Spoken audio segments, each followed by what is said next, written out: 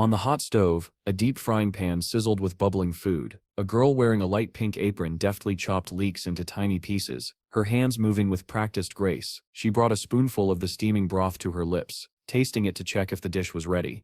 As she glanced at the wall clock showing 7:24, her eyes widened in alarm. Without wasting another second, she hurried to a nearby room where the lights were still off. Inside, a young man lay asleep under a thick blanket. The girl tiptoed to his bedside and gently patted his leg.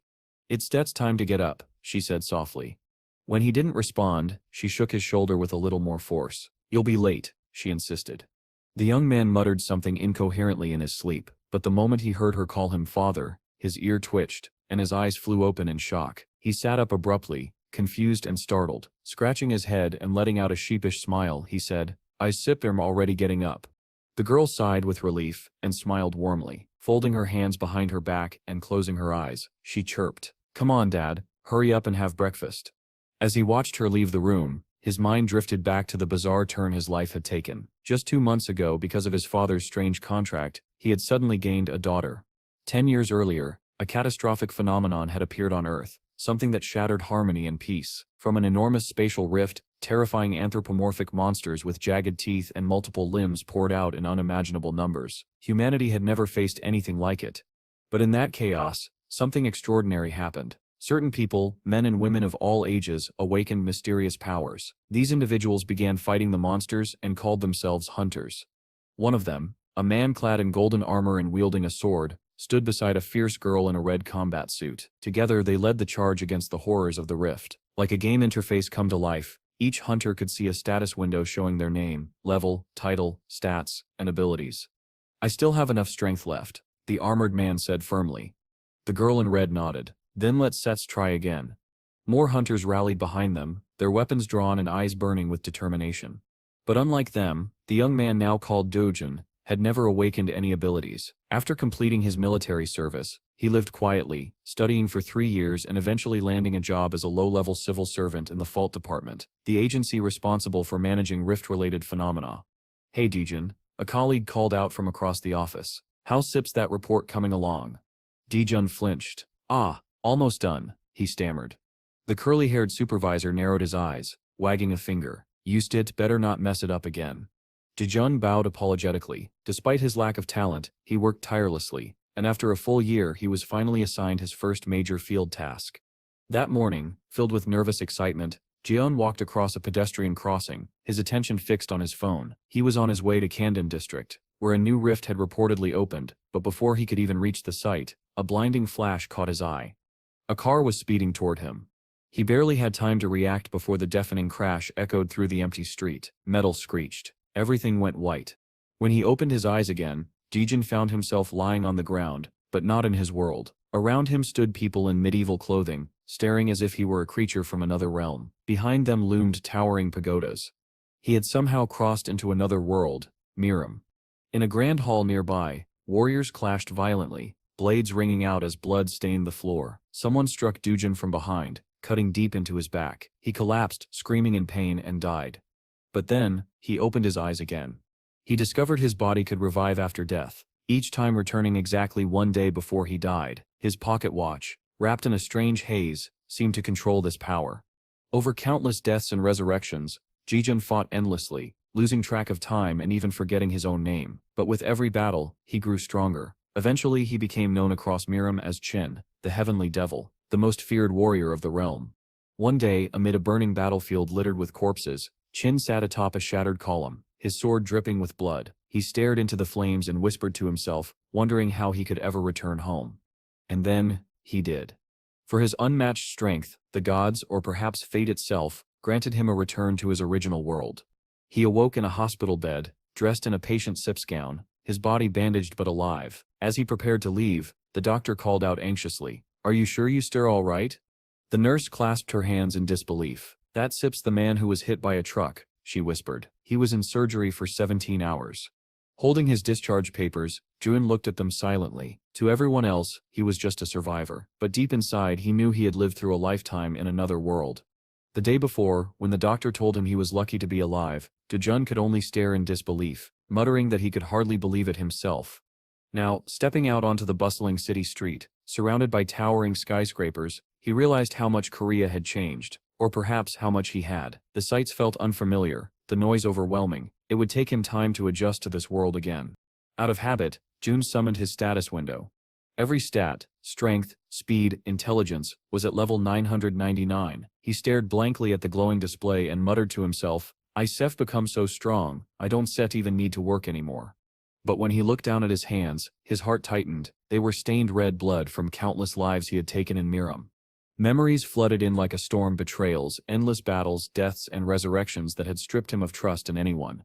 Standing in the middle of the crosswalk, he closed his eyes for a moment. This time he whispered, I just want to live a normal, quiet life. A massive clock hung from the Seoul City Hall building as he walked toward the Department of Faults, his old workplace. When he entered, his colleagues froze mid-conversation. The office fell silent. A woman gasped and covered her mouth in shock. The curly-haired supervisor Sep's eyes widened. Dejun, is that really you? Are you all right? With a calm expression, Dujun nodded. I stepped fine, nothing happened. The man frowned. You sound different. Dejun looked away, scratching his cheek awkwardly. Did I really talk differently before? The badge around his neck gleamed faintly, and his work uniform hung loosely on his now well-built frame. Even through the fabric it was clear, his once fragile body had become muscular and tall. The supervisor narrowed his eyes. You've grown taller too. Danjun smiled faintly. Thanks for noticing. The man crossed his arms. Are you sure you still the same person? You changed too much for just one day. Keeping his voice calm, June replied. You may think so, but it's really me. He explained that he was still in shock from the accident, that his memory wasn't set clear, and asked where his seat was, but the curly-haired man only raised a suspicious brow. Memory loss, huh? That sounds convenient. The female colleague interjected softly, it really is June. He's just more handsome now. The supervisor sighed. Handsome or not, I still don't stick by it. Honu, bring the fingerprint scanner. A small device was placed on the desk. Dejun pressed his right thumb to the sensor. A robotic voice rang out. Identity confirmed. Rift Department employee June. The man blinked. Again. Dejun repeated the scan. The same voice confirmed his identity once more. Impossible, the supervisor muttered, exasperated. No one changes that much overnight. The female colleague blushed lightly. Maybe it's Sip's amnesia. His voice does sound clearer now. The man grumbled. His height is what Sep's suspicious. But she just smiled, refusing to hide her admiration. Putting a hand to his temple, June sighed. So can I just sit down now? His supervisor waved him off. Forget it. Go home and rest for today. Your sick leave set's still valid. Start work tomorrow. When the man offered to walk him out, Jujun shook his head. I can go myself. Outside, cumulus clouds drifted across a clear blue sky. As he walked toward his apartment building, something about the familiar streets brought a strange comfort. He reached his door and placed a hand on the combination lock, but when he tried to recall the code, nothing came. His mind was blank. Then, from inside the apartment, a soft voice called out. Uncle? He froze. The door creaked open, revealing a young girl peeking out shyly. Inside, sunlight streamed through the window as they sat across from each other at the table. Jun took a sip from his mug, studying the girl's uneasy expression. Who are you? He asked. The girl lowered her head. I stem your brother Sip's daughter. He frowned. My niece? I agreed to look after you because your mother passed away, right? She nodded silently. Yes, you gave me the code to come here. Dujon rubbed his chin, deep in thought. Have we met before? Smiling gently, she waved her hand. No, today Sip's the first time. He sighed, covering his face with one hand. Do you have any other relatives? Her voice trembled. My mother was an orphan. I don't have anyone else. Joan's eyes softened as he noticed the plate of food on the table. An omelet over rice, covered with red sauce and vegetables. He smiled faintly. You made this. The girl nodded shyly. For the first time since his return, John felt something unfamiliar. Peace. The girl smiled softly and said she had made the omelet especially for her uncle to eat after work. But when Dujin hesitated and muttered that he wasn't ready to welcome her into his home just yet, her eyes widened in disbelief. She suddenly stood up, pressing her hands against the table. What do you mean? She exclaimed. You promised to take me in. Before he could respond, she pulled out her phone and showed him their message exchange. 2 days ago there were clear texts from his number invitations for her to stay with him, and assurances that it wouldn't be any trouble. Dajin frowned, confused, reading the words that he couldn't even remember writing. Yet the truth was undeniable. Yes, he admitted slowly, it does look like I sent these. He sighed and picked up his mug again. But until yesterday, I was in the hospital. I had an accident, and was discharged only today. Standing from his seat, he added, I also lost some of my memory. The girl Sep's voice softened. Uncle, are you okay? He smiled faintly, rinsing the mug at the sink. Physically, I am fine, but my memory Sep's a mess. It might make things complicated for a while. Setting the clean mug back on the counter, he continued. That's Sep's why I don't think I can properly take care of someone right now. I need time to adjust. The girl extended her hand quickly, her expression desperate. Then let's make a deal. Dujin blinked in surprise. A deal? Placing a hand on her chest, she said with determination, become my father at least until I graduate from school. He looked at her, puzzled. What are you talking about?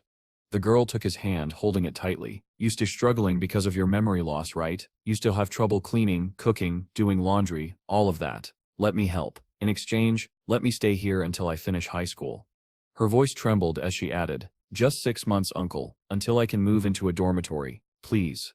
Dejun stared at her for a long moment. The proposal was unexpectedly logical, and oddly comforting. He thought of how lost he felt in this modern world after spending years in Miram, and how much he still had to relearn. Having someone around could make the adjustment easier. Touching his chin thoughtfully, he nodded. All right, that's a fair arrangement. He grabbed his bag and said, let's put it in writing. The girl blinked in confusion. A contract?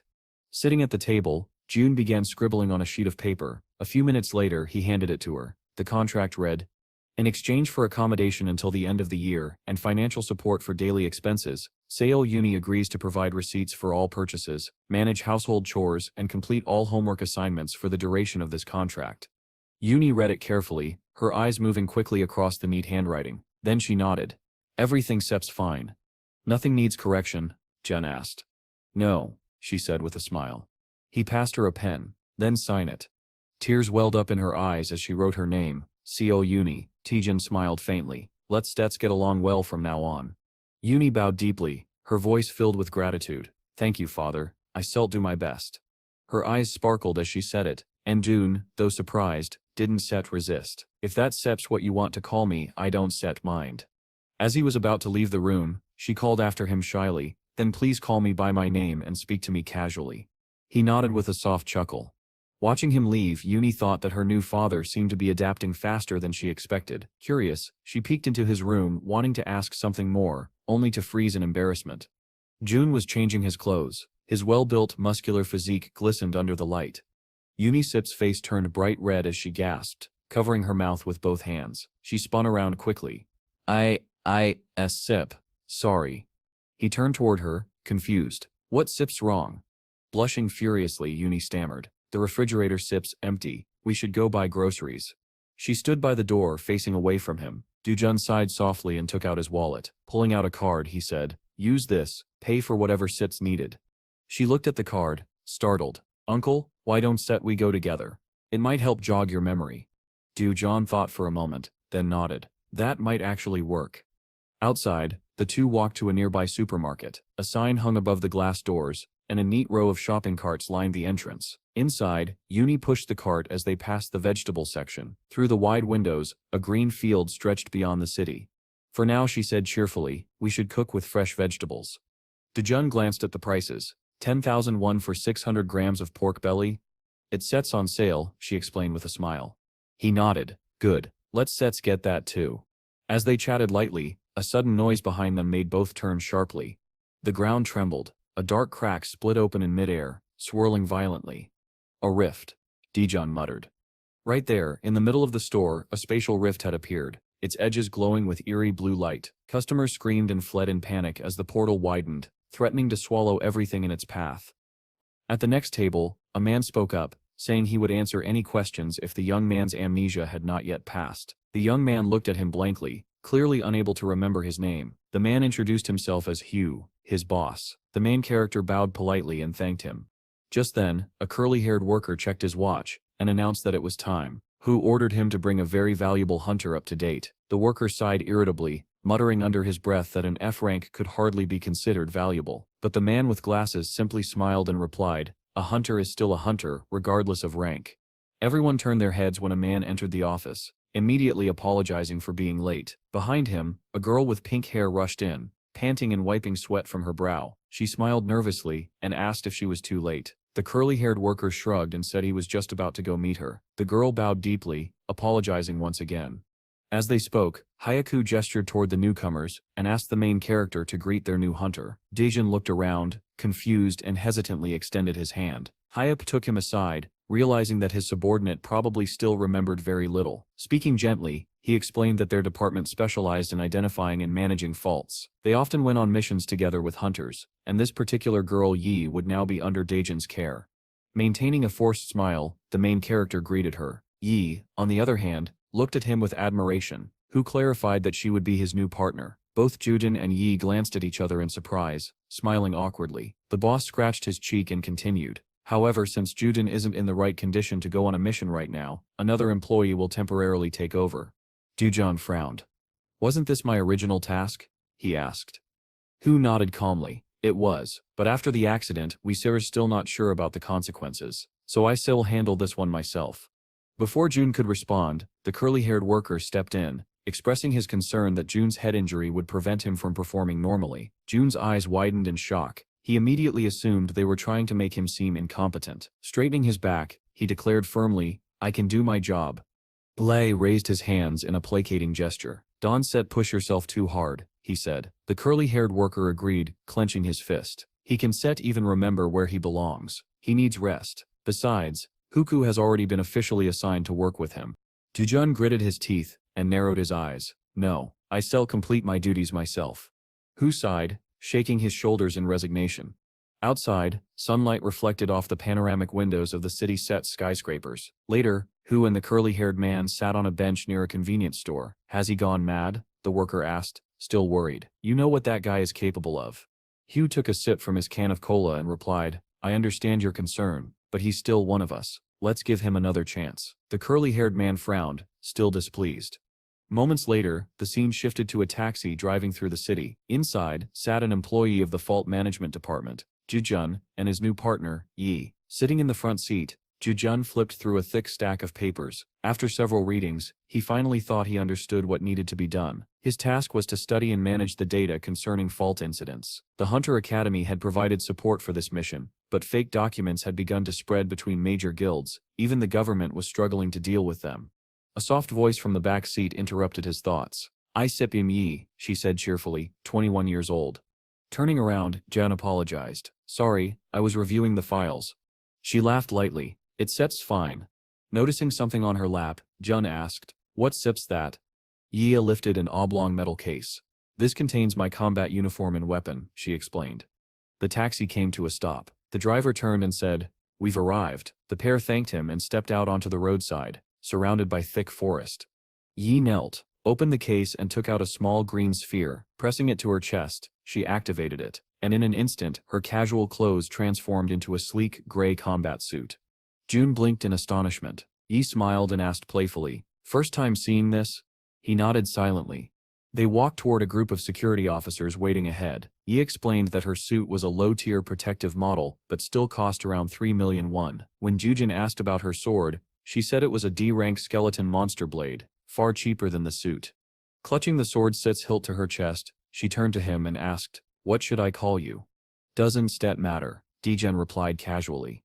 At the checkpoint, Yi handed her items to a guard and said, Then I'll call you manager, since you're in charge of the faults.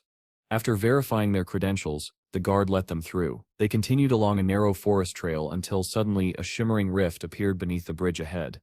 Both of them stopped, staring at the distortion in the air, the start of their first mission together. Ie confessed softly that this was her first time handling a mission alone. Before the main character could respond, a loud voice came from behind them. Who are you two? They turned to see 3 hunters approaching the rift. One of them, wearing a mohawk and a smug grin, called out, It's been a while. I thought you quit being a hunter. Ye froze, her mouth slightly open in surprise. The man with the mohawk stepped closer and asked mockingly, So you joined a guild now? His tone was dripping with arrogance. Hard to believe they accept someone who doesn't even know how to enter a rift.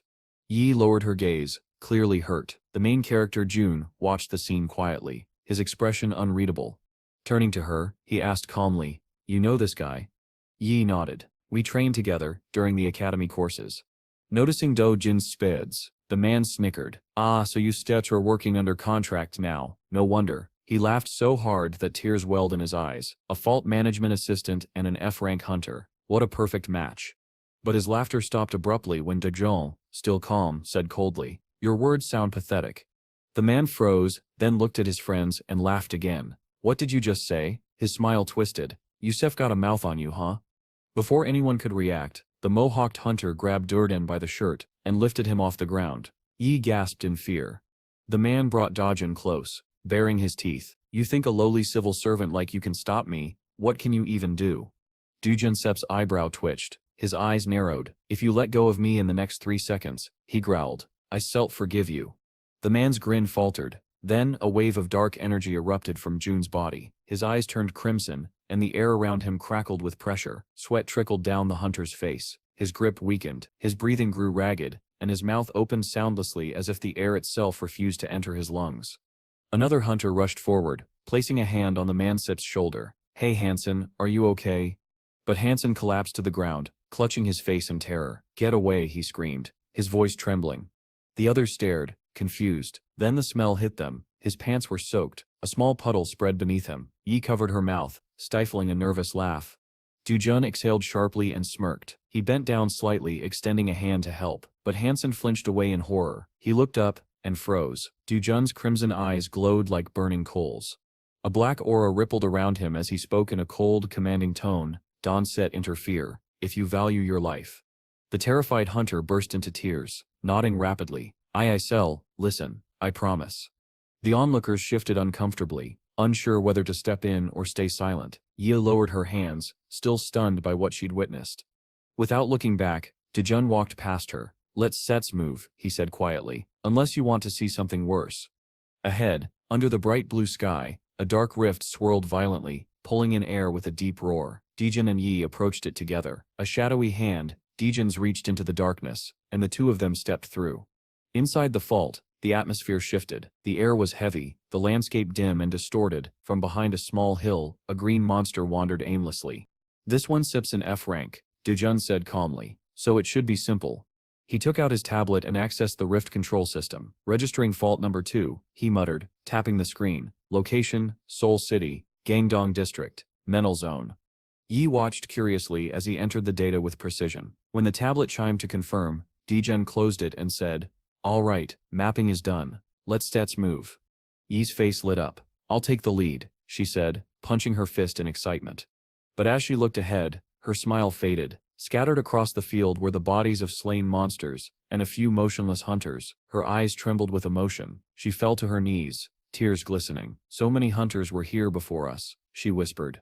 Jujinsep's voice was cold but practical. "Good, with fewer goblins around, we can finish faster." Still kneeling, Yi looked up at him, shocked by his indifference. Dujin glanced at his tablet again. Her status data appeared on the screen, and he blinked in surprise. "She seps normal," he muttered. "No enhanced stats." Then his eyes widened as another line appeared. "Fencing skills, S rank." He looked up at Yi. "You know fencing?" Yi smiled faintly. "You checked my status window, didn't set you." She tilted her head and chuckled softly. "Yes, I used to be one of the best. S rank fencing isn't set common. I aced every exam, every competition." Her voice wavered, but everything changed during the skill demonstration. She pressed a trembling hand to her mouth, eyes filling with tears. "Because I had no mana." Junsit's expression softened slightly. But before he could finish, she bit her lip and looked away, tears streaming down her face as the weight of her failure filled the quiet, distorted air of the rift. Yi closed her eyes and continued speaking, her voice trembling as she recalled her past. She explained how her instructors had told her that mana would only manifest at the 3rd level of training, but she had never even figured out how to reach the 2nd. No matter how hard she tried, her efforts always led to nothing. Before she could finish, Dujin suddenly stepped forward, grabbed her by the shoulders, and pushed her aside. Startled, Yi stumbled and looked down in confusion. An arrow was sticking out of her leg. A moment later, a heavy wooden club with iron spikes slammed into the ground where she had just been standing. Her eyes widened in fear as several green goblins emerged from behind the hillside, snarling viciously. Without hesitation, Jun pulled Yi to her feet. "Show me your best side," he ordered. Leaning close to her ear, his tone sharpened. "The battle begins now." Then he gave her a light shove toward the enemy. Yi froze, her sword trembling in her grip. Fear clouded her thoughts, but she clenched her teeth. "No, I can do this," she told herself. She took a deep breath, steadied her stance, and charged forward. The goblins roared, swinging their crude clubs. Yi lunged with precise footwork, the air swirling around her from the speed of her movement. She leapt high and drove her sword straight into a goblin's face. The monster screeched, clutching its bleeding eye as black blood poured down its cheek. Yi twisted in midair, kicked off the ground, and brought her heel crashing into the creature's head. The goblin's body flew backward, crashing against a rock. Without hesitation, Yi slashed horizontally, and the goblin's head separated cleanly from its body. The headless corpse dropped beside another goblin. Yi landed on one knee, breathing hard, her face dripping with sweat. She turned toward Jujin with a triumphant smile. "Did you see that? I killed it so easily," she said, beaming. But Joan wasn't looking at her. His eyes were fixed on the tablet in his hands, scanning data. Before Yi could say more, another goblin charged at them. "Manager, watch out," she shouted. The creature swung its claws, but June didn't even flinch. He closed his eyes and sighed. The goblin's claw passed harmlessly through thin air as June stepped aside with effortless precision. Then, with a flicker of movement, the monster lost its footing and tumbled over the edge of the cliff, screaming until the sound vanished below.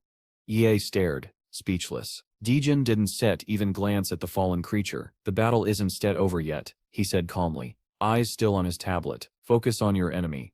A goblin beside Yi growled in fury, baring its jagged teeth. It swung its club downward, striking her on the head. Yi staggered backward, gritting her teeth to hold back a cry of pain. Her body was covered in dirt and sweat, her hands trembling. "Exhausted already?" Dijin asked, his tone laced with disappointment. "Used to ever struggling with just 2 goblins?" "And no," Yi protested, forcing a shaky smile. "I still have strength left." The goblin roared again and rushed at her, swinging wildly. The blow hit her chest hard, sending her stumbling backward, but she refused to fall. The monster smirked, confident in its strength. Yi steadied herself, glaring at him. She raised her sword, tip pointed forward, and charged with a scream. Steel met wood as her sword clashed against the goblin's club. Her arms quivered from the impact. Dujin sighed, closing his eyes. "Seems fencing isn't your main skill after all." Sweat streamed down Yi's face, blocking and striking efficiently. "That's the key," she argued, her voice shaky. "Step back," Dijun instructed firmly. "Catch your breath. Your hands are trembling because your breathing is off."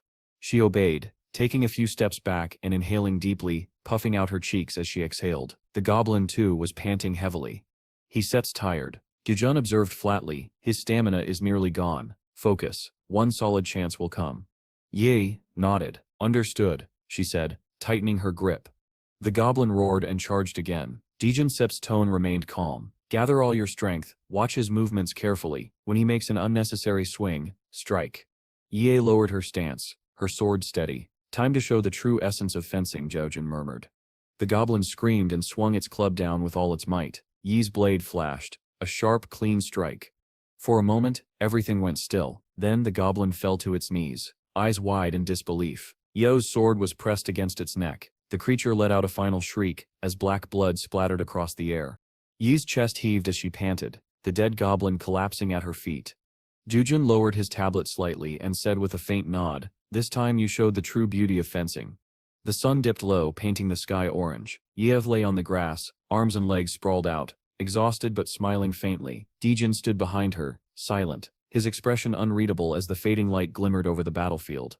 He praised her, suggesting they head back. Glancing at his tablet, he mentioned that she had slain 17 goblins that day. If she kept working alone, he said, she could earn quite a lot. The girl smiled, brushed the dirt off herself, and stood up proudly. She replied that she wasn't doing this just for the money. She wanted to become strong enough to join a real team someday. Then, looking at him curiously, she asked if he was hiding his true strength. The man froze for a moment, visibly tense. "I don't know what you're talking about," he said calmly. She began to explain, pointing out how only his legs were visible when he entered the portal earlier. But before she could finish, he cut her off. "I'm leaving," he said bluntly. She crossed her arms, frowning as he walked away. Dusk fell over the city, and the lights of tall buildings flickered to life. Crowds filled the streets, faces lit by neon and lamplight, and among them walked Jun. From a nearby corner, someone watched him closely, half hidden in the shadows. Jun stopped suddenly, his expression tightening. He pressed a palm to his face in irritation and turned his head slightly. "If you come out in 10 seconds, he said, "I won't be angry." The countdown began, and just as it was about to end, Yi stumbled out from hiding, panting heavily with her hands on her knees. Jun looked at her with clear displeasure. "Why are you following me?" he asked. The girl caught her breath and said that he still hadn't answered her question. Jun frowned, confused. She straightened up, a playful glint in her eyes, and repeated herself, asking if he was hiding his strength. Then, as her stomach growled loudly, she blushed and clutched it in embarrassment. Jun sighed, turned away and muttered irritably, "If you followed me all the way from the office to my home, you might as well join me for dinner." The image of the street blurred into evening light, as Yi softly thanked him. Jun lived in a clean white multi-story building. They climbed the stairs in silence until Yi hesitated, saying shyly that it was too late to visit, and she should probably go home. On the landing, Jun turned to face her. Yi crossed her arms under her chest and looked away awkwardly. "You'll have to be patient," Jun said. "It's dinner time. She's probably already prepared everything." Yi blinked in surprise. She asked. Jun slid a hand into his coat pocket. "My daughter," he replied. The news hit Yi like a shock. Her eyes widened. She began sweating and stammering, unable to form a coherent response. As they reached the door, Jun paused before ringing the bell, and asked Yi not to mention anything about work. His daughter, he said, believed he was just an ordinary office employee. Yi nodded respectfully, feeling guilty for her earlier assumptions. The door opened, and a cheerful young woman greeted her father. But the moment their eyes met, both she and Yi froze. Yi stood stiff, eyes wide and sweat trickling down her face. She couldn't believe this was Jun's daughter. Her mind raced, wondering how old Jun really was, whether his daughter might actually be his wife, or if she was simply overthinking. The short-haired girl looked Yi up and down with clear suspicion before asking her father who this woman was. Jun replied evenly, "She's a colleague." The girl gave a polite, forced smile and waved her hand. "Welcome," she said, though her tone was strained. Yi awkwardly confirmed that she was indeed his colleague. Still skeptical, the daughter repeated, "That's all?" Jun calmly explained that they worked in the same department and asked if they could come in. The young woman stepped aside and smiled, inviting them inside the spotless apartment. In the hallway, Yi pressed her hands to her chest, admiring how neat and clean everything was. The daughter smiled sweetly and said that dinner would be ready soon, so her father's colleague could have a cup of tea before leaving. But her smile faltered when Jun corrected her, saying he had invited Yi to dinner. The daughter's face turned sour as she crossed her arms and looked away, clearly annoyed but unwilling to argue. Jun chuckled and said she was acting this way because she was at that rebellious age. Ye could only stare in surprise as the girl pouted and glared. The three eventually sat down at the dinner table. Yi smiled brightly, praising the daughter's cooking, especially the spicy cabbage soup, only to be told curtly that it was store-bought. Yi blinked, flustered, and asked about the other dishes, but those too had been purchased. Sweating nervously, she tried to change the subject, but the daughter's attention had already shifted. Her eyes landed on Yi's sword case. "You're a hunter?" she asked sharply. Yi froze. She tried to laugh it off, but then admitted she was an F-rank hunter. Her excitement got the better of her as she proudly pointed out that her sword case was made in the Schultz workshop. Realizing she'd said too much, she covered her mouth in panic and turned toward Jun. He stood silently, holding dirty dishes, his eyes darkening ominously. Yi stammered out an apology. The daughter looked between them, confused. How could an ordinary office worker and a hunter possibly work together?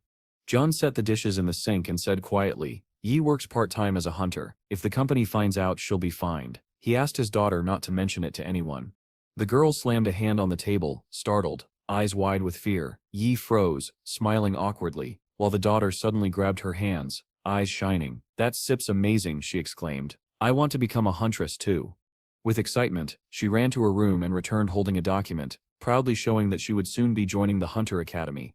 The red-haired girl looked uneasy, fidgeting as she pressed her fingers together. She quietly said that there was no need to praise her, as her rank was still too low. But Uni continued to look at her with bright, admiring eyes, which only made the girl even more uncomfortable. Trying to break the tension, the red-haired girl said that rank wasn't what mattered most. What mattered was that she had managed to pass the exam.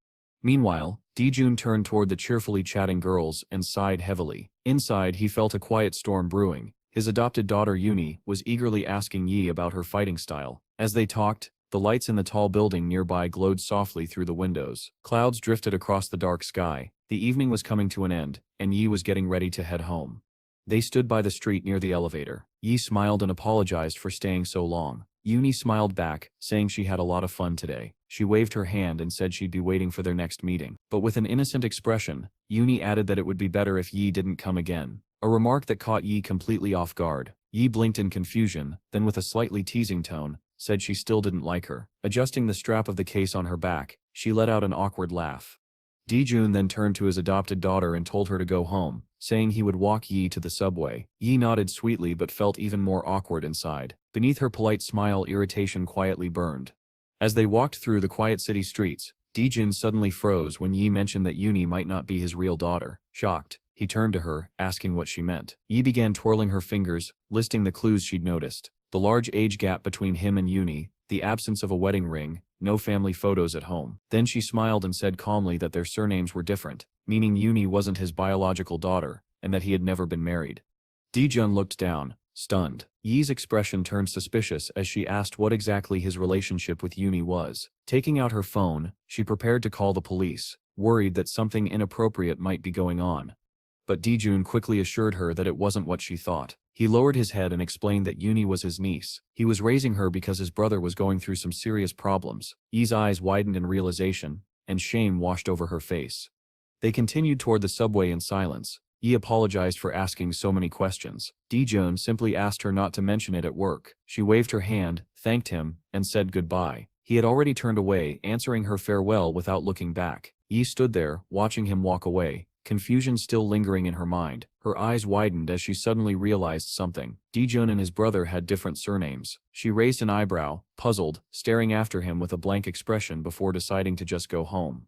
Later that night, in the brightly lit office of the City Hall building, Dijun's boss sat in disbelief, flipping through a stack of papers. He couldn't believe that Dijun had finished all this in just one day. A man in a white shirt and pink tie clenched his teeth nervously, glancing at Dijun in fear. When Dijun calmly asked if something was wrong, the man began to sweat, stammering that everything was perfect. But collecting such data usually took months, so he doubted Dijun had done it alone. Another man holding a book turned toward Hyo and asked if he had helped his subordinate. Hyo adjusted his glasses, smiled, and praised Dijun, joking that he'd have to work harder to keep up. Dijun bowed his head, thanking his boss for the compliment. Just then, Yi appeared, smiling as she approached. Dijun tensed instantly. She remarked that he must be an excellent worker. The boss laughed joyfully, clearly happy to see the huntress. Dijun, however, frowned, and asked why she was here when she was supposed to be off duty. Yi pressed her hands to her chest and said with a grin that she was just passing by. Dijun sighed and sat back at his desk, saying she could do as she pleased since there was no overtime anyway. As he returned to his computer, she handed him a piece of paper. Dijun clenched his teeth, looking annoyed as he took it. Curious, Yi leaned over his shoulder and asked what it was. Hyo, smiling nearby, explained that it was the hunter qualification exam schedule, something Dijun should know about now that he had a ward.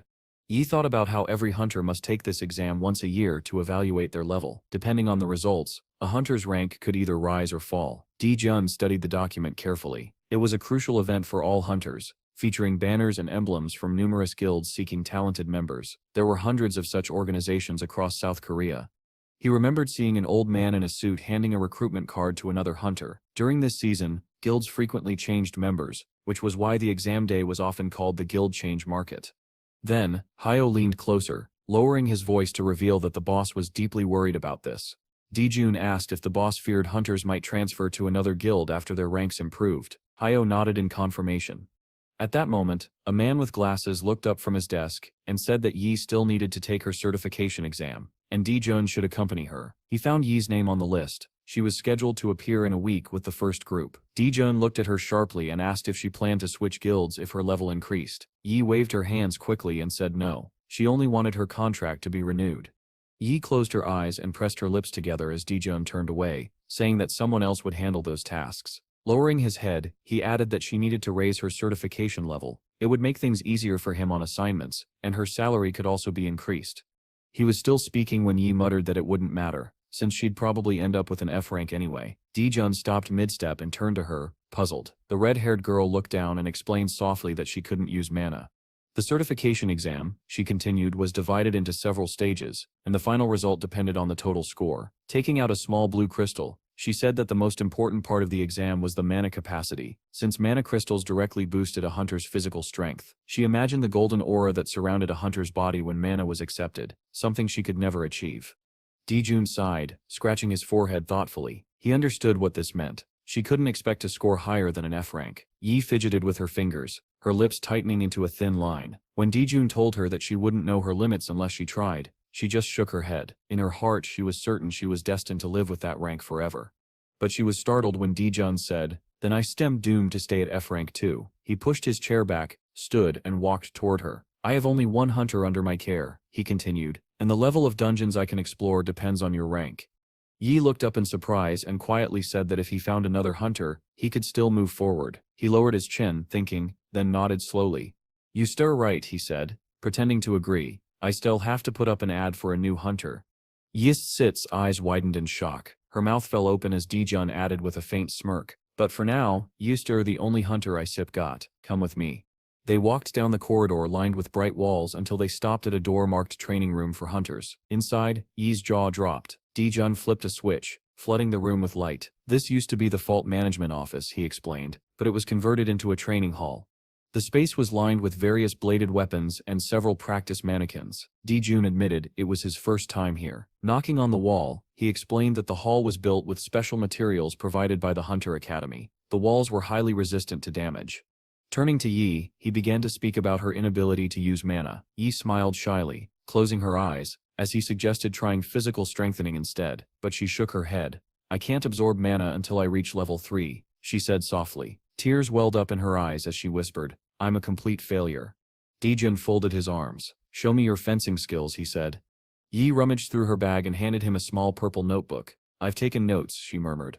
He accepted it, thanking her. She smiled faintly as he flipped through the pages. Inside were hand-drawn diagrams, lines of text, and philosophical notes. One line read, Fei. The Samaj contains the universe, the source of the intersection between heaven, earth, and the three principles of man. Yi admitted she didn't fully understand the meaning herself. Dijun kept reading and she blushed when he praised her effort. At the end, she said shyly, there are sketches of some techniques, though I am not very good at drawing. Ignoring her modesty, Dijun studied the sketches. This, he said thoughtfully, looks like the three-way method. Yi blinked. You see fencing in that? She asked, surprised. He nodded. Fencing was originally developed from the three-way method. As he spoke, he pictured a swordsman standing tall atop a mountain, long hair flowing, traditional robes fluttering in the wind. It was the legendary swordsman Jinak, known as the genius of the imperial palace. He appeared with the comet and vanished after the conquest of Miram. In Dijun's vision, Jinak faced an opponent on the mountainside, one man standing with his sword drawn, the other kneeling in fear. Jinak called his method Sifensing. Sit, Dijun said quietly, and after leaving behind his teachings, he disappeared. He sighed, lowering the notebook. Yi smiled, still shy but wary as Dijun stepped closer. He placed his hands on her shoulders. Her cheeks turned bright red as he leaned forward and said softly, You stare one of the rare lucky ones. Her green eyes widened in confusion. She parted her lips, unable to grasp what he meant. Elsewhere, a clock hung on the white wall of the office. The man in the white shirt and pink tie glanced up with a wide grin as the second hand crept toward 12. When it struck, the time read exactly 6 in the evening. He stood, stretching. The red-haired girl rushed out of her office, cheerfully saying goodbye to her colleagues. The man with the pink tie raised his mug and asked the room, half-jokingly, why their junior colleagues had been vanishing right at 6 for several days straight. He chuckled, suggesting that maybe, just maybe, there was something going on between them. The worker with the rectangular glasses smiled knowingly, and said there was indeed something, at least on Yi's part. Pulling on his black jacket, he added that only a fool wouldn't have guessed it by now. The man with the mug chuckled softly and replied that Dijun still hadn't noticed a thing. Meanwhile, in the training room, the red-haired girl let out a fierce cry as she swung her sword. The weapon gleamed with a bright blue light that filled the room. Yi leapt forward, her hair scattering in all directions, slicing through the air with precision. She dropped to one knee, raising her hand high before standing again, gripping the sword tightly.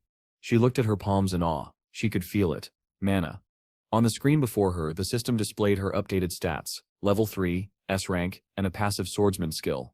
Dijun clapped proudly, his expression filled with satisfaction. Not bad, he said. You achieved this result in just 1 week. Yi turned to him with a glowing smile. Meeting you was a real success, she said cheerfully. Dijun lifted his chin, a hint of pride in his eyes. I will remember that when I renew your contract. Her cheeks flushed red. She closed her eyes, smiling softly before opening her green eyes to look at him again. He had his hands tucked into his pockets when she suddenly asked, Are you hiding your strength? Dijun exhaled, eyes closing in mild irritation. Then, without another word, he turned around. Goodbye, Yi, he said. She waved as he walked away. The next morning, sunlight poured over the grand building of the Hunter Academy. Crowds of people gathered at the entrance, chatting excitedly. Dijun glanced at Yi. Is this your first time taking the certification? Yi smiled. No, I stepped down the entire process before, but I never took the exam again after that. She closed her eyes and thanked him quietly. Dijun nodded, wishing her luck and reminding her of how hard she had trained. Their attention was suddenly drawn to a commotion. A young man in armor shouted for everyone to make way. Heads turned as Han Mi and Kang Minhu arrived, walking side by side. Both were clad in shining armor, their presence commanding awe. They were S-rank VIP hunters, members of the prestigious Icarus Guild. The crowd murmured with admiration as the two walked down the red carpet. Mi smiled gracefully and asked for permission to pass, while Minhu furrowed his brows, scanning the scene. Who are they? Dijun asked casually. Yi looked at him, shocked. You don't know them, she whispered. They from the Icarus Guild, two of the strongest hunters in the world. Dijun's expression didn't change. He looked up at them, his dark eyes calm, as a faint crimson aura radiated from the pair. They are not that special, he said flatly. Anyone could catch up to them within a year if they worked hard enough. The crowd erupted in laughter. Yisep's face turned crimson with embarrassment. Covering her face with both hands, she whispered desperately, "Please don't say things like that again." Minhu clenched his jaw, glaring in irritation. "Why do we even have to do this here?" he muttered. Mi chuckled and warned him to keep his composure. "There are cameras everywhere," she said softly. Instantly Minhu forced a neutral smile. "It's still more interesting than hunting monsters all day," Mi continued, narrowing her eyes. "Besides, they say a genius might appear this time." Minhu blinked in surprise, cheeks slightly red. Suddenly Mi dashed ahead. "Come on, or we'll lose our seats," she shouted.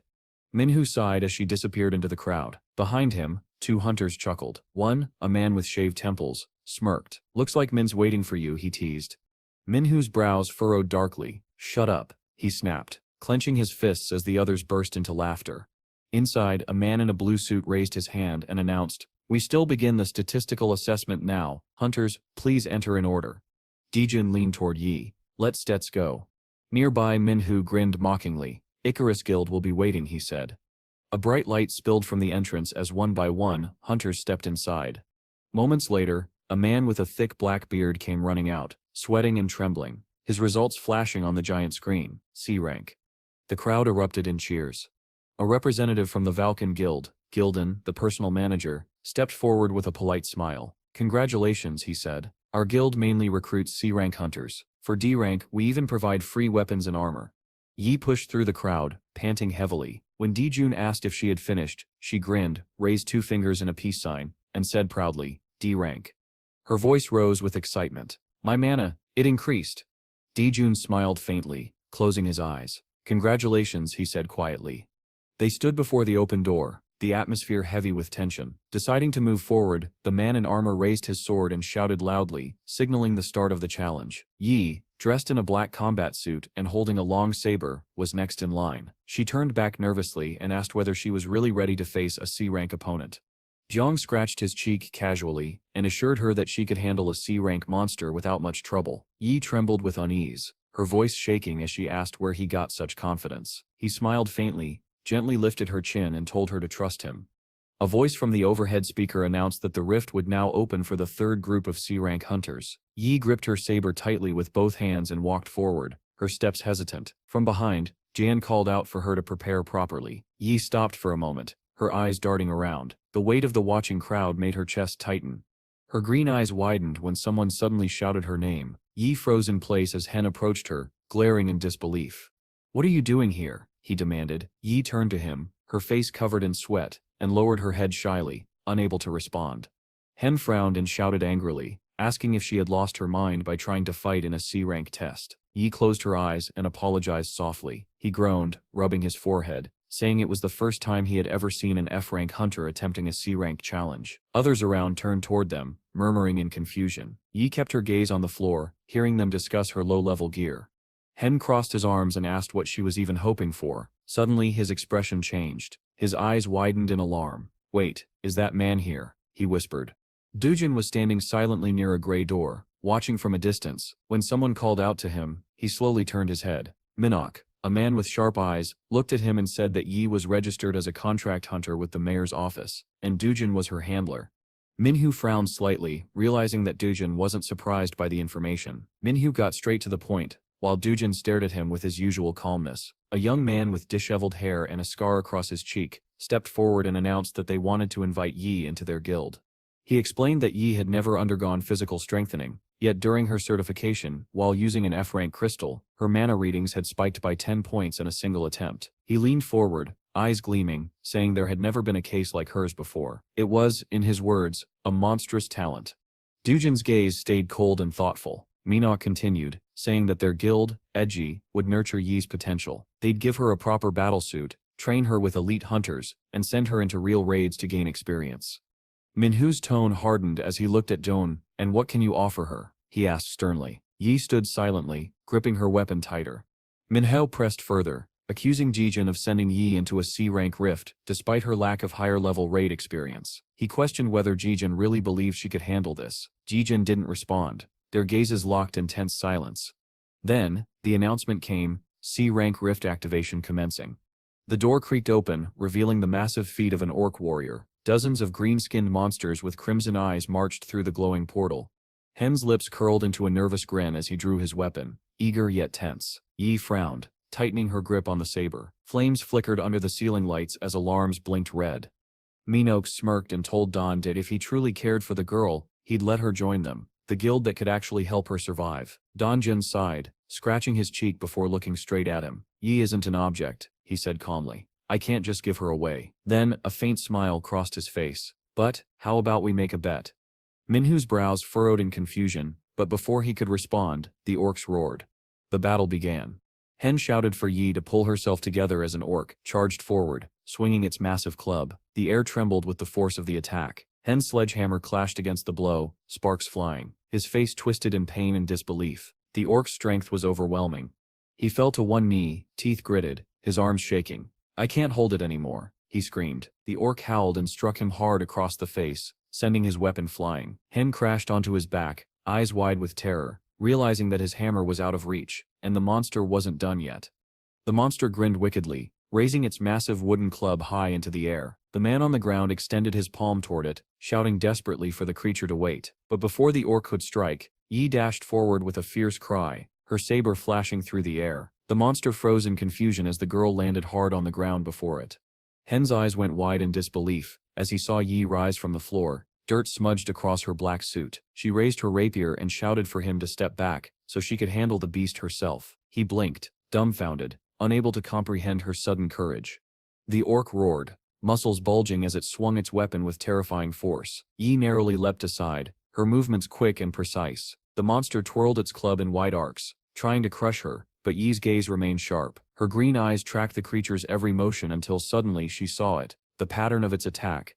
In that instant, Yi's instincts took over. Her body blurred, and she slipped behind the monster. White streaks appeared in the air as her rapid strikes landed one after another. The orc howled in pain, spinning around, but before it could react, Yi leapt upward. Her hand glided along the blade, channeling mana into it.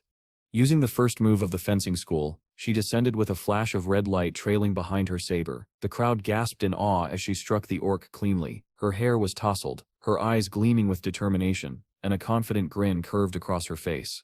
The audience leaned forward in disbelief. Even Hen, her earlier critic, stood frozen, mouth agape. The main character closed his eyes and smiled faintly, while Minok frowned, shouting that what she had done was impossible. But Dujin simply replied in a calm, matter-of-fact tone. He explained that there were 3 ways to use mana. The first was to infuse it into a weapon, making it glow with power. The second was to release mana freely, letting it flow from one's core. And the third was the rarest mana replacement, where one energy flow could substitute for another. Infusing mana into a weapon isn't the hardest part, he added quietly. The true challenge lies in controlling it. Minhu's expression softened, admiration flickering in his eyes as he realized how naturally Yi had done it. Then came the announcement from the speakers. The exam was officially over. Hen rose shakily from the ground, retrieving his hammer with a dazed look. How is that possible?" he muttered. His question was answered, as his eyes turned toward the large display screen. It showed the team rankings. Yi stood at the top with 8 points, while Hen was last with 0. As Yi exited the arena, a red-haired girl called out her name. Yi smiled gratefully and thanked June for his guidance, but he shook his head and told her it was all the result of her own hard work. Just then, Minhu stepped forward, smiling. "That was a worthy battle," he said warmly. Yi blushed, scratching her cheek, and shyly admitted that she had only used what she had practiced. Minhu studied her closely, impressed. "You sit are quite skilled," he said. Tell me who trained you. Before Yi could answer, Jun stepped between them, replying firmly, she trained herself. Yi blinked in shock, then laughed nervously, and nodded in agreement. Yes, that sits true. But before she could relax, Minhu called her name. His tone was serious. Yi, he said, join the Accurus Guild. We still provide everything you want. Training, equipment, a proper team. Yi looked at him kindly, then smiled and shook her head. I'm very grateful for your offer, she said softly, but I can't accept it. She placed her hands behind her back, glancing toward Dune, who gave her an approving nod. Minhu sighed, his composure breaking. He crouched down slightly, gesturing frantically as he tried to convince her. Think about it again. You still have a better salary, better opportunities. Why throw that away? Yi smiled shyly and replied, I set am happy with what I have now. Her words stunned Minhu. He stared in disbelief as Yi bowed politely and walked away beside June. As they left, June turned and called back, reminding Minhu of something. Don't forget about the bet. Minhu frowned, confused, until June crossed his arms and elaborated with a grin. I bet Yi can defeat more than 5 orcs. Minhu scratched his chin thoughtfully. And what if you lose? He asked. June smirked. If I lose, I shall personally convince her to join your guild, but if I win, you still owe me a ranked battlesuit. Minhu smiled in amusement and agreed. A few days later, a large clock ticked over the beige building of City Hall. Yi stood there, clutching a blue flyer with a bashful smile as her colleagues clapped and congratulated her. Hunggu scrolled through his phone excitedly and announced, they even published an article about you, Yi. Her face turned red as he began to read it aloud. The article's headline boldly stated that the Accurus Guild's offer had been rejected. Hunggu whistled. You do realize that Accurus is one of the best guilds, right? The man beside him, wearing a pink tie, grinned. And our city hall is one of the best too, he added proudly. Hunggu stroked his chin. If I were Yi, he said chuckling, I have joined Accurus in a heartbeat. His colleague laughed and replied, maybe, but I don't think she still regret it. We still make sure she has everything she needs. Hunggu smiled faintly, looking at the article again. Still, what a lucky girl, he murmured, his tone a mix of envy and admiration. Yi stood in bewilderment, looking up at June with a playful laugh. So, will you treat me even better now? She asked. June nodded, a warm smile spreading across his face. You once regret your decision, he replied. Closing her eyes, Yi said softly, that answer is enough for me. The man with black hair chuckled, cueing his hands in the shape of a heart. Then Dijun turned to Yi and announced their next destination, Dean's Workshop, the largest hunting equipment store in Korea, located on the academy grounds. It was a place where hunters could buy and sell costumes, weapons, and various small items. Hunggu raised his hands in an awkward gesture. I understand Dodge Stip's efficiency, he said with a smile, but our budget wasn't Stip meant for buying equipment. Everything has already been distributed among other hunters. Jijen turned calmly and explained, we stir not here to buy, we stir here to get what was promised. A tall, uniquely shaped building towered over the city. Inside, Dean's workshop gleamed with luxury. Yi slowed her pace, captivated by the rows of gleaming armor. They stopped in front of one particular store. A woman with long brown hair greeted them with a bow, and Dijen introduced himself, mentioning that he came on Minhu's recommendation. The woman smiled knowingly. Yi's gaze fell on a golden cuirass, red and silver armor that shimmered under the shop lights. She shook her head. I haven't found a suit that fits me yet, she murmured. Then her eyes widened with admiration as she spotted a suit with a long white coat and black boots. Pressing her hands against the glass, she whispered, they say this costume was made from the wings of a queen ant. Dijun raised his eyebrows. Will you take it? He asked. Yi's green eyes shimmered with tears as she shook her head. It's very expensive, she replied softly. Outside, the sun dipped behind the horizon, painting the sky orange. Dijun, hands in his pockets, mused silently that Yi would probably find a way to get the silver-winged suit anyway. Then, Juden noticed a sign, a 50% discount today. He stepped closer to a box of weapons where the seller was promoting E-rank items. A bald man smiled and said the final price for one item would be 50,000 won. Jijen's eyes widened in shock. Yi laughed, remarking, all hunting gear is this expensive. Just as they were about to leave, a bright golden flash caught Dojo's eye. He returned to the weapon box and rifled through the items. His eyes widened as he spotted an oblong stone weapon. Mentally, he wondered how it had ended up there. He picked it up and examined it, noting the price tag 50,000 won. The seller stepped forward, claiming it shouldn't have been there, but June held it firmly. Is it really worth 50,000 won? He asked. The seller nodded, laughing awkwardly. Ye looked at Dujin in shock. You're really gonna buy that? She asked. Dujin's expression remained serious. Yes, I am, he said calmly. The seller shrugged. It sits just an old piece of hardware. Only one handle remains. Later chandeliers glowed above as Jun stood atop Mount Umo, gazing down at the city at night. He turned the stone weapon over in his hand, lost in thought. Then, almost instinctively, he whispered, "The sword of the throne, and it sets only 50,000 won." The weapon began to glow, black and purple light radiating from it, and the sky above darkened to a deep violet. Dujin froze for a moment, suddenly remembering that Uni had promised to cook dinner. Checking his phone, he realized it would be too late if he took the subway. Within moments he vanished, leaving only gray smoke lingering on the mountain. Meanwhile, back in the apartment, Jun removed his jacket as the TV blared a news report about a large fault appearing and disappearing near Mount Amum. Papers lay scattered on the table. Uni's eyes were filled with worry as she realized she had forgotten to pay for equipment rental, lecture fees, and living expenses. Her face glistened with sweat as she exclaimed indignantly that expenses at a public university totaled over 50 million won. She held the documents in her hand, briefly considering asking her father for help, then remembered it wasn't part of the contract. Placing her hand on her forehead, she muttered that she should be grateful Daejeon allowed her to live there. When Duden entered the room, Uni shrieked in surprise, immediately flipping over the documents. "I was just tidying up the table," she exclaimed. Duden pointed toward the door and invited Yi to join him for dinner. Yi shook her hands, saying she had no appetite, letting the main character eat alone. She turned away, awkwardly building a small structure out of pens on her table, and with a sheepish smile said she needed to tidy up. Jijun eyed her suspiciously. Meanwhile, in the kitchen, the main character asked loudly about the sesame oil. Yi raised her eyebrows in surprise. "Why do you need it?" she asked. Dujin calmly replied that he wanted to mix it with rice. Yi walked to the exit of her room and told him to eat whatever she had prepared. The room fell quiet as Dujin and Yi continued their conversation in the kitchen. The main character stood in the doorway, picking up scattered papers and counting how much Yi would need to pay. His eyes widened in shock. Lights glimmered in the gray building's apartments, as he realized that if the entrance fee was 50 million won, then paying for 3 years of training would be even more expensive. He leaped from his bed and checked his phone. His balance barely topped 800,000 won. He then understood why Yi had been tirelessly collecting those mana crystals. Picking up the fawn-shaped gadget, he held it to his ear, hearing a familiar voice. He put the gadget down and, glancing at the screen, asked Yi how she planned to work tomorrow if she stayed up this late. Yi, lying in bed, apologized softly. Jijun held the phone to his ear and inquired about the price of an A-rank mana crystal. Yi replied that the cost depended on size. A single crystal could fetch around 100 to 200 million won. Jijun's eyes went wide in shock. Yi reminded him that she was still far from reaching rank, having only recently achieved C rank. Jujun walked over to the table where the laptop stood and said goodbye to the girl. Yi smiled and thanked him for the soup, then put on her night blindfold and lay back down.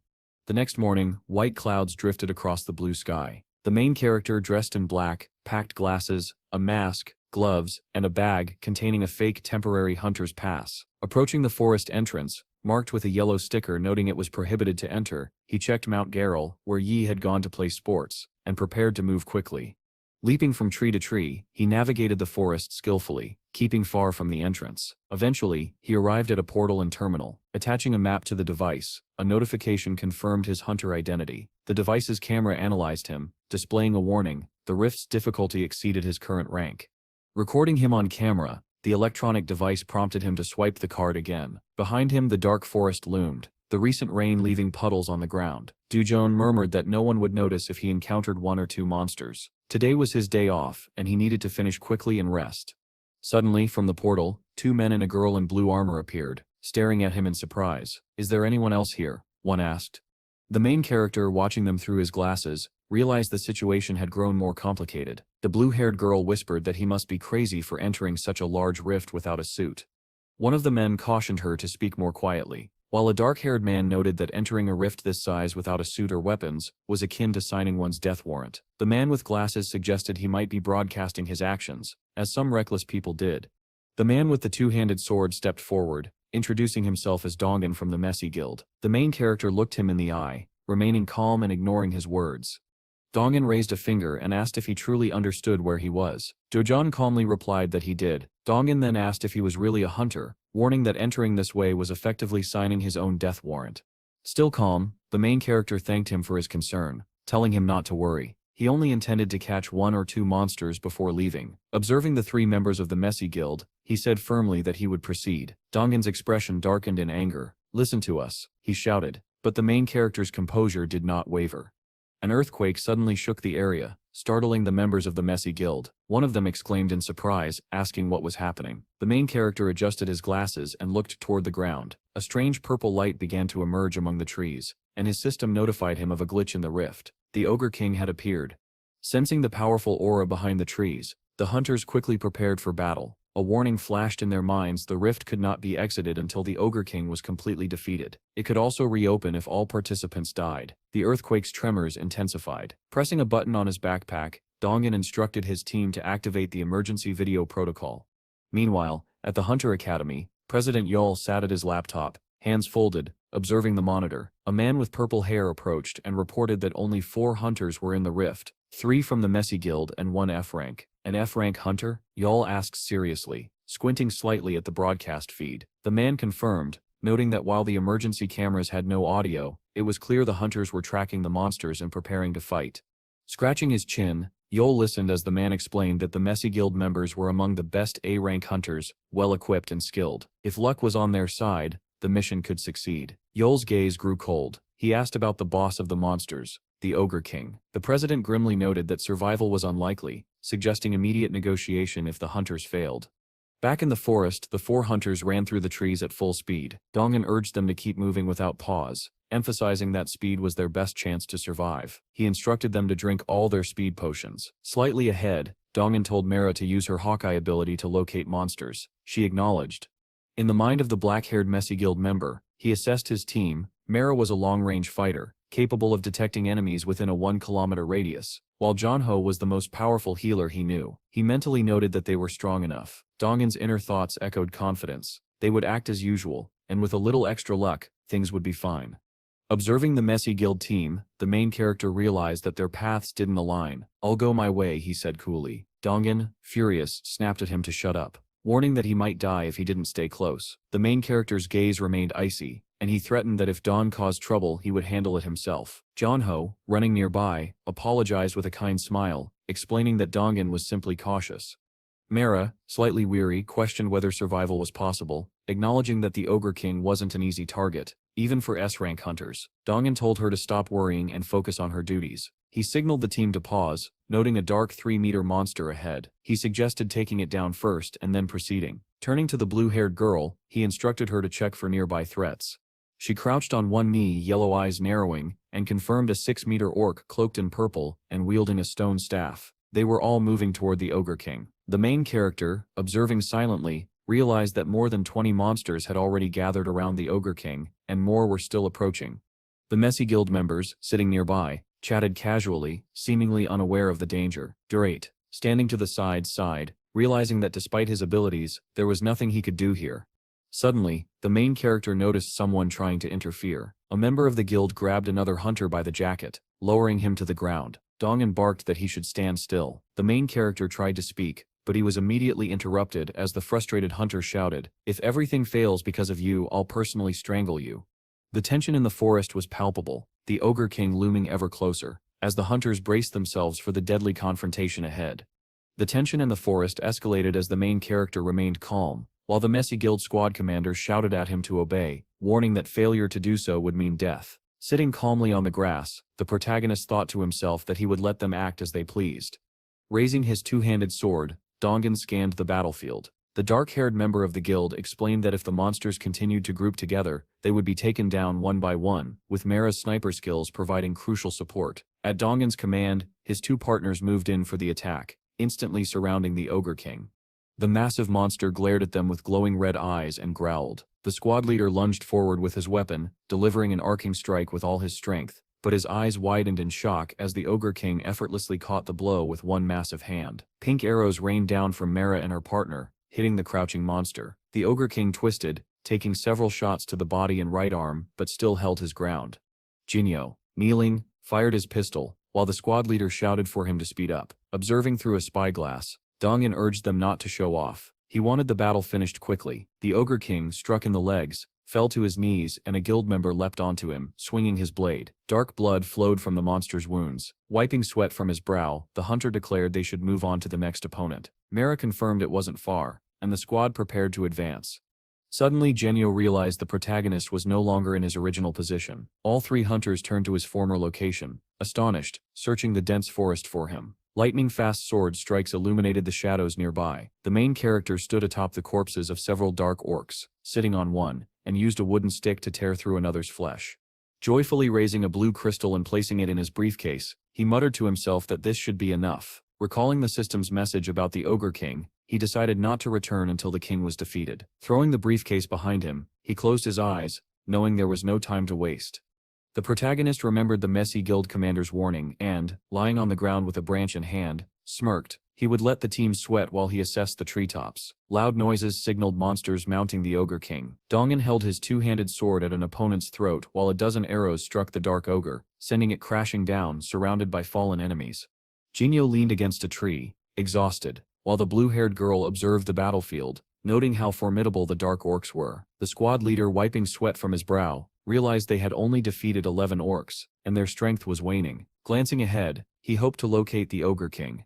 Suddenly, dozens of armed orcs appeared behind the team, and the messy guild members' faces drained of color. The squad leader took both hands on his blade, telling his team to stay sharp and retreat slowly, taking down enemies one at a time. Gritting his teeth, Dongan stumbled slightly, imagining a dark void looming behind them, anticipating a powerful strike. Another blow sent a squad member, Jonho, flying into a tree. Furious, the squad leader shouted, but the monstrous sounds of the orcs drowned out his words. Mara, exhausted, admitted she had no strength left to run. Dongan, resolute, threw his massive sword over his shoulder and impulsively urged her to escape with Jonho. With a grim determination, he charged forward, raising his blade. Two ogres, wielding iron weapons, prepared to intercept him as the protagonist, sitting calmly among the corpses, prepared for the inevitable clash with the Ogre King. The forest echoed with the roars and clashing of steel as the battle intensified. The enemy Dongan was approaching. Several monsters stood still when, in an instant, red flashes from an unknown weapon pierced through all of them. The dark-haired man froze, his eyes wide as the blood of fallen monsters splattered across the ground before him. Shocked, he opened his mouth and muttered, "What happened here?" Marera, supporting her injured comrade's arm over her shoulder, turned toward the battlefield. An unknown figure was approaching the team from the Mudik Guild. Dongan's gaze locked on a tall man carrying a dark backpack. Confused, he looked at the stranger's back and demanded, "What is the meaning of this?" Without answering, the dark-haired man surrounded Dongan with a surge of green energy. Calmly, the main character said, "Don set step outside of this." The squad leader, glancing at the shimmering barrier that enclosed them, frowned. "What is this? Some kind of protective film?" he asked. As he studied the vast glowing dome, he wondered if anyone was even capable of creating such a large-scale barrier. One of the monsters, wielding a massive axe, lunged and swung toward the protagonist's head. The man casually picked up a small wooden stick from the ground and threw it. The stick struck the monster's body, and in an instant, its head and torso disintegrated into dust. Jonho, covering one eye and clutching his head, gasped, "What sep's going on here?" The blue-haired girl Sip's eyes widened. Since when can ogres explode like that? More monsters, including their boss, charged at Jun. Raising his right fist, which held a faintly glowing purple object, the protagonist muttered, "Since I sip him already here, I sip him better do it properly."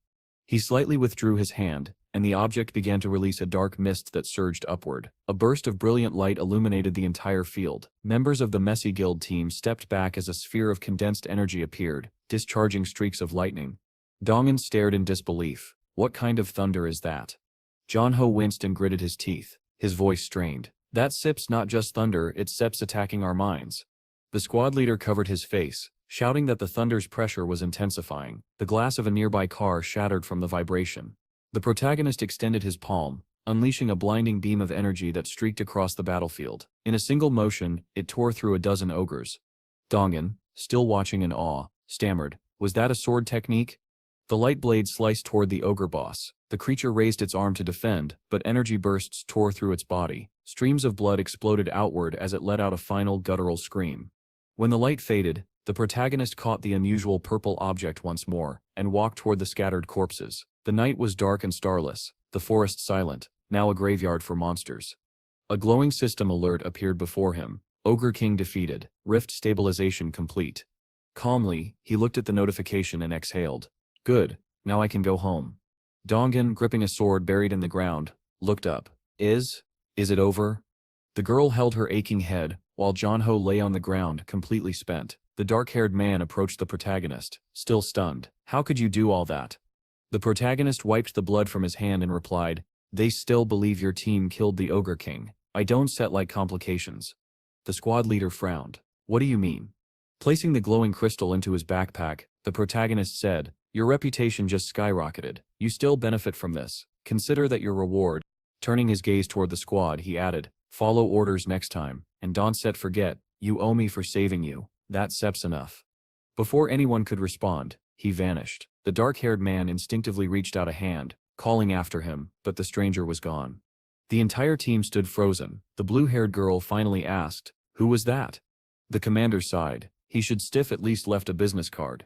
The girl threw her hands behind her head. Doesn't set matter. He sep's gone now anyway. A faint image of a purple sky shimmered above the forest canopy. Someone muttered quietly, he once did come again, not after being scolded like that. Elsewhere, 3 people were watching a replay on a monitor. 2 men stared in disbelief, while a younger man named Young Chell leaned forward, clasping his hands. Rewind the footage to when the ogres appeared. The video rolled back, the Ogre King emerged, and the camera caught a man rallying his allies to stay alert. When the command "Don't step outside" echoed through the speakers, Young Chell ordered, pause there. The frame froze on a man holding out his hand, a weapon faintly visible. Is that a sword? Someone asked. Zoom in, Young Chell said. Replay that segment. The replay showed a sword hilt, and the room fell silent when the thunder-like blast echoed again. Another technician spoke up nervously. Sir, the other camera feeds cut off at the same moment. Young Chell sits, brows furrowed. What sips his name? Who know, the technician replied. Get me his data, Young Chell said sharply. The man hesitated. There sips is nothing. No ID, no address. Everything sips fake. Even the registration date says, the 99th day of the 99th month, year 99,999.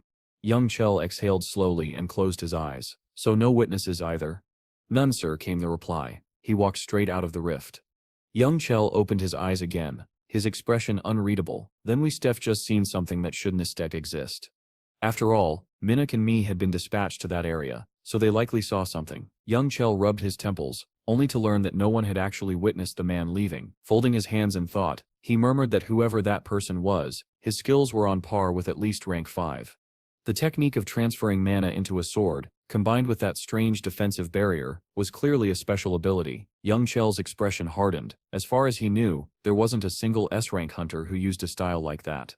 The screen flickered again, showing the same figure. Someone off-screen commented that with such power, the man would probably reveal himself sooner or later. The camera panned out to an office. Sitting there, Yal calmly said, then we still wait until he does. Meanwhile, Jun turned his head. Something had caught his attention. A girl stood in the doorway holding several grocery bags. Where did you go? He asked. Just to the store, she replied as she stepped inside. He gave her a tired smile. Rough day? She smiled faintly back. You haven't eaten yet, right? I still make you something. As she headed toward the kitchen, John waved his hand. I'll eat later, he said quietly. He walked to his room and paused in the doorway. For a moment he just stood there, then dropped onto his bed with a long exhale. The place is already clean, he muttered to himself. He was exhausted. He'd been on his feet since early morning and didn't want to move. But something nagged at his mind. Sitting up, he reached under his desk and pulled out a small box. Inside were several crystals. Holding one between his fingers, he frowned. The workshop might start asking questions. That's not good, he muttered. Meanwhile, the girl in the kitchen counted on her fingers and smiled. After commission, that's 250 million won, she said aloud. Hearing that, Jun looked down at the crystal in his hand. I only sold one small one, and they were worth that much? He blinked, surprised. Then what am I supposed to do with the other 9? He tossed them lightly into the air, watching them glitter. A dull ache pulsed in his temples. Great. Now I've got a headache. He groaned, lying back down on his bed surrounded by shimmering crystals. Night fell. In another part of the apartment, the lights were still on. Sitting at the table, the girl smiled. I made plenty of snacks, she said cheerfully. But if you still not hungry, that sep's fine too. She blinked when Jun handed her a few sheets of paper. Wait, did you see this? She asked. He crossed his arms, frowning. Why didn't you tell me? Her shoulders tensed. I thought you be angry, she admitted softly. You already been kind enough to let me live here. I didn't want to cause trouble. Jun sighed. That sip's a bit much, he said, and it sip's not even in the contract. Her eyes widened when he added, we settle at it now. She blinked in confusion as he sat down and started scribbling something on a piece of paper. Wait, when did you even get a contract? She asked, half laughing. He ignored her question. You need to sign here, he said, pointing to the page. Her eyebrows furrowed in worry as she took the paper. You stir serious. I still wait until you sign, he replied casually. And I stump hungry, so hurry it up. Her eyes sparkled, overwhelmed. He gave a half smile. Come on, Dad Sip's hungry. Sign already. That did it. She started crying. Jun froze, dumbfounded. Hey, don't sit cry, he said, fumbling for tissues. My daughter Sip's costing me a fortune already. He sighed as she wiped her tears. All right, enough. Eat something. The small home glowed warmly in the evening light. By Monday morning, the scene shifted. Jun slipped on his coat and moved toward the door. I'm heading out, he called. Wait, the girl said, hurrying over. She straightened his tie, it had twisted slightly, and handed him a small lunch bag. I made you a snack, she said, smiling brightly. He looked down at it, surprised. Thanks. Be careful out there, father, she said softly. The word froze him in place. As he left the apartment still dazed, he wondered quietly, is 50 million won, the power of fatherhood? Elsewhere, Hu sat in his office, looking at a report. The messy guild's been getting a lot of attention lately, he said. Jun entered the room, nodding politely. Good morning. Hu looked up from his paperwork. Did you see the news? They Sips are saying 3 A-rank hunters destroyed a boss from an A-level rift. Jun blinked. Really? I didn't set no. Hu leaned back in his chair, rubbing his chin. If that rift was A-rank, then the boss must have been S-rank, but only 3 people. He frowned. That doesn't sound right, unless that F-rank hunter had something to do with it. He glanced at Jun, who looked startled. You think so? Hu asked. I don't no, Jun said quickly. But, the Mezi Guild Sep's known for being honest. Hu crossed his arms and nodded. True, but I wasn't talking about them. He turned toward Jun again. Anyway, make sure to study up on major rifts. Miss Yes Sip's abilities have been developing quickly. At this rate, she still reach B rank soon. He paused, looking thoughtful. We haven't had anyone above B rank in our department before, so I not sure how to handle it. He handed Jun a small notebook. Here almost forgot. A new fault Sips appeared in Zhongyi province, near Diang, in Going City. I visited the area once, there were orcs around. A street with a portal appeared on a nearby screen. Its steps supposed to be a C-rank rift, Hu continued. Since Miss Yi recently got her C-rank license, it's set to be good for you to go there too. He smiled faintly. That Sip's an order from the boss, so don't take it personally. Dejun nodded respectfully. Understood. I grateful. It means you trust me. The man approached Jun again, remarking with a smile that he had been performing exceptionally well lately. Jun simply replied that he still needed to work harder. As he walked to the sink with his mug, Hayaku said in his usual calm tone, if there's anything you don't understand, just ask. I'll put in any way I can. Before Jun could respond, a young woman burst into the office, slightly out of breath, apologizing for being late. The man adjusted his glasses awkwardly and told her that, on regular days, she could simply stay home. That was the rule. Their boss frowned from across the room, his tone sharp. You can even greet one of our most valuable employees properly. What kind of impression is that? Hayaku remained quiet for a moment, then spoke evenly. She can come whenever she likes. The girl smiled gratefully. Thank you, she said, taking her seat. As Hayaku put on his coat, Jun asked, busy day ahead? Quite, Hayaku replied, flipping through some papers. I plan to visit the new site with Miss Yi. Jun nodded, and Hayaku added, we should tell the boss first. Before they could move, the boss waved them off. Go, immediately. Miss Yist's face lit up with excitement. But just as they were about to leave, the boss's tone grew serious. Wait, he handed Jun a bill. Make sure to treat our huntress well, let her enjoy herself. Moments later, the two stepped outside under a clear blue sky. Thank you for the meal, Yi said, smiling as they left the store. It's thanks to you, Jun replied. Ever since you got your C rank, people at the firm have started treating you differently. Yi looked embarrassed. Really? I hadn't noticed. Maybe the boss just likes you. That's why he offered to pay. Jun chuckled, glancing down. Impossible. For him, even 150,000 won is a lot. He turned away, thinking to himself that for someone with 200 million, that amount was nothing. Then he pointed ahead. Let's go. The rift isn't far. They arrived at a portal where several hunters were already gathered. Yi looked around curiously. It seems everyone already knows about this rift. Across the street, a man idly picked his nose. That's an employee from the Hunter Academy, someone murmured. There are quite a few B-rank hunters here too. Jun blinked. B-rank? For a C-level rift? Yi smiled awkwardly. It's normal, hunting in a lower-level rift is safer. But she soon fell silent, her face tense. Jun noticed immediately. You look worried. Yi nodded slightly. It's my first C-level mission, and I need to protect you. She imagined herself standing between Jun and a monstrous creature, vowing that this time she wouldn't make any foolish mistakes. Her hands clenched into fists. If you stare worried about me, Donna's DB, Jun said. I step not fragile. Yi frowned. If things get dangerous, promise me you still run. He looked at her calmly. That one set happen. Your skills were proven long before you got your certification. You handled that orc easily. Remember, as long as you stay focused, we still be fine. She blushed faintly, smiling. He nodded. Believe in yourself, I do. Then he looked around the area where hunters were gathering. They sipped forming parties. Let Sipch find some partners too. He introduced a pair of young men nearby. They're a great team, he said. The two nodded, one cheerful, one clearly irritated. The narrator's thought echoed in Jun's mind. Their teamwork is good, their personalities, not so much. Yi had changed into her combat gear, catching Jun Sip's attention. She noticed his gaze. What are you thinking about so seriously? He blinked, startled. Ah, nothing. She tilted her head. Does this suit not look good? He froze, caught off guard. No, it's not that. Then he asked suddenly, if you could choose your partners, what kind would you prefer? A tank who takes the hits, or someone who covers from range? Her expression immediately soured. Why are you asking that? Are you ignoring me? Jun blinked in confusion. Huh? She crossed her arms, muttering, you said you didn't have anyone but me. Was that a lie? He raised an eyebrow. Wait, even if I teamed up with someone else, it wouldn't end our contract. Yi turned away with a huff. I don't need anyone else, she said sharply. All I want is to make money. Yi. Walk faster, she interrupted, striding ahead irritably. Back at the entrance to the rift, Dang, the academy worker from earlier, stood fiddling with his phone, his finger still at his nose. His expression darkened. Something wasn't right. This is the second day since the rift opened, he thought, but none of the hunters who went in have returned yet. The view shifted to the surrounding city.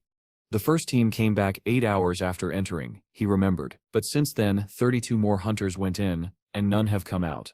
He stared at the rift's swirling entrance, the sandy ground around it eerily still. A hunt usually lasts no more than 8 hours, he reasoned. There's no food or rest areas inside that zone, so where are they? Lifting his head, he frowned. They've been fighting non-stop. He pulled out his tablet and started typing rapidly. I need to report this to the academy, now. Dang suddenly stopped laughing and looked up at the rift, his expression shifting. Then in a resigned tone, he chuckled again. Well, their stuff's is going to be a change of shift soon. Let the next guy deal with it. Not like I can do much anyway. Isep just an intern. He turned around and froze in surprise. Jun was standing behind him. You stare doing a good job, Jun said evenly, then introduced himself by name and position. He gestured toward the girl beside him. And this is Yi. Dang smiled awkwardly, scratching his cheek. Ah, I see. You stare here to inspect the rift. Before he could say anything else, his tablet pinged. The system confirmed Jun Sep's identity. Dang raised his eyebrows. Wait a minute. Yi, you stare the huntress, who turned down the Akara guild, right? Yi looked away shyly. Yes, that sips me. Turning back to Dang, Jun asked, can we go in? Yeah, Dang replied after a pause. You stare cleared for entry. As they walked toward the rift, Jun glanced at her. You're popular, he said. Yi blushed, brushing a strand of hair from her face. That's Sep's embarrassing. Dang called out after them, remembering his duty. Wait, I should tell you about the rift Sep's special. But they had already stepped through. He sighed, rubbing the back of his neck. I just hope nothing weird happens. Inside, Jun glanced around. His phone buzzed. The rift control system greeted him with a notification. New fault registered. As they began exploring, he turned to Yi. You handle cartography. Got it, she said, but stopped suddenly, eyes widening. All around them, dozens of exhausted people sat or lay on the sand. Some groaned softly, others hung their heads in despair. A man nearby struggled to even sit upright. Yi looked at the scene, her expression full of concern. What happened to them? Jun narrowed his eyes. Let's find out. As they approached, one of the hunters noticed them. His cracked lips curled into a bitter smile. More sacrificial lambs, huh? What business does a guy like you have here? You don't even look like a hunter. Jun calmly showed his credentials. The man scoffed. Oh right, heard something about how lower rank rifts are managed by employees, but that SEP's all just a cover. Yi glanced at him uneasily. Jun crouched down. Tell us what SIP's happening inside this rift.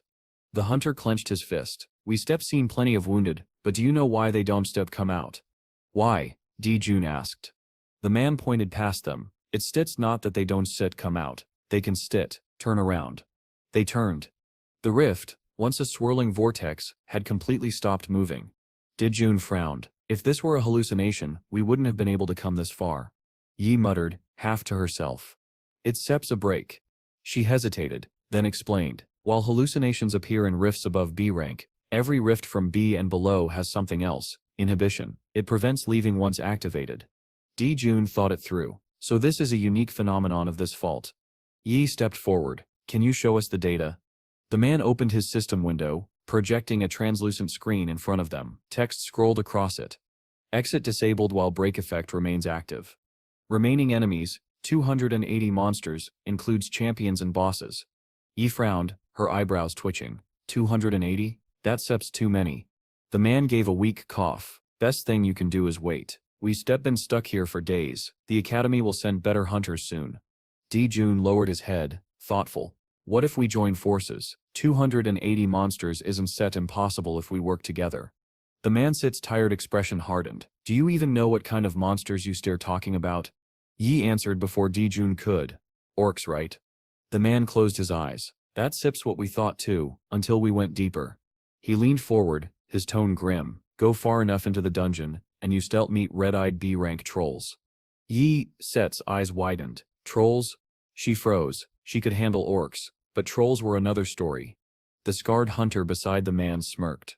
Exactly. They cert too strong. That SIP's why we cert all sitting here instead of dead. Yao looked down. Her mind ran through what she knew. Trolls had incredible regeneration, thick hide, and almost no weak points. Just thinking about it made her uneasy. She turned to Jun, her eyes softening. He was calm, too calm. She realized with a pang of worry that she wasn't sure she could protect him this time. Jun, standing against the pale dunes, noticed her troubled look. What is it? Ye shook her head. The path ahead is dangerous. I'll take the left route. It's steps safer for you to stay back. But Jun's gaze sharpened. He remembered the system's earlier announcement, bonus reward for defeating a champion or boss. He smirked faintly. Then this is a good chance to upgrade my weapon. His black eyes gleamed with resolve as he turned. Yes, mouth fell open. You stepped seriously thinking about hunting, now? If I sip and careful, he said, it still'll be fine. From the edge of the sand dune, a cheerful voice called out. Hey, new faces. They turned to see a group of 3 hunters approaching, 2 men and a woman, all wearing distinctive combat suits. The man in the center, dressed in knight-like armor, waved. Welcome to the party. The one with a band under his eye chuckled, cheeks flushed from exhaustion. You know, he said, grinning, if you start thinking this is a B-rank rift from the beginning, the fear just disappears. Yi blinked in disbelief, while Jun exhaled slowly, realizing that the situation ahead was far more dangerous than anyone wanted to admit. Hajin, clad in heavy metal armor, marched confidently at the front, his boots crunching against the sandy ground. Turning his head with a grin, he called out to Yi and Jun, stay close. I still protect our government, man. Above them, the sky shimmered a pale pink streaked with dark red clouds drifting lazily across the horizon. Hajin laughed as he lowered his head, teasing, so tell me why Sept you come in here without armor. What Sept's going through that head of yours? But Jun didn't answer. His eyes were fixed on his phone, reading data in silence. Hey, I'm talking to you, man, Hajin snapped, sounding half offended. Before Jun could respond, the hunter in the helmet ahead suddenly turned his head, alarm flickering in his eyes. On Jun Sep's screen, a reading flashed. 3 trolls detected, 30 meters ahead. Behind Hajin, another man, Tak, who had been adjusting the straps on his pack, frowned. Trolls? Here? That shouldn't be possible. He didn't finish his thought. From behind, several towering blue-skinned trolls crept forward on bent hind legs, their red eyes glowing with hunger. Jun stood calmly in his neat black suit, eyes closed, still holding his phone. The system Civ's voice continued to report, mapping progress, 5%. B-rank rift detected. Meanwhile, Hajin had already braced himself. With a growl, he raised his massive shield, emblazoned with a shining emblem, and hefted his mace onto his shoulder. The 3 muscular trolls halted, staring at him, their crimson eyes narrowing in animal confusion. Then without warning, one of them, a blue-skinned brute with fanged jaws, leapt forward, bellowing. Yi gasped as the creature's shadow fell across them. Hajin planted his feet, slammed his shield forward, and blocked the impact with a thunderous clang. Two more trolls joined the assault, roaring furiously as their fists hammered against the barrier of his defense. Meanwhile, the third crept around behind him, claws ready. "These guys are tough," Hajin shouted, teeth gritted. He charged forward suddenly, ramming his shield into one of the monsters with tremendous force. The troll was thrown back several meters, smashing into the sand with a deafening thud. Then, spinning, Hajin raised his arm and launched the second troll upward with his shield. The blue monster screamed as it was hurled into the air, before crashing down, landing on its own kin's head. Now facing two more opponents, Hajin turned his head. "Min, take the one on the right." Min, the archer with the band under his eye, was already drawing back his bowstring.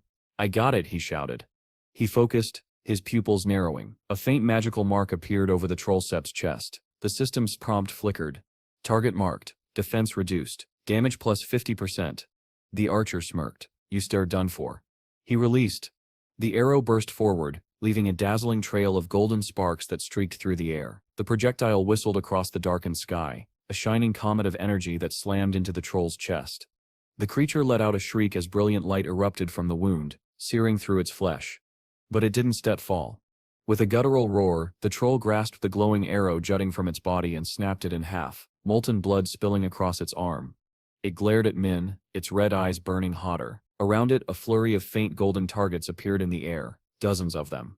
Min exhaled, smirking again. "You want more? Fine, it'll sting a little."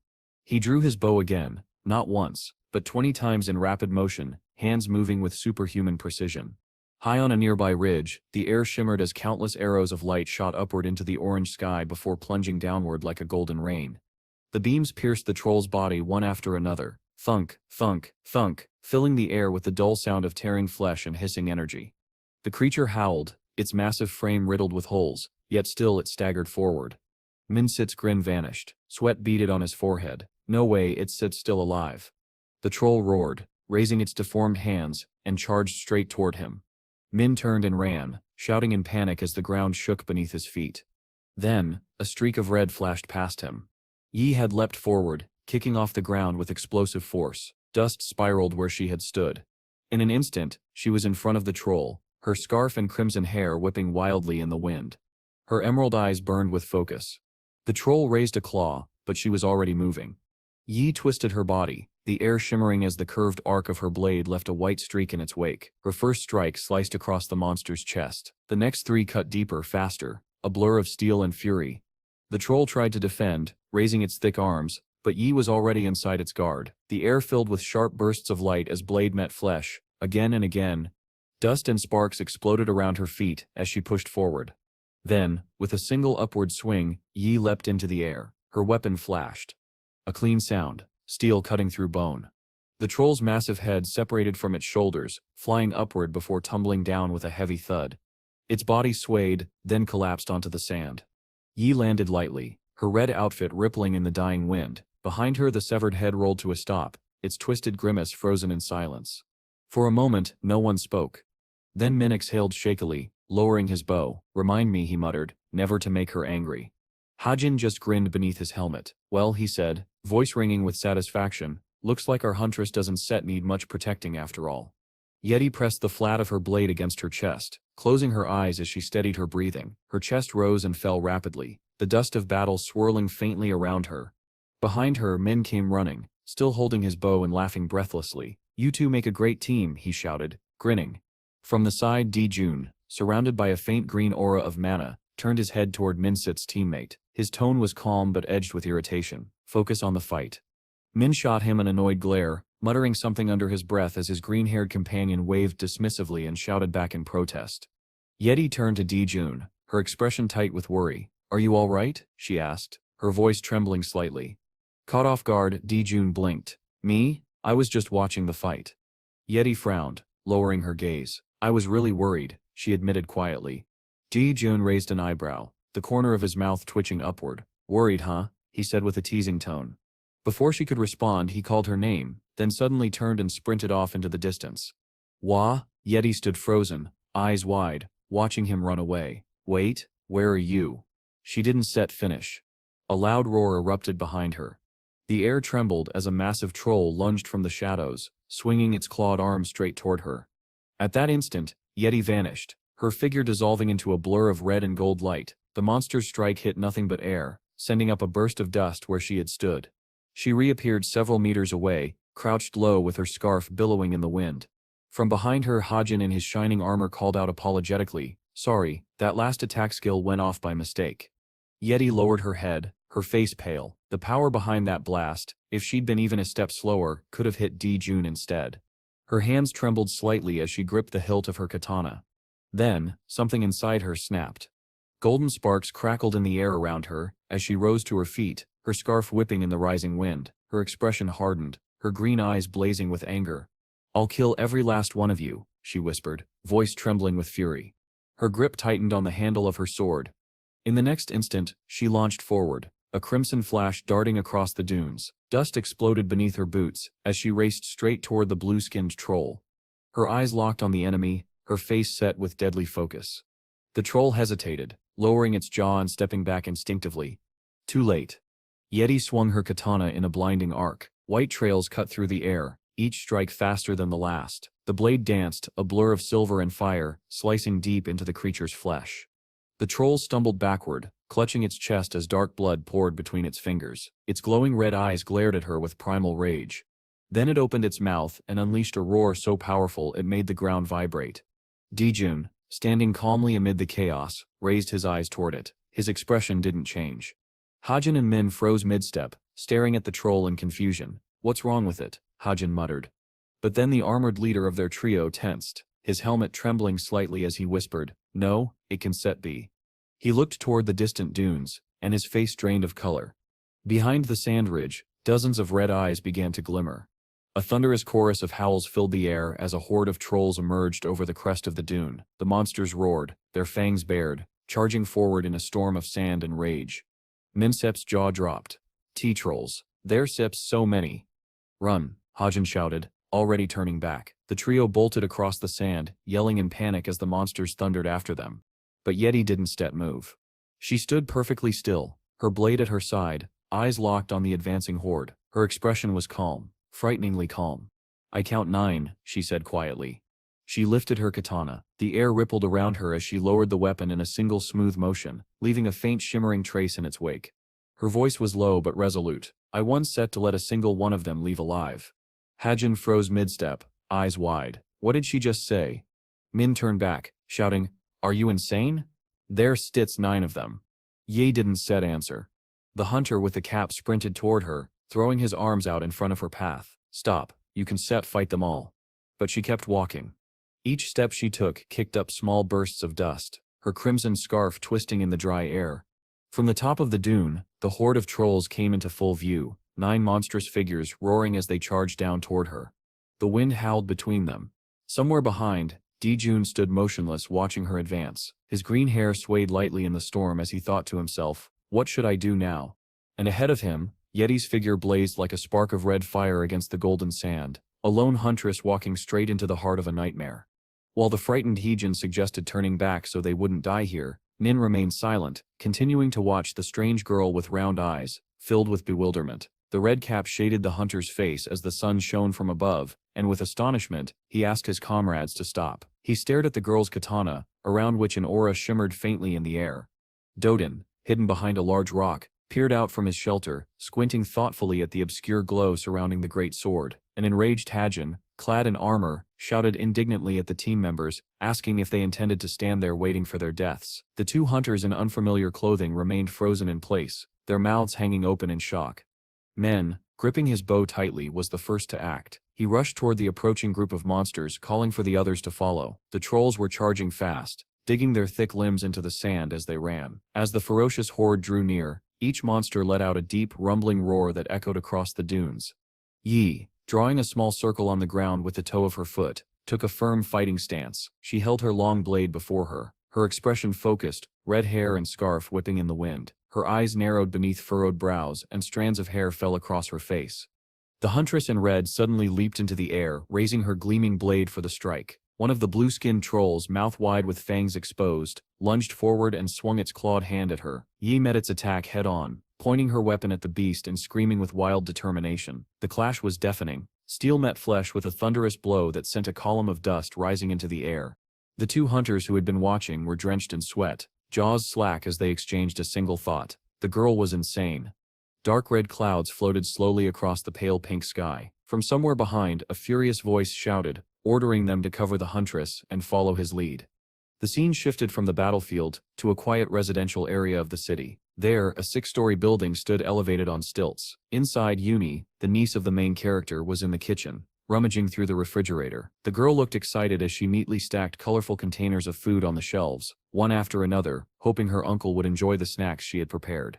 Satisfied, Uni stretched with a smile, deciding it was time to start cleaning. Sometime later, she hummed softly under her breath as she vacuumed the kitchen floor, gathering scattered items and stacking them in neat piles on the sofa. Next, she walked toward her father's closed room. With a gentle tug of the handle, she entered to tidy up. The bedroom doubled as a small workspace, and Uni moved about briskly, vacuuming the carpet. When she reached the white wall, she paused, gazing at a Polaroid photograph pinned above the desk. Several thick Korean books sat on a nearby shelf. One in particular caught her eye, a volume with a blue cover. Curious, Uni picked it up and flipped through it. It was titled How to Be a Good Father. She blinked in surprise, unsure what to think. The idea that her father, who had lost his memory, had been reading such a book made her heart tighten. Her eyes grew wide as she noticed heavy underlining throughout the pages. Barely visible tears welled up as she stood there, stunned. Then, determined to shake off her sadness, she grabbed the vacuum cleaner again and continued her cleaning with renewed energy. When she finally stopped, panting for breath, Uni shouted aloud that she would become a huntress someday, to help her father. She dropped to one knee, catching her breath, and noticed a dark bag of garbage lying near the dresser. Something small and bright glimmered inside. Curiosity sparked in her eyes. She reached out and pulled the bag toward her. Her expression changed instantly. Her mouth opened in shock as she drew out a small, faceted crystal. It sparkled faintly in her palm. Uni stared at it, confused. What was a gem doing in a trash bag? Sweat ran down her temple as she clutched it tightly in both hands, wondering if it might be magical. Maybe it had fallen out of a drawer? She hurried to the blue chest of drawers, yanked open the top box and froze. Her eyes widened even further, and she gasped. From the top floor of the 6-story building, a cry of astonishment echoed through the apartment. Uni stood still for a moment, then lay back, trying to calm her racing heart, her glassy gaze still fixed on the mysterious crystal in her hand. Uni lay sprawled across the neatly made bed, staring blankly at the ceiling with her mouth slightly open. Beads of sweat ran down her face as she surrounded herself with dozens of glittering gems. Holding one up before her eyes, she twisted it between her fingers, wondering in disbelief how much they might all be worth. Now she clutched the crystal tightly, her brow furrowed in confusion. What was she supposed to do with such a strange object? Should she throw away this useless thing, or was it something more? Beside her, resting on the white linen, lay a small blue and white card with a printed QR code. She picked it up carefully with her slender fingers, and froze. It was a temporary hunter's pass, issued by Seoul City Hall. Her eyes widened in astonishment as the realization sank in. The story then shifted back to the rift, to the chaos of battle. Ye, dressed in her red combat suit, let out a fierce cry and swung her blade with wild intensity. The katana gleamed as she rose into the air, cutting down toward her foe. Her strike landed true, slicing clean through the arm of a blue-skinned troll. The creature roared in agony, clutching its bleeding shoulder. Yi lifted her head in alarm. 2 more trolls were charging at her from behind, claws extended and eyes blazing red. As their enormous palms reached for her, she reacted instantly, pushing off the ground and darting aside. Dust burst up where she had stood a moment before, clumps of sand scattering into the air. Gritting her teeth, she slid backward across the dunes, knees bent to regain her balance. Then she steadied her breathing, raised her blade horizontally, and faced her next attackers. The trolls came again. Yi swung her katana in a wide arc, the air whistling as steel tore through space. All around her lay the corpses of fallen blue-skinned monsters, their bodies scattered across the battlefield. Meanwhile, Men was struggling on the ground, his trembling arm strained against the enormous palm of another troll pressing down on him. Cold sweat poured down his face as he gritted his teeth, shouting for help.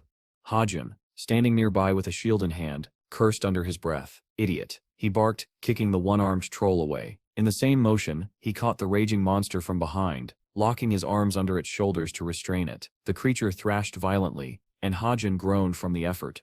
The 3 hunters wrestled with the wounded troll, their movements clumsy and chaotic, as if the beast was toying with them. Yi glanced sideways at them, bewildered by the absurdity of the scene, then she exhaled heavily, realizing how drained she felt.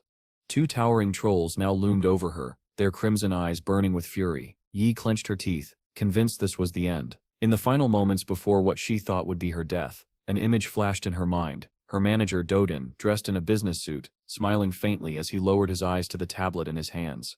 The thought steadied her heart. Yi tightened her grip on the katana's hilt, both hands trembling but firm. No, she thought. I can't end it here. She leaped high into the air, wind pressing her red hair against her face, and screamed at the top of her lungs, a cry of pure defiance. With her weapon pointed down, she dove toward the trolls, her body twisting in a blur of red and silver. The blade flashed as it struck with tremendous force, vanishing into a cloud of dust.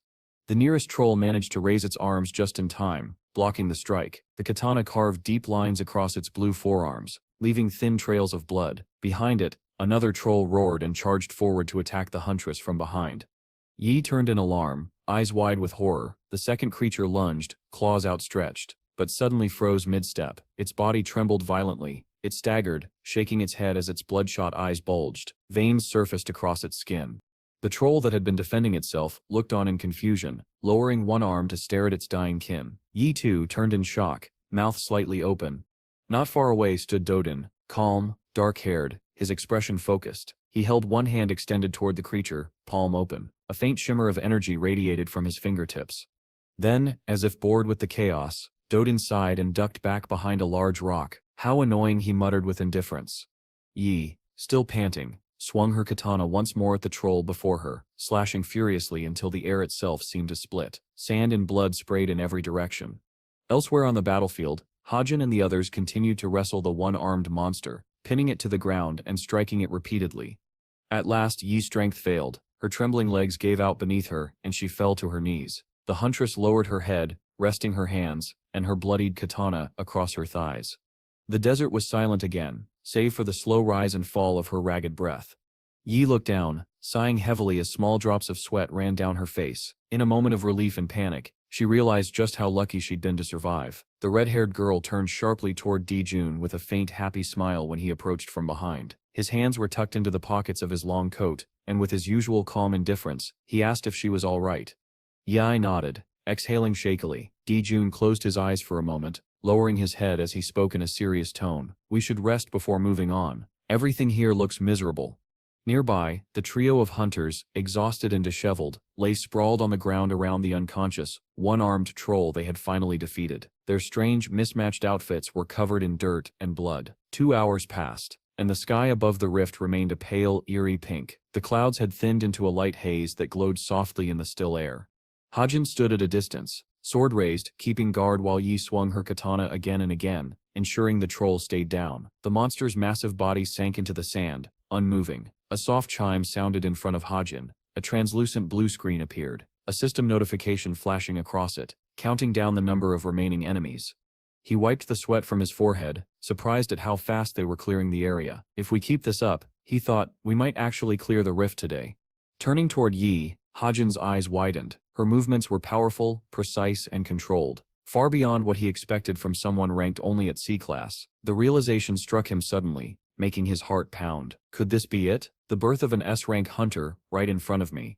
He grinned, raising both thumbs at Yi in pure excitement. That was incredible, he shouted. Yi blushed slightly, lowering her katana. She smiled faintly, suggesting that it was all thanks to the team's support. Men, the cheerful hunter in the red cap, beamed at her. Closing his eyes, he asked playfully, "So what are you doing after work? Dinner?" Yi fidgeted awkwardly, pressing her index fingers together. "I still have some business at City Hall," she said. Before men could answer, Hajin approached, laughing. "Nonsense, we should all celebrate together. It's Seps, thanks to you we Seps are still alive." Ye looked overwhelmed, caught between embarrassment and exhaustion. A few steps away, Diebjun stood apart from them, eyes on his phone. The faint vibration in his hand caught his attention. A system notification appeared, showing that 60% of the rift's map had been completed. "At this pace," he murmured, "we tell finish today." Lowering the phone, he turned his dark eyes toward Yi, silently assessing her. Her power, it's changed, he thought. It's almost doubled. Yi lifted her hand slightly, unsure how to decline the dinner invitation without sounding rude. Jun turned away, his gaze distant, still thinking about her sudden growth and strength. Meanwhile, the other three, energized again, gathered near him, ready for orders. "It's Stet's time to move," Dijun said quietly. His expression was stern. "In 200 meters we still face the next enemy. Be prepared, this one sets strong." Yi planted her armored boots firmly into the sand, but as she did, the ground began to tremble. A low rumble echoed across the rift. Heijin and Men exchanged uneasy glances. Both froze when the tremor intensified, their eyes widening in disbelief. From the horizon, a massive shadow emerged. A towering three-headed monster lumbering toward them. Its 6 red eyes glowed like molten fire, and its muscular frame rippled with power. The creature's roar shook the air, sending gusts of sand flying. The hunters stared in horror. Is that really a troll?" asked Daesung, the green-haired one, his voice trembling. Hajun swallowed hard and nodded. "Yeah, but it sits not like any troll I sip ever seen." Yi said nothing. Her eyes were locked on the beast as beads of cold sweat slid down her face. The creature raised its clawed hands and let out another deafening roar. Then, from each of its 3 mouths, it began to form bright glowing spheres of energy. "Get ready," Hajin shouted. The middle head opened its jaws and spat out a blazing golden orb. It streaked toward Yi, leaving a trail of light in its wake. The red-haired huntress froze for a second, her eyes wide, mouth open, unable to move. The air around her whipped into a vortex as the projectile tore closer. Watching from the side, Dijun's expression darkened, his brow furrowed as he assessed the attack's power. If that hits her, she's dead.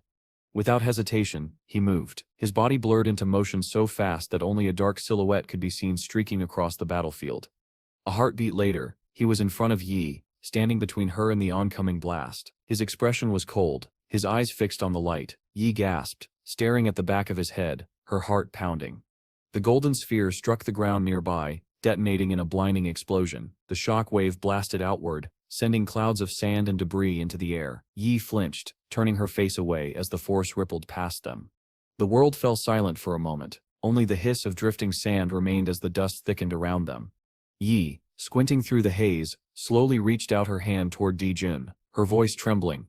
Suddenly Yi's green eyes flew open. Fine grains of sand whipped across her face as the wind surged through the rising curtain of dust. She staggered forward, holding her katana before her, shouting her manager's name into the storm. Her voice cracked with panic as she searched for him through the chaos. As the air began to clear, shapes emerged through the swirling haze. Yi frantically turned her head from side to side, calling out again and again, her voice echoing through the battlefield. From behind a mound of sand, Nin cautiously lifted his head, raising a brow in confusion. Did someone actually get hit? He muttered. Beside him, Soon stood frozen, eyes wide. Before he could speak, Kun slammed his hand onto the green-haired hunter's head, shoving him face first into the sand. "Get down, idiot," he shouted furiously. "You want to die too?" Meanwhile, Yi stood amid the blowing dust, hand clenched to her mouth as she called out again, desperation in her voice. "Di-jun, answer me." Columns of sand shot upward in the distance, shockwaves from fresh explosions. Yi's heart pounded as she turned toward one of them and froze. Through the shimmering haze, she saw him. Di-jun sat slumped against a massive stone, his head bowed, surrounded by drifting grains of sand. Yi's eyes widened in terror. She stumbled forward, knees buckling as she dropped beside him. "No," she breathed, reaching out a trembling hand. Her fingers touched his shoulder, cold through the fabric of his coat. She shook him gently. "Di-jun, wake up, please, wake up." Around them, explosions thundered. The air trembled with force. Daesung crouched nearby, shielding his head as blasts sent waves of heat through the air. "Yi, get down," Men shouted, his voice breaking with fear. "Take cover."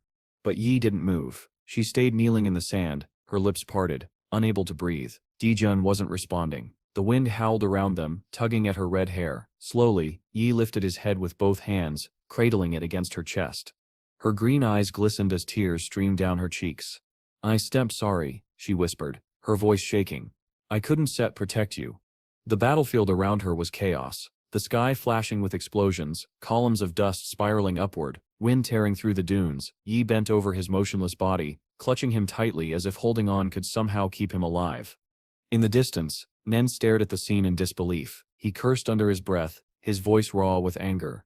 "Yi," he shouted, standing up so fast that sand flew from his shoulders. "What are you doing?" He broke into a sprint, waving his arms, shouting her name again. Men, emerging from behind a dune with his bow drawn, saw him rush past. "Wait," he called, then turned toward his teammates. "We can let the boss attack again. It sits recharging. This is our only chance. Move.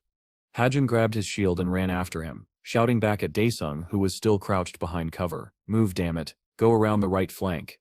I'll cover you, Daesung yelled, tightening his grip on his mace. Then, with a roar, he charged toward the monstrous shape in the distance.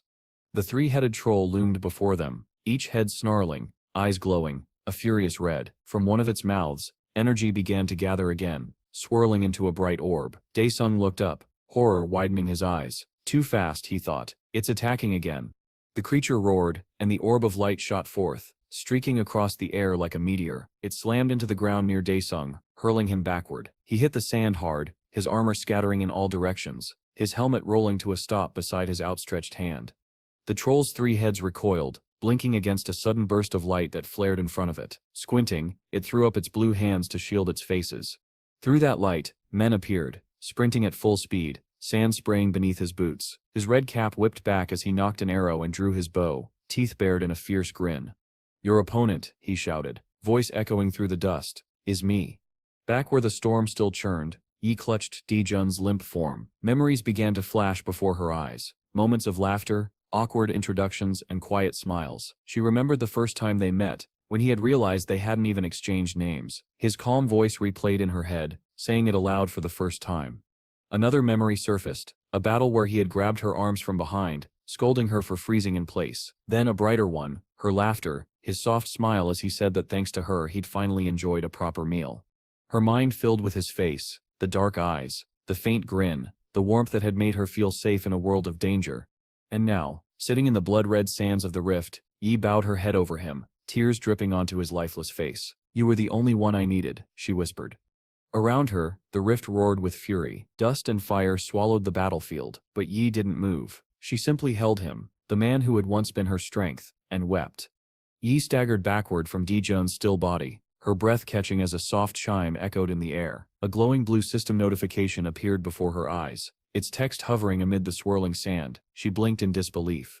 System notification. Under extraordinary circumstances, player Yi has acquired a new skill, Oath Elf.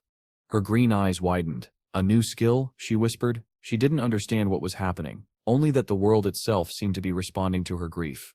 Meanwhile, in the distance, the battle still raged. The colossal three-headed troll slammed its fists into the ground, sending shockwaves through the dunes. Torrents of air whipped upward as Ming, the archer in the red cap, skidded backward across the sand, shielding himself from the storm. Gritting his teeth, he planted his feet and raised his bow, pulling the string taut.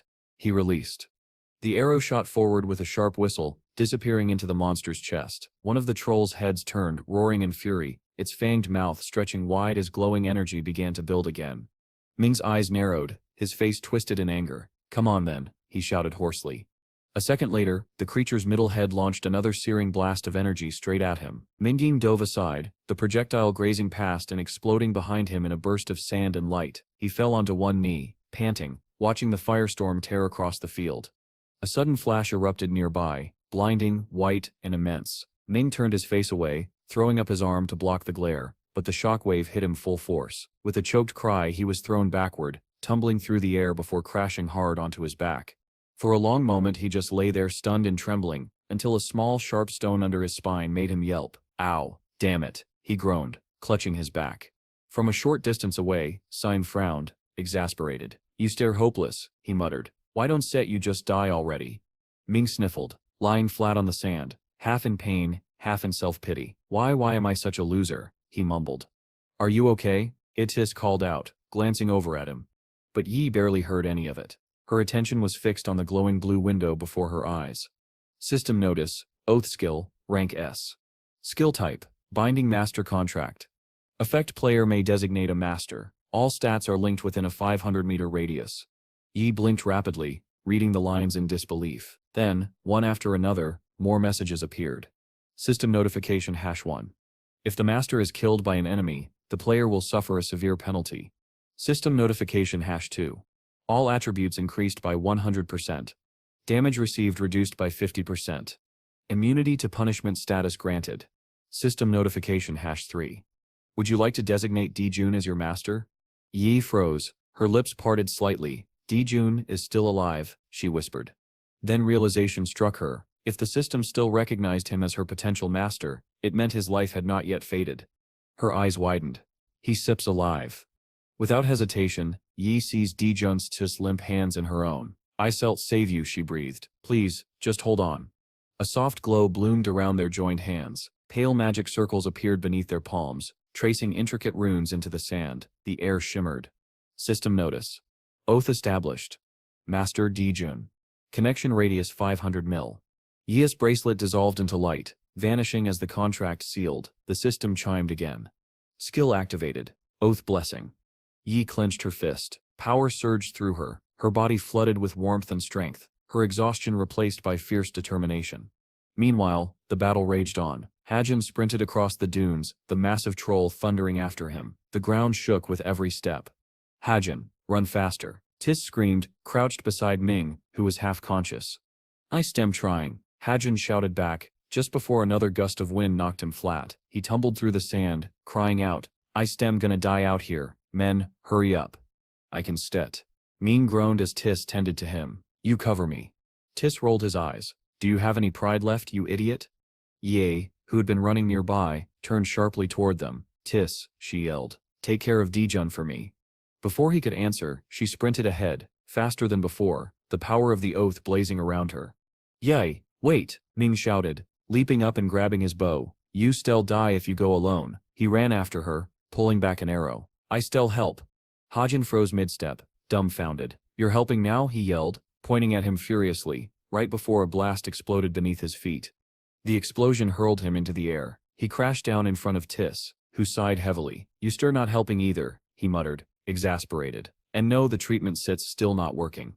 Tis was about to move toward Dijun when Hajin grabbed his wrist. "Heal me first," he wheezed. But at that moment, far across the battlefield, Dijun's fingers twitched. His eyes slowly opened. He blinked once, the sand-filled air coming into focus. A faint, translucent system window floated in front of him. System notice. Player Yi has chosen you as her master. Dijun stared blankly at it, his thoughts hazy. "Chosen me," he murmured. Then he felt it, a faint pulse of warmth, a powerful aura radiating from somewhere nearby. Yi's aura, her mana, burning bright as if reborn, now bound to his own. His lips curved faintly, the corner of his mouth twitching. "So that's what this is," he whispered, lowering his gaze to his trembling hands. "An oath?" And somewhere in the storm of sand and fire, the bond between master and huntress began to awaken. Dijun sat quietly, running his fingers through the scattered spirit stones in his lap. He could feel it. Yi's strength had grown, nearly doubled since the bond had formed. Her mana pulsed like wildfire through the air, resonating faintly with his own. Still, he chose not to step out yet. He didn't want to interrupt, or appear unnatural given what had just happened. Out on the battlefield, the three-headed troll let out a furious, deafening roar. Its 6 glowing eyes locked onto Yi as she circled the beast, blade drawn tight in both hands. Sand whipped around her ankles as she darted back and forth, the tension in her muscles sharp and alive. The monster exhaled, its middle head drawing in a massive breath before releasing a torrent of burning flame. Yi's eyes widened. She leapt aside at the last possible instant, the blast grazing her shoulder as she hit the ground and rolled. She thrust out a hand to brace her fall, gritting her teeth as pain shot up her arm. "Too close," she hissed, breathless. Before she could recover, the troll lifted one enormous foot, ready to crush her. The ground trembled beneath its weight, until a sudden projectile struck its back, forcing it to stumble forward with a cry of pain. The left head turned, growling in confusion. There stood Ming, his red cap low, bow drawn, and a cocky grin stretching across his face. "Eyes on me, ugly," he shouted. The creature roared again, flinging a shard of rock toward him. Ming dove aside, the projectile missing him by inches. Yi seized the opening. She sprang up, charging at the troll with both hands gripping her sword. With a powerful swing, she slashed across its arm. The monster bellowed, green blood spurting from the wound. Its fist came down in retaliation, slamming into Yi's crossed forearms and throwing her backward. She slid across the sand, barely keeping her footing, panting as she steadied herself. Her expression hardened. Steam rose faintly from her body as mana surged through her limbs. Yi screamed and lunged forward. Her blade cut through the air, leaving streaks of light in its wake. In an instant, she was behind the creature, and her katana slashed deep into its side. The troll howled in agony. She pivoted sharply, crouched low and prepared another strike. One after another, her blows rained down across its back. The monster's 3 heads screamed in unison, writhing in pain as her blade carved luminous arcs through the dust. The creature tried to defend itself, raising its arms to block her flurry, but Yi only pressed harder. Then, roaring in fury, the troll struck back with a wild swing. Yi twisted, dodging the blow, and with a sudden burst of speed, kicked upward, her boot smashing into one of its snarling faces. There was a crunch. Two of its fangs flew out into the sand. The beast dropped to one knee, wheezing. Yi didn't hesitate. She sprinted forward and drove her knee into its chest, knocking it onto its back. Panting, she climbed atop the fallen monster, raising her glowing blade. "This ends now," she whispered. The katana flared with light, and then she brought it down. The blade sank deep into the troll's skull. For a long moment, there was silence except for the faint hum of fading mana. Yi knelt atop the corpse, breath ragged. Then she slumped slightly, resting her hands on the hilt, as the last of the steam faded from her body. From a distance, Ming lowered his bow, wide-eyed. "She actually did it," he muttered, before collapsing beside Hajin. "You nearly got me killed, by the way," he groaned. Hajin scoffed, sitting cross-legged in the sand. You were the one shouting like a lunatic." Meanwhile, far away, Dijun finally rose from his hiding spot. He stroked his chin as he watched Yi through the haze. Her movements were sharper now, her strikes cleaner. Her swordsmanship has grown, he thought, still rough, but impressive. He glanced down at his torn suit, brushing off the sand. "New clothes," he muttered to himself. As soon as this is over, for a moment his expression softened. He imagined his daughter seeing him like this and nearly crying. He sighed. "I really should take care of that." Sung turned his head and froze, eyes widening as he spotted Dijun walking toward them, completely unscathed. Yi spun around, and the moment she saw him, her eyes filled with tears. "Dijun," she cried, throwing her sword aside and sprinting toward him. She crashed into him, wrapping her arms tightly around his waist. He hesitated, blinking in surprise before gently resting a hand on her head. "You're all right," he said softly. Ming squinted and muttered a curse under his breath. "Unbelievable." Tis approached, eyebrows raised. "How did you even survive that, Dijun?" he asked, incredulous. Hajin pushed himself to his feet, still groaning. "I swear I saw my life flash before my eyes. I think I lost 100 years in there." Tist's palms began to glow as he reached out, trying to heal Dijun just in case. But his face quickly changed. Confusion overtook him. "What?" he muttered, channeling more mana. "It's Sep's not working." Ming leaned over his shoulder. "What Sep's not working?" "The healing," Tis said, voice trembling slightly. "He doesn't have a single wound." Yi, still holding on to Dijun, looked up at him tearfully. "You stare not hurt at all?" He smiled faintly. "Not even a scratch." Ming snorted, picking at his nose. "Doesn't Sep matter? We steckin' alive. That Sep's what counts." Heijin clapped his hands together. "All right then, we rest here." He turned to Dijun. "That fine with you, boss?" Dijun nodded. "Yes, it's enough for today." He glanced at the pale pink sky above the rift. A moment of silence passed before Ming spoke again. "So," he said, rubbing the back of his neck, "how are we splitting the monster cores?" Dijun didn't even look up. "Equally," he said simply. "Each hunter takes the same share." Hajin raised an eyebrow. "And you? What do you take?" Dijun gave a small, almost amused smile. "The law doesn't allow civil servants to earn money from these expeditions." For a beat, the group was silent, and then Hajin laughed. "That Sep's actually pretty convenient." He pointed at Dijun, still grinning. "So only people like you can take payment, huh?" "Exactly," Dijun replied calmly, brushing the last grains of sand from his shoe. And as the wind settled across the battlefield, the red sky above the rift began to fade, a quiet, uneasy peace falling over the hunters who had somehow survived. Dijun raised his hand calmly. His tone was measured, but it carried a certain weight that made the others turn toward him. "Since I'm not allowed to take any payment," he began, "can I ask for a favor instead?"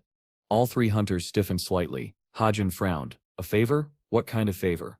Dijun simply pointed toward the battlefield, to where a faint glow shimmered above the fallen ogre's corpse. Hovering in the air was a sword, its blade gleaming faintly with the last traces of monster energy. "That," he said. "I stepped like that sword to go to Yi. Consider it her reward." Hajin and Tis exchanged glances, thinking for a moment before Hajin grinned broadly. "No problem. She Sep's the reason we Seps are all still breathing anyway." A few minutes later, Yi stood holding the weapon in her hands. The blade was smooth, heavy, and perfectly balanced. A hunter Sep's treasure. Her green eyes sparkled as she smiled, bowing slightly. "Thank you, everyone." Ming chuckled, tugging down the brim of his red cap. "You look dangerously happy with that thing," he said, smirking. The moment of calm didn't last long. Dijun's expression shifted as he sensed movement behind them. He turned, eyes narrowing. The rest of the group followed his gaze, toward a small squad of armored hunters approaching across the sand, their blue armor glinting in the fading light. At the front stood a woman with long silver hair, her demeanor polished and sharp. Beside her walked a man Jun recognized instantly, Minhu. "Fancy meeting you here," Minhu said, smiling coolly. "I didn't expect to see Yi and Jun together." His gaze flicked briefly toward the slain monster, and his smile thinned. "And you even managed to take down that. Impressive." Yi rubbed her cheek, embarrassed. "We just got lucky really, but thank you." Minhu chuckled lightly. "No need to be modest. You've gotten stronger." Jun crossed his arms and gave a faint grin. "She has. Must be the suit you gave her." Minhu Sep's expression faltered for a split second. Then he laughed quietly and shrugged. "I suppose so. I still take the loss this time." Before the tension could grow, the woman beside him, Mi, placed a gentle hand on Minhu Sep's chest. "That sip's enough," she said softly. "We still have work to finish." Minhu exhaled sharply and turned away, frowning. "We still talk another time, Jun," he said, already walking off. "We still go first." Jun said nothing, only watching as they turned to leave, a faint, mocking smirk tugging at the corner of his mouth. Fortunately for Minhu, he didn't see it. As they started off, Mi stepped forward with a polite smile, handing Jun a sleek business card. "If you ever consider transferring divisions," she said smoothly, "contact us. Our unit is always looking for capable people." Jun raised an eyebrow. "Transferring?" "Yes," Mi said brightly, "or, more specifically," she gestured subtly toward Yi. "We'd be interested in bringing her over. You could hand her off to us." The faint smile on Jun's face vanished. For a second, the wind itself seemed to go still. "I'm sorry," he said quietly. "What did you just say?" Mi tilted her head, sensing the change in his tone. "I just meant, if you start not using her for your own team, we could." The sound of tearing paper cut her off. Jun was slowly ripping the business card in half. Then again the pieces fluttering from his hands into the sand. His voice was low and steady, but there was steel beneath it. "I'm not interested," he said. Mi blinked in confusion. "I don't understand." Jun looked up sharply, eyes cold. "I don't care what others think of me," he said, "but if anyone suggests that a person under my protection can be traded, sold, or handed over like property." He stepped closer, his words deliberate and cutting. "Then I take that personally." The three hunters behind him, Ha-jun, Tis and Ming, stood frozen, wide-eyed at the edge of the scene. Mi trembled slightly, realizing her mistake. I didn't mean." Jun's jaw tightened. "This is your last warning," he said, voice like ice. "Never use that word, transfer, in front of me again." He lifted his chin, meeting her gaze with quiet fury. "Because what you just said," he added, "was insulting." Silence fell over the rift. The wind swept away the torn fragments of the business card, scattering them across the sand, leaving me staring, pale and shaken, as Jun turned away without another word. As night fell over the city, countless people began returning home, some driving through the quiet streets, others walking beneath the fading glow of streetlights. Among them was Judin, speaking on his phone as he made his way through the cool night air. He was apologizing for missing the corporate party, explaining that he truly needed to return home early. On the other end of the line, his drunken colleagues laughed and listened to the slurred speech of their intoxicated boss, Yi. Speaking over the phone, she reassured him that even if he caused trouble and left early, no one would be offended. Yi suddenly raised her glass, continuing her drunken retelling of the day's events. Chief Hekshu, ignoring the laughter around them, mentioned to Jun that since the hunters were strong, they could simply abandon them in front of the police station if necessary. Without warning, Hekshu snatched the phone from the boss's hand and greeted Jun himself. Covering his eyes, his voice thick with drink, Hekshu muttered that tearing up the company's business card had been going too far. As Jejin walked through the quiet streets, he apologized softly for the trouble. Hekshu suddenly stopped him, asking if he had anything else to say. Looking ahead at the glowing city skyline, Jun listened as Hekshu, his tone sobering, told him that there were moments in life when one must bow one's head, and others when it was necessary to let anger out. Frowning slightly, Hekshu continued, saying that even though the Aruga Guild was powerful, it didn't mean they had to lose every time. Both Hekshu and Yi suddenly shouted into the phone, cursing the arrogant Acurus Guild for their impudence. Hekshu's voice rose again, praising Jujin for standing up for Yi, declaring that no one had the right to treat her like an object. Their boss staggered closer, agreeing loudly that everything Hekshu said was true, and that it wasn't a bad idea to annoy a few boastful S-rank hunters. After moving a few steps away from the chaos, Hekshu turned to Jun once more, his tone suddenly earnest. He asked Jun to become his man, to stand by him. Yi and the boss both clenched their fists and smiled proudly at this show of camaraderie. Jun froze, trembling slightly as he heard Hekshu drunkenly call him a traitor for leaving, before offering drinks to everyone else. Straightening up, Jun said goodbye to his colleagues a bit hesitantly. When the call ended, he sighed with relief and glanced down at his phone. Soon he reached a pedestrian crossing near his home. The lights in most of the apartments were already off. Families had long gone to sleep. As he entered his home, his daughter Uni greeted him with a bright smile. He immediately asked if she had eaten, to which she cheerfully nodded, but then her expression turned curious. When Uni asked about his new clothes, Jubin looked away. Her eyes lingered on his neat suit, and he quickly improvised a story, claiming he had bought it from an old woman he'd felt sorry for. Uni frowned and interrupted skeptically, asking how an old woman could possibly sell suits. Her father froze, unsure how to respond. Uni turned abruptly, abandoning her question, and went to make tea. Still at a loss, June asked what she was doing. His daughter didn't answer right away. As she poured water into the kettle, she hesitated, her thoughts drifting. She recalled the strange things she'd found in her father's room and wondered about his secret life. Could he really be just an office worker by day? What if at night, he was something more, a hunter? Uni began to imagine it vividly, her father donning combat gear alongside Yi, moving as a team. She pictured Yi leaping over her father's shoulder, firing at enemies with perfect timing, calling out that they made an excellent team. Her father, smiling confidently, would reply that she could read his thoughts, and then in a burst of excitement, ask her to call him brother. The thought made Uni blush furiously, her imagination spiraling out of control. So caught up in her fantasy, she didn't even notice the kettle beginning to boil. Suddenly Joan stepped into the kitchen, pointing at the kettle. "Uni, it's boiling," he said. Startled, she jumped, and in her panic, the kettle slipped from her hands. Time seemed to slow. As the teapot began to fall, Jun instinctively reached out and caught it with his bare hands. Uni gasped in shock, watching as her father calmly set the hot kettle back on the table. "Be careful," he said softly. "You could get burned." "Dad?" Uni shouted, her voice trembling. "What are you holding? That sep's boiling hot." Jin blinked in confusion, glancing down at the kettle in his hands as if realizing for the first time what his sep's done. Trying to play it off, he smiled awkwardly, and said, "Is sep's not that hot? Maybe the water hadn't set boiled yet." Ignoring his excuses, Uni grabbed his arm and forced his hands under cold running water. "You have to cool them," she insisted. But Jin only smiled faintly. "It's fine really," he murmured. Uni hesitated, her worry softening into reluctant agreement. Lowering her head, she began to apologize. Jin turned, drying his hands with a towel. "What were you thinking about just now?" he asked gently. Uni froze. Then, as if remembering something important, she straightened suddenly. Without answering, she darted off toward her room. Jun stood in silence, watching his daughter disappear down the hallway, his expression unreadable. A few moments later, Uni reappeared, holding a small piece of paper in her hand. She stepped toward her father and offered it to him, asking him to take a look.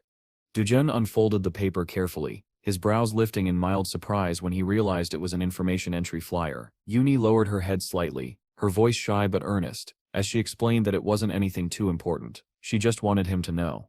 Then, raising her hands in a small reassuring gesture, she told him that he didn't have to come. She knew how busy he was with work. Jun stroked his chin, thinking quietly. When he finally smiled and told her that he would come, Uni's face lit up with joy. She threw her arms up, laughing happily, and thanked him over and over again. Elsewhere, Min paced restlessly, his voice rising as he retold how Jun had torn up the business card. Minhoo, watching him twitch and fidget with agitation, finally asked why he had come all this way just to talk about it, especially since even Minnie hadn't said a word. Min froze. His trembling stopped. A moment later, tears welled in his eyes. His expression hardened with emotion as he looked straight at Minhoo and asked him, almost pleadingly, to punish Jun. The scene shifted to the next day, inside City Hall. Jun stood from his desk as his boss approached. "Sorry to bother you," he began. The boss waved it off, waiting for him to continue. Jun asked if he could have Monday afternoon off. Leaning back in his chair, the boss raised an eyebrow and asked for the reason. Jun answered simply, "It was something personal." The chief tilted his head, studying him. "Something you can't talk about?" he asked. Jun nodded quietly. Scratching his chin, the chief sighed. "That might be difficult," he said. "Hekshu is leaving on a business trip that day." Jun blinked. "A business trip?" he asked. The chief nodded. "You remember the event happening next Monday? We got an official notice asking all nearby organizations to participate. We can ignore it, so Hekshu will attend the entrance ceremony at the Hunter Academy." At those words, Sep's eyes widened.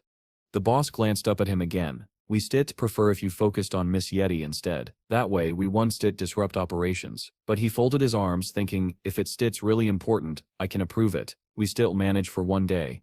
For a moment, the chief seemed lost in thought. considering a dozen possible outcomes at once. Feeling uneasy about pressing the matter, Jujin nodded respectfully and excused himself. Later that afternoon, the story moved to the Eden Cafe in the city center. Jujin sat across from Hyekshu, both men sipping from steaming mugs. Jujin mentioned that he'd heard about the business trip from their boss. Smiling faintly as he spoke, Hyekshu chuckled, saying he'd be gone from 8 in the morning until 2 in the afternoon before heading back to the office. After a pause, Jun looked at him seriously. "Could I go instead?" he asked. Hyekshu blinked, confused. "Why are you asking that all of a sudden?" For a moment Jun didn't answer. His hands tensed slightly around his cup. Outside, clouds drifted slowly across the pale blue sky as he began to explain everything. When Jun finished, Hyekshu nearly dropped his drink. He stared at his colleague in disbelief. You have a daughter?" Jejun bowed his head slightly, his tone calm but hesitant. "Please, keep it a secret from the others." Setting his drink down, Hyekshu asked his age. 26, Jejun replied. Hyekshu's eyes widened again as realization struck. Jejun's daughter was 17. "Wait, are you married?" he asked, his voice wavering. Jun shook his head and closed his eyes. "She's not my biological daughter," he said softly. Hyekshu sat back, stunned and unsure what to say. Extending his hands as if to steady the conversation, he exhaled slowly. As they later crossed a pedestrian street together, Hyekshu asked if Yi knew about everything. Jejun nodded. "She does. Why?" Hyekshu sighed in relief. "Good. I thought maybe she didn't set."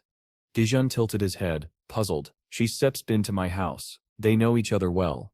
Hyekshu laughed lightly, pressing a hand to his chest. "That's good to hear. Still, if that's the case, and still tell the boss, you should go. Don't worry, and still keep your secret." Time passed, and Monday finally arrived. Jejun stood near a bridge, looking at the large banner fluttering in the wind. Hunter Academy welcomes all new students. He stayed off to the side, watching as crowds of people streamed toward the academy gates. The air buzzed with excitement and chatter. He squinted, trying to see why so many had gathered. Then, hearing a burst of screams behind him, he turned, and saw the crowd surging toward someone. It was me. She walked confidently through the crowd, smiling politely as people called her name. Dozens rushed forward asking for autographs, but she waved them off, apologizing that she was in a hurry. Jejun frowned slightly, watching as a young boy ran toward her in admiration. Even people like her come to these events, he thought. He turned away quickly, hoping she wouldn't notice him. A meeting with her right now would bring nothing but trouble. But before he could slip away, Mi's face lit up with recognition. Her eyes widened, and she broke into a delighted smile. Jejun froze, his expression tightening as realization hit him. There was no escape.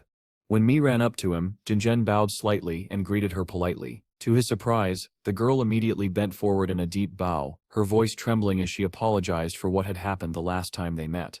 Caught off guard, June stood frozen, watching her bow repeatedly. "I was too excited back then," Mi said quickly, her tone nervous yet sincere. Behind them, murmurs began to ripple through the crowd. People whispered among themselves, trying to guess who June was. Some even speculated that he might be an S-rank hunter as well.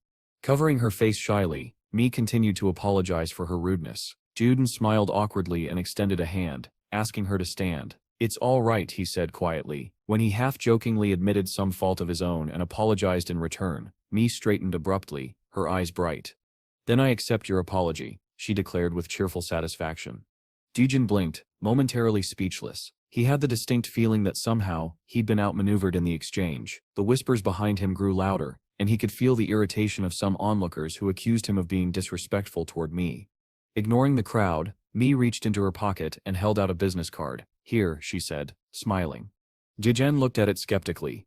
"Why are you giving this to me?" "It's a reminder," she explained, "of our peaceful intentions." He frowned slightly, unsure what she meant. Mi's expression softened as she added, "It has nothing to do with Yi. If you ever need help, you can contact me. That's all. It's just a reminder." Jejun stared at the card in silence for a moment, then smiled faintly and thanked her. Mi returned the smile, tilting her head toward the academy building. "We should go inside," she said. "The ceremony's about to begin." They joined the growing crowd near the event hall. Dozens of students stood in neat lines as an announcement echoed from the loudspeakers, welcoming everyone to the Hunter Academy's entrance ceremony. Among the crowd of hopeful students stood a cheerful girl named Uni, smiling as she waited for the event to start. Up in the stands, Mi watched the preparations with sharp eyes. Something caught her attention, and she tensed. She focused on one face in the audience, Jejun. A strange feeling ran through her. That aura, it couldn't belong to an ordinary man.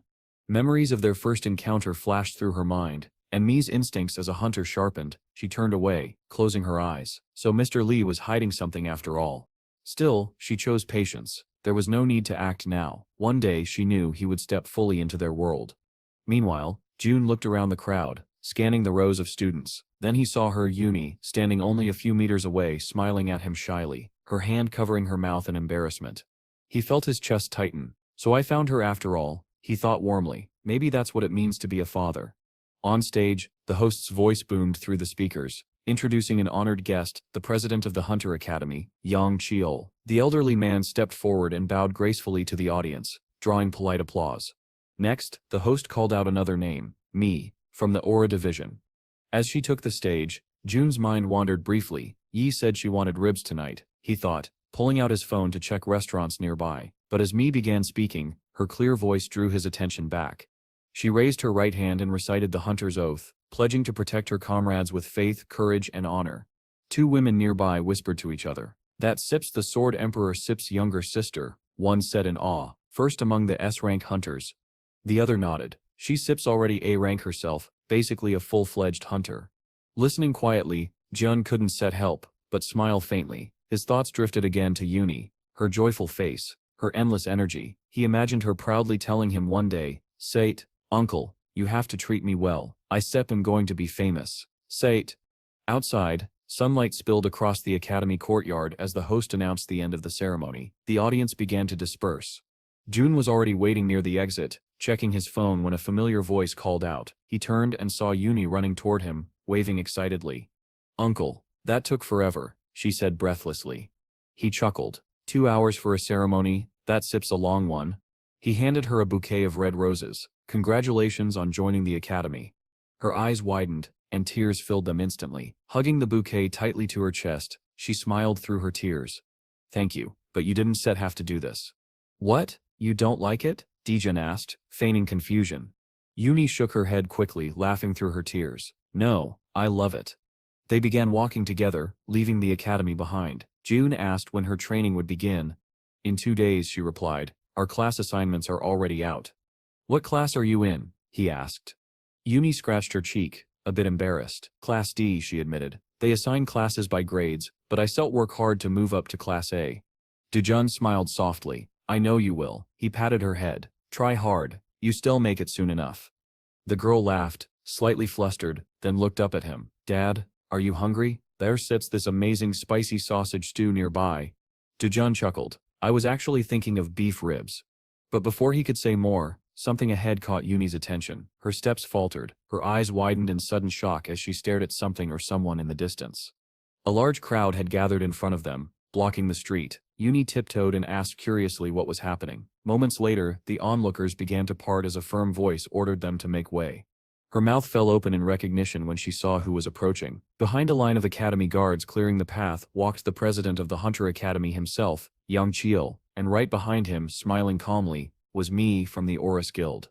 Another figure followed them, a tall man with dark blue hair, his posture straight and his presence commanding. Uni gasped, her eyes sparkling. "That sits Gangon, the Sword Emperor himself." Mi noticed them among the crowd and waved cheerfully. Turning toward Jejun, she called out, "Mr. Lee, have you had lunch yet?" "We were just about to," Dejun replied, caught off guard. Uni turned to him, eyes wide in disbelief. Her father personally knew Mi, one of the most famous hunters alive. Before she could even voice her amazement, Mi smiled warmly and suggested, "Then why don't we have lunch together?" She glanced down at Uni with a friendly grin. "Would that be all right?" Uni nodded eagerly, barely able to contain her excitement. At that moment, President Yang Shiel approached them, his eyes curious. "And who might these people be?" he asked. Mi quickly stepped forward, gesturing toward Jun. "I mentioned him earlier, the manager of the Rift Zone at Seoul City Hall." Yang Chiel studied Jun for a moment before smiling. "Ah, I see. So this is the man responsible for overseeing hunter operations in the area." The two men shook hands. "It's an honor," said the president warmly. "The honor is mine," Dejun replied politely. Meanwhile, Mi crouched slightly and playfully hugged Uni. "And who stits this? Your little sister?" Dejun scratched his cheek awkwardly. "My daughter," he corrected. Mi blinked, then let out a soft laugh, hiding her surprise behind her smile. "She's adorable," she said, asking Uni for her name. Yuni introduced herself clearly and confidently, while Duden tried to maintain composure. The situation felt awkward, like everyone was pretending not to notice how strange it all was. A moment later, Gangon appeared behind Yong Kyo. Sister, he said calmly, we should be going. Mi frowned slightly at his tone, her expression stiffening as if her brother's words had offended her. She crossed her arms, but before she could speak, Yong Chil gestured toward Jujin and Yuni. This is Gangon, he said, the Sword Emperor. Jujin tensed immediately, his mouth parted slightly, as he stared at the legendary hunter standing before him. Gangon inclined his head with a faint, polite smile, his gaze sharp but not unkind, yet behind the calm expression, something in his eyes flickered, measuring, analyzing. Tijun bowed respectfully. It's an honor to meet you, he said. Yi, who stood beside him, quickly followed his lead with a small nervous bow. Gangon returned the gesture, smiling faintly, then reached out to gently pat Yuni on the head. And who might you be? Yang Chiol chuckled. This is Yuni, Mr. Lee Sip's daughter. Yuni's eyes widened as she froze under the Sword Emperor's gaze. Her heart pounded. The #1 hunter in the world, standing right in front of me. Her mind raced. She'd read every article about him, how he had created entire schools of swordsmanship, how his techniques shaped the foundation of modern combat. Now he was here, close enough for her to hear him breathe. Sweat trickled down her temple as she stammered a soft greeting. Mi, standing behind, smiled knowingly, closing her eyes with quiet amusement. Gangon studied June for a moment, a thoughtful look crossing his face. You have the build of a fighter, he said lightly. Are you a hunter? Jujin lowered his eyes modestly. No sir. I sep not. Gangon-sit's smile faded slightly, his expression one of mild disappointment. A shame, he murmured. You would have made a fine one. Dijon chuckled quietly, his tone humble. Thank you for the compliment, but I'm content where I am. Inwardly though, he thought, so the Sword Emperor is as perceptive as they say. Gangon turned toward his sister. Mi, come say hello properly. But she remained still, her arms crossed, her face composed and distant. I'm not interested in people weaker than me, she said coolly. Gangon frowned, his voice firm. Mi. Startled by his tone, she hesitated before reluctantly stepping forward. Extending her hand half-heartedly, she greeted Dijin and Yuni with forced politeness. Yuni responded with an awkward smile, bowing her head slightly. The others, Yungshiol and Gangon, both smiled thinly, beads of sweat forming on their foreheads as the tension lingered. Finally, Mi sighed and muttered under her breath, I still don't really recognize this man. Dijin smiled faintly, closing his eyes. That Sip's all right. I Sip's just glad we met again. Beside him, Yuni continued to smile, her expression stiff but sincere. Yong Chiol clapped his hands lightly. Well, that Sip's enough introductions for now. Let Sips have lunch. Under the warm midday sun, the group made their way to a nearby VIP restaurant, its glass walls glinting like crystal. Inside, the scent of grilled meats and fresh herbs filled the air. The table was large and luxurious, covered with an array of beautifully arranged dishes. Someone commented that the restaurant was quite popular among hunters. Mi nodded. I've been here a few times, she said. Yang Chiol chuckled. I had breakfast here this morning. Across the table, Mi Sip's younger sister Yunju rolled her eyes. No one asked, she muttered, so why should I care? The group laughed softly. Yi glanced at Doan with a gentle smile, while Mae leaned forward, her tone playful. You know Mr. Lee, we first met in this very building. Her words hung in the air, light and teasing, while Yuni watched her father closely, curious, unsure and quietly proud that he somehow moved so naturally among legends. Dijun looked at me thoughtfully, a faint smile tugging at the corner of his mouth. She returned it, tilting her head slightly as she said, I saw you talking to my Sunbae before the assessment. Remembering the encounter, June nodded. Ah yes, how's Sip's hunter Manhwa doing these days? Mi chuckled softly, still as gloomy as ever. At the same time, Yi, who was seated next to Dune, paused mid-bite. Her spoon hovered in her hand as she processed his earlier words. Manager of the Rift Zone. Her eyes widened as realization struck. Does that mean he actually enters the rifts himself? Before she could dwell on the thought, her attention was suddenly pulled elsewhere. Her face lit up as she exclaimed, how can this food be so good? Yong Chiol clasped his hands together, laughing heartily. I'm glad you like it. Go ahead, eat as much as you want, he said, clearly entertained. Inwardly though, he admitted to himself that he couldn't quite understand her excitement. He'd eaten like this for years. Meanwhile, Yunju sighed audibly and muttered under her breath, plebeians. Gangon shot his younger sister a warning look. Enough. She froze immediately and bowed her head. Sorry. Mi smiled faintly while Yunju, pouting, crossed her arms and mumbled, Opasep's always angry with me. Gangon, shaking his head, chuckled wearily. If only my sister were half as polite as Miss Uni, he said with mock exasperation. Uni flailed her hands, her cheeks turning pink. And no, please don't say that. I'm just grateful to share such a wonderful meal, she said quickly, turning to June with a beaming smile. Isn't it delicious, father? Without looking up from his plate, June nodded. It's excellent, he said simply. Uni blinked as she noticed the growing stack of empty dishes in front of him. He was already on his fourth plate. She gave a sheepish laugh. I'll try to cook this well at home someday, she said. Still chewing, June nodded approvingly. That would be nice. Before their small exchange could continue, Mi glanced at Uni with an inquisitive smile. By the way, have you taken your preliminary assessment yet? Uni blinked in confusion. Preliminary assessment. Waving her finger with exaggerated elegance, Yoonju answered instead. It's a test that measures potential using special equipment. You don't have to be a hunter to take it. Resting her chin on one hand, she smirked slightly. But it's expensive, most people can afford it. Gangon frowned. Yoonju, he said in quiet reproach. The girl shrugged, raising her brows. What? I was just explaining. Uni lowered her gaze, embarrassed, and opened her mouth to politely refuse, but before she could, Yoon Shiel smiled warmly. Don't worry about the cost. We still cover it. Consider it a gift. Unisep's eyes brightened instantly. Really? Then, I'd love to try, she said eagerly, clasping her hands together. I've never done something like that before. Yoonju rested her head on her palm and muttered under her breath. Some people have all the luck. Gangon smiled faintly. That's wonderful, he said. Mr. Lee, perhaps you should try as well? Dijun hesitated. Ah no, I still pass. Mi leaned forward, teasing lightly. Why not? If your results are good, you could even become a hunter. But Jujen shook his head. Not interested. Yang Chiol interjected with a friendly chuckle. You should reconsider, Mr. Lee. It's not often one gets the chance to use academy-grade equipment. Gangon nodded in agreement, his tone more serious. I'd like to see the results myself. Reluctantly, Jejun sighed. All right, I'll do it. Moments later, the testing chamber glowed with bright light. Yi stood beneath the scanning device, visibly excited. As the machine finished its work, Mi stepped forward to receive the printed results. She glanced down at the paper, and her eyes widened. This, she murmured, bringing the sheet closer to her face. A potential A rank, predicted awakening of an A rank skill. Gasps rippled through the room. Yi blinked rapidly, trying to process the words. E rank, did I hear that right? Gangon raised an eyebrow, genuinely impressed. That's rare, you must have remarkable latent talent. Turning toward Dujin, Mi grinned. Looks like she's got a bright future ahead of her. Dujen chuckled softly but said nothing.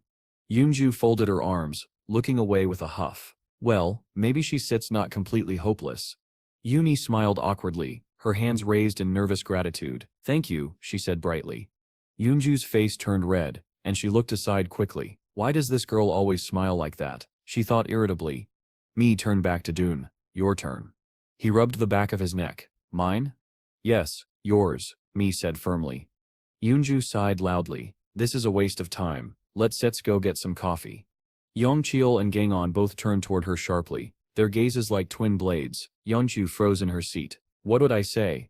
Meanwhile, Jejun stepped into the device. The room dimmed as a faint glow surrounded him. He closed his eyes, tilting his head upward. The hum of the machine filled the air as the scan began.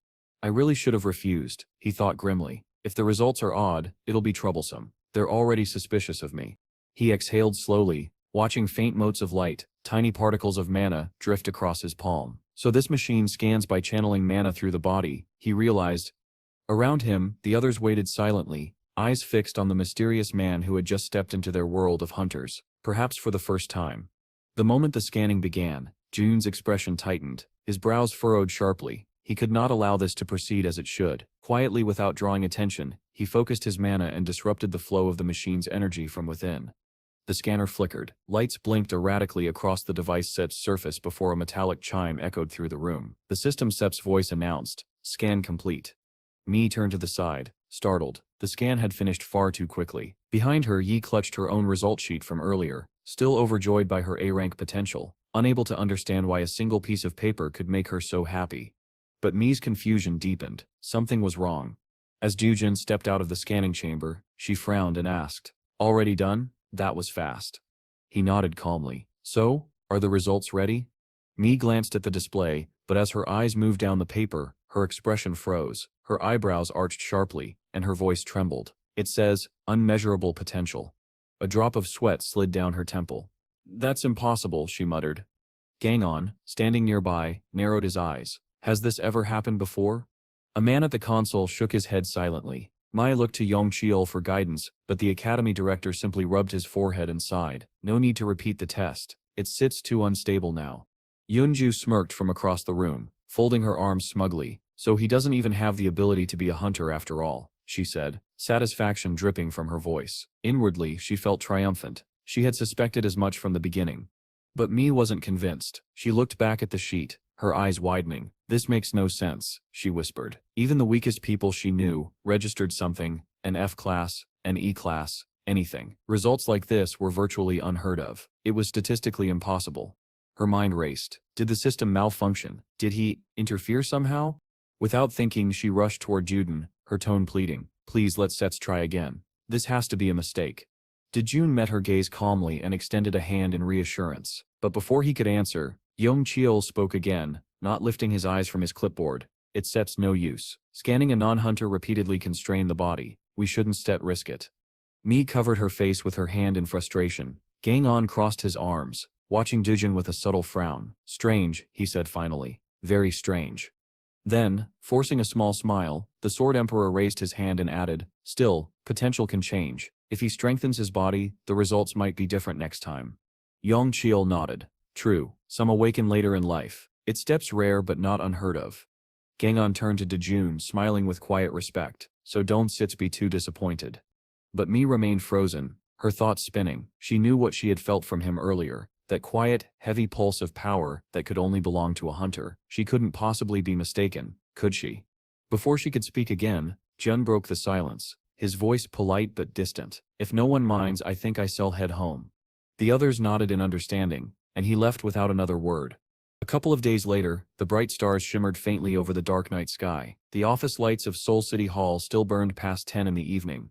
Jujun's boss sat slumped at his desk, his tired eyes squinting at the monitor. If I keep this up, I'll lose my mind, he muttered. Across the room, one of the senior officers turned from his paperwork. Boss, he said casually, how about we go to the sauna after work? Might help us unwind. The boss let out a weary laugh. I sipped go if I could move. Ji-jun continued typing quietly, ignoring their banter. His focus stayed fixed on the glowing screen in front of him. The boss flexed his trembling fingers and sighed. I don't even have the strength to make it home. I still just crash here tonight. Who frowned? You expect me to stay too? The boss smiled slyly. It sits cold here when I them alone. Then freeze. Hu replied flatly, gathering his documents. Just then, the phone on Don Jun's desk buzzed. He checked the screen. Uni. Hey, he said, picking up. Her cheerful voice came through instantly. Dad, are you coming home tonight? Ji-jun glanced at the mountain of paperwork in front of him, and sighed. Probably not. I've got too much to finish. I might stay here. Unisep's tone softened. Should I bring you something to eat then? He smiled faintly. No need. I can order something if I get hungry. Then, maybe a change of clothes, she offered. I said him fine, Uni. She hesitated before asking, do you at least need fresh socks? He chuckled, shaking his head. Everything Sep's fine really, but it's Sep's late. Don set go out tonight, okay. Her voice fell slightly. Okay, good night. Good night, he said, and ended the call. The boss leaned over his desk with a teasing grin. Was that Miss Cha? Dijin blinked in confusion. What? No. Don set lie, the boss said, with mock suspicion. Yusef got that look. You can fool me. Before June could protest, Hu walked back in, holding a folder. Boss, has the rift near Wankan Mountain been confirmed? The boss groaned, rubbing his temples. Yes, and I hate this time of year. Stretching his arms, he muttered irritably. Every semester the Hunter Academy asks us to supervise their field training. Why us? Hu smirked. Because no one else will. The boss scowled. They should find someone else then. Listening quietly, June frowned slightly, lost in thought. Wankan Mountain, the Hunter Academy field trip. A quiet unease settled in his chest. Uni will be there too. Dejun sat quietly, staring at the faint reflection of his face in the darkened office window. He thought for a moment that perhaps he should tell Uni the truth about the rifts, about what he really did inside them, but then he frowned slightly. She already knows I work in rift management, he thought. That should be enough. Outside, the street below was bathed in the soft glow of high-rise lights. The city hummed faintly, calm and distant. Later that night, Uni met him at the apartment door, her tired smile brightened by the sight of him. I was worried, she said softly. You should tell me when you steer working late. Before he could answer, she noticed someone else emerging behind him, a half-asleep man in pajamas, clutching a blanket, shuffling toward the elevator. Dejun sighed. Sorry about that, he said with an apologetic smile. But Unisep's face suddenly lit up again. Oh, I almost forgot, next week we're going on our first field trip to a rift. He blinked. A rift? Yeah, she said excitedly. It's Sep's just an F-rank rift, but it's Sep's my first one, so I stem a little nervous. Her words made him pause. She looked up at him curiously, remembering what his colleagues had said about him. Wait, you stir the manager of rift zones, right? So what do you actually do? Dujun hesitated, glancing away. I am in charge of everything related to rifts. Unisep's eyes widened in fascination. So that means you go into them? He looked down at the floor, saying nothing. The silence was enough of an answer. Her voice trembled. Then you do go inside. When she asked what he did in there, Dejun forced a nervous laugh, gesturing wildly with his hands. He started explaining the duties of hunters, patrolling, securing boundaries, monitoring energy flow and dealing with anomalies. His voice grew faster, his gestures exaggerated, trying to turn the conversation into something mundane. And that's basically it, he concluded with a forced smile. But Unisep's expression darkened, her hands clenched at her sides. You expect me not to worry about that? Before he could reply, her voice rose sharply, echoing through the apartment. Do you even know how many hunters die in those cracks every year? Neighbors below began thumping their ceiling in protest, but Uni didn't care. Her worry burst out in full force. Dejun raised his hands helplessly. Uni? No, she shouted, stamping her foot. This is unacceptable. You can just walk into rifts like that. He blinked in surprise as she thrust her index finger toward him. That sips it, I'll train you myself. Train me, he asked, pointing at himself, bewildered. She nodded firmly, her brows furrowed in fierce determination. Yes, I may still be a trainee, but I am a future hunter, and according to the fortune-telling machine, I am going to be A rank. Jejun stared at her, speechless.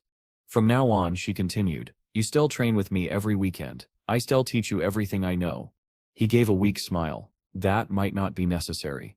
But she wasn't set done, and on Monday, you are going to the Hunter Seps Bureau to apply for a body enhancement. That way you can start accumulating mana. For a moment Jejun could only stare at her blankly, a drop of sweat sliding down his cheek. If anyone from the Central Plains heard this, he thought dryly they'd faint on the spot. Without waiting for him to protest, Uni threw on a jacket and motioned for him to follow. Where are you going at this hour? He asked, frowning. Outside, she said, her voice full of purpose. We need to check your basic stats first. Under the flickering glow of the park's streetlights, she stopped and faced him. Okay, open your characteristics window. My what? Your status window, she repeated, as if it were obvious. Hold your hand out and call it up. He hesitated, then did as she said, lifting his palm in front of him. All right, he muttered. There. Now read it out loud, she demanded, stepping closer.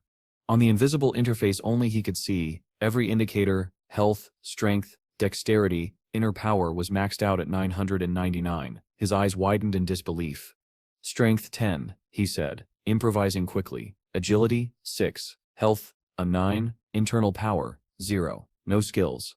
Uni blinked, taken aback. Wait, your total is 25, that SIP's impossible. She clenched her trembling hands. That SIP's the same as an E-rank hunter. Dojun scratched his neck awkwardly. That sounds like a lot, right? Her brow furrowed as she stared at him. Your strength and health are higher than mine. Though, I guess that SIP's normal. You still in good shape. She tilted her head thoughtfully. But what SIP's this a inner power stat thing? I've never heard of that stat before. Dujun froze. It's SIP's a typo, he said weakly. It was supposed to say set mana SIP's 0 mana. She relaxed and smiled again, folding her hands behind her back. That makes sense. Ordinary people don't have mana, but still, your stats are unusually high.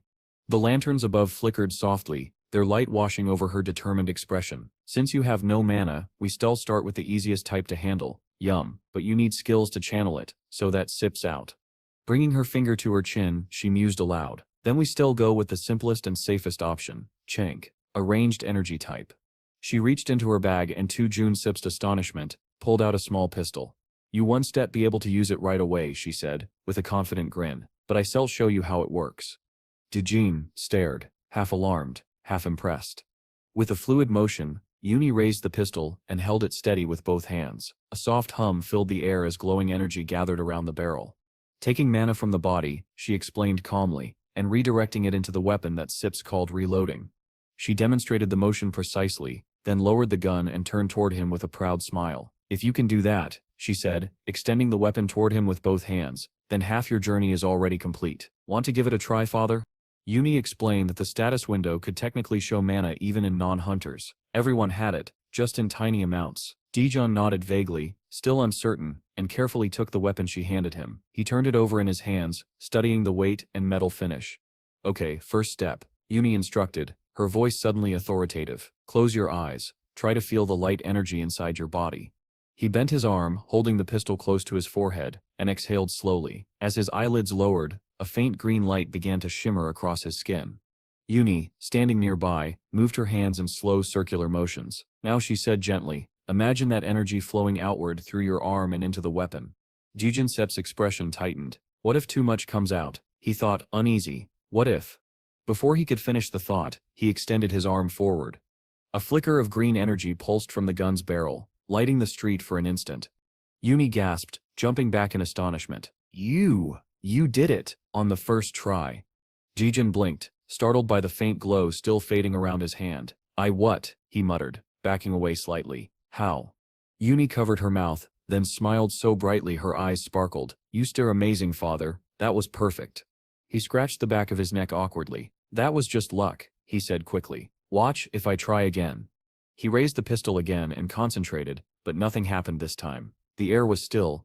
Yumi puffed out her cheeks in frustration. Unbelievable. I've been trying for a month to get it to activate like that. Her shoulders slumped, then she frowned seriously. But even if you can use mana, I still don't Set want you to become a hunter. Set's too dangerous. Dujen chuckled softly. Don't Set worry. I don't Set plan to. Standing beneath the flickering streetlight, he sighed and glanced down the quiet lane. Come on, let Sits go home. Sits late. Yuni nodded reluctantly, and the two walked back through the sleeping neighborhood. The next morning, around 9 o'clock, Hu walked into the office with a cup of coffee. He stopped dead in his tracks when he saw what Dujin was doing. The man froze for a moment, eyes widening. Are you forging a document? He shouted. Do you want to get yourself arrested? Dujun, hunched over his computer, was calmly stamping a digital seal, the official insignia of the Hunter Academy. Without even glancing up, he replied, relax, I step not getting arrested. Hu gawked at him. You step for forging a Hunter Academy certification. That Sips literally prison time. After a moment of silence, he asked more quietly, why are you even doing this? Dijin stared at the monitor, his face unreadable. Because it needs to be done, he said softly. When they stepped outside a few minutes later, he folded his arms and looked at him with concern. You really do have a complicated life, don't you? Dujan didn't said answer. Hu hesitated, then asked, your daughter, she Sips going on that field trip too, right? Dujin lowered his eyes. Yes. That Sips true. Hu's voice softened. So, are you going to hide it from her? Because the three of us, you, me and the boss, we're all assigned to supervise that rift. Dijin looked off into the distance. No point hiding. Everyone important already knows. Hu smiled faintly. You are worrying too much, as usual. He exhaled slowly. Besides, something big Sep's happening next week. Dijun turned to him. What do you mean? The Hunter Academy Ses due for a full inspection. Hu explained, if things go well, we might get promoted. Maybe even get a V-rank rift under our management. Dijun blinked, picturing the academy building in his mind. And if it doesn't go well? Hu shrugged. Then we lay low for a while. They both laughed softly, though neither found it funny. A week later, under a bright blue sky, the sound of voices echoed through the clearing near Wankin Mountain. A man in uniform clapped his hands loudly, making several students flinch. All right, listen up, he called. My name's Chiyu, director from City Hall. With me are Ho and Mr. Lee. He gestured to June, who stood quietly beside him. The gathered students straightened. Among them Yuni stood at attention, eyes wide and focused. This rift is F rank, Director Chu continued. You still mostly encounter goblins, nothing dangerous, but remember a rift is still unpredictable. Safety comes first. He paused for effect, and second, watch out for each other. The young trainees murmured in acknowledgement. One student standing beside Yuni muttered discontentedly, City Hall sent lecturers again. Chiu raised his hand. Any questions? No one spoke. Then let Sets move out. As they began marching toward the forest trail, Yuni crossed her arms and glanced toward the group of adults following behind. Her eyes fell on Dujin. Why do ordinary people go into rifts? She wondered. Doesn't he realize how dangerous this is? Jijun, calm and silent as ever, trailed at the back beside the boss and Hu. Pretty good speech, huh? The boss whispered proudly to Hu. My ears are still ringing, Hu grumbled. Overhead, the sky was clear, sunlight scattering across the trees. The young hunters ran ahead with excited laughter, slashing at goblins and cheering as they struck them down. But their joy quickly turned eerie, their grins too wide, their movements too fierce. Watching from a distance, Hexu frowned. They're enjoying that a bit too much, he murmured.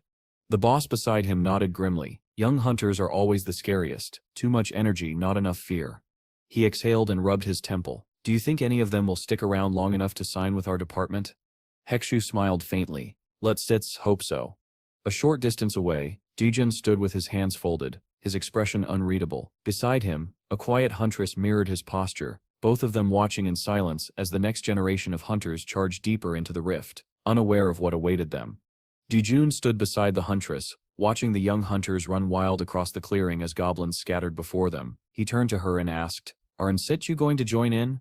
The girl gave him a disinterested look. Hunt goblins? The weakest kind, she scoffed. I don't see any benefit in that. Her gaze returned to the clearing, where the trainees were shouting and laughing as if it were a game. Are you the one responsible for them? She asked flatly. Jujin shook his head. I am just an assistant. The huntress gave a quiet, unimpressed tisk. Then, what exactly can you do? The boss, who had been standing nearby, turned toward them with exaggerated curiosity. Dijin didn't even look at him. Keep your comments to yourself, he said evenly. The boss grinned and leaned closer to the huntress. You're not scared, are you? First-time field training can be intimidating. His tone was teasing, almost playful. She glared at him. Unfazed, he added cheerfully, Don't worry, we'll have your back. Just go out there and enjoy yourself. The huntress crossed her arms. Please, you wouldn't even have the stamina to catch up with me. That struck a nerve. The boss's smile vanished instantly. What was that, you little?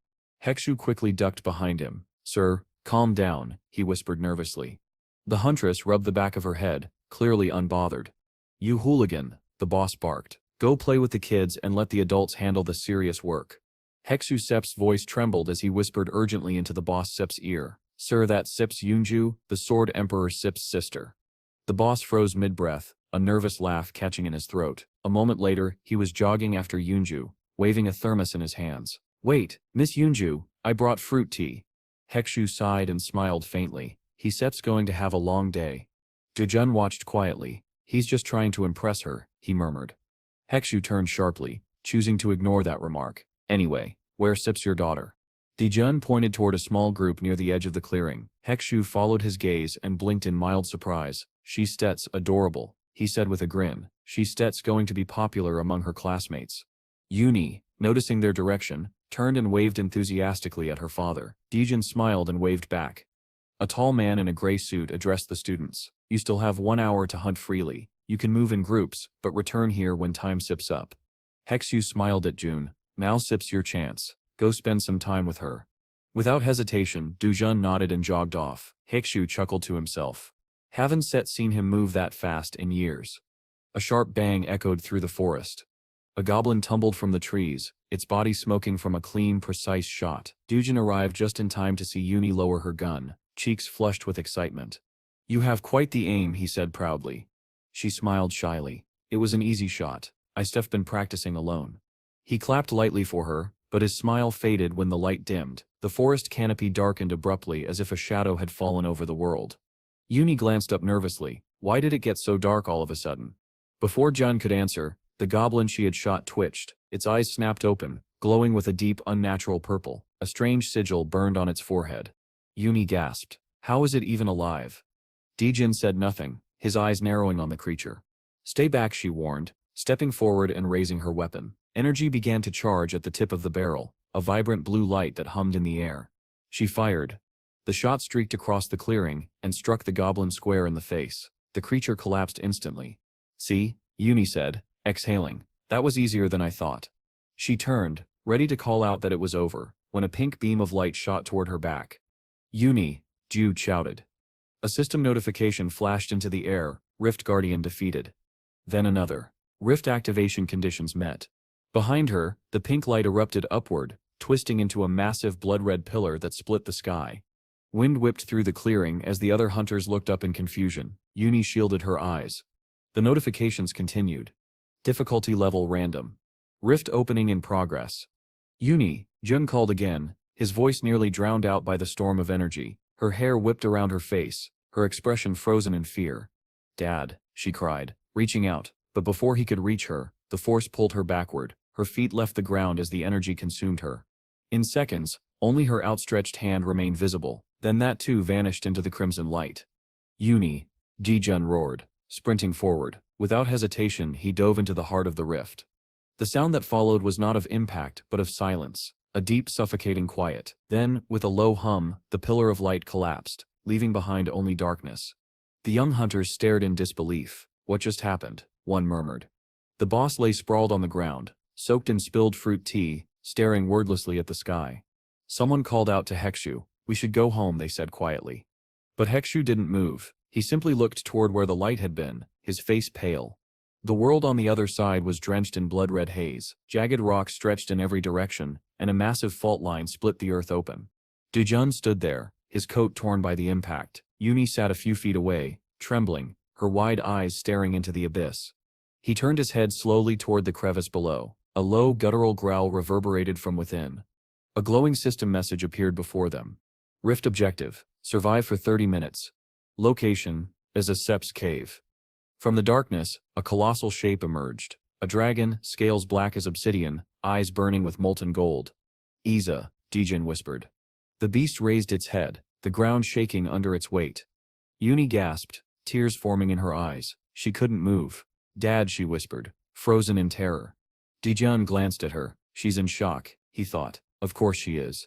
He sighed softly. "Why does this always happen when I sit from trying to hide what I can do?" He picked up Yuni's pistol from where it had fallen and rose to his feet. "Dad, what are you doing?" Yuni called out, her voice trembling. He turned back to her and smiled faintly. "Stay here. Estelle, end this quickly." "Wait, you can sit." But Dujin was already walking forward, calm and unhurried, as the dragon loomed above. Iza lowered its head and let out a thunderous growl. "Pathetic insects," it rumbled. Its jaws opened, and a storm of flame erupted forth, rolling toward Jun and Yuni like a blazing tide. "No," Yuni screamed. Dujin stood motionless, eyes half-lidded. As the inferno closed in, he lifted one hand, palm outward, and exhaled slowly. The wall of fire split in two, dividing cleanly around him and his daughter without touching a single hair on their heads. The flames dissipated into the air, leaving silence behind. And Jun, his coat fluttering in the wind, lowered his hand and stared calmly at the furious dragon before him. Yi leaned back in shock, her heart pounding as the roaring flames curved sharply to avoid her. She instinctively raised her hands to shield her face, but the fire never touched her. The inferno split in two, racing past her on either side. She blinked rapidly, her mind struggling to make sense of what she'd just witnessed. Did the dragon spare us? She thought, trembling. But when she looked up at the massive creature's stunned expression, its golden eyes wide with disbelief, she realized the truth was quite the opposite. Her gaze shifted to her father. He stood firm amid the scorched ground, calm and unflinching, the mana pistol raised at his side. The weapon hummed faintly with residual light. "How?" she thought, staring. "He doesn't even know how to shoot that properly." Dujin glanced at the pistol, sparks still flickering faintly around him. He exhaled and spoke in a steady voice, more to himself than to her. "Since you Steph already shot once, Yuni, I suppose one set hurt." The dragoness tilted his massive head, a drop of sweat forming on his scaled temple. His glowing eyes narrowed as he sensed the energy building once again. From the barrel of the gun, a pale blue glow gathered, condensing into a sphere of light that quickly grew in size. Sparks crackled through the air, enveloping Jun in a shimmering aura. His silhouette was nearly hidden behind the growing ball of mana. Es' tail twitched. His chest rose sharply as the realization hit him. "Wait, time's up," he stammered, lifting his claws defensively. Dijunset's expression didn't change. His voice was calm, cold, almost casual. "Then hurry up and finish talking before I break the mana pistol." "I just have one question," Iza blurted out, trembling. "Do I have to die for this demonstration?" Jujin tilted his head slightly.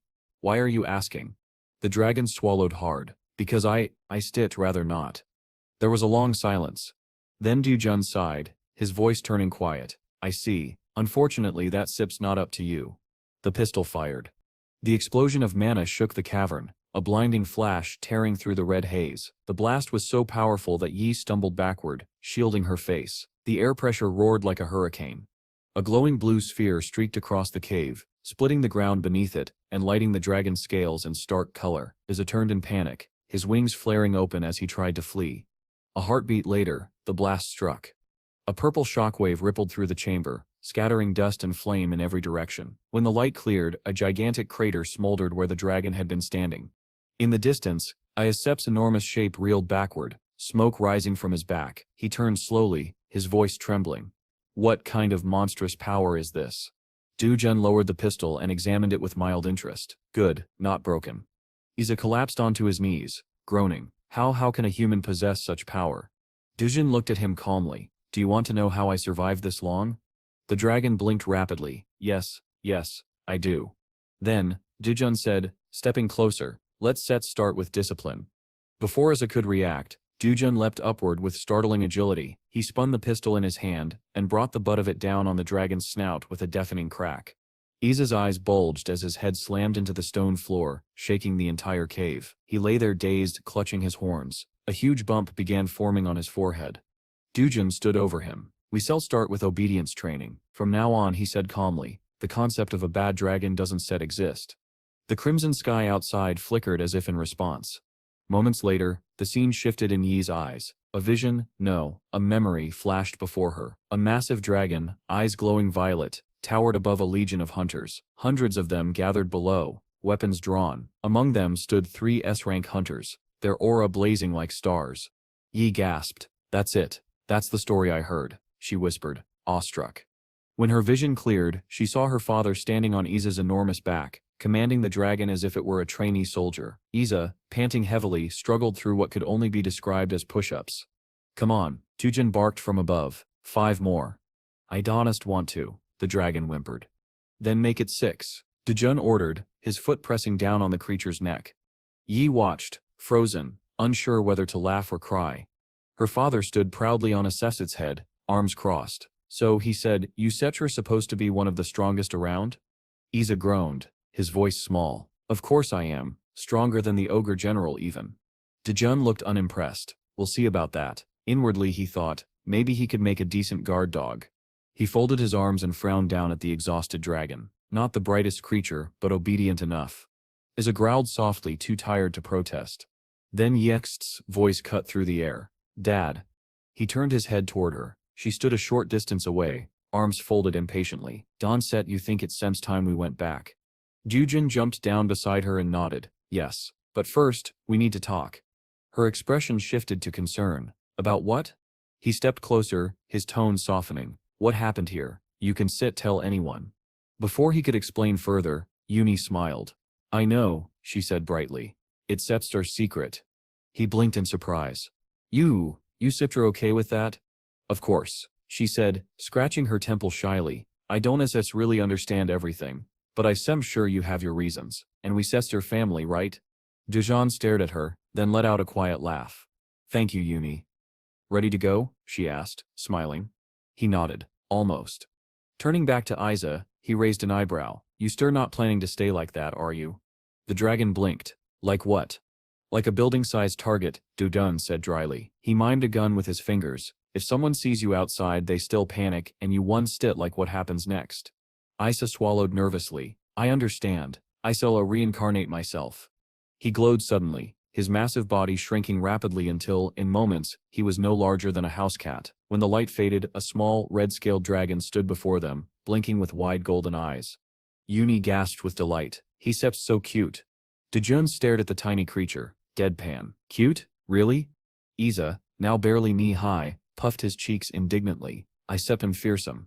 Du-jun sighed and looked at his daughter. You can keep him, he said, but if he causes trouble, I'm returning him to full size. Uni beamed, hugging the little dragon. Don't worry, Dad, he'll be good. Iza, sulking, muttered under his breath. I already regret this arrangement. Du-jun only smiled faintly, turning toward the faint shimmer of light where the rift exit was forming. Let's go home.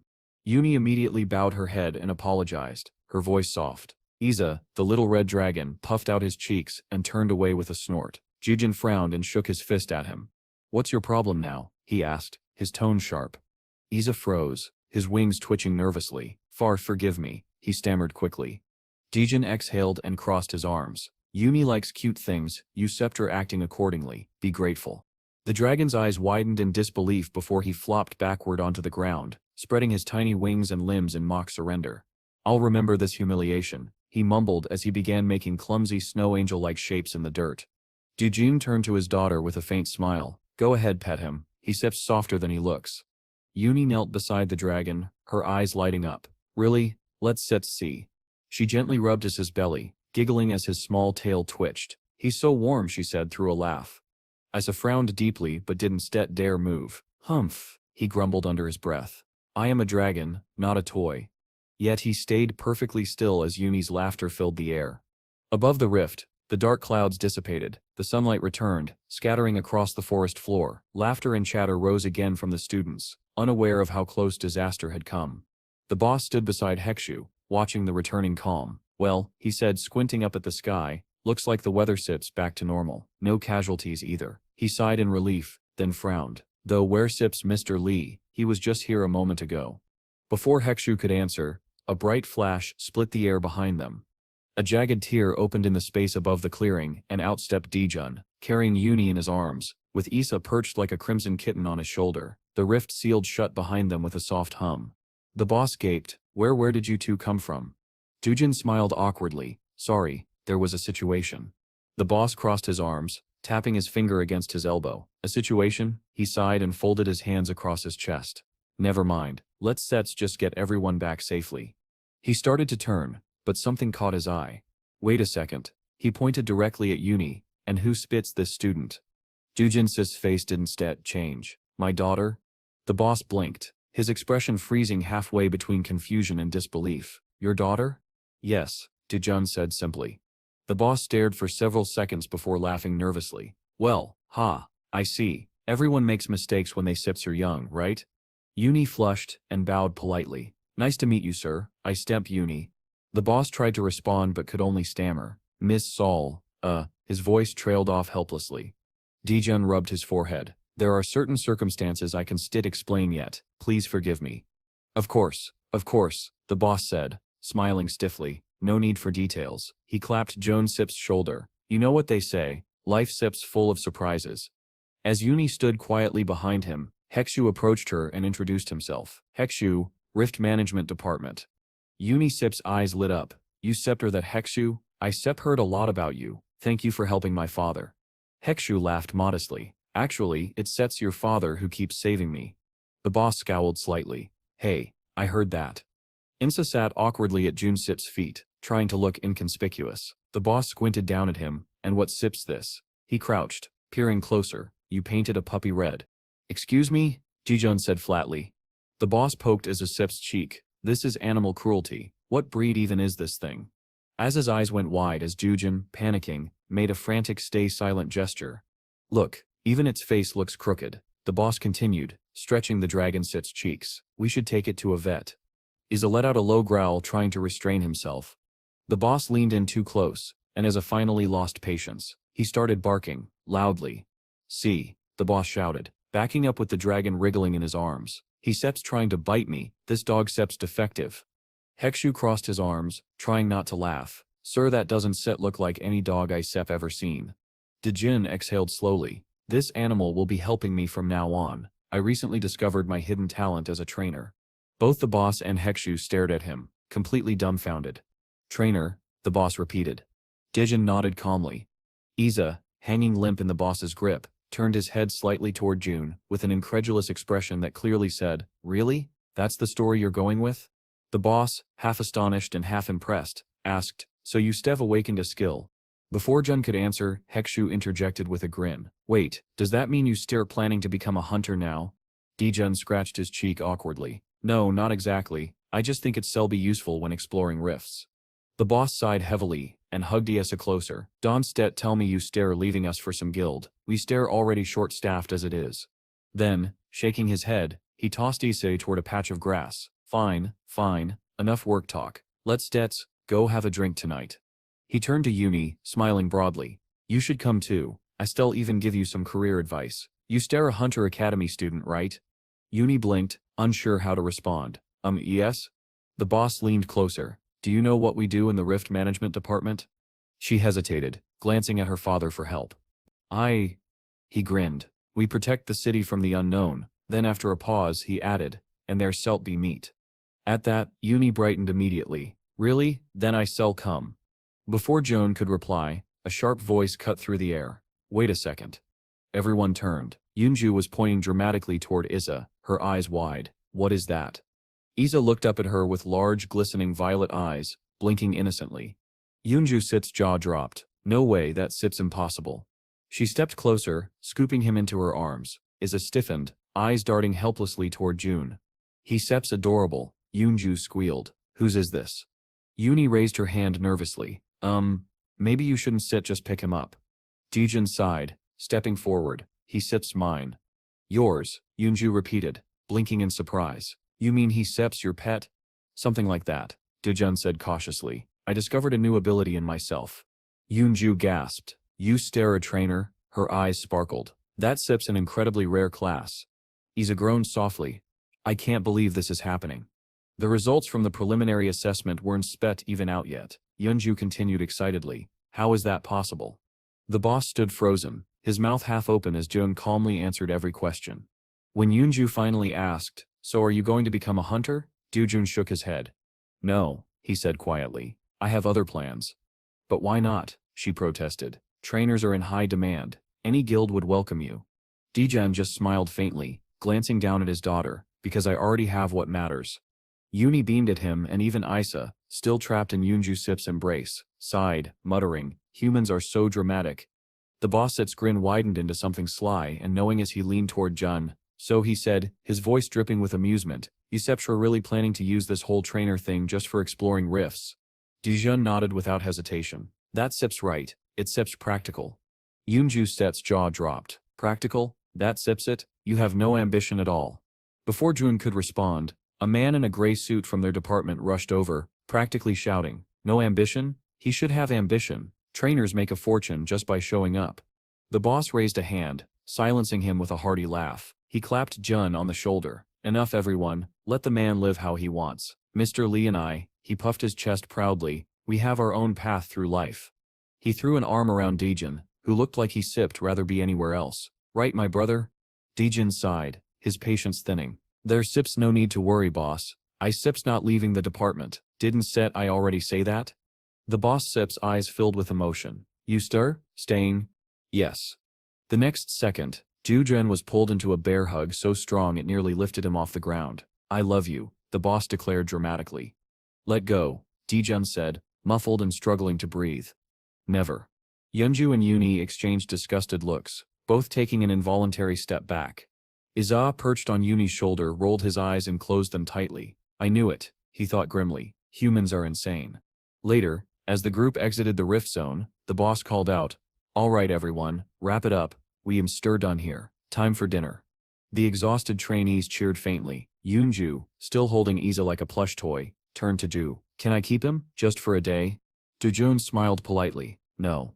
She pouted but didn't press further, settling for hugging the little dragon tighter. The next day, the Rift Management Department office was filled with golden morning light. Hekshu and the boss sat silently at their desks, while Dujin finished explaining something to Yi, who sat nearby on a plastic chair, her chin on the table. And that's why I'm sorry, he concluded, looking sheepish. Yi lifted her head, her expression dark. That's cruel, she said flatly. Cruel, Dujin echoed. You didn't take me with you, she shouted suddenly, slamming her hands on the desk, and you didn't even call.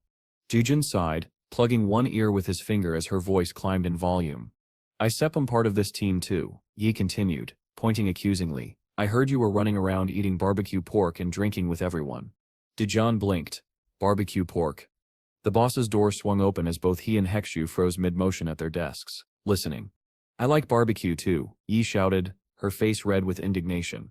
I was here all day cleaning the office while you were out having fun. Dujun raised a hand carefully. It was beef, actually. There was a moment of stillness, then realization struck. The boss and Hekshu exchanged horrified looks. They had just made everything worse. Yi's eyes widened as her expression darkened into silent fury.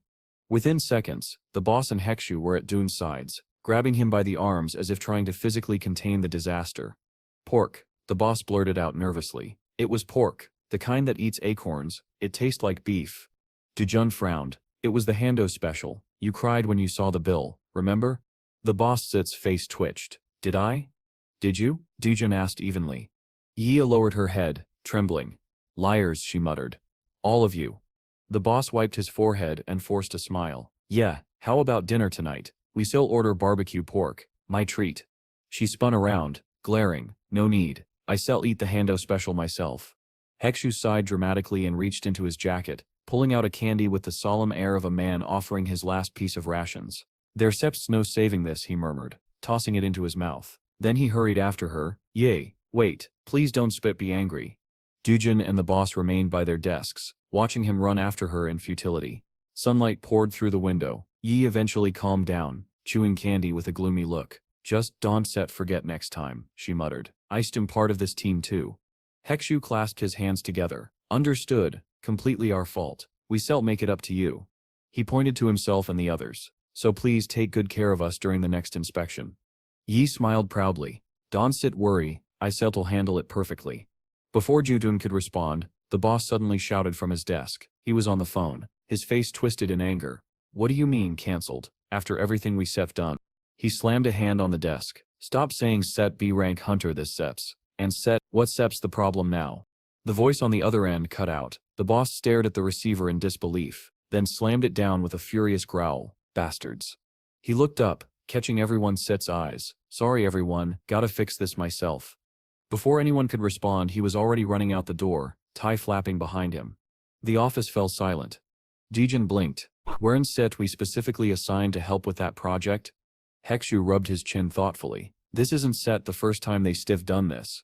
Can they even do that? Hekshu exhaled, annoyed. They are just trying to show who sips in charge.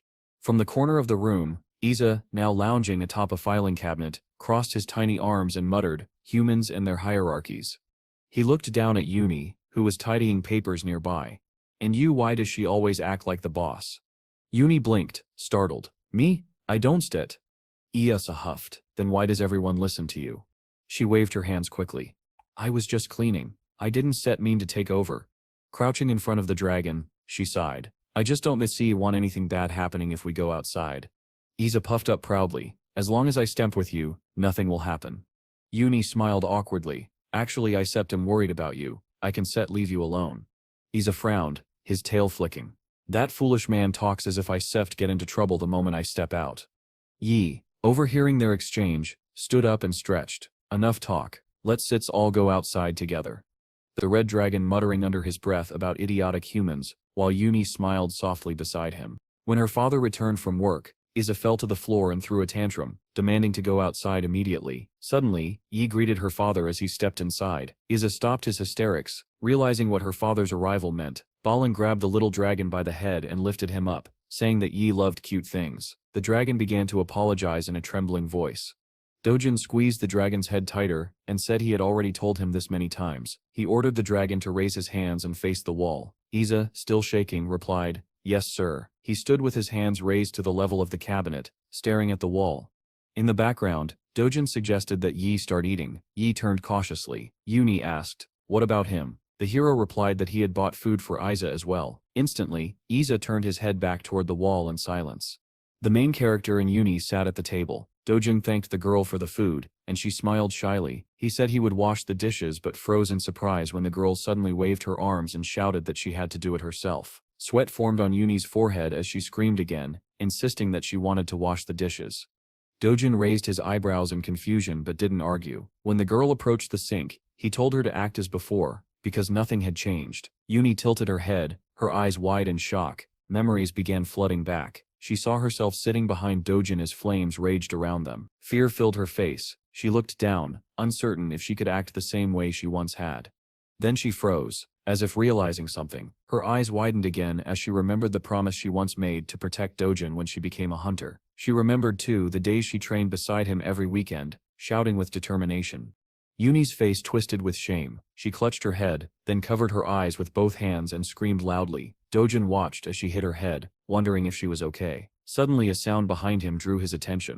Isa was sitting on the floor, staring intently at the TV screen. The dragon's eyes narrowed as he followed the movie's plot, sweating nervously. Dojin's face darkened with anger. He called out sharply, reminding Issa that he'd been told to face the wall, not watch TV. The dragon immediately dropped face first to the floor, shouting that he would behave.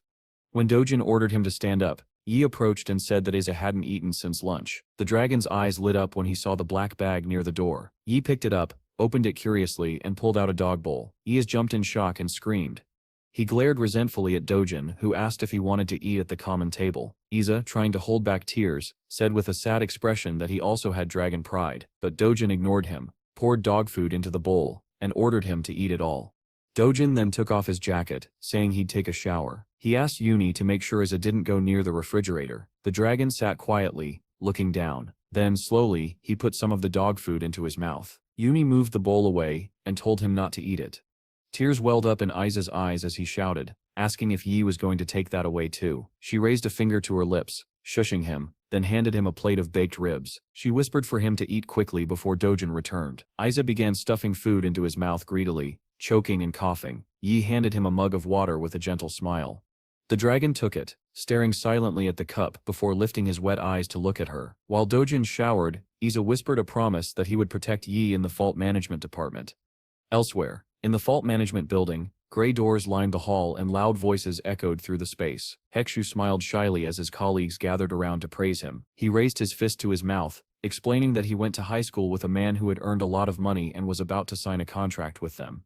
Dojin smiled and clapped his hands at the news. A girl with short dark hair added that the chief was relieved, since this contract would help them handle B-ranked creatures without difficulty. A man in a pink tie came running toward Hekshu, shouting that he loved him. Resting his head on Hekshu's shoulder, he listened as Hekshu explained that he hadn't kept in touch with his old classmate after becoming a hunter, but fate had reunited them. Dojin watched the conversation with a serious expression, then stepped forward and stated that he would go with Hekshu. Tears welled up in the chief's eyes as Dojin insisted that it would be better if he went instead. Inside the elevator, the number 5 flashed on the display. Hekshu and Dojin looked up, and Dojin muttered that he couldn't believe they were going to the bar this early. Hekshu smiled and told Dojin to think positively. After all, you never knew when ordinary people like them would get another chance to visit an expensive establishment like this. The main character picked up his phone, and Hekshu laughed, adding that his friend would probably buy them drinks out of pure kindness. Dojin looked down, quietly scoffing at those words. At the entrance stood a young woman in a white dress, smiling gracefully as she greeted the guests. She motioned behind her and said she would lead the way, asking them to follow her. Dojin and Hekshu walked through the hallway, passing a door from which heart-rending screams echoed. Dojin shot the door a suspicious glance. The hostess bowed politely, wishing them a pleasant time. Hekshu smiled and thanked her before turning his gaze forward, only for his eyes to widen in surprise.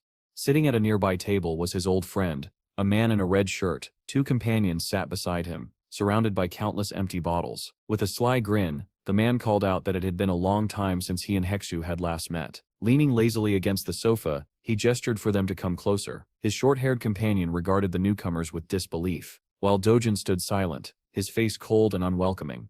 Hekshu, sweating from both excitement and nerves, laughed awkwardly and joked that he should have just taken a taxi. He gestured toward Dojin and introduced him to his old friend Yonggun. Yonggun patted the sofa beside him, inviting the two to sit. Hekshu smiled weakly, thanking him in a trembling voice, while Dojin quietly glanced at his phone. Yonggun poured a yellow drink into a glass goblet and offered it to them first. Dojin closed his eyes briefly before accepting, thanking him politely. On the table were fruits, snacks, and half-empty bottles of alcohol. As they drank, Yonggun wiped his chin and asked how many years had passed. Hekshu chuckled, talking about how things had been going well, how he now had excellent colleagues and a stable job. He added that he'd heard Yonggun had become a B-rank hunter and could now afford places like this. Yonggun grinned, saying it wasn't that expensive. Hekshu smiled sheepishly and said that with a government salary he'd never be able to come somewhere like this. Yonggun sighed and said coldly that he had nothing to talk about with someone who took public transport to save money. Hekshu lowered his head in embarrassment, forcing a smile. Yonggun gestured toward his 2 companions, saying they were B-ranked guild members. The man with yellow hair took a sip of his drink, telling Hekshu to stop with his flattery.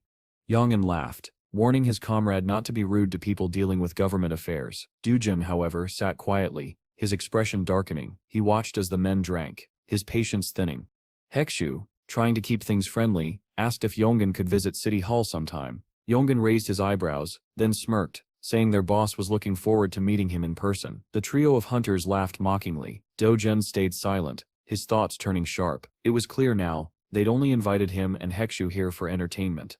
He noted inwardly that there was no real reason for B-rank hunters to bother with a deal like this. Their yearly earnings easily exceeded 5 billion won. Then Yongin leaned forward and said with a grin that Hexu should sign a contract with them. Hexu blinked, startled, but before he could answer, Yongin picked up a cigarette, dropped the still-burning butt into a glass of liquor, and pushed it toward him. "Drink it," Yonggan said, grinning cruelly. His companions burst into laughter, jeering that Yonggan was going too far. The yellow-haired man smirked, saying that Yonggan was about to make his old classmate cry. Dojin's eyes flicked toward Hexu. He could see the man's hands trembling. Quietly, Dojin whispered into the phone hidden inside his jacket pocket, telling someone it was time to come in. Yongin raised the glass with the cigarette butt, laughing. "Drink it and I'll sign everything," he said. That was the last straw. Dojin suddenly stood up, his voice cutting through the noise. He told Hexu that they were leaving. Yongin frowned, his eyebrows shooting up. "We have another meeting planned," Dojun said firmly. His tone turned sharp as he added, "There's no point wasting time with scum like this." Yonggin's face twisted in anger. Hexu looked frightened, whispering Dojin's name, but Dojin ignored him and continued, saying calmly that Mi had already agreed to sign a contract with them. The room fell silent. Hexu's jaw dropped. What are you doing?" he stammered. Dojin looked down at his phone, the screen glowing softly. He reminded Hexu that he'd been in contact with Mi just a few days earlier. Yongin barked out a laugh, wiping saliva from his mouth. "Me? The S-rank hunter?" he sneered. "You expect me to believe she would sign a contract with you?" Before he could say another word, the door burst open.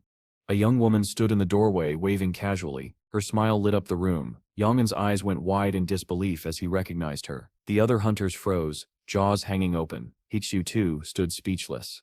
Dojin turned to her with a small knowing smile and asked, "So, how did you manage to convince her?"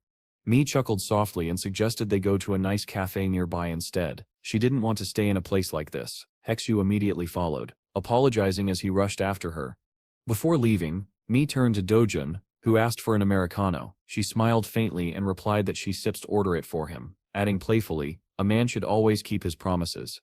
Then she gently pushed Hexu toward the door, and it closed behind them.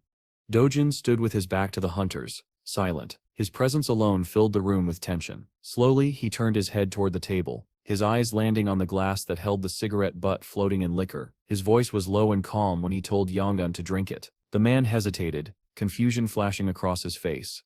Dojin's expression hardened. He wrinkled his nose and said furiously that if Yong'un drank it, he would be forgiven. The silence that followed was thick, broken only by the faint hum of the lights above. Meanwhile, in a nearby cafe, the smell of roasted beans filled the air. Rows of colorful desserts lined the counter, glistening under the warm light. Hexu sat across from Mi at a small wooden table. His legs were trembling beneath the seat, his palms slick with sweat. He couldn't stop thinking that Mi was there to take revenge, that she and Dojin didn't exactly have the best relationship. Mi, resting her chin on her hand, studied Hexu carefully. She could tell he was anxious. His pride had been wounded. She wondered if she should comfort him or pretend not to notice. Then she sighed softly and thought that, honestly, she didn't want to be there at all. Hexu opened his mouth as if to say something, but at that moment, the cafe's round pager buzzed loudly. Their order was ready. He jumped up, saying he'd go get the drinks, but before he could move, Mi had already vanished from her seat. She appeared at the counter, gracefully taking 3 cups of Americano from the barista. She felt awkward holding them, unsure of what to say.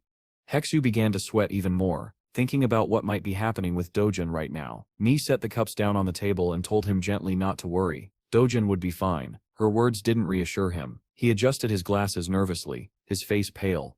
"Those guys, they were B-ranked hunters," he muttered. Mi blinked, then laughed softly. "Really? Then I almost feel sorry for them."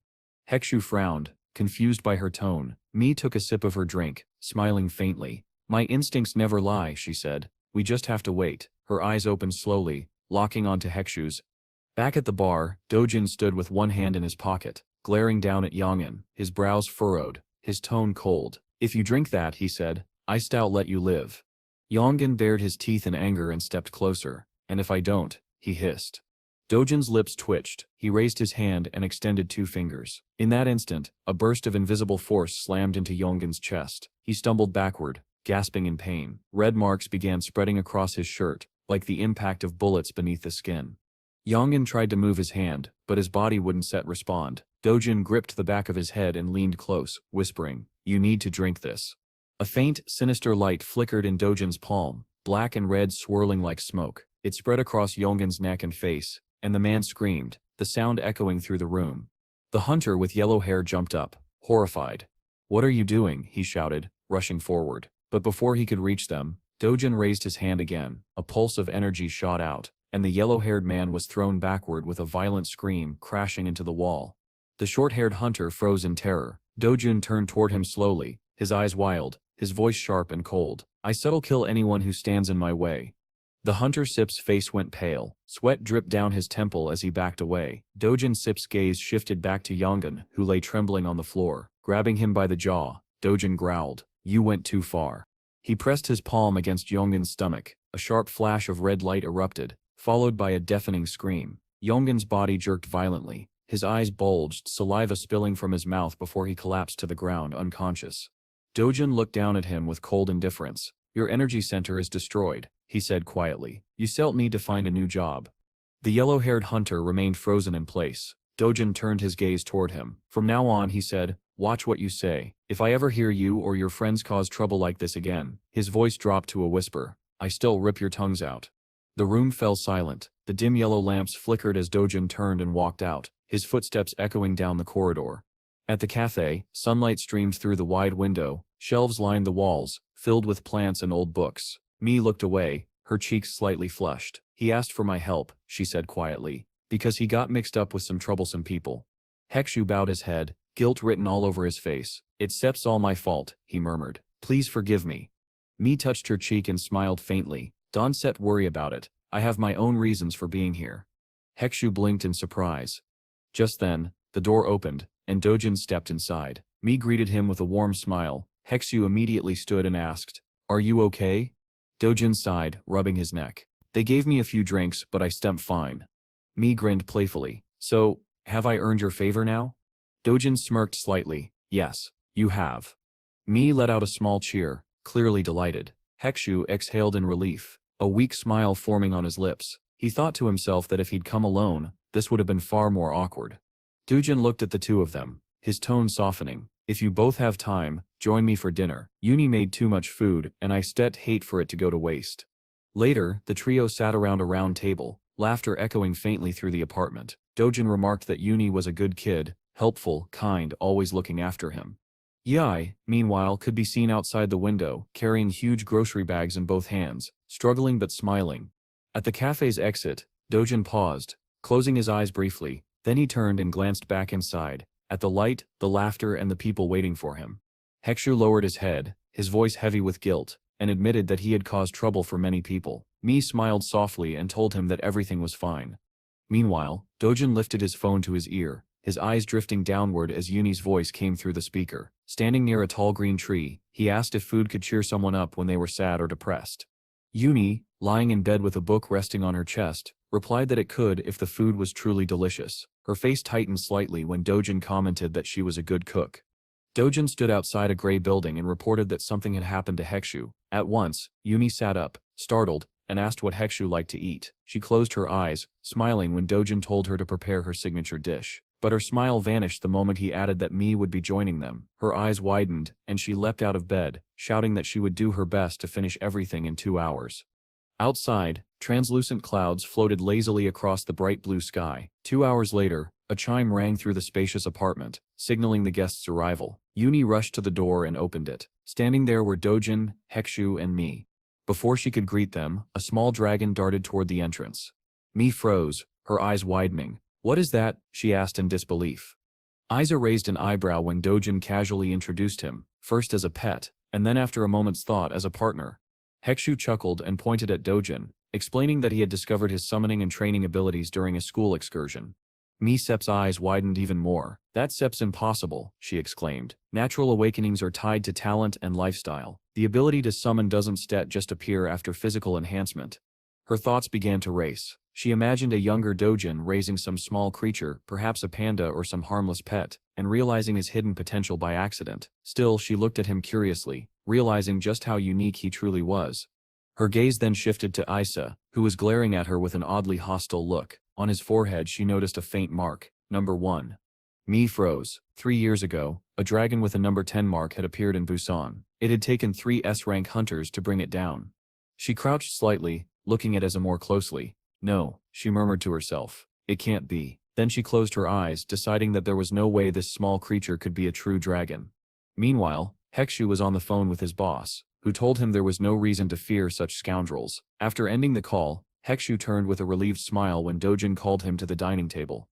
But as soon as he saw it, his eyes went wide. The table was completely covered with food, dozens of dishes, all steaming and fragrant. "Does Dojin always eat like this?" he asked, stunned. Yuni laughed shyly, glancing away as Dojin said proudly that it was all thanks to her cooking. The guests sat down, while Yuni stood nearby with a gentle smile.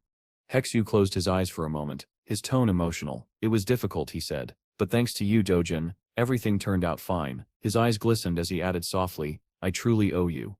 Dojin placed a hand on his chest and replied that without Hexu, his own career as a civil servant would have ended long ago. Mi smiled and said that Hexu had a great partner in him. The man's expression brightened, his earlier tension dissolving into gratitude. "It couldn't have been better," he said warmly. Dojin, sitting to their left, gestured toward the food. "Eat while it sips hot." Yuni worked hard to prepare it. From the corner of the room, Eza watched the humans quietly, his eyes glowing faintly in the dim light. Night eventually fell. Soft yellow light filled the apartment. Dojin sat at his desk, his head resting on his palm. A clock ticked quietly behind him. On his computer screen, an online notice was open. It was a recruitment post for hunters. The title read, "Seeking Attack Class Hunter for B-Rank Rift Expedition." Dojin highlighted the text and read it aloud. "A great opportunity, open to all. Current team includes 2 healers and 1 tank. Newcomers welcome." He leaned back, frowning. "They even accept C-rank hunters," he muttered in disbelief. Touching his chin, he wondered why the team was recruiting through such an open post. Most hunters avoided random groups, especially for dangerous rifts. He scanned the contact number again, deep in thought. "This might still be worth it," he murmured. "If they stare mostly C-rank or below, it'd still be good experience." He picked up his phone and made the call. "Are you still accepting C-rank attackers?" he asked. A faint, static-filled voice replied, "Yes. All newcomers are welcome. Our tank is A-rank, and we have 2 healers. It steps completely safe." Blue light flickered across Dojin's face from the screen as he listened. 2 healers and an A-rank tank, he repeated under his breath. He lowered the phone slowly, his brow furrowing. Why would an A-rank tank and 2 healers need a C-rank attacker? Outside, the night deepened. The question lingered in his mind, unanswered, as the screen's glow reflected faintly in his eyes. Dojun held the phone to his ear, his voice calm but direct as he asked when and where they could meet. On his desk, beside the open laptop, sat a notepad and a computer mouse. He tapped his fingers on the surface, lost in thought. It struck him as strange. There was no interview, no evaluation, nothing typical of a proper hunter recruitment process. He leaned back in his chair, his expression darkening. Hunting in rifts was never simple. In his mind he pictured flashes of dark blood splattering across stone walls, the sound of steel meeting flesh, and the quiet terror of realizing you might not make it back alive. Death could come from anywhere, and at any moment. Then, unexpectedly, an image came to him. 2 hunters embracing after a successful battle. The thought lingered. It reminded him how crucial it was to know your team's strength before entering a fault. Normally, there would be an interview, an assessment to ensure everyone could rely on one another. But this time there was nothing. Why? He crossed his arms, frowning. Something didn't add up. At his feet, Ieza was asleep, sprawled across the floor with a pillow under his head, breathing softly. Dojin's gaze drifted to the computer screen again. The name Solomon's Guild appeared in the group details. Only 3 members. He rubbed his chin, muttering quietly, "What step's wrong with this picture?" After a moment of silence, he stood up, phone still in hand. "Yuni," he said after dialing, "do you have a few minutes?" The girl was in her room, folding clothes into a small backpack. She replied cheerfully that she was free. Dojin Set's tone softened slightly. "Can you meet me at Subingo Station tomorrow at 9:30? Yuni's eyes lit up instantly. "I'll come no matter what, even if there's a disaster," she shouted, grinning from ear to ear. Dojin smiled faintly, glancing at the clock on the wall before saying goodbye. When the call ended, his face grew tired. He put on a black mask, a sweater, and slung a small bag over his shoulder. Meanwhile, Yuni was in a frenzy of excitement, tossing clothes and accessories across her room. Her heart raced as she thought about tomorrow. To her, this wasn't just a mission. It felt like a date. That night, stars shimmered faintly in the dark sky. Dojin moved swiftly through the quiet streets, vaulted over a metal fence, and muttered to himself, "I need to get in and out before anyone notices." Ahead, something glowed faintly in the distance. An interdimensional fault. Purple sparks flickered in the air as the wind grew colder. His black mask covered the lower half of his face as he entered the cave's mouth. The air was damp. Stalactites hung from the ceiling, and the smell of minerals filled the space. Dojun stopped and assessed his surroundings. "This'll take time," he murmured. He stepped forward cautiously, when a voice from his phone buzzed faintly. "Fault detected ahead."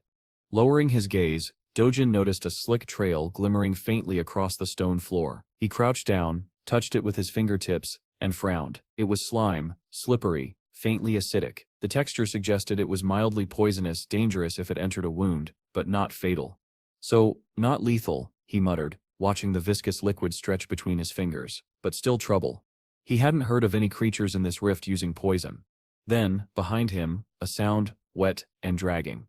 He turned sharply. From the shadows emerged a creature. It slithered into view, its skin a dull purple, its body half human, half fish. A single eye gleamed in its face, glowing faintly as it hissed. Dojin frowned, glancing at the data displayed on his phone. "Not on the list," he said, under his breath. More of the same slime dripped from the creature's tail, hissing as it hit the ground. The monster's mouth opened wide, releasing a deafening scream that echoed through the cavern. Dojin didn't flinch. He glared at the creature, his expression like stone. "Move," he said quietly, "and I still kill you." The monster froze, trembling. Beads of sweat glistened on its violet skin. Dojin approached slowly, grabbed it by the head, and tilted it upward. "Open your mouth," he ordered. It obeyed instantly. Dojin examined its saliva, thick and faintly green. "Paralytic poison," he muttered, comparing it to the earlier mucus. "Different composition, not from the same gland." His expression darkened in thought. For hunters below B rank, clearing a fault with this kind of creature would be nearly impossible. The real threat wasn't its strength, it was the toxin coating its skin. Dojin began inspecting the creature more closely, looking for the organ responsible for the mucus secretion, but before he could identify it, a heavy rumble echoed from deep within the cave. He looked up sharply. The stone walls trembled slightly, dust falling from above. "Stay quiet," he said coldly to the trembling creature. "Unless you stepped, rather become experience points." The merle whimpered and nodded frantically. Dojin gripped part of its body, squeezing gently until more of the substance oozed out. He observed the consistency carefully, while the monster quivered on the floor. Then his phone vibrated again. A map of the fault flickered on screen. "If I cut off its legs first," he muttered, "it'd still be easier to handle." He kicked the merle aside, and it yelped in pain before crawling away into a corner. "Stay there," Dojin said coldly, "if you want to live." Straightening, he turned toward the tunnel ahead. Now time to reach the end of the map. But before he could move, a system alert flashed across his phone. "Warning, targeted by merle." Dojin Sep's brow furrowed as he read the details. If detected within a 50-meter radius, stats drop by 30%. He glanced around the pitch-black cavern. 99% of the fault was already mapped, leaving one last section unexplored. He took a deep breath and raised his gaze. Ahead stood a set of towering stone doors, cracked and ancient. They creaked open slowly as he approached. Beyond them was darkness. He stepped inside without a word. There, looming in the blackness, was a massive creature, a mutated shark. Its body shimmered faintly under the dim blue glow of the rift, parts of its flesh torn and glistening. The creature's cold black eyes locked on him instantly. Dojun stared back, expressionless. The shark's jagged fangs gleamed as it began to move. He didn't flinch. Then, a notification appeared before his eyes. "Special quest activated, sacrifice." Dojin lowered his head slightly as the air around him shifted.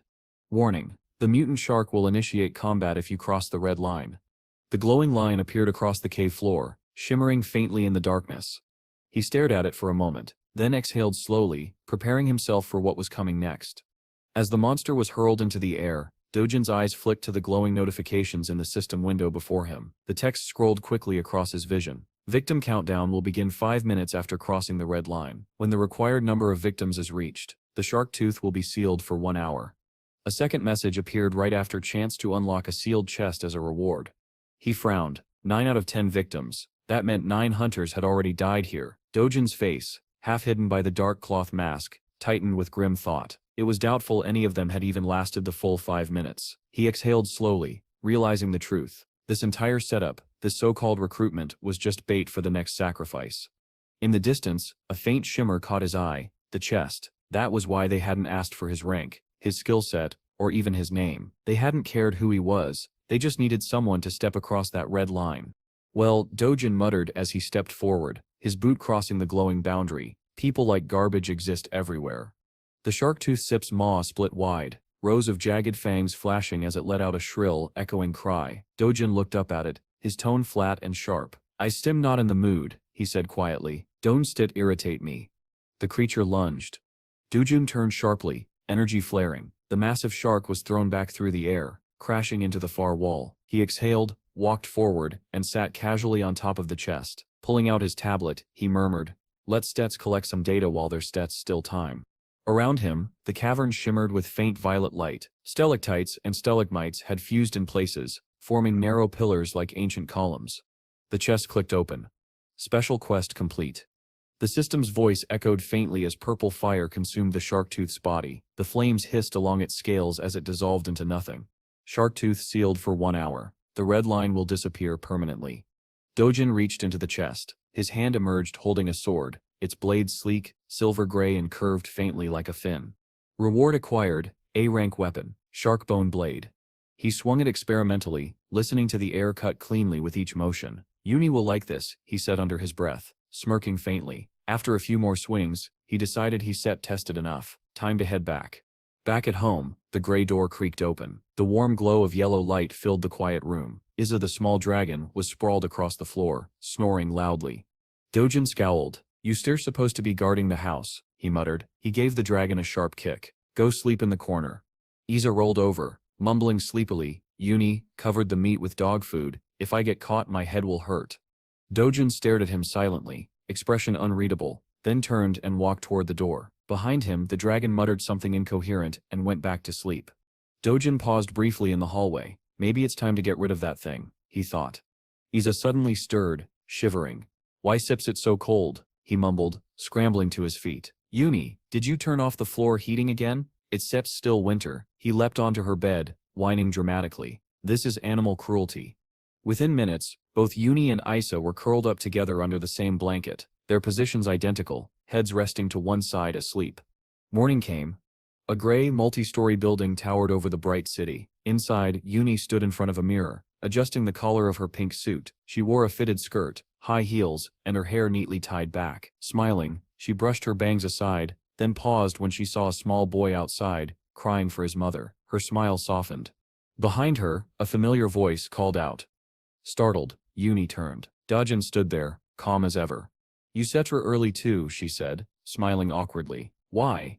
He adjusted the strap of his bag. "I wanted to finish analyzing the fault data." Her smile faltered slightly. Data? She'd thought this might be something else. Dojin handed her a weapon. "You still be more comfortable using this." Uni blinked in surprise as she looked down at the sword. "This is A rank." He nodded. "It still help you grow stronger." She ran a hand along the hilt, still stunned, while he pointed to a nearby bench. "Let's sit. I said I'll explain the details of the rift we are entering today." Her face fell. "So we stare not here for fun." He paused mid-step, confused by her tone. Then, as he looked at her, her gold earrings glinting in the sun, her matching necklace, the outfit clearly not meant for combat, he realized what had happened. And then he noticed the small basket in her hands. Lunch. Nobody brought lunch into a rift. Dojin's heart sank. His hand trembled slightly as he wiped his brow. "Dojin," Uni called gently. He turned to her, frozen. With a teasing smile she said, "This is all your fault, you know." He pressed his lips together, unsure how to respond. She sighed. "You could have told me in advance about this rework mission. Now I stem overdressed." He raised his hand awkwardly. "I sep some make sure you steroids paid for your overtime." Unisep's grip on the basket tightened. "I don't set need money," she said softly. Then smiling faintly she added, "Next time you can pay for dinner instead." He blinked, surprised. "Dinner?"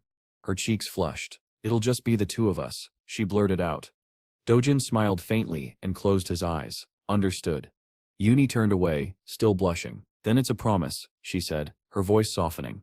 The sun shone brightly above the city as the two of them sat side by side, sharing the lunch she'd prepared. Dojin chewed thoughtfully on a sandwich.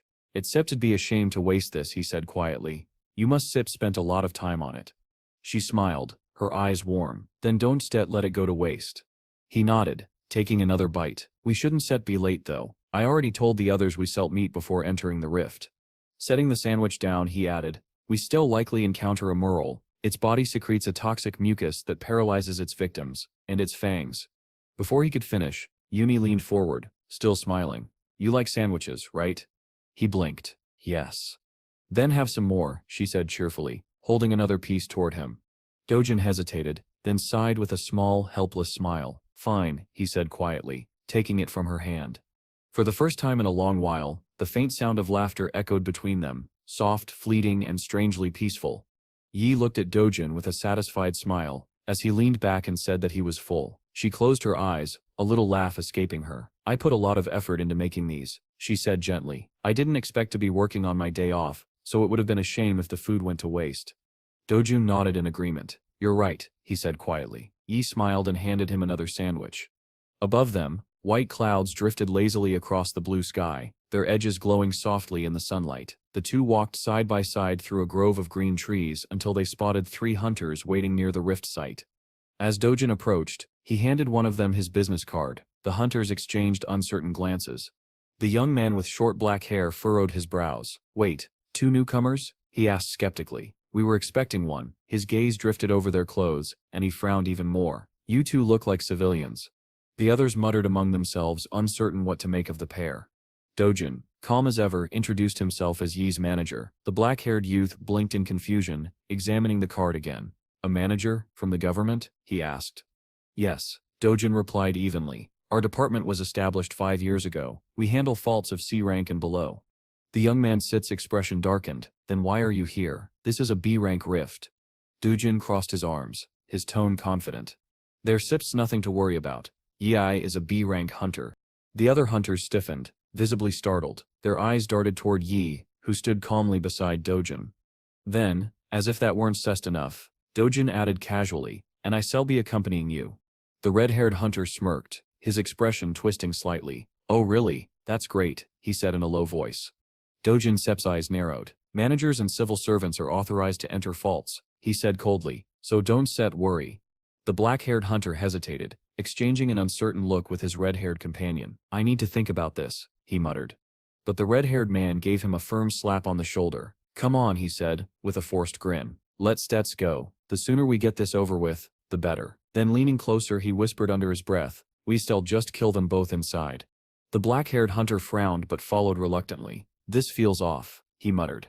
Moments later, all 5 of them stepped through the portal. On the other side, lay a vast cavern bathed in eerie blue light. Yi looked around in awe just as a system message flashed before her eyes. Your master is within 500 meters. The Oath Sip's blessing has been activated. Her eyes widened with surprise, then softened into a smile. She turned to glance at Dojin, who looked slightly puzzled. Something wrong? He asked. Yi shook her head quickly. Nothing at all. Dojun walked closer, his voice lowering. You weren't paying attention earlier when I told you about the Merles, he said. Yi smiled confidently. I was listening, she said, twirling her sword. You said something about their wrists, right? Don't worry, I'll handle them. He sighed but didn't argue.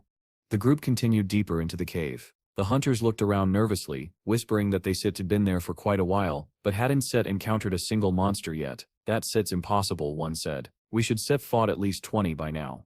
Dojin Sep's eyes narrowed. He focused his gaze ahead. There, he said, suddenly, his voice echoing. 5 murals, about 10 meters ahead. The red-haired hunter turned sharply, suspicious. What are you carrying? He asked. Before Dojin could answer, the sound of wet footsteps filled the cavern. Several creatures appeared in the faint light, humanoid shapes with gills and glistening scales. The murals shrieked, their bodies twisting unnaturally as they rushed forward. The black-haired hunter froze in shock, as a blur of movement flashed past him. Yi jumped high into the air, her sword gleaming as it sliced downward. The blade tore through the first mural's head, splitting it open. Blood sprayed across the cavern floor. Chich, muttered the black-haired hunter, wrinkling his nose. She shouldn't die before we reach the boss room. The red-haired hunter drew 2 sabers, his grin widening as he lunged at another creature. The cavern erupted into chaos, the clang of metal, the hiss of poison, the scream of beasts. The black-haired youth extended a hand, and a dark wave of energy slashed through the air. A Merle fell, blood spraying across the stones. Dojin stood a few meters back, watching the battle with a calm, unreadable expression. There are 7 more ahead, he said quietly, eyes narrowing. They are not healers, judging by their form. The black-haired hunter turned, startled, one eyebrow twitching upward. He couldn't understand how Dojin was able to see and assess what even the system couldn't detect. And yet, standing there with that same cold composure, Dojin looked like a man who had already read the entire battlefield, someone who didn't need a system's help to know exactly how this would end. Yi dashed forward without hesitation, ignoring the startled cries of the other hunters. Her blade gleamed as she leapt high into the air, her form cutting sharply against the faint blue glow of the cave. The merfolk, pale gilled creatures with glistening scales, turned their single eyes toward her just as she descended.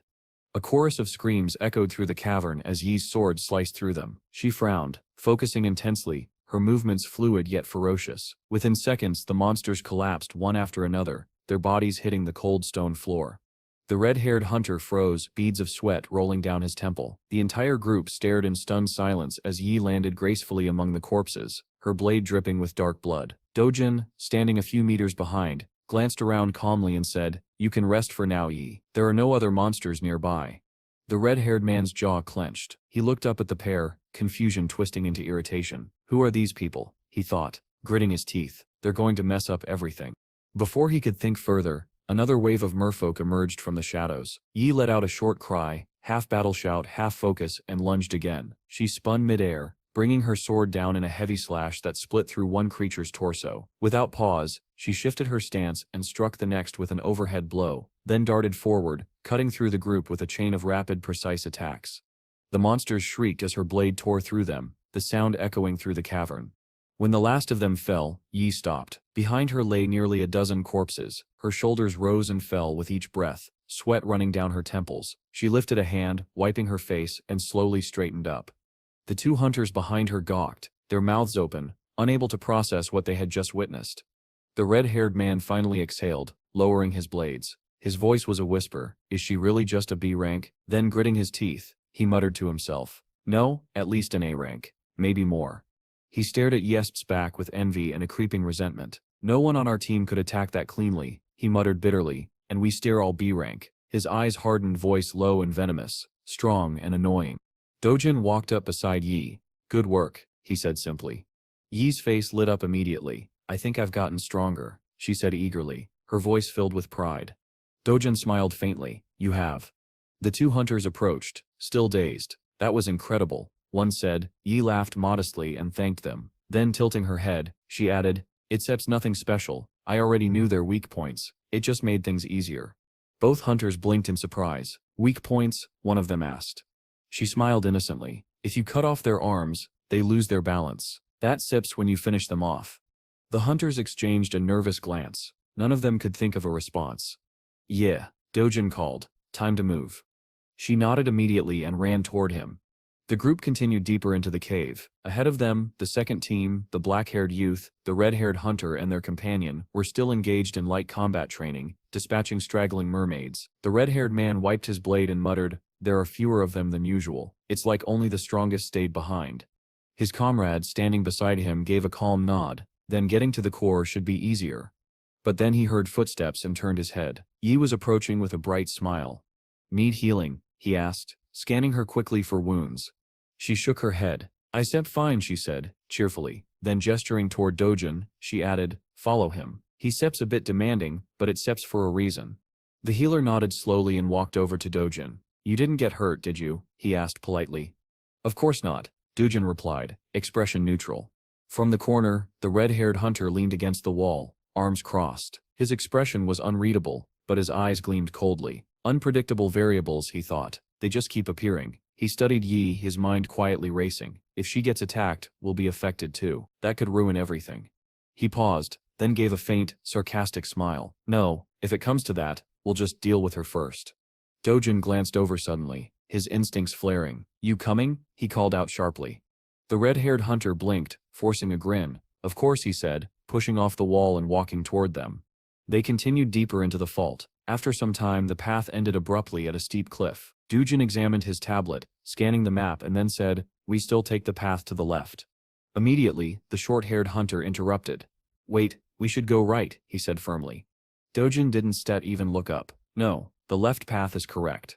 Yi, trusting him without hesitation, nodded. "Got it," she said, and started walking. The short-haired hunter scowled. "You should listen to me. I know this area better." Yi turned to him with mild confusion. If Dojin says left, then left it is. The man froze dumbfounded. His face twitched as he tried to find words. Anger flared briefly in his eyes, but he quickly hid it behind a tight smile. Fine, he said flatly. But my team SIP's been through this fault before. If you don't wanna get lost, you should follow our lead. Ye tilted her head, thinking for a moment. Then you and your team can go your way, she said lightly. We still go left. Her tone was casual, but firm. The hunter SIP's jaw tightened, but he said nothing. And so, as the cave split in two, the Rift team divided, one side cloaked in suspicion, the other stepping deeper into the unknown, guided only by Dojin's quiet confidence and Yi's unwavering trust. A red-haired man stepped forward, blocking the path of the short-haired man, who looked shocked. The short-haired man scowled, but then said coldly that they should move ahead, and he and his group would follow. His anger was evident, but his smile was twisted. He declared that he would strike last, because he wanted to kill them with his own hands. 10 minutes later, the three men froze in disbelief. Before them stood the boss's room. They were stunned that it was so close all along. The short-haired man frowned, confused, pointing out that it usually took more than 2 hours to reach this place, yet they had arrived in only 10 minutes.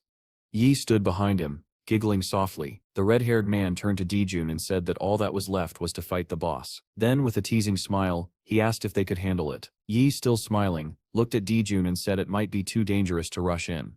Dejun thought for a moment, then suggested that observing might be the better option. As he stepped forward, Yi stopped him gently, warning him to stay close to her when they entered. Suddenly, Yi stiffened. Something was wrong. A green aura wrapped around her, an ominous disease spell. It was a debuff that reduced all stats by 30%. The caster was none other than the short-haired man, who now wore a malicious grin. His eyes were filled with hatred. He sneered, confident that even if Yi was close to A-rank level, she wouldn't be able to fight all three of them in this weakened state. But before he could celebrate, a notification flashed before his eyes. The disease is ineffective against the target. His grin vanished. Sweat poured down his face as another message appeared. The disease has been nullified by the blessing of the elf. Fear gripped him. Trembling, he screamed in disbelief, demanding to know how his spell had been cancelled.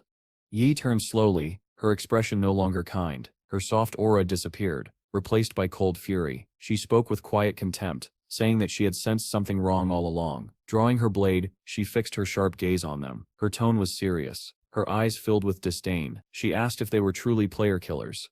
The long-haired man, hands shaking, drew his sword and ordered the others to attack her. But before anyone could move, a cold voice commanded, "Don set move."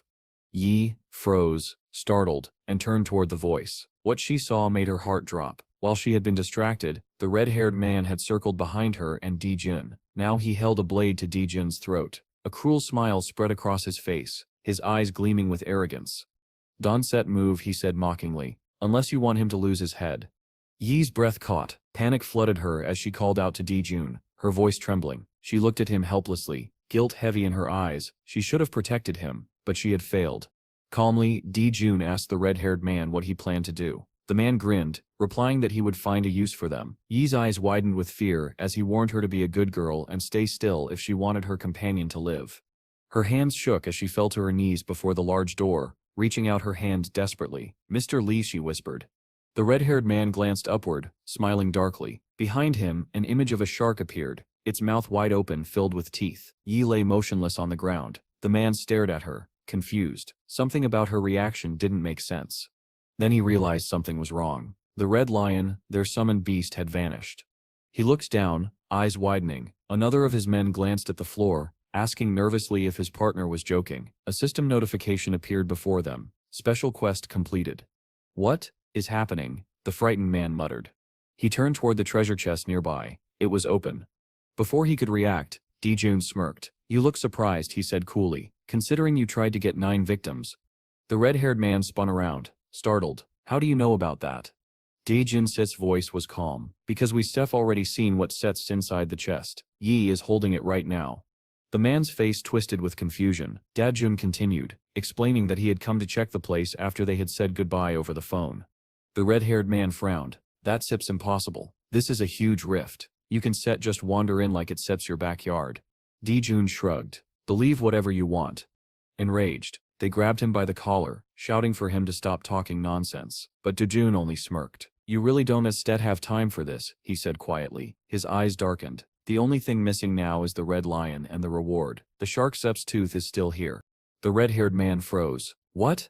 Before he could move, a monstrous shark appeared behind him, its mouth gaping wide. There was a flash of blood, and a chorus of screams. The survivors could only watch in horror. One of them stammered that this couldn't be real. Dijun turned away calmly. Take care of the rest of the trash, he told the shark, then let her live. The shark growled low, turning its massive head. Then, with a thunderous roar, it lunged forward, devouring the men. Dijun watched silently. Nearby, Yi was still on her knees, tears streaming down her face. It's my fault, she whispered. She pressed her trembling hand to the ground. I should have protected him. A faint glow surrounded her wrist, something magical and ancient. Her eyes dimmed as the same phrase echoed in her mind again and again. Her fingers dug into the earth. Her eyes turned completely white. I shall bury them all, she murmured. Dijun approached her slowly. He said softly, calling her name. Dijun placed his hand gently on Yi's shoulder, concern written across his face. She didn't look well, her expression distant, her body trembling slightly. Are you okay? He asked softly. Yi blinked, looking up at him questioningly. Then, without a word, she rushed into his arms, burying her face in his chest. She sobbed quietly as he stroked her hair, his tone calm but worried. It's all right, he said. I'm fine. You don't need to cry anymore. Yi sniffled, frowning at his words. Slowly she pulled away, wiping her tears. I'm sorry, she murmured. Dijun smiled faintly and said, let's go home. You did a great job today. I'll buy you something tasty as a reward. As he spoke, his face darkened slightly. His thoughts returned to the strange energy he had sensed earlier, a burning presence like a flame. What was that? He wondered. Nearby, Yi clenched the ground with her fingers, still shaken. Dijun glanced at his palm thoughtfully, suspecting it might have been some kind of hidden skill. Later that night, the city lights glimmered against the dark sky. Inside their apartment, Uni was mopping the floor when she noticed something odd. The little dragon was standing proudly on top of the robot vacuum cleaner, riding it like a noble steed. Did we always have this? She asked. Jun turned to her and chuckled. You can consider this my soulmate. Uni raised an eyebrow. Where did you even get it? Smiling awkwardly, Dijun shrugged. It found me. She crossed her arms. The real owner must be going crazy looking for it. We should return it. But the little dragon puffed out its chest. I've already decided to stay with him, it declared. Dijun frowned dramatically. A villain trying to come between us. How tragic. Uni rolled her eyes and ran off. You handle your sacred unions yourself, she called. Later, a system-like message appeared. Did the dragon take a bath today? It smells strange. Of course, came the answer. Yi, in the bathroom, wrinkled her nose. There's a strong smell coming from you, she said through the shower steam. The dragon pouted. I just don't like washing. Yi sighed. Then finish up yourself. I'll clean the vacuum. Moments later, Uni entered the living room, holding the robot vacuum in her arms. Dad? She asked. Dijun looked up from his seat. What's going on? You look busy?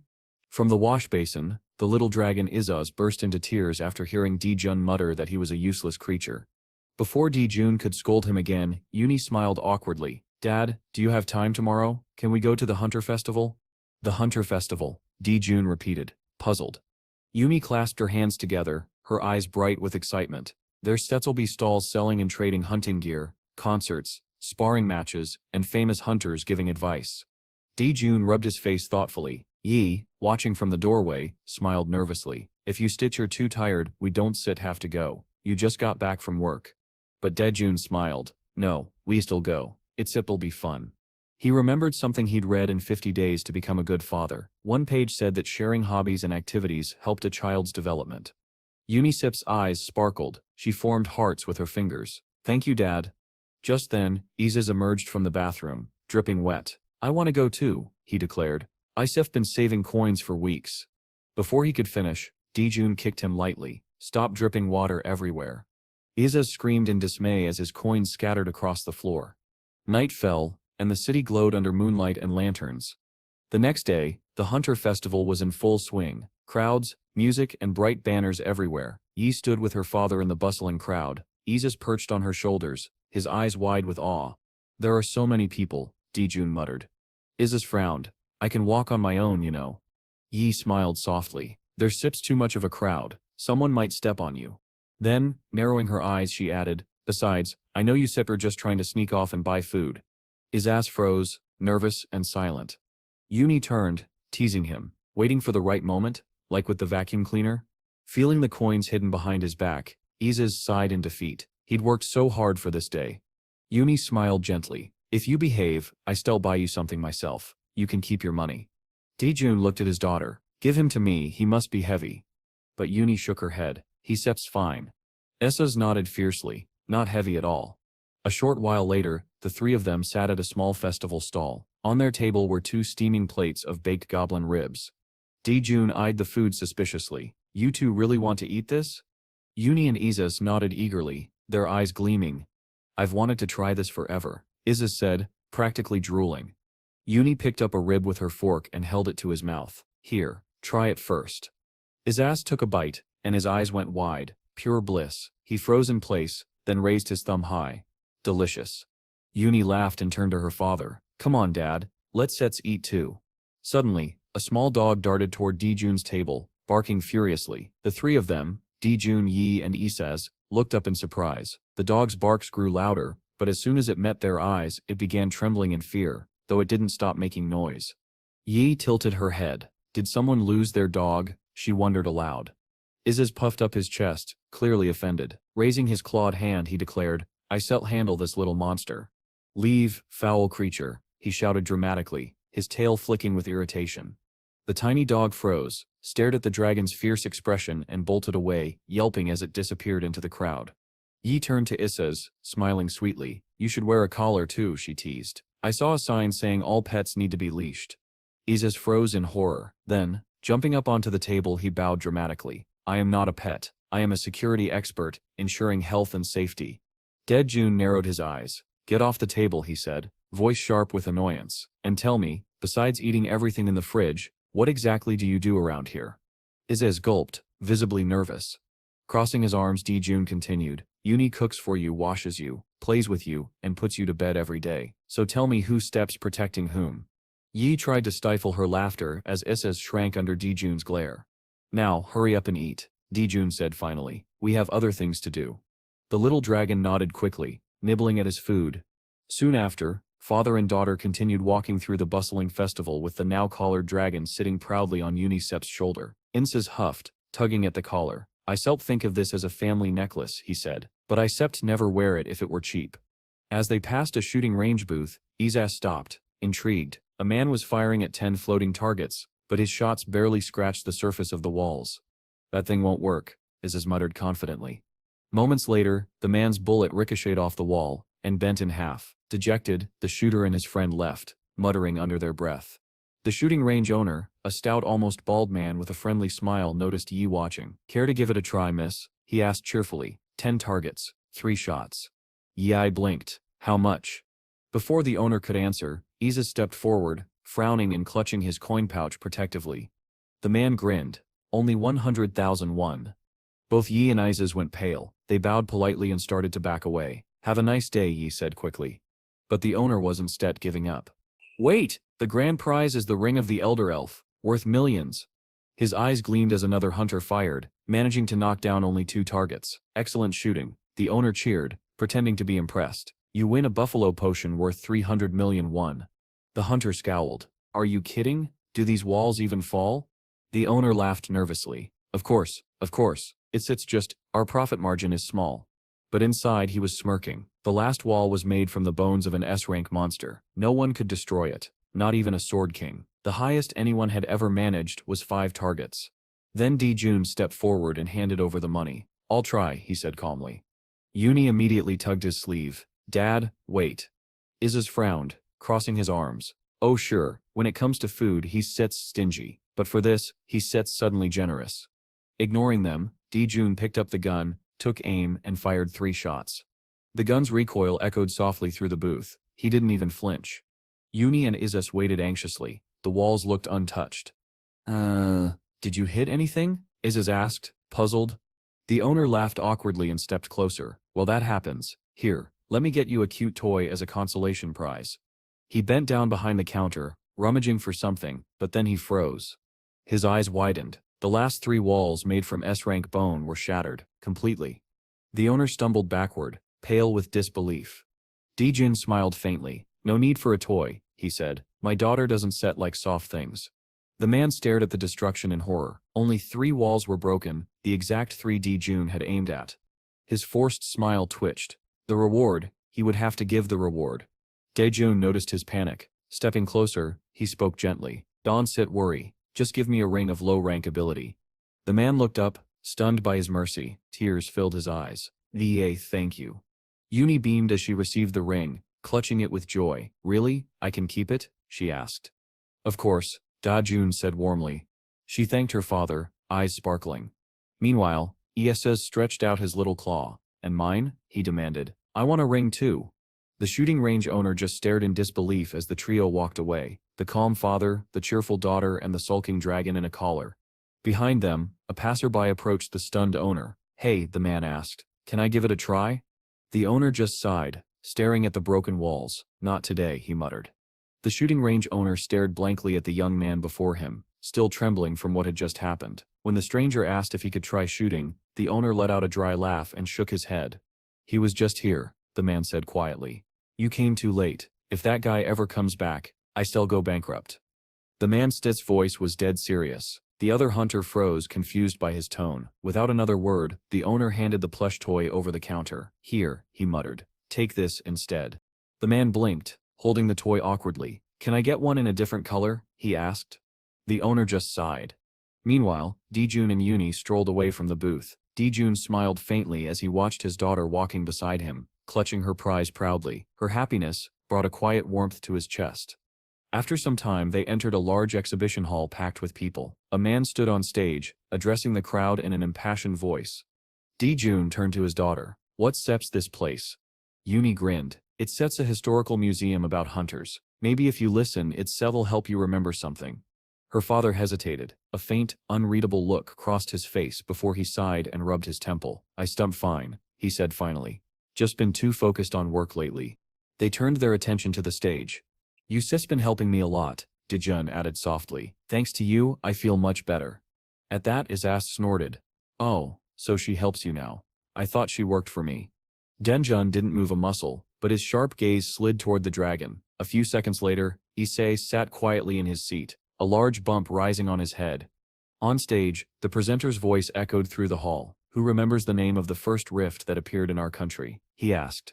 Yea listened intently, while Daejun stood with his hands in his pockets, his brow slightly furrowed. Leaning close, Isas whispered, This is boring, let's go find some food.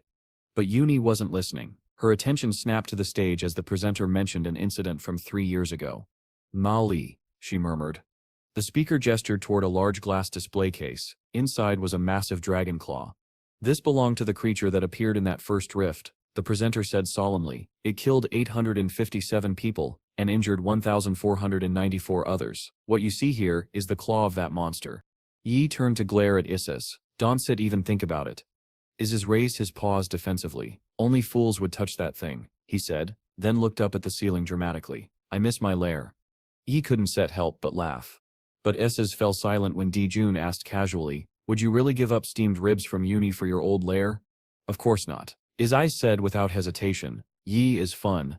Uni giggled and hugged the dragon around his middle. I like living with you too, Iaz. Beaming, the dragon wrapped his tiny arms around her head. Then let's take a walk, he said, pointing eagerly. Smiling, Daejun nodded. Let's go. The three of them left the hall and stepped into the open courtyard of the festival grounds. Crowds had gathered to take pictures with famous hunters. Suddenly Daejun froze. Among the crowd, he saw familiar faces, Jangho, Dongan and Mera, members of the Mezi Guild. They stood together, laughing and chatting with fans. Unisep's eyes sparkled. Dad, it sits the Mezi Guild. Can we take a picture with them? Daejun hesitated, his expression unreadable. After a moment he nodded. Go ahead. Uni's face lit up. Thank you. She ran off toward the hunters. When she reached them, she looked up at Dongan. Excuse me, can I take a photo with you? Dongan smiled warmly. Of course. Hey, come here everyone, he called to his comrades. As they posed together, Uni turned and waved. Dad, come join us. For a moment Daejun didn't move. A flicker of unease passed through him, something between pride and discomfort. They succeeded because of me, he thought grimly, and now I'm standing here pretending not to know them. Still, he walked forward, taking his place beside his daughter. Together they smiled for the photo. Afterward the guild members thanked them politely. Uni beamed. I'm a big fan of the Messy Guild, she said brightly. Dongan chuckled. I'm flattered. Then his eyes flicked toward Di-jun. Something about the man's voice felt familiar. Do you want to look around more? Di-jun asked Uni, breaking the moment. Or get something to eat, she suggested with a smile. They turned to leave. Izza's calling out from behind, let's get goblin meat. As they walked away, Mara noticed Dongan staring after them. What's wrong? She asked. That man, Dongan said slowly. His voice, it sounded familiar. Before Mara could respond, he took off running toward them. Wait, he called. Di-jun and Uni stopped and turned. Sir, Dongan said breathlessly, please, wait. Di-jun met his gaze calmly. Can I help you? Jang-ho and Mara hurried up behind him. Dongan hesitated. Are you Hunu Jang-ho? At his words, both Jang-ho and Mara froze, eyes wide. Uni tensed, remembering the temporary pass she had found earlier. Quickly she clapped a hand over Isasa's mouth before the dragon could protest about missing the food court. Dad? She whispered. Everything okay? Dae-jun smiled faintly and shook his head. I'm afraid you mistaken me for someone else, he said gently. Sorry. Dongan blinked, confused. Ah, my apologies, sir. He bowed quickly. That's fine, Di-jun replied. Goodbye. He and Uni bowed politely and walked away. Behind them, Jang-ho and Mara began whispering urgently, trying to piece together the strange encounter, but before they could pursue, a man nearby called out, asking Dongan to take a photo with his children. Dongan hesitated, then forced a smile. Of course. As he posed for the picture, he glanced toward the crowd, where Di-jun and his daughter were already disappearing. He tightened his fists slightly. If fate decides it, he thought silently, we still meet again. While S's glided lazily around the room on top of a robot vacuum cleaner, Yi sat on the couch, completely absorbed in a drama playing on TV. Do-jun stood nearby, arms crossed, watching the absurd scene unfold before him. Did you really bring a robot into the house? He asked dryly. The little dragon looked up without shame. Of course, my precious body shouldn't move on its own anymore. He then pointed at Uni and smirked. I already have a robot inside the house, and Uni outside. Before he could blink, Di-jun Set's fist clenched, his expression darkening. Are you saying Uni is a means of transportation? Izaz yelped and dashed away in terror, hiding behind the sofa. You should be more polite, he shouted from cover. Yi is watching her drama. Ignoring him, Yi took another bite of her meal. Her eyes still glued to the TV, Izaz crept back onto the table beside her, chewing on a snack as he mumbled. It's not as tasty cold. Yi finally glanced at her father. Why are you wearing a suit? Di-jun hesitated. I just have a feeling I might need to go somewhere soon. Before she could respond, her show was abruptly interrupted. The screen flickered, cutting to a live emergency broadcast. A reporter's anxious voice filled the room. Breaking news. A rift has appeared. The words froze everyone in place. Mount Wuman, Yi whispered. Yes, Di-jun said grimly. Yi and Izaz rushed to the window. In the distance, dark clouds churned unnaturally above the mountains. The air shimmered with energy. Then Di-jun's phone rang. He glanced at the screen and answered immediately. I'm on my way, he said. His tone was calm, but Uni could see the heaviness in his eyes. As he grabbed his coat, Yesep's expression darkened with worry. Be careful, Dad. Meanwhile, outside the world was changing. A massive red and black portal tore open in the sky. The energy pulsing from it distorted the air, and bolts of black lightning split the clouds apart. The civilians who had gathered nearby looked like insects before a storm. The rift loomed over them like a mountain, its size doubling in mere hours. Among the field command, chaos erupted.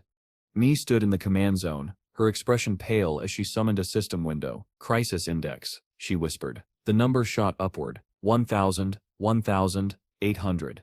Her voice trembled. Please at least stop at 2,000. But the number didn't stop. Behind her, over 100 hunters had already assembled, mostly B ranks, some A ranks, and only 7 S ranks. They were supposed to be the elite, but every face was heavy with dread. One of the S-rank hunters, a tall man with a scar across his eye, exhaled sharply. Only 7 S ranks, and the Behemoth Guild and Genkan aren't sit even here. Another man tied his ponytail tighter, muttering, we didn't expect a rift of this level. The scarred hunter grimaced. If we fail to hold it back, the city sep's gone. He pulled out his communicator. I should probably tell my mother the password to my bank account. At the temporary command post near Mount Wuman, Minok stood over a table full of high-grade monitoring equipment. The voice of Director Yal came through a speaker. Report the situation. WeSef completed troop deployment and established a perimeter, Minok replied. WeSef are awaiting your final orders. From his office, Yalset's voice was calm but strained. This mission is extremely dangerous. Begin civilian evacuation and maintain a full defensive cordon. Minok nodded silently, glancing at the rift on a nearby screen. The crimson storm within it pulsed like a living heart.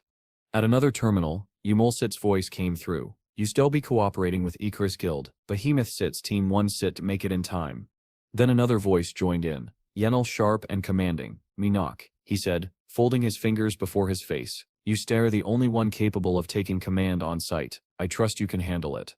From the battered building where they had set up their base, the sound of equipment crackling filled the air. Loudspeakers across the city blared to life.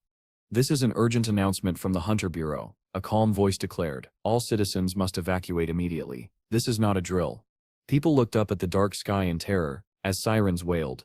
Minhwa, one of the sub-commanders, stared at the equipment, his hands trembling. I'll do my best, he said quietly. Yunchal slammed a hand on his shoulder. You must do everything perfectly, no mistakes. Sweat dripped from his brow. Near the doorway, Mi peeked out, watching her comrades in silence. She couldn't bear to speak. Her stomach twisted with dread. Yunchol wiped his face, exhausted. We have about 2 hours before the outbreak, he said grimly. An older officer frowned deeply. If we fail to contain it, if the monsters spill into Seoul, this will make the Mali incident look small. His words sank into the silence like stones. Whatever it takes, we must keep everything inside the rift. Minok and Mi lowered their heads, faces grim. Mi pressed herself against the wall, hands shaking. On the other end of the line, Yunchol's voice came again, hard and decisive. Minok, he said, stand by. When I give the signal, you still enter. Yi sat on the couch, staring down at her phone with a somber expression. Her thumb hovered over the screen before her eyes suddenly widened in shock. What? She whispered. Across the room, Jun was buttoning his coat, preparing to leave for work. Uni turned toward him, concern etched on her face. Dad, is it because of the news? He paused by the door, eyes closed for a brief moment. Most likely, he admitted quietly. I still know more once I get to the office.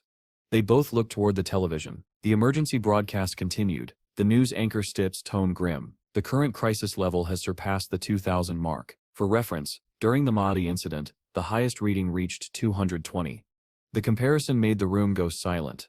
Is sitting on the armrest, pointed with one claw. Shouldn't set you just go straight to the rift instead of the office. It set be faster if you handled it. Junsep's gaze flicked toward him. Squinting, the dragon straightened his tiny body. Fine then, let me take care of it. I shall clear the dungeon myself. For a moment, Jun actually considered it, one hand to his chin, then he shook his head. No, that would complicate things. Turning to leave, he spoke in a calm but firm tone. Protect Uni, while I stem gone. When I return, I don't want to see a destroyed house, or an injured daughter. Isa stiffened, saluting like a soldier. Yes sir, he squeaked, trembling. The thought of Jun's punishment was terrifying enough to make his scales quiver. At the doorway, Jun looked back one last time. Lock the door, he said quietly. Then he was gone. The city streets were washed in the pale glow of streetlights as he walked, the night unnaturally still. His phone buzzed again, the same number flashing insistently. He answered. Me? Why are you calling so late? He asked. On the other end, Mi Sep's voice trembled. I need a favor. Jun Sep's brows furrowed. This isn't set going to be good, is it? In a dim corridor on the other side of the city, Mi stood alone, clutching the receiver. It's sets about the S-rank rift on Mount Wuman, she said. The monsters are expected to emerge in 2 hours. We stir going in before that happens. Jun stopped walking. You stir entering?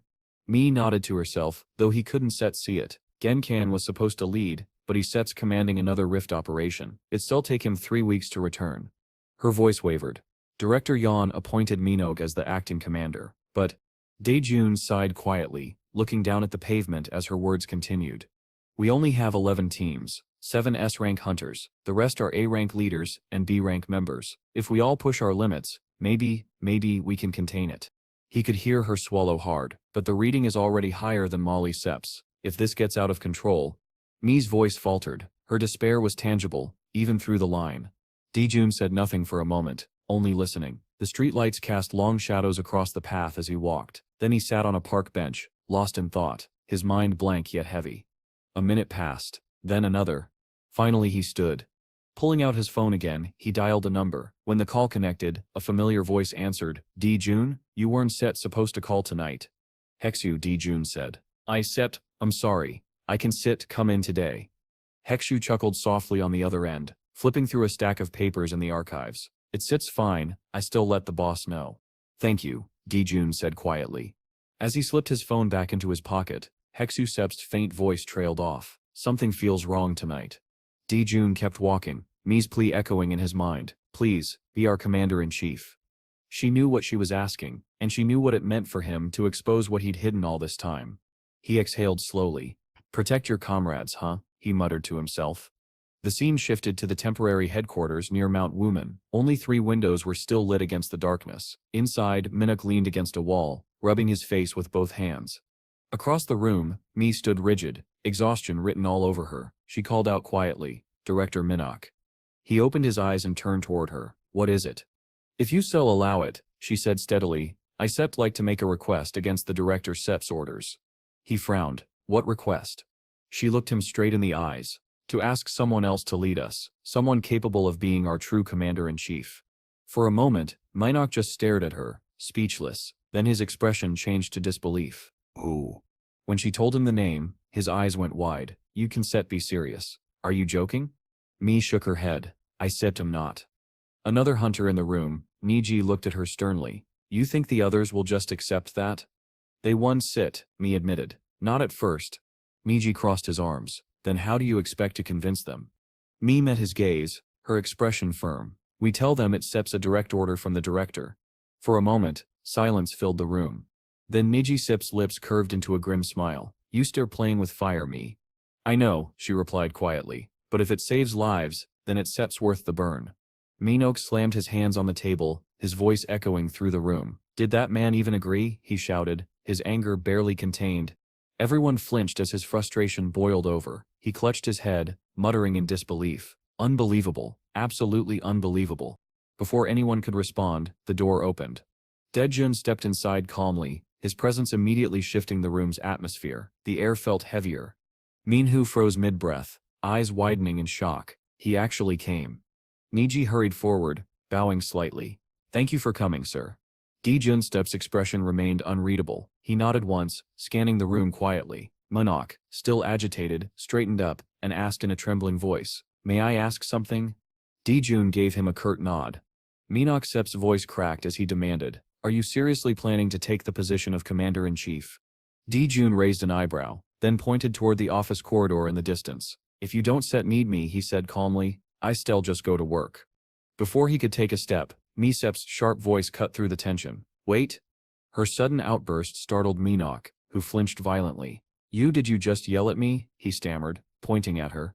But Mi ignored him. She turned to Dejun, speaking quickly and firmly. The troops will move before the outbreak. We have about an hour and a half. They began discussing formation details and estimated timelines as Minok stood frozen in disbelief. Then footsteps. Everyone turned toward the entrance. A man stood there, panting, his green badge marking him as a mid-tier hunter. His eyes darted between them until they landed on Dejun. Wait a second. Civilians aren't allowed in here, he barked.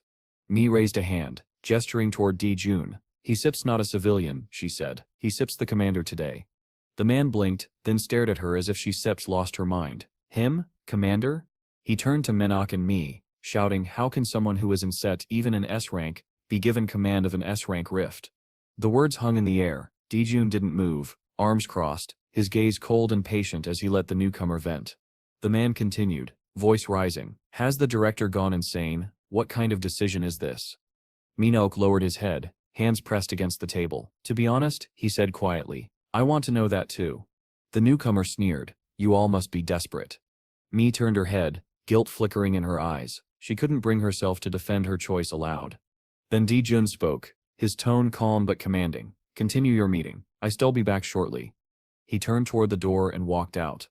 All 3 hunters stared after him, dumbfounded. The green-badged hunter Seps, face twisted with frustration. He just leaves whenever he wants, does whatever he pleases. Minok clenched his jaw, realizing the chaos was spiraling. Meanwhile, outside, Dejun stood before the massive rift. It loomed in the night like a wound in the sky, twisting with red and black energy. The air crackled with distortion, pulling at his clothes and hair. He stepped closer, eyes narrowing. So this is it. Then, without hesitation, he leapt. The world blurred. Inside the rift, The sky burned crimson. Jagged cliffs and rocky ledges stretched as far as the eye could see. Daejun landed silently on a stone outcropping and immediately began moving, leaping from rock to rock, avoiding the goblins crawling below. He didn't waste time on unnecessary fights. Settling briefly on a higher ledge, he looked down, opening his tablet. Too many monsters, he murmured, but no S-rank presence detected. Yet? Then he froze. One of the goblins below was different. Its skin was purple, its movements slow but deliberate. Interesting, Daejun whispered. He jumped silently behind the creature, pulling out his scanner. As he began to log data, he flicked a pebble at the goblin's head. The goblin paused, eyes darting. Then shockingly it turned toward him, pointing a clawed finger. Daejun blinked. You can see me? The goblin suddenly charged. It leapt up the rock wall, muscles swelling unnaturally. That's new, Daejun muttered. A heartbeat later, the goblin's body exploded. The blast ripped through the ledge, sending debris flying. Daejun barely dodged, landing on another platform as smoke filled the air. He stared at the crater below, a bead of sweat rolling down his cheek. That would have leveled a small team. He scanned the area again, listening to the chaotic shrieks of other goblins converging. No point in staying here. He jumped away, moving swiftly through the ledges, until a shadow loomed overhead. A massive club came crashing down where he had just been. The ground shattered. A towering ogre stood before him, roaring in fury. Daejun ducked, appearing behind it in an instant. The ogre blinked, confused, staring at its own weapon.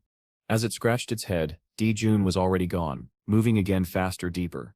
There are monsters here that aren't in the registry, he thought grimly. This rift isn't stable. Clearing it as it stands would be suicide. He landed on another ridge, its surface glowing faintly with yellow sigils. The moment his boot touched it, he felt it a surge of unstable energy. Ah, he muttered. A trap. The ground erupted. When the smoke cleared, only a small patch of rock remained intact in the middle of a vast crater. Daejun stood there, hand over his face, exhaling with mild irritation. Well structured, he said dryly, a crooked smile tugging at his lips.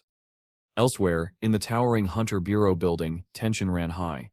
A red-haired man in a suit approached the director, holding a tablet. Director Yal, he said urgently, we've just received data crisis level is decreasing, and the outbreak has been delayed by 15 minutes. Yal frowned. How is that possible?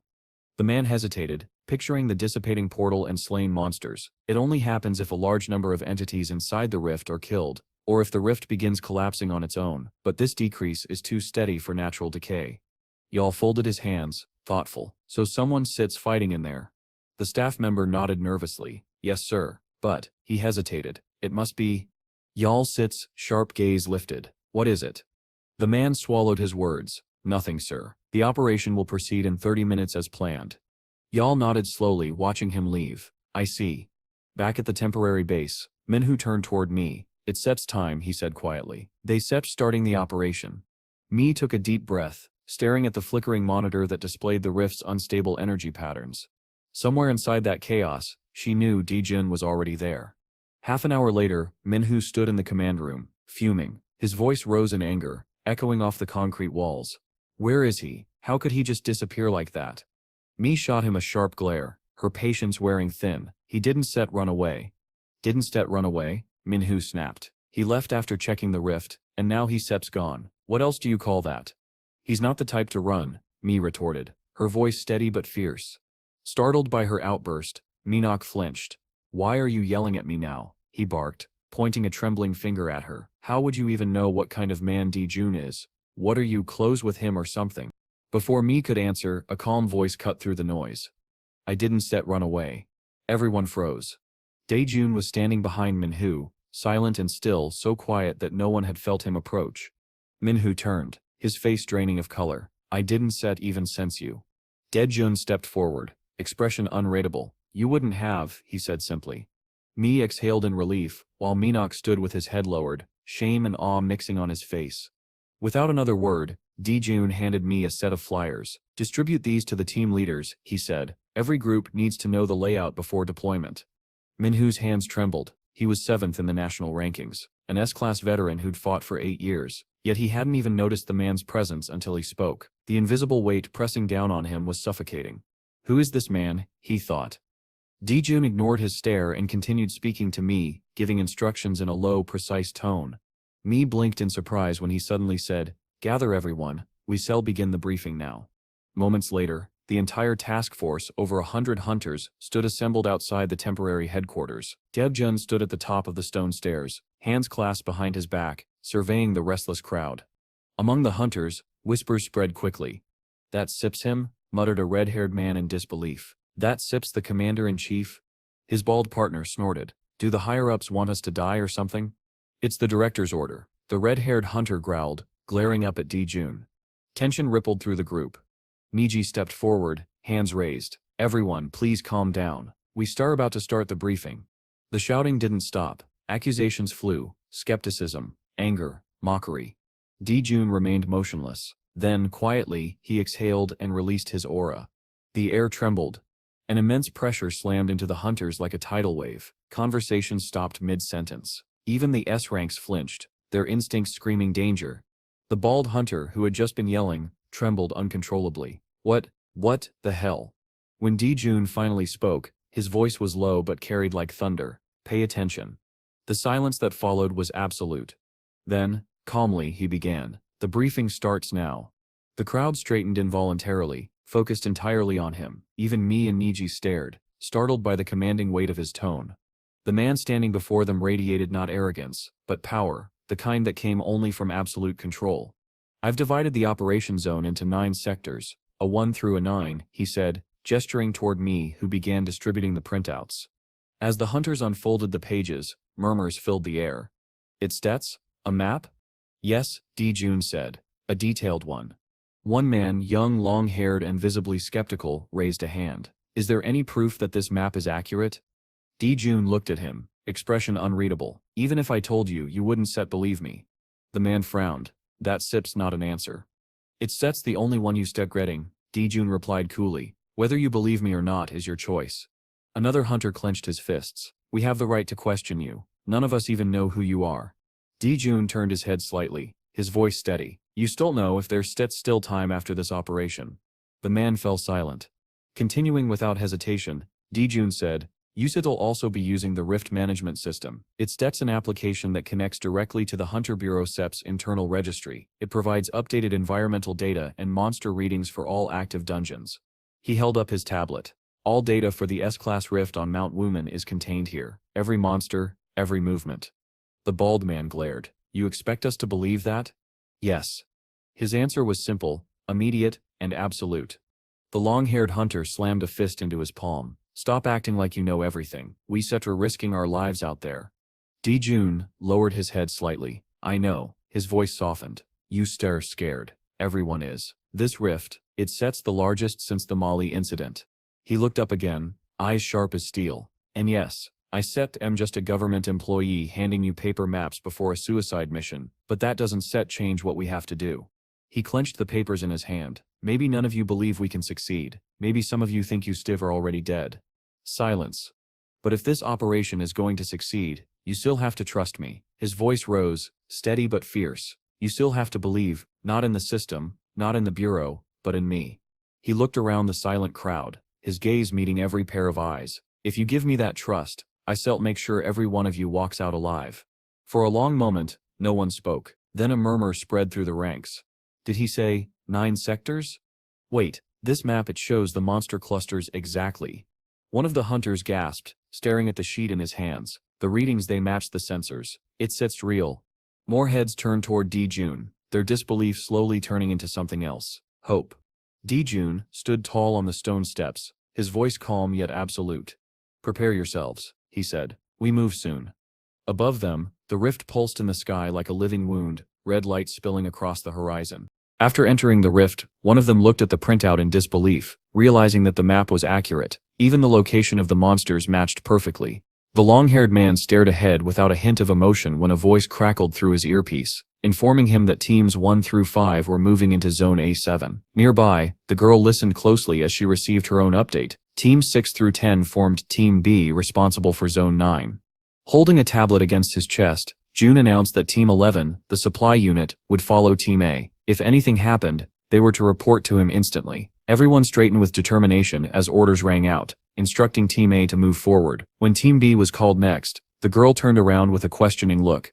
The long-haired man watched the departing teams, thoughtful, until another message informed him that it was time for his own group to leave. Everyone was waiting for his next instruction. His name echoed through the earpiece again, followed by teasing thanks and a promise that they would treat him to dinner once they returned. The terrain shifted back into view, rocky cliffs and jagged stone. A man leaped from one of those cliffs and swung his blade at a monstrous creature. Baldy clenched his fists, declaring that their attack needed to be sudden. He was taken aback when a report arrived. Team A had already begun the battle.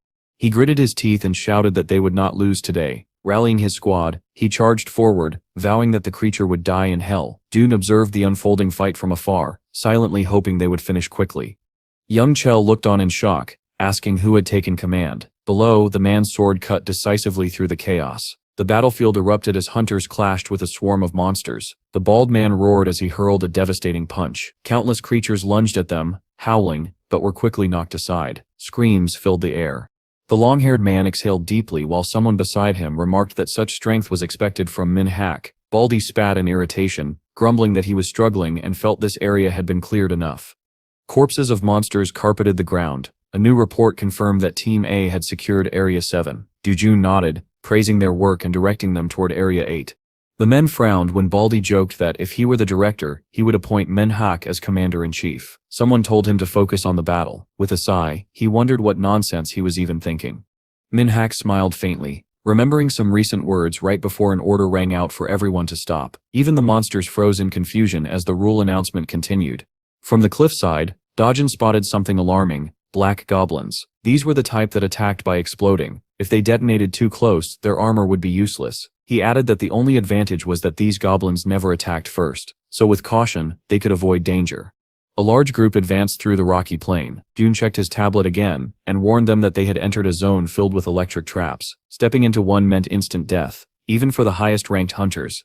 Baldy raised an eyebrow, doubting that the traps were truly lethal. Before he finished the thought, someone tossed a small object ahead. Lightning erupted instantly, stunning everyone into silence. Even Baldy stared, mouth open. But the man who demonstrated the trap said that electrical hazards and goblins were not their main problem. When asked what was, he pointed ahead. A massive, fur-covered figure emerged. A one-eyed giant. Its rank was the highest. If it struck even once, the victim was as good as dead. Dojin explained that despite its strength, the giant was slow. With the right strategy, they had a chance. He asked if anyone had a restraint skill. A man, panting heavily, admitted he did not have a skill but had brought a special pistol. It fired nets strong enough to restrain the giant temporarily. Hearing there were 6 nets, Dojin nodded, deciding that was enough. He turned toward the creature and raised his voice. It was time to begin the hunt. Hidden behind boulders, the men heard Group A launching a frontal assault. Other teams positioned themselves on the left, right, and rear. Snipers took formation on higher ground, their job to stop the giant from aiming at them, and to eliminate additional monsters drawn by the noise. Only the right side lacked traps, making it the ideal sniper position. Their priority targets were the goblin blasters closing in on the hunters. The teams exchanged bewildered looks when June revealed that he was personally commanding the other 11 groups. Everyone except the man with the net gun. The battle erupted. The giant spotted them instantly and swung a massive arm in a sweeping arc. Snipers opened fire. The creature shielded itself with its thick arm, absorbing the hits. The long-haired man lunged forward, weapon raised, urging everyone to maintain the assault. The monster staggered as blow after blow landed. Baldy hurled his fist again. Attack after attack crashed against the massive body. The giant clenched its jaw in fury, as the hunters pressed the assault, determined not to retreat. The man gave an awkward smile, realizing he had gone too far a moment before he was violently thrown aside. Catching himself with both hands on the ground, he asked in frustration how they were supposed to catch a monster like this. Mesh guns fired. The creature noticed the nets tightening around its legs. Minhak's eyes lit up with satisfaction. They had successfully restricted its movement. Knowing he had no time to waste, he sprinted forward and leapt onto the monster's massive body. With a final jump, he landed atop its head. Raising his sword, he thought to himself that if he could just blind the creature, they would stand a chance, but he had only one attempt. The giant's hand shot toward him. Niji appeared beside him, shielding him and urging him to focus only on the target and follow her instructions. She swatted the monster's hand away and smirked. The man couldn't help but grin back, asking who was really teaching whom. Then a flash of light erupted. Blood exploded outward as the creature screamed, its eye gone.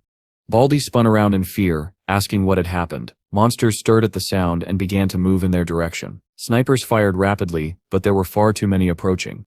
When the announcement came that the snipers could no longer hold them back, June urgently called all 11 groups. Hunters stood ready as he commanded them to shoot to kill, using every bullet they had. Immediately, the battlefield was drowned in gunfire. Blood sprayed everywhere as monsters fell back under the relentless onslaught. The sound slowly faded, leaving only heavy breathing and exhausted men closing their eyes in relief. But Manhwa's expression darkened. Not a single monster had actually died. How were they supposed to defeat these creatures? Before they could dwell on the horror, they were ordered to refocus. Time was running out. Dajin, staring straight ahead, stated the only goal left: if they could kill even one monster, this entire area would be cleared. A crimson sky loomed overhead as hunters raised their weapons. Suddenly, whispers of disbelief spread through the ranks. A massive silhouette appeared. It was the Titan, Marin. The monster examined the hunters, who looked pitifully small to him. The system activated, asking them to select candidates for the battle. Shock rippled through the men when they were told that only 5 people could enter the boss area. Fear seized them when the next message followed. Anyone not entering the boss area would be expelled from the level entirely. The system continued, describing the consequences. If Marin was not defeated within 1 hour, his army would pursue everyone left behind. Even if there were 5 of them, even if there were 100, they could not defeat him like this. Manhwa lowered his gaze. Among them, only the highest-ranking fighters Heejin, Gyung-ho, Mi, were capable of facing the Titan. Jun stepped forward and stated calmly that he would join the battle. All eyes turned to him. Their names were called. They were told to prepare. Inji accepted the order with a small smile. Min-haek turned to Jun and asked if he had a plan. Jun walked ahead, answering that the entrance lay beyond the yellow line. The system confirmed the team selection. Those beyond the line would fight. Those who were not would be expelled from the level. The remaining hunters stared ahead grimly. One clenched his fist and said their mission was simply to buy enough time. The Hunters Association would handle the rest. Baldy gave a nervous smile, declaring that he had lived long enough and wouldn't regret dying here. He added with a sigh that he had hoped for victory, followed by good food and a drink. Then he looked over at Jun, asking why a civil servant was even here when he was not a hunter. Jun replied that he could not find a way. He had found the way. It was the only chance they had to defeat the Titan. Manhwa stared at him, startled, wondering if Jun truly believed they could still win. All eyes lifted again toward the towering monster. The system announced that Marin was waking up. One man wept as he said goodbye to his friend. Another whispered that it had begun. Marin's abilities surged back. Manhwa flinched when a new restriction appeared. They were frozen. No one could use skills. Even worse, no one could move. Baldy cried out that it wasn't fair. The Titan could crush them, and they would be helpless. The giant peered down at the immobilized fighters. The hunters gasped as something blurred past them. Mi flinched and shielded herself. Eyes closing, something shot forward. She opened her eyes in shock. Jun was holding the Titan's blade in his bare hand. The monster froze, confused. Jun squeezed. The weapon shattered in his grip. The Titan roared in disbelief as the system announced that its power had been restored. At the same time, the hunter's abilities suddenly came back online. Manhwa jolted in confusion, wondering what was happening. Jun slowly turned his head. On Baldy's shoulder, a small camera lens flashed. The guy frowned as the realization hit him. Everything had been recorded, and his cowardice had been seen by everyone. Mi shifted her gaze toward him when he added quietly that this time, it truly was his last request. Blue magic wrapped around him. He stood firm, fists clenched, until he suddenly raised his hand. A brilliant blue light burst forth, leaving everyone stunned. Even the monster froze in disbelief. Mouths dropped open. Mi herself could not hide her shock. Mi who looked up, whispering that what he was witnessing was unbelievable. Jun thrust his hand forward with unwavering resolve. The creature's scream echoed as a thin line sliced across the middle of its face. A heartbeat later, blood erupted violently. Silence fell as the system confirmed the impossible. The target had been eliminated. The dungeon of this level had been completely cleared. As the hunters began to relax, Mi paused. Something felt wrong. The system instructed all hunters to evacuate the area. She glanced around, calling for the manager. Everyone searched in confusion, assuming he had already left. Minok released a long breath. They had won. It was finally time to go home. The others turned toward him as he urged them to hurry. After all, they still had to report Niji's proposal for an evening drink. Closing his eyes, one man smiled when she casually announced that she had a date. City buildings came into view. Jun informed Yi that he had returned. Yi, unfazed, asked what he wanted for dinner. When Jun requested pizza, the guy beside him raised an eyebrow and told him to keep quiet. The city was calm now. The emergency state was officially lifted. The girl casually asked if they still had any canned fish left. As houses passed by, someone said he would be there soon.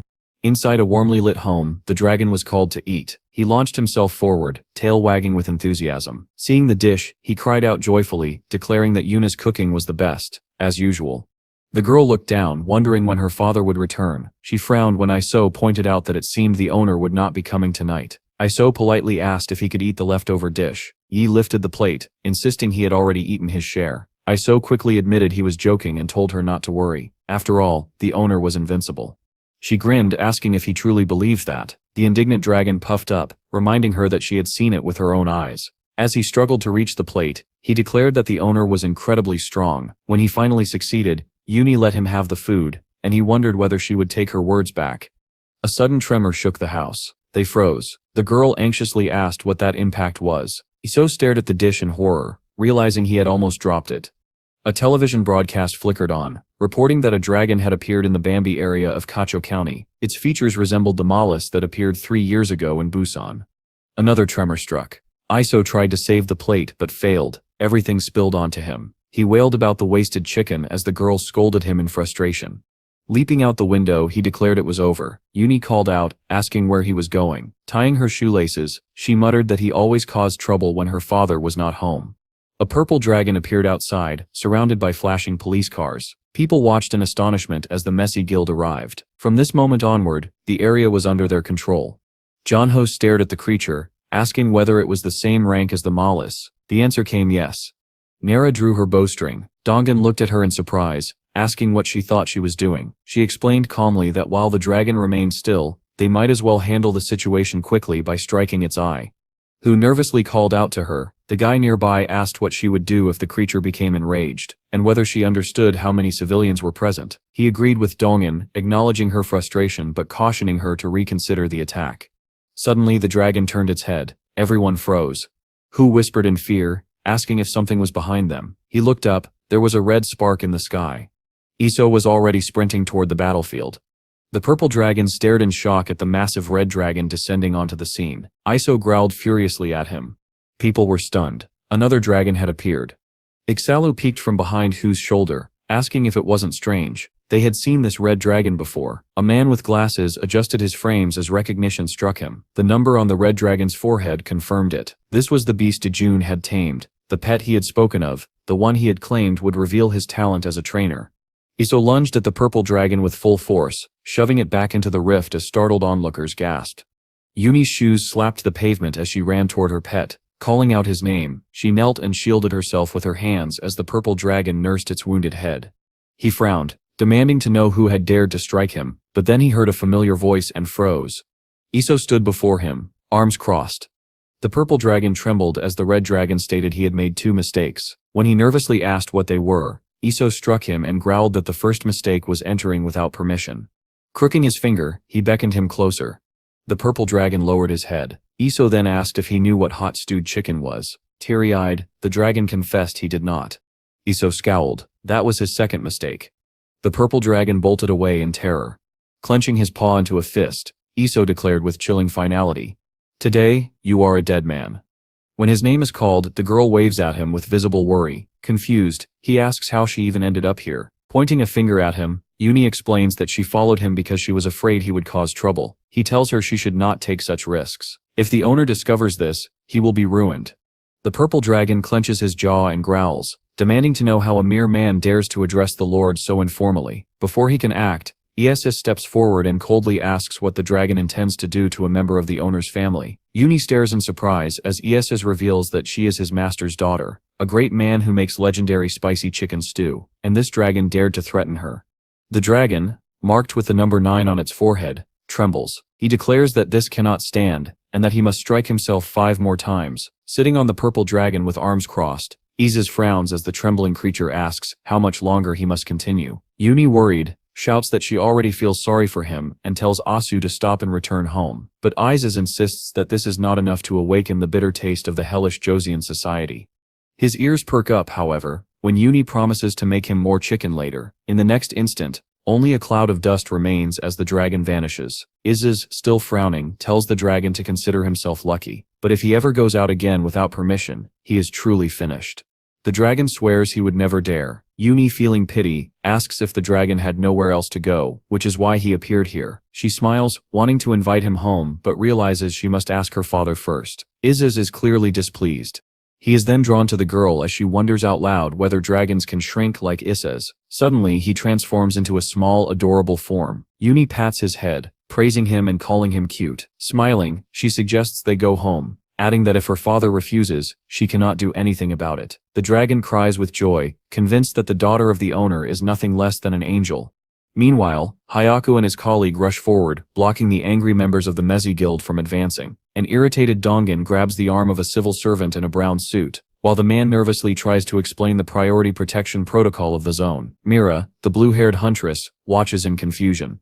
The hunters are stunned when Yi emerges confidently from the red rift, accompanied by the miniature, serious-looking dragon Essus, who stands with paws folded over her chest. On Yi's other side, a small creature peeks out, eyes filled with tears, and a wide smile as he sees his friend return. Dongan watches in disbelief, unable to understand how she escaped alone.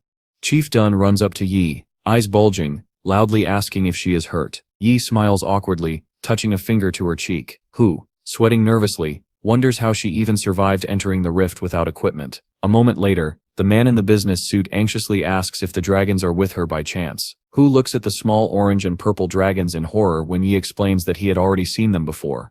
Yuni nervously purses her lips as her uncle's colleague, stunned, pushes up his glasses. He had been certain he knew the truth yet pretended otherwise the entire time. Behind him, Oksu stands frozen with his arms outstretched.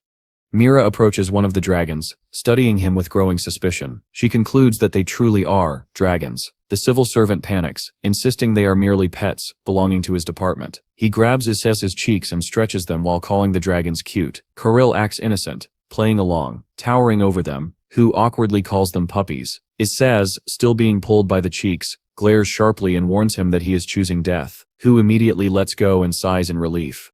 Yumi hurries to scold Issaz, who clearly does not enjoy being reprimanded. As she speaks, the civil servant suddenly remembers something important. Mira too points at the markings on the dragon's foreheads in shock. Alarmed, Hu shouts that her uncle will be worried if she reaches home late. Yi raises her brows, sweating nervously, and opens her mouth slightly, unsure how to respond. The civil servant then calls Yi over to whisper something urgently. Both dragons turn their heads upward, listening. He warns her that if the Korean authorities discover Dun is sheltering real dragons, chaos will erupt. Before they can continue, Huntress Mira approaches, demanding that they wait. Yuni, scratching the back of her head, awkwardly claims that her father is waiting, and she really must go home. Hayaku blocks Mira's path as she tries to reach Yi. Yi, frightened, scoops up his ass, and Carcel and sprints away, calling a brief goodbye without turning around. Mira shouts after her.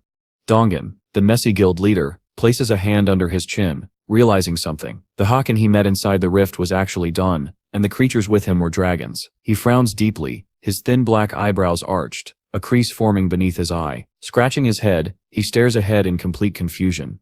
Behind Mira, anger flared as she demanded to know whether the civil servant truly believed anyone would accept his excuse about the creatures being mere dogs. Meanwhile, far away in one of Seoul's residential districts, a 6-story building stood on stilts. On the topmost floor, the lights burned late into the night. Inside, chaos reigned. Food lay scattered across the floor. An enraged Izzaz chased Carol around the room, shouting in fury over the chicken that had gone uneaten. Yuni stood nearby, desperately trying to calm both dragons.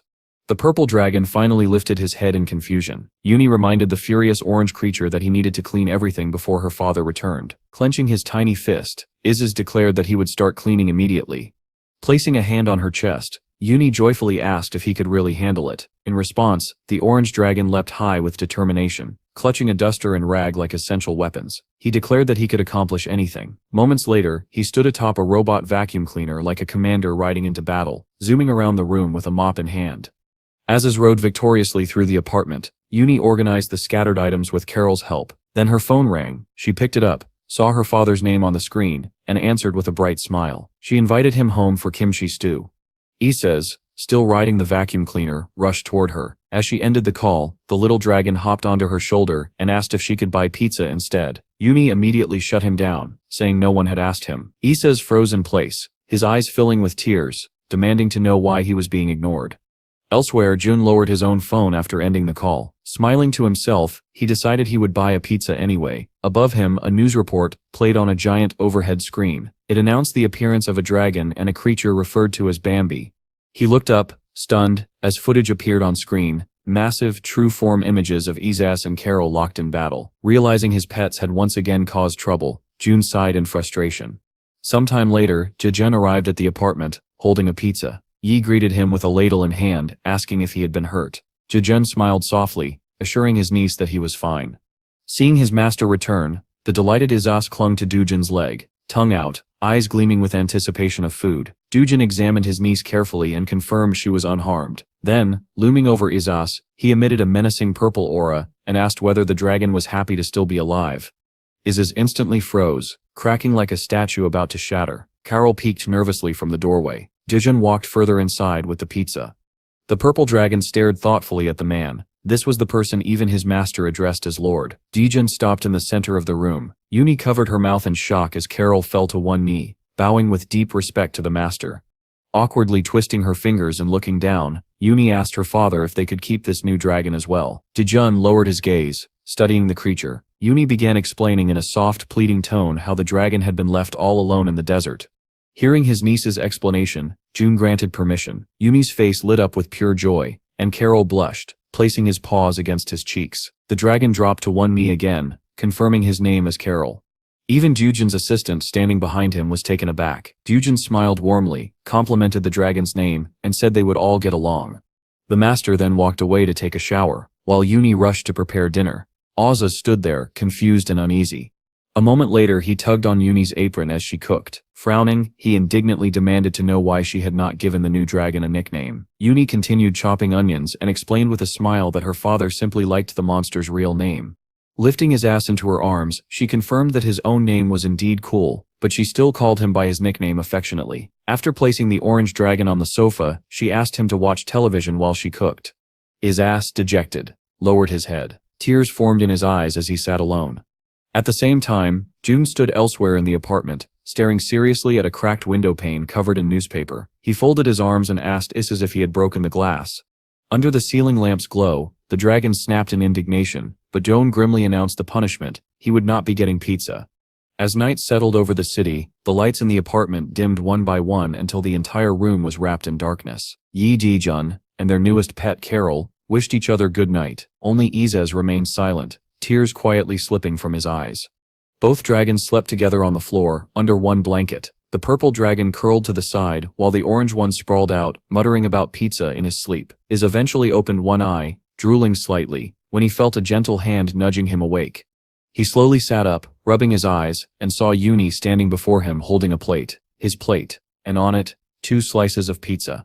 She pressed a finger to her lips, signaling for silence. Izas froze, his eyes widening as he stared at the precious slices. Tears of joy instantly welled up. Then, trembling with emotion, he hugged his little mistress tightly, whispering a heartfelt thank you. Yi watched from the side, touched by the moment, as Izas devoured the pizza, crumbs sticking all over his mouth while he called Yuni an angel. Meanwhile, in his room, Jun slept peacefully with one arm under his pillow. His phone, lying beside him, glowed continuously with notifications. His screen showed 80 missed calls and 281 messages. Online, urgent reports were pouring in about the S-rank dungeon operation. Everyone was asking what the legendary civil servant's next move would be. But Jun's phone continued to vibrate uselessly. Its owner was asleep. In the living room, the large wall-mounted TV played a news report about the sudden appearance and disappearance of a dragon in the Bambi area the previous night. Carol knelt directly in front of the screen, watching with fascination. Izas lay behind him on his side, sulking as he supported his head with one hand. Taking his phone, Du-jun tapped the screen and shut it off completely. Yuni sat at the table with a drink, laughing as her father waved his mug in one hand and looked at his phone in disbelief, shocked by the sudden explosion of attention. Just then, a loud knock thundered from the front door. Yuni stood up to check, but John quickly warned her not to open it and to pretend he wasn't home. She pressed the camera screen and froze, the breath leaving her lungs. She opened her mouth in disbelief. Seeing her expression, Du-jun blinked in confusion, but Yuni simply clasped her hands together, sweating nervously as she turned the screen toward him. Standing outside their door was the president of the Hunter Academy. At that exact moment, the elderly man frowned at the camera, waiting patiently. The command "Rise" echoed within the apartment. Both dragons leapt into attention. Isis snapped a salute with deadly seriousness, loudly asking if it was lunchtime. Carol bowed instantly, hands clasped together. Isis shot the purple dragon a dirty look, convinced he would get scolded for showing off. But instead, Jun smiled, pleased. It had been a long time since anyone followed his orders so perfectly. Carl stretched out his wings, confused about where to hide, while Isis puffed out his cheeks in indignation, demanding to know why the violet dragon wasn't being scolded. The door opened. A polished black shoe stepped inside. The gray-haired president entered, followed respectfully by a young assistant. He bowed deeply toward Jun, greeting him with utmost respect. Yumi bowed as well. Jun stared at the two men with irritation and immediately asked how they even knew his address. Yumi turned to her father with wide, sweaty eyes while he looked away in annoyance, yet still invited the visitors inside. The president sat at the table. Yumi handed him a cup of steaming tea. He thanked her warmly, and she responded with an embarrassed little laugh, touching her cheek. Jun sat across from the elderly man, holding his own mug, and asked bluntly what business had brought him here. The assistant immediately stood and bowed. The president expressed his deep gratitude. Every one of his hunters had returned alive thanks to Jun. He admitted that during the S-rank operation, he had used an emergency surveillance feed, and the more he watched, the more he admired the civil servant's strength. When the president tried to express his gratitude again, Jun casually hooked his finger through his mug's handle and cut him off. Leaning forward with a blank look, he informed the old man that he would soon have to leave for work, so he should get straight to the point. Nodding, the president finally opened an envelope and began pulling out important documents. The old man carefully laid out a set of documents. They contained photographs and detailed information about the person saved by the Messy Guild. He asked Doan if the man in the images was truly him. The main character studied the papers, raising his eyebrows in surprise and wondering if he had finally been caught on camera. The president of the Hunter Academy sat calmly, while his assistant slid the documents back into the craft envelope. The assistant clarified that they were not there to question whether Doan's actions had been right or wrong. Instead, the young man in a business suit pulled out a new sheet of paper. It was a contract, and he enthusiastically invited Doan to officially join the Hunters. But as the Academy representative excitedly continued explaining, Doan cut him off with a cold sideways glance. He stated plainly that he would not be joining. The president and his assistant froze mid-gesture, shock spreading across their faces as they stared at Doan. They urged him to at least take a look at the conditions first. Beside Doan, Yi lowered her eyes, confused. When Doan turned to her, he smiled gently, telling her that what he already had in life was enough.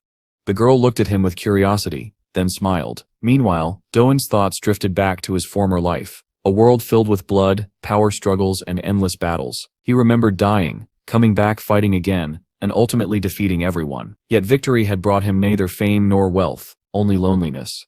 Yi's soft gaze lingered on her father as he closed his eyes. He knew that no reward could replace the peace he now had.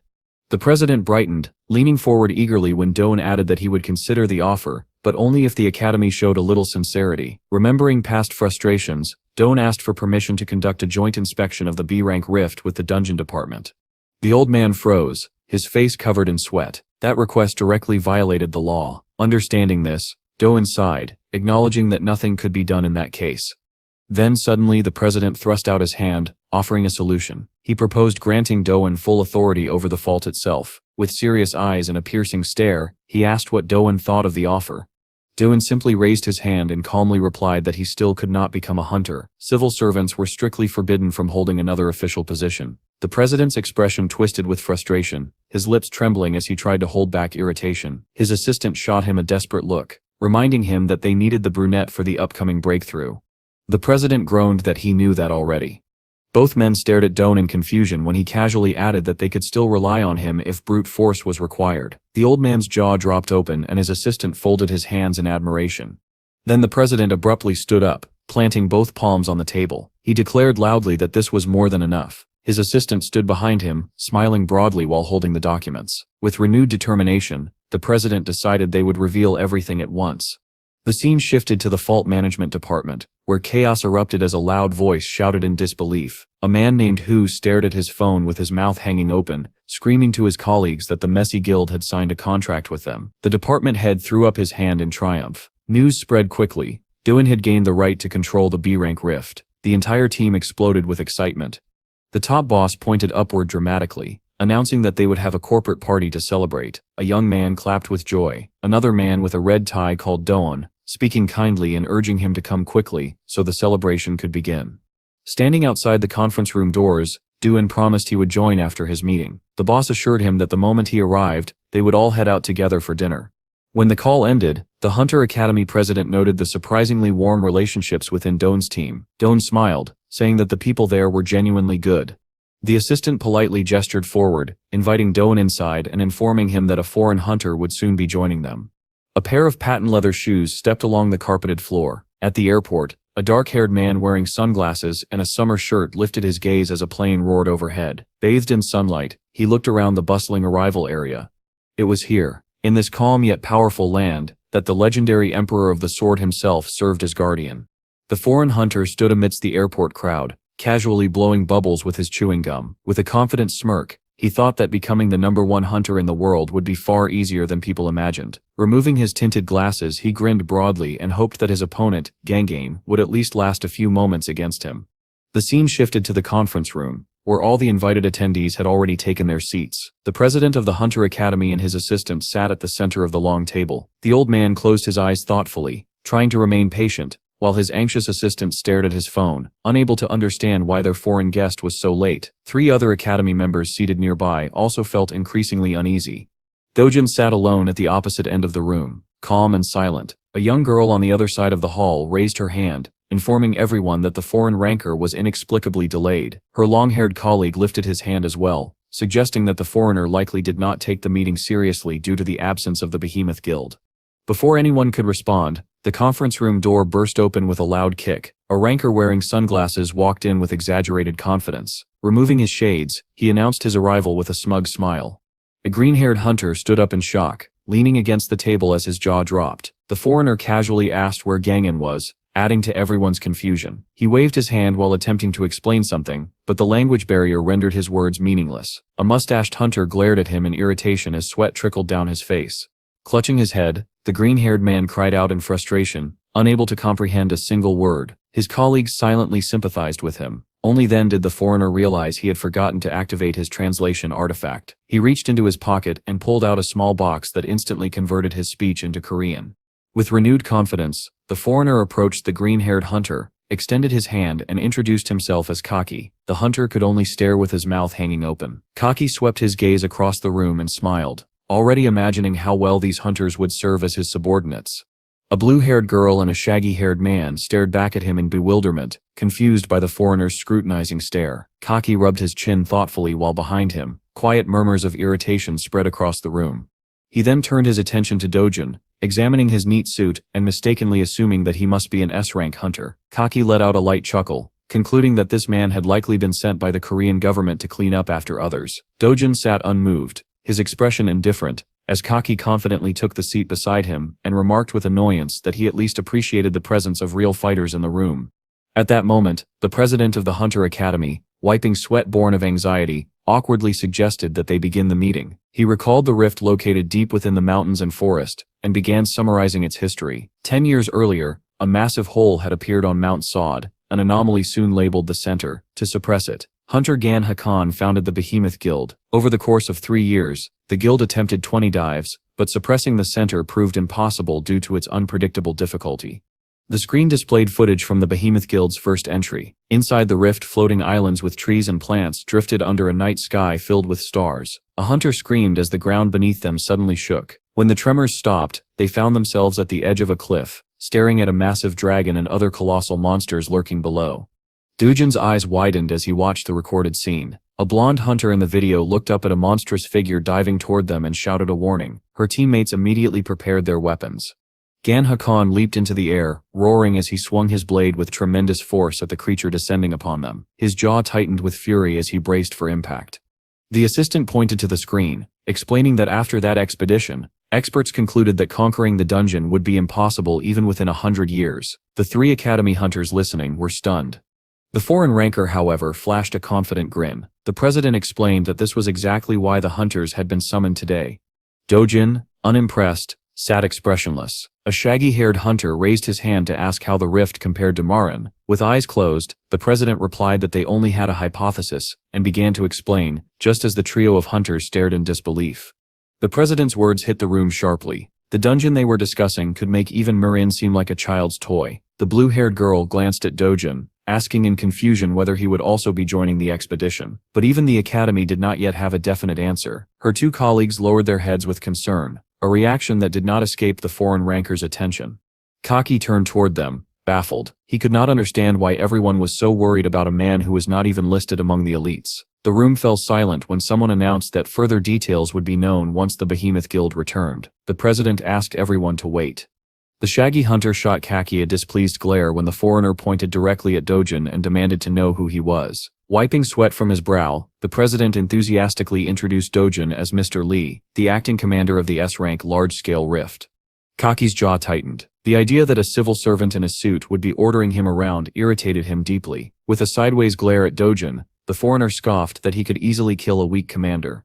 The shaggy hunter leapt to his feet in outrage. Kaki stood as well, and leaned close to Dojin, mocking him. He claimed he had seen countless weak commanders who eventually died at the hands of their own allies. Pointing at Dojin's forehead, he warned that if the man wanted to avoid a bullet hole in his skull, he should step aside. Dojin closed his eyes and smiled faintly. Rising slowly, he straightened his tie, which only confused the boastful ranker. Looking down at Kaki with calm disdain, he asked whether the man truly believed he could kill him with such weak inner strength. Kaki's expression twisted with fury. He grabbed Dojin by the collar and yanked him closer, raising a fist. The brunette merely leaned back against the wall, unbothered, watching the foreigner's anger build. The hunter girl, drenched in nervous sweat, rushed between them and shouted for Kaki to stop. He glanced at her with an irritated smirk, questioning why everyone was fussing over a simple civil servant. The huntress closed her eyes and replied that she intervened only because this was a shared conference room. Kaki stared at his own palm in disbelief as she walked past, insisting that any fight be settled in the training hall. Dojin simply straightened his tie again. Kaki burst into laughter, declaring that the brunette was far too fragile to fight him. Pointing rudely at the president's assistant, the foreigner demanded an escort. The assistant bent toward the president nervously, whispering fears that the foreigner might get hurt at this rate. When he asked Dojin if everything was all right, Dojin nodded calmly. This only made the assistant panic even more, stammering as sweat dripped down his face. The president rose from his seat, bracing his hands against the table, and led the group out. Kaki followed eagerly, daydreaming about putting Dojin in his place. The scene shifted to the underground training hall. A crowd gathered around the ring. The president looked displeased at his assistant, who fretted that Dojin might injure the foreign guest, and that the team leader Wu Yang would blame him if the training room was damaged. Tears welled in the assistant's eyes as he imagined the consequences. Kaki stepped into the ring, fists crackling with energy. He boasted that if Dojin kneeled and begged for forgiveness, he would kindly fight using only one hand. Dojin, standing across from him, sighed and asked whether the man planned to talk like this all day. Kaki's face twisted, veins bulging as he shouted. Meanwhile, Dojin quietly stepped into the ring, hands in his pockets. As Kaki lunged forward with a smug grin, calling out loudly, Dojin sidestepped with effortless ease. The foreigner's eyes widened in disbelief when his powerful strike cut through empty air. Dojin, still expressionless, looked up at him calmly. Enraged, Kaki charged from behind with another raised fist. Dojin continued to dodge with barely any movement. Kaki roared that his opponent would die from a single blow, but each attack missed as Dojin even closed his eyes in disinterest. Finally, Dojin decided it was enough. Kaki's swirling energy suddenly evaporated. Losing control, he stumbled forward with a shout. At that moment, Dojin raised his hand high. In the next instant, his palm swung down swiftly and decisively. The three academy hunters seated nearby, dressed in crisp business suits, opened their mouths in utter bewilderment at what they had just witnessed. Haki was bent forward, his hand extended. June, standing nearby, struck him sharply on the neck with his palm. The civil servant in the suit merely waved his hand with minimal effort, yet the foreign ranker immediately began to lose his balance. The main character raised his palm, let out a sigh, and watched as his stunned opponent toppled.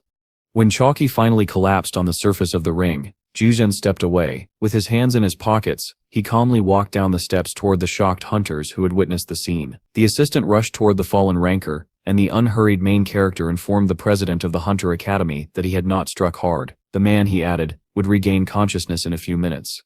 The subordinate knelt beside the unconscious foreigner, and loudly reported that nothing seemed damaged. The gray-haired old man froze in utter shock, his mouth slightly open as cold sweat formed on his brow. Nearby, the green-haired hunter grabbed his head in disbelief. Their shaggy colleague pursed his lips, looked aside, and muttered that he had suspected as much. Staring at Joan's back as he walked away, he realized the civil servant was operating on a completely different level.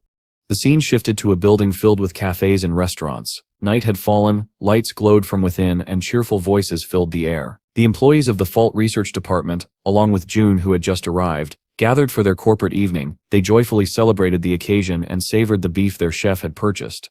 Both of the protagonist's bosses froze with glasses in hand when they heard that the Hunter Academy had been looking for him. Huku and Chu, sweating nervously, clutched their chests in relief. When June calmly explained that the organization merely had a request for him, the brunette smiled softly and nodded when his drunken boss raised a finger and insisted he must never leave his job. Hayaku, stuffing pieces of beef into his full mouth, asked in confusion whether it was strange that the Messy Guild wanted to enter into a contract with them. CSU, curling his lips as he chewed, admitted that he felt uneasy about it as well. The chief leaned his head on his hand, waving the other lamentingly, complaining that the Ankh hunters would never listen to them anyway. Scratching his head in frustration, KSU agreed that the Messy Guild certainly possessed that kind of authority. Dodan lifted his glass, looking bewildered, and declared that he would take on Yi's mission. The trio of colleagues seated around the table brimmed with excitement, as Chiol reminded them that they would soon be collaborating with the guild themselves. Deep night settled over the city. Windows glowed across the skyline, and joyful cries of civil servants echoed from the restaurant. A new day dawned, and the action moved to Seoul City Hall. Inside stood the red-haired Yeti, puffing out her cheeks in irritation as she insisted she did not want this. Dejun waited quietly at the entrance, staring straight ahead. His two bosses, standing before him, froze at her words, convinced they must have misheard. Hayok stared at the huntress in confusion and asked what exactly she disliked. Folding her arms, she declared with annoyance that she could protect her manager herself. The boss raised his palm and shook it in disbelief, using the gesture to explain that one hand alone could not stop 10 attackers. Yi lowered her green eyes, thinking deeply, as he asked what would happen to Jun if a monster struck him from behind. The red-haired huntress recalled the moment when an arrogant man had once pressed a blade to her manager's throat. She reluctantly agreed with the boss's point, but tried to counter it. KSU, surprised, turned to the main character when he interrupted her. Calmly, June told her she was in no way inferior to a rank hunter. The brunette's dark eyes sparkled with admiration, and a soft smile formed as she looked at him. Flustered, she felt as if flowers had bloomed around her. She lowered her gaze, tucking a strand of hair behind her ear. Standing with her hands on her cheeks, Yi smiled, while Hu, holding a glass of water, agreed to the arrangement, as long as June did not object. Suddenly, all four workers turned toward the doorway, irritation appearing on their faces. A young civil servant peeked into the office, visibly anxious, and asked where he should take the arriving Messy Guild members. Both bosses immediately panicked, darting around the room as they tried to prepare for their guests. CSU raised his hand sharply, ordering the Fault Department to assemble. 3 men gathered in a tight circle, their expressions serious. The chief spoke sternly, reminding them not to grovel before the hunters. With a fierce look, KSU added that if the Messy Guild tried to oppress any of them, they should report it immediately so he could deal with it. Hu and Dojin exchanged sincere smiles, grateful for a department head who refused to tolerate disrespect toward his employees.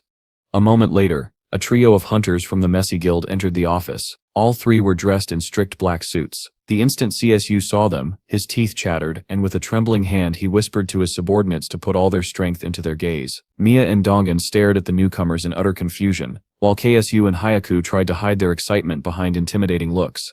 The tall Dongan stepped forward, towering over the department head. CSU looked up at him in fear, and began to stutter uncontrollably. The man extended his hand, just as the trio from the Messy Guild suddenly turned and loudly greeted the civil servants. KSU and Hu froze, their mouths open and their eyes wide in shock. Several representatives of the Messy Guild bowed and introduced themselves. A few of the office workers stared back, bewildered. One of the guild members turned to the protagonist and asked why they were so disciplined. Slightly narrowing his eyes, the protagonist said he had no idea. In the mind of one of the Messy hunters, who stared ahead in rigid seriousness, a single thought echoed, "If we make a mistake, we die."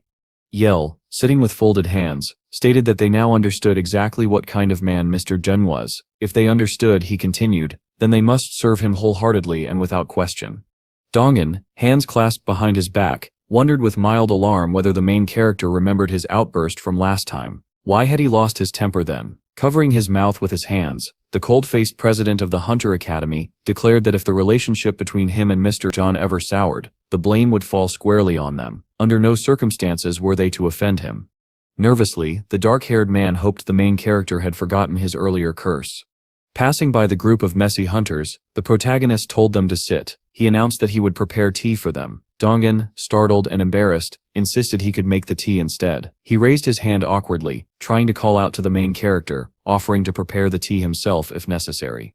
Jun turned to him in mild surprise. Addressing the two hunters, he explained that it would place him in an awkward position if the guests served him. Dongan, lifting his hand in confusion, asked what they should do instead. The protagonist, eyes half closed in thought, realized the guild president must have given them strict instructions. He told them simply to read the contract thoroughly and familiarize themselves with the conditions before stamping it. Mouth slightly open, the messy squad leader began to stammer something, but Jujun ordered everyone to sit. Instantly, the three guild members appeared in chairs at the table, hands neatly placed on their knees. The office staff stared, amazed at how terrified the hunters seemed. When the protagonist mentioned signing the agreement, the messy hunters immediately raised their hands. A dark-haired man in a red tie pointed out that they should read the contract first. The hunters shouted simultaneously that they already had. A man in a brown suit approached the protagonist, asking what exactly was going on. Outside, the cloudy night sky glittered faintly over the city. Izaz approached the protagonist and addressed him respectfully as senior master, asking if he had come. He added that he had been waiting. Closing the door behind him, the main character observed that Izaz had probably not eaten dinner yet and must be hungry. He reminded him that even an animal needed to feed itself. The beast approached, tail wagging, and asked if he could start. The protagonist laughed and said he would remember that for next time. Yi approached the creature with irritation and asked whether it intended to continue behaving that way. Spreading his arms, he replied that he had only been joking. Holding a plate of rice in one hand and chopsticks in the other, the protagonist wished him a bon appetit. A dragon peeked from beneath the table and asked if it could eat. Setting another plate down, Yi told it that it could. Izaz, beaming, also wished everyone a bon appetit. Watching the animal devour its food energetically, the protagonist remarked that its behavior always surprised him. Turning to Kariel, who was calmly eating, he asked whether perhaps the creature was something truly special. Dajan looked at the small dragon, its paws moving quickly as it signaled for water. Yi, hands folded and cheeks flushed in embarrassment, asked the main character if he had a moment. The next morning, Yi looked down and said that the lesson with parents present would take place at 10. Rubbing her fingers together, she shyly asked if he could come. Without waiting for his answer, she smiled awkwardly, scratched the back of her head, and asked if he couldn't make it. After all, it was a weekday and he had work. The protagonist replied seriously that he would attend. Work had gone well, he said, and he could take the first half of the day off. Yi pressed her hands together, her expression bright with genuine happiness, and asked if he truly meant it. She explained that the parent participation lesson would be held inside the rift that had appeared 2 weeks earlier, chosen because no monsters had emerged from it. Bringing chopsticks of meat to his mouth, the protagonist smiled as he noted to himself how happy Yi was. With a girl that happy, he thought skipping the event was impossible. While finishing his food, the orange dragon rolled its little fist and confidently declared that it would go with them. The protagonist told him to finish chewing first before speaking, because watching that was disgusting. The next day, inside the rift, the protagonist walked through a bustling fair with the two beasts. Crowds shouted about super sweet fries and 3 for 2 specials. Yi approached a stand and held up 3 fingers, asking for 3 pastries filled with red beans. Smiling brightly, she handed them to Tiki, Carol, and Izaz. Izaz extended a hand, but the purple beast refused the pastry. Biting into his own cookie, Izaz raised a finger proudly. Yi asked Carol if he liked sweets. Carol thanked her but said such food was not suitable for him. Watching the orange dragon gorge himself tearfully, the protagonist thought that Yi had clearly given him terrible eating habits. A staff member lifted a loudspeaker and asked everyone to listen. Holding a sheet of paper, he explained cheerfully that this place had appeared right after the Maranuka fault was cleared, and had remained free of monsters. Because of this, and because anyone who found a fragment of an unknown map could learn to manipulate mana, it had been designated as a training zone. Pointing toward a hill, he said that parents were to watch from the observation deck. In the center of the clearing stood a silver cup. Students, he said, would gather map fragments as usual, and place them inside the cup. Raising a small white ball, he added that parents would be given helper balls as souvenirs. Holding one of the balls, Jen asked Yi what it was. Yi infused it with mana, turning the ball red, and explained that it helped reveal hidden heritage. The protagonist watched as she shaped the red ball into a pistol. Yi explained that mana could alter its shape freely, and its color shifted from red to purple. The more purple, the stronger the effect. Interacting with the ball's energy, the protagonist wondered if it might break if he injected too much power. Yi stared at him in surprise. In his palm, the ball turned into a black dagger. The protagonist remarked at how amazing it was. Yi was stunned. She had never heard of anyone's mana turning the ball black. She glanced at the protagonist just as he raised the loudspeaker again, instructing students to prepare to leave. Yi thought the change had come quickly, and told herself she would ask the teacher about it later. Waving as she walked away, Yi told the protagonist she was heading out. He smiled, raised a hand, and told her to be careful. Jun's dark eyes suddenly widened. He stared toward the goblet in the wasteland, sensing a surge of strong energy. The cup began to swirl with burgundy and dark purple streams of dense power. He muttered that the energy was coming from the cup itself. He raised his hand and fired a beam of energy toward it, thinking that Yi could not possibly be in danger and that the artifact needed to be checked. A dense current of magic was sucked into the purple portal that formed in front of the goblet. Streams of energy shot into the forest and streaked into the sky. Watching the spectacle, the protagonist realized he might be able to absorb the energy, but before he could act, the ground began to shake. Parents shouted in alarm, insisting that an earthquake had struck. Running to the instructor, they yelled furiously that training children in such a dangerous place was irresponsible. The instructor lifted a trembling hand and stammered that nothing like this had ever happened before, and urged everyone to stay calm. Some parents insisted the quake was already over. They needed to retrieve the children quickly rather than stand around. Scratching his chin, Jun realized the tremor had likely occurred because he had absorbed part of the energy. The orange dragon, distraught, lamented that he had barely eaten anything yet. Looking at the goblet now brimming with dark energy, the protagonist noted that instead of fading, its power had grown even stronger. The protagonist noticed a system alert flashing before him. "Nurs is watching you." A blue window expanded in front of his eyes, displaying a message instructing him to head to the center for a special quest. Nurs, the administrator who guarded the heart of the tutorial, had been sealed away for violating discipline and brutally murdering applicants. To break this seal and confront him, fragments of the entrance ticket had to be gathered. Accumulated progress, 9,934, 10 thousandths. Reward, entrance ticket and access to the tutorial. At the bottom of the window, additional information appeared. He would be unable to leave the rift for a designated period. Remaining time, 21 hours, 39 minutes, 2 seconds. Still holding his chin, the protagonist evaluated the message with a cold gaze. This cup, he thought, must have been the key. He wondered if Yi was even allowed to be here, and whether she would be safe. He also reflected bitterly that the Pemoth Guild must have been wasting their time all along on Ern Hill. Above the clearing, the parents' shouts intensified. They demanded to know who was responsible and threatened to report the incident to the city's education department. Standing in front of the protagonist and the two beasts, the parents yelled for their children to be brought back immediately. They were extremely worried.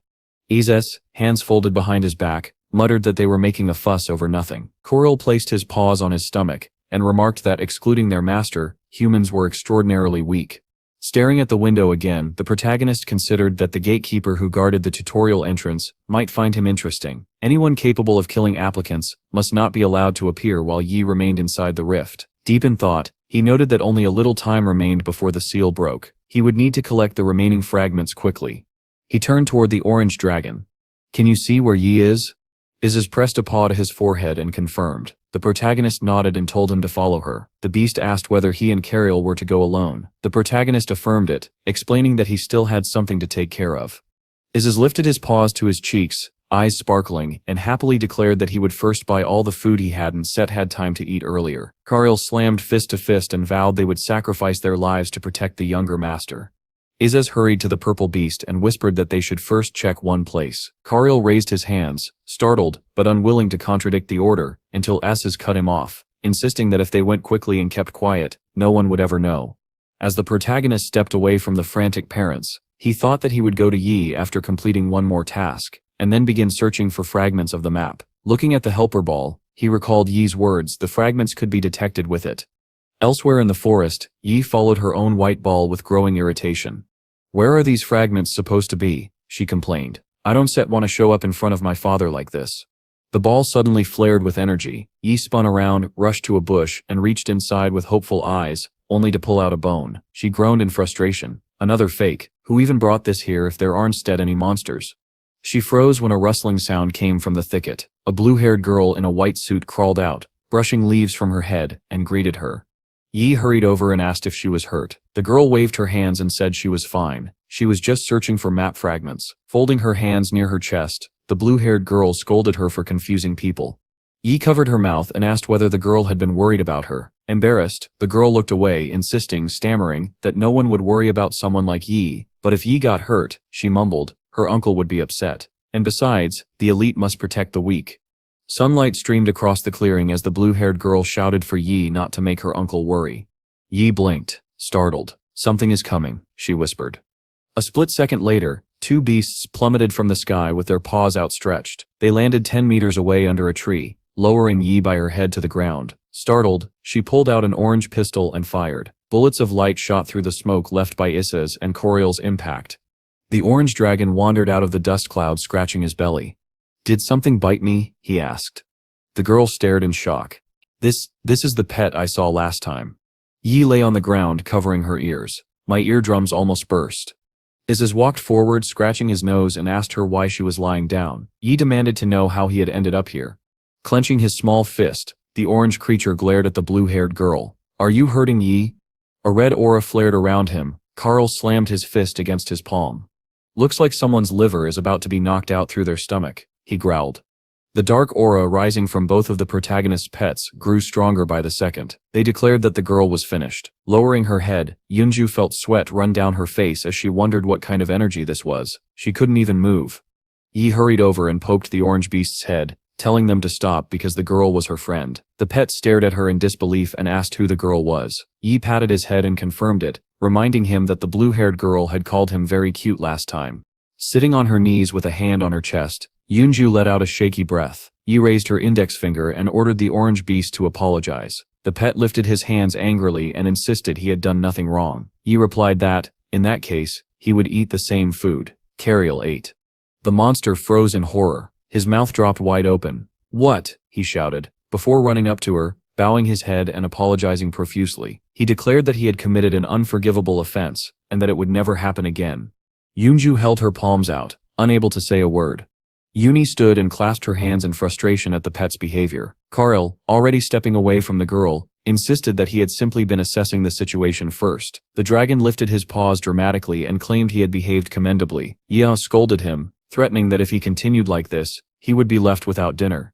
Watching their exchange, Yunju wondered in astonishment what she had just witnessed. She mentally noted that Yi seemed to control these monsters like actual pets. The blue-haired girl nearly jumped when a shadow appeared behind her. The protagonist had arrived. He asked calmly what had happened. The moment his pets saw him, they began to creep away slowly. Yi and Yunju greeted him. Yunju asked how he had ended up here. The protagonist, expression steady, said he had come to check whether they were safe. Essas immediately realized the danger of the situation. They were supposed to meet their master much later. If Dijin discovered they had arrived early and attacked Yi's friend, he was finished. The beast imagined the consequences in terror, clutching his cheeks and gaping silently as he declared to himself that he was doomed no matter what. Yi's face brightened. She asked if he really came just to check on them. Holding something behind his back, the protagonist confirmed and asked whether the orange pet had protected her properly. Izaz looked away nervously. When Yi began to answer honestly, he abruptly clamped her mouth shut and shouted that of course he had defended her. He guided Yunju's hand to his head and, sweating profusely, insisted that Yi's friend was perfectly safe. Dujin looked at them skeptically. Yunju quickly nodded with a smile, backing up the claim. The protagonist, eyes gently narrowed, smiled and told the pet to continue behaving nicely. Everyone exhaled in relief as he turned to read the system window again. While reviewing the quest information, he wondered how he had managed to find all 66 fragments of the map. Issa's hid on top of Yunju when Yi called his name. The protagonist, still studying the window, thought that if he sneaked back at night, he could remove the seal. Issa's asked Yunju for forgiveness, while the protagonist tucked a brown package into his pocket. Turning to Yi, he approached her and said it was time to gather everyone and leave. Yi lowered her head sadly and said she hadn't found a single fragment. The protagonist placed a reassuring hand on her shoulder and told her she'd simply been unlucky. Next time she would find one. The afternoon sun spread across the rocky forest as Genshin praised her efforts and offered to buy something delicious for dinner. The orange pet excitedly suggested beef. The protagonist replied that, judging from earlier, the beast seemed to eat everything well. Izaz stumbled, then asked nervously if the protagonist knew everything that had happened. Dujin confirmed, and told him to wipe his mouth when they got home. As they walked through the room with Yi and the pets, Jiden said he had something to do and would step out for a while. Yi turned toward him with a towel around her neck and pointed out that it was already 10 at night. In the corridor, the protagonist assured her he would return quickly. He told her not to wait and to go to bed. Holding the towel anxiously, Yi asked him not to go tonight. She called him father, her voice trembling. Stepping closer, she asked if he truly couldn't stay. The protagonist began to answer, but she looked away, shaking with fear. Glancing at Issa's, who munched popcorn, and Carol beside him, he confirmed they were watching a horror movie. Yi clung to his leg, crying and screaming in terror as the film played. She begged him not to go after all. The orange monster struck the protagonist's leg with a sarcastic tap. The protagonist looked at Yi and gently told her to wait. Turning his head toward Izus, he insisted that he wasn't afraid at all. The pet stuttered nervously, claiming that wasn't true. Squatting down, the main character said that as punishment, Izus would come with him. Izus flailed his arms in protest, saying it was raining outside. Carl continued watching the horror movie without looking away. Yi raised her hand and asked if she could go with him as well. Once again, the orange beast complained that he didn't want to get soaked. Looking down at her, the protagonist told her it was dangerous, so she should stay, but he promised he would return quickly. Yi, eyes hopeful, asked, "How quickly?" Dujin said that if he took a taxi, the round trip would take 2 hours. Horrified, Yi clenched her hands. 2 hours. I would faint before that, she cried. The protagonist asked, calmly, what time she would agree to. Yi held up her fingers carefully. 30, no, 20 minutes. Izus spread his paws wide in disbelief. Do you even have a conscience? How can someone cover a 2-hour distance in 20 minutes? He groaned. Yi glared at him with a murderous stare. Izus immediately lowered his head and muttered that it was possible, especially if his life depended on it. The protagonist stroked Yi's head and promised to return as soon as he could. Reaching the door, he reminded her that Carol was nearby and she had nothing to worry about. He told her he would be back soon. Yi clenched her fists and lifted them to her face, declaring that he must return quickly. Carol, still watching the film, muttered that it was very scary. Yi grabbed him by the torso and begged that they watch something else. Outside, heavy night rain smashed against the roofs of the multi-story buildings. The protagonist leapt across the rooftops, carrying Izus against his body. The pet complained loudly that he wasn't an object and didn't need to be held like luggage. The protagonist answered that this was the only way to arrive quickly. Izus scoffed that they should just ride on him instead. The protagonist shook his head, too conspicuous, pressed against his master's side as they raced through the rain. The pet begged him to slow down. The ride was far from comfortable. Stretching out a paw, he asked where they were going. Still looking forward, the protagonist explained that a monster had been in the rift earlier and needed to be dealt with. Running through the storm, he added that Yi was terrified, so they needed to finish everything within 5 minutes, but he wasn't sure they could. Izus lay limp in the protagonist's grasp, stunned. Anyone who could survive 5 minutes against his master, he thought, was basically a god. Inside the rift, the sky was pale and cloudy above the dense forest. The orange beast looked around in irritation. There were no food trucks here at all. The protagonist said it was natural. Everyone had gone home by now. Dejin approached the cup, fists clenched. Izus scratched his cheeks and noted that there were no monsters anywhere. The protagonist tossed a package forward and told him to wait. The package was absorbed into the goblet, which pulsed with purple light. Izus muttered that the goblet thing was in a terrible mood. Suddenly, the stone floor under the cup shattered. Clinging to the protagonist's leg, Izus whispered that this looked exactly like a dramatic monster appearance in a movie, and if bright light emerged too, it would be perfect. A blinding radiance rose from the abyss, illuminating the entire location. Izus screamed as his eyes watered. A figure appeared within the glowing sphere, a long-haired girl with blue hair and long ears. She placed a hand against her chest, opened her bright blue eyes and looked directly at the protagonist. In a gentle voice, she said that they were the ones who had freed her from the seal. Floating up to him, she declared that she was the administrator in charge of the tutorial and thanked him for waking her from her eternal sleep. Then, with formality, she added that she was obligated to assess his qualifications. Izus squinted at her suspiciously and asked who she was. She spun in the air, outraged that someone had dared interrupt her. Then she froze, covering her mouth lightly with her palm. She asked how he had ended up here if all dragons had supposedly died out long ago. Izus, picking his nose, asked what she was talking about. Carl slammed his fists together and asked the protagonist if he should catch her. The protagonist confirmed he should. Izus looked at the girl. Did you hear that? He asked pointedly. She spread her hands in alarm. Wait, just a moment, she said, pointing at him in surprise. The girl stared at Izus and asked if he was the great dragon born at the center. She demanded to know why a being like him obeyed the orders of an ordinary human. Scratching his large ear, the protagonist's pet asked what that had to do with anything. Spreading his paws, he asked whether dragon dignity, pride, or nobility could feed him. Could they be turned into ribs or spicy stewed chicken? The girl, stunned, asked what he meant. Checking the timer on her phone, 10 minutes and 29 seconds. The protagonist took out a white ball and asked if she had anything else to say. As blue energy wrapped around the sphere, he pushed it forward and said he didn't have time. Streams of concentrated blue energy swirled around him as he formed a massive sword in his hands. The girl panicked, waving her arms. She pleaded for him to wait. Staring at him in fear, she said that if he killed her, he wouldn't be able to proceed to the center. Holding the sword, the protagonist asked her flatly what she meant. Terrified, she placed a palm against her chest and explained that if she died, the tutorial administrator would vanish, and the path to the next floor would be blocked. She asked if he understood how important she was. Dujin raised the sword. He said he didn't care, he only needed to hand over the entrance ticket. Horrified, she demanded to know why he needed an entrance ticket at all, then stammered that she had another way. Bowing her head, she begged for forgiveness. She apologized for her behavior and pleaded for mercy. A system alert appeared. Mirrors confesses. A small bag materialized in front of the protagonist, glowing with soft light. Esses immediately asked if it was food. Examining the contents, the protagonist asked if it was an entrance ticket. A window confirmed it. After receiving a stack of entrance tickets, the tutorial area had been opened. He drove the sword into the ground beside the trembling girl. Esses tried to lick a small card, then complained that it wasn't food. Lying on the ground with her eyes closed, the girl wondered if he would spare her. He had gotten his entrance ticket, killing her seemed likely. What could she do to survive? She cracked one eye open and wondered why it had suddenly become so quiet. She flung her arms in shock when she realized the protagonist had already left.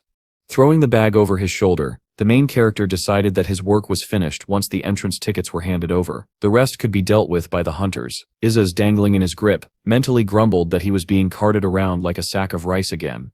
Meanwhile, at the real entrance, the clearing around the cup was engulfed in dark energy and surrounded by a wall of lightning. Thunder and heavy rain roared through the forest. A stranger complained loudly, asking when they would finally be able to enter. A man in red and black armor crouched slightly and asked what they were doing, pointing out that the real entrance could never be seen directly. Another hunter, sword lowered, told them to forget it. They needed to return and report everything to the chairman. A blue-haired man suggested resting for a bit. Reinforcements were on their way, and things would be easier. He told his teammate Junel to endure a little longer.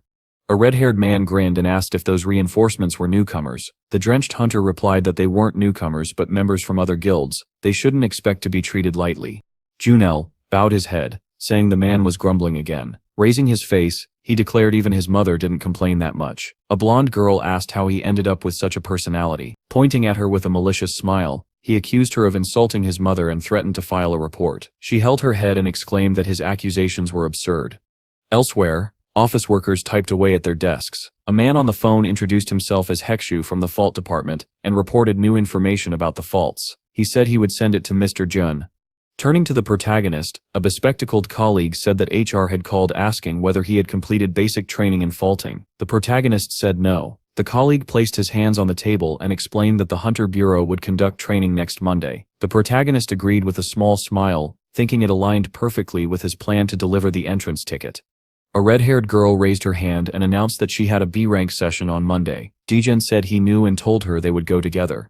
Yi smiled and asked if they could have dinner afterward. Blushing slightly, she added that next time she wanted to have dinner with just the two of them, and that he would be paying. Realizing what she meant, he looked at her and agreed.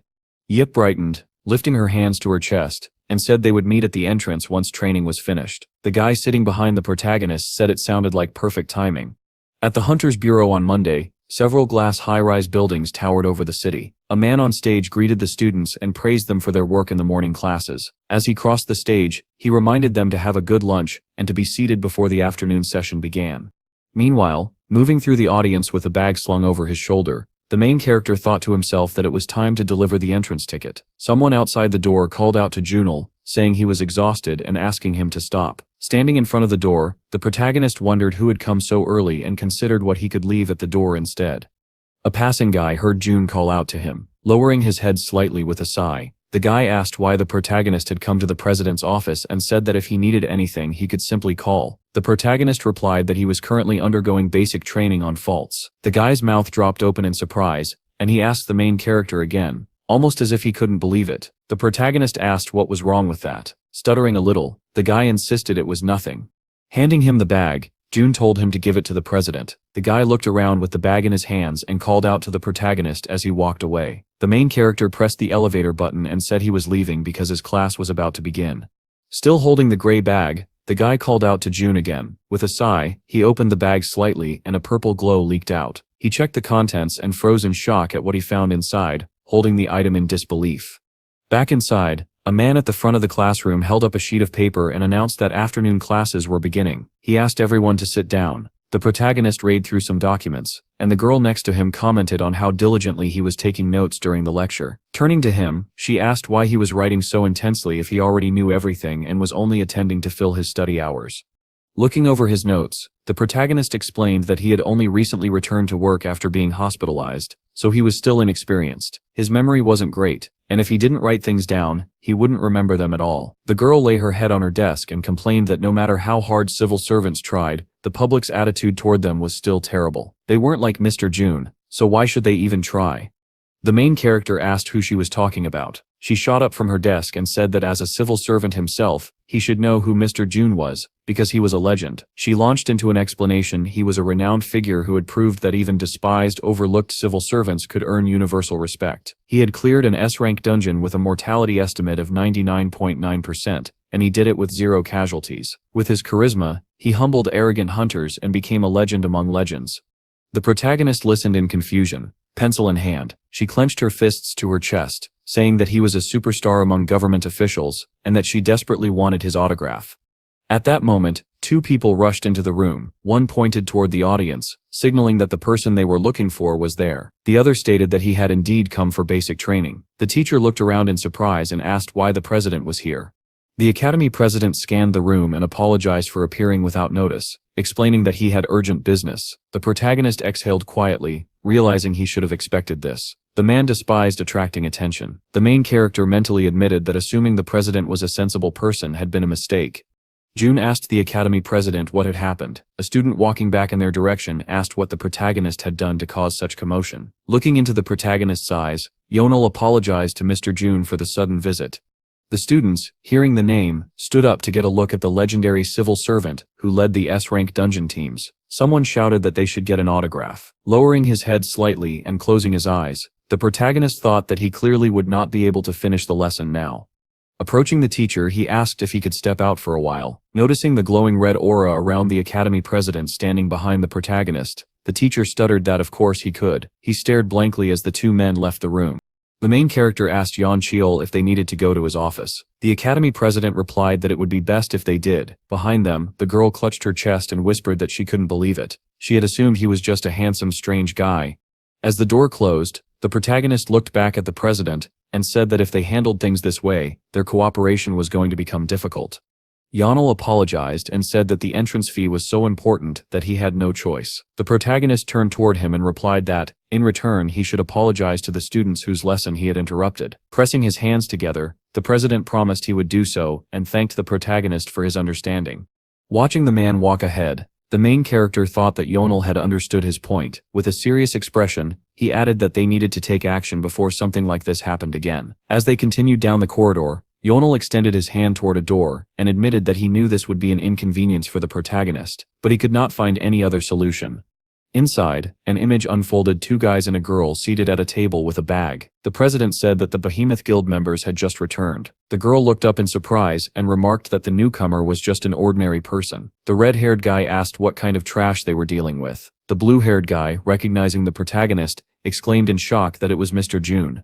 He shook the protagonist's hand enthusiastically, smiling as he said he never would have imagined that the one who found the entrance ticket would be him. Still shaking hands, he added that he couldn't believe the ticket would be found outside at all. The protagonist simply replied that he had been lucky.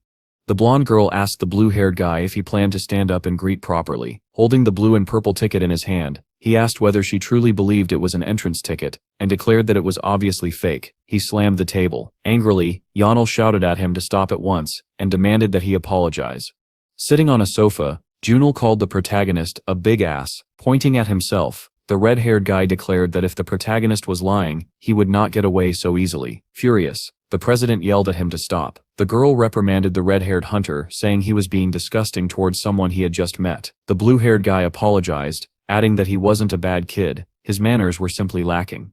A memory flickered in the protagonist's mind, a low-grade bandit in the Maram market, taking a fighting stance and shouting at him to attack. With a faint smile, June said everything was fine.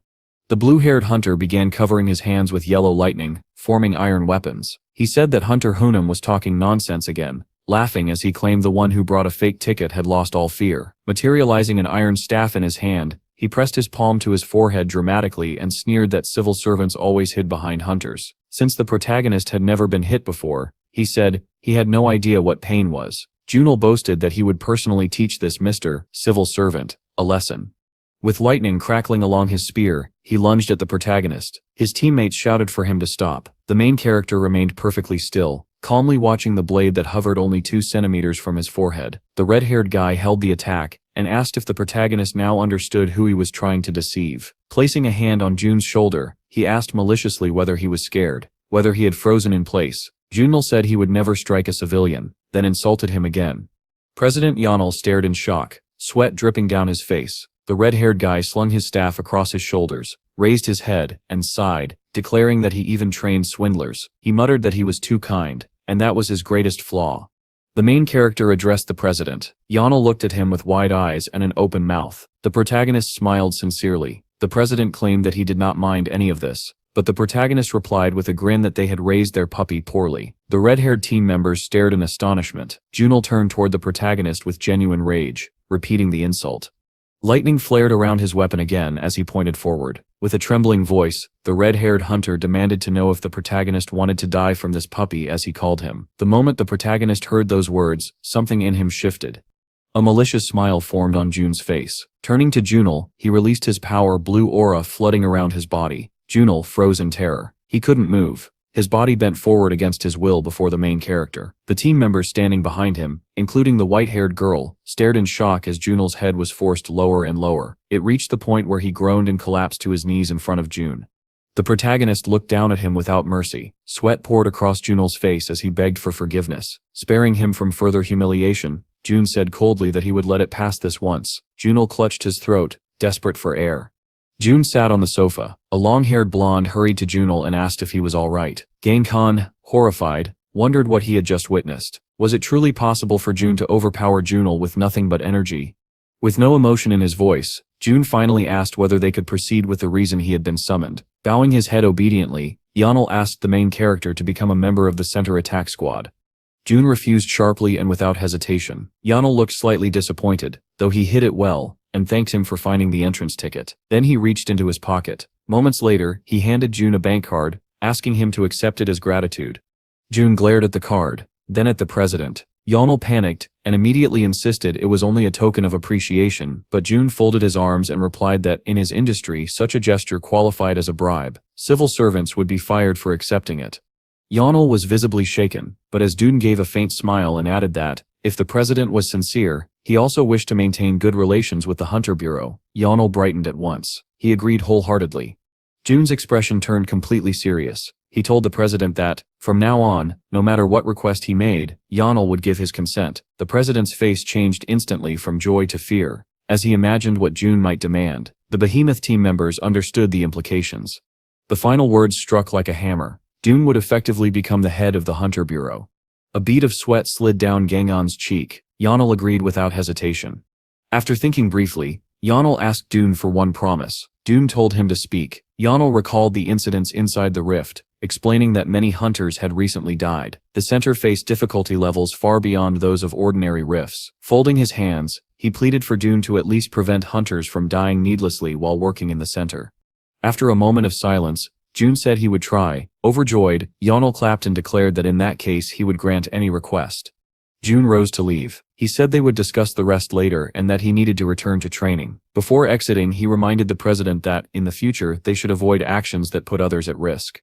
When Jun left, everyone in the room exhaled in relief. Leaning back in his chair, Yanel asked if they had heard the news. Without waiting, he explained. Jun was the commander of an S-rank dungeon and had defeated the dungeon's boss alone. The room froze in shock. Junel was trembling, sweat streaming down his face. Yanel added that it had taken Jun less than a minute to kill the S-rank monster. The white-haired girl hesitated, then asked if he was even human. The president replied, uncertainly, that he thought so. Gangon grabbed his hair, muttering that no one truly knew how powerful Jun was. Meanwhile, Jun himself wasn't thinking about any of it. Hands in his pockets, he returned to class. When he arrived, the room was empty, except for the teacher. Entering, Jun said that it seemed he would still need to listen to the lesson again. His sudden appearance startled the teacher, who waved him over with a smile, saying he thought he would never see him return. Jun apologized. The teacher laughed, holding his head, saying he had been trained for this. June explained that he had to leave in the middle of class. The teacher, holding a cube in his hand, said he heard the president had excused him for more important matters. Lowering his head, June thanked him. The teacher then handed him a cube decorated with question mark symbols, and explained that it was a random box awarded to training participants. June examined the cube with mild frustration. The teacher told him not to get his hopes up. F-rank items dropped most of the time, so he should open it just for fun. June turned and walked away.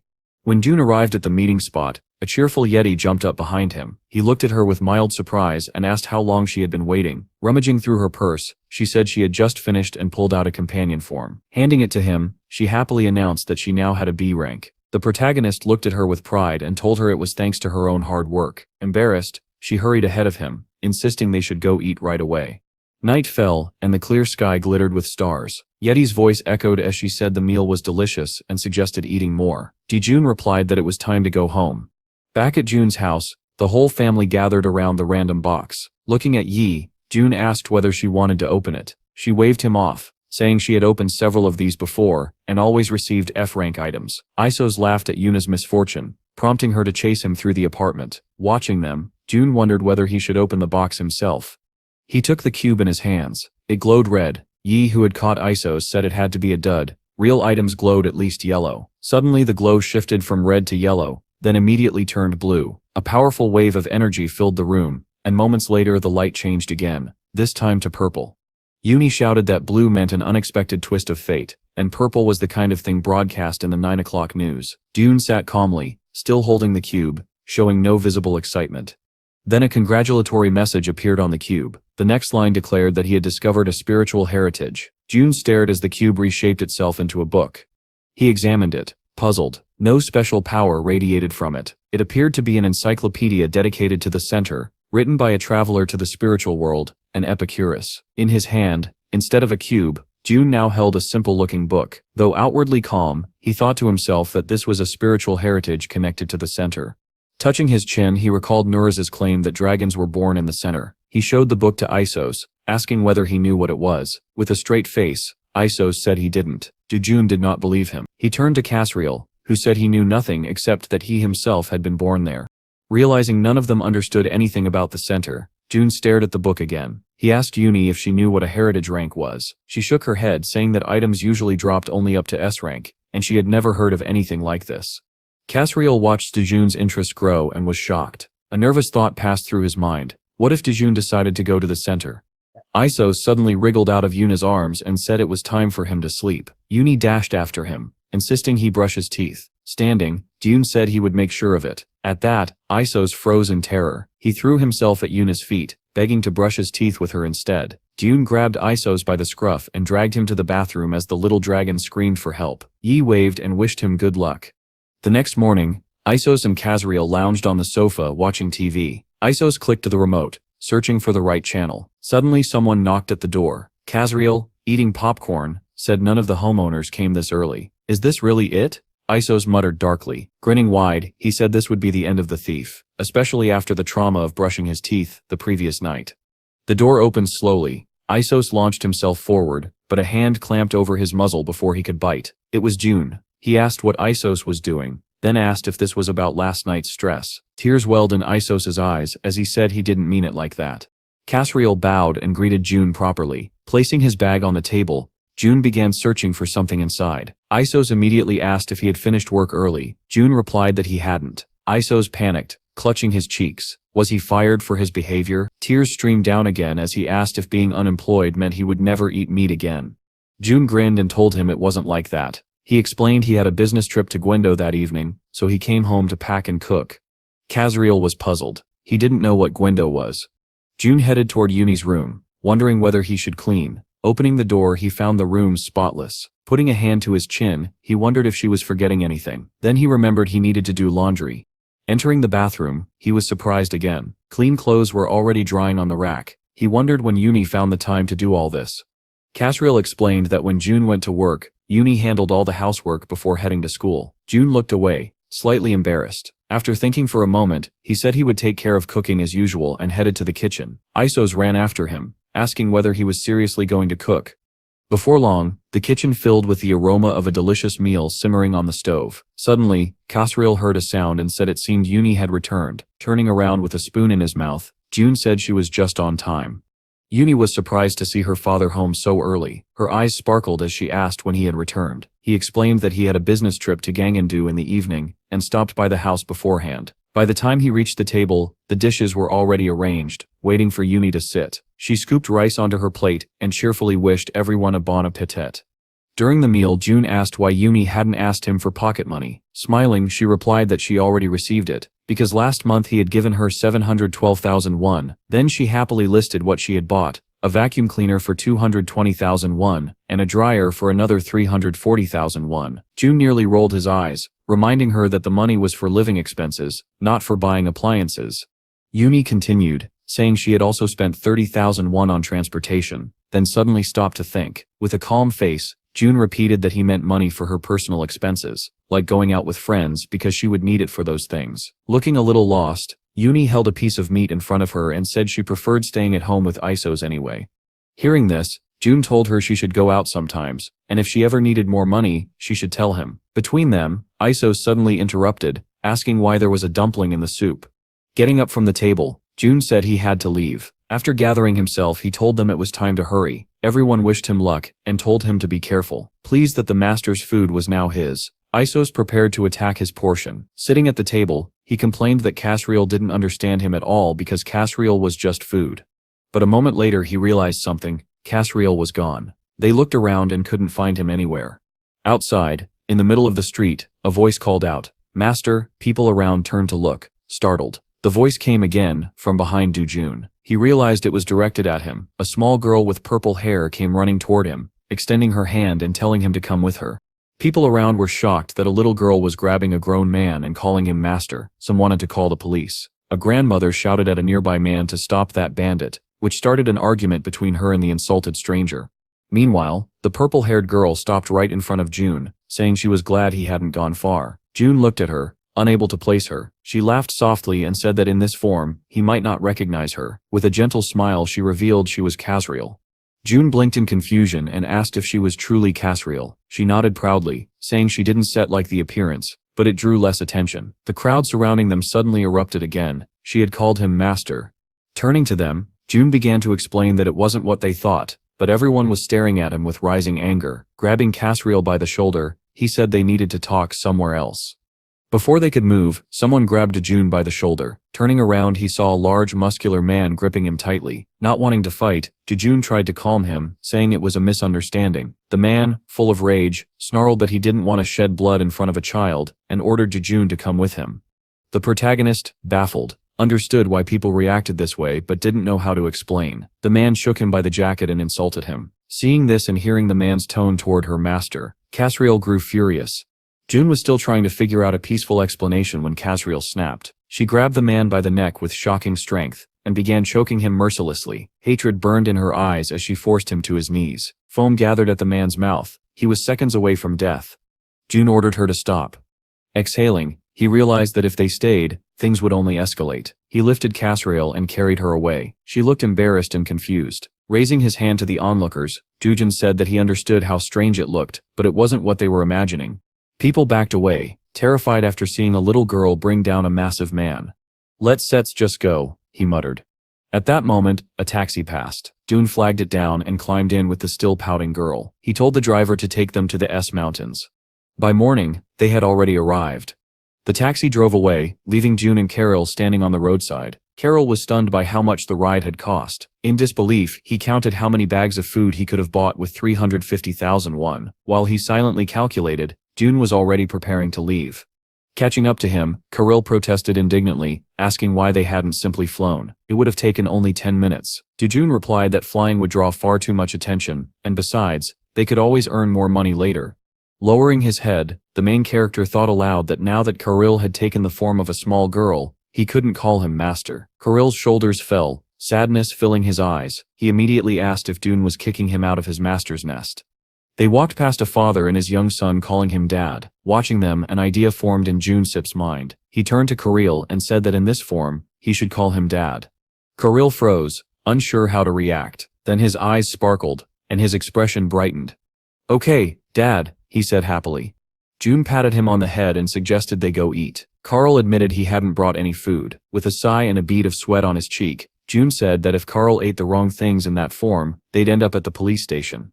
At the Bunnik diner, steaming bowls of ramen sat on their table, feeding Carol with chopsticks. June said Yi didn't allow this kind of food at home, so they were trying it here. Carol's expression lit up as if struck by lightning. He smiled broadly and declared it delicious. Setting down his chopsticks, June asked why Carol had followed him. Lowering his head, Carol explained quietly that he understood June wanted to enter the center alone. After a moment of silence, he added that the place was extremely dangerous, even for the owner. "So what?" June asked. Carl slammed the table, shouting in outrage that it was dangerous. He couldn't remember the details, but his instincts screamed a warning. June patted his head to calm him. He thanked Carl but said he could handle it alone. Carl clenched his fists, speaking in a trembling voice. If something happened to Dune, everyone would be devastated, so no matter what, he would go with him and protect him. Seeing how determined he was, Dune smiled. Carl could take care of himself now. "All right," he said. "I still count on you." Carl nodded seriously. "I sipped some ready." The entrance to the center, Mount Sode. Deep in the forest lay a massive crater. Standing at its edge, June and Carl looked down into the swirling pit below.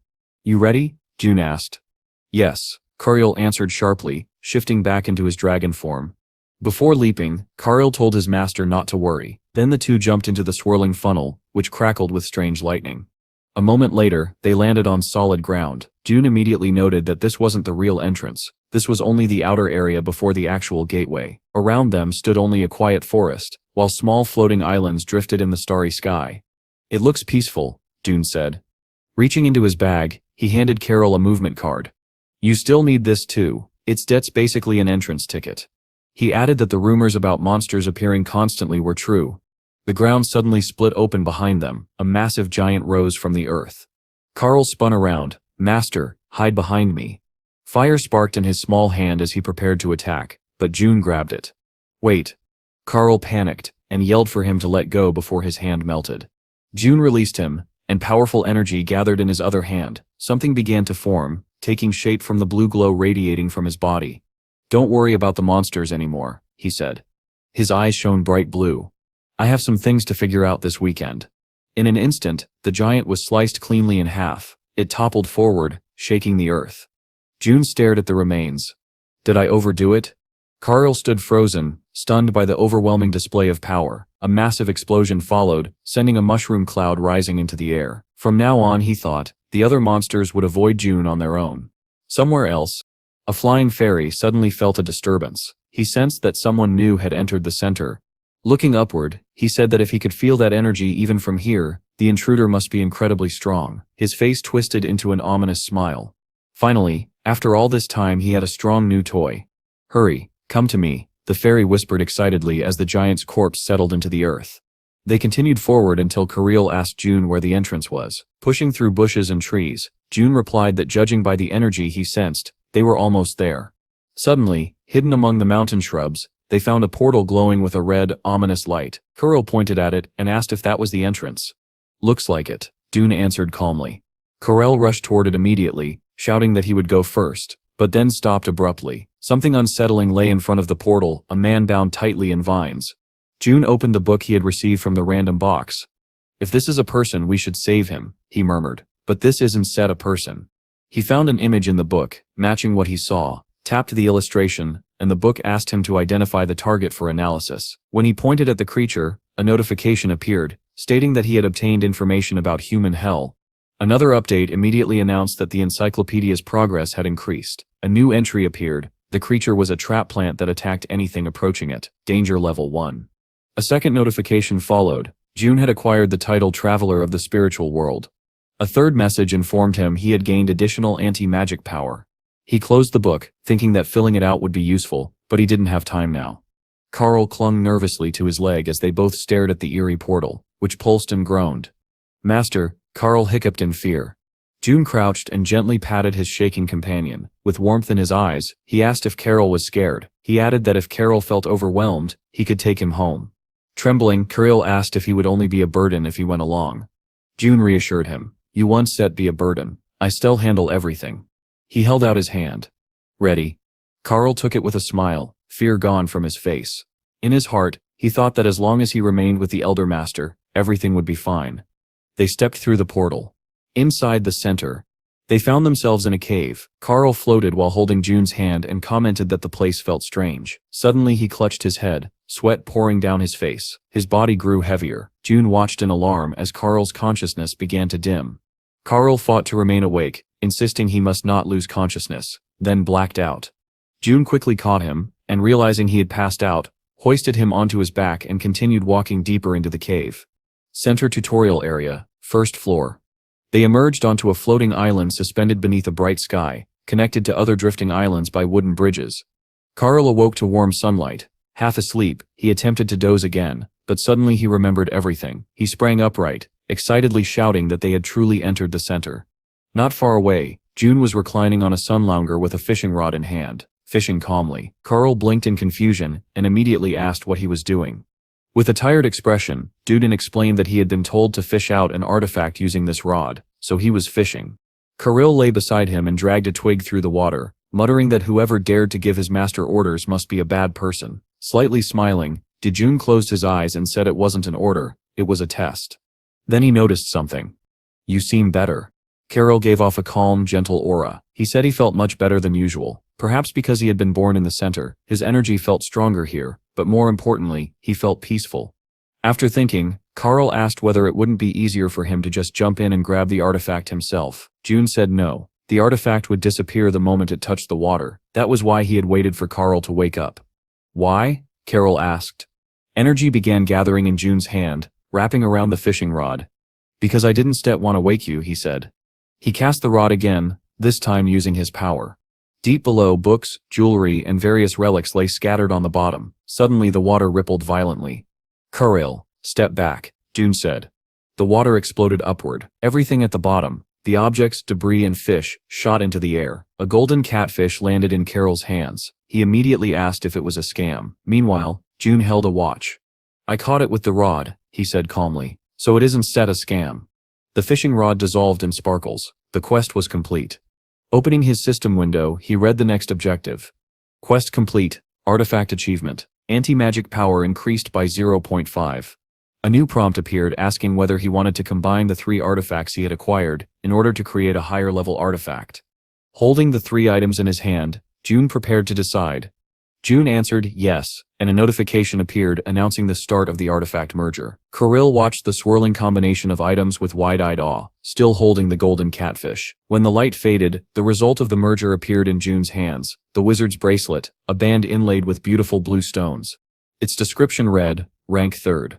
Increases all skill damage by 30%, reduces mana consumption of all skills by 10%. Kirill dropped the catfish in excitement and rushed to his master, asking if something amazing had dropped. Dujun said the bracelet would be perfect for Yi. Patting Carl's head, he told him luck had been on their side. As he stored the bracelet in his bag, he wondered what they should do next, then froze. Something was wrong. An ominous portal materialized above the pond. A hand emerged from the swirling red glow. Carl immediately stepped in front of him, taking a defensive stance. "Master, hide behind me." A fairy emerged, smiling, but with eyes full of madness. June stared emotionlessly. "Who are you?" Carl's face contorted with nervous excitement. The fairy's expression shifted instantly from malicious to cheerful. She pressed her fingers to her cheeks, puckered her lips, and introduced herself. "My name is Tila. I sip the most reliable assistant for those entering the tutorial area." She blew a kiss. "Please take care of me." June said nothing. The silence grew awkward. Tala puffed up her cheeks and flew toward him, smacking him on the head. "Hey, why aren't you reacting?" Suddenly her aura twisted. A dark, crushing pressure spread around her. Carl trembled violently as the malicious energy flooded the air. Playing with June's hair, Tala smiled with a deranged glint in her eyes. "I want to play with you, right now." Carl hid behind Junesip's leg, shaking. Then Tala froze, slapped her own cheeks hard, and screamed, "No, this is impossible. This is my new toy. He can't die this quickly." She turned away, muttering in confusion. "Did you two feel that terrifying energy?" Without warning, she leapt onto June's head and hugged him tightly. "I was so scared," she cried dramatically. Stroking his hair, she added, "Do you understand how dangerous this place is? Without me, you two would die instantly."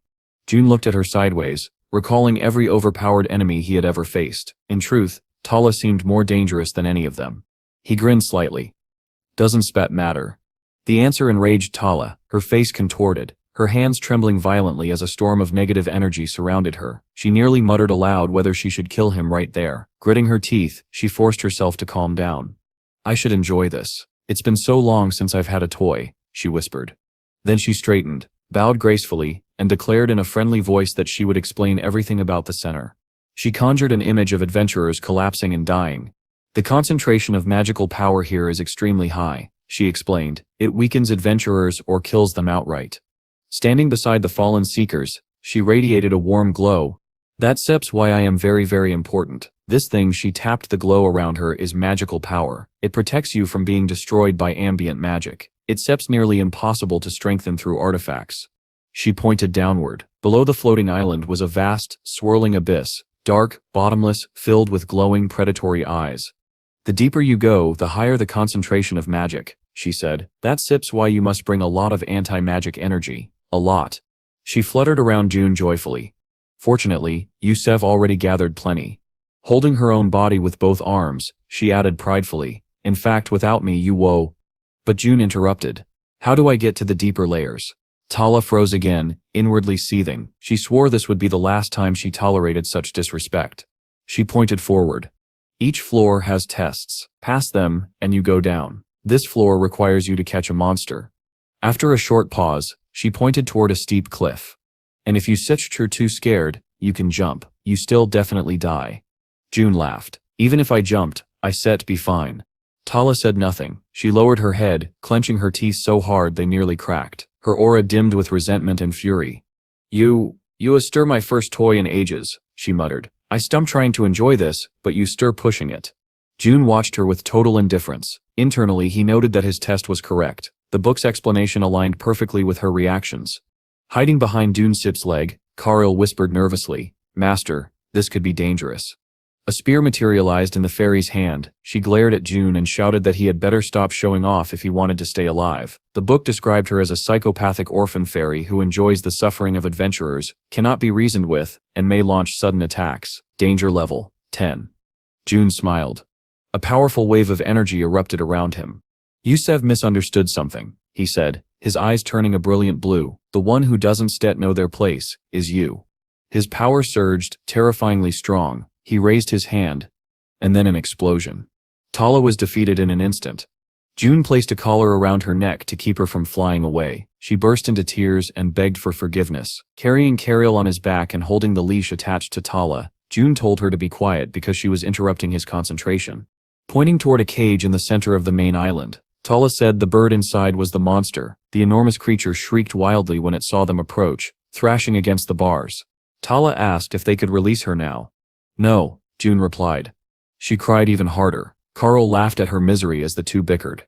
Meanwhile, June opened his book and reasoned that if he caught the bird, he should advance to the second floor. Right? He asked. Yes, Tala said. But then she noticed something.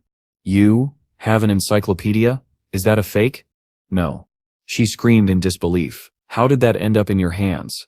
June raised the tablet-like book and snapped a picture of something. I got it from a random box, he said casually. As she inspected the bird, Tala said they had to wait 5 minutes for the barrier to open, and asked for more details about the random boxes. June grabbed hold of the cage and said he didn't have time for that. It one-step work, she protested. The barrier prevents, but the cage dissolved under the force of his power. Tala Sep's jaw dropped in horror. A moment later, the entire barrier shattered. The cage collapsed, and the monster bird lay dead on the floor. Tala shrieked. No one has ever broken the barrier before it opened. A screen appeared where the cage had been. Entrance to floor 2 will open in 168 minutes. Another prompt appeared, telling June to choose one of 2 rewards. A random artifact of 3rd level or higher. The applicant Sep's memories. A red ruby and a box with a question mark materialized in front of him. Karl pointed at the box, saying that a 3rd level artifact was extremely valuable. Explanations appeared beside the items. Box with artifact. Contains an item of level 3 or higher. Red ruby, Challenger's memories. When used, teleports you to the 1st floor of the tutorial zone. One-time escape. Selecting this reward will expel you from the center after 10 minutes. After a moment of thought, June chose the Challenger's memories. Tala stared at him, stunned. Pointing to the artifact box, she shrieked. Why didn't Set you choose it? A third-level artifact is rare. June looked at the ruby in his hand. I need to work next week. Karel suggested they could just run away. June smiled. No, I have things to do before Monday. Tala Sip's mouth hung open. He sips insane, she thought. Suddenly June snapped. Tala. She froze, terrified, convinced he could read her thoughts. June and Carol began to fade. A message appeared above his head announcing their forced exit from the center. Wait here, he ordered Tala. I still be back next week. Then they vanished. Tala trembled. He shouldn't come back ever, she whispered. Back home. In the kitchen, Uni cooked while Isos sat at the table, sulking. He asked why there was no meat in his food. Uni tapped his stomach and told him he needed to eat vegetables too. Isos leapt onto the table, slamming his paw down. Is this because the owner isn't at home? Flustered, Uni said no. It was for his health. Isos grew furious, running around and shouting that he was part of the family too. Uni told him to hold on. When her father returned, she would prepare lots of meats and side dishes. He calmed down, though the disappointment still showed on his face. Jumping off the chair, Isos pressed himself against the window with dramatic sadness. She said she would grant my wish, he sniffed. The moon hung overhead. Then grant it, Isos cried. No, the moon replied coldly. Isos burst into tears. Make the owner come home faster. No. He wailed miserably, until there was a knock at the door. Instantly he brightened.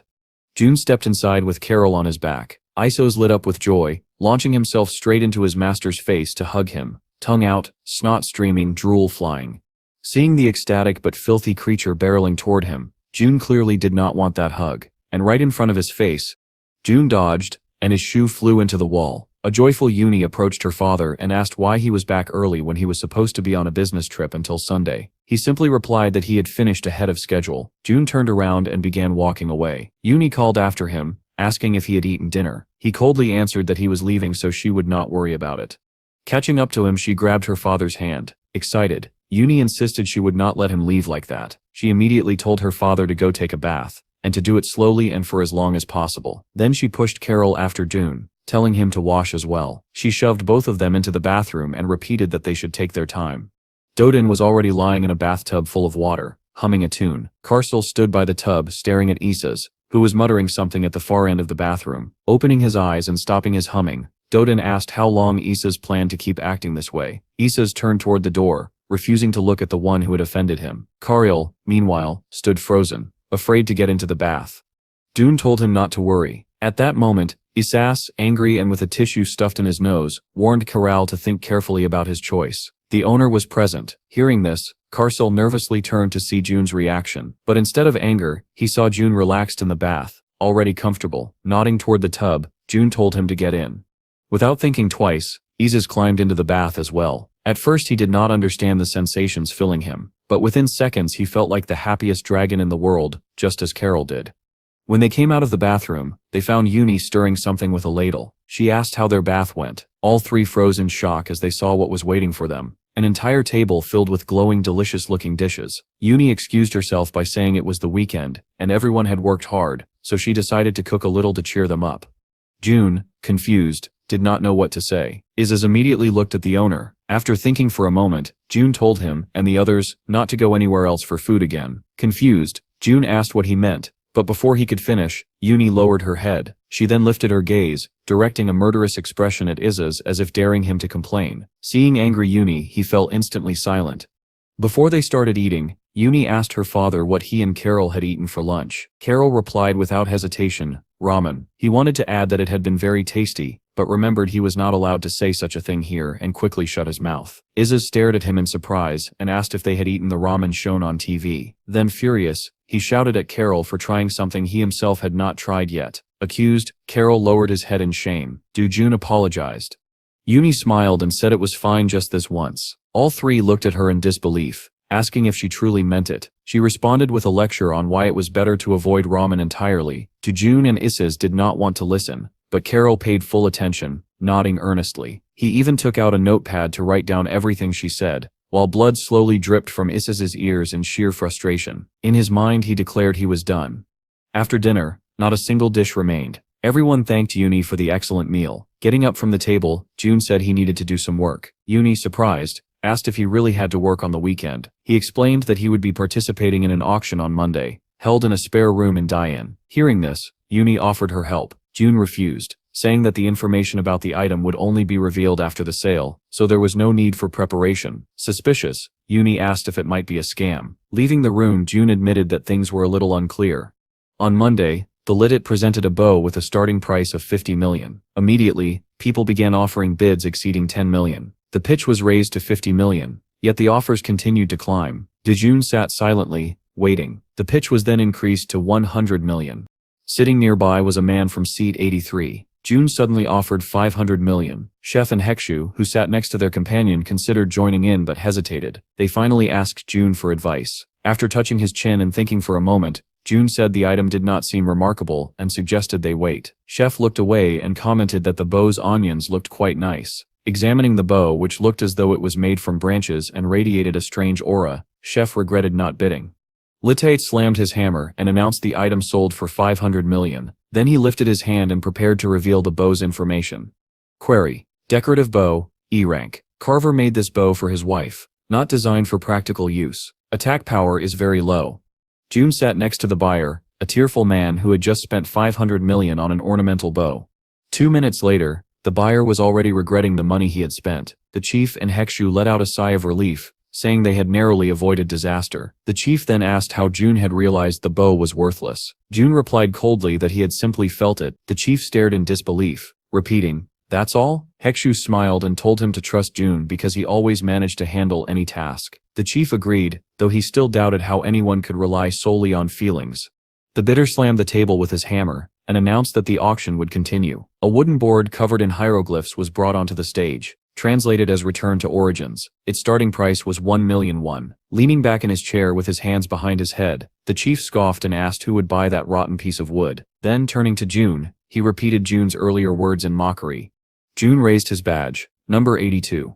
The chief froze, beads of sweat running down his face. He began screaming hysterically for someone to stop June. Hyeksoo held him back, insisting he trust June. Meanwhile, June stared at the item and thought to himself that he sensed powerful energy inside the wooden sign. The energy was not located at the surface, but deep in its center. He continued evaluating it silently. An offer appeared 50 million won, number 82, then raised his sign again, offering 100 million. Hyeksoo nearly tore June apart, shouting that he was a complete idiot, but June remained calm, tuning out everything his bosses were yelling at him. Sold for 100 million won, the auctioneer declared. Then he revealed the information about the item. Old wooden tablet, rank F, belonged to an unknown master, stamina +1. Hyeksoo was stunned that June had spent 100 million on such a trinket. The chief blinked several times, then asked June if he was feeling alright. June quietly said he would buy the tablet with his personal money. The chief finally relaxed, though still confused. After thinking for a moment, he forced a smile and said everyone makes mistakes, adding that the budget could handle it. The auction moved on to the next item, an old cape. Starting price 1 million won. June immediately raised his number again. Panicking, the chief jumped on him, begging him to at least discuss these purchases beforehand. Hyeksoo shouted that all the neighboring bidders had backed out, leaving the auctioneer confused. He asked if anyone would offer more. When no one responded, he announced that the bidding would end at 2 million. The auctioneer was clearly frustrated. He needed the price to go higher, so he tried hinting that the cape could be a jackpot, but still no one else bid. Finally he declared, sold for 2 million won. Then he revealed the details. Vampire cloak, rank A. A cloak worn by vampires, superior durability, physical and magical protection. The hall erupted in furious shouts as people realized they had let a treasure slip away. Hyeksoo and Galu were stunned. Hyeksoo jumped on the chief, yelling that this was a complete victory. The two hugged and celebrated wildly. June let out a quiet sigh of relief and allowed himself a small smile. At the Korean National Repository payment counter, the clerk asked how they would pay. A very satisfied chief declared that the fault management department would cover all costs. Hearing this, the clerk lowered his head and asked them to sign. Pleased, the chief praised June the entire way, holding the vampire cloak proudly. He boasted that for just 1.4 billion won, they had acquired 2 rank A items and 2 rank B items. Hyeksoo explained that the rank A items alone were worth over 3 billion each, and with the rank B items added, they had effectively gained 72 billion won in value. Approaching Hyeksoo, the delighted chef said he had done well too. Suddenly the clerk took out a sign. June immediately noticed it. After thinking briefly, he asked that the sign be issued in his name separately. The bosses were stunned. Hexu turned to Jun and asked why he was doing this, saying it was better than hitting the jackpot at a casino. Hearing that, the chief also asked if Jun had been gambling. Meanwhile, the clerk asked what he should do with the sign. Jun told him to follow instructions and added that he would pay immediately and take the item with him. Payment confirmed.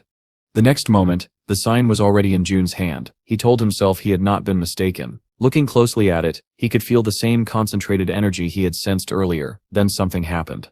Suddenly, Jun found himself standing in a place he did not recognize. Looking around, he wondered whether he should break the space by force. Then he noticed a silhouette. It was a girl who looked like a goddess. She drew a sword from its sheath and said the blade was not ready yet, and that he should return when it was. Jun gathered power in his hand, but then realized something was wrong. The magic dispersed. He could no longer move. The girl stood directly before him, a katana drawn and pointed at his throat. Staring at him coldly, she said she would send him back for now. But if it is you, she continued, raising her weapon. With a sharp motion, the blade flashed in front of Jun's neck, stopping an instant before it touched him. She had said only one thing, in the center flow. Shocked, Jun had no idea what she meant. Suddenly he found himself back in the office, where the chief and Hexu were still arguing about the casino. A bead of sweat slid down Jun's face. He did not understand what had just happened. Turning around, he saw that he had apparently been standing there the entire time. No one had noticed he had vanished. Picking up the sign, he stared at it. In his mind, he said that when the second floor of the center opened, he needed to go there immediately. Meanwhile, Tala was angrily trying to tear off the collar around her neck. Unable to remove it, she shouted that whatever Jun had done had locked it in place. Holding the collar, she growled that this was not even an S-rank skill, just pure mana. Grinding her teeth, she added with satisfaction that she had never seen such a powerful contender for the center. Jun appeared behind her. Without noticing him, she continued despairingly, saying that with strength like his, it might be possible to restore the broken center and save Cecilia. Then she raised her head and screamed that a devilish bastard like him would never help her. Approaching her, Jun asked what she had just called him. Taylor froze in terror, startled by his sudden presence. Carol, standing behind Juni, said confidently that she definitely needed to be punished. Trembling, Taylor stared at Jun and asked in a shaking voice when he had returned. Jun placed a hand on his chin and told her to forget about it. Then he asked what she meant by the flow of the center. In his thoughts he wondered if it was connected to the sign. He decided to ask directly, "You knew?" Before she could finish, Tala dropped to her knees and begged him not to kill her. Lifting her head, she howled an apology. A little confused, Jun told her that killing her was not his intention. Then he asked her to explain what had happened inside the center. Overjoyed to hear she would live, Tala, still kneeling, asked where she should begin. Jun told her to start from the very beginning. Her smile disappeared. She said she would begin with the fact that the center was now completely broken. Jun listened without emotion, paying close attention. Because of people like Doan, Tala continued, diving into her memories. I only know the rest from rumors. She explained that if someone descended far enough, they could reach the heart of the center. The closer one came to it, the more power could be gained. However, many adventurers had died before even getting near it. But 7 individuals had done more than reach the heart. They adapted to it. They were called the Transcendental 7 Masters.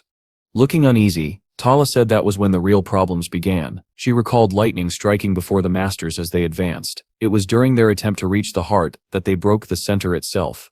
Jun remembered the girl with the sword inside the tablet. He wondered if she was asking him to fix the center. Hand on his chin, he said he would understand once he descended.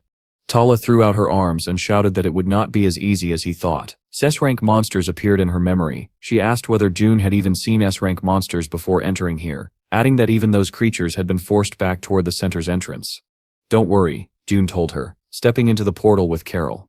Tala watched him, surprised. His final words were that this was the path he had to take, no matter what. As he and the dragon disappeared through the portal, Tala clapped her hands together. Maybe, just maybe, he could repair the center and save Cecilia. There was hope in her eyes. Dodan and Carol stepped out of the portal and found themselves before a massive cage containing a monster. A warning sign informed them that they had reached the second stage and that the recommended amount of anti-magic power was 1. Inside the cage stood an enraged Cyclops covered in flames of fury. A message appeared for Jun. His anti-magic power exceeded the recommended amount. Another message followed, stating that with the blessing of the heart, all his characteristics increased significantly. Jun opened the book to confirm the monster sys details. Cyclops, boss monster, danger level 3. At that moment, Tala's upper torso emerged from the portal. She explained that weaponry was one of the 3 most important skills in the center. In other words, skills that strengthen the body. Pointing toward the subway station behind her, she told them that if they took the subway, a monster would appear at every station. and defeating monsters would level up their weaponry. Suddenly the Cyclops' hands turned red. Tala pointed at them and said this was the effect of weaponry. Then she noticed the encyclopedia in June's hands and asked if her description was written inside. June replied that it was indeed there, but suggested it was better if she did not read it. Scratching her chin, Tala insisted that she wanted to see it even more. Without hesitation, June threw the book at her. Overjoyed, Tala flipped through the pages searching for her profile. Smiling wildly, she imagined that if it said the strongest Tala, it would be slightly embarrassing. But when she reached her page, she read the entry. Tala immediately slammed the book shut. Behind her, Carcel giggled. June closed his eyes and reminded her that he had warned her not to read it. Drooping with embarrassment, Tala returned the book and told everyone to follow her to the subway. When they arrived at the metro, a train stopped in front of them. Pointing at it, Tala explained that they could board. The subway was a place where weaponry could be trained, with a monster at every stop. If they defeated all monsters at a station, they would receive a weaponry skill book. She added that, if possible, he should get off at the second stop. While Carol and Tala read the book, June took pictures of the subway with his tablet. When Carol asked why, June said he was gathering information because he belonged to the advance group. The real attack would be carried out later by the main team. Shocked, Tala asked if there were people on Earth as strong as June. Looking back at her, he replied he had no idea. Then he asked Carcel if he planned to follow him. Carcel, book in hand, immediately said yes. But the moment he stepped onto the train, a red warning flashed. Only those who had passed the first floor could board. Shaking her finger, Tala said only June could take the subway, and if Carcel wanted to join him, he needed to clear the first floor. Lowering his head, the dragon said he would stay and wait for his master. June asked if he was certain, and Carcel replied with confidence that he was. Turning to Tala, June asked how many stops the subway had. She coldly answered that she did not know. When June questioned why it wasn't in the book, he flipped it open and noted that the writer only recorded what he personally experienced. The book contained information only up to the second stop. Tala admitted she did not know anything beyond that and therefore could not guide him, but she warned him not to stay too long. Doors are closing, the announcement said. Tala suddenly shouted at June not to go too far, but the doors shut, and June waved off her constant warnings. Seeing her worry, Carcel reassured her that she had nothing to fear. His master was the strongest and most invincible person in the world. 2 hours later, sitting on the floor, Carcel asked how long it usually took. Tala thought for a moment and said the journey was about 2 hours, so June should return soon. 4 hours later, both of them began to worry, confused about where the protagonist had gone. Meanwhile, on one of the stations, June was taking pictures of everything. At another stop, he photographed a monster that looked strikingly human. Opening the book, he wondered whether he should input all the information he had collected. On one of the blank pages he saw only one phrase, impossible to verify information about this object. June realized there were far more gaps than he expected. The humanoid monster grew furious. He shouted at June, asking if he was mocking him. June calmly replied that the battle was already over, then pointed out that the monster had no weapon. He declared that he would fight him bare-handed. The monster laughed darkly, but shortly afterward, the fight ended with the monster lying on the ground, a hole in his chest. With his final breath, he said June deserved to be called the god of martial arts. A black mark appeared on the floor beneath him. Dissolving into air, the monster said it had been fun, and then vanished. June bowed in gratitude. A voice announced, "This is the last station of this train. Start square. Thank you for using the Center Railway. The exit door is to your right. Have a nice day." As soon as the doors opened, June stepped out. At the very first station, Carol and Tala were already waiting and immediately rushed toward him. They hugged him, overwhelmed with relief, leaving June confused by their reaction. Tala asked how many stops he had traveled, while the dragon anxiously asked if he was hurt. Hugging Carol, June told them he had gone to the very end. Tala's jaw dropped.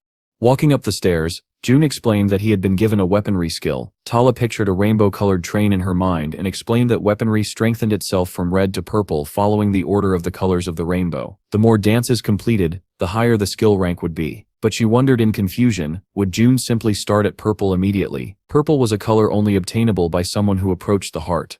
Suddenly, an explosion thundered through the area. Tala's face twisted in horror. She saw that the monster in the cage, the boss on the second level, had been defeated. At her left stood June, his hand covered in a black aura. A notification appeared. In 168 hours, he would be able to move to the third stage of the tutorial zone. Seeing the black aura, Tala was astonished. She had never seen or even heard of such a thing before. 2 rewards appeared. June selected Memoirs of the Applicant again. Tala immediately rushed to him asking what his overall level of weaponry skill was. June answered casually that it was only 0.1%. Hearing this, the fairy said that his color should still be red, adding that someone with a 0% level should not have been able to travel all the way to the end. Lowering his head, June said it was probably because of the rank difference. At that moment, he opened his system window. It read Weaponry, the Truth.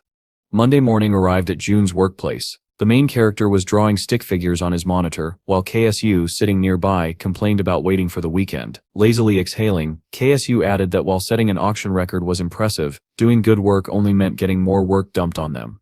Before anyone could respond, Hess walked into the office, waving enthusiastically and greeting everyone. As he continued waving, he asked how they were all doing. Everyone except June lowered their heads, muttering that this guy again had shown up. June looked at his co-workers, puzzled, and asked who the visitor was. Hekshu, with dark circles under his eyes, explained that S was a representative from a small workshop, but also a notorious fraudster. The chief demanded to know why he had returned. Ses, smiling, said he had come all the way from Busan just to see the chief. KSU immediately snapped that S was a chronic liar, and whenever he opened his mouth, lies automatically flowed out. S winked and asked if they still had any remaining budget to buy equipment. The chief turned away and said no. They had spent everything at the auction. Sech was stunned and demanded to know how they could blow everything there. Leaning on his hand, the chief coldly said it was simple, they could, so they did. A bead of sweat ran down Assistant's face. In confusion, he insisted they could buy everything from his workshop at cheap prices. We have no money, KSU repeated irritably, so go away. While fleeing from the chief, S spotted Heksu and tried to pitch something to him, but Heksu quickly refused. Annoyed, S turned, then noticed June sitting at a distance. He ran up and demanded to know who this model-looking man was. Heksu introduced to June, who didn't react at all. Sede stared in disbelief. Last time they met, June had been frail. He jumped around asking how a person could change so much in just a couple of months. Then he asked if June remembered him, and quickly added that he hoped June had drunk all the mana supplements he had bought earlier. June turned to him sharply and said he did not remember him. Then he asked about the mana supplement. Seth immediately pulled a bottle from his bag and introduced the new product. He said it originally cost 4 million won, but for the handsome Mr. June, he would sell it for only 20,000 won. He then claimed that after drinking it, anyone could become an S-rank hunter, because a civil servant became S-rank after drinking it.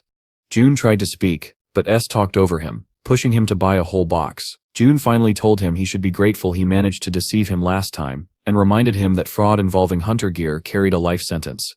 Terrified, S stammered that he never deceived anyone. June glanced at him disapprovingly and asked whether this supposed civil servant who became S-rank was in the building right now. He added that he wanted to visit him with S. At that, S fell silent. Upset he could not fool anyone, he walked away. Everyone in the office was stunned that S simply retreated like that. Heksu and the chief immediately rushed to June, asking how he managed to chase him off. Suddenly Uni burst into the office with a bag in her hands. She excitedly handed out bottles of the same mana drink to everyone. Beaming, she declared it was a gift and that the drink was very nutritious. It had been sold to her for only 20,000 won. Hekshu, who hadn't drunk his yet, stood aside. Uni approached him too, and said everyone gets fooled the first time, reminding him that he once bought something worth 5 million won for 700,000. Embarrassed, Hekshu asked why she had to bring that up here. June quietly laughed. KSU caught that and immediately mentioned that June himself had spent even more, 1.5 million won on mana supplements that actually cost 21. Uni was shocked, and June became visibly uncomfortable. A little upset, Uni asked if it was a scam. Heksu, sipping the drink, said it was fine and thanked her. KSU also thanked Uni and took a big drink. Uni was delighted. Meanwhile, June angrily gripped the bottle in his hand. Late that evening, June returned home carrying a package. The moment Ize saw it, he asked if it contained food. June replied that it was not for him and placed the package on the table. Uni approached, surprised, and asked what it was. June said it was a nutritious mana drink. Really? Uni asked. June looked at her in surprise and asked if she knew about it too. Holding the bottle, she smiled and said the drink was very popular online recently. Then she asked, "Did you buy it yourself?" June replied that Uni had given the drink to him. Yuna's expression changed immediately. She did not look pleased to hear that name. Izaz came to the table and picked up the bottle. Holding another bottle in her hand, Uni coldly said she needed to send Yi a message of gratitude. Izaz looked at the bottle, laughed sarcastically and asked, "And this is a nutritious drink for mana?" With a mischievous grin, he was about to say it was nothing special, but before he could finish, June quickly grabbed him and covered his mouth, telling him they should go wash up together. Joyful, Yuni said she would start preparing dinner in the meantime. After their bath, June and Izas came out to find the table full of food. Next to June's seat was the bottle of nutritious drink. After sitting down, June asked why the bottle was only beside his place. Pointing at him with a serious expression, Juni said that he worked hard at his job, so the expensive and healthy drink was only for her father. June smiled at her reasoning. Opening the bottle, he poured the drink into a glass and told everyone they should all taste it together. Giggling, Izas said there was no point in drinking such nonsense. But before he could finish, June shot him a look that made the dragon freeze. Terrified by the owner's power, Izas immediately changed his words, calling it the best elixir. Yuni took a few sips, set the glass down and said the taste was a little unusual. Everyone else decided to try it as well. Izas immediately spat it out. Startled, June wondered if it was alcohol. Looking at Yuni in surprise, he asked if she was all right. Food suddenly flew across the table as Yuni lost coordination. In his head, June realized she seemed fine, except that Izas had somehow absorbed most of the drink's seeds. The dragon screamed angrily, demanding to know why Yuni had done this to him. Yuni tried to pick up food with her chopsticks, but her hands shook and every piece slipped away. Embarrassed and confused, she asked what was wrong with her and apologized to Izas with tears in her eyes. Everyone understood at once. She was drunk.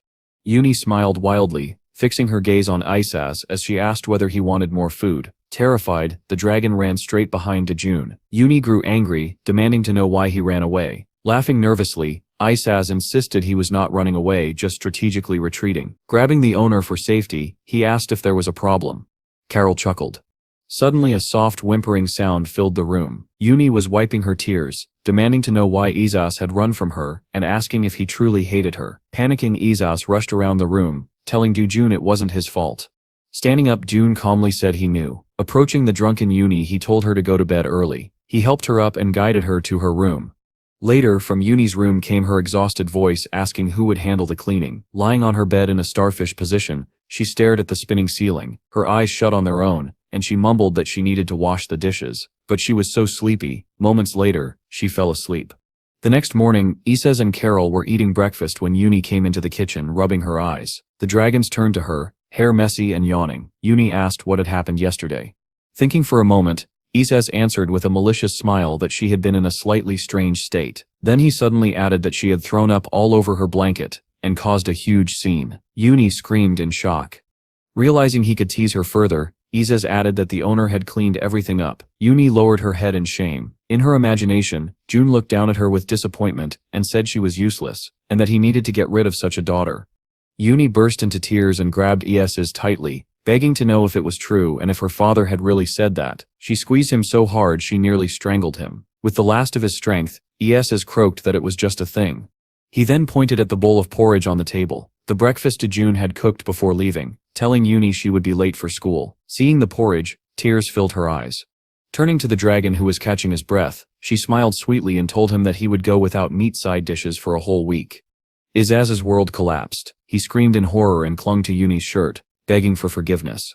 Watching their argument with a sigh, Carol kept eating and wondered if things were this chaotic at his master's workplace. It's too noisy here, Carol thought. At the fault management department, Hekshu answered a call and said he would be there soon. He hung up and exhaled heavily. Joan, noticing his expression, asked what had happened. Smiling faintly, Hekshu said that a complaint had been filed from the fault department. Someone had created an overlap there and was controlling the hunters. An overlap? June asked. Hekshu's smile faded. Exhaling again, he explained that if someone created an overlap in a rank B fisher, then they were dealing with at least 10 hunters of that rank or higher. Hekshu said that if anything went wrong, they would lose the control rights. Rising from his chair, June said he would go with him, but Hekshu immediately stopped him. Glowing with determination for some reason, Hekshu declared that this time he would handle everything himself and told June to pass on the results to the boss once he returned. After saying goodbye, Hekshu rushed out of the office. Sitting back down at his computer, June noticed that the moment the control rights were transferred, a workshop had appeared. Disrespect flashed in June's eyes. "Do they really think we're simpletons?" he muttered. He folded his hands under his chin, thinking for a moment, then picked up his mouse and opened the website of the 8th rank A guild. A photo of the guild's hunters appeared on screen. June noted that the guild had many A-rank hunters, meaning Hekshu might be in danger. Looking up from the monitor, June frowned. Since the place was dangerous, he expected Hekshu to ask for help. Instead, he went alone. Is he trying to show dignity as an elder? June wondered, to keep some promise from the past. His thoughts drifted into a memory. June found himself in the shower room with Hexu. The fault department had only recently been created, and many senior staff had not arrived yet. As Hexu washed, he confidently explained that he wanted to become a reliable elder, someone others could depend on.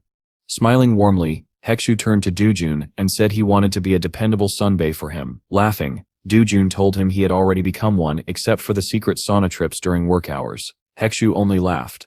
At that moment, Chief Alsu approached, shouting about how they had been working late for 3 months and deserved a break. With a smile, he told Hexu to turn around. Chief Alsu rubbed Hexu's back, and Hexu rubbed Jun's. All three laughed loudly together.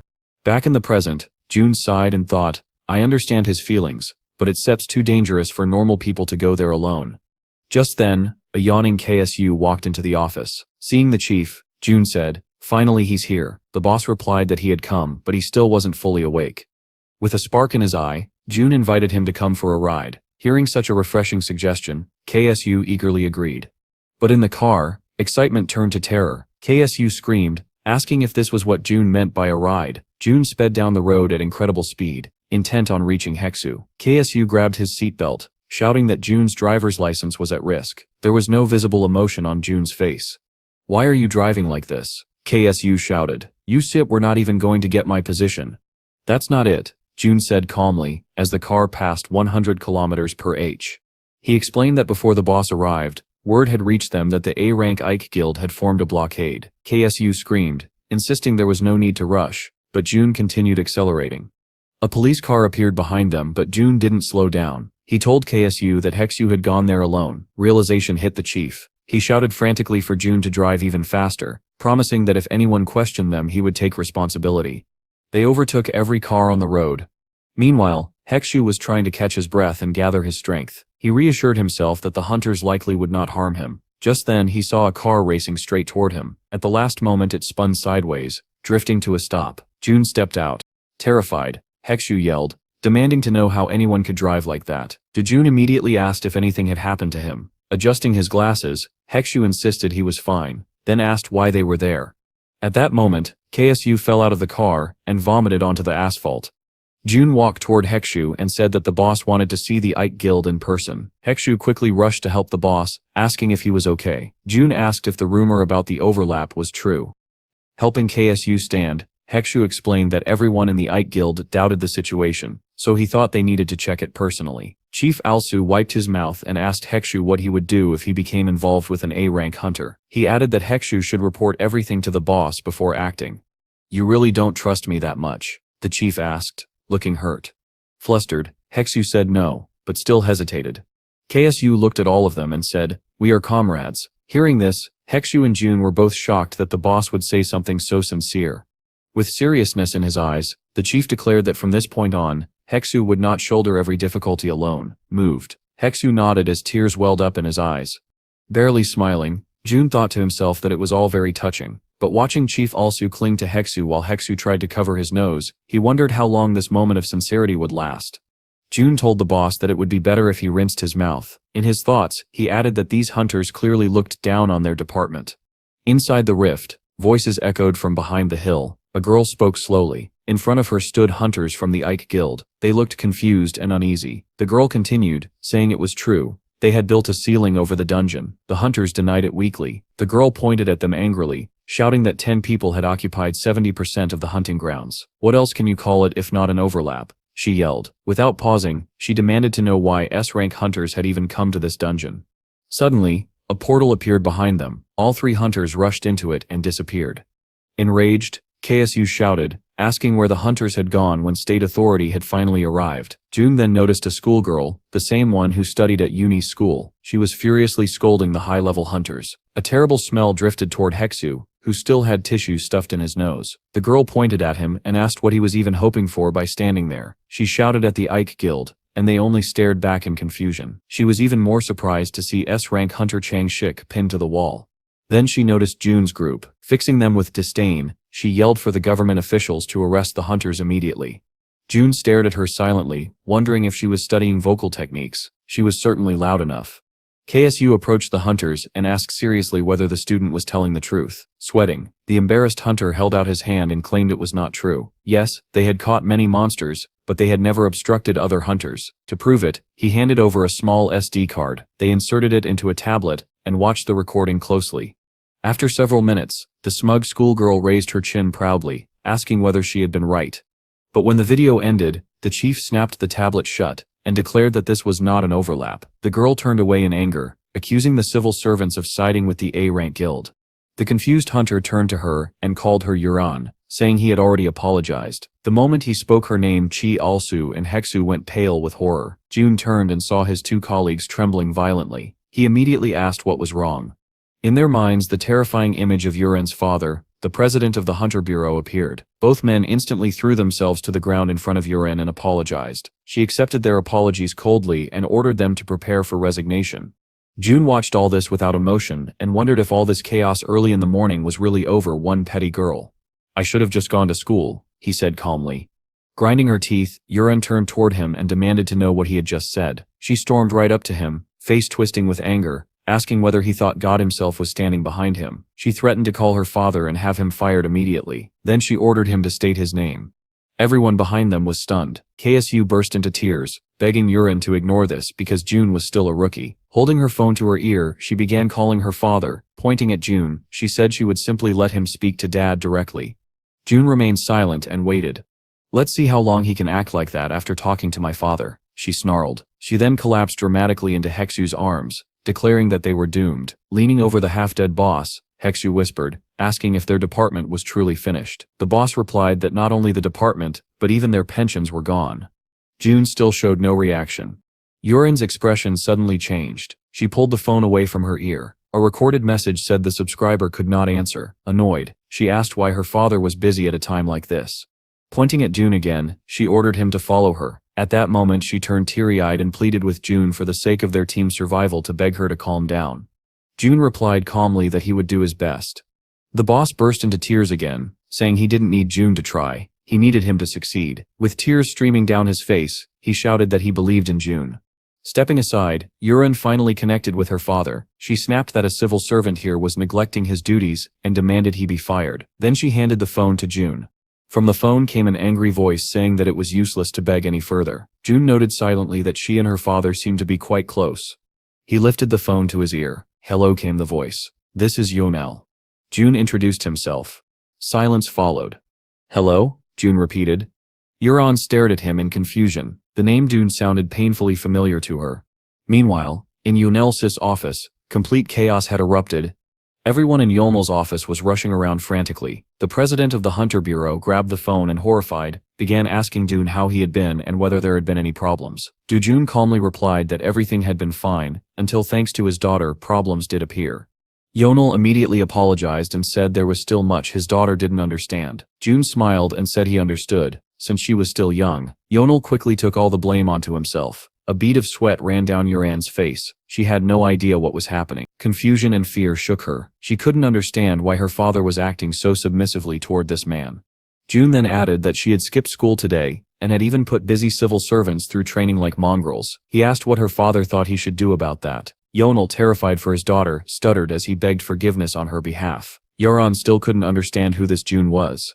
Then, like being struck by lightning, she remembered the newspaper. She had seen his name, June, the commander-in-chief of an S-rank fall, but even knowing that, she still didn't understand why her father was this terrified. At that moment, June handed her the phone and said her dad wanted to talk to her. Yuran slowly took it, but couldn't bring herself to hold it to her ear. Gathering all her strength, she finally raised it. "Dad?" she said. Instantly, her father screamed at her, demanding to know what she had done. He said he would keep it brief. When he got home, she would be in deep trouble. He shouted so loudly that her hair flew around her head. When she hung up, she was trembling. Tears gathered in her eyes. She couldn't believe her father was truly angry. Even when she had broken a 1,000-year-old porcelain artifact, he had only smiled and never yelled. Hearing this, June was momentarily confused. Closing his eyes, he thought to himself, "It's good Uni doesn't do things like that." Meanwhile, the boss anxiously waited for the results of the negotiations, tapping his foot aggressively against the ground. Heksu joked that he would cause an earthquake at this rate. "How am I supposed not to be nervous?" the boss shouted, then asked why June still hadn't returned. They said are coming, someone yelled. In the distance, June finally appeared with a disappointed, downcast Yuran walking behind him. Approaching the group, June told Yuran to quickly apologize to everyone. Horrified, the boss immediately began apologizing on June's behalf, saying he didn't mean it that way. But then, astonishingly, Yuran apologized. Everyone froze, unable to believe their eyes. Tears streamed down her face. She said she was sorry they had come such a long way because of her, sorry for recklessly accusing the guild of blocking the dungeon. The hunter stepped forward to calm her, explaining that misunderstandings like this could happen. June smiled slightly, saying the issue seemed to be resolved. Behind him, his colleagues still looked dazed. Approaching the Ike Guild hunter, June explained that the complaint had been resolved and asked whether they could go. The hunter thanked him. Everyone began heading back. June and Yuran walked ahead, while behind them the chief and Hekshu whispered, unsure if this was real life or a dream. Leaning closer, the chief asked June how he managed to subdue a girl known for her terrifying temper, adding that he hoped no corporal punishment was involved. Exhaling, June said he was not that kind of person. The four exited the portal. June then asked the boss to take him to the academy. Why? The boss asked. To see her off, June replied, pointing at Yuran. KSU nodded with a smile, saying he would return to the office in Heksu's car. June walked ahead, but Yuran struggled to keep up. Reaching his car, June told her to get in, saying he would drive her. After buckling his own seatbelt, he advised her to fasten hers as well, unless she wanted to die. The words hit Yuran like a thunderbolt. Was he telling her to strap herself in before he killed her? Terrified, she buckled her seatbelt immediately. June asked if she was ready, then shifted gears. Yuran didn't even have time to answer before the car shot forward. She screamed as June accelerated. Watching the car disappear, Chief Alsu asked Heksu why June was driving like that. Heksu adjusted his glasses and asked whether June even had a driver's license, considering he was always driving like a maniac. They looked at each other, sweat dripping down their faces, realizing the truth. Simultaneously, they shouted after the car, calling June a scoundrel. June didn't hear them. He continued driving calmly at high speed. Uncle June, Yuran said quietly, embarrassed. She apologized sincerely for everything. June, overtaking every car on the road, told her to forget about it. Mistakes happen, he said, adding, just don't do that again. The sky suddenly shifted to a deep purple. A warning appeared. A distortion had been detected in the center. The mountain passage cracked open, and a monstrous creature emerged, covered in eyes and filled with hatred. As they drove, June asked Yuran why she had been inside the rift instead of at school. Yuran exhaled and looked away, saying she didn't think it mattered. I see, June replied. They continued down the highway in silence, the car flying forward at high speed. Yuran eventually asked if he wanted to ask anything else. Should I? June asked. Yuran said that usually after a question like that, people would ask why it didn't matter or whether there was a story behind it. June, expression serious, said only how it works, why it doesn't matter. A little offended, Yuran said even a Korean language textbook sounded more alive than that. Holding out her hand dramatically, she closed her eyes and asked why. If he cared so little about her, he was still driving her to the academy, especially after she had spoken so rudely to him. Without hesitation, June replied that his daughter attended the Hunter Academy and was about Yuran's age. Smiling, Yuran understood what he meant, until a realization struck her. Her expression froze. She repeated his words in shock. A drop of sweat ran down her face. How old were you? She asked, stunned. When you had a child. She isn't my biological daughter, June replied without hesitation. Yuran then asked what he meant by a child of the heart. Smiling and looking at her, June said it could be called that. Then he asked why school seemed so trivial to her. Folding her arms with pride, Yuran said she thought she would become an A-rank hunter someday, and school was all basics, boring basics. More quietly, she added that her father insisted she needed experience at the academy, but she felt it was a waste of time. She asked if June agreed. June said there was some truth to her opinion, but her father wasn't wrong either. Yuran brightened instantly at his approval. Suddenly, a warning appeared again, distortion detected in the center. Seeing this, Yuran grew frightened and asked what a distortion meant. June said nothing and continued driving. Two monsters appeared in front of the car, one from the first level, and one from the second. People fled their vehicles and ran away. June and Yuran stepped out as well. Not a trace of fear showed on his face. In his thoughts, he wondered why creatures that belonged in the center were appearing here. He decided he would ask Tala later. The monster bird launched a massive stream of fire at them. The flames passed directly over Yuran's head. She screamed as the explosion thundered through the air. Covering her ears, she wondered if she was dead. When she opened her eyes, June was standing in front of her. She asked why she wasn't dead. Looking again, she saw June holding the entire car with one hand as a shield. Shocked, she asked what she was looking at. June tossed the car aside. He thought briefly that it was a company vehicle, but since he hadn't actually crashed it, there was no need to file a report. A moment later, a spoiler appeared. June does not have a driver's license, so he filed a report anyway. Energy gathered in his hand, forming a weapon. "Wait a little," he said. "I finish this quickly." A spear materialized in his grip. He hurled it with such force that the asphalt cracked beneath him. Yuran squeezed her eyes shut, screaming that not even her brother could handle the monsters. A loud boom sounded. She screamed again, insisting he had only made them more enraged. But when she opened her eyes, she fell silent. Her jaw dropped. June's spear had passed through both monsters, slicing all their heads clean off. As everything settled, June asked if she was hurt. Yuran stammered, unable to form words. Clenching her fist, she hesitated, and then asked, with a hint of fear, "Uncle, who are you?" "I'm a civil servant," June replied immediately. Angry, she shouted that wasn't what she meant. "But it's true," he said calmly. She was stunned again. "So you can't just answer normally?" she shouted. "I am indeed a civil servant," he repeated. "Hunter Bureau." That evening, a voice announced from the central tower that a situation report was beginning. The president's assistant stood in front of Yonel's desk and said there had been no casualties, and restoration work had already begun. "There's just one problem," the assistant added. "The hunter who killed the monster never appeared." "That doesn't matter," Yonel said, staring out the window. "There's only one person who could have done it." The assistant blinked, then realized who he meant and laughed nervously. Yan Call did not laugh. The memory of the day June had promised to reduce casualties in the center weighed heavily on him. Seeing the president's expression now, the assistant wondered if Yonel believed something like this might happen again. Uneasy, he asked himself if things were about to escalate. Yonel, meanwhile, stared at his phone, not hearing a word the assistant said. Why wasn't Yuran answering his calls? Suddenly terror hit him. He imagined the worst.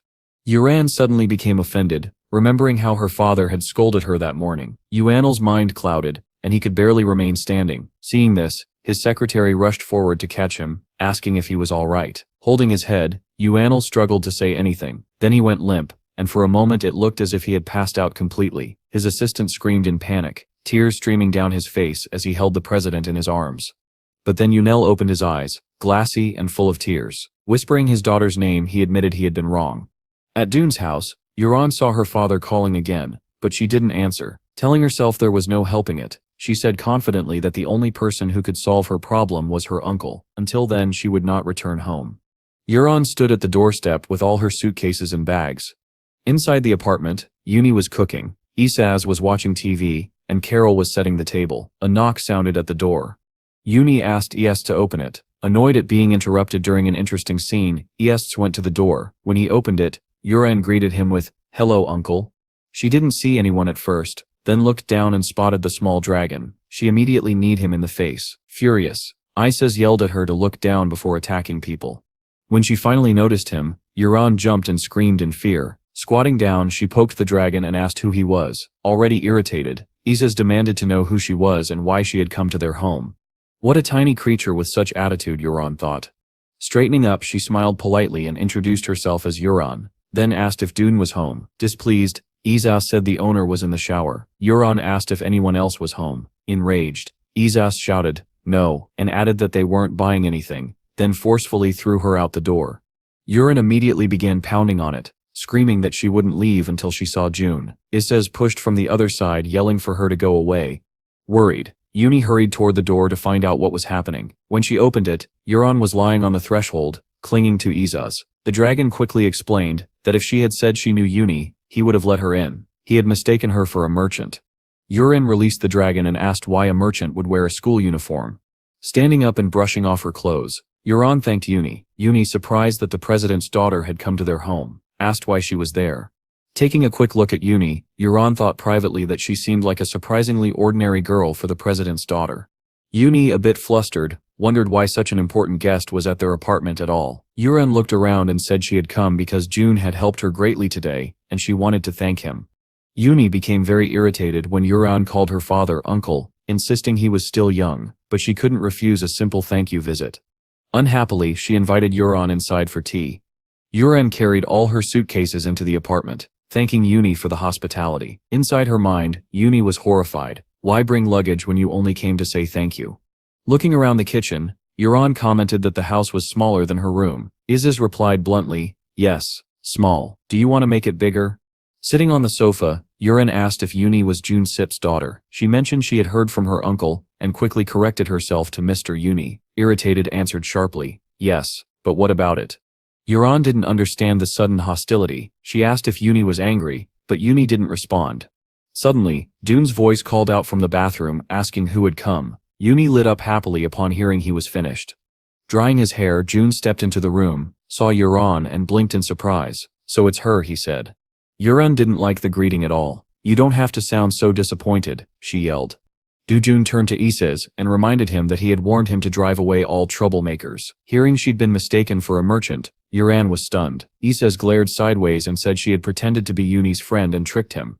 Jun then asked why she had come. She shouted so loudly that she came to thank him that everyone covered their ears. Really? Jun said, removing his fingers from his ears. Folding her hands over her skirt, Yuran said that wasn't the main reason she had come. Lowering her head, she whispered, Uncle, please. Before she could finish, Jun cut her off. No. You didn't let me finish, she screamed. Waving his hand, Jun said, you came to ask me to make you my student, right? She froze in shock. How did he know? Could he read minds? Mouth hanging open, Yuran asked if he had telepathy.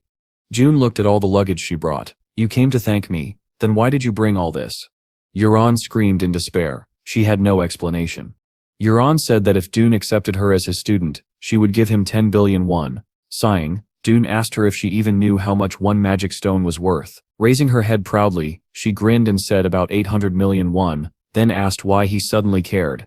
Before she could finish her thought, she realized something. His speed, his power, his rank, everything he did was immeasurable. It dawned on her that earning 10 billion won would be nothing to someone like him. Confused, Yuran asked the departing Jun if he wanted anything else. With his arms crossed, he answered irritably that it was time for his dinner, and asked if it wasn't time for her to leave. Tears welled up in her eyes. In a small, trembling voice, she asked if he would really treat her like this. Without the slightest hesitation or emotion, Jane answered, yes. Hanging her head, she asked if he would never take her as a student. After thinking for a moment, Jun finally gave in and said he would accept her. Yuran lit up with joy.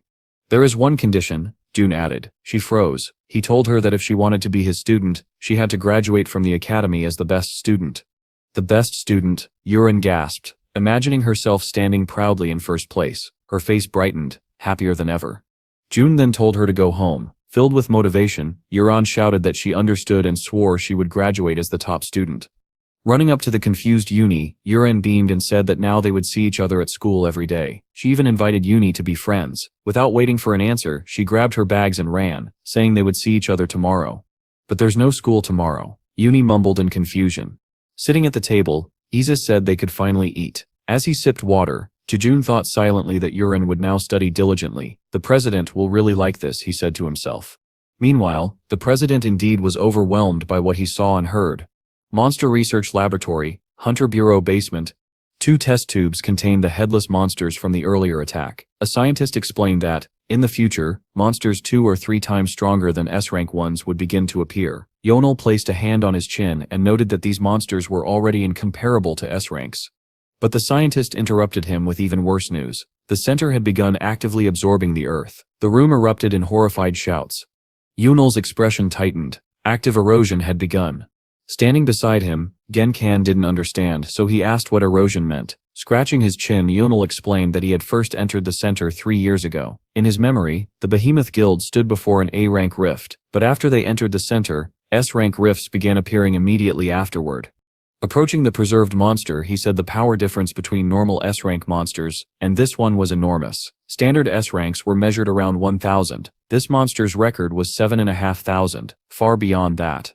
Genkan asked if that meant the stronger they grew, the stronger the center responded. Yonel closed his eyes and confirmed it. The more challenges humanity overcame, the more powerful monsters the center sent back. He imagined a giant hand of energy reaching toward Earth. What else can we call it, he said, if not a takeover? Genkan asked if that meant there was no hope for humanity. Yonel threw a hand forward and insisted it was only a hypothesis. Once Jun provided more information about the tutorial area, they would reevaluate. The old scientist, sweating nervously, said everything depended on Mr. June. Carol said he would wait outside for the owner. Doonjin agreed. Dad, Uni called out excitedly. Turning around, June walked toward her. Worried, Uni asked if he was going on another business trip. June said yes, explaining he would be working weekends for a while. Uni lowered her head sadly and said she understood. June looked surprised by her reaction. Isis ran up and hit him in the leg, reminding him they were supposed to go out for dinner today. Through tears, he asked why June was leaving to work instead. June, confused, said it was the first time he was hearing about this. Both Uni and Isis became even more upset. Uni finally admitted the truth. She had won a scholarship and they planned to celebrate by going somewhere fun over the weekend. She wanted it to be a surprise and planned to tell him today. Lowering her head, she said she didn't want to interfere with his plans. Isis curled up dramatically and turned away, saying he had been looking forward to it. June reflected seriously on how to be a good father. After thinking it over, he decided that the right emotional choice was to spend time together. Everyone brightened immediately. They were glowing with happiness. June asked whether they would make it in time if he returned by 5. Uni answered confidently that of course they would. Long live the owner, Isis shouted, leaping forward to hug him. Smiling, June said he would come back as soon as possible, then ran out. Third stage of the tutorial area. The floor was nothing but scorching lava. June asked Tala what he was supposed to do here. She explained that he could only begin the mission after receiving the necessary item. Item, June asked. Meanwhile, Carol stood at the edge of the lava thinking it looked comfortably warm. Where do I get this item? June asked in disbelief. Just a second, Tala replied. At that moment, Carol was floating in the lava, relaxing contentedly. Suddenly, something flickered before June. A ring dropped into his palm. Skill ring, rank 5. Sockets, 0. Handing it over, Tala explained that this was likely the most important artifact in the center. Do I even need this ring? June asked. With her eyes closed and an unusually serious tone, Tala said that without the ring, he wouldn't be able to use skills. June raised his hand, already glowing with energy. I can use them. That's because we're in the tutorial zone, Tala snapped. Laughing, the fairy declared that even June needed her. Flying around him proudly, she explained that he needed to defeat the gatekeepers on each floor to unlock additional skill sockets in the ring. The tower had 7 floors, so the ring could hold up to 7 skills. Hovering in front of him, Tala said he could give up any time, but even one missing skill made a huge difference. She pleaded with him to surrender early if necessary, for the sake of your health. Realizing what she'd said, she grabbed her head and panicked, asking why she was being so nice. June calmly told her she was fine. Her only issue was losing her mind occasionally. Carol added bluntly that it was probably incurable. Pointing toward the gatekeeper, June asked whether he was supposed to kill them in order. Tala didn't understand. June's hand began charging with energy. I have a meeting today so I don't have time, he said, power built around him. If he could kill the final gatekeeper first, it would save a great deal of time. With a burst of strength, June shot upward straight to the top floor. Tala screamed hopelessly for him to act like a normal person. June landed on the 7th floor, leaving destruction in several holes in the floors beneath him. Minutes later, a message appeared. You are the first place challenger of Stage 3. He found himself facing a massive rainbow serpent. Skill ring enhancement beginning. The ring on Junesip's finger glowed brightly. When enhancement is complete, return to the 3rd floor lobby. In the next instant, June vanished and reappeared behind Tala, who looked stunned. She rushed to see the ringcep's stats. Enhanced skill ring, center treasure rank, allows use of skills and amplifies effects of registered skills. Registered skills cannot be removed. Choose carefully. Tala screamed in disbelief. What kind of enhancement is this? I don't know, June answered. Laughing, Carol teased Tala for pretending to know everything despite knowing almost nothing. She shook her fist at him. Let Stets go, June said. Of course, master, Carol replied. Wait, Tala cried, but it was too late. They had already disappeared. Alone, Tala shrieked in frustration. She still had no idea why the ring had turned black. 5 p.m., back in the city. June arrived right on time. Passing the cinema, he asked what movie they were seeing. Uni smiled. King's Deli is really popular right now. Then let's watch that, June said, smiling. Uni laughed and held his arm. Behind them, a woman dropped her sausage roll. It was Yi who immediately noticed to June. Tears filled her eyes. She whispered, trembling, has Mr. June had a girl with him this whole time? Standing in the middle of the crowd, she shouted loudly, does Mr. June have a girlfriend? Her imagination ran wild. Visions of a romantic drama where June denied his feelings and left her behind. Flames flared around her feet. I once forgive this, she growled. A nearby man burst into flames and screamed, "Hot, hot." Ye paid no attention. Her flames intensified. People began running away in terror. Betrayal brings only death. She roared, pushing off the ground. She shot toward June, who was walking with his daughter. Ye's peaceful demeanor shattered. She landed behind them, smoldering with fury. "Master," she screamed. She grabbed June by the shoulder, spun him toward her, and with trembling lips demanded, "How dare you do this to me?" She asked whether all his kindness toward her had been a lie, whether she had been nothing more than a toy. Her rage collapsed into tears. Yi shouted that she was truly disappointed in the hero, but the moment she screamed, she realized the couple standing in front of her were complete strangers. The man stared at her in bewilderment and asked who she was. The couple glared at Yi indignantly as all her fury collapsed into crushing embarrassment. Then the man's girlfriend stepped forward, furious. She demanded to know if he had been dating both of them. The man shook his head frantically and insisted he had never met the red-haired girl before. The girlfriend grabbed him by the collar while Yi stood frozen, watching in shock. The girlfriend yelled that he shouldn't lie because Yi had said his exact name. Just then, June appeared and called out to the stunned Yi. She spun around instantly. Behind June stood another man, battered and bruised, who looked vaguely like him. June asked if Yi had also come to watch a movie. Yi immediately turned and sprinted away from the couple, shouting apologies as she fled. June watched her run and assumed she was practicing her fast movement skills.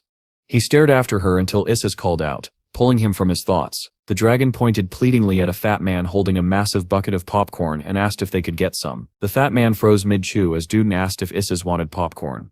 June walked calmly to the counter while Isis stared with anticipation. He ordered one large popcorn and one large cola. Isis dug into both and thanked his owner happily, saying he was much more generous than the others.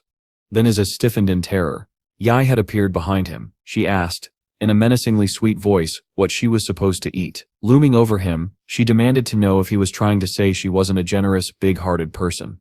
Stuttering, Isis insisted that wasn't what he meant. Yumi reached out, and Isis screamed and threw popcorn everywhere, begging her not to take away his meat side dishes. But instead of grabbing him, Yumi wiped a bit of popcorn from his cheek and asked why he was dirty like a pig. Yu smiled sweetly and hid her hands behind her back while Saz stared in confusion.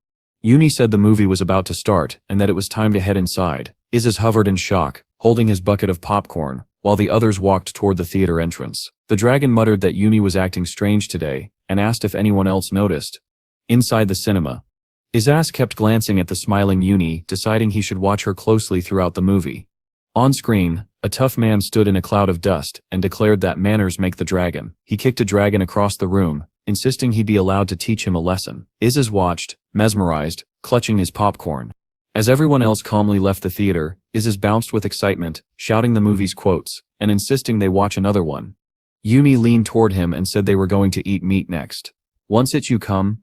Isis froze. He whispered the word meat syllable by syllable, then performed a ridiculous dance before announcing that he would walk ahead of everyone. June watched his little family with a gentle smile. Seeing Yumi play with the dragons, he told himself that this was the ordinary life he had always wanted. In next scene, the family sat in a restaurant, and a mountain of meat towered on their table. Yumi smiled and encouraged everyone to eat a lot. June glanced at the menu, then asked Yumi how much her scholarship was, because a single portion cost more than 80,000 won. Carol shuddered at the price and immediately calculated that 80,000 won equaled 4 bags of feed. Yumi clenched her fists while Essa supported her, insisting that food should never be skimped on. Yumi fed Carol, and June smiled quietly, deciding he would simply pay. But Yumi froze mid-bite. June remembered she had mentioned the academy dorms and asked if, with her scholarship, she would be living there. Yumi looked away, repeating the word dorm under her breath. June watched her struggle to speak. Then she surprised him. Yumi asked what he thought about her moving into the dorm. Isis didn't care. He was pouring one drink after another into himself. Yi asked quietly if June would prefer it if she left. Reaching for the meat, June answered calmly that if she didn't want to go, she didn't have to. "Doesn't Yumi want to stay home?" he asked gently. He smiled, looked her in the eyes, and added that he also liked her presence here. Carol burst into tears of happiness so hard that he couldn't even see straight. While the red dragon remained shocked by something, June and Carol quietly closed their eyes in contentment. Yumi stood up and announced she was going to the restroom. In the restroom, she shut the door behind her and began to breathe rapidly. Staring into the empty air, she remembered she had planned to move out the moment she received a dormitory placement. It had only been 3 months since she began living with June and the dragons. She remembered promising she would work hard after June told her he relied on her. She remembered how her father had tamed the Dragon King. Though only months had passed, it felt like decades, and throughout that time she had always felt peaceful and safe beside her father and the dragons. She recalled having dinner together at home. She wondered what it meant to rely on parents. Leaving through the back exit, Uni circled the building and looked at her family from outside. Carol lazily chewed his greens while Issa's shoved meat into his mouth. Uni placed her hand against the window and thought sadly that sooner or later she would have to move out and live alone. Watching through the glass as June lifted the angry dragon by the wings, she decided she wanted to be a family for a little longer with Dad and the two dragons. Night fell over the establishment. Uni returned to the table and exclaimed that only 10 minutes had passed. Had he really eaten everything already? With his mouth full, Esses insisted it wasn't true and said there was still food left. Carol, drooping sadly, said there was only one piece remaining. The trip. A red and white bus drove down the road for an educational outing. A man stood pointing upward, while another man in a suit tried desperately to make him sit down. The cheerful man refused. A girl in a blue outfit held a bottle and offered it to the man in front of her. When he lowered a cup beneath it, she glanced toward Yi and offered her a drink as well, only to freeze in amazement. Yi looked away in embarrassment. The others guessed she was already drunk, and told her she didn't have to drink more if she wasn't feeling well. Smiling weakly, Yi held her hands in front of her and said she wasn't feeling great and wouldn't drink. The man noted that she hadn't even finished one glass. The girl in blue watched Yi with concern and asked gently if she was all right. Yi closed her eyes. She remembered screaming earlier that cheating is unacceptable. Tears stung her eyes. A man in a gray jacket sat beside her. Realizing that opportunities to sit next to her rarely came, he handed her a bottle of water and told her she might be carsick and should drink a little. Smiling faintly, Yi turned away. Several people watching her understood she was indeed drunk. The girl in blue closed her eyes as a man with a red headband stepped forward, declaring he should have thanked Yi earlier. He asked, indignantly, why no one else had done so. With a fist raised, he announced that if it hadn't been for her, they would be sleeping outside. Yi realized he too had gotten extremely drunk.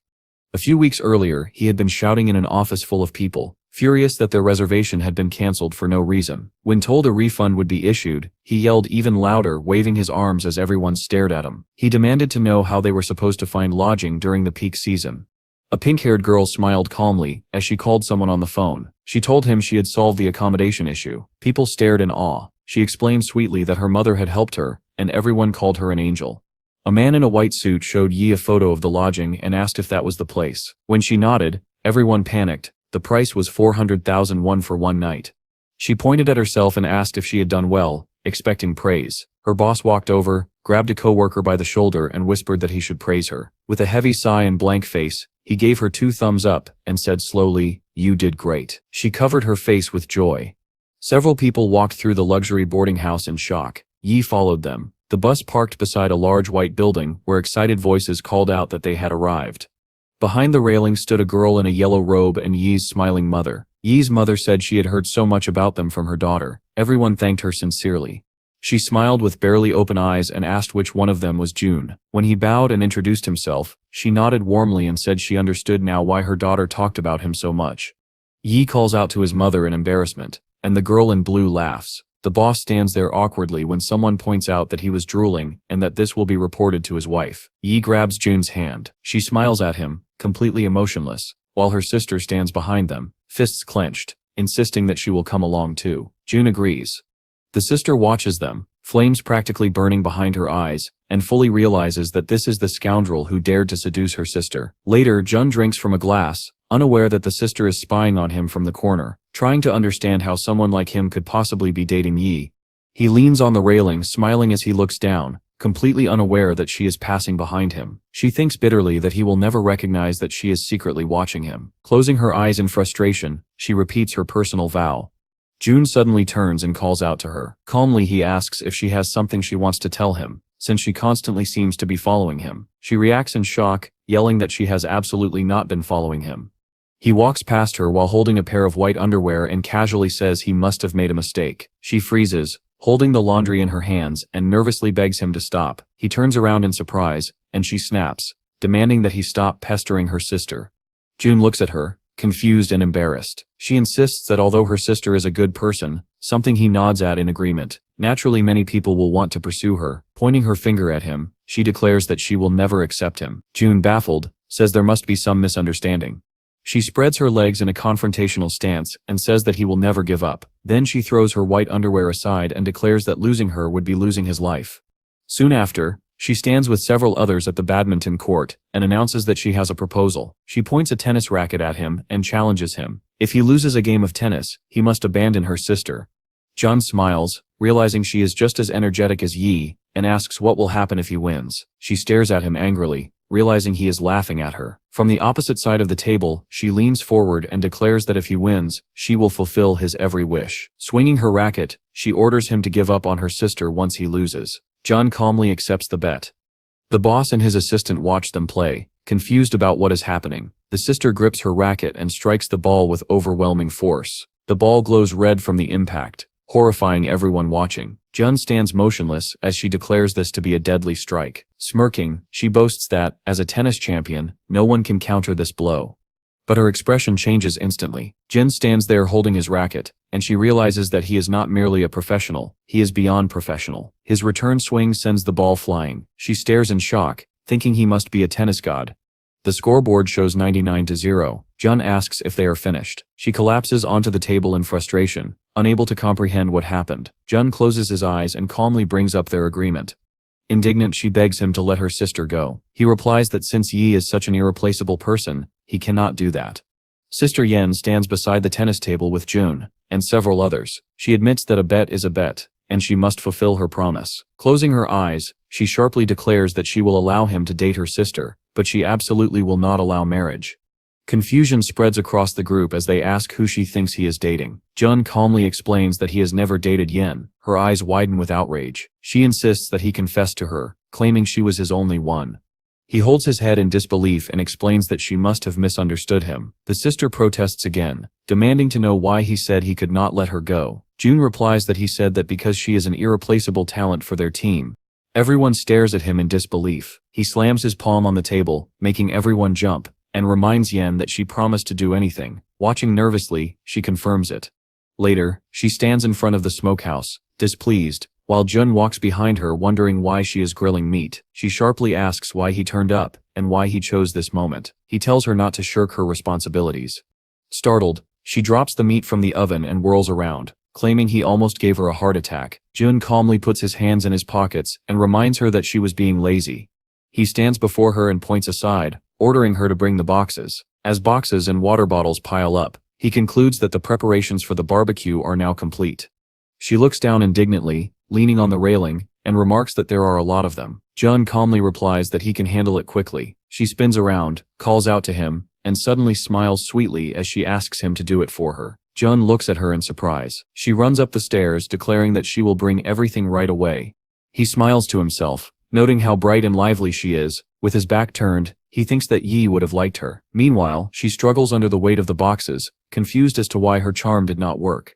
The veranda is filled with tables and lively chatter. People talk, drink, and eat, as the boss surveys everything with a satisfied smile. Holding a glass of some mysterious liquid above his head, he announces that everyone has worked hard and can forget about their responsibilities for now. All around him, people raise their glasses in agreement.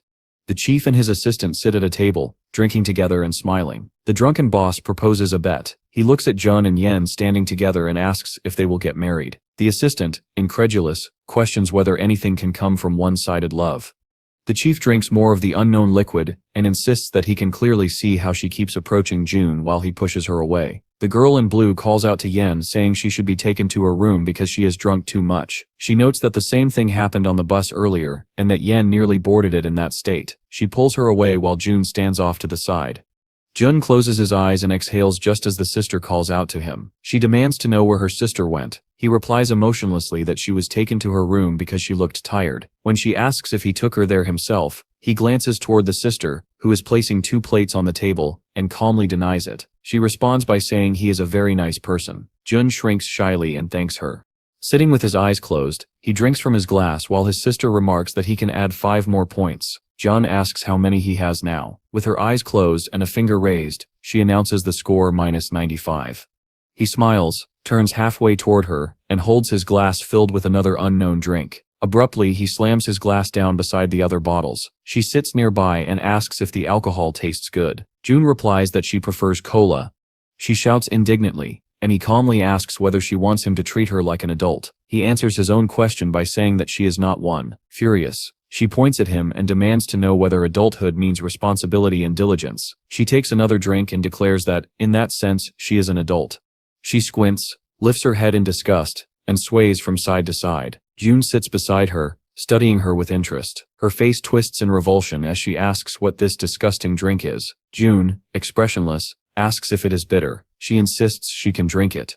At another table, the boss and assistant stare in surprise as Sister Yen marches in, wearing a forced, confident smile and loudly declares that she must work because she is an adult. They glare at June and ask whether he should escort her out. He replies that this is her home and nothing will happen. Yen staggers along the house, unable to understand what her sister sees in this man. She remembers her sister standing beside her, explaining that Mr. Lee helped her when she first arrived at City Hall. Yen sinks to the floor and admits that she initially thought June was a nasty, cunning man trying to scheme against her sister. Supporting her head with her hand, she thinks that perhaps he is not as bad as she once believed. A massive black and blue portal suddenly opens behind her. She stares, bewildered. Her shock turns to terror as she realizes it is a rift. The hologram broadcasts information about the anomaly. Soon she finds herself standing on rocky ground near the rift, unable to comprehend where she is. She cries out in fear, asking why she cannot escape. A guttural sound echoes behind her. She turns and screams. A massive monster with fangs and greenish skin looms over her. Yi's sister has somehow been transported into an unfamiliar cave. Before her stands a huge goblin clad in armor, drooling at the thought of an easy meal. She stares in horror, trying to recall everything her sister taught her to do in dangerous situations, but her terrified mind refuses to cooperate. The dark goblin raises his axe, ready to strike. At that moment, she suddenly remembers what she was supposed to do. The axe slices through the air. She stares into the void, frozen with fear, remembering how her uncle once helped her sister in a similar situation. Blood sprays. The goblin's hand trembles. The girl opens her tightly shut eyes and realizes she feels no pain. The goblin looms over her, then blood erupts from its stomach. She stumbles backward in shock, but instead of falling, she collides with the hero. Yi's sister fell to the ground, dodging instinctively. Dodin said he had sensed a strange energy and came to investigate, then asked her if this was also caused by the center. The girl, shaken, demanded to know how he ended up here. Dodin did not answer. Instead, he thought that leaving her alone in a rift this dangerous was not an option. He apologized, hoisted her over his shoulder, and began to run. She screamed, begging him to stop. Dodin asked if she truly did not want to return home. Terrified, she insisted that was not the issue. His hand tightened around her side as he told her to hold on. When she asked what she was supposed to hold on to, he calmly replied, "To me." Then he ran. The girl bounced helplessly in the air, shouting that she could walk on her own. She pleaded for her uncle to stop. Unmoved, Dodin told her to endure just a little longer. Ahead of them, a massive crowd of cave ogres appeared. Horrified, she urged him to stop or they would both die. Black flames flashed to life in Dodin's left hand. He calmly told her not to worry, promising he would finish this quickly. Still panicking, she demanded to know what, or who, he planned to finish. Dodin replied that his ears were already ringing from her screaming. A burst of flame tore through the cavern. The girl shrieked that they would all die if he continued like this. Before she could finish her sentence, the scene before her silenced her. Still holding her over his shoulder, Dodin unleashed a storm of black flame knives from his left hand. They spun through the air along intricate trajectories, piercing straight through the ogres. The girl leapt to the ground in disbelief, comparing the scene to a dream. Dodin calmly denied that possibility. She still refused to accept what she was seeing and asked how he had killed A-rank monsters so easily. A powerful sound wave blasted from the depths of the cave. She screamed and hid behind him as Dodin simply covered his ears with his fingers.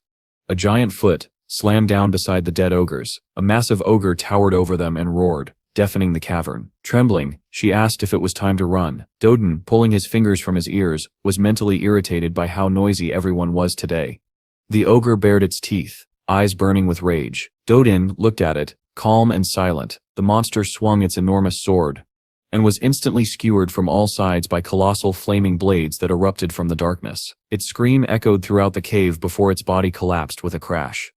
A notification appeared, announcing an astonishing achievement. The supposedly useless cave had been cleared in 5 minutes and 17 seconds. Because the heroes completed a time attack, a hidden section opened, summoning a clone of B, one of Solomon's 72 demons.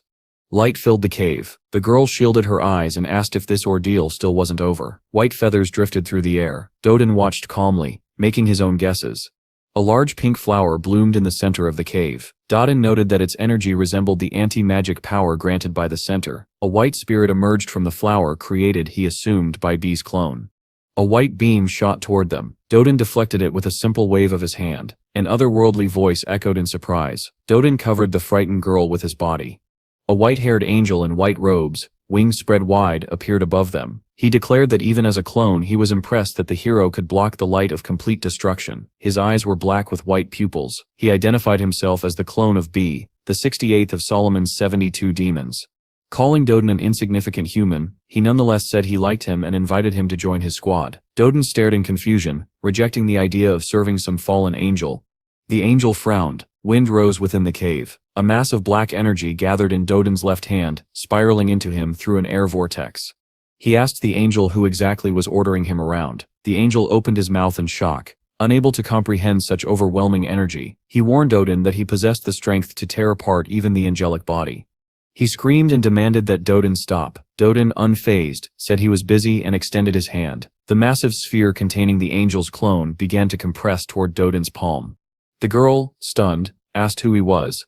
Dodin replied that he was a civil servant. She begged him to stop talking nonsense. Dodin insisted he was telling the truth and suggested they leave. He turned and began walking toward the exit. The girl rushed after him, calling out that she had something to say. A withered flower lay behind them as she caught up. Smiling sweetly, she said she had to thank him. No matter who he was, special forces, a hidden hero, or something else, she said sincerely, "Thank you very much." Dodin smiled slightly, admitting he was a little embarrassed by the sudden change in her tone. He asked her to act as she normally did. The girl responded with a sarcastic smile and jabbed him in the stomach with her elbow, telling him not to act indifferent. She suggested he must have come all this way just to earn points from her sister. Dodin flatly denied it and replied that if he hadn't come, there would simply be no one left to clean up after the barbecue. Yi's sister froze at that, staring at him in disbelief. Outraged, she shouted at him. Dodin folded his arms across his chest in displeasure, reminding her that she herself had promised to clean up. She yelled that she was being emotional for no reason, clearly trying to hide her annoyance. Meanwhile, far away in the middle of the ocean, the center's tower, Belial's mansion, stood alone. Inside a dark room, Belial sat upon a throne with a purple book in his hands. A notification appeared before him, and his interest sharpened.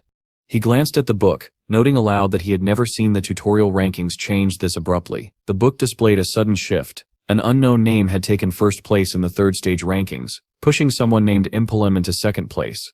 Belial frowned, saying this was the first time someone ranked above Violet. He imagined Impelem sharpening its teeth in frustration. Tightening his pale hand on the throne's armrest, the fallen angel focused on something more important, the fragments of the battle showing a mere human killing his clone. The insult to his authority soured his mood. Belial smiled ominously, addressing the hero in his mind and calling him an insignificant little man. He promised that he would personally tear his limbs apart. Morning arrived, the day of departure to the center. Izzaz and Kazriel sat watching TV, eating chips. Izzaz laughed loudly at the show, while Kazriel stared intently. Dodin appeared in the hall, and abruptly grabbed the red dragon by the wings. Izzaz froze in shock as Dodin told him he needed to go somewhere with him today. The dragon blinked in confusion, failing to understand. Kazriel crossed his arms, and explained that their master had been spending more time at home lately, so he would be taking Izzaz to the center in his place. Izzaz hesitantly asked if Dodin truly intended to take him to the center. Dodin confirmed it and commented that the dragon had gained weight recently. Overcome with emotion, Izzaz burst into tears and hugged Dodin around the waist, shouting thanks. He jumped down and began dancing joyfully at the thought of leaving the house. Dodin stared at him blankly. Kazriel added sentimentally that it seemed Izzaz really wanted to go. At the center's final tutorial area, a massive rocky wall, Izzaz and Dodin stood in a small cave near the cliff's edge. The dragon was terrified by the view, which surprised Dodin. Izzaz stared down at the enormous snakes writhing below and indignantly denied the fear, proclaiming himself the king of dragons, superior to the creatures beneath them. He pointed in outrage at their insolence. Dodin simply watched in silence. The biggest purple snake suddenly ripped apart and devoured its smaller kin. Slamming his fist into his palm, Izzaz asked permission to deal with the snakes, but Dodin told him to wait. A white orb appeared in the sky. Dodin immediately focused on it while Izzaz sulked because he couldn't stretch his wings properly. Tala appeared, scolding both men for being late. She hovered in front of Dodin's face while Izzaz glared up at her in annoyance. Dodin was surprised that the fairy had been waiting for him. Tala said it was obvious. After all, he and the dragon were the only Earth participants. She began to speak again but abruptly covered her mouth when she mentioned someone named Cecilia. Dodin eyed her suspiciously. Tala tried to continue as if nothing happened, but her raised voice made Isis mutter that she was being pushy. Dodin thought she was hiding something and reminded himself to keep it in mind. Tala placed a small white object into Dodin's hand and told him to take it first. Dodin asked what he was supposed to do with it. A bright white light gleamed from his palm. Isis stared, assuming it was something edible. A small white snake appeared in Dodin's hand. Isis once again asked if it was a snack. Dodin asked for the encyclopedia. Isis reluctantly handed it to him. Inside, a picture identical to the snake in his hand appeared. The book explained that it was a colorless snake with various traits, and that it could evolve by consuming stones. Tala happily fluttered around them, saying that since they had checked the encyclopedia, they surely understood everything already. She reminded them that the gems must be consumed in a specific order, and that they should not act recklessly like they did in the third stage. Dodin said he would go ahead and instructed the fairy to wait. Tala waved carelessly, saying she believed in the heroes. Something crashed into the snake pit below. The snakes paused their carnage and turned toward the source of the sound. Standing in the settling dust were Dodin and Isis. The hero ordered the dragon to gather precious stones from the snake's colors. The little dragon shot into the air, and the giant snakes lunged after him. He shouted his thanks as Dodin pulled out his tablet and began typing, thinking that Isis had clearly been staying at home far too long. While Dodin observed, Isis strangled 2 snakes and sank his fangs into a third. Dodin realized that some moderate exercise would not hurt the dragon. When they returned home, June bought a book titled How to Be a Pet Owner. Isis appeared delighted, holding out a pile of shimmering gemstones and asking his master if it was enough. Dodin selected a purple gem and fed it to the white snake, thanking the dragon.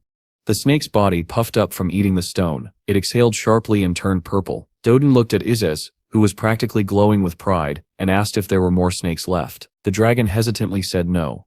Dodin immediately grabbed the dragon's backpack, unwilling to believe him. Surrounded by dark energy, he lifted into the air. Tala sprawled across his shoulder while he held the dragon tight under his arm. Tala had no idea why the heroes were acting so strangely. June stared ahead with an indifferent expression. He finally understood the source of the strange energy he had sensed. The 3 hovered before a colossal serpent made of earth and stone, Arabos, the living embodiment of the 4th stage of the tutorial. Shocked, Isis demanded to know what it was. Dodin replied that it was a mythical creature so obscure that even Tala did not know about it. A massive sword of dark energy formed in Dodin's hand. He admitted that he did not know much about the creature, only that he had to capture it. His eyes glowed blue. Darkness fell across the cavern, and powerful slashes carved deep lines along the snake's enormous body, destroying everything in their path. The colossal serpent shrieked. Isis and Tala watched, stunned. Tala fluttered toward the hero and demanded to know how he even knew the creature existed, insisting that she herself had never heard of it. Jun and the dragon both looked down at the small black snake coiled around his arm, as Tala continued shouting behind them.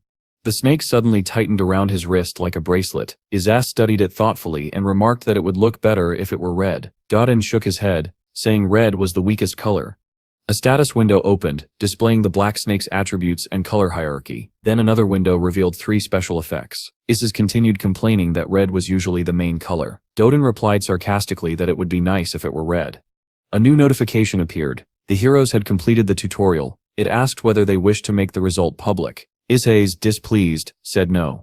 Another message appeared, noting that because the heroes fulfilled a hidden condition, they received the Amulet of the Center, an item allowing teleportation to any place the user remembered. Dodin held the amulet in his hand while Isis hung from the hero's backpack, timidly pointing out that he had worked hard. Dodin smiled softly and suggested they go out for beef again. At that moment, Isis threw out his arms and legs in panic, shouting that he did not need to eat beef, and asking if June was angry. June told him not to make such a fuss. A powerful earthquake rippled through the island. From a gaping hole in the ground, bloody clots of black energy shot into the sky. A female voice congratulated the hero. Dodin looked up, eyebrows raised, while Isis stared wide-mouthed. Tala appeared before them, bowed, and announced that they had opened the entrance to the center's first floor. Isis frowned, confused by her tone. Leaning toward Dodin as if whispering, he commented sarcastically that once she saw how strong the hero truly was, she probably realized showing off would get her killed and changed her behavior. Dodin barely reacted. Tala clenched her fists angrily, shouting that this was not about pride. This was simply formal procedure for those who completed the tutorial. She warned them not to rush into unnecessary trouble. Looking at the gate, Dodin asked if he needed to come back in a week. At that moment, Tala and Isis began mimicking each other. Tala placed her hand on Dodin's shoulder, closed her eyes and raised one finger, explaining that such waiting periods were not required here. They were used only to prevent clashes between applicants from different dimensions. She continued, from the ground floor of the center onward, they would coexist with challengers from all dimensions. Jun blinked in surprise, asking about these applicants. Tala snapped her fingers. Above them, holograms of planets appeared. Both Doden and Izes stared up in amazement. Tala pointed toward the rotating spheres and explained that the center contains not only their original Earth, but also numerous planets created by copying it. She extended her hand, and a red holographic Earth appeared in her palm. On some of these copies, she explained, places identical to their own world exist, while others differ completely. Images formed in the air, a nun, a martial artist and a soldier. Tala said that applicants from these copied worlds appear human, but that does not make them any less real. They are truly living people.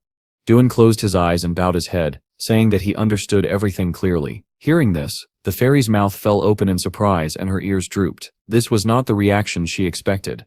She began rushing around, waving her arms, insisting that normal people usually feel sick, or even faint, after learning something like this. Duan did not even look at her.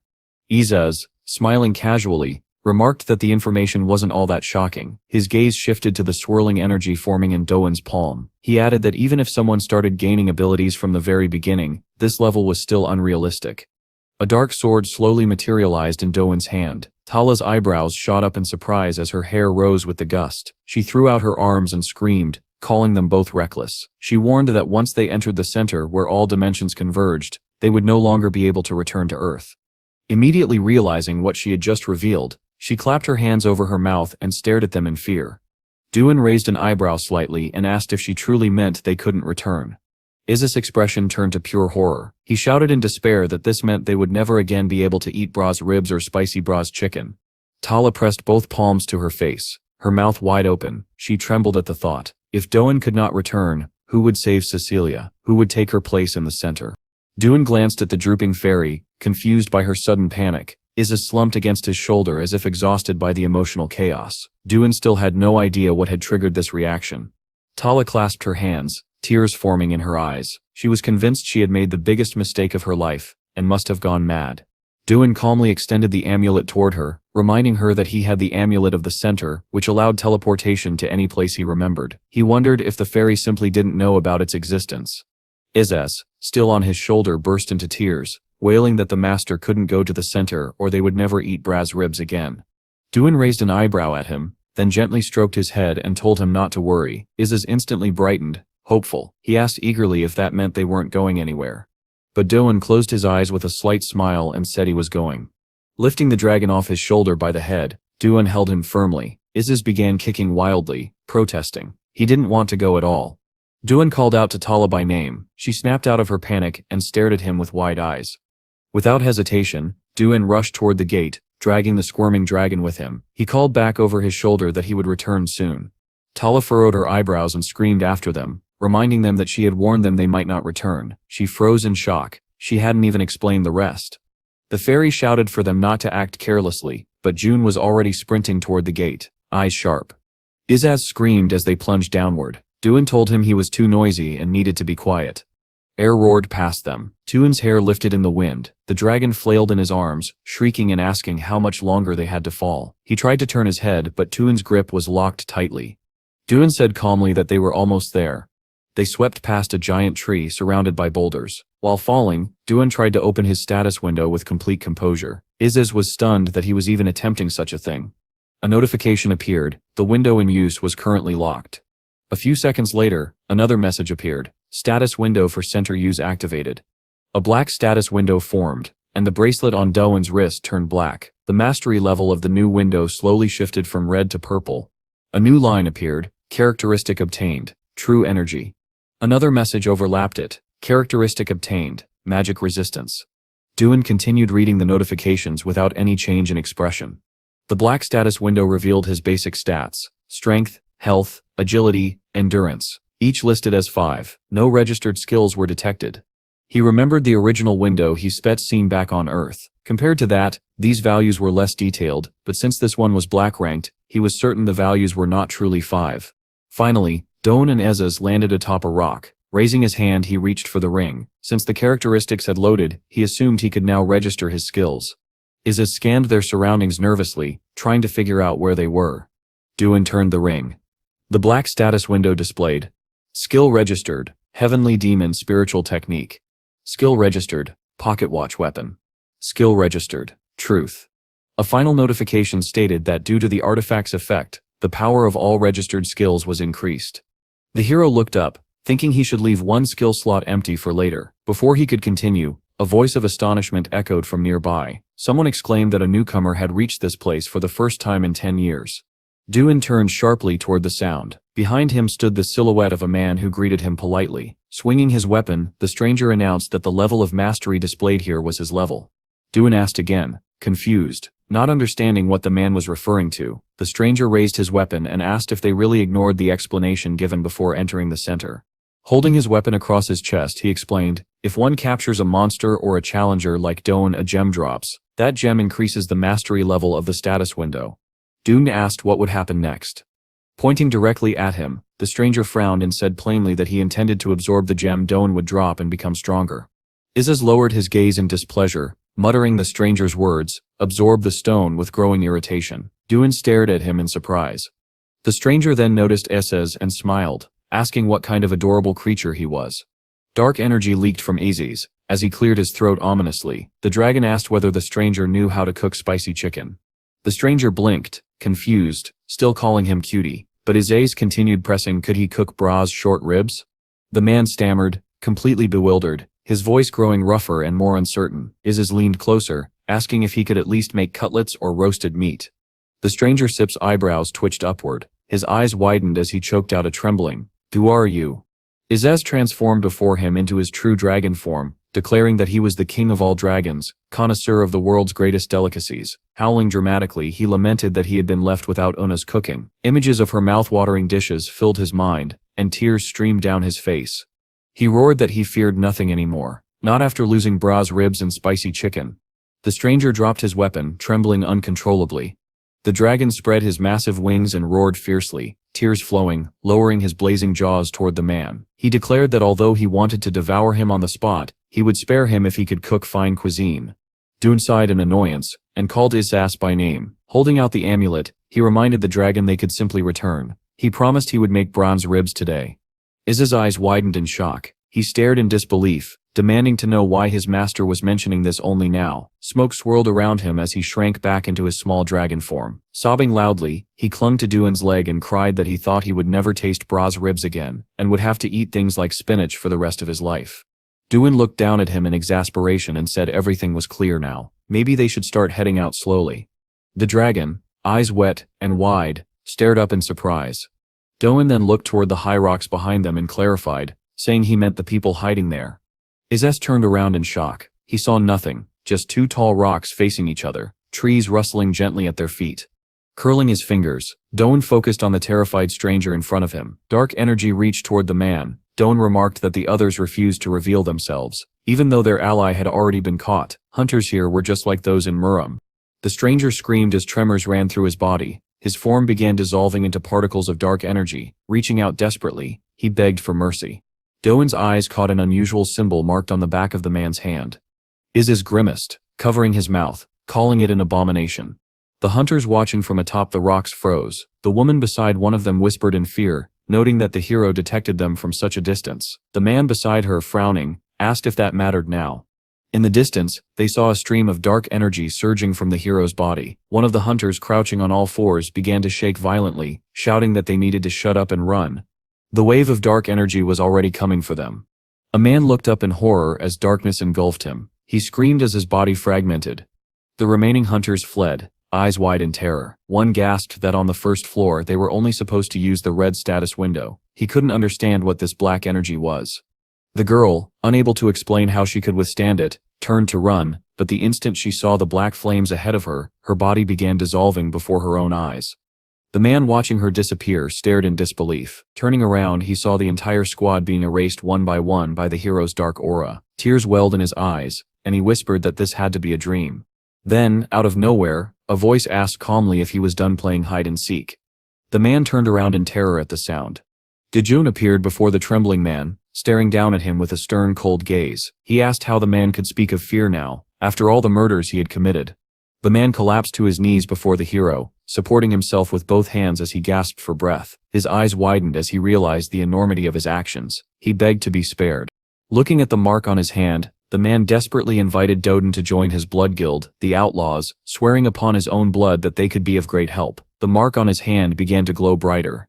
A notification appeared before Doden, an invitation from Mr. Music to join the blood guild. Doden rejected it immediately.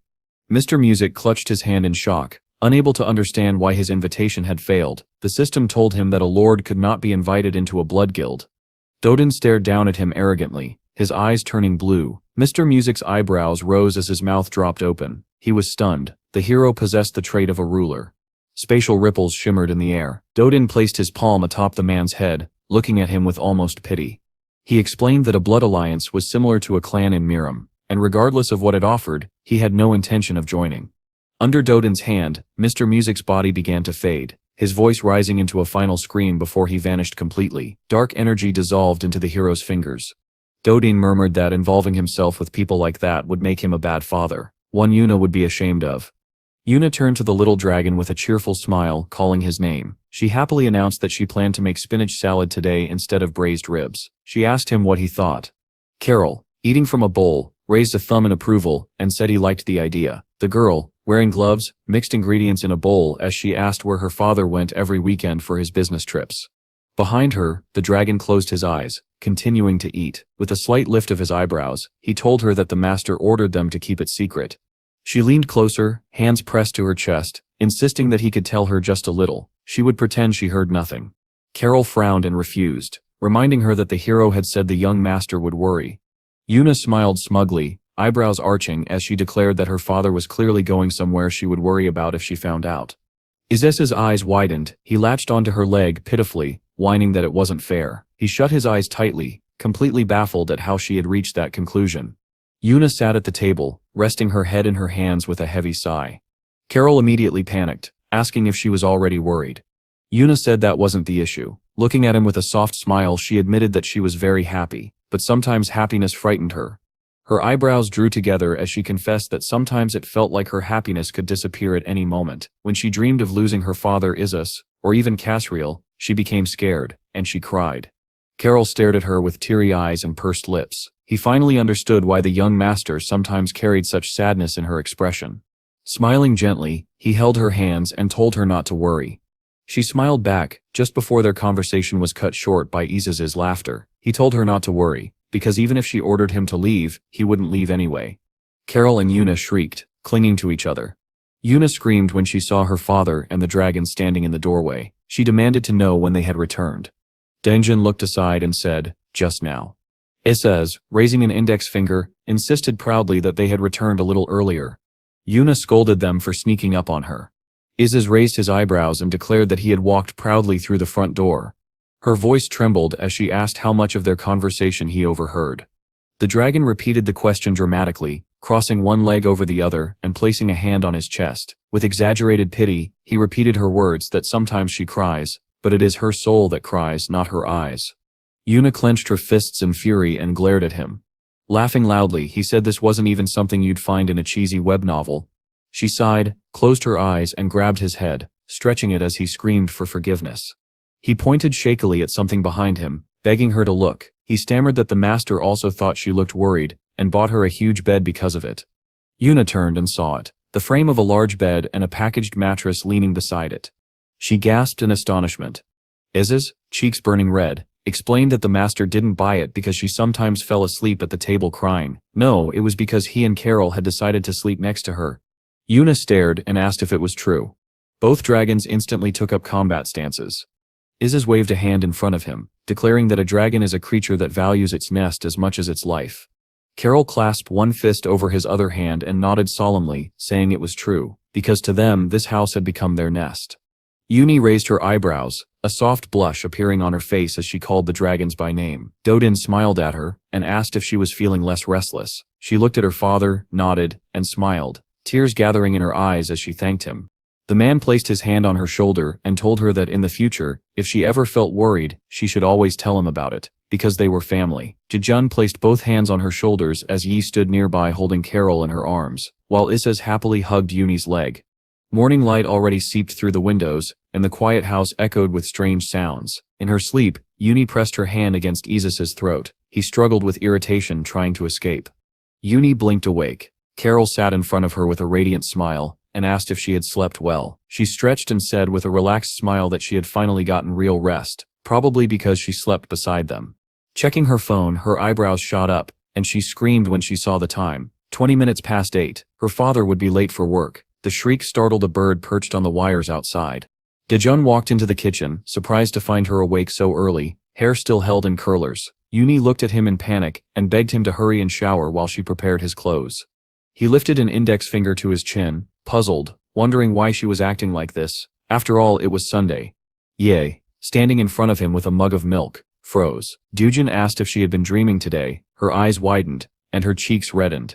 Uni nervously asked who wasn't dreaming. John explained he meant a nightmare. She smiled sweetly, looked down, and said she hadn't dreamed at all.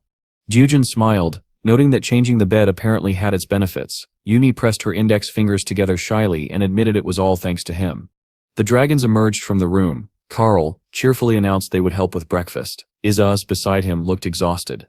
Dejun raised an eyebrow and asked Uni what she said, but she replied quickly that it was nothing. Pushing him toward the sofa, she insisted it was better to eat something light for breakfast, and that she would prepare something delicious for lunch. Isaz climbed onto the sofa with a miserable groan. Carol asked why he looked so worn out. Raising his eyebrows and squinting, Isaz said that for the first time in his dragon life, he had dreamed that someone wanted to kill him. June turned on the television and sat down. The dragon hung off the edge of the sofa. The news report announced that on Wednesday, April 10th at 10 a.m., the Hunter Bureau's main building would reveal an updated ranking of S-rank hunters. Speaking before a portrait behind her, the reporter added that the rankings would be redistributed based on each hunter's contributions over the past year. She added that the president of the Hunter Bureau, Yang Cheol, had an important announcement and asked viewers to pay attention to it. While eating a sandwich, Joan thought he needed to personally deliver the central data to the president, but it was bothersome. He debated simply sending it by email. Isaz, still exhausted, ate his sandwich slowly. Jijin picked up his phone, thinking once again that the president would demand explanations, and that it would be easier to hand the data over in person. He moved the phone farther away from his ear as loud shouting boomed from the receiver, demanding to know why Mr. Lee was calling so early. Jujin apologized for calling on a Sunday, looking away as he explained that there was something he needed to tell him and asked if the president could come over. Then he paused, glancing at Uni preparing breakfast. If the president came here and they discussed the center, Uni would worry. From the phone came the question, should he come to Mr. Lee's house? He could arrive in 30 minutes. Looking down, Jujun said he would send a different address and ask the president to meet him there. When asked if he had time, Yang Chel answered that he had plenty.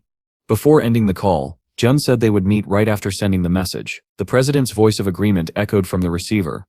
A small cafe stood between two apartment buildings. The president jumped up from his seat the moment he saw Juden enter. People at a nearby table looked at them in surprise.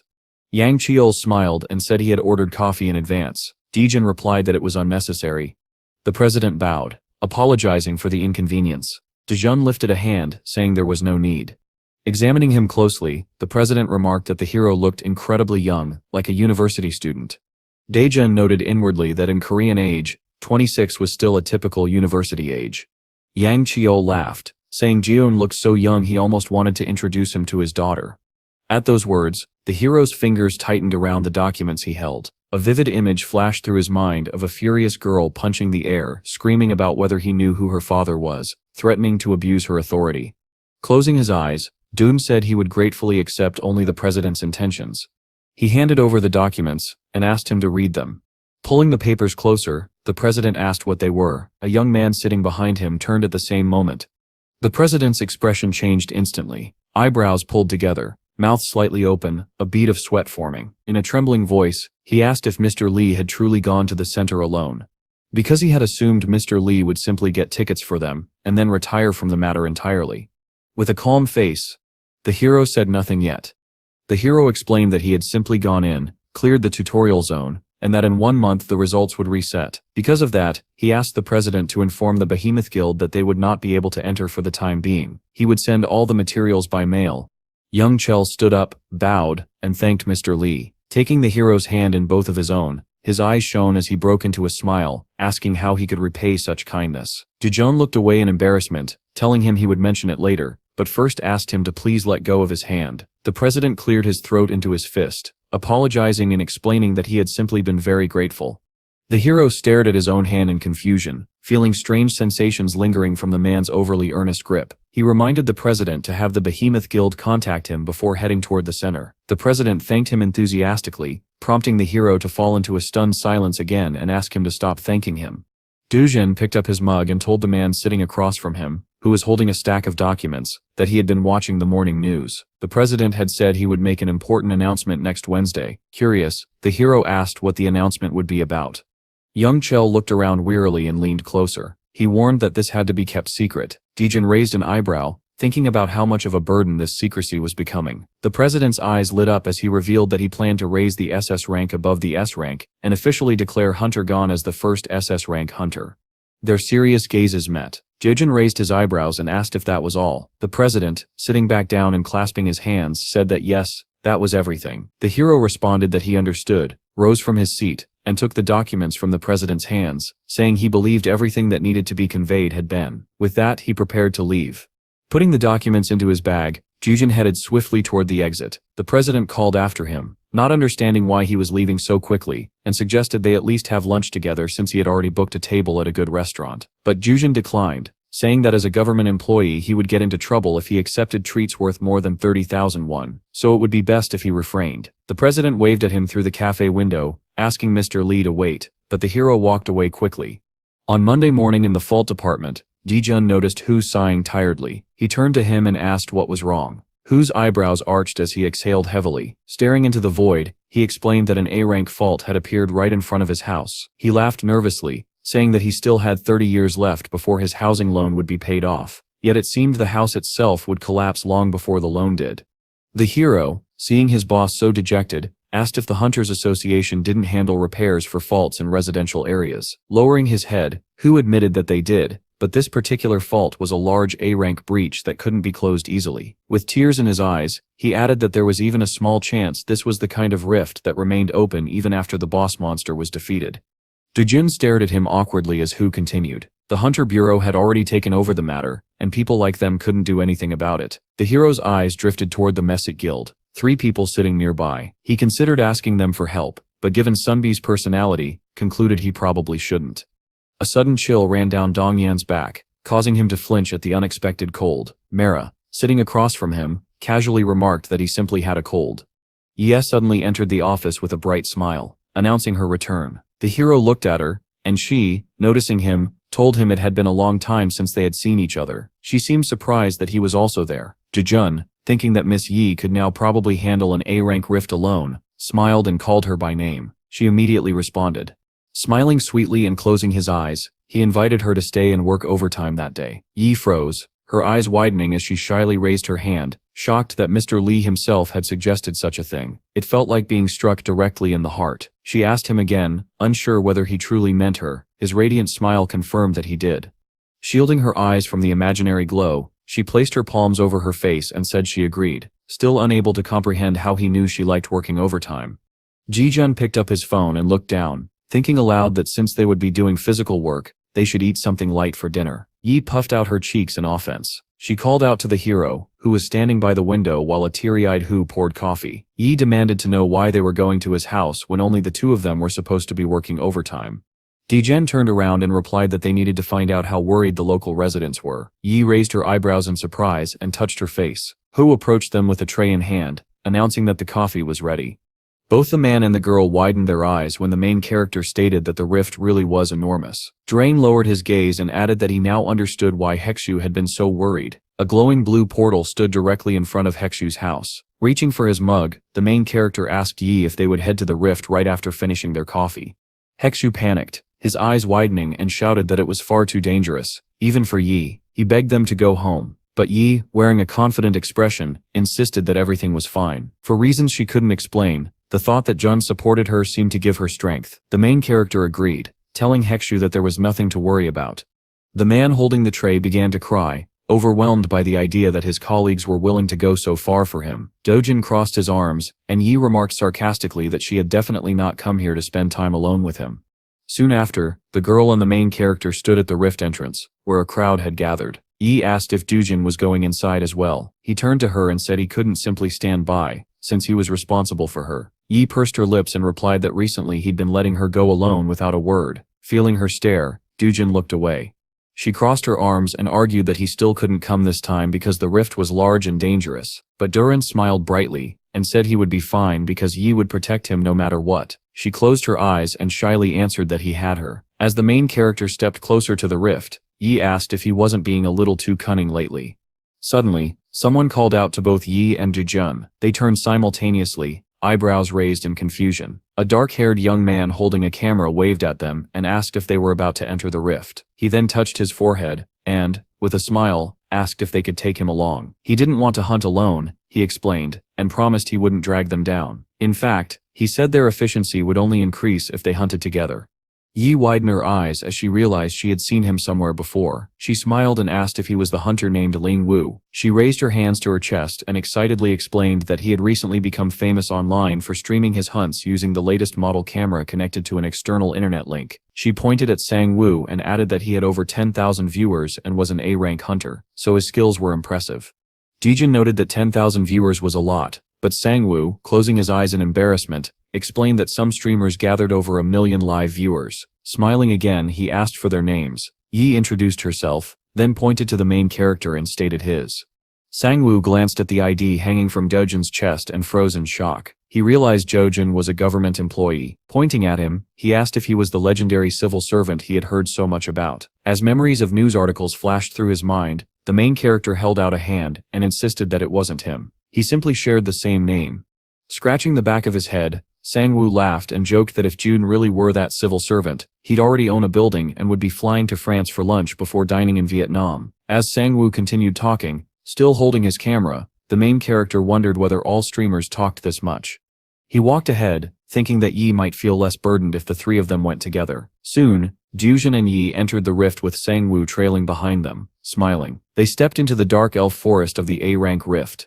Dujun surveyed the area seriously. There were no monsters nearby that posed any immediate threat to Yi, but then he spotted a flash of red among the green trees. Thinking it might be a boss monster, he focused and saw a blonde-haired elf sitting on a wooden throne. The elf grinned behind his palm. Dujun realized this enemy would be too difficult for Yi alone and prepared to deal with it himself. He asked Yi to go on ahead, and she agreed with a smile. They turned around when they heard Sang Wu greeting his viewers on the live broadcast. He tapped the camera attached to his clothes and said he would upload the video after editing it. Yi widened her eyes when a viewer asked if Sang Wu was dating her. She waved her hands frantically, saying there was already someone she liked, then stopped, panicked, and shouted that it wasn't true. Yi spun around when the main character warned her to be careful before she tripped. The girl, flustered, touched her cheek, while standing next to Dejun. Behind them, Sang Wu closed his eyes and sighed that he was lonely. He then pointed the camera toward Yi and the main character, explaining to the viewers that Dejun was a government employee supervising the huntress and monitoring her progress. Elsewhere, Izez watched the broadcast on a tablet, which showed the main character's face. 2 dragons sat beside him. On the sofa, Uni straightened her apron and asked whether Dejun had come home, since he was unusually late. Izez frowned and told her that the main character was participating in a broadcast. Yi, visibly excited and concerned, asked when he would return, noting that it was already past 8. Izez smiled and said they could find out when Dejun would come home if they donated money. The dragon pressed the donation button. A message appeared on the screen stating that the minimum sponsorship amount for a voice message was 100,000 won. Saz complained that this was practically robbery. He patted Carol on the head and asked Uni to top up their balance. Uni crossed her arms and said that 100,000 won was too much, causing Saz to become sulky. Feeling pity, Yi agreed to donate, but only once. The dragon beamed with joy. On the broadcast, a donation appeared asking when the main character would return home. Sang Wu scratched the back of his head awkwardly, saying that no one had ever called him master before, and that June would be home late. Viewers began asking if the young man was happy to become the owner. Sang Wu touched his cheek, smiled, and turned toward Izez. Uni smacked the dragon on the head and yelled that he was an idiot. That night, some apartment lights glowed in the darkness. Izez shouted in displeasure, and Yi asked what he meant by reacting in such a way. Uni clenched her fists and cried out that 100,000 won was a lot of money. Grabbing the dragon, she demanded to know how he could waste it so foolishly. Carol closed his eyes and commented that Izez should at least have mentioned the main character's name. With his mouth trapped in Uni's grip, the dragon begged her to ask the question again. She shook him until he became dizzy, shouting that she had no more money.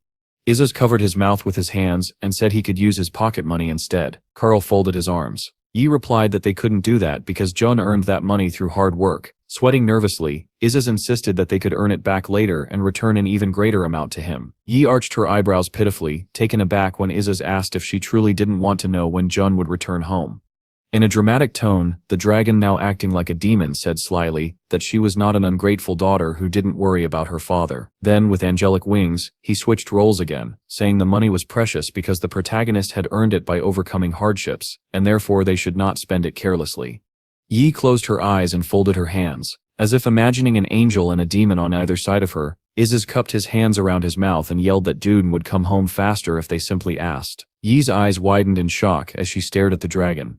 A new donation appeared asking when the main character would return. Sang-woo turned toward Dujun and called out loudly. The main character immediately turned. Carol, Isis, and Uni sat nearby, staring at the tablet screen. Sang-woo smiled and announced that Dujun would be back in 3 hours, adding that he would try to clear the rift as quickly as possible. He winked at the camera and said the main character wanted to know if they always spent so much money on broadcasts. Isis quickly commented that they did not.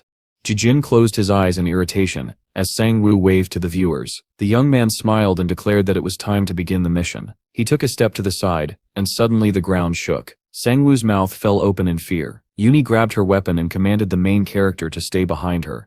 The trees trembled as smoke rose into the air. The roots seemed to shift underfoot. A massive iron door appeared, with a purple crystal embedded in it. Several similar arch-shaped doors materialized in the air. A viewer wrote that Sang-woo was doomed because he had entered a shifting rift. Yi raised her eyebrows in shock and said it was her first time seeing anything like this. She examined a gray stone with an inscription warning that this place would become a grave for those who defied the sleeping forest. Sang-woo pursed his lips and said they had arrived in the boss's domain. Yi turned toward Dujin with a worried expression. Brows arched. She thought she needed to protect him and assumed that the door she chose would determine whether they reached the boss area. One door was labeled Outskirts of the Sleeping Forest. Another pointed to a forest branch. Yi hesitated, unsure which path would best protect the main character. Then she noticed a third door marked Core of the Sleeping Forest, and felt even more uncertain. Sang-woo pointed at the first door and suggested entering the outskirts, reasoning it would be safer than the center. He looked at June in surprise when the main character touched his chin and said it might not be so simple. The door leading to the outskirts emitted a purple glow, and June concluded that it seemed only one person could enter each door.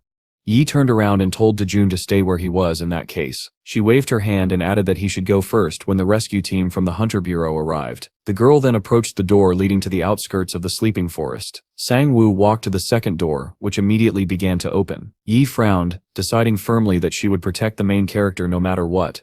Dujun looked at the doors as thick tree branches grew around them. With a serious expression, he thought about how rescue teams never appeared once someone entered the rift. Unless the situation was extremely unusual. He continued forward, concluding that Yi was simply very worried. Stopping before the third door, the one leading to the heart of the sleeping forest, he paused. Then, as the door fully opened, he placed his hands in his pockets and stepped through.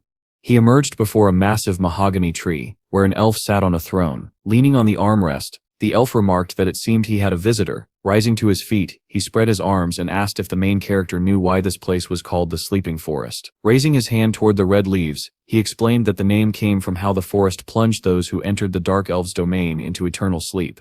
Laughing loudly, he said it was the perfect name for their refuge, where they punished unwanted intruders. Smiling coldly, he added that Jun was the first guest in a long while. The elf lifted his hands and created a massive white sphere, saying he would show mercy by sending him painlessly to the next world. Jun touched his chin, thinking that this dungeon clearly did not end with killing a boss monster. He needed to finish quickly and go find Yi. Dropping his hand, he told the elf to cut the chatter, guessing that all his subordinates had run away because he talked too much. The elf wrinkled his nose and warned that Jun would soon regret provoking him. He flew upward, hands raised, declaring that Jun would die in terror without seeing or hearing anything. The main character only stared at him indifferently as the system announced the opening of the backside of the sleeping forest and the unsealing of the status window. He slipped one hand into his pocket, thinking about the status itself. The elf then projected an image of Yi and Sang-woo, terrified, explaining that the barrier extended across all three paths. He showed an illusion of Yi being skewered through the chest, saying that Jun's comrades would die slowly in agony. The main character's eyes widened as he stared at the vision. Standing motionless in the darkness, he listened as the elf mocked that they had likely already become food for the great force. Dejin abruptly cut him off, repeating that he should stop talking. Furious, The elf clenched his teeth and extended a hand tipped with long nails. As he declared that Jun's arrogance would soon crumble, arrows shot toward the main character. Jun bowed his head and apologized to the elf, then raised his hand and unleashed a stream of dark blue energy, saying he had no time and couldn't listen to any more rambling. A black ring suddenly appeared on his hand. He brought it closer, studying it suspiciously. High above him, multicolored circles connected by thin lines formed. The elf raised his eyebrows in disbelief, shouting that a status window obtained on the ground should have been blocked.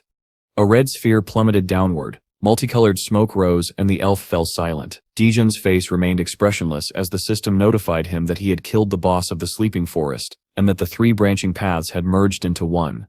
Yi lay on the ground, spears piercing her back as elves surrounded her. Blood stained the earth, and Sangwoo lay nearby. Dijun looked down heavily and admitted that he had misjudged the situation. Lifting Yi into his arms, he moved forward as the elves leveled their spears, shouting that he must not approach.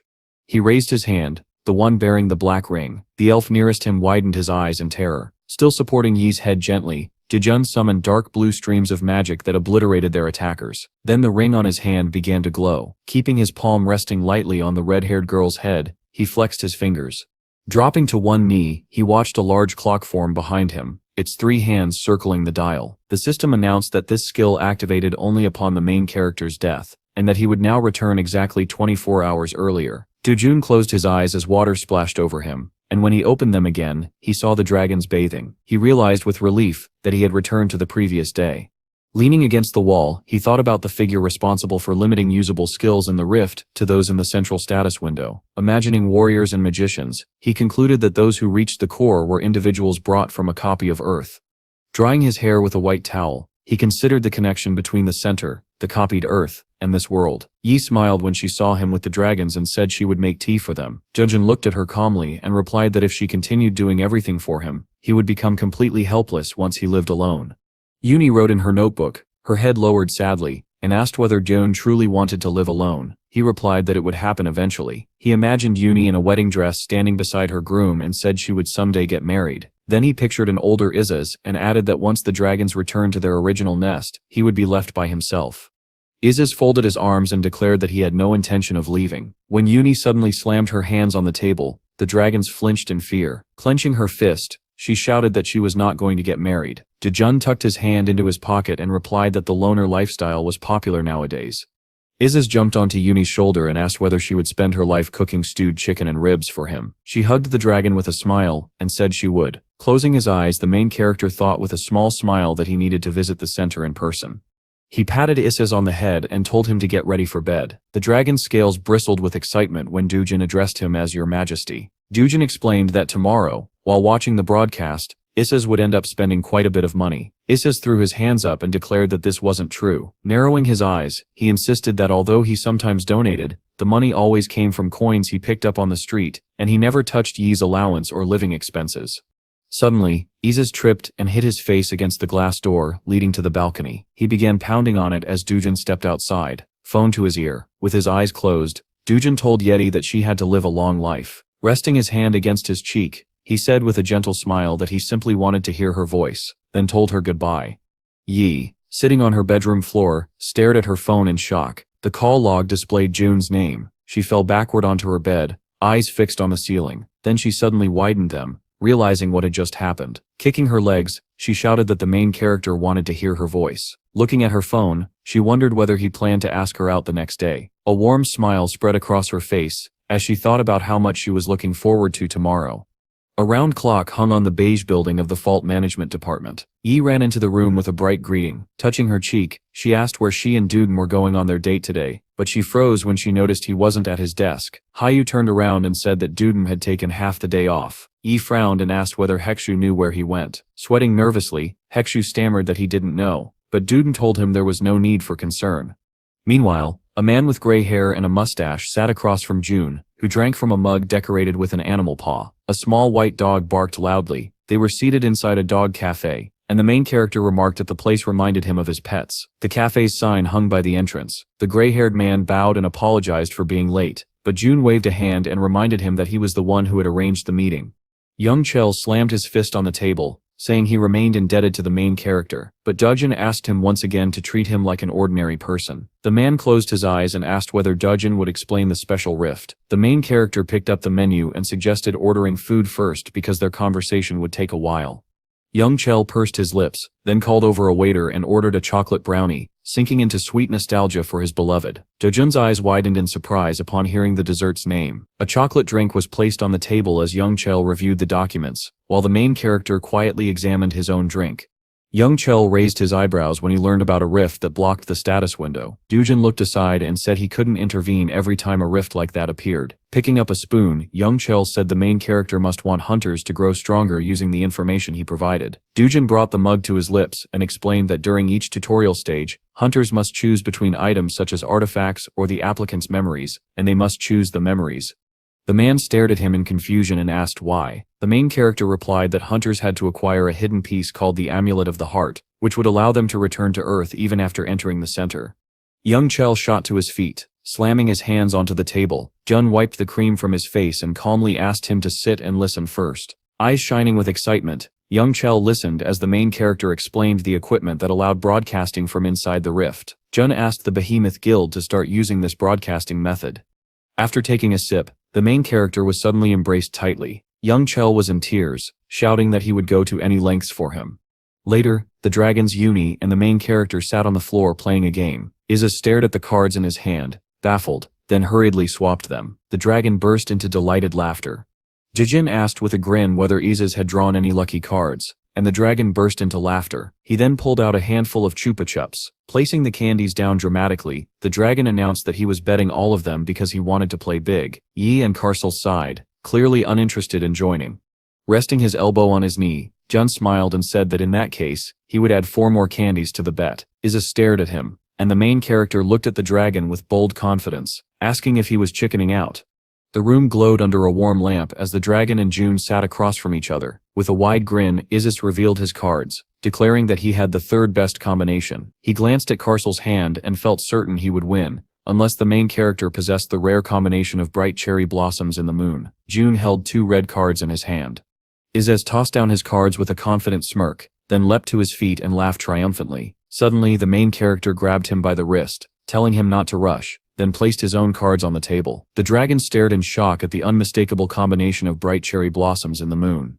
3 hours passed. The moon hung high above the mountains. Don sat with his arms crossed beside 2 boxes of chocolates, saying that Izaz would be without snacks for the week. The dragon collapsed onto the floor, sobbing and demanding to know how that same combination could appear 5 times in 5 rounds. Carcel closed his eyes and pointed out that trying to defeat the main character had been a bad idea from the beginning. Izaz yelled in anger, asking whose side he was on. Carcel only smiled and remarked that dragons had always been known for balancing on a tightrope. Izaz shrieked in frustration. Dujin handed Carcel some candy, while Uni closed her eyes and announced she would return to studying. The main character looked at her with concern and asked if tomorrow's practical lesson in the rift was the reason. She confirmed that it was. Holding up 2 fingers, Uni explained that she would be entering a C-rank rift this time, and if she performed well, she would quickly advance to A rank. Izaz raised his hands and declared that he would go too. Uni laughed softly and suggested he join next time. When the dragon crossed his arms and replied that he couldn't help it if it was impossible, Uni remained horrified but kept a calm face. She offered to buy him something tasty instead. The dragon turned away, agreeing. Touching her face, Uni thought that his ass hadn't matured yet, and he simply looked exhausted because everything was difficult for him. The next morning, under a clear blue sky, Uni said goodbye to the dragons and asked them to watch the house. Izaz watched her from afar as she walked down the street. The orange dragon wore a black jacket and sunglasses. Carcel said that Yi would hate him for acting like that. Izaz turned and replied that in that case, Carcel should stay home alone. Carcel froze, imagining himself as both an angel and a demon arguing opposite things. The angel, glowing with a halo, shouted that staying behind was better than being scolded later. The demon folded his arms and said the scolding wouldn't last long, but the loneliness would last 10 hours. Carcel touched his face and decided confidently that a brief scolding was preferable. Izaz raised his hands and ran ahead. Meanwhile, the main character sat at his office desk, holding the phone to his ear as he introduced himself. His expression tightened with concern as he asked if Hexu was sick. Coughing, Hexu requested a 1-day sick leave. The employee sat stunned, as Dujin assured him that he would inform the boss. Hexu then asked him to attend the Hunter Academy's practice in his place before the line disconnected. Dujin blinked, Remembering that today was Yuni's school practice, he sprinted to the car, saying he couldn't afford to be late. Nearby, Yuni suddenly turned toward the commotion around her, eyes widening in disbelief as she sensed a rift. Mi-P pushed through the crowd, mouth open in shock. A man in a suit held a screaming Ises while Karsel stood calmly beside him. Men in uniform examined the orange dragon, assuming he was a talking dog abandoned by his owner. May stepped forward and loudly announced that she would handle it. Approaching the officers, she asked if her children were causing trouble. Smiling tightly, she explained that she was raising them and they had gotten lost. The men warned her to be careful. She kept smiling, but her face was slick with sweat. Ises tapped his chin thoughtfully, feeling he had seen May somewhere before, but decided it didn't matter. She was helping him now. The dragon jumped onto her neck and loudly called her mom, causing the bystanders to gape. Karsel stared in horror as Ises declared May to be the mother of all dragons. The girl hugged the dragon and played along. Karsel extended trembling hands toward May. She looked at the purple dragon in confusion. He fell flat on the ground and greeted her as the mother of the king who ruled all dragons. A shadow fell over May's red car as passers-by stared. Sitting inside the car, May wiped sweat from her forehead and begged them not to call her mother. From the front seat, Ises asked about the price of the car. Calling her auntie, May rolled her eyes and replied that the car cost about 8 billion won. He clutched his coffee cup tightly and asked him not to call her auntie. Karsel sighed in relief, realizing she wasn't the queen mother. Ises screamed when he heard the car's price, and May choked on her coffee. When the orange dragon suddenly asked May to marry the main character, she lost control of the car, and the vehicle swerved off the road. At that same moment, Yuni and many others were gathered at the entrance of the rift. Holding her notepad, Yuni smiled brightly and said she would simply try her best. She turned when someone called her name. A black-haired young man clenched his fist nervously and wished her luck. She thanked him with a smile, and he blushed. Straightening his hair, he invited her to eat with him after practice. Yuni closed her eyes politely and replied that she needed to review her notes instead. Jinsu turned away, devastated. The girls beside him whispered that he'd fallen in love with Yuni at first sight when she'd entered Class B. One girl raised her finger and said she had never seen anyone as perfect as Yuni, so it made sense that many boys liked her. Another wondered aloud if they were a good match. While Yuni stood quietly with her notepad, her classmates kept discussing her and Jinsu. The teacher lifted a hand to his face and yelled that practice would begin immediately, so everyone needed to gather in groups. A man in a suit emerged from the crowd. Yuni raised her eyebrows in surprise. The teacher smiled and introduced Dijin to the students, saying he had come despite his busy schedule. Yuni clapped her hands happily when she realized he was supervising today. Dujen greeted the students calmly, telling them they could ask him anything about rifts. The girls blushed, staring at him in shock at how handsome he was. Yuni lowered her head, clenching her fist with determination, telling herself she needed to try harder than usual today. Dujen spotted her among the students and waved with a smile. Yuni beamed and waved back. Jinsu stared in disbelief. He widened his eyes, jaw-dropping, thinking he had never seen Yuni smile like that. His expression twisted with frustration as he realized she must like the main character. Clenching his fist, his eyes burning white with anger, he resolved to show Yuni his cool side during practice. The students lined up at the rift entrance. Suddenly a red and black car sped down the road toward them, driving backward. The students froze in fear as it screeched to a stop right before hitting them. Their eyes widened in shock. May stepped out, adjusting her jacket, and apologized for barely making it on time. Smiling confidently, she promised she would train them even harder, and until late, the teacher spread his arms, saying he was happy just to hear that. May smiled, but then froze behind the students. She saw Jun. Approaching him, she asked why he was there. Behind the car, the dragons were peeking out nervously, whispering that May must be famous. Karsel trembled with worry, while Esses looked overly confident. The orange dragon raised his fist and declared that no one would notice them if they hid properly. They peeked again, and Esses instructed Karsel to pretend to be a toy if anything happened. He smirked, adding that everyone's eyes were on May anyway, and maybe she was marrying Dode. Suddenly, Isis began shaking. Karsel asked what was wrong. The dragons broke into a cold sweat when they saw the main character. He stood there with his eyes closed, then opened them with a sinister smile and told May he would give her 5 seconds. Isis and Karsel screamed in terror and sprinted toward Dode. Karsel shut his eyes, thinking it would have been far better to stay home. Yuni lifted her eyebrows in surprise, her lips parting slightly. When she glanced at the dragons resting with their eyes closed, she realized they had followed her. A small smile tugged at her lips as she remembered Isa's behavior and finally understood why she had found it odd. Her gaze shifted toward the main character and me. They looked unexpectedly good together. Me smiled as she chatted with Judum about dragons, and Yuni lowered her head, troubled by a feeling she couldn't quite explain. For some reason, she didn't like seeing them together. The girl with round glasses leaned in with a grin and asked whether the main character was handsome. Moving closer, she said his indifferent expression had its own strange charm. She arched an eyebrow and added that beautiful people always paid a price for their looks, because women constantly hovered around them.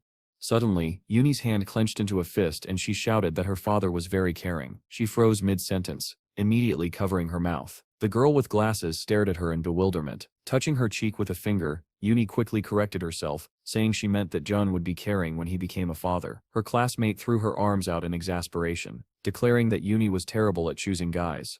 Not far away, tents were scattered across the forest clearing. From a distance, the main character watched Yuni chatting with her classmate. He smiled, thinking she got along well with others. Iza stretched and raised a hand, while Dodge fixed the dragons with a stern look and asked what he was supposed to do with them. Iza just blinked in confusion. When the protagonist suggested they go have fun, the dragons only grew more confused, until Joan clarified that he wasn't going to scold them. Kirill brightened immediately and looked at him with hope. Iza pressed his lips together, trying to speak, but Kirill sighed and spoke for him. He placed a hand over his fist and asked if Joan wanted to go for a walk with them.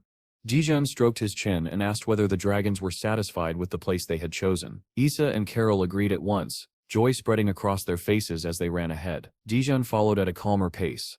Yuni watched them leave, her expression dimming. She wished she could go too. The girl with glasses, however, was focused on me, saying she wanted to hurry and learn from her. Jinsu, observing them, urged the girls to stop wasting time and go. Pointing to himself, he assured them not to worry about the orcs, since he would stay nearby.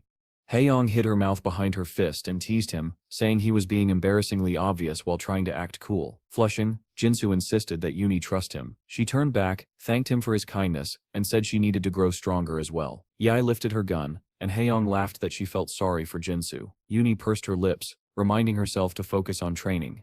Meanwhile, a green-skinned monster trembled as it held an axe. Iza clenched his fist and demanded to know who had made that sound. The dragons wandered among the orcs, and Carol cautioned Essa that they should apologize to Yuni for sneaking out without permission. The orange dragon winked, saying that making a cute face would fix everything. Carol gave him a skeptical look, convinced Essa's dragon brain had completely stopped working.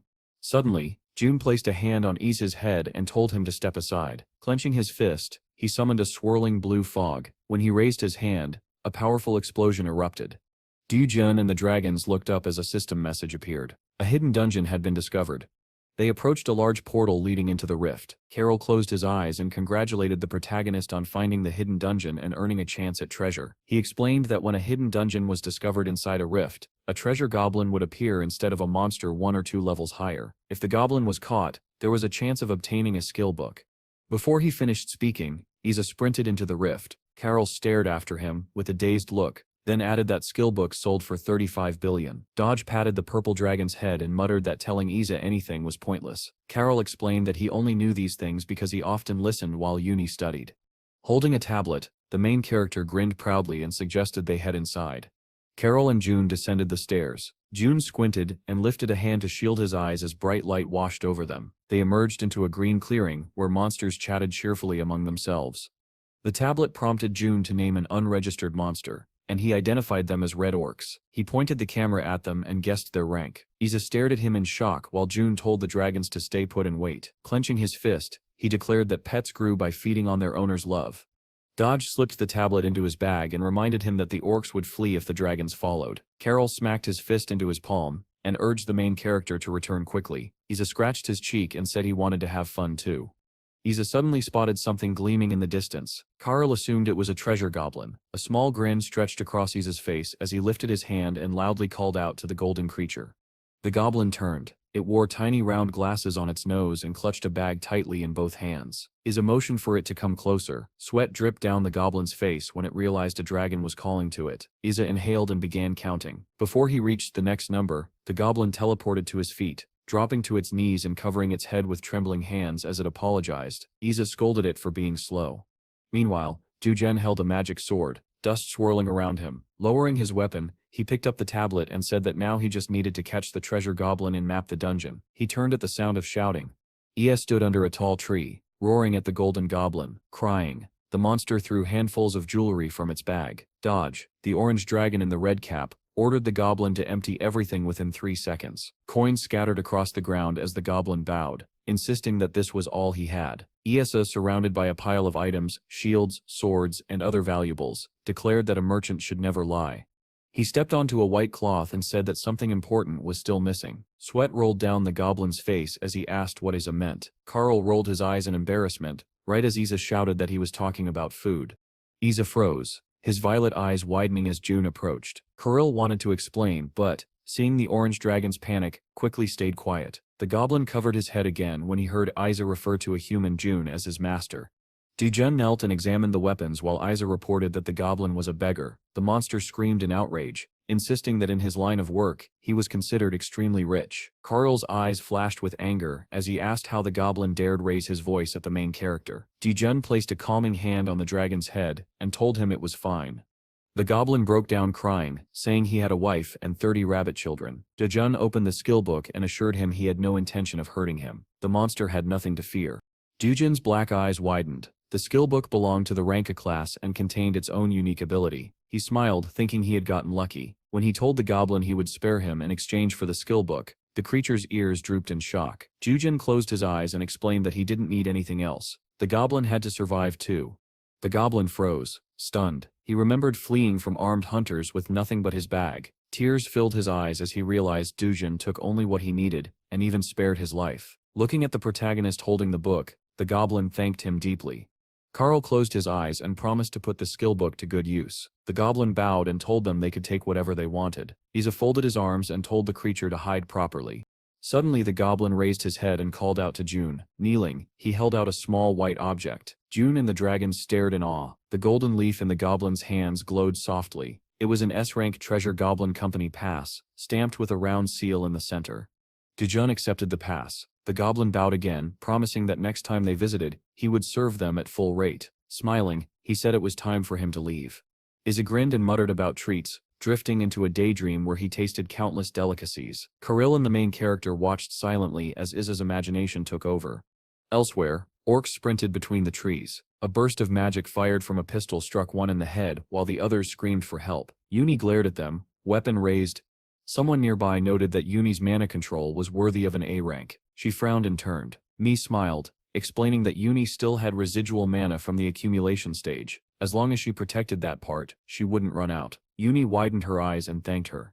With her arms crossed, Mi asked where June had gone. Uni admitted she didn't know. Someone called out to them. Hyang raised a hand, surprised that Mi and Uni knew each other. Uni froze as Hyang said she had once visited her. Jinsu stared in shock as Hyang asked if Mi had actually gone to Uni's house. Mi explained calmly that she had met Uni during the entrance ceremony, along with the main character. Hyang blinked and asked if she meant Dujun. When she pictured his face, she widened her eyes dramatically. Placing a hand on Uni's back, she asked whether Yi really knew June. Mi replied that they were father and daughter. Hyang shrieked in shock, and Uni shouted her name in embarrassment. Jinsu clenched his fist triumphantly upon realizing the main character was Uni's father. Hyang froze like a statue. Uni, bright red with outrage, demanded why Mi would say such a thing. With a nervous smile and sweat on her face, Mi asked whether it had been a secret. Uni looked at Mi with sadness. Mi, awkward and flustered, turned her eyes away and said she needed to check on the other groups, so she would be leaving. Hyang, pale as a ghost from the shock of discussing Uni's father right in front of her, remained frozen in place. Jinsu touched his face, horrified as he realized he had been glaring straight at June earlier. Mi hurried through the trees, then slowed and glanced back at the three students. She smiled softly, thinking that Uni was surrounded by good people, and Dogen was one of them. Seeing Hyang sobbing as she hugged Uni, Mi even felt a pang of jealousy. Night fell. Lights glowed inside the protagonist's apartment. At the table, Dojan, Isa, and Karel, now in human form, sat eating. Karel, purple-haired and frowning, complained that eating with chopsticks was difficult. The main character handed her a small spoon. She looked at it, declared that she could eat with chopsticks, then immediately placed the spoon in her mouth. Dojan watched in resignation. He looked away when Uni called him. With her eyes closed, she handed him a small black box. Isa leaned forward curiously, bracing his hands on the table. Tujen opened the box. Inside lay a watch. His eyes widened. Uni had bought it herself. Blushing, she explained that she had earned a good amount of money after defeating orcs and wanted to give Dunyer a gift first. Lowering her eyes, she added that he might not like it, but he gently stopped her. Putting on the watch, he smiled and said he would use it. Uni brightened happily, folding her hands together. Then June leaned forward and said he also had something for her. He handed her the skill book. Carol continued eating, unaware of the growing tension. As Uni opened it, her eyes and mouth flew open in shock. She raised her eyebrows higher and higher as she realized it was an A-rank skill book. Snapping it shut, she said she couldn't accept it. She shouted that the book was worth at least 100 billion won. Iza stared at her, stunned. Dujin tilted his head and asked, "So what?" Overwhelmed, Uni stared at the priceless book. Dujin closed his eyes and said softly that family was far more valuable to him than 100 billion won. She fell silent, staring at him in amazement. Suddenly, Jun's phone rang. He stepped into another room to answer it. As he spoke, Carol unexpectedly burst into tears, while Uni stared at her gift in admiration. Dejun closed his eyes while talking to a hunter named Gangan. Looking up, he said he hoped for good results. Gangan thanked him for the detailed report. In the middle of the forest, lightning erupted from a massive hole in the earth. Smiling, Gangan hung up. He turned to Jihel, asking if the broadcast had begun. The red-haired hunter nodded. People gathered, staring upward with a mix of awe and fear. Some watched through their phones, eyes wide. Hunters in red suits gripped their weapons, preparing to descend. Inside the hero's office, the chief and Hexu watched the broadcast. The chief praised the guardian deities and the Virtuoso Guild, especially the hunter Gankin, who was his favorite. Bajun, bowing with eyes closed, announced that he had already left. The chief immediately demanded to know where, then muttered irritably that he had completely forgotten today was rank fault inspection day. Hexu called out in shock. As the hippopotamus's skill advanced to the first stage of the tutorial, the chief and Uni both gaped. Bowen smiled at the astonished girl and said she could stay and watch if she wished. Embarrassed, she refused, saying she couldn't go on patrol without a hunter. June kept smiling, saying she looked like someone who really wanted to watch. Uni smoothed her hair and admitted that was true, but offered instead to have dinner with him later. Before she could finish, the owner's loud voice cut her off. In the doorway stood Uni, looking quite pleased with herself. Iza wore glasses, and Carol stood behind him with an exasperated face. Iza declared loudly that they had arrived. Carol, still flustered, asked their lord to maintain his reputation as king of dragons, even as he muttered about how embarrassing this all was. Uni handed Dujin a bag. When he asked what brought her here, she explained that she didn't have school today and decided to visit the training center and bring him a lunchbox. When he asked why she suddenly brought him lunch, she looked away in embarrassment, unable to answer.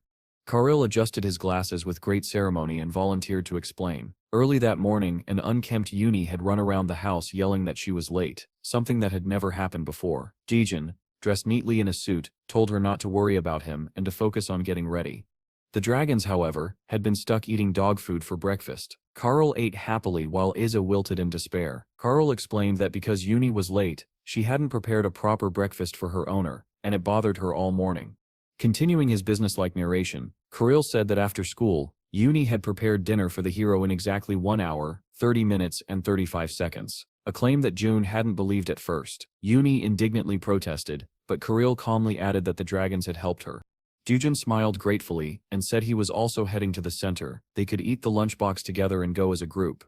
Yi happily agreed. Iz immediately leapt onto her shoulder and demanded a piece of the lunch. Dejun pointed a warning finger at the dragon, telling him that if he ate everything he would be in trouble. Iza flailed his paws hysterically, insisting he should not be treated like a bad dragon. Yi fell silent, disappointed. The yellow car sped through heavy traffic. Dodge turned to Yi and said he would explain everything on the way. The driver guided the vehicle calmly while the hero sat beside him, and Yi listened from the back seat. Dejun explained that the Tomb of the Spirit, their destination, was much larger than typical rifts, and that it took half a day just to circle its perimeter. He added that Yi might have to work overtime. Would she be alright with that? Yi exclaimed in surprise, just as Uni strangled Isa for trying to speak up. Then Yi asked whether she and the hero would have a private date after lunch. Dejun closed his eyes and corrected her. It was patrol, not a date. Enraged by the thought, Uni squeezed the dragon even harder. Struggling, Isa whispered to the second dragon, asking if he had said that pets were not allowed into the training center. Kurl blinked in confusion and asked what he was talking about. Isa immediately clamped Kurl's mouth shut and backpedaled. Iza then asked if they could enter the rift together with their owner. John calmly answered that if they went in then everyone would have to go. Iza shot the dragon an annoyed look, exhaled, and smiled. To her surprise, Iza gave her a mental thumbs up, replying that he understood. Karl cleared his throat and declared that in exchange for Yi's meat side dishes for the entire week, they would keep an eye on her, and asked whether she wanted a stepmother as well. Uni folded her hands shyly while Iza rubbed under his nose, pleased with the arrangement. A squad of heroes stood before the entrance of a massive abandoned temple. A notification blinked. The squad had entered the Tomb of the Spirit. A statue of a praying elf was carved into the wall. Isa asked Dujun if this was a place where weaklings gathered. Dujun confirmed it was a rank D dungeon. Isa studied the statue thoughtfully. Yi stared, shocked by his knowledge. Isa explained that this type of carving appeared only in places related to Ragam. Yi asked who that was. Kariel described an elven girl in a blue dress wearing a crown. That was Rhyme, the king of spirits, the first spirit, and the mother of all others.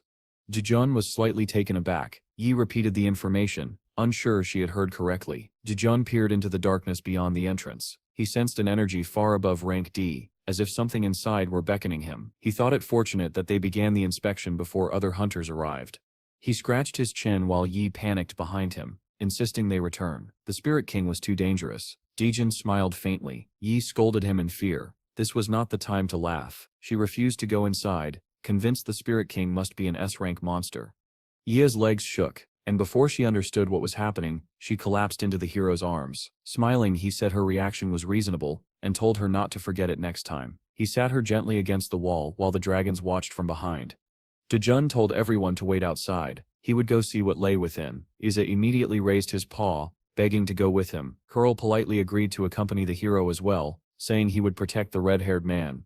Dejun entered the cave, Isa trotting eagerly beside him. They walked through the darkness until a glow appeared ahead. Dejun's face lit up in surprise. The inside looked nothing like the outside.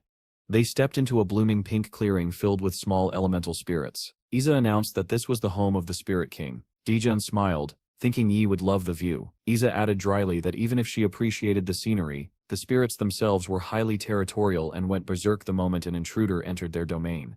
Tiny spirits darted joyfully through the magical flowers, bouncing atop leaf stems. John asked whether these creatures would still be too difficult for Yi. Isa rubbed his chin and said that high-ranking spirits were far more dangerous than John realized. Suddenly something caught the dragon's attention. Isa screamed, calling for his master, and unleashed a torrent of flames. A column of white energy shot toward them. Isa fought to block it with fire. Smoke filled the pink clearing. Scorched earth surrounded them. Isa peered ahead and shouted toward the figure emerging from the haze, calling out Rhyme's name and insisting that his master was not an enemy. A slender female hand appeared first, crackling with energy. A woman's voice rang out coldly. She did not care who the man was. How dare a dragon appear here? And worse, how dare he bring a human with him? She demanded to know why he had come alone.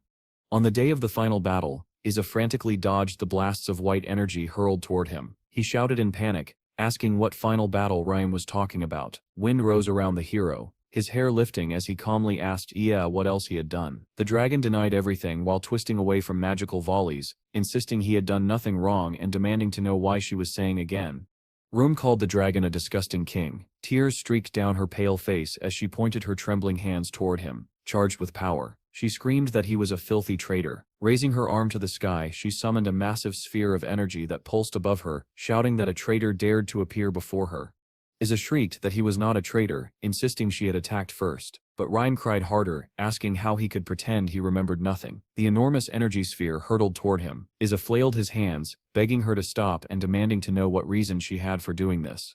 Dujin grabbed Isa by the scruff as the dragon wailed that it was unfair. A violent explosion swallowed the entire clearing, drowning everything in thick black smoke. Rofi's anger froze in surprise. Dejun had shielded both himself and the dragon with a single sweep of his hand. The remaining dark energy scattered like ashes around him. He looked at her and asked whether she was truly the king of spirits. His own dark power rippled outward, enveloping Rofi. A commanding magical voice ordered her to kneel. Dragged down by overwhelming force, Ralman crashed to the ground at the hero's feet. Isa shook his fist triumphantly, boasting about how strong his master was. Dark energy curled around Dujin's fingers as he said he needed to ask something, but for that, the spirit would have to calm down. Isa shifted into a larger form, and settled onto the scorched ground, scratching his cheek while processing the spirit's accusations. He tried to make sense of how he supposedly entered into an alliance with Rhyme in the past, and fought alongside her against transcendental masters and demons. Rhyme, sweating with anger and fear, said she had explained this many times already. Still in his true form, Isa squatted atop the subdued spirit, complaining that he didn't remember any of it. Dodge called from below, demanding he get off her. Isa instantly obeyed. A cloud of steam rose as he returned to his smaller form and hopped off. Revheim, gasping for breath, wrung the sweat from her blue hair. Behind her, Dujin watched silently. He thought that if her story was correct, then Eza should originally have appeared at the center, and that his sudden presence in the rift might be connected to erosional forces. Small spirits fluttered anxiously around Rufheim as she glared at Isa, furious. The hero concluded that this hidden area was likely part of the center's second floor. He glanced at his hand, where black energy surged, and thought that he might still use the power of the state window, despite its usual restrictions. Rum's expression twisted bloodthirstily. She commanded the spirits to attack the traitor dragon. Swarms of tiny spirits surrounded Essa. Dodge watched from behind, thinking that Rum's instability, compared to the forest of elves, made her worth bringing back to the center. The spirits hurled themselves at Isa, failing to tear him apart as Rhyme rejoiced at the scene. The hero's expression sharpened. If this continued, they would lose their defender. He called Isa's name, and the dragon snapped to attention. Dujun turned when he heard someone call him from behind. Rhyme, trembling with excitement, clenched her fist and asked whether he planned to go to the center. What would he do about the transcendental masters and demons? They were so hungry for power that they would destroy the center. A war was imminent. Could he handle it? Dujun simply raised his hands and said that if they began the war first, nothing could be done but respond. Rhyme folded her hands in admiration, saying she knew the moment she saw him walking with a dragon that he must be a holy man who fought against evil. The spirits stared at her in disbelief. Isa did the same and asked in annoyance whether their strange king always had such mood swings. Rolming exploded again, screaming at both him and the spirits to shut up. Isa shouted to the entire island that he did not remember anything about betraying her. Saturday morning arrived at the main character's home. Dejun spoke on the phone while Isa and Carol, currently in the form of a small girl, listened. June reported that the Spirit Tomb dungeon had returned to rank D, and explained that the shift happened automatically. Nothing unusual had occurred. The chief praised his work and apologized for not accompanying him, saying they had been absorbed watching the broadcast. June assured him that everything was fine. The chief thanked him warmly, saying the villainous hero had grown a lot, and wished him a good rest. After hanging up, Jejun turned to his pets. They were buzzing with excitement. He collapsed onto the sofa beside them. Isa jumped away and asked suspiciously if Juden planned to donate him again. The dragon immediately protested when the hero raised an eyebrow. Isa then showed him a tablet displaying a picture of meat and a note explaining that caddis meat was ranked number 1 among edible monsters. Dejun studied the information thoughtfully, saying he needed to check the dungeon soon and that things had turned out well overall. He added that he might go there. Isa squealed with joy, hardly believing it. He asked if Duan really meant right now and whether they should prepare, but the excitement died instantly when Duan said he was going alone. Karil sighed in disappointment. Isa slid off the couch like a melting puddle. The hero watched the dragons with mild curiosity. Isa immediately began pressing for pity, wiping at his falling tears and lamenting that pets needed an owner's love to survive. Yet the hero was planning to leave alone. He sniffled loudly, then asked why their owner insisted on going by himself. Dejun sighed and said he understood that they would go together. But then he added that only one pet could accompany him. Isa burst into flames on the spot, glaring at Carol. Carol began sweating nervously. Dejun declared that whoever won would go. Carl shouted that this was unfair and completely unreasonable, insisting they settle it with rock, paper, scissors instead. And so the dragons began to play. Dejun stood over them, frowning, as the two repeated the same outcomes over and over again. Carl tried to point out Isa's behavior, but Isa snapped back each time. The two locked in a ridiculous cycle. Meanwhile, Kuriel, now in the form of a little girl, blushed happily and ate ice cream. When they finally entered the bus, Dujun asked the dragon if he was really that happy. Kuriel immediately answered yes, practically hopping into the aisle. Dujun tapped his card, and the system announced the identification of Kim Hyun, F-rank hunter. Karl ran into the bus, laughing while Dujun followed at a leisurely pace. A man nearby watched them, lips tightening. Seeing the F-rank label, he assumed Dujun must be a porter. His gaze softened with concern when he spotted Karl's childlike appearance. Perhaps, he thought, the hero didn't understand how porters were treated here. At the back of the bus sat 3 rough, dangerous-looking men. Dejun gently wiped ice cream off Carol's mouth, reminding her to eat more carefully. The man beside him stiffened suddenly and leaned close. In a low whisper, he asked whether the girl was his daughter. Dujun replied yes, while Carol licked her ice cream, oblivious. The man leaned forward again, whispering urgently that bringing his daughter to a dungeon was risky. He hesitated, not wanting to sound insulting. Karl froze mid-bite as realization struck her. She looked like his daughter. Dujun simply nodded toward the front, while the worried man trembled. The hero thanked him for his concern. The man begged him to keep his voice down. The people behind them might hear, rubbing his head. He explained that he had a son of his own, also growing up without a mother, which made him overly sensitive. He introduced himself as Kim Ho. They shook hands. Kim Ho laughed nervously and said that even if they were fathers who felt ashamed sometimes, they still had to do their best for their children. A shoe suddenly flew at Kim Ho. One of the bad-looking men kicked him sharply in the back of the head. Smirking, he accused Kim Ho of making them look like villains. He said that because Kim Ho was weak, he acted kind to everyone. Then he sneered, asking whether Kim Ho and his friends were the good guys who bullied the weak. Kim Ho clutched his head, horrified. The man continued to taunt him, until his attention turned to June. He leaned over the hero's seat, elbows planted arrogantly, and told everyone to look at the idiotic expression on the protagonist's face. He demanded to know what the scum was unhappy about. Dodge looked down. The man pulled out a gun, pointing it directly at the hero's head. He asked whether all of this annoyed the hero. He claimed he was holding back because of the child, though rage boiled inside him. Dujane stared forward calmly. Corel's expression darkened. She snapped her waffle cone in half. Kim Ho broke into a cold sweat, realizing everything had escalated because of him. He silently begged for forgiveness. June spoke without turning his head. He said the man had addressed him informally from the beginning and asked whether he had suddenly become his boss. The man blinked in confusion. Behind him, Kim Ho froze in terror. The thug's friends burst into laughter, calling him boss mockingly and asking what he was going to do now that he had angered a great F-rank hunter. Teeth clenched. The man stared at June. The hero finally looked at him and said that since the man cared enough to give advice like a boss, he would accept it. But if he intended to intimidate him, he should stop. The man barked a laugh, saying he didn't expect instructions from a porter. Red energy crackled around him as he growled that the hero saw nothing beyond the dungeons. He suggested drilling out the back of the hero Sip's skull so he could see better. Jensif's eyes glowed blue. Karil bared her teeth, steam rolling from her mouth. A magical warning resonated in the air, one that was issued only once. The hero glared at the man with feral intensity. Karil climbed onto his shoulder, steaming violently, and asked whether she should sever the man's head from his body. The man's mouth dropped open in fear. His friends, oblivious, encouraged him to simply punch the hero. One of them began suggesting another way to beat him up, but never finished. The man in the red shirt froze, eyes bulging, shouting at his friend to shut up. He was completely wrapped in the hero's black energy. In a shaking voice, he begged his friend not to do anything. Kim Ho watched in shock, as the thug timidly slunk back into his seat. Jajin, unfazed, looked at Carol and asked where his ice cream had gone. Karil replied calmly that she had sent it to the shameless person instead, and apologized. Dujun leaned back in his seat with an easy smile, saying everything was fine and that he would buy Carol a new ice cream. Carol bowed obediently and thanked him. Then he reminded the hero that Isa was probably waiting for them and that they should return quickly. June chuckled and told him not to worry. Isa wasn't here because he had chosen to go on a walk with Uni instead. He assumed Isa was having fun right now. At that very moment, Isa sat with his arms folded tightly across his chest, glaring at Yi in irritation. He asked whether she hadn't promised to take him somewhere interesting. Yi laughed and asked if he wasn't having fun already. Isa's expression soured. He demanded to know how old Yi thought he was.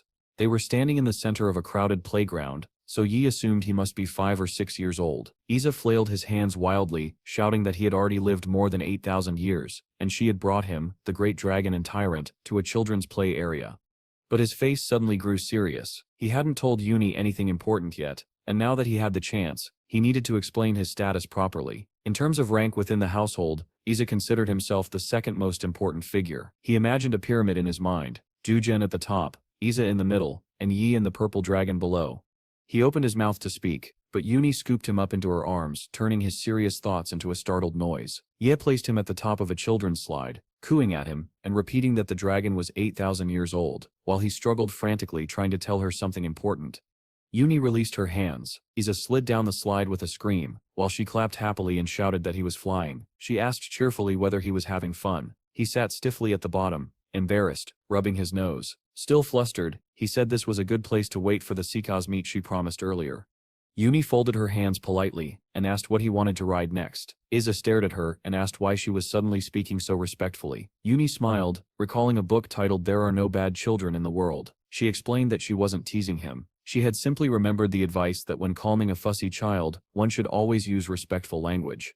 Monday, Hunterships Bureau. A crowd gathered at the front entrance. Dejun stood before them, requesting a moment of attention from the hunters representing Seoul City Hall. Holding a tablet, he reminded them that today was the regular strengthening session, using a C-rank magic stone provided by the City Hall. The hunters stared indifferently as he then asked whether they preferred a stone of higher level. Dejun turned and walked ahead, calling them to follow. A blonde hunter muttered to his companion that since Dujin's recent accident, He no longer seemed afraid of them. Before, he would tremble whenever they approached. The second hunter asked if the blonde had heard about Hunter Yi. She had accompanied Dujin and risen from F rank to hunter rank. The blonde hunter spun around in shock. Had she really reached hunter rank? He waved his hand dismissively, and the second hunter snickered, saying they should replace their leader anyway, since Hexu provided no support. The blonde laughed and suggested that if he walked with June, he too might grow stronger. Since even the incompetent Yi ranked up, June must have something special, and if he didn't share it willingly, they would talk to him the hard way. Someone bumped into the blonde hunter. He froze. The hunter behind him frowned in confusion, trying to figure out why the man in front had gone rigid. Ahead, the president of the Hunter Bureau and multiple high-ranking hunters bowed in greeting to June. Dujin remained calm while the elite guild members treated him with formal respect. The hunters behind whispered in disbelief, trying to understand why such powerful people acted so politely toward him. Dan Han looked at the hero with a serious expression. Yanel stood stiffly with embarrassment. Dan Han apologized if he overstepped, explaining he couldn't stay away once he heard Dujin was arriving. Morgan also bowed her head, apologizing. Dujin looked straight ahead, expression unshaken. Behind them, Junal lounged with his hands behind his head, smiling as he asked why Dan Han had left him alone. Junal nudged him sharply, but Junal simply pointed at the blonde hunter cowering in silence, saying he could hear the man's insults from a distance, and assumed June had heard him call people garbage. Junal hugged the terrified hunter and asked if it was true. The hunter couldn't form a single coherent word. Junal laughed while yellow sparks danced around him. He said there was no need to apologize to him. The hunter should apologize to that person instead. He raised an electrified spear. Gunan and Munan stood at his back like statues. The blonde hunter's mind spun, wondering if Junal was serious. The spear hovered barely a centimeter from his face. A voice cut through the tension. Jujin told Junal to stop. Junal instantly relaxed, turned his head away, and obeyed. The hunters behind shouted in shock that Junal was insane. The blonde hunter couldn't even open his eyes. The spear vanished. Dujin turned calmly, saying only that things would proceed this way from now on. Yanel stepped between the hero and the shaken hunter, smiling and saying they had simply come to visit him. Jun shook the president's hand, saying it wasn't necessary, but thanking him anyway. The president smiled, though his expression shifted to troubled seriousness. Internally, he admired how calmly Donjon handled everything. Their hands remained clasped, the tension slowly easing from the air. Dujin leaned in slightly and murmured into the director's ear that, in the future, he should consider whether such a greeting would truly please the person involved, and whether it would be appropriate. The director stiffened with fear and looked aside. Dujin added that the director was a wise man, so he was certain this would not happen again. The director quickly agreed.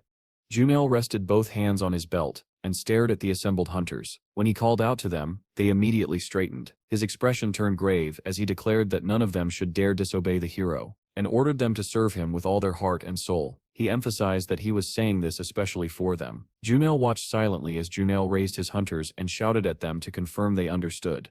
At Yuni's school, someone slowly approached her from behind with outstretched hands. Suddenly Hyang hugged her tightly. Yuni turned and yelped her name. Jinsu stood behind them awkwardly while Hyang laughed and announced that their practical training was over. She suggested they all have fun at Yuni's house.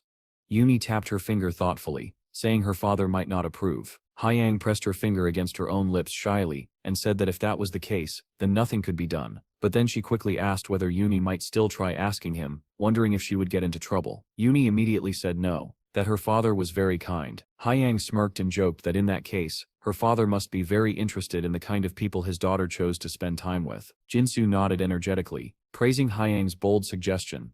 Yuni stepped aside and called her father, silently praying he wouldn't answer. But the hero Sit's voice came through the receiver. Yuni broke into a cold sweat and timidly asked whether she could bring 2 friends home today. In her thoughts, she begged him to refuse. She shut her eyes tight as Dujin considered her request. She begged him mentally to say no. Yu stood there confused, wondering why Yuni looked like she was about to faint. Meanwhile, June was holding the phone with Chiu perched on his shoulder. Chiu asked whether they needed to buy anything for the house. June chuckled and said the hunters in their guild had become unusually polite lately. Chiu asked what exactly he had done to them, since they acted like royalty that morning. Hyang and Jinsu hurried back to Yuni, asking what her father said. Nearly wilting, Yuni stammered that they didn't need anything, and didn't need to buy anything, then finally admitted that her father had allowed it. Hyang and Jinsu threw their arms up joyfully. Later, Hyang sat at the dining table, laughing as she held a large yellow mug. They all ate together. Hyang praised Yuni's cooking, but Yuni modestly insisted that Hyang also cooked delicious food. Jinsu, mouth full, loudly stated that all of Hyang's dishes usually ended up in the trash. Hyang kicked him under the table and asked him to repeat that. Yuni laughed, until roaring complaints came from the next room demanding silence. Yi abruptly turned serious and glanced back. Two sleepy dragons walked toward Yuni. Isa yawned and asked whether this was her first time bringing friends home. Carl rubbed his eyes and welcomed a little mistress's guests. Jinsu stared at them, stunned, asking what that was. Yuni quickly vanished into another room with both dragons, leaving her friends at the table in utter confusion. Muffled noises came from the kitchen. Yuni sighed deeply while holding the two dragons under her arms. Isa glared at her in displeasure, as she asked them to stay in puppy form today. Isa thrashed and sputtered, demanding how she dared violate his dragon rights and ask such a thing. Carl hung limp in Yuni's arms, calmly saying that a request from the mistress must be fulfilled, and reminding Isa that they were dragons, not actual puppies. Yuni smiled apologetically and asked for their forgiveness. She told them they were already making too much noise, and that if people found out they were dragons, the uproar would spread across the world. She added that if the world panicked, they would have to run away. The dragons stared in horror. Then she concluded that if they ran away, they would lose all their ribs, ramen, and even simple food. Isa immediately panicked and began apologizing, insisting that even though he didn't understand what was happening or what consequences awaited him, he was sure everything was his fault. Yuni thanked the dragon sweetly. A moment later, the puppies sat in front of two large bowls of food. Yuni stood in front of the table and shyly answered her friend's questions about the strange-looking dogs. She said she had forgotten to feed them earlier, so she stepped away. Jinsu observed them skeptically, saying they looked rather unusual for puppies. Yuni snapped her head toward him in alarm, surprising him. The door opened. Jun came home and announced his return. The two students at the table froze. They hadn't expected Yuni's father to look like that. Jinsu scrambled to his feet and bowed, accidentally calling him father-in-law before quickly correcting to uncle. He said he was Yuni's classmate, while the others continued talking in shock. Isa glared at the students in the dining room, muttering that because of people like them, he and Carol had to eat stupid dog food. Carol, however, happily munched on his bowl without complaint. Jinsu stared at the dragons in shock while Hyang pointed and burst into laughter. Isa's face twisted into a furious grin. He opened his mouth to speak, but Carol quickly clamped it shut. Yi shot him a warning look from the table. Hyang, startled, asked whether the puppy had really just talked, but Jujin cut her off, asking her name first. Jinsu answered for her, nervously introducing Hyang. He added that he and Yi were classmates, and his name was Jinsu. Jujin calmly watched him, then asked, very directly, if Jinsu was Yi's boyfriend. Jinsu immediately choked and spat out his water. Blushing, he rubbed the back of his neck and admitted he liked her, but hadn't confessed yet. A heavy silence fell over the table. Everyone stared at him. Yuni looked stunned. Hyang smacked her forehead in despair, mentally calling him an idiot. Isa tried to lunge across the table at the boy, but Kirill held him back. The dragon trembled with outrage, demanding how Jinsu dared set his eyes on their mistress. Kirill sternly told him to control himself. Hyang stared into empty space, thinking everything had gone completely wrong, but she didn't finish the thought, because something unexpected happened. Yumi turned bright red. Slowly she asked the question she was too embarrassed to voice earlier. Did he really like her? Yumi stared at Jinsu, who sat frozen in shock. Jun nodded and said calmly that it seemed so. Then he laughed and remarked that she'd had a boyfriend all this time. Yumi shot up from her chair, slamming the table. That's not true, she shouted, insisting that Jinsu was just a friend from school. In her panic, she tried to destroy the boy verbally to erase her embarrassment. She screamed that it would never happen, repeating it loudly enough for the neighbors to hear. Jinsu, mortified, begged her to stop. Jin casually asked why she was reacting so strongly. Shopping district. Isa shouted after Yi across the street, demanding she wait for him. Small children swarmed around the dragon, tugging and biting at him playfully. Yi yelled at him to come with her, but Isa barked back for her to take him away from these creatures. Yuni smiled wryly and looked away, saying he had brought this upon himself. She asked what she could do when children liked him this much. Because they clung to him, she added. Their shopping trips lasted twice as long. She took Carol by the paw, and said she'd go with him alone. Isa could wait here. Isa watched them leave, steam billowing from his mouth in outrage. Children squealed and clung to him. Isa roared at them, calling them damn children and reminding them he was a dragon, a great tyrant. Blue energy flickered behind him as he clenched his fist, demanding how they dared to play with him. Then he froze. A red notification appeared overhead. A distortion has formed due to a rift. A strong monster has appeared from the deep center. A massive dark gray lion's maw opened in the air. A voice rumbled that he had finally arrived in a land full of pampered humans. The system warned, Vapula is revealing his true form. A humanoid lion in armor and a cloak descended to the ground. He wondered aloud whether he would soon become the ruler of this world. He was the great demon Vapula, one of the 72 demons of Solomon. Vapula slashed a claw through the air, and declared that goodness here would be destroyed, and evil would take root. Everything on the planet would exist for his sake. With a burst of power he proclaimed himself the future god of this land. Isa squinted against the blinding light, trying to figure out what kind of freak this was. A child laughed beside him. Isa shifted away from the demon and casually called him trash. The lion froze in disbelief. Isa whipped his tail, releasing a spiral of fire directly at the demon. Vapula yelped in surprise. Isa muttered that he didn't understand why weaklings like Vapula always tried to conquer such an easy land. Light erupted from the demon's eyes and mouth as Isa's flame pierced straight through him. Vapula screamed, glowing from the inside. Children gasped, and then cheered. Isa puffed out his chest proudly, asking if they saw how incredible he was. The children shouted in excitement, and Isa promised to show them something even better later. Yi hurried back, calling his name. Isa was showing a little flame to a child when the children begged him not to leave. "Doggy, don't go," they pleaded. Isa patted their heads solemnly and said they would surely meet again, so there was no need to be sad. One child closed his eyes emotionally as the dragon walked away in triumph to the applause of every child nearby. Uni quietly asked Kirill whether Isa truly managed to make friends with the children. Isa suddenly froze and stared at Kirill. "What is that around your mouth?" he demanded. Kirill blinked. Isa erupted in flames, accusing him of eating all the delicious food. Yi crouched guiltily and handed Isa a small pamphlet. He took it suspiciously, asking what it was. Since it clearly wasn't edible, Yi scolded him for being ungrateful and pointed to the side, explaining it was a ticket to a darts event you could only enter by purchasing something at the market. There was a prize wheel offering various items. Isa asked if it was possible to win a full set of beef. Yi said that if he won, the hot pot beef would be all his. Iaz immediately dashed off in search of the darts game, while Yi sat nearby, cheering him on. Isa narrowed his eyes, reminding himself that his target was beef. He tightened every muscle in his small body, clutching the dart as the man in the hat instructed him to wait for the signal. The rule was simple: throw one dart, and whatever it hit would be his. The wheel began to spin.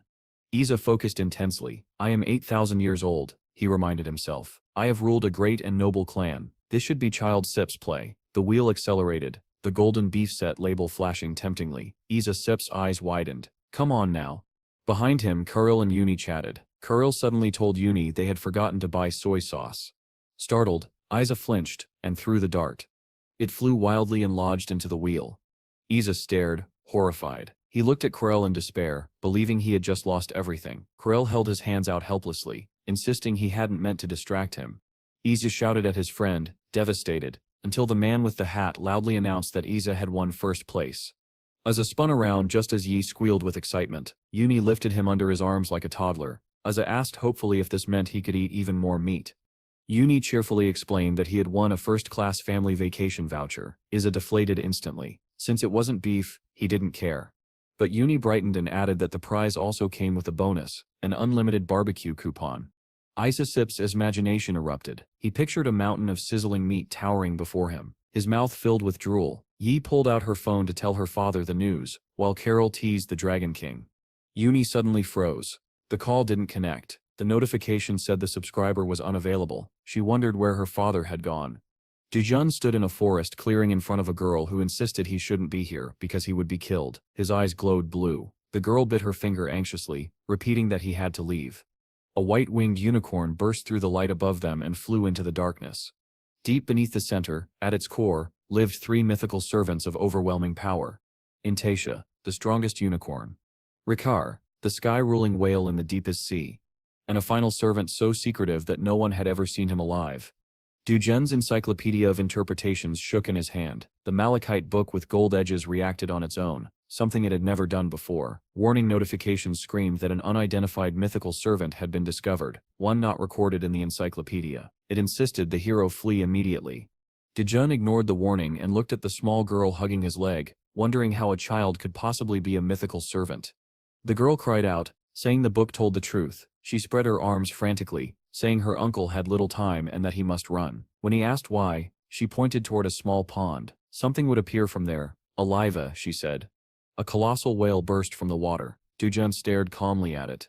A gigantic black eye, rimmed in blood red, glared back. An otherworldly voice boomed that a human had invaded its territory and clearly valued his life too little. A black bubble enveloped Dejun and the girl. She asked why her uncle didn't run. Dejun answered simply, he stayed so she wouldn't worry. He added an old Korean saying. A massive black sword formed in his grip. He said gravely that whoever strikes first wins. With one swing, a devastating slash shot toward the whale. The creature's head separated cleanly from its body as a shockwave exploded outward, filling the air with blood and seawater. A notification shrieked overhead. Unbelievable. You have defeated Rikar. Notify the center of this achievement. Wind blew across the clearing as Dujin calmly said, no. The girl tugged his sleeve and asked what her uncle's name was. Darjun knelt and told her his name was Darjun. Then he asked hers. Embarrassed, she hid her hands behind her back and said she didn't have one. Dujin blinked in surprise then smiled. He asked if he could give her a name. She hesitated in disbelief before accepting shyly. Dujin declared that her name would be Star. The girl repeated it with shining admiration. Blue light burst from her body into Doan's seps, and an alert rang out. A mythical servant has bonded to an individual. Center myths have been rewritten. Star glowed gently with golden light as she looked down. Jijin placed his hand on her head and said it was time for him to go home. She looked up in shock. He explained calmly that he lived in a place called Korea. Star's eyes filled with sadness as she asked whether they would truly never see each other again. Daejeon closed his eyes and smiled, telling the girl he would come back. Her tiny hand wrapped around his finger as she insisted he must definitely return. He promised her he would. Evening. Seafood cafe. Someone called out to the hero. Bajin and Hekshu were having dinner together. Hekshu said he thought the hero was an amazing person, someone who cared only for his child, and even that was difficult for him. Clutching his chest dramatically, Hekshu said he couldn't imagine raising a child at that age.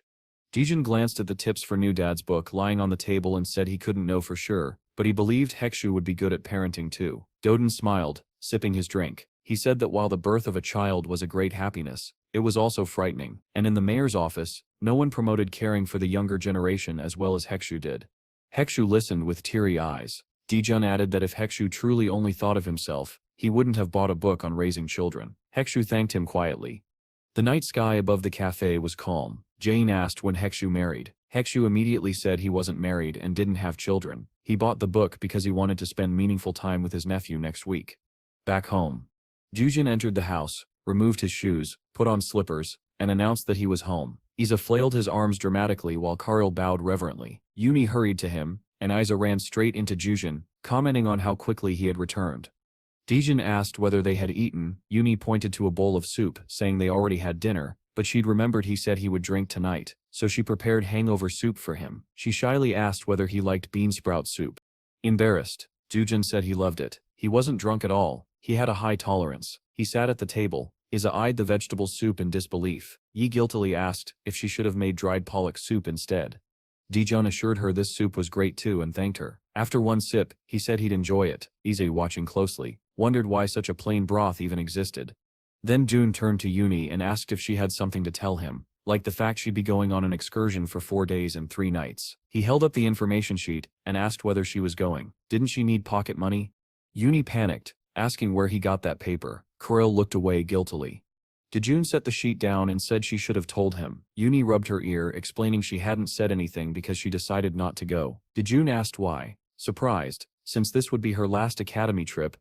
A responsible father, Dejun remembered all of Yuni's classes, events, and trips. Yuni placed a hand over her heart sadly and said their contract's clause 4 stated that Party B must always handle house chores. Isa blinked in disbelief. Had she refused the trip because of that? June wasn't strict about the contract at all. Even Carol murmured that the elder master would never refuse his little mistress. Dejun looked at Yuni and told her to go. She hesitated. He smiled and asked what kind of father would deny his daughter a school trip because of housework. He said he would give her pocket money so she could eat whatever she wanted during the trip. Iaz sat with a bump on his head while Karel gazed at June admiringly, praising their generous elder master. Yuni wiped her tears and smiled, saying she would go.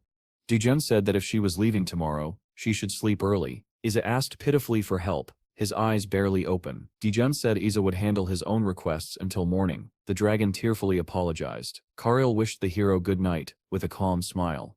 Most windows in the house went dark. Bus station. Next morning. Yuni, dressed in sportswear, dragged her suitcase behind her. She didn't understand why it was so heavy. She'd only packed light clothing. Then a dragon-sit's finger pushed through the zipper. Yuni froze. 2 dragons peeked out, very pleased with themselves. She immediately slammed the suitcase shut, but they screamed and complained loudly inside. Spotting a restroom sign, she headed there, expression grim. Inside the stall, the dragons crawled out and perched on the toilet seat. Isa groaned that it had been so stuffy he nearly died. Yi demanded to know what they were doing. Isa cheerfully declared they were joining her on the school trip. Wasn't said it obvious? Kuril added that he was excited. Yi asked why. Isa raised a finger proudly. The old master said so. She felt a very bad premonition.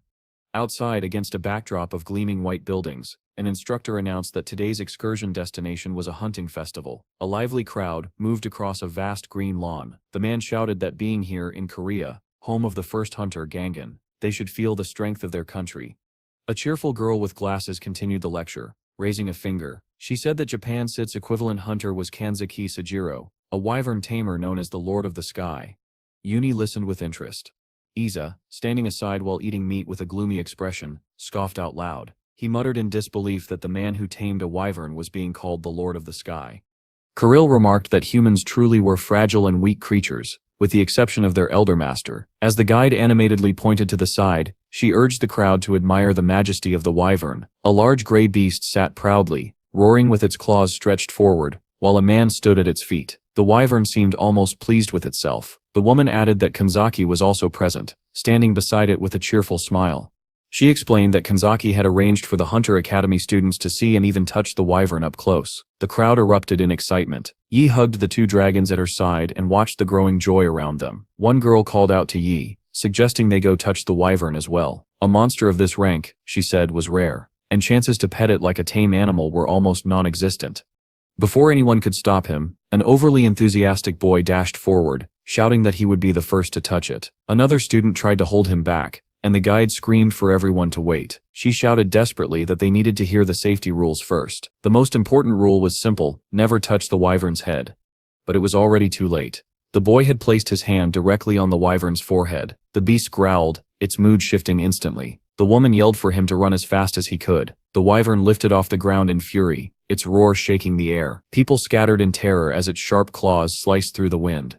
The motion knocked half-eaten meat from the dragon's paw. It screamed angrily. Yuni wrapped her arms protectively around her dragons, panicking as Isa scrambled to retrieve the lost meat. A violent gust blew the woman and the hunter off their feet. Kanzaki, shouting over the chaos, admitted that pacifying the wyvern was impossible, which was exactly why he had asked the guide to review the safety rules in the first place. The hunter screamed again, repeating that no one should ever touch the wyvern's head. The beast spread its webbed talons, preparing to strike. A terrified man fell backward into the grass, begging for help. Suddenly the sky darkened. A huge blood-red eye opened above the wyvern. The true form of the Dragon King emerged.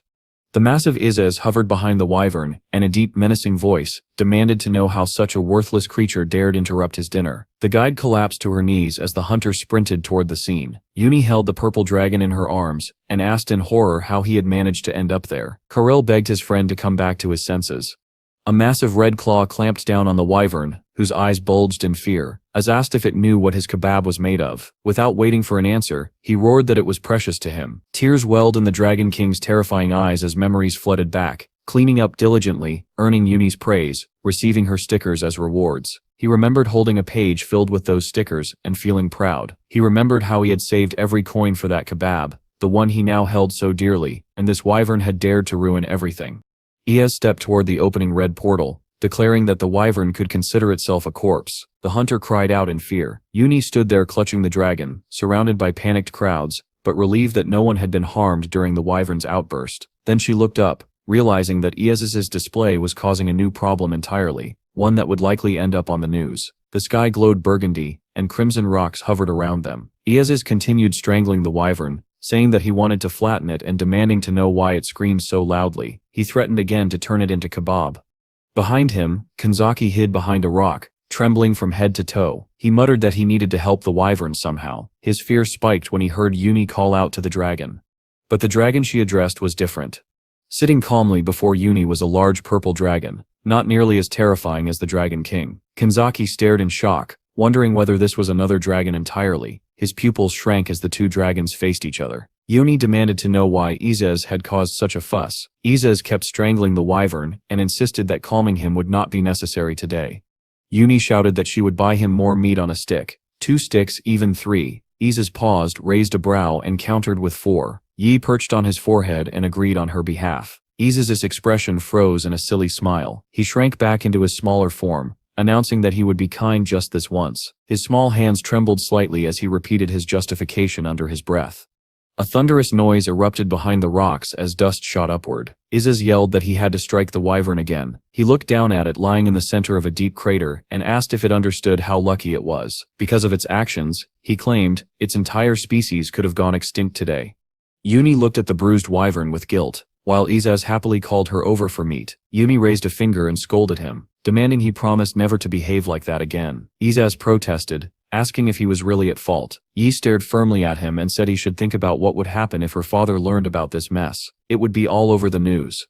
Isis's face drained of color as he imagined. Jing drawing his blade, he prayed that such a scenario would never become reality. Yi closed one eye, admitting she was worried about him, and asked him to promise not to repeat this behavior. If he did, she would speak in his favor to her father. Isis hugged Yuni's leg, crying as he agreed. He then asked timidly if the owner should promise the same thing. For the first time, he wondered whether the situation was not as dire as it seemed, and might still be resolved. Karil added reassuringly that Dujan was wise and strong. He was unlikely to be angry. 30 minutes earlier, the scene had been far calmer. Dijun was simply walking through the city when he heard someone call his name. Moonin rushed up to him, grabbed his arm and immediately demanded to know why he was late. Dijun looked at her, bewildered. He had actually arrived early. A bead of sweat slid down Moonin's temple as she murmured for him to just accept the situation and play along. Before he could ask what she meant, she shouted toward a group of unknown men, demanding to know why they were pestering her when her boyfriend was right here. She insisted they stop bothering her and go about their business. One of the men exhaled irritably. "So this is your boyfriend?" he asked. A large man in a sports shirt raised a finger accusingly. He claimed Moonin had been flirting with him only moments ago, and now suddenly had a boyfriend. He marched closer to Dijun, scowling, while Moonin ducked behind him for cover. The big man looked Dijun up and down, and sneered that he looked just like the others who had tried and failed before him. Was this really Moonin's type? He flexed his biceps proudly, scoffing that he knew she had been admiring his massive muscles. Moonin hurriedly insisted this was not the case. Dijun exhaled through tense lips, as Moonin whispered that if they handled this poorly, the news would be flooded with completely wrong headlines about her. Dijun asked if dealing with the situation like this was even necessary. Moonin immediately rattled off potential headlines. Hunter Moonin of the Behemoth Guild insults an ordinary citizen. Moonin dislikes ordinary men. Guild huntress bullies non-hunters. Dijun blinked, unsure whether such things could truly happen, but Moonin insisted there was no reason for them yet, and she'd prefer to keep it that way. Dijun himself could not understand what the big man hoped to gain by approaching a hunter from the Behemoth Guild like this. The man, meanwhile, was already asking Moonin where they should go on their date. Moonin, red-faced, answered carefully. If he knew who she really was, she said, he wouldn't dare stand here saying such things. Dijun shut his eyes briefly. They had guild training at the center today. There was no time to create a public scene because of this man. He told Moonin he would handle it. She thanked him sincerely. The man scoffed. A frail guy like Dijun? Protect her? Impossible. Only a man with a body like his, he claimed, could protect Moonin. Moonin moved playfully to Dijun's side, as the hero calmly remarked that the man seemed to have quite a lot of fat in his body. That was likely the reason for his low heart rate, and he advised him to lose weight. The man's face twisted with outrage. He swung at Dijun. Dijun caught the punch effortlessly. He pulled Moonin toward him and declared, without hesitation, that they weren't just lovers, they were spouses. He wrapped an embarrassed Moonin in his arms. Moonin sputtered, asking if he really meant to go that far just because she'd asked for help. But the big man had already frozen in terror. Tears, sweat, and snot flowed down his face as he screamed that his bone was broken. If he had known they were married, he would have backed off immediately. Dijun released his hand and told him to go on his way. The man fled crying. Moonin stared after him, then looked at Dijun in confusion. Why had he called them spouses? Dijun replied calmly that the claim had made the man retreat instantly. Moonin yelled that he had left because Dijun broke his arm, not because of the spouse declaration. A quiet moment followed. The city stretched out before them in a beautiful view. Dijun, exhausted, said they needed to get moving. They should have arrived already. In the distance, against a purple sky, a massive tree rose high above the buildings. Then armored legs stepped into view. The behemoth hunters stood in formation before the hero, apologizing for their lateness. Dijun smiled and told them they were right on time. Jean smiled sheepishly while Moonin stood silently, red-faced. Junis stared at her strangely. Jin explained that they had heard rumors that Dijun harshly scolded his subordinates for mistakes. Dijun demanded to know who told them that. Jin looked away awkwardly, muttering that the fairy guide was slow and always made them wait. He recalled angrily shouting at her for moving so slowly, even with detailed instructions, calling the hunters garbage as she went. Dijun sighed that this was the last time Juna had provoked her. Juna averted his eyes, 3 large bumps visible on his head. Gangan stepped forward and said guiltily that he had taken a hit from the fairy too. Dijun accepted this without surprise. Gangan then turned to Munin, noticing her flushed and heated face. Something was off. Was she sick? He wondered whether she was suffering from a disruption in her Kai flow. Munin stood frozen, still flustered from everything that had happened, while Dijun could only sigh at how quickly a simple walk had descended into chaos. Dijun turned toward the sound of shouting. The newcomers had finally arrived. 3 old thugs stepped out from behind him, the most imposing of them declaring that newcomers should greet their elder first and ask how he was doing. Jinul muttered that they might be monsters, but then dismissed the idea. Their faces looked far too loose and wrinkled to be anything but human.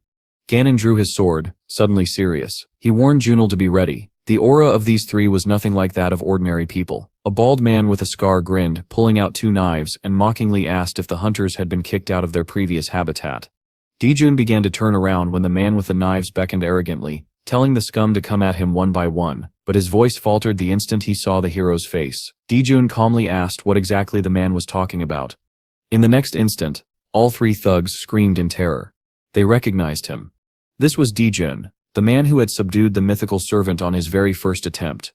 Horrified by the realization, the thugs immediately changed their tune. They apologized profusely, claiming they had not known the newcomers were traveling with their shining master. They didn't even finish their sentence before they turned and fled, only to freeze when a surge of dark energy wrapped around Dijun.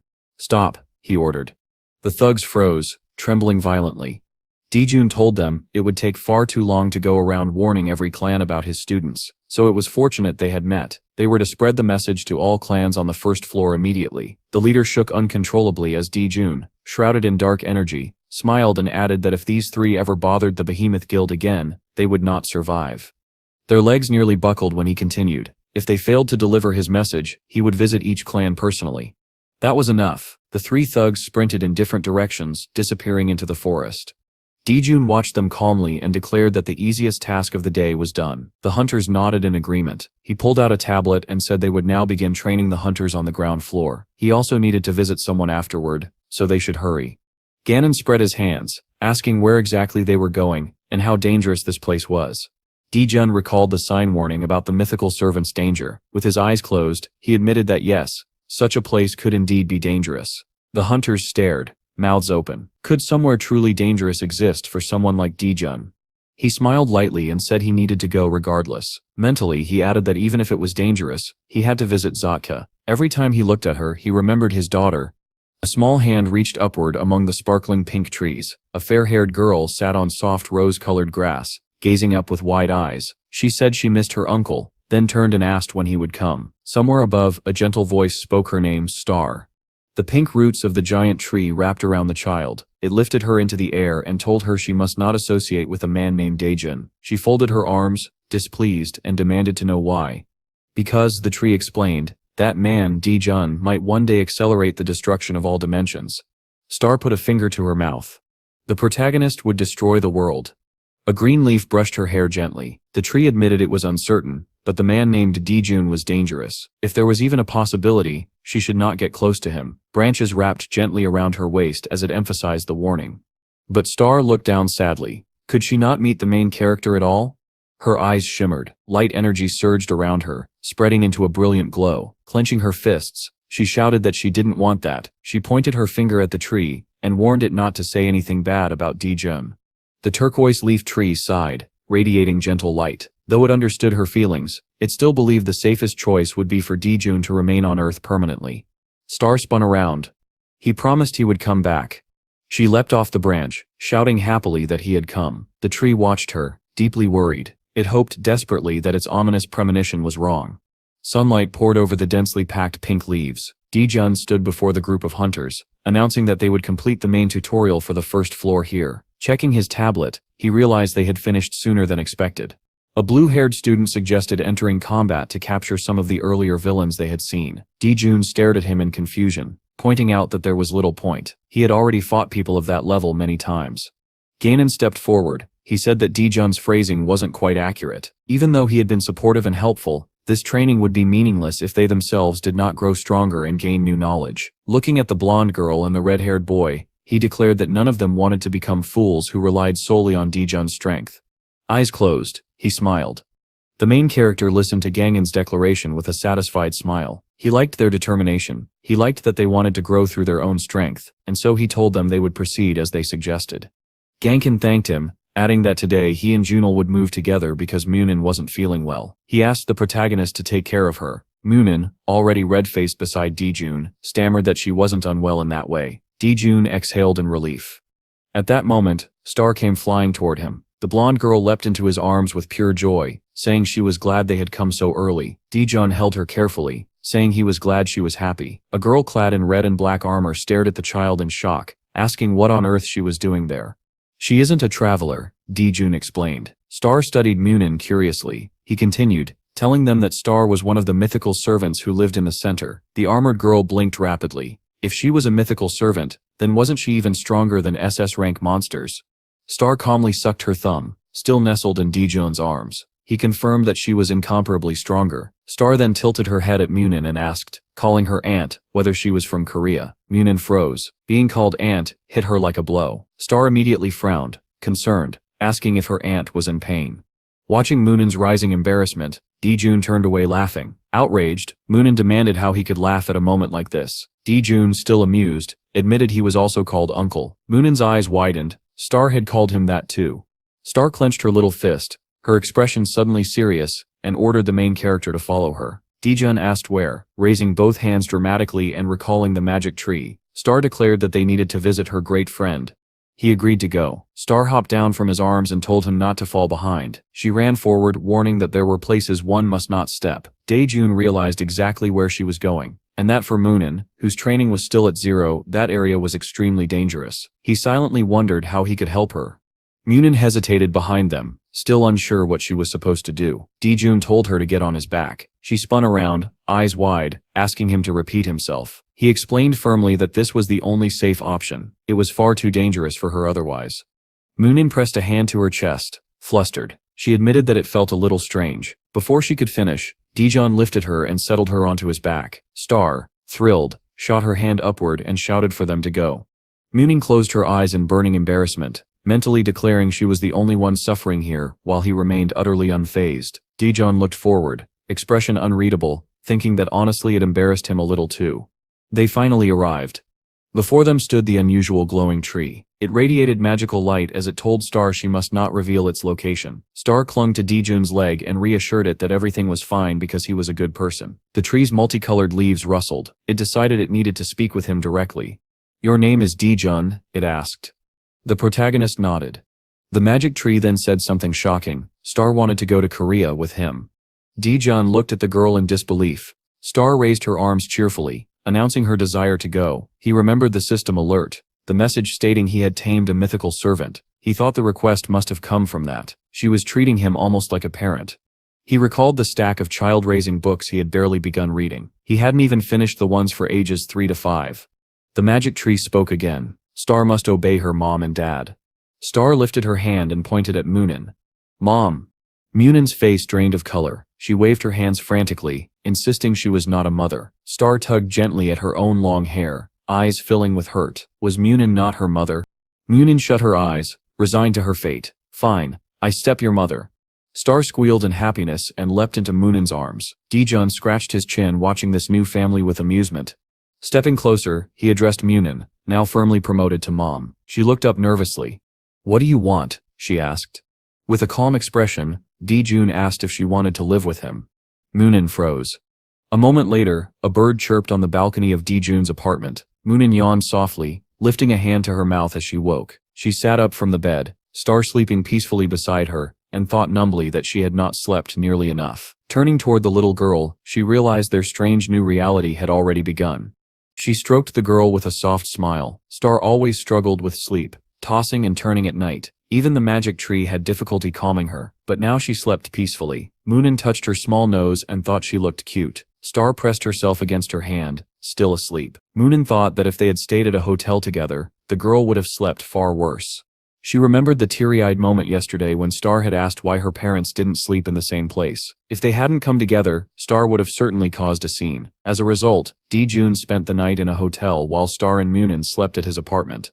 Moonin turned as the door opened. The protagonist entered and asked if they had slept well. He reminded them that it was time for breakfast. Moonin agreed, though her face remained faintly red. When he picked Star up gently, Moonin wondered how she was supposed to sleep normally knowing she was staying in the same house as a man. Jun shook Star lightly to wake her, speaking calmly. Moonin, embarrassed, wondered to herself whether he truly cared that much. Walking into the kitchen, she froze upon seeing the table overflowing with dishes. How had he cooked so much in the morning? In truth, they were dishes Uni had previously made and stored, labeled with a yellow note on the fridge, telling them there were more salads inside. As she began eating rice, Moonin reflected that she usually ordered her meals. Jun, meanwhile, prepared food with such care. He was, she admitted inwardly, a very hard-working man. Star ate happily while sipping water. Jun said it was time for him to go to work. He asked Moonin to take care of Star during his absence. She agreed, spoon still in her mouth. Star's eyes brightened with hope, as she asked if her father would return soon and begged him not to leave. Jun smiled softly as she clung to his leg. Moonin watched, thinking that they looked exactly like a real father and daughter. The protagonist gently lifted Star off him by the back of her shirt as she reached for him again. Moonin, watching them, wondered what would happen if they ever married. Resting her cheek against her palm, she imagined that this peaceful scene would become her everyday life. The thought warmed her, and she considered it a wonderful way to start the day. Later she took Star to a small brown department store. Star immediately ran ahead with both hands raised, smiling. Moonin cried out in shock, telling her she could not run like that. It was dangerous. Horrified thoughts flashed through her mind. If a mythical servant ran into ordinary civilians, a disaster could happen. She grabbed Star around the stomach and lifted her up, finally catching her. Laughing breathlessly, she told the girl she had been caught, but then grew serious. She warned Star not to run off alone. Star studied her fingers sadly and asked if her mother was angry. Moonin closed her eyes, softened, and said no. She just needed Star to stay close.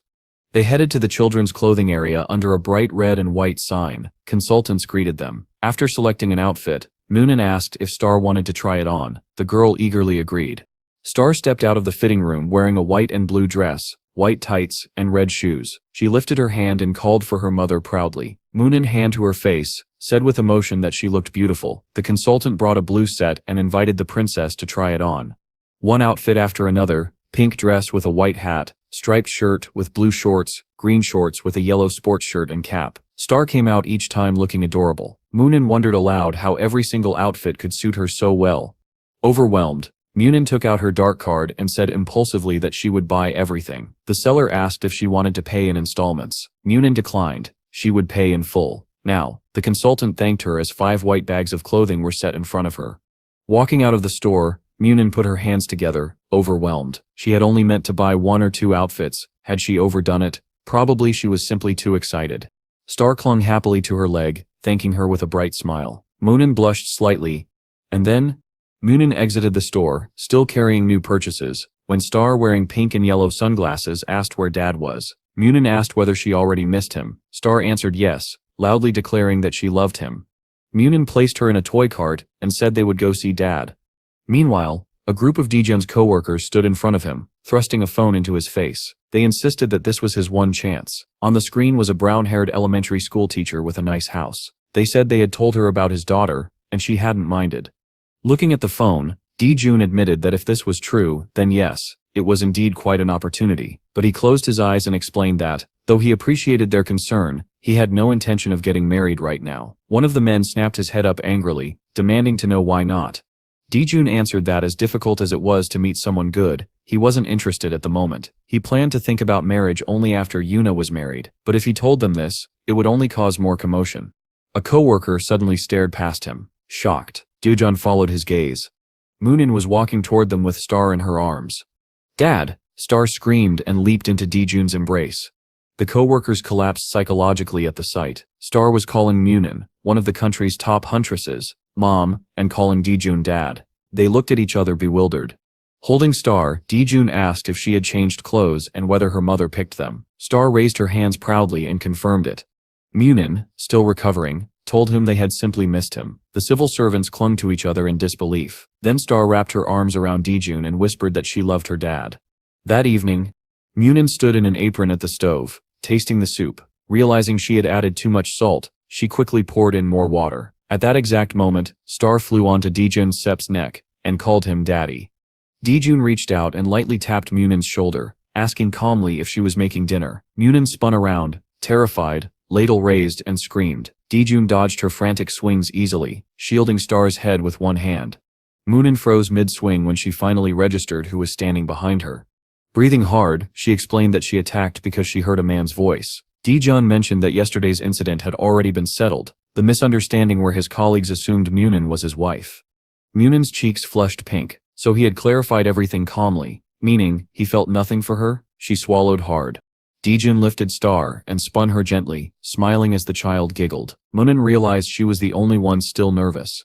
Then Dijun turned toward her and asked if all this was too troublesome for her. She stared blankly, unsure what he meant, until he pointed at the pan. Smoke was pouring from the burnt stew. Munin screamed in horror. Dijun exhaled patiently while she panicked, waving a bent ladle in despair. When she finally turned toward him again, he admitted that he was grateful she had tried to cook. Star hugged him tightly, calling him dad, as he added with a gentle smile that it must be difficult for a guest to watch his daughter and cook dinner at the same time. Munin froze, overwhelmed by his unexpected kindness, gripping the bent ladle with trembling hands. She insisted she only wanted to cook once. Dijun smirked and said he would still be waiting for dinner next time. At that moment, Mang's green eyes widened dramatically. It was as if flowers began to bloom around her, and the ladle in her hands snapped in half with a sharp crack. Evening had already fallen outside. Lights glowed from the top floor of the apartment building, and the voices of the trio drifted out from there. Jun sat at the dinner table, carefully opening his mouth as he brought a spoonful of food to himself. Star chewed a piece of food held on her fork, while Manong, sweating in panic, anxiously watched the apartment's owner and asked how he was feeling. A second later, the girl was already smiling, joyfully hugging her daughter because Jun had praised the dish she prepared. Although truthfully he found it far too salty. Overjoyed, Manong rubbed her cheek against Star's plump one, encouraging her to eat as well. The girl protested softly, saying she was ticklish. During all this, the brunette closely studied the huntress, wondering whether she had become too used to acting as Star's mother, or if she was simply performing the role convincingly. Just then, a pale purple phone vibrated. The contact name on the screen read Dad. Man froze bewildered, her spoon suspended in midair as she stared at Star. The little girl took the large phone in her hands, deciding to answer. After reading the caller ID, she pointed at Jun in shock, announcing that Dad couldn't be calling because he was sitting right there with them. As Mang tried to calm her daughter, Star pressed the green answer button and slid her finger across the screen. The blonde, witnessing this, widened her eyes in horror and screamed for her not to pick up. Starlet froze, palms flat on the table, as her mother lunged forward and snatched the phone, gripping it with a sweaty hand. Her name echoed through the speaker. Dodin watched quietly, wanting to say something. Monan twisted her lips awkwardly, pressed her fingers against them, and tried to answer her father as calmly as possible. Her eyes widened in horror when her parent suddenly asked what man was sitting beside her. The phone screen revealed a video call. The image of Manong's father appeared, and he had clearly seen Dodin. He immediately asked his daughter to come visit. At that moment, the brunette closed his eyes and explained that this was in fact a video call. Manong raised an eyebrow and cast a tired glance at the apartment's owner as her parents, still on the phone, warmly suggested that she and her boyfriend come visit the family. Manon folded her hands in front of her and collapsed face first onto the table. Star tugged at Dodin's sleeve in a panic, fearful her mother was hurt. Hearing this, the blonde slowly lifted her head and gazed off into the distance with a melancholic expression. Sitting on the brunette's lap, Star looked at the woman with concern while Dodin enthusiastically offered assistance to their guest. The huntress, eyebrows raised and index fingers pressed together, hesitantly asked if the main character could accompany her to visit her father. Dejun put a finger on his chin, closed his eyes, and took on a thoughtful expression. Under the circumstances, it would be difficult to explain to her parents that they were not actually dating. Manong stared at him in shock when he threw up his hands and declared they had no other choice. Resting her face on her palm, she lowered her gaze sadly, reflecting that although they were pretending to be a family, the man still maintained a clear emotional distance. She suddenly looked up in surprise when Dodin suggested there might be another option. Holding Star in his arms, he began gesturing energetically as both mother and daughter stared at him in confusion. Realizing what Jun meant, Manyang's mouth fell open in horror. She loudly asked if he thought that option wasn't too revealing. The brunette, staring downward, replied seriously that they could choose their wording carefully. Mang reluctantly agreed. Star placed her finger near her mouth and lifted her green eyes to the main character, who explained that first, they needed to train the girl. One clear day, the trio arrived at the luxurious private estate belonging to Manning's parents. Several trees lined the property. Duden stared at the house in shock while holding Star, who pointed at the building in amazement. The blonde, embarrassed, explained that her father was simply a successful businessman from the SG Group. Bajan and Star walked side by side as he repeated the question about the company's name. The main character froze, eyes widening, as he realized it was a massive corporation. He pointed in disbelief at the towering glass office buildings looming behind him. Turning to the blonde, he wondered aloud why Mana Zhang had chosen to become a hunter despite coming from such a background. Holding the door handle, the blonde turned to him nervously, sweat forming on her brow, and warned that her father was extremely hot-tempered. At that moment, Mr. Moon was already waiting inside, irritated that the guests were lingering at the entrance. His wife smiled sweetly behind him. The businessman stumbled over his words when he saw the visitors, and both parents stared in shock. Mana Zhang looked aside wearily, while Star, sitting in C. Duden's arms, happily waved at the elderly man. The girl opened her big green eyes wide and looked happily at her mother and father, saying that the man was her grandfather. Hearing this, the Moon couple simultaneously grimaced in shock, trying to comprehend what was happening. The businessman raised his head and screamed with his mouth wide open, and his wife, noticing this, began to panic and call out to him. 3 generations of women simultaneously called out to Mr. Moon, who, from too much shock, collapsed on the floor and lost consciousness. Manning rushed toward her father to help him.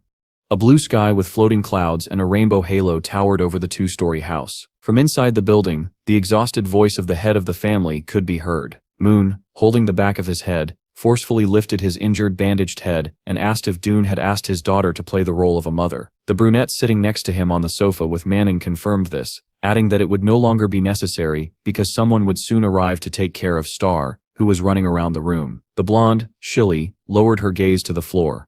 The crippled father, holding his head, began to shout indignantly that they could have warned him by phone. While the businessman continued screaming and scolding, the girl approached him and stretched her hands toward him. She looked content as she held 3 different bags of tea, explaining that her grandmother had asked him to choose one. Hearing this, the businessman choked on his own saliva in surprise and clutched his heart from excessive tension and emotion.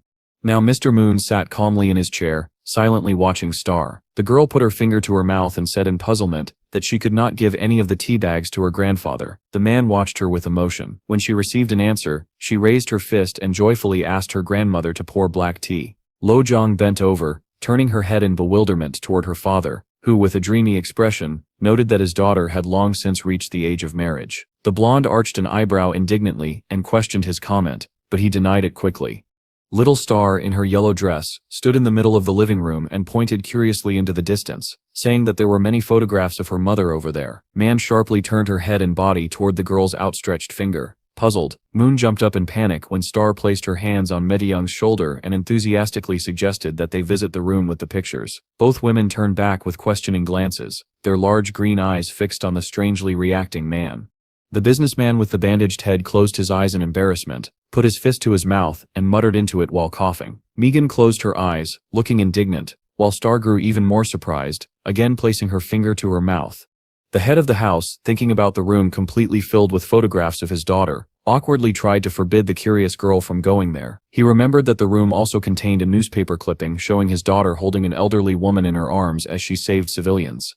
Now Satka sat next to her grandfather on the sofa, looking displeased, while he pressed the remote control and happily called the child obedient. Dune turned around in shock, his eyes widening as he heard the breaking news announcement from the television. The broadcast showed images of 2 menacing dragons and reported that these monsters had appeared at the Busan International Hunter Exhibition before disappearing, leaving people terrified. A correspondent, clearly puzzled, reported that Japan's top hunter Kanzaki and his wyvern had been kidnapped during the incident, and emergency negotiations were underway between the 2 countries. Dodan frowned, put his hand to his chin, and concluded gloomily that the shameless Izas had kidnapped the hunter and the wyvern.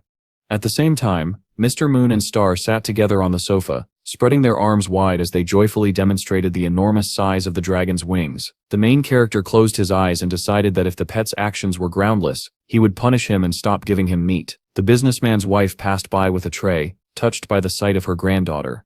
Later, the husband and wife stood at the threshold of the house, saying goodbye to their daughter Mang and little Star. The girl, sitting in Daejeon's arms, waved to her grandparents. The blonde suddenly turned around in the middle of the path, looking at her father in confusion as he addressed her. Mr. Moon coughed to hide his excitement, and asked his daughter to visit them more often with Katka. His wife, smiling, asked where he had suddenly found such tenderness and affection. Mang Jong was also shocked, raising her eyebrow and giving her father a puzzled look as sweat formed on her face. Star continued waving goodbye just as the blonde froze, her mouth wide open when she heard her father say he was fine with the girl becoming their real granddaughter. Immediately afterward, the businessman abruptly entered the house and slammed the front door with all his strength, puzzling his wife because the loud noise could frighten the child. Mang, frozen in a stupor, did not move as she tried to comprehend what she had just heard, her jaw hanging. Star patted her mother on the shoulder, and Daejeon called out to the blonde questioningly as she pondered her father's words with intense delight. Joan turned around and, putting her index fingers together, awkwardly explained that her parents truly liked the girl. The main character replied that it was obvious, so he would bring the child to visit from time to time. The girl held out her palm lovingly toward the huntress, and the brunette smiled, telling her she could visit them any time. Lan opened her mouth in puzzlement, remembering the changes that would begin today. Placing her hand over her chest and clenching it into a fist, she realized she would no longer be with the guys. Meanwhile, Dodan was having a pleasant conversation with Star as he carried her away in his arms. The huntress thought that if the guy had not asked for this favor, she would not be so annoyed now. Uni entered the apartment with a tired look, pulling off her shoe with her finger. Iz's hid behind her leg while Carl walked ahead, a backpack balanced on his head, hoping its owner was doing well. When the girl opened her eyes, she noticed that her father was nowhere to be found, and assumed he had gone out on business. The purple dragon, puzzled, remembered that the man had promised they would have dinner together. Walking further inside, Yi stopped and stared at the sofa in confusion. An unfamiliar item lay there. Lifting and straightening her dark shirt, the girl concluded that she did not own anything like it. Engulfed in ominous purple energy, Yi wondered why women's clothing was in their home. Behind her, the dragons exchanged alarmed looks, cold sweat gathering on their brows. Suddenly Carol and Esses turned back in amazement when they heard the man's voice. Daejeon, holding Sweet Star in his arms, remembered advice from the book for good fathers and gently asked Yi if she'd had a good trip. Both pet dragons opened their mouths and began sweating as they stared at the child in horror. Yi, ignoring Star completely, glared at her father while holding up the unfamiliar woman's shirt. She demanded to know what it was. The monsters trembled with fear, and Carol began shoving his ass toward the door, agreeing that they needed to leave before a scandal erupted. Star, still in Daejeon's arms, looked over his shoulder and was surprised to see the unusual dragons. Carl and Izzas closed their eyes in relief, thinking the owner would not mention the breaking news in which they were directly involved. The orange dragon smiled and told his purple subordinate that it was amusing for the Dragon King to fear being scolded for beating up a wyvern. When Star stepped closer to the dragons and waved cheerfully, Izzas turned to Kirill with a displeased look and asked who the girl was. Kirill replied that she was most likely just an ordinary child. The orange dragon circled the girl, examining her thoughtfully, and guessed she might be from the center. But the girl introduced herself with a smile, and said she had moved here. Star reached out, grabbed the dragon's cheek, and began pulling. The creature screamed in shock as the girl laughed, ignoring his indignation and pain. Uni, still clutching the woman's shirt, asked darkly what her father had been doing in her absence. Dodan and Kirill stood side by side with their eyes closed and heads bowed, sighing tiredly, and so the evening continued in the apartment on the top floor of the building. Yi, frowning indignantly, asked whether the huntress Manning really needed to spend 2 days in their house. Issei looked equally unhappy, his cheek swollen from Star's earlier squeezing. The annoyed girl sat on the carpet holding the orange dragon, while her father calmly explained the situation. Star, frightened, hid behind him. Carl peeked over the hero's shoulder from the middle of the room. The little green-eyed girl studied Yi thoughtfully, placing a finger on her lips as she spoke about household chores. Issas, hands pressed to his swollen cheek, cast a dissatisfied glance at the child. When Daejeon suggested that everyone rest and eat first, the next moment the orange dragon suddenly leapt out of Uni's arms. Star rushed joyfully into Yi's embrace, calling her mom. The main character, smiling, explained that the girl considered Yi a parent. Star stood on Yispet's knees and looked at Carol. The dragon pointed at the child with his bob and clarified that she was not a mother but a mistress. Star raised her finger and explained solemnly that the tree had told her to call any woman close to her dad. Izzas, puzzled, began counting the girl's mothers on his fingers, while the purple dragon sighed heavily, wondering how there could possibly be more than one. Turning to the dragons, Uni declared that this situation wouldn't do. They would need to train the child. Izzas spread his hands and asked what they were supposed to teach her. Star clung to Uni with a sweet smile as the girl stated that it was important to teach proper behavior at this age, or there would be problems later. Carl, holding the happy girl on her lap, knit her eyebrows while Isa stared at his mistress, wondering why she was not the least bit bothered that Star had arrived in their lives so suddenly. Daejun looked up in surprise when his daughter made an unexpected suggestion. A camping trip together. Laughing, he lifted Issa's, who flailed his arms wildly, while announcing that he had won a gift certificate for a glamping trip at the market. Then he shot a gloomy glance at the orange dragon, making him uneasy. After thinking it over, Daejun finally agreed, noting that tomorrow they would still have time to investigate the fault. Placing his fingers to his chin, Daejun closed his eyes and declared that it would be wonderful. Happy Uni and the slobbering Dragon King clasped their hands, excited about the trip and the opportunity to eat meat. The inspired Purple Carol clapped his hands, congratulating the little hostess, though she only stared back in confusion, not knowing what glamping meant. Closing his eyes with a satisfied smile, Doden announced that the ban on meat would be lifted for this occasion, which made Isis extremely happy. But the orange dragon suddenly turned to Carl in horror. Carl leaned in to whisper that perhaps the owner wanted to punish him for beating and kidnapping the wyvern, an incident that had even appeared in the news. Isis broke into a cold sweat and began hiccuping in fear when the main character towered over him with a menacing look, silently showing that he knew everything. The Dragon King trembled and lowered his gaze to the floor. Carl struck a fist into his palm, thanking his master for his generosity, while Yi spun a delighted star around in the air behind him.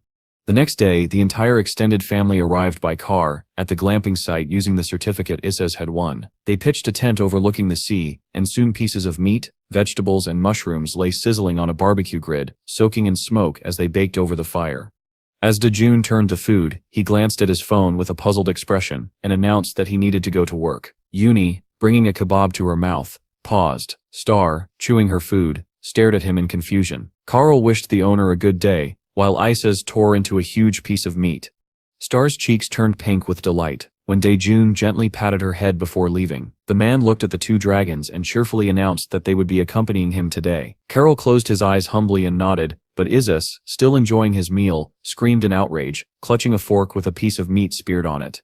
Daejun strode forward with determination. The purple dragon followed, dragging the orange monster behind him. Isis sobbed and stretched out his hands in tears, begging someone to save him. Star pointed at the crying dragon and, shocked, called him a puppy. Uni tried to spoon-feed her, smiling and urging her not to worry. The action shifted to a rift, where a horde of not very happy hunters followed Dodan. Raising his eyes from the sheet in his hands, he looked to the side in surprise when someone called him leader. He smiled at the out-of-breath Yeti, who was wiping sweat from her forehead, and explained that he had only just arrived. Carol, standing nearby, looked equally bewildered.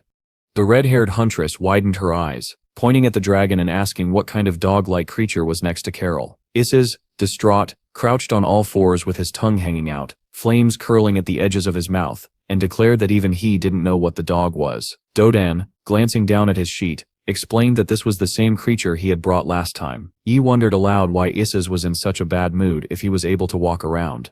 The brunette then turned and proposed that they begin the hunt. The red-haired girl was deeply puzzled. She hadn't seen her manager in a long time. Doden, holding the sheet of paper, raised a questioning brow and asked if Yi was suggesting they inspect the fault. Other teams were already fighting at full force, brandishing weapons and killing monsters for trophies. The red-haired huntress pressed her index fingers together and asked timidly if they could look around first. Dodan, perplexed, pointed toward the opposite direction from the entrance and wondered why hunters weren't heading that way. Yi explained that the territory ahead was uncharted. Beyond it lay a valley with a winding river and snow-capped mountains. The difficulty level was extremely high, so high that even the IAR team had given up clearing it. Dodan cast a piercing look into the distance. With interest, he suggested that the Titan Marinette could be hiding in the uncharted region due to the enormous concentration of energy. The huntress gazed at the valley with excitement, reporting that the monsters there had frightened even the last team, and that the area remained popular because it offered many valuable items. Suddenly, a red-skinned creature with large ears and fierce, sparkling eyes appeared, letting out loud shrieks. Hearing it, the main character turned sharply, his expression calm as he faced the enemy. Several flying creatures soared overhead, swinging their weapons angrily. Isis, enraged, stretched out his clawed paw and rushed forward, shouting that he needed to blow off some steam. Daejun grabbed the dragon by the head and scolded him like a misbehaving dog, demanding he stand still. The man looked into the distance, reminding the creature that he had not brought him here to fight. At that moment, numerous long cross-shaped slashes appeared in the air from Yi's blade. Having dispatched the monsters with only a few blows, she walked ahead along the rift, calling out to the leader and flashing a victory sign. The red-haired girl smiled and announced that she had already collected 3 artifacts. Dejun looked at his partner with pride, and joyfully concluded that she had grown as a hunter. During this time Yi placed her hands against her cheeks, touched, and looked at the man with loving eyes. The main character, holding the dissatisfied Izus by the ear, stared in shock at the girl's palms as she concentrated energy there. A pink system notification appeared, informing her about the artifact Zenu's lotus ring, which increased resistance to water. In her hands, Yi carefully held a small ring adorned with a beautiful white flower. She was moved by the idea that the master had crafted it for his wife. Dejun, examining the accessory, confirmed that it was indeed a romantic story. The hunter opened her green eyes wide and excitedly said that, upon seeing the ring, she immediately thought of the cafe. Holding the sparkling lotus artifact out, Yi asked, embarrassed, if the manager would like to have dinner with her. The red-haired huntress gasped and folded her arms across her chest in disbelief, when Dejun immediately agreed, even offering to go at his own expense to apologize, but Yi insisted she would pay. The main character smiled, saying it wasn't necessary, already thinking that after dinner they would be able to return to the wasteland. Izus watched the scene with smug satisfaction, commenting that their owner treated his partner like a child. Carol added that, judging from the owner's happiness, one might think the two were in a relationship. Joyful Yi ran into the rift ahead, sword raised. The manager followed leisurely behind her with the two dragons. Later, the red-haired huntress giggled on her bed as she looked at her phone. Yi, blushing, placed a hand to her cheek and replayed the evening's dinner with Dodan in her mind, wondering what she should call him the next time they met. Deeply embarrassed yet thrilled, she raised her fist and wondered where their next date could be. Suddenly a notification appeared on her screen. An emergency at the Olympic Park vault. The Ad-Dundus monster had been eliminated. Yi widened her eyes in horror, remembering the boss there was considered invincible. The scene shifted to a residential district at night. Lights glowed in a few windows of a 6-story building. Inside, Dejun sat on the sofa holding a brown cloth. He hesitated, thinking it might be odd to give it to Yi. A system screen appeared, detailing the artifact Invisible Mantle of Antis, its rank, strength, and effects. Holding the cloak at arm's length, he remembered the cases of suicide caused by magical items and decided to give it to Yi only when she was stronger. He began hiding the robe just as a girl wearing an apron walked into the living room and asked if he wanted her to peel some fruit. Hearing the child's voice, Uni turned around, confused, and looked down. Star tugged at the hem of her t-shirt, asking if she could go play. Upset, the girl lowered her gaze. Uni bent down and gently tapped her index finger against Star's forehead, explaining that it was too late to go outside. But Dejun waved his hand calmly, allowing the child to go for a walk. He fixed his gaze seriously on the two dragons, saying that Izus and Curl would watch her. The purple dragon glanced sideways at his orange companion, who turned away and loudly munched snacks, refusing to listen. Izus placed his paw against his chest, drooling and grimacing, saying he couldn't go anywhere right now. Dejun stood abruptly and flicked something toward them with 2 fingers. Izus mid-excuse stopped, dropped his chips, and reached out in shock for the golden piece of paper. The dragon straightened it, revealing a yellow 50,001 bell note. Both dragons stared at their owner in disbelief. Closing his eyes, Dejun shook his head and asked them to go. Izus burst into tears, placing a hand dramatically to his forehead as he accepted Dejun's command. Star was called over, clenching her fists. She cast a joyful glance at her companions. Blushing, she headed out with 2 cool dragons wearing sunglasses. Uni waved happily after her, hoping she would have a good time. On a dark street in the middle of the night, Star raced ahead, eager to find Blue. Assassin Carl tried desperately to catch up. Breathless and sweating, the orange dragon clenched his fists and demanded to know what kind of legs she had. Star suddenly stopped, raising her arms high. In her mind appeared the image of a huge, evil moth floating in the darkness, attacking people. As Isus froze, a butterfly landed on his forehead. Star admired the orange dragon, listening intently as he explained the insect. Scratching his head tiredly, he told her with a smile that after living on Earth for 3 months, she would become smart too. Star closed her eyes, deeply impressed, praising him and calling him the best. The butterfly flew away, and the orange dragon was stunned. Touching his cheek in awe, he realized it was the first time he had ever been praised, an experience that hit him hard. Still scratching his nose, Isis declared he would buy her an expensive ice cream as thanks for her high spirits. But Carol suddenly pointed into the distance in horror. Isis turned sharply as his purple companion shouted in panic that the core star was inside the dungeon. The little girl, screaming with excitement and chasing the butterfly, already had her arms and legs inside the fracture portal. Isis was horrified. His eyes widened as he remembered the owner's words before they had gone out for a walk. Back then, Dejun had glanced sideways at the trembling dragon, threateningly asking if he understood what would happen if he appeared on the news again. That memory struck like lightning. Screaming, Isis rushed straight into the portal, while Corral stretched his hand out behind him, shouting loudly for his master. Moments later, the trio, a little girl and 2 dragons, found themselves inside the dungeon. The monsters struggled to catch up with the child who was sprinting full speed after a butterfly. Isis finally caught her, gripping Star's shoulder firmly while Corral tugged on him with all his strength. The dragon rubbed his nose in irritation and looked forward, but Star pointed past him, asking what was happening ahead. There, several massive monsters were amusing themselves by beating a traveler who lay on the ground shielding his head with his arms. The bespectacled young man begged them to stop and clutched his backpack, thinking he at least needed to protect the drawing inside. Star puffed out her cheeks, eyebrows knitting tightly as she glared at the scene. The pointy-eared green monster turned, confused, when the little girl demanded they stop hurting the man. Star's hand, finger extended, reached toward the creature's body, then the monster screamed as violent air currents tore past it. Star raised her tiny palm, and a swirling whirlwind erupted. The traveler sat frozen on a small patch of grass, hugging his backpack in terror. A powerful blast of wind tore straight through the massive boulder behind him, leaving a gaping hole. Both dragons dropped their jaws in shock. They couldn't believe what they had just seen. Star turned to the orange dragon, puzzled, reporting that the opponents had escaped. Isis, trembling and chattering his teeth, panicked. He decided that none of this should ever reach the owner's ears. Otherwise, he would lose his precious meat privileges. Dark energy flowed off him as he tried to calm himself. The rescued youth stared at Isis, stunned, his mouth hanging open. Placing a trembling hand to his heart, the traveler promised he would never tell anyone what he had witnessed. After all, he was only here to pay for expensive digital drawing training. He bowed his head pathetically, saying he was very poor, but had talent.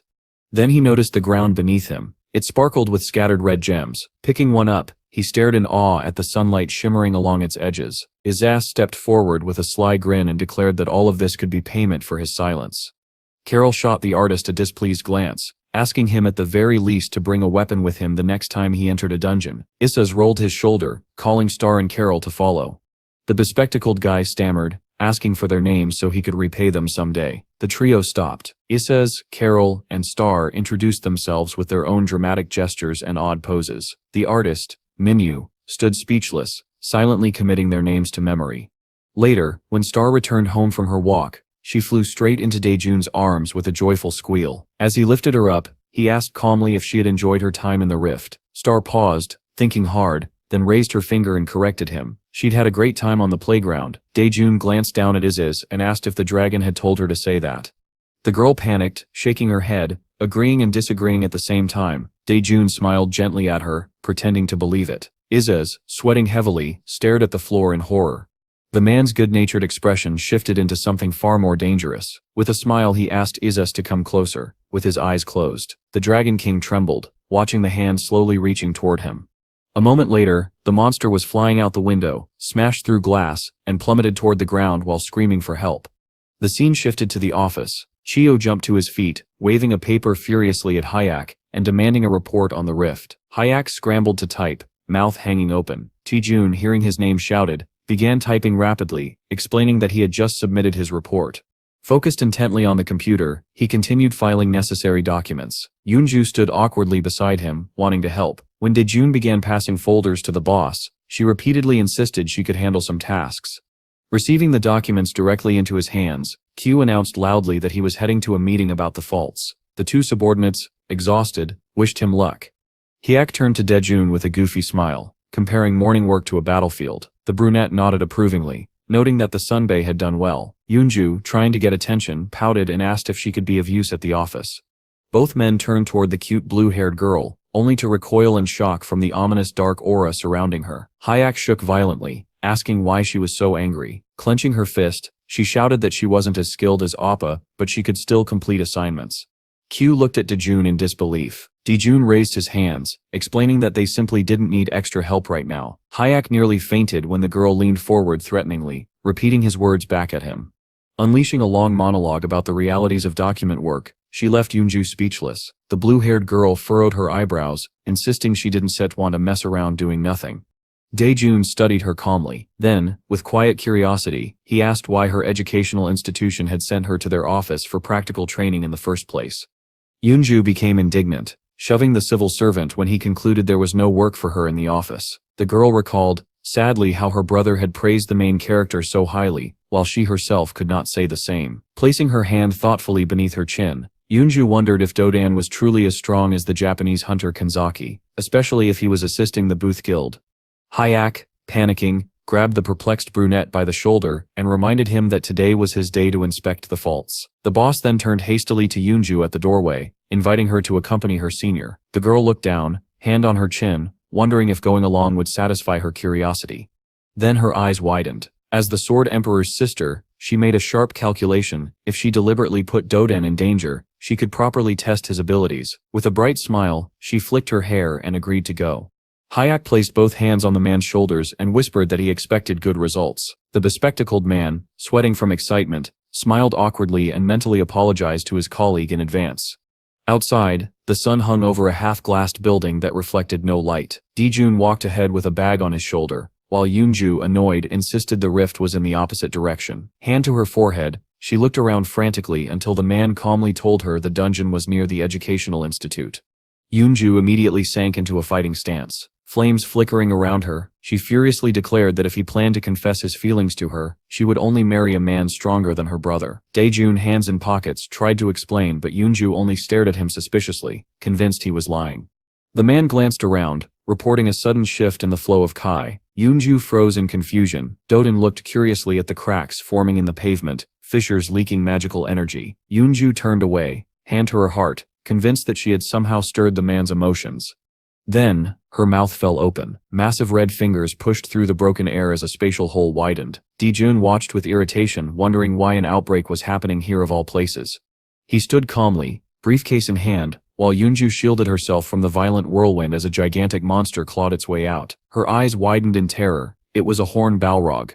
While the Sword Emperor's sister shook with fear, Dodan told her dryly to step aside. She trembled, declaring that escape from such a creature was impossible. Suddenly, her eyes went wide. Magical blades streaked from the air toward the Balrog. The monster planted its paws firmly, shifting only slightly before it was suddenly lifted into the sky with a furious scream. Dijun lifted his palm with a dark expression. Willing the dunes to collapse around it, he sent black energy surging upward, engulfing the monster's entire red body. The Balrog froze midair, letting out a blinding flash of light as it screamed. Yunju shielded herself. A thunderous explosion lit the sky with fire. When she looked up, wide-eyed and blushing with awe, Daejun turned calmly to her and asked if she was all right. He stepped closer and placed a hand on her forehead to check her temperature. Yunju stared at him in shock and growing affection, realizing that this civil servant had destroyed a powerful black-rank monster in a single blow, something even her brother couldn't do. As Daejun watched, Yunju suddenly apologized and bolted down the road, overwhelmed by embarrassment. He stared after her, baffled, wondering what on earth was wrong with children these days. Meanwhile, the flushed girl hurried away from him while he pondered how confusing her behavior had become. The scene shifted to the apartment. On the table lay a vibrating phone. Dijun, carrying a teapot, asked the emotional Isis to check what message had come in. The orange dragon scrolled through the screen in confusion and reported that Yunju had sent a photo from her field practice. He read the message aloud, shocked that she had become yet another fan of the owner. Isis, still holding the phone, asked how many mothers Star actually had. Remembering Manning, Jang and Uni, the girl proudly raised 2 fingers. Star then placed a finger to her lips thoughtfully. Isis twirled his clawed hand gravely, declaring that now there would be 3, but then froze, deciding that in such a case they would probably be arrested, and quickly changed his mind. Bright lamplight filled the spacious top-floor apartment. Leaning over the table, Uni began explaining the method of using MAA. At that moment, someone approached Yoon and gently draped a blanket over her. Lost in thought and staring into the distance, the main character noted that if he woke her now, she would insist on returning to her studies. He concluded it was better to let her sleep. Even the books, he thought, said the same thing about situations like this. Glancing toward the table where he had placed some money, Daejun realized it was time to leave. He would simply jot down a note for her. He considered how difficult the exam period must be for Yi, and thought he should buy something for her as well. Frozen in place, deep in thought, he suddenly remembered the last thing he needed to do before leaving. Lifting the sleeping Azaz into his arms, he closed his eyes tiredly. The dragon, stirring slightly, asked if the main character was planning to go somewhere. Still half asleep, Azaz wondered if they were talking about training at dawn. Inside Daejun's iron grip, the groggy dragon mumbled that he wanted to sleep at home. The scene shifted. Several eyes were fixed on a massive man deep within a cave. At the entrance to the second floor, a young man stared at the scene with dread. He wondered if they had completely messed up. Just then, the system activated, reporting gatekeeper of the second floor. Kurt. Category: King. The description explained that Kurt had been banished from the depths after being completely defeated and imprisoned in hell, but had now escaped. A frightening grin curled on the gatekeeper's face. The system added that among all the kings, Kurt was the one known as the warlike king. His eyes ignited with bright red light. The system continued, stating that rumors claimed he was as strong as 60 of Solomon's 72 demons. Terrified, the young man stuttered that this couldn't be right. Gatekeepers on the second floor were supposed to be vultures, he insisted. He admitted he had nearly wet himself from fear. The girl beside him raised a brow, asking if he really had wet himself. Outraged, he denied it. The elder asked how the association had reacted, wondering if they had a capture strategy. Raising her hand, the girl explained that since the association only offered support from the second floor onward, it would be easier to lie to them and say no monster appeared here. The boy, still rattled, wondered aloud how many more times he had to say he hadn't wet himself. Closing her eyes, the girl muttered that they were completely doomed. If they disbanded, she explained, they would never be able to return to the first floor again. The elder asked whether they intended to accept the challenge or wait for other applicants. The girl pointed toward the boy and declared they would wait. They couldn't trust a peeing kid with this. The boy flailed, indignant, as the elder pleaded with them to stop bickering. Then the system chimed again. Applicant of monarch level has entered. All eyes locked on this statement. A magic staff materialized in the gatekeeper's hand. The system reported that, due to the challenger's presence, the gatekeeper's power had risen from 50% to 100%. The earth trembled beneath the furious spirit of the warlike King Kurt. The young man's face was filled with genuine shock. Meanwhile, the main character, holding a tablet, wondered why everyone around him looked so frightened. The girl pointed at him, saying this reaction was because the newcomer was a monarch. Then, with widening eyes, she demanded to know why Daejun was here alone. She trembled with excitement, asking if he had any subordinates with him. Setting the sleeping Isis gently on the ground, Daejun replied that he had one subordinate. Noticing the trio gathered next to him, the gatekeeper clicked his tongue impatiently. He asked how long they planned to keep chatting. Smirking, he announced that the test had already begun. If they refused to approach him, he warned, he would simply approach them himself. He invited them to have fun together. Staring at the frightened elder, Daejun assumed the man was simply nervous. The elder, staring at him in disbelief, asked if the main character even had eyes. He seemed oblivious to the danger. Daejun began walking calmly toward the gatekeeper, stating that he understood the situation. The elder panicked and begged him to stop. They needed a plan first. The girl hurried over, her serious expression returning, and said that if this person could identify the gatekeeper's attack techniques, their chances of victory would increase. Kurt pointed his magic staff at the main character, declaring that this was the challenger's choice, and that even if he died, it was his own decision. Smirking wider, he asked whether Daejun intended to fight alone. Then, noticing Isis lying asleep behind him, he mocked him for bringing a bug along. Pointing the staff at the dragon, he added he had no interest in such a small, useless creature. Daejun closed his eyes. The gatekeeper declared that the more attackers there were, the better, boasting that Dodan could bring even 1,000 creatures if he wished. Then he added that the main character ought to bring the biggest and strongest ally he could find. But when he looked forward, indignant and ready to fight, his gaze landed on Isis, who simply ordered him to move aside. Taken aback, the gatekeeper froze where he stood, and immediately averted his eyes. Meanwhile, the main character was deep in thought, gripping his weapon as his opponent muttered that they should at least check whether the day was auspicious. Pressing his hand to his face, the gatekeeper reminded them that the slogan of this exam emphasized fairness. Naturally, he said, one-on-one battles were allowed. The boy beside Dodan turned to the girl and asked if such a rule existed before. She insisted it did not. The teams who had fought previously had attacked together like dogs. She said that was the only way they managed to pass. But the gatekeeper, hearing this, stated firmly that the rule indeed existed. Outraged, he ordered Daejun to begin his attack. Suddenly, the gatekeeper's body stiffened as the protagonist's powerful technique wrapped around him, constraining him completely. A moment later, he collapsed to the ground. The onlookers were stunned beyond belief. Extending his hand, the main character commented that it would take him only a day or two to descend to the second floor. The test had been surprisingly easy, which pleased him. Turning to the exhausted Isis, Dodan told him to follow. The dragon agreed but wondered aloud why the main character would take this test if he only came here for a walk. As they exited, the system congratulated Daejun for clearing the second floor entrance exam and granted passage. Raising his paws, Isis muttered that this was not how dogs were normally raised. No one looked after them the way the main character did. Watching morning light creep into the sky, Daejun asked him to hurry back so he could sleep. Isis begged him not to try waking him later because he wouldn't. After arriving home, the dragon collapsed onto his bed with his arms stretched out, declaring that he was exhausted. Moments later, Star leaned over him, wondering where he had gone. A bright smile spread across her face as she began shaking him vigorously, demanding he wake up. Irritated, Izes asked why she wouldn't let him sleep in peace, but Star shouted indignantly that they had to go right now. Smacking him on the head, she continued yelling that they needed to leave immediately. From deep inside the house, Carol's tired voice echoed, begging to be allowed to sleep. Happy that Izes had finally stood up, Star urged him to walk faster. Her voice echoed through the city streets, as she repeatedly told her subordinate to hurry. Frustrated, Izes asked where she was dragging him. She pointed ahead and revealed their destination. Sticking out his tongue, Izes asked why they were there, but when they approached the door, they saw the sign. The store was closed. Outraged, Izes groaned that it wasn't even 9 o'clock. Supermarkets didn't open this early. Star looked shocked, wondering aloud whether supermarkets actually could be closed. When Izes asked if she wanted ice cream behind the main character's back, Star assured him that wasn't the reason. She wanted to cook breakfast for Mom and Dad.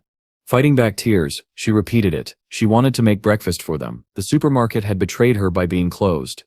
Izes blinked, confused. Was she really talking about cooking breakfast? Folding his arms, he asked where she got her money. Star proudly explained that her mother gave her coins in exchange for useful chores. She held them out triumphantly. Her savings. She planned to spend them on food for Mom and Dad.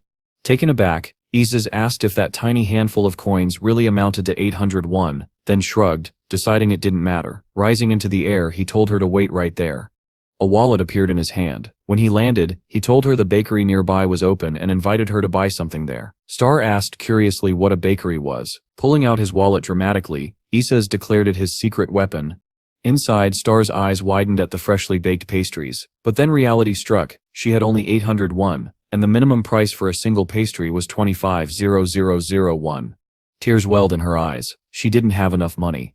Izes picked up a bun and asked her to choose anything she wanted. Star stared in disbelief at the massive pile of pastries Izes had stacked onto the tray. Raising her finger, she repeated her mother's Sep's words. If you don't have papers, you can touch anything in the store.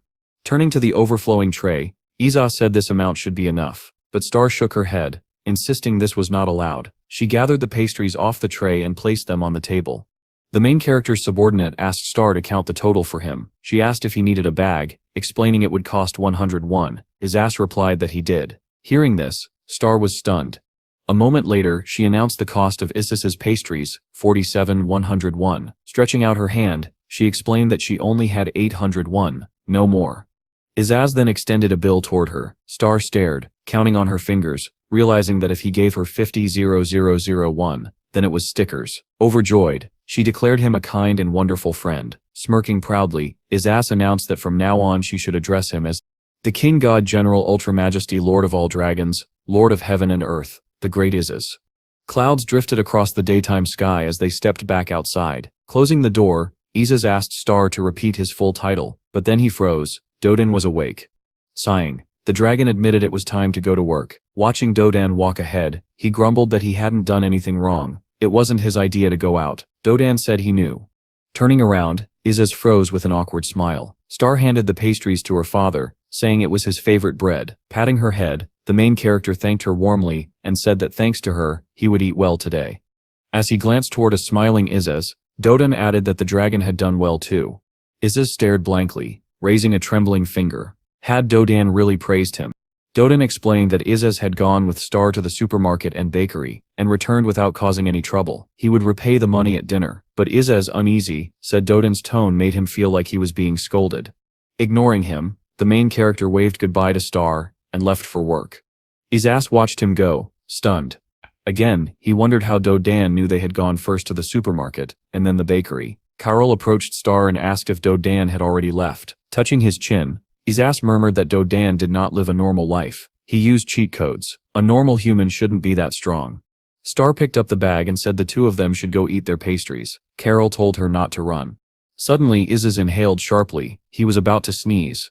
Not understanding how Dodan could be so overwhelmingly strong, Izes sneezed, and a burst of flame exploded through the house. Cracks spread across the TV screen. Carol, horrified, reported that the TV had turned black. Terrified, Carol asked what they should do. If Dodan found out, holding on to his hat, Izes insisted everything would be fine. Carol, confused, asked what he was talking about.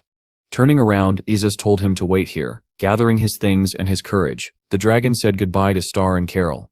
Carol grabbed his leg, insisting this was their home and asking where he was going. Isis demanded to be released, asking if they were volunteering to die here. In that case, he said they might as well live on the street. They could take root anywhere. Star cheered and said she would go with them.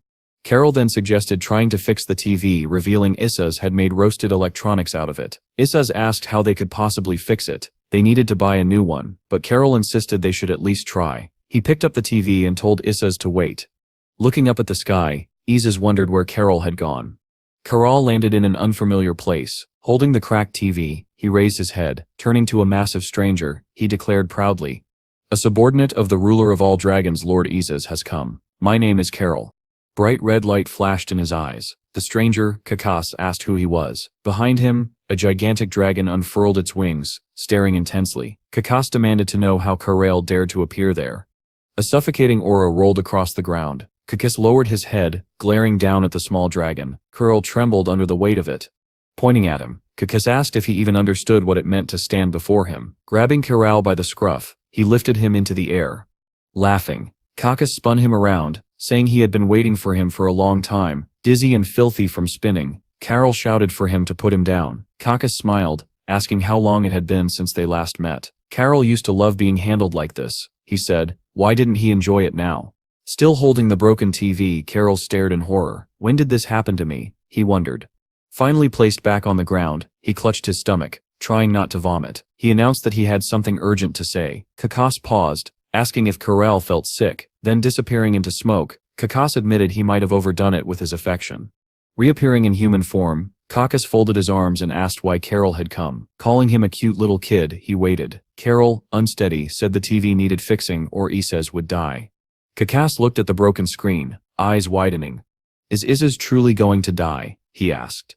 Barely suppressing laughter, Kakas looked back at Carol. Closing his eyes, he laughed uncontrollably. That merciless ruler, in danger? That sip's the funniest thing Isef ever heard. Kakas, remembering the destruction Isis had once caused, said that the dragon family stood at the top of all living things, and that even among them, their king was incomparable. He added that Carol should at least understand what kind of creature Isis really was. Carol folded his arms with a grave expression, asking if he looked like he was joking. Kakas stroked his chin, wondering if Carol was actually being serious. Eventually, the dragon admitted that he normally would never mock the ruler, nor take such things lightly. He had always been the quiet type. With a confused look, Kakas told Carol to clarify the situation. At the very least, he needed to know where Isis was now. Carol closed his eyes, exhaled, and revealed that they were living together. Kakas threw his arms out in shock. How could that be? The ruler hated, absolutely hated, when anyone invaded his nest. Was Isis even alive? Where was he? Carol answered plainly. Isis was in the Chenong Villa, room 401. Kakas frowned. Where was that? Carol continued, explaining that their new nest was on Earth, in a country called Korea. Kakas grabbed his head in disbelief. Living with the king, in a human residence? And if the TV wasn't repaired, would Isis really die within 2 hours? Carol clutched the broken television and said this device belonged to their great master, Jun. Kakas stared wide-eyed. Who was Jun, and why was he the dragon's master? His shock deepened when Carol explained that Isis himself called this man master. Incredulous, Kakas demanded answers, but Carol waved his hand, saying there was no time. He stretched out the TV, and repeated that if it wasn't fixed within an hour and 40 minutes, Isis would die. He urged Kakas to hurry. Kakas nodded sharply. He would fix it. Scratching his cheek, he murmured to himself that the name Jun sounded familiar. Then it came to him he had heard it years ago when he disobeyed his own superiors and refused to leave the nest. Carol kicked him in the leg, demanding to know why he wasn't repairing the TV already. Kakas clutched his leg and shouted that he never left the nest, and always obeyed orders. Carol, confused, wondered what that had to do with the broken TV. Was Kakas acting strangely because he wanted to see Isis die? Panicked, Kakas insisted he understood and would begin immediately. Raising his hands, he cast a spell. Carl watched, thinking the ritual looked dramatic but was actually just a simple summoning spell for tools. Kakas began working with a screwdriver, unscrewing the TV's back while thinking hard. Where had he heard Daejun's name? As he removed the final screw, the memory hit him. He remembered it from the day he had secretly gone to have fun inside a rift. 2 passionate fighters were destroying demons there, and he had overheard the name. The narrative shifted to 10 years earlier. A massive dragon flew across the sky, burning everything below. Flames poured from its mouth, striking those caught beneath. But after receiving a blow, the dragon coughed blood. A man, Dan, smiled as he lifted his sword and charged toward the beast. The scene changed again, Dan chasing a cheetah-like demon through a ravaged landscape. Kakas, then younger, recalled hearing the name Dan at that moment while he watched from afar. He wondered now, should he have chased that man instead of secretly observing?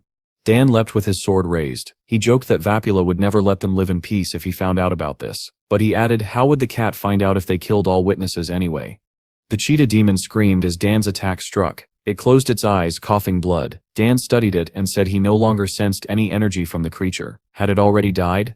Somewhere in alien land, the cheetah lay on the ground clutching the wound in his stomach. Through gritted teeth, he insisted that Dan would not dare to humiliate him. Dan, swinging his sword, replied that he was surprised by such devotion to the ruler. Then, with a single motion, Dan cut off the cheetah's head and remarked that the creature could do nothing but threaten him with his vapula. Turning to the man sitting behind him, Dan wondered aloud whether he should at least pretend to help him. His gaze shifted toward the man holding a book, and he questioned whether that book was truly an ordinary novel. According to what was written inside, Dan added, such a hero could not exist in reality. The man tossed the book aside, closed his eyes, and admitted that it indeed felt like nothing more than a novel. Recently, he said, there had been many books filled with lies. Looking at the blood-soaked book, the man said that even the gods were afraid of the hero described within it, noting that the world and all things bowed before him. With his eyes closed and a grin spreading across his face, he added that the hero's appearance was always astonishing, claiming that such a being made even gods shudder. Remembering the enormous green dragon, he said that the hero had descended into the world upon the heavenly dragon of happiness, and that the heavenly demon had been born here to destroy it. He recalled the worshipping men with swords and said that this being was the king of 1,000 demons. Finally, remembering the protagonist, he said that the king's name was Lu Jun. Far away, the dragon watched irritably as a man in a white robe repaired something in the mountains using a hammer. Karsal told him to stop getting distracted and fix the device properly unless he wanted to see Isaz die. Hakas replied that he was almost finished. The television sparkled like new as the man proudly announced that his work was complete. The dragon hugged the repaired TV and said that without the man's help, Isaz surely would have died. Warmly, the man asked why they were living with someone who threatened to kill a dragon over a broken television. He assumed that their master had a small home, had learned the weaknesses of magical creatures, and was now manipulating them. He crossed his arms and leaned forward. The dragon raised a hand, shaking it in disagreement. Karsal insisted their master was an honest and good person. Hakas refused to believe him, asking whether such a man could kill the Dragon King over something so trivial. If he was truly such a monster, Hakas argued, then surely he had piles of gold and silver stored away. With his eyes closed, Hakas thoughtfully scratched his chin and said that, on the contrary, their master was simple and lacked greed. The dragon considered their master the strongest being in the universe, which made Hakas open his eyes in shock. He asked whether this meant the master controlled the dark world. Karsal said that was not true. With eyes squeezed shut and voice trembling, he said their master expected nothing from them and treated them like his own children. Naturally, he became angry when Isias broke something, but he also gave proper guidance.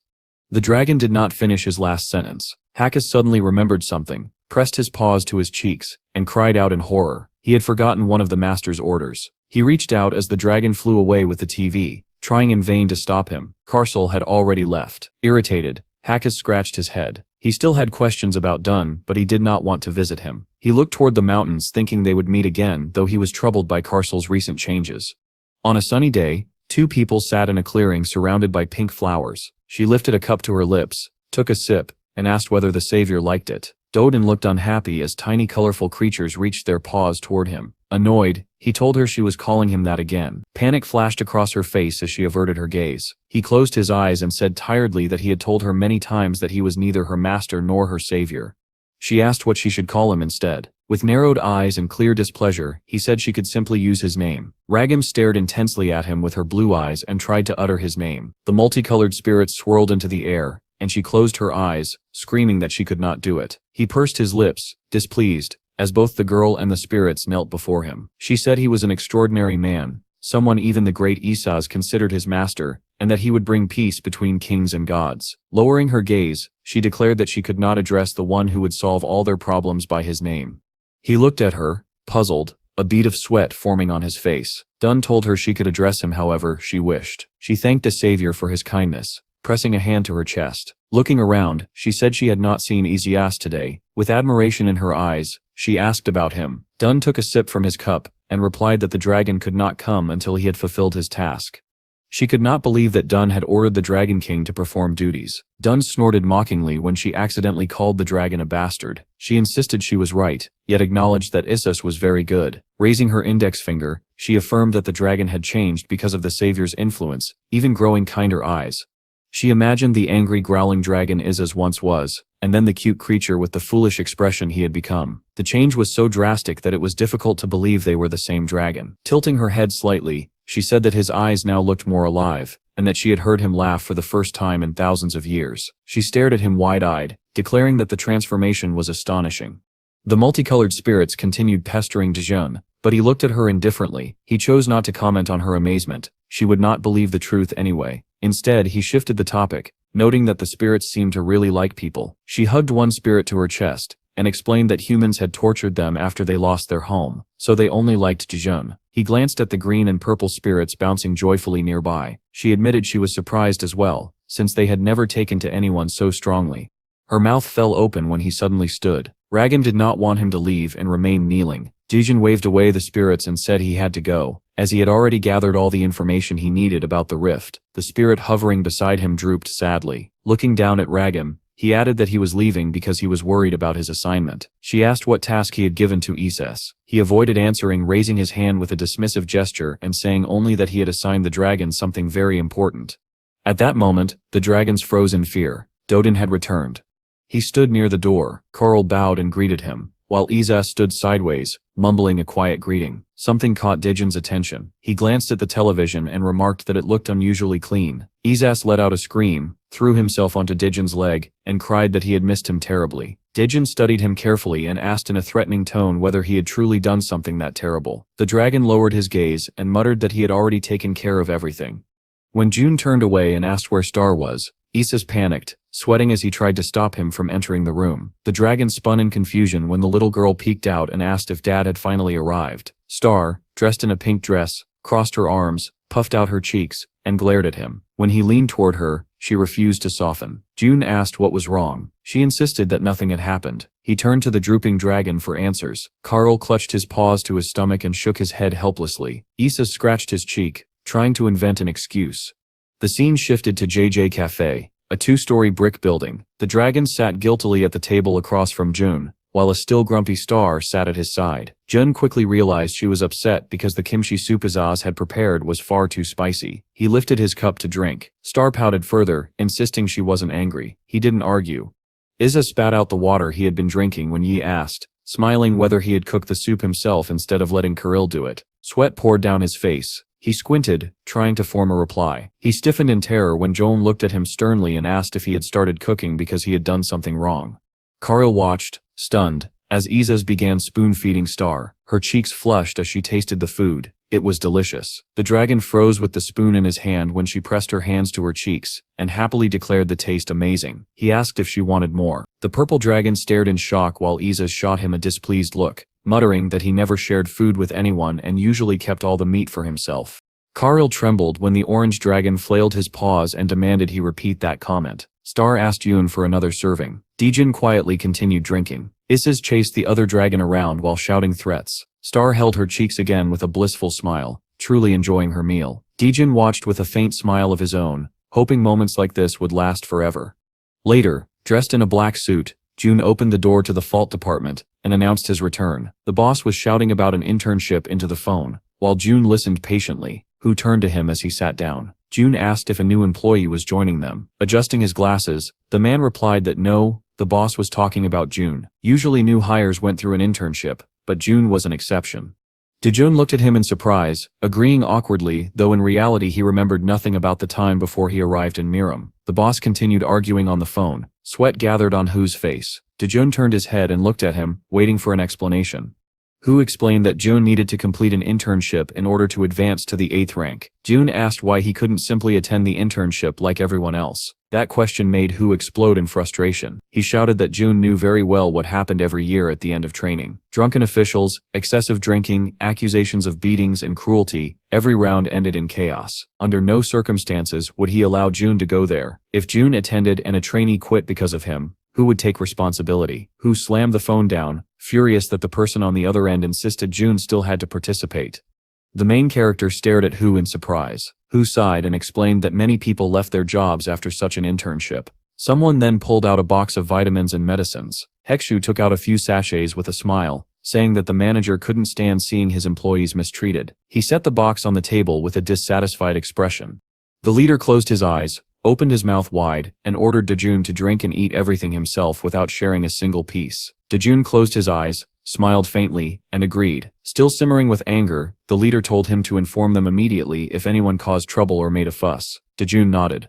That evening, inside the oddly shaped Hunter's Bureau building glowing with light, a dark-haired man knocked on the director's office door. After being granted permission to enter, he approached and stood at a respectful distance, while Yanal reviewed papers. When asked why he had come, the subordinate placed a black folder on the desk, and reported the names of government officials scheduled for internship approval. The mustached director stared in disbelief, asking if the department head was really supposed to handle this, when the trembling man stammered that he should, but this time Lejun was on the list. Yanal clutched his head. The subordinate lowered his eyes in guilt. The director demanded to know why Dejun needed an internship. He had been working in the municipal office for a long time. The subordinate explained that Dejun had been hired as an exception without prior training and suggested placing him on a different list.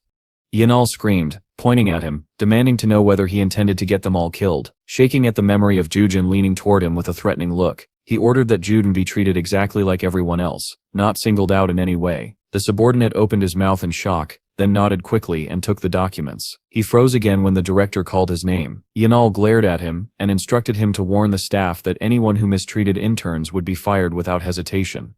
Lights glowed in the windows of the apartment building, where Juden lived. The orange dragon vacuumed the floor while Juden worked at the computer. Star placed a mug beside him, and Issus turned off the vacuum when she pressed the button. She watched him with contentment, though the dragon looked miserably depressed. She asked if he had finished cleaning. He grumbled. Dejun picked up a blue sheet, decorated with many star stickers, and prepared to give Issus another one for a job well done. Yi said that Issus had collected enough stickers, and was planning to give him money as a reward. The dragon didn't turn around. He muttered that he didn't need anything. Star stared with wide brown eyes, asking again in disbelief. With a heavy sigh, Issus handed her some bills and a wallet full of change. He asked her to add it to the household expenses, and said she was not required to give him money anymore. Star clutched the money, staring in confusion as he turned away again, sighing that he would stop asking for meat. Rubbing her hand anxiously, she looked to June, who continued typing. She asked quietly if he knew what was wrong with Issus. June turned, studying the dragon. He said he didn't think he had done anything and suggested asking Karal. At the table, the little star and the purple dragon were drawing. Karal set down his chalk, confused, when Juden asked if he knew what was happening with Issus. They stared at him, startled, as Karal suddenly knelt on one knee beside the table. He declared that their owner could finally reveal how much suffering he had endured alone all this time. With one hand on his knee and eyes closed, he insisted that nothing needed to be hidden anymore. Star blinked in confusion. She had no idea what he meant. Coral opened his red eyes and promised that they would try their hardest not to revive the owner's painful memories ever again. She scratched her cheek thoughtfully. Dejun looked at the dragon with complete bewilderment. No one had any idea what was going on. Everyone gathered at the low table. The dragon sat sadly, eyes closed. Star chewed on Isus's ear happily, but he did not react at all. Karel explained that they had accidentally witnessed Dujun quitting his job. Uni turned her head toward Dujun, confused, and he pointed at himself, asking if they were really talking about him. The purple dragon closed his eyes as tears streamed down his face. He said that earlier, before dinner, they discovered that their master was now unemployed. Isus scolded Star for playing around at such a serious moment, but she only looked at him in bewilderment. Kirill cried harder. He remembered seeing Jujin reading about an internship at the Hunter's Bureau and had assumed this meant their master was exhausted from working in the department and planning to quit. With a clenched fist and a trembling voice, Kirill declared that they understood everything. Humans were weak, jealous creatures. He imagined Jujin exhausted at his desk, mocked by colleagues who envied his strength. He pictured Ho and Chu holding hands and laughing as Jujin walked out forever. In Carol's mind, June had mercifully abandoned work that was unworthy of him. Kirill dabbed at his eyes with a white handkerchief. Star, standing behind him, asked Isus what was going on. Isus replied that the purple dragon was exaggerating terribly. Kirill, however, continued lamenting the loneliness of perfect beings. Star stared with her mouth open. Kirill pressed one paw to his chest, raised the other dramatically, and said he was deeply moved by their master's compassion. Jujun closed his eyes, waved his hand lightly, and admitted he was quitting his job. The dragons froze, mouths open in shock. Isus only looked irritated. Kirill scrambled onto the table and, sweating anxiously, asked what sort of internship this was supposed to be. He insisted that internships were normally required only when starting a job after university. Isis grabbed his head in despair, realizing he had just given away money for nothing. The purple dragon trembled as Isis loomed over him, furious and blaming him for the misunderstanding. As punishment, Isis allowed Star to chase Carol in circles. The girl was thrilled. Carol apologized, but the orange dragon refused leniency. Then Uni reminded Isis that he needed to take back his money. She stared in surprise as he grabbed her hand and begged her to return his wallet. Raising her finger with a sly smile, she asked who had told her to use the money for household expenses. Isis stepped back in fear. He had indeed said that. With her chin resting on her hand, she stared down at him and said she might return the money if he asked nicely. He immediately knelt. Star watched in astonishment as Isis pleaded tearfully for his wallet. Uni finally handed it over, saying she had only been joking. Isis pressed his cheek against the wallet lovingly, declaring how much he had missed it. She placed a 50,000 won bill into his hand and told him he could take more if he wanted. She explained that it was his reward for collecting all the stickers. While Isis thanked her with a radiant smile, Karel tiptoed away, hoping to escape. Isis glared at him and ordered him to stop. Karel froze guiltily. The orange dragon growled in anger and asked where he thought he was running. Karel bolted. Isis chased him. Star joined in happily, while Uni waved her hands, trying to calm them down. The next morning, Dujen's internship at the Hunter's Bureau began. A man in a pink shirt was shouting into his phone, furious that he had been told important information too late. Jen glanced at him. The man yelled that he couldn't attend a meeting now because he had to go to Gangnam Station, something the interlocutor already knew. He ranted that preparing a meeting with high-ranking guild officials required much more than simply receiving materials. The person on the phone suggested assigning the task to an intern. Daejin looked away as sweat formed on his forehead. The boss roared that working in a department and interning in a bureau were entirely different. Daejin silently noted the man's impressive voice control. The boss checked his screen, then the call abruptly ended, enraging him further. He sighed heavily and looked at the intern, who seemed far too thin for the job. He worried that hunters might break the young man's bones if things went wrong. Daejin sat expressionlessly. The boss walked to his desk and called him over. Scratching his head in embarrassment, he explained that he usually didn't assign complicated tasks to interns, but this time he had no choice.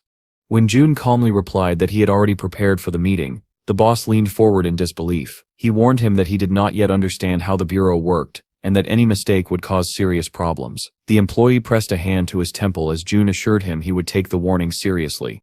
But the boss still couldn't understand how this new intern functioned so calmly. Jun's boss could not decide whether the intern's calmness came from extraordinary stress tolerance or simple cluelessness. Standing at the door, he waved his hand sympathetically and said that interning in the bureau's busiest department must be incredibly difficult. He promised to return soon and emphasized that he was entrusting this important matter to an intern. Daejun looked at him with wide eyes as the man, flustered, insisted he wasn't deliberately burdening him with such heavy work. Apologizing again for giving an intern this responsibility, he hurried out and slammed the door. Out in the hallway, the man fumed. Being forced to apologize and make excuses because of incompetent managers irritated him to no end. He wondered if he had made the right choice entrusting the meeting to a trainee. Inside, Daejun calmly picked up a stack of papers. The guild name wasn't listed anywhere, only that it held a high rank. Even so, he was sure everything would go smoothly. What bothered him far more was whether Isis had eaten. In a large, high-windowed meeting room, several people sat at a table. A man in a black suit wiped his sweating face with a handkerchief, smiling nervously as he announced that the hunters had arrived earlier than expected. A hooded figure asked what was happening with the meeting. The employee clasped his hands, eyes squeezed shut, and hurriedly explained that the meeting would begin as soon as their trusted representative arrived. He apologized and asked the hunters to wait a little longer. The guild member grew irritated, suggesting that the bureau simply did not want to sign a contract with them. Just then, the door opened. The bureau employee rushed to reassure the hunter, insisting he was mistaken, but the hooded man froze the moment he saw June enter, wearing a black suit and carrying a folder. The employee proudly announced that this was the representative they had been waiting for. Daejun apologized for the delay. The hunters watched in astonishment, as the employee immediately scolded the intern for being late. Daejun bowed slightly and promised to take his words into account. The hooded man stared in disbelief, sweating. He stepped forward and protested that no one should be treated like that, even if they were just a trainee. Daejun turned toward him, but before he could speak, the bureau employee reminded the guild member that he had threatened to cancel the contract if the representative did not arrive quickly. The hunter waved his hands frantically, denying this. He summoned his subordinates for support, and they reluctantly backed him up. Daejun studied them quietly and admitted that he hadn't expected to meet them here. The bureau staff watched with hanging jaws, as the intern calmly told the hunters that their behavior was unusual today. Slowly, the Icarus Guild members lowered their hoods, revealing guilty expressions. The bureau employees still stood frozen in shock, as the guild members rose to their feet. Jejun told them they looked and acted very differently from their usual selves. Staring intently, he asked whether this was their true appearance and manner of conduct. Minhoo raised his hand excitedly, insisting that everything was a misunderstanding. He asked why Jejun was even at the bureau. Jejun replied that he was undergoing a temporary internship for training. Behind him, one bureau worker leaned toward another and whispered frantically, asking what was going on and why the hunters were treating the new trainee like an old acquaintance. The boss walked toward the door and declared it was time for them to leave. His subordinate watched him in confusion as the boss turned back with a wide smile, declaring the negotiations a success.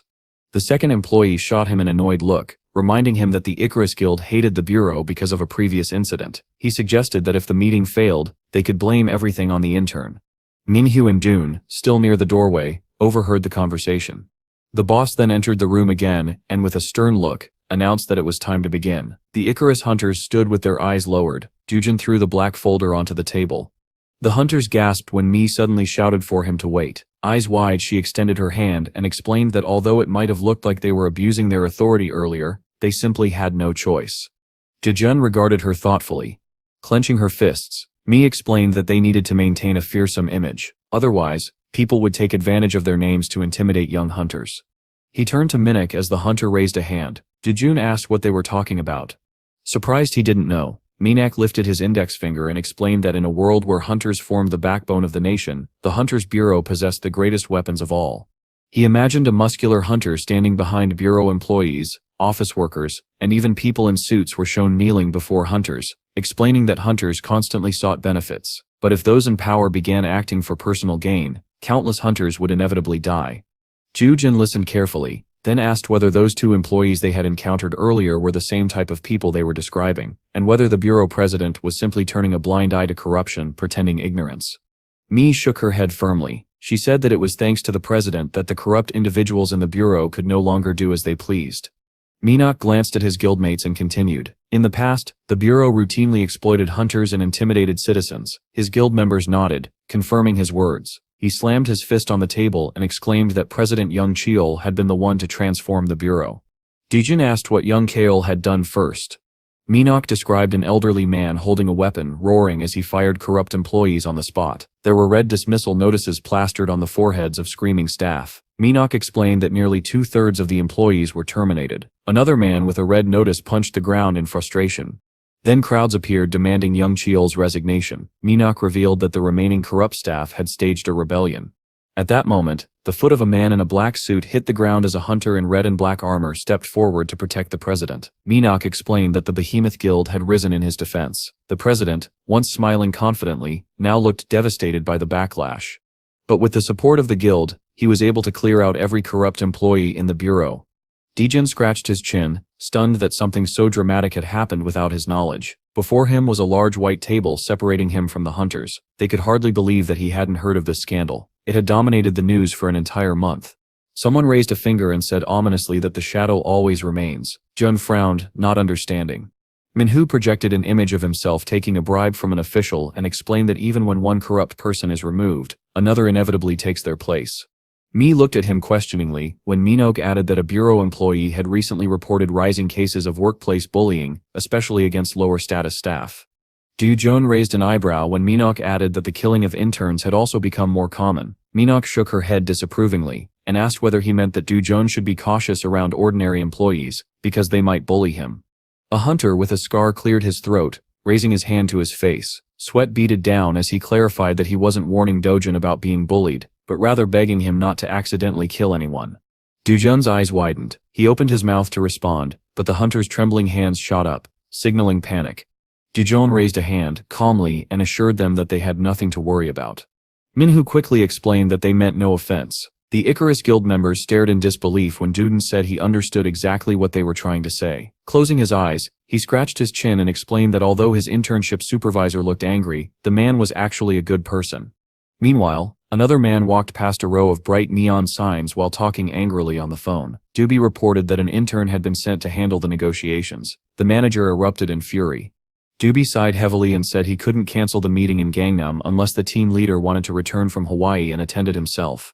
The man in sunglasses asked threateningly what he had just said. Doobie, irritated, muttered that it was nothing. On a beach wearing a flower wreath, the team leader shouted that sending an intern to negotiations was a terrible idea. The guild might assume the bureau was looking down on them. The company was monitoring work quality very strictly now and would punish any mistake harshly. Doobie held the phone away from his ear, exhausted. He explained that at this stage the negotiations were nearly complete, and the intern only needed to present the material. The boss demanded to know what they would do if the guild required further negotiation. Just then, a message from June appeared on the phone.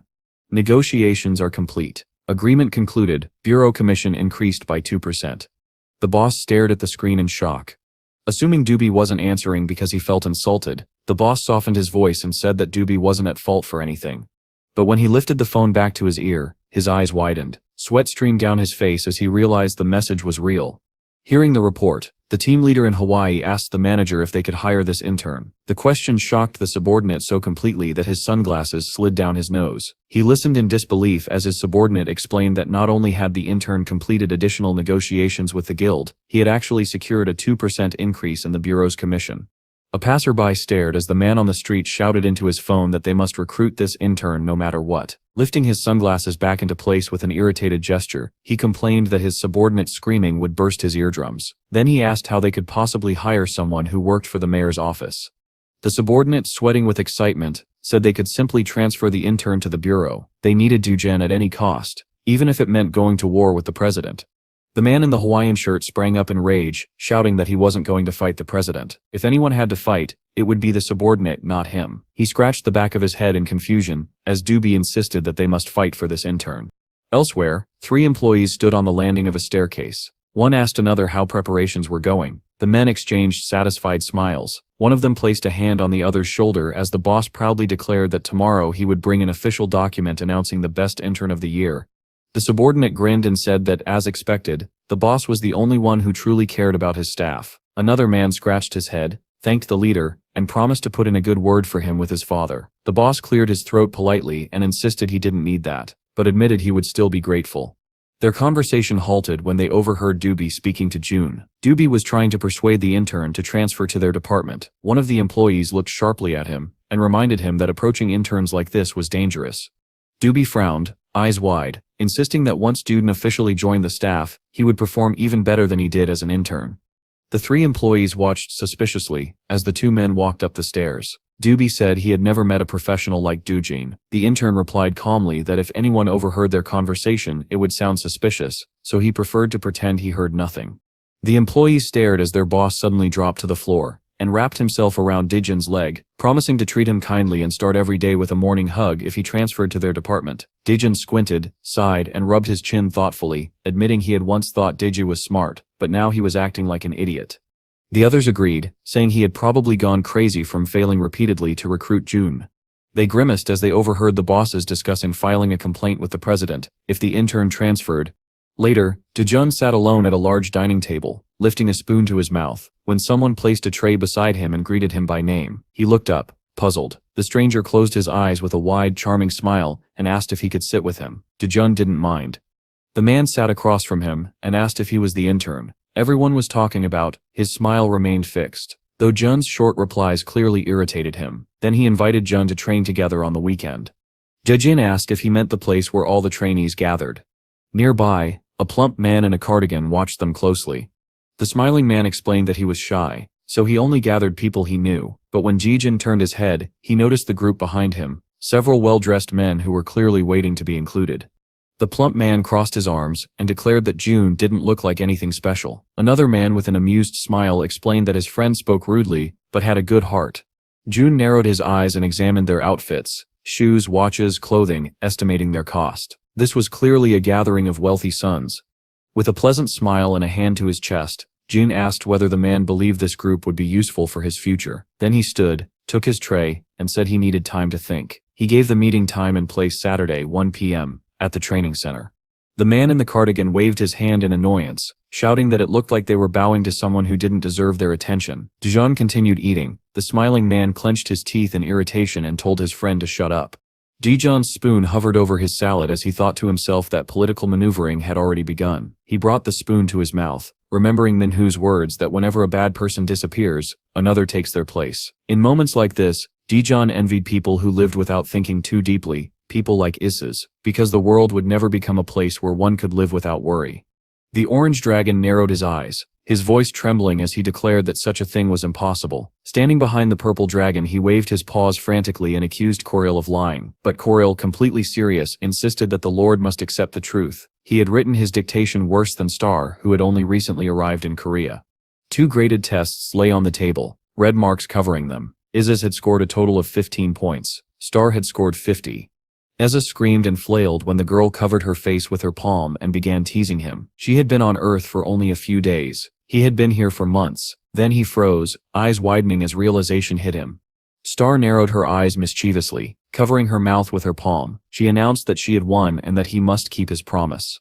One dragon grabbed his head, the other collapsed to his knees. They begged her to reconsider, but she refused. Izaz squeezed his cheeks in anguish. Carol clenched his paw into a fist. In the end, they agreed to fulfill her wish. Star pointed at them sternly. Izaz closed his eyes, raised his fist, and shouted that they were now crime fighters. The purple dragon, expression dull, raised his paw and added that they were operating out of Green Mountain Villa. The dragons positioned themselves on either side of Star in dramatic fighting stances. Izaz could not believe he was doing such absurd things at the age of 8,000. Carl commented that this was all because of Izaz's terrible dictation skills. The orange dragon's eyes flashed dangerously when Carl laughed and said his master wrote worse than a 3-year-old. Kirill immediately recoiled, trembling and covering his face as Issa stepped forward, cracks spreading beneath his paw. Armed with a sword, the dragon towered menacingly over his subordinate, and warned that servants who spoke only the truth tended to die young. Star reminded them they needed to hurry. Carl continued trembling on the floor as Isaz grudgingly told him he was lucky this time. Star walked away, satisfied. Isaz looked at her gloomily and said that a promise was a promise. They had to go. Kirill's eyes widened. He called out in panic as they walked toward the door. Outside, the sky was cloudy and rain poured down. Kirill reminded them that the master had forbidden them from going out in such weather. Isaz glanced at him, pointed to himself, and asked what danger he, the Dragon King who could kill SS-rank monsters in one blow, could possibly face. Star blinked in amazement. As a mythical creature, even S-rank hunters could not handle her. She too would hardly be in any danger on the streets of Seoul. Carol remained on the floor. Izaz mockingly asked if Carol thought he was in danger. Izaz, who was stronger than the 10th dragon, a being so powerful that defeating it required gathering every S-rank hunter in the world. Carol stomped his paw nervously, insisting he hadn't meant anything so extreme. With dark, determined eyes, he told Isaz that if anything went wrong, the Lord might not be able to eat meat for a whole month. That argument hit hard. Isaz stared at him, speechless. The other dragon simply snorted. Kirill's logic had failed. Star put her hands on her hips. Isaz crossed his arms and asked her to remind him what she had said earlier. Annoyed, Star repeated, they could go outside, but only if they didn't get caught. The dragon and the girl high-fived in triumph. Carol watched with deep displeasure. Isaz muttered that he disliked going out in the rain, but he would do it today. Star thanked him. He sighed heavily, thinking that Star's education had already failed. The dragon and the girl took umbrellas and put on raincoats. Outside, the rain beat against the ground. Isaz glared at Cariel and asked if he truly wasn't coming. Star said he should go. With another heavy sigh, Cariel admitted he was on his way. Dark clouds hung low. Rain poured down. A little girl shrieked with joy as she jumped into a puddle. Isaz asked what she was doing. Star, wearing yellow rubber boots, jumped again, shouting that it was fun. The two dragons, dripping in multicolored raincoats, watched her with equal displeasure. Krill regretted coming outside at all. Isaz muttered ironically that a child's problems were as small as the child herself. Lifting his burning paw, he prepared to strike the puddle, telling Star to watch closely so he could show her what real fun looked like. Carl stood frozen behind him. Isaz slammed his paw into the puddle. Water exploded in every direction. Stones on the ground flew upward from the impact and shot into a nearby lamppost, nearly destroying it. Shrieking, Carol summoned a magical shield in front of Star to protect her from the flying debris. Her eyes sparkled with delight. Isaz stood on the far side of the enormous shield, dripping and stunned by his own destructive display. Isaz raised his eyebrows in surprise, pressing a paw to his chin as Carol lowered the magical shield. Carol clenched his fists and shouted that such a strike could have destroyed nearby buildings, and then the master would surely kill Isaz for causing so much trouble. Tapping his fingers together in confusion, Isis insisted that he had planned to stop the wave himself, and that his attack had been aimed only at the water, not the ground.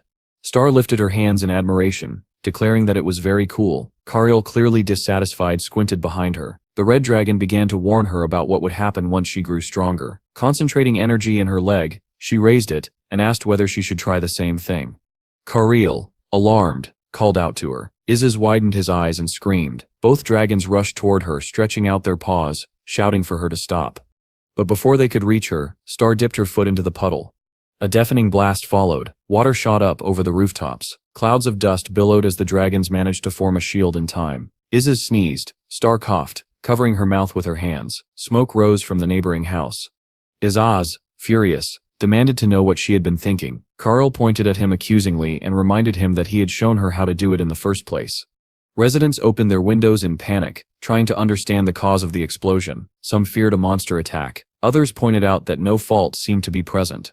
Isis lowered his eyebrows and asked whether they had messed up badly. Kariel, still beside him, confirmed that they had. The red dragon quickly grabbed Star by the waist and bolted, Kariel following. Behind them, the neighbors, terrified, believed a fault might have opened and decided they needed to inform the police. Meanwhile, Jun walked down the street under his umbrella. He saw smoke rising behind the houses and, lowering his eyebrows in mild irritation, assumed the kids were simply having fun again. Inside the apartment, Kariel and Isis knelt guiltily before him. Isis trembled with both paws raised high. A large bump sat on his head. Star stood beside him pitifully, saying he was hurt and should be forgiven. The purple dragon tried to take the blame onto himself. Uni exhaled and told her father that she was certain. Isis had no bad intentions. She asked if the poor dragon could lower his paws, which were trembling from fatigue.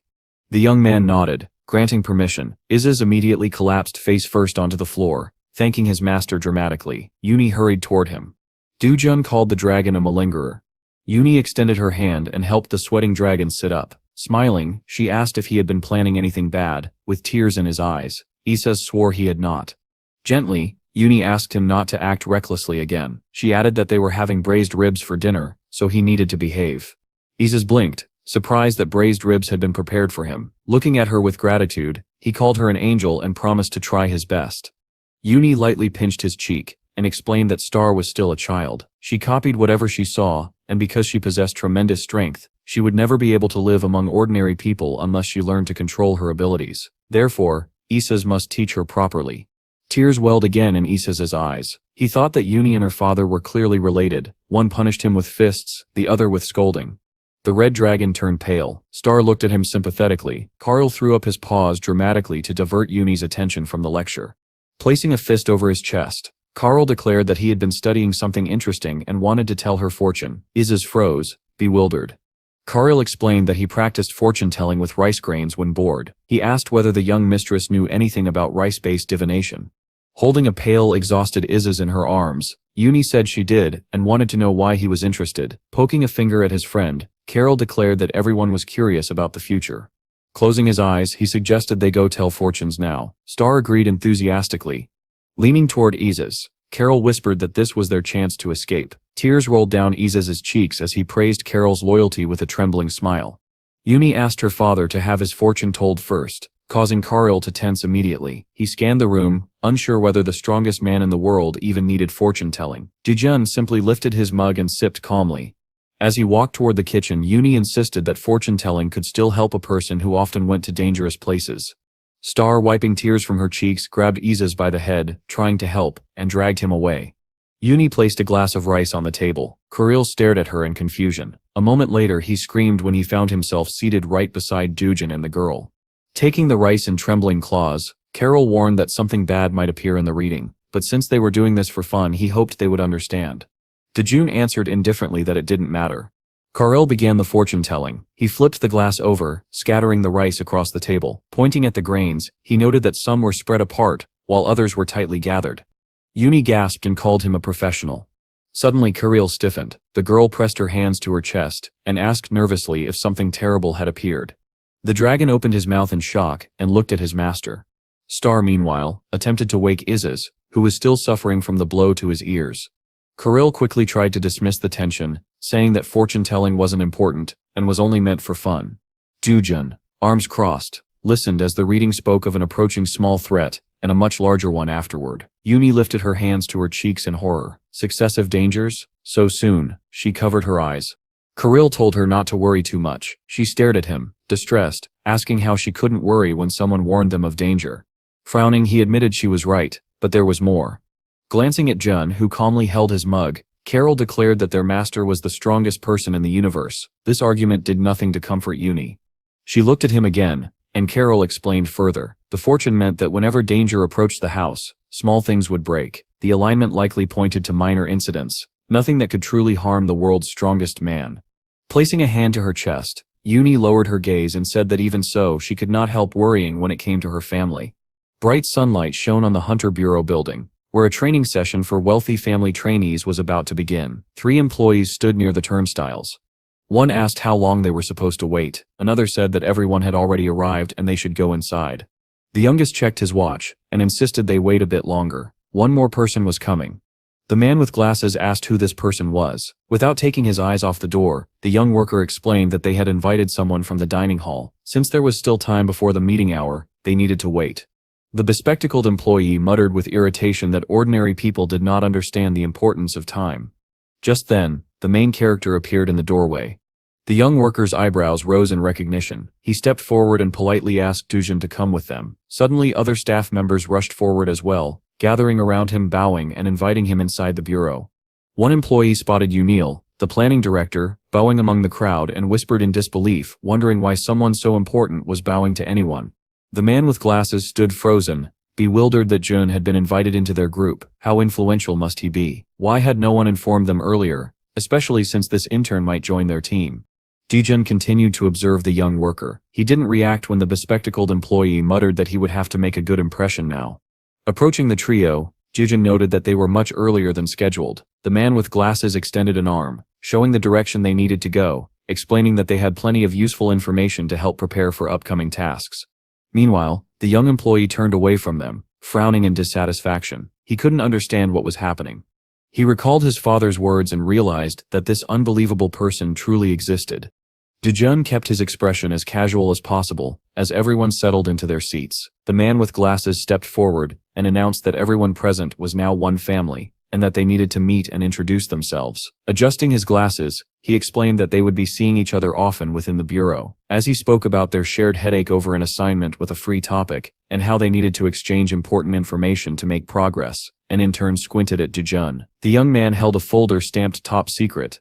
Continuing, the bespectacled employee said that each of them was supposed to receive information for the case through their useful connections. Pointing at Dujin, he suggested they listen to the topic chosen by this amazing, still unknown individual. Someone in the audience whispered, wondering why this man was called amazing. Another replied that if the employee said so, there must be something special about him. People murmured about the arrogance and mysterious value of the new bureau member while the young employee edged away from Dujin. Jun rose from his seat, intending to ask a question before introducing his assignment topic. Looking at the man with glasses, he asked whether they had received security clearance for the project. He added that he knew the topic was freely chosen, but also remembered clearly that the authorized information for such a project was available only in the Hunter Bureau's library. A tense silence followed. One of the employees sneered, asking why this newcomer was lecturing them. Another whispered that anyone who came to the bureau without knowing this was simply foolish. The man with glasses burst into laughter, clutching his stomach. Wiping a tear away, he apologized, then looked at Dune from under lowered brows and asked him to stop acting like a child. He reminded him that he had been invited to this meeting. Imagining himself standing proudly in front of the bureau building, surrounded by wealth, the bespectacled employee smugly emphasized that no one was being forced to obtain or use information. He added that Jun should simply use what was available, because although the topics were free, most employees would ultimately try to formulate a strategic plan, hence the need for information. He insisted that everyone present was intelligent and dedicated to the bureau's success, not criminals. Leaning forward, he asked Jun whether he disagreed, and warned him not to speak to them in such a manner, no matter who might stand behind him.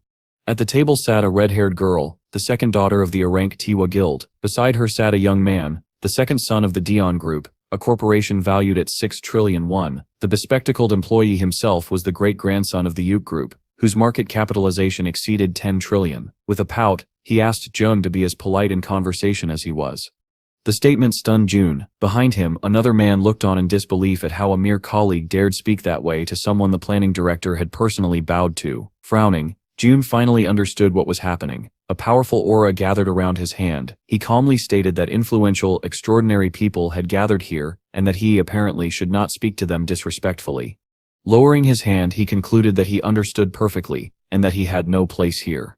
As Jujin walked away, the man with glasses muttered that the newcomer was out of his mind and had ruined the atmosphere. Turning to the crowd, he asked where the worker who had brought Jujin here had gone. A colleague pointed to the empty seat beside him, saying the man had left moments ago. The employee guessed he had followed Jujin.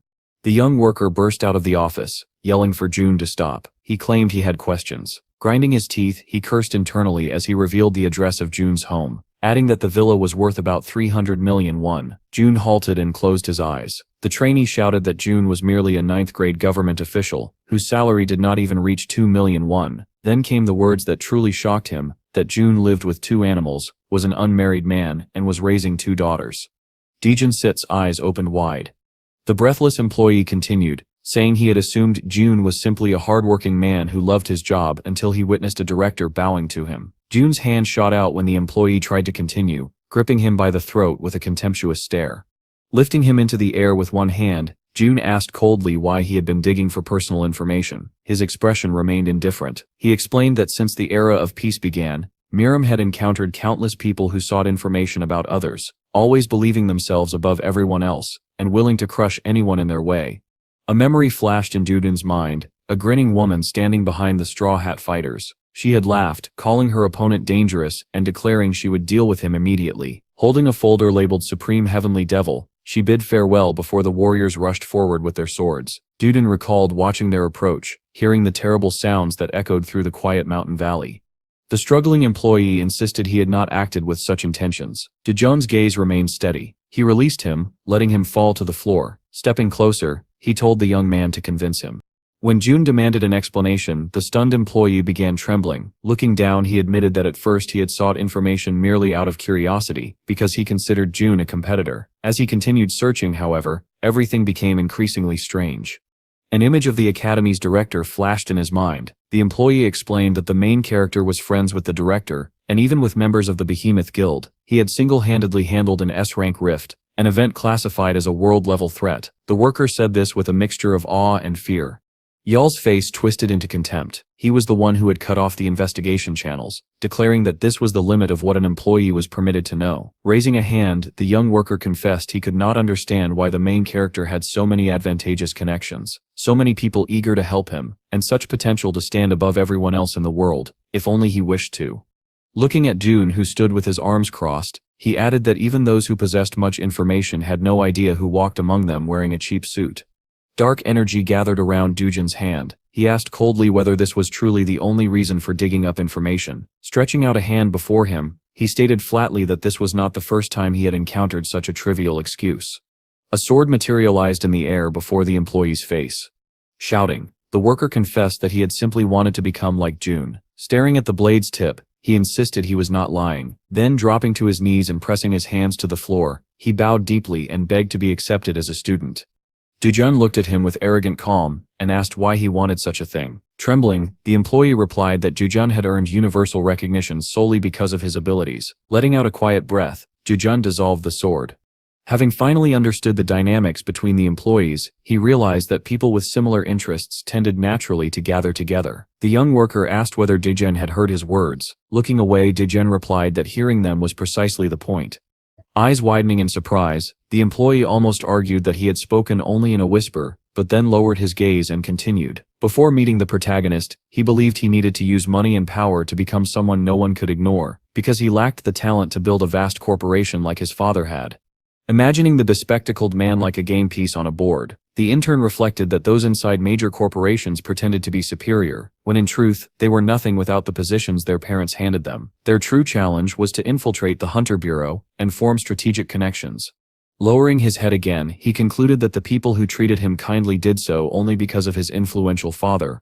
Dujun scratched his chin thoughtfully. He asked why the young man would not give up all of this. Without relinquishing his privileges and without possessing any abilities, the intern still wanted to become someone significant without genuine effort. The word struck the employee like a blow. As Dujun walked away, the worker insisted he was doing everything in his power. Dujun replied that he simply needed to continue living, because he possessed something others could never have. Looking over his shoulder, the main character warned him that this would be the last time he tolerated anyone searching for information about him. The employee reached out a hand, begging him to wait. A furious voice behind them made both turn. Several men stormed out of the audience, shouting that June was bullying others, and apparently wished to be fired. One pointed a finger, accusing him of thinking himself superior just because Duck valued him. Another grabbed the intern and asked if he was all right, insisting that someone so important should not be lying on a dirty floor. Pointing again at June, they demanded the director report him and dismiss him. The director stepped forward, stating he no longer wished to see such theatrics. These incidents were happening because the president had approved special rules, and as a result, the bureau was no longer providing moral training, even though no other methods worked on the new generation. Jejun held up a booklet, detailing the special rules. Without turning, he asked the young worker to show him his progress, since he claimed to want to climb the career ladder on his own. The employee's face filled with unmasked admiration. Jejun tossed the booklet aside, saying he had simply been lucky. Walking toward the exit, he added that the employee had been born in a time when those in higher positions were not cruel and did not use evil methods. Back in the office, Young Chell and Ganghound both sneezed. The men in formal suits were furious at being ignored. One of them vowed to file a formal complaint with the fault management department. He turned to his young colleague and smiled, telling him not to take the incident to heart. The man handed him a folder and explained that it contained information on those who had completed the internship with the highest results and taken first place. Hearing that this information could help him claim first place as well, the employee stared at the folder with unease. His hands trembled. He believed Jen would never accept him as a student. A bead of sweat slid down his cheek. For a moment, he thought accepting the folder would be the easiest path. But then he remembered Dolan's words, that he was fortunate to have been born in a good era. The silhouettes of his colleagues blurred in his vision. These people, he thought, would not disappear anywhere. Looking down, he thanked his colleague, but refused the offer. A crowd had gathered in front of the list of winners pinned to the green board on the wall. Someone pointed out that only people from wealthy families had won. Another suggested filing a complaint, but someone immediately objected, saying it would be pointless. A jubilant voice announcing victory caught the intern's attention. The bespectacled man placed a hand on his shoulder and said that although he hadn't truly wanted first place, it certainly didn't hurt to take it. Laughing, he declared himself the best and told the intern not to be disappointed. With a smug look, he added that the newcomer from their meeting might be fired by the fault department. Hearing that the Hunters Bureau had pressured the department, and that the arrogant young man would soon learn what disrespect leads to, made the intern's jaw drop. In a different place, a blue mug fell into a sink and shattered. Uni jumped back, clutching her hand. Carl asked anxiously if her mistress was all right. Reaching toward the broken shards, the girl realized she had never broken anything before. Remembering the fortune teller's warning, she raised her eyebrows. The first danger had begun. Outside the bureau, dozens of journalists had gathered. A reporter introduced herself as being from JP News. The bespectacled man explained that an internal complaint had been submitted to the Hunters Bureau regarding illegal employment, and the prosecutor's office had launched an investigation. Standing before the camera with a microphone, the reporter announced that Mr. Kim was now at the center of a corruption scandal, because certain trainees had allegedly received unfair preference during recruitment. Journalists with voice recorders swarmed the man in the official suit, demanding to know who had initiated the complaint and who had issued the order. Security attempted to shield him as he demanded the cameras be turned off. With an angry scowl, Mr. Kim shouted that he did not know who the informant was and that they were being treated unfairly. Pointing at his colleagues, he declared that although their behavior had been terrible, that was still no excuse to ignore mandatory procedures and drag them away without reason. The three men behind him shifted guiltily. Mr. Kim continued shouting that they needed solid evidence of guilt before detaining them. Turning on the reporter, he demanded to know who had authorized the action. A voice replied beside him, "It had been him." Mr. Kim spun around in bewilderment. Standing before him was Jan Kull, arrogantly declaring that he had personally investigated the case and already handed over all the evidence of corruption to the prosecutor's office. Turning away and climbing the stairs, the bureau president remarked that he hoped no one was angry about this. Confidentiality, he said, had been essential in organizing such a large-scale arrest. Taking his place at the pulpit, he addressed the crowd gathered outside. Looking ahead, Young Chell introduced himself and explained that because he had been too busy to oversee the bureau properly, strange things had begun occurring within it. Shocked reporters scrambled to capture his speech. The president vowed to continue his work with increased vigilance, especially in rooting out morally unacceptable acts committed by employees, particularly those involved in this case. Upon hearing that these workers would never again be allowed to work in the bureau, and that anyone who had assisted them would also face severe punishment, the bespectacled employee burst into tears.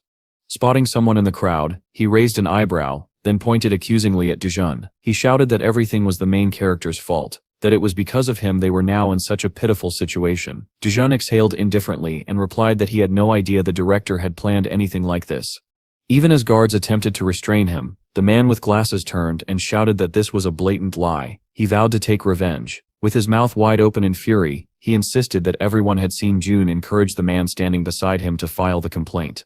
Mr. Kim scratched his ear and sarcastically suggested he go ahead and report it, though even if he did, nothing would happen. Meanwhile, Jujin asked calmly why the man looked so relaxed when a few seconds earlier, Mr. Kim had been furious, shouting that one could not treat employees so harshly. Now, blowing on his finger casually, he explained that it had all been an act. With a sigh, he added that the boss had asked him to perform like that because the president's dramatic appearance would have a stronger effect. Personally, he was indifferent to the arrest of corrupt officials.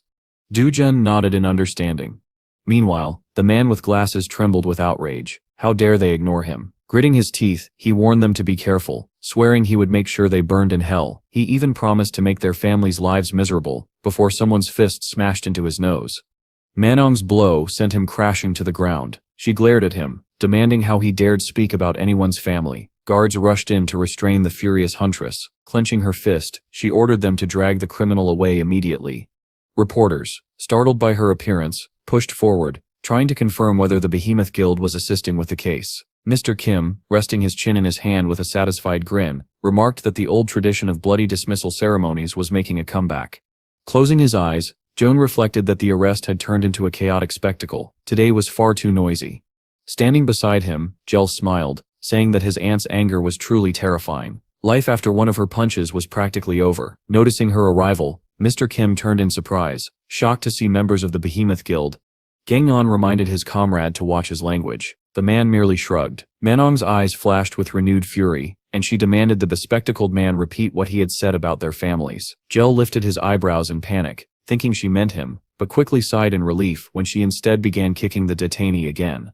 Turning to June, the hunter said he ought to be grateful to her. Mr. Kim was astonished to hear Jel addressing June in such a formal tone. Meanwhile, the employee on the floor tried to shield himself from Manong's kicks. Jel pointed behind his back, explaining that the man had been preparing to take revenge on June. But Mjon had discovered it, and now they could watch the criminals being taken away in handcuffs. Ganghan nodded in agreement. Janel exhaled in admiration, noting that the SG group was truly powerful. When Jel tried to justify himself, claiming he wasn't speaking informally to June but only muttering to himself, Manong approached them. She cleared her throat, and Jel immediately snapped his attention to her. After adjusting her hair, she smiled brightly and asked how June was doing. With a sigh, June replied that thanks to her, everything was fine, though he had no idea what was going on. She grinned, insisting he owed her nothing. Ganghan gave a thumbs up. Jel smirked, teasing that Manong's burning affection was frightening, especially since she had even asked her parents for help with this incident, something she had never done before. The punch that followed shook the area. Jel rolled on the ground, a fresh bump swelling on his head, while the huntress marched away in anger. Mr. Kim cringed, muttering that it must have hurt terribly. Gangnan cleared his throat, and turning to Jun, smiled as he recalled that Manong had been directly involved in the whole case. Since Jun did not know what had happened before the arrests, Gangnan suggested he discuss it with her over dinner. Flustered, the huntress called out to her leader. Jijun blinked, confused. Why wouldn't Gangnan join them? The girl lifted a finger to her lips, silently begging him not to say anything, but Gangnan only smiled and said it was better for the pair to talk alone. He himself knew nothing of the arrest details. Turning to Manong, Jun asked if she was free that evening. She nodded. Smiling, he said he wanted to thank her properly over dinner. A rosy blush rose to her cheeks.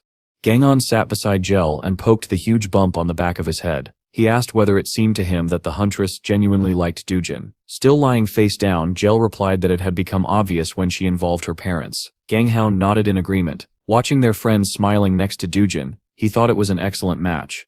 Sunlight bathed the bureau building. Jel declared he would never approve of the pairing. His friend asked how long he planned to lie on the ground. Jel answered that he was dead, and begged them to drive away the reporters before he died of shame. Walking down the street, June commented that he would have to pay for dinner to express his gratitude for her help. Manning Jong placed a hand on her chest, and insisted she should not let him pay. Closing her eyes with a gentle smile, she explained that Joan had supported them in many ways, and for that reason she would pay for dinner herself. Sunlight reflected warmly across the tall white building. Inside, staff hurried about. Someone urged the others to prepare everything quickly. "The lady is waiting." Another asked whether the chairman had been informed. The kitchen bustled as cooks rushed to complete the meal. The head chef replied that calling the chairman might inconvenience the lady, since it was the first time she had brought her boyfriend home. Upon hearing this, the kitchen erupted in enthusiasm. The chefs vowed to prepare the finest dishes for this special day. At first, the head chef instructed his team to serve the dishes themselves, but then he reconsidered. Picking up the serving cart, he announced that he would deliver the dishes personally. His eyes burned with determination. Today, he thought, he would finally repay the kindness their lady had shown. Placing a plate on the table, he announced that the appetizer had been served. When he began to describe the dish, Manning interrupted, suddenly focusing on him. She asked why Uncle Gilden was serving the food himself. Dujan looked between them, suspicious. Did they know each other? With an embarrassed smile, eyes closed, the huntress asked who would prepare dishes for the other guests, if the supervisor of both preparation and cooking were standing here. Clearing his throat awkwardly, the chef addressed her as lady, then corrected himself and called her guest. Closing his eyelids slowly, he explained that it was all a misunderstanding. He had come only to present the food prepared by the kitchen staff. Setting a glass of wine before June, the chef greeted him and asked for a moment to introduce the dish, but Manning insisted she could describe everything herself. Placing a plate before her, Gilden began anyway. Gesturing toward Manning, and smiling widely, he declared that she was extremely beautiful. She froze, stunned by the unexpected compliment. June tilted his head, confused, almost imagining gold coins raining from above. But Gilden continued. Beauty, he said, was not her only merit. She possessed exceptional management skills. Under her leadership, sales had increased by 700% in just 1 year. His eyes sparkled as he explained that the luxury hotel room she occupied was paid entirely with her own funds, and even if she lived there her entire life, she would never exhaust the capital she had earned. Clenching his fist with pride, he added that calling her the best, merely because of her abilities, would still be insufficient. She knew every employee by name, even the youngest. If the family of one of them faced hardship, she resolved it immediately, always in the interest of the company's well-being. Her character, he declared, was extraordinary.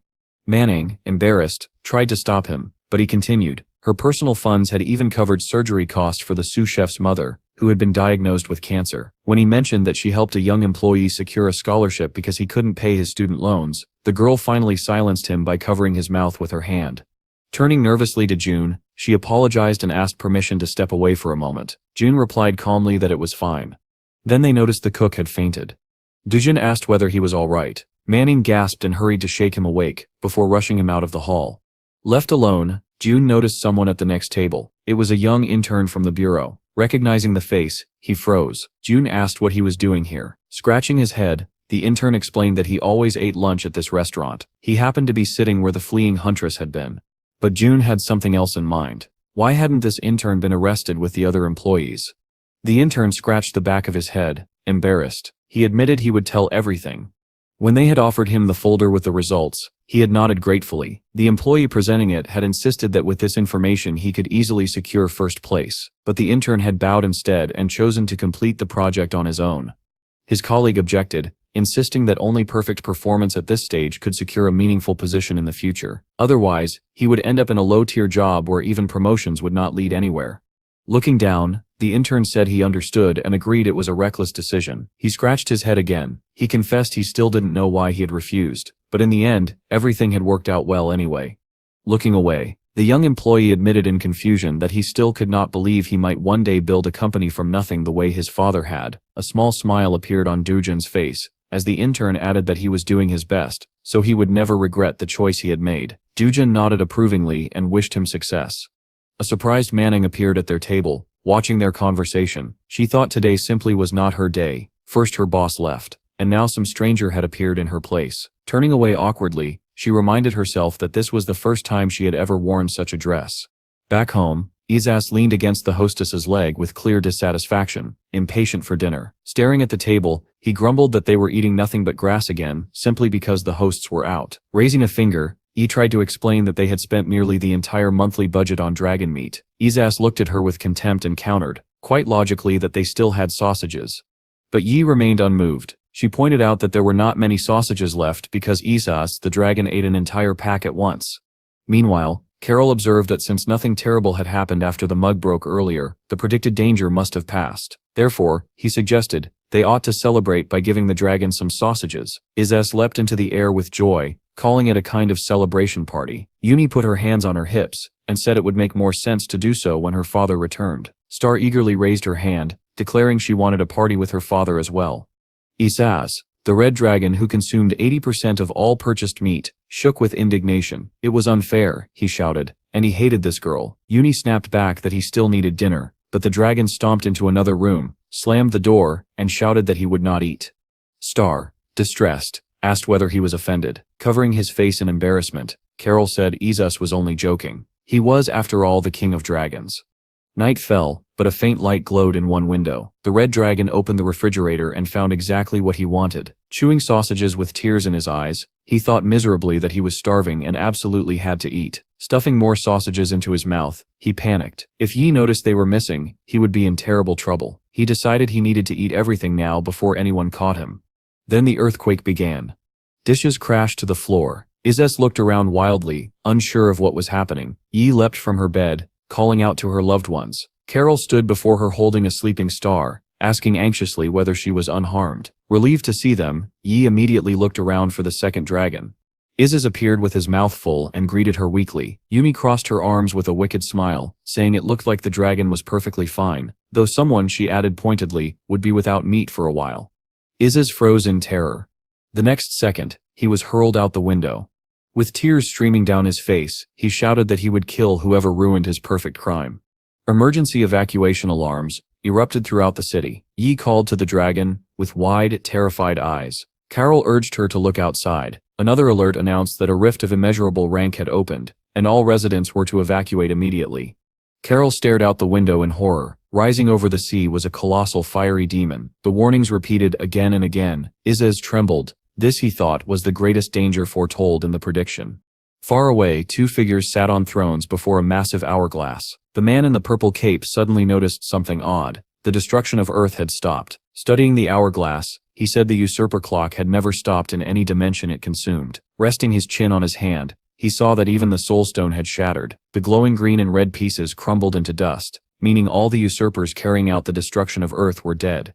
He sat back in disbelief. Marin Chindodontis, whom even the strongest conquerors could not defeat, had been killed by newcomers who had not even completed basic training. Imagining Dujin before him, he thought it would be troublesome if the Titans had truly been slain by such a recently arrived newcomer. He continued staring ahead, thinking that he had planned to recruit a new group of trainees immediately after the destruction of Earth. Who would have thought this destruction would stop?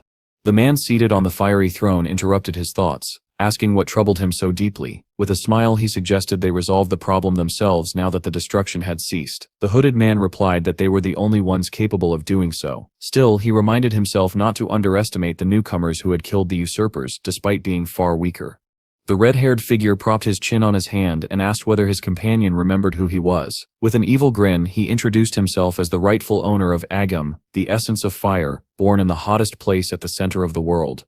The King of Flames, Hyperion, rose from his throne suspended before the vast rift, concluding that he would personally restart the destruction process. Since Marin and Adonis had failed so miserably, he stepped forward. The robed man beside him opened his mouth, thinking he understood the true cunning reason behind Hyperion's sudden fury. Walking toward the rift, the King of Flames told him to remember one thing. Standing before a massive fire-breathing dragon statue, he declared that anything forcibly summoned to the training zone after Earth's destruction would belong to him alone. With that, Hyperion stepped into the rift. The man in the robe smirked, pleased. Hyperion always behaved according to expectations. If the plan failed, he would at least gain information. If it succeeded, he could take everything he wanted, and thank the foolish flame later. The city below was engulfed in fire. Smoke choked the sky. Sirens blared across the streets, demanding immediate evacuation due to the immeasurable rank rift. June looked up at the floating titan and sighed. Too much had already happened today. Once again, something unpleasant was unfolding. Muttering curses under his breath, he decided to take care of this quickly and finally go home to rest.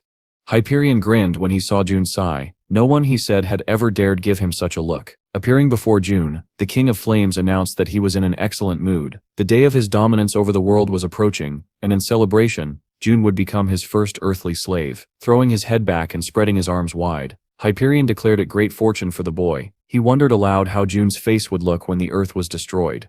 Jijin asked if he was always this talkative.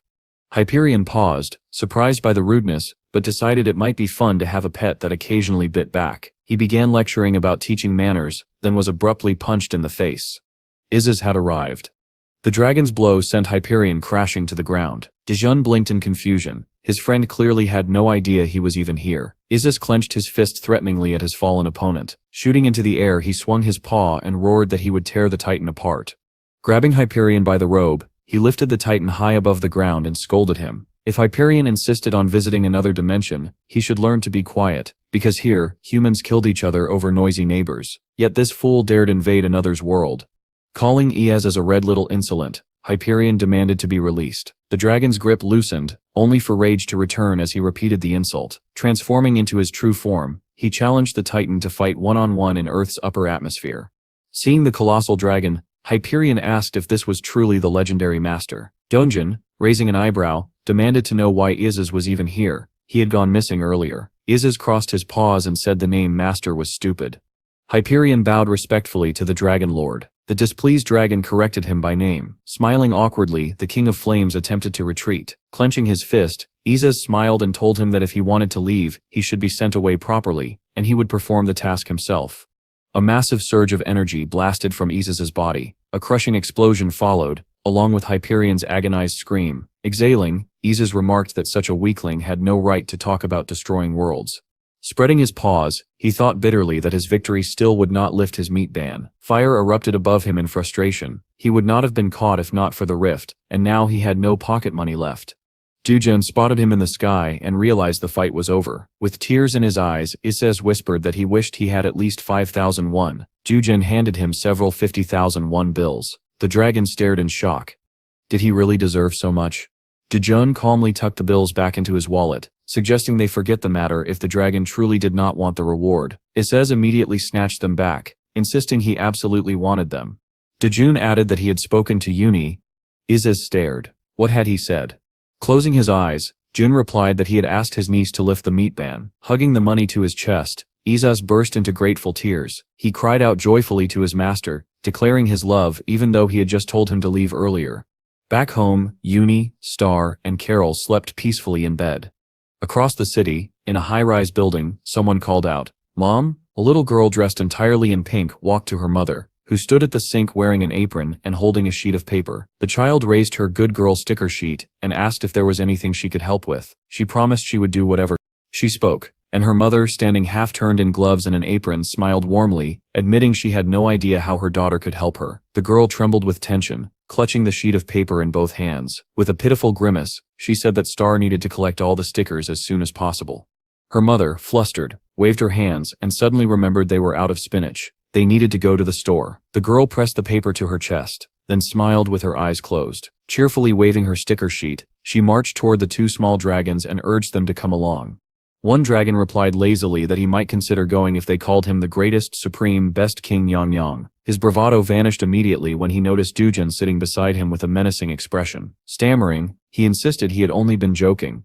The girl then looked toward the lilac dragon, who stood up and declared he would join them as well. She shut her eyes, angry, saying he absolutely could not come. Grabbing the red dragon, she shouted to her mother and Dijun that they would be back soon. The lilac dragon watched after her, upset. Dijun did the same, sitting calmly. When the dragon asked what he had done wrong, Dijun replied that he had no idea.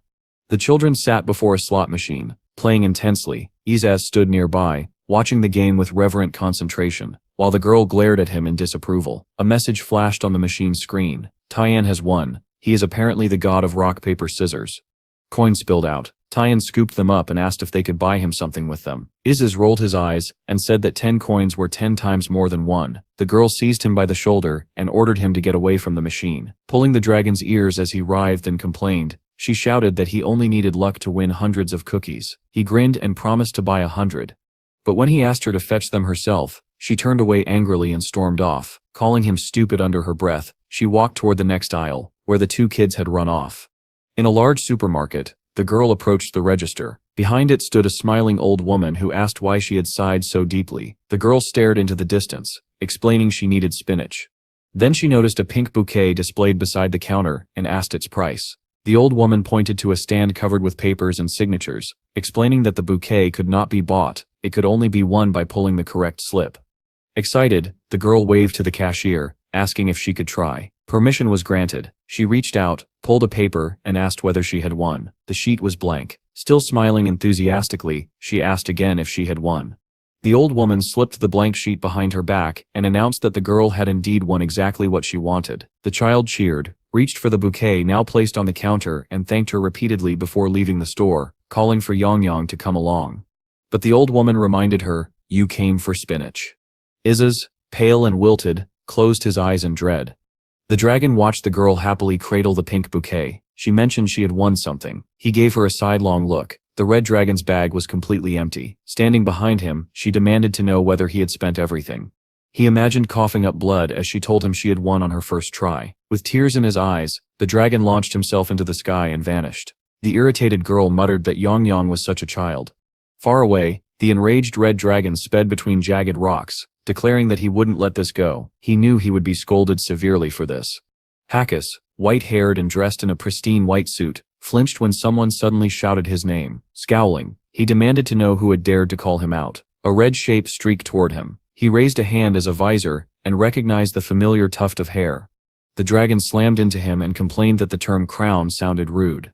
A huge explosion shook the rocky area. As the dust settled, Hakis muttered about returning to the starting position. Izzes, now wearing a red cap, stood beside him. Hakis rose unsteadily and demanded that he stand straight, unable to understand how such an insignificant dragon dared command him. Izzes calmly said he could forgive him. If his request was fulfilled, Hakis froze. This was a request from the Lord himself. Flames flaring behind him, the infuriated white-haired man stepped close, pointing a finger at the dragon. He asked whether Izzes had forgotten what fear was. Everyone exhaled as Yang pointed to a hologram. He asked if Hakis recognized it. Hakis stared and replied that it was a slot machine. Holding the hologram proudly, the dragon saw the truth dawn on Hakis. The dragon knew what he'd done. The man was horrified. Izzes had left the nest, disobeying direct orders. Hakis tried to turn away with a strained smile, asking whether he should make it for him. Standing behind him, Izzes warned that if the machine was not finished in 5 minutes, he would die. Hakis replied that he had already completed it. Dropping to his knees, he presented the slot machine with trembling hands, furious and humiliated. Yenon said he did not need the slot machine after all. He walked toward it and told Kakasa, who was sitting in terror, that he had been joking. Focusing, he climbed into the machine himself. The man in the white suit stood stiffly behind him. Hakis stared blankly and thought there was no point in training. Everything that happened to him was pure accident. A dragon, a man in white, and a destroyed slot machine stood together beneath the night sky among jagged rocks. Yenon asked him to make another one exactly like it.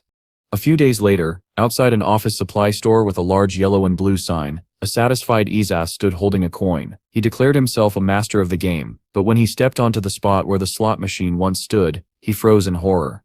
He asked the old woman where the machine had gone. She calmly explained that government officials had removed it because it was illegal. The dragon stood in stunned disbelief, screaming into the sky while the cashier watched, realizing he had completely wasted his money. In a multi-story building under a bright blue sky, Carol sat deep in thought. Lately, he said, he had noticed something strange. Everyone was having fun without him. Behind him, the red dragon and the pink-haired girl tried to sneak away, only to freeze when he asked if they were going out without him again.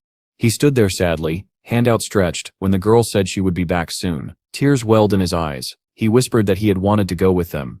He remembered times when the Lord and the girl had run away from him before, and wondered if perhaps he should ask the owner directly. But then he imagined the girl and the red dragon kneeling with their hands raised while Donjun stood behind them holding some instrument of punishment. Realizing this could be far worse, he began biting his nails in frustration. Sunlight filled the room. He had no idea how to make peace with them. Then he imagined himself in a chef's hat while they drooled over a mountain of exquisitely cooked meat. Yes, if he made good meat, surely he could reconcile with them. Holding a grocery bag in one hand and clenching the other into a fist, he walked with determination. Passers-by stared at him in confusion. At the checkout counter, he asked the cashier for groceries. 2 customers whispered to each other, debating whether he was a talking dog. One pointed out that a creature similar to him, only red, had been seen often in the area. Carol looked where the man pointed and saw Star and Yenon running with bags in their hands. The customer remarked that the red dragon had practically become a landmark of their market. Carol looked devastated. The angry red dragon and calm girl walked forward with their groceries. Izzes complained about how much she had bought, saying he could barely see. She asked him not to be upset. Carol called out to them. Both froze. The Lord turned around slowly, utterly confused. The purple dragon asked if he could carry their bags. He then asked if he could go home with them. They stared at him in shock. Yenon bared his teeth and turned away. The pair walked off, pretending not to recognize him. Carol imagined himself in a dark interrogation room beneath a harsh spotlight. They would never eat his food now. Tears filled his eyes.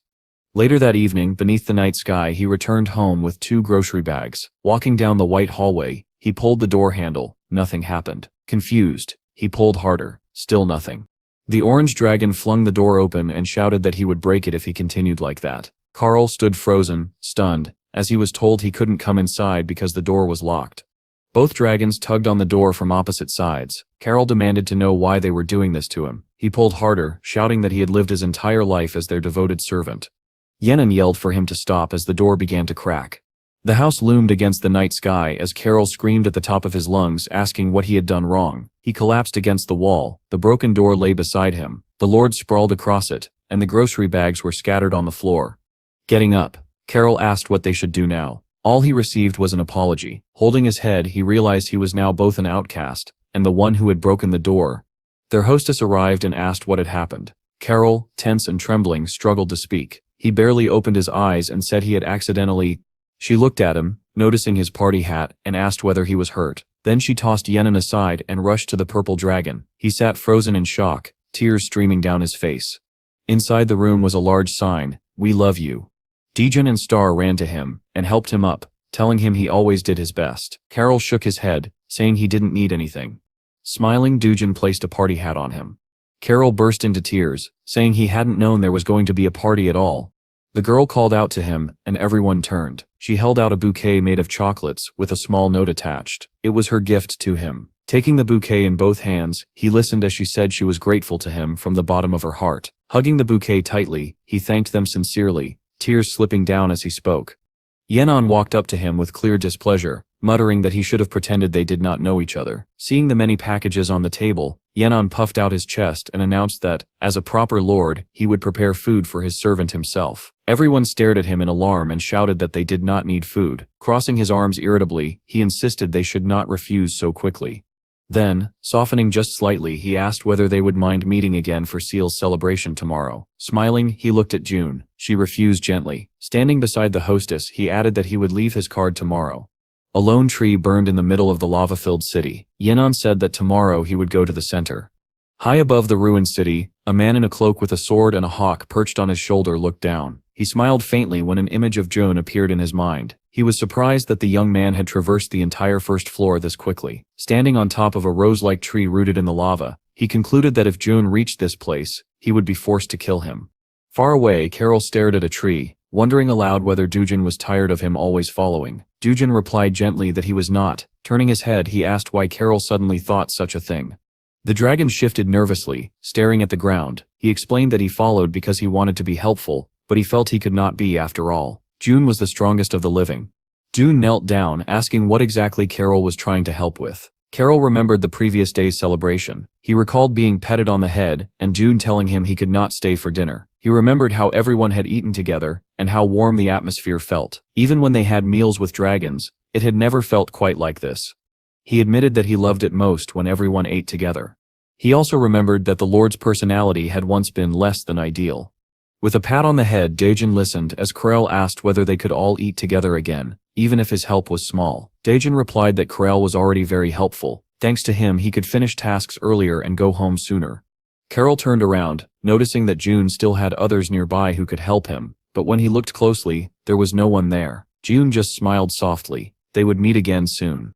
In the bushes, a group of people whispered anxiously. One of them, using binoculars, said they had made a huge mistake. When asked where they had failed, he replied that he thought Joan had spotted them. As the guy and the dragon walked ahead, the observer wondered aloud how anyone could see them from such a distance, unless he truly was the strongest in the world. And why, he asked, would a monster like that come to their village now of all times when the village was in chaos? The freckled youth put away his binoculars and told his partner to run back and warn the villagers. When the partner asked what he himself planned to do, the long-haired man said he would try to stop Jun. The partner needed to run to Mr. Bion immediately. But we don't even know why he's here, the young man protested before sprinting off. A tree appeared in the distance. Someone said that June was clearly heading toward Yggdrasil. The messenger was urged to hurry. This was serious. It was explained that the youth was also part of the village guard, and he could not allow June to reach the sacred tree. The young man approached Dejun, brandishing his weapon. Carol whispered that this must be because Dejun had said they would meet again, and now the young man assumed they were using him as a guide. Dejun raised a hand, saying calmly that it would be easier for everyone if they helped. The young guard stared in shock. His blade cracked. He shouted that he would not allow June to touch Yggdrasil, only over his dead body. Dejun blinked in confusion. Carol flipped through the guidebook, revealing that Yggdrasil was actually the huge tree behind them. Clenching his fists, the young guard realized Dujin and Carol were travelers. He thought they were invading the village under orders from a monster. Carol hurriedly asked permission to explain. According to the book, Yggdrasil, also called the Tree of Life, contained leaves filled with vitality. They were prized as medicine. The sap of the tree was considered so potent that it was known as the elixir of longevity. But it was not without threats. A monster called tarantulas, living beyond the lava fields, periodically attacked the tree. The young man trembled, as Carol revealed that the book stated the tree was currently being attacked by travelers. Dejun realized immediately that the entire confrontation was based on misunderstanding. Eyes closed tightly, the guard asked what kind of misunderstanding this could possibly be. Suddenly, a man ran past them. The young guard recognized him at once. Bion. The newcomer declared firmly that he was not an opponent the guard could handle and ordered him to retreat. The young man blinked in confusion. "If you Sitcher here," he asked, "then who Sitcher sits, fighting tarantulas right now?" Dujun looked at Bion questioningly. Bion replied that he had to be here, otherwise the boy might get hurt. Jatrain crossed his arms, and beside him the dragon muttered that they had somehow become the villains in this village's eyes. Bion turned when Casriel pointed out that he was the one who caused the destruction on the first floor. Casriel even suggested they deal with him right now. Jin asked if that could be done without hurting him. Casriel shrugged awkwardly. If Bion was too weak, that might be difficult. Smirking, June said he would succeed if he practiced. Bion glared at him. How dare a newcomer who climbed from the first floor speak like that? He gripped his blade tightly and charged. Dejun dodged easily. Bion shouted that Dejun had ignored him earlier and brought 2 fingers to his own face. "Don't set complain," he snarled. "This is the death you were asking for." Dejun glanced back at his dragon. "Are you all right?" Casriel replied calmly that the master had blocked the blow. Bion froze, realizing his attack had been far too weak. Gritting his teeth, he decided to show them everything he could do. The ground shook violently. The young guard exclaimed in awe. Bion could make the earth tremble with a single surge of energy. "It's getting hard to hear," he shouted. Suddenly, a red dragon appeared behind Bion and startled him. The man screamed at the top of his lungs, loud enough that everyone had to cover their ears. The young guard scowled. "Unless you want to die too," he yelled at June. "We need to deal with this monster together." As Dujun shifted his weapon aside, the guard warned him not to strike tarantulas first. Doing so would only anger it further. But it was too late. The monster lunged. With a single swing of John's sword accompanied by Izus's flame, the creature shattered into pieces. Bion stared at the remains, stunned. "Can we talk now?" Dujun asked calmly. "Or do you need time to cool your head?" Bion trembled, muttering what might happen if he wasn't given a moment. Finally, with an awkward smile, he admitted that June should have told him right away that he had come only to explore the area. Bion had heard that June cleared the entire first floor and assumed they were after the sacred tree. Casriel folded his arms, reminding Bion that he was the one who attacked them immediately. The guard sighed. If the master wanted to, he could erase their entire village with ease. And if he gathered enough information about them, things would be worse. They needed to hurry and help him explore the second floor before anything else went wrong. Bion, now sweating, agreed and urged them to follow. He would guide them. Casriel added that if the master gave him the tablet, he could complete half the research for him. Dejun thanked him. They crossed a long bridge. Casriel urged them to hurry. They needed to finish before dinner. After some time, the scenery expanded before them. Dojin patted Casriel's head, thanking him. Thanks to the dragon, they might finish everything in just one day. Casriel suggested taking some villagers along as servants. They seemed useful. Bion objected awkwardly. They needed to defend this place. Jigen closed his eyes and assured him he hadn't considered taking them. Casriel grinned, saying he would let them off this time, since they helped the master. They reached the tree. Casriel proposed returning. Dujun agreed. Smiling, Casriel said he was sure the master would be delighted to dine with them. Dejun sighed, because then he sell order a lot of meat, and Yi Wonstedt scold him, right? Casriel looked away, and insisted the lord was not such a greedy dragon. Back home, Uni nervously told Ises not to do it. He grinned. "I certainly can, and I will." The girl reached toward him, insisting he couldn't. but Isis told her to stop and look at the newspaper. Holding it up proudly, he pointed to the headline. "Can I get 10 billion won for this?" he asked. She could only stare. Living expenses were always tight, and she couldn't handle his schemes. Yuni's expression darkened as she reminded him of the last time he made the news, when he transformed into his true form over chicken skewers. Zaz pouted. "I don't remember that." She sighed heavily. If it happened again, his father might truly scold him, badly. This sparked a deeper question. Why worry about money at all? They could be happy living just as they were. Isis replied firmly that he wasn't going anywhere. Smiling, Yuni held out her little finger. She wanted him to promise, a real promise. He groaned. "Do I really have to?" Offering his pinky begrudgingly, he muttered that he was not a child. An all-powerful dragon shouldn't have to make such promises. Yet still, he hooked his finger with hers. Yi smiled in a frighteningly sweet way and asked what he had just said. Isis immediately straightened up and promised that everything was fine. He would behave. He made his promise without hesitation. The front door opened. Dijon looked up just as Isis ran toward him excitedly, announcing that Casriel had helped him, so they had finished early. Yi picked up the dragon and praised him warmly. Isis, however, frowned and asked whether Casriel had really done anything impressive. Then, grinning smugly, he added that at least they wouldn't be scolded for a while. Dijon eyed him suspiciously, wondering if he was scheming again. Isis put on the cutest innocent expression he could manage, insisting he had never done such a thing. Everyone stared at him in disbelief. Casriel raised a brow and called out to the Lord. "If you show up in the news again," he warned, "your punishment won't end with just a meat ban." Satisfied, Isis told him to shut up. He argued that he couldn't simply throw away 10 billion won. He could buy an enormous amount of meat with that. Casriel, he complained, did not understand the value of real money. Then he remembered that Casriel had helped their owner. Which meant, Isis reasoned, that if both of them were caught sneaking out, maybe the owner would spare them. Besides, there were more than 100 entrances to the vaults. How could the owner possibly find them? He confidently declared that even the owner's grandfather wouldn't know they planned to enter through the 79th entrance. But then he paused, frowning. Casriel had been acting awfully arrogant lately, speaking to him too boldly. Casriel quickly insisted that his ass is misunderstood. He only raised his voice out of worry that the owner might catch them. Isis told him to stop moving. Casriel froze. The dragon demanded to know what he was hiding. Casriel stammered that there was nothing. Pressing a paw onto the table, Isis warned him that if he caught him lying, he would cut off his hand. Still, Casriel insisted there was nothing there. Isis narrowed his eyes. There was something hidden. The dragon growled, demanding to know if Casriel wished to die, lying to him so boldly. They found people scattered nearby. Casriel explained they must have collapsed. Isis stared at him, puzzled. So this is why they can find anyone.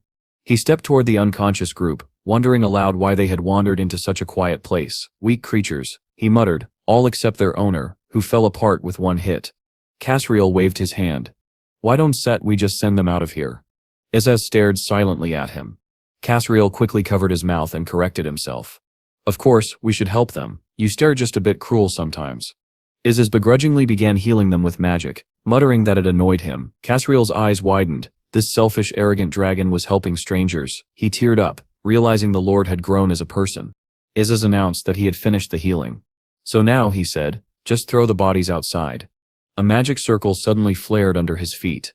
The dragon froze. It was a trap. Something massive materialized. Casriel stared, horrified. Isis was completely engulfed, crying out with tears streaming down his face. The purple dragon called desperately to his lord. The armored creature who appeared called them fools, weak-minded idiots who fell for such a simple trap. How dare you come here? He demanded. Casriel's expression darkened. Do you know who you're dealing with? A glow rose behind his ass. As the narration echoed, he tried to live peacefully, but forcing his hand will bring back the cruel tyrant he once was. Flames erupted, and Isis grinned. This might be fun. I haven't warmed up in a long time. The creature stepped back in shock as Isis asked, almost teasingly, whether he should repay the favor for making him laugh for the first time in ages.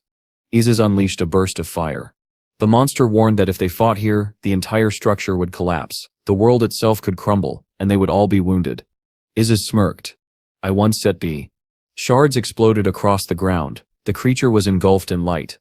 Laughing darkly, Isis declared, He's finished. Casriel trembled. He needed to warn the master immediately. Then a calm voice said, Everything is fine. Dujin sighed, stepping forward. I knew something like this would happen, so I came running. Izaz blinked in shock. Dejun told him to stop before the whole place caved in. People would get hurt. While being held back, Isaz whined and asked to be released from punishment. Jujun raised a brow. Should I punish you now? Then he asked the real question. Why was Isaz even here? Dejun rummaged in his pocket. Kazriel told me. He pulled out a skull. This boss item worth 10 billion won will be handed over to the government. You can sit by meat with it. Izaz gaped. Then why didn't Set you leave it there if you knew everything? Dejun sighed deeply. Dujun asked whether, if he had tried, the dragon would still be at home. Izaz froze, confused, then shot Carcel a glare that made him flinch. They grabbed Carcel by the ear as Dujun demanded to know if he had been sold off. Carcel insisted that Izaz had asked him to do it. Dujun pressed further, asking what would have happened if Carcel had not warned him and the entire place had collapsed. Izaz looked down awkwardly while gripping Carcel by the collar. Dujun finally declared that, at the very least, he could take whatever reward came from killing this monster. The sale would bring in a large sum of money, and he would get away with it because the purple dragon had claimed 100 times that he saved people's lives. Tears gathered in Es's eyes as he turned to Carcel, holding the creature's helmet. He invited everyone to see how much they could earn from it. The helmet and its information were displayed. Es frowned as the dragon explained that a B-rated item was certainly not worth 10 billion won, but it was still enough to eat meat for a lifetime. Es noted that the effect strengthened when owned by a minor, which made him grumble in displeasure. Kariel wondered what was wrong with him and sighed. A building appeared in the scene, prompting a question about what it was. Holding the helmet, Es revealed that it was a gift for Yuna. Raising an eyebrow, she asked why he was suddenly giving her a bone helmet. He brushed off the question, saying it did not matter what it was, because she would soon be training in the rift. It was a useful item, so she should always keep it in her bag. She asked what the helmet had to do with rift training. The dragon repeated that it was simply helpful, so she should take it. Jijin sighed and smiled. More buildings were shown. The guy decided that before Yuna left for her training, they should all eat meat. Beefstar eagerly agreed. Under the blue sky, the girl announced she had to head to her internship, and the guy told her to be careful. Izaz stopped her, frowning, and asked whether she had taken it. She realized he meant the skull he had given her. Laughing awkwardly, she claimed she had taken it, and that it was in her bag. Holding the helmet, the dragon asked if that were true, and then immediately questioned what this one in his hands was. Yi stared in surprise, wondering how he found out. He retorted that he could not possibly not have known, because her magic was blazing so strongly. He asked if she understood how much he could earn by selling it. Esses admitted he had abandoned the idea of selling it, and had gifted it to her, so how could she just abandon it? She became frightened when he pointed out that selling it would earn enough money for him to buy meat for life. She admitted her mistake. He asked if she would take it properly this time. She agreed. Yi sighed when the dragon then asked whether she would serve him meat whenever he wanted from now on. Only then did she realize what she had agreed to. While Esses jumped in excitement, John grinned, noting how Esses always caught her in such situations and took advantage of her. Carol realized that this was how he always got what he wanted and wondered whether they should let him get away with it. The guy decided to forgive him just this once. He stood smiling, convinced that the dragon deserved it. The scene shifted to the training rift of Troll Valley at the Hunter Academy. The instructor asked the students if they knew what was most important during this practice. He explained that the priority was practical combat, and in unexpected situations, they needed to run. Crossing his arms, he warned them that unexpected events occurred constantly, especially in a large rift like this one. He asked what they should do if a teammate were in danger. Yuni cheerfully responded that they should leave the area quickly and call the teachers. The instructor frowned, telling them not to die together just to save someone else. They must report to the instructor without fail. He firmly instructed everyone to divide into teams. Haeyoung wondered why Yi needed a backpack for a one-day trip. Yi replied that she brought it just because. Rubbing his nose, Jinsu offered to carry it for her, earning only an insult from Haeyoung. The two grimaced when Yi refused Jinsu's offer, but someone pointed out that she could not walk around with a backpack all day. Jinsu raised an eyebrow, wondering what expression Yi was making, and assuming that such questions made Yuni uncomfortable. The girl concluded that Yi's expression clearly meant no one needed Jinsu's help anyway. It turned out Yi was simply embarrassed about Izaz's gift. Jinsu reached out, only to be pushed away, leaving him surprised. Yi instantly shot a monster, her expression darkening as she declared that the monster zone had begun. She firmly ordered Jinsu to focus, silently begging him to stop thinking about her backpack. Jinsu closed his eyes just as Haeyoung asked if he could at least be half as serious as Yuni, since he could not act seriously when needed. The misunderstanding only grew worse as Yuni clenched her fist. The girl told herself to pull it together and gather her strength. She turned around realizing they needed to assess their surroundings. Suddenly a swarm of monsters appeared before them. Jinsu asked awkwardly if they were in serious trouble. Yuni quickly noticed that there were far too many monsters to fight. and that they needed to run. The creatures laughed, and she realized they had already blocked every escape route. They could not flee. Determined, Jinsu ran forward and declared that he would break through the monster barrier. He stretched out his hand, insisting that only he would get hurt, and that Yi must hold on to him. Haiyang frowned, saying it was not the time for heroics. Yuni wondered why he was throwing himself into danger. Jinsu immediately fell, dragged down by the monster's claws, though he continued insisting that he would protect the girls. They rushed to help him, firing back at the creatures. Yuni asked if he was all right. With his eyes closed, Jinsu lamented that he must look pathetic to her and should have stayed put. Haiyang, already fraying, demanded to know whether he was planning to pull himself together, since she was falling apart here. She turned to Yi and said that to snap this fool back to his senses, Yi had to praise him, because she herself could barely hold on. Yuni was startled but agreed to try. Haiyang insisted she be the one to do it. Closing her eyes, Yuni awkwardly told Jinsu that he had done everything he could to save them, that he was strong and reliable, and that he had been very cool. Jinsu instantly revived. He leapt to his feet, resolute. Zhang, noticing he was suddenly fine again, watched as Jinsu immediately struck the nearest monster. The girl laughed, calling the situation ridiculous. Yumi frowned, wondering if the others elsewhere were also being attacked. If so, they were all in danger. Haiyang said that would be great, and questioned why so many monsters had appeared at once. The girls kept their defensive formation. One of them pointed out that Yi meant well, but they had to focus on clearing their own path. They had no time to worry about the others.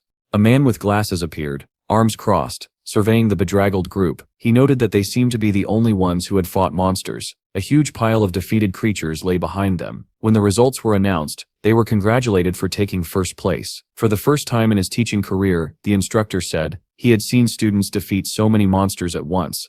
Haiyang laughed humorlessly when the teacher added that they were simply lucky. After all, they had monopolized the monsters. Nothing more than chance. The girls glared at him, questioning this so-called luck. Yuni suddenly noticed her backpack. She realized that, thanks to Isus, they had taken first place. She smiled irritably, recognizing that she had just survived an unimaginable experience. Then she thought, perhaps she should give the dragon a special experience in return.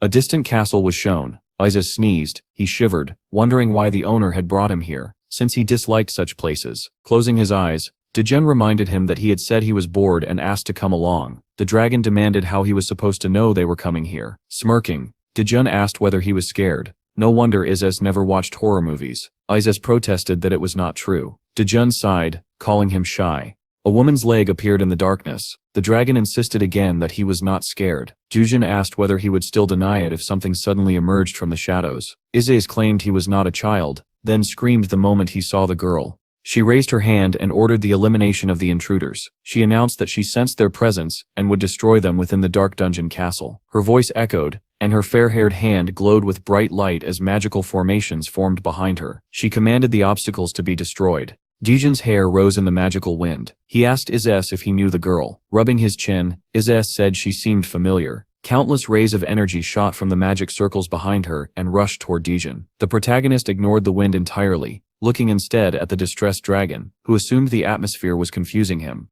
Energy formed a circle around Dejun and tightened. Isus, distracted, continued trying to remember where he had seen her. The protagonist still paid no attention to the binding magic. He raised his hand and said that he had never planned to harm the girl. She was exactly as described in the official report. With a single motion, he dispelled all the binding spells. He explained that this rift was S rank, yet no hunters had died in it because this humanoid monster knocked people unconscious and expelled them from the rift rather than killing them. Looking at the girl, he said he had come only for research. He needed to know why she behaved this way. He asked her to explain the reason. When he glanced off to the side, the dragon looked the same way, confused, and asked what he was looking at. At the top of a distant mountain stood a castle. Dujin said that he wanted to speak with its true owner. At that moment, a squirrel calmly gnawed on a nut. Nearby, a girl remarked that she never imagined someone could break binding magic on their own. The fair-haired girl in a suit stroked the squirrel, saying she had not even been able to conduct the tests she intended. Now she needed to verify whether he truly was the right person, even if deception was possible. Smiling eerily, she released her pressure and said that since she could not meet him through a puppet, she would have to verify everything in person. A moment later, she teleported into the hall behind the protagonist. Both he and the girl with him were startled to see her appear. The newcomer reassured them quickly. There was no need to worry. Standing before her was no imposter but the true Dragon King. Her gaze drifted to Isus, who was casually picking his nose, imagining his real appearance. She placed a hand over her chest and introduced herself as the 8th dragon before formally greeting the King of Dragons. Isus smiled sheepishly, saying he had not recognized her because she had grown so much. Anne explained that he had fallen asleep before the final battle to restore his exhausted body, so it was not surprising he remembered almost nothing. The squirrel on her shoulder nodded in agreement.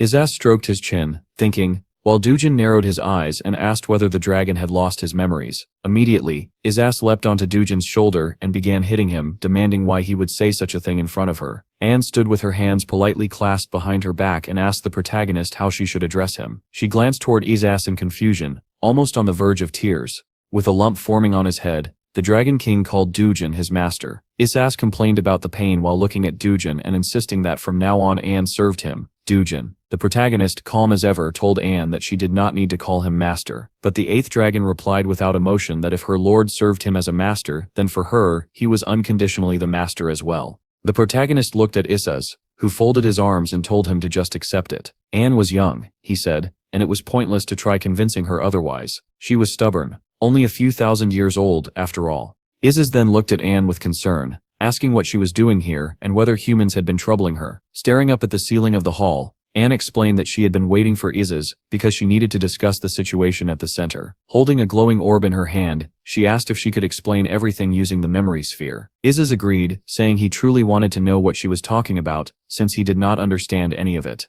The sphere shone brightly as the story began. Before all dragons fell asleep, Lord Isas had been their king. Dragons bowed their heads and knelt before him. He stood as the leader of every living dragon, and when he appeared, every being in the world's heart bowed, for he was the Almighty Lord. But one day, Solomon refused to bow. Stamping his foot on the ground, he grinned as he hovered above the other creatures. He had been one of the managers of the center, and he began the war. Anne paused the memory briefly and told Dojin that what she had shown was not a rebellion. It was something far worse. The sphere continued. Two figures stood on a stone platform. Unlike Isas, who was born in the central universe, the center's managers were exceptional beings who had challenged the world's heart 100 million years earlier. Two of them ultimately received power, one of them being Solomon. Afterward, they were appointed administrators to maintain order. Anne admitted she did not know why the center chose them, but what mattered was that Solomon had fallen. Smiling in twisted delight, Solomon made his decision. Together with demons who served under him, he joined forces with other powerful beings to wage war against the original inhabitants of the central universe. Humans were among those who followed him. Dejun raised a hand when Anne referred to Isaz as generous. Looking at the annoyed dragon, he asked whether Isaz was truly generous. Anne insisted he was, perhaps hard to believe,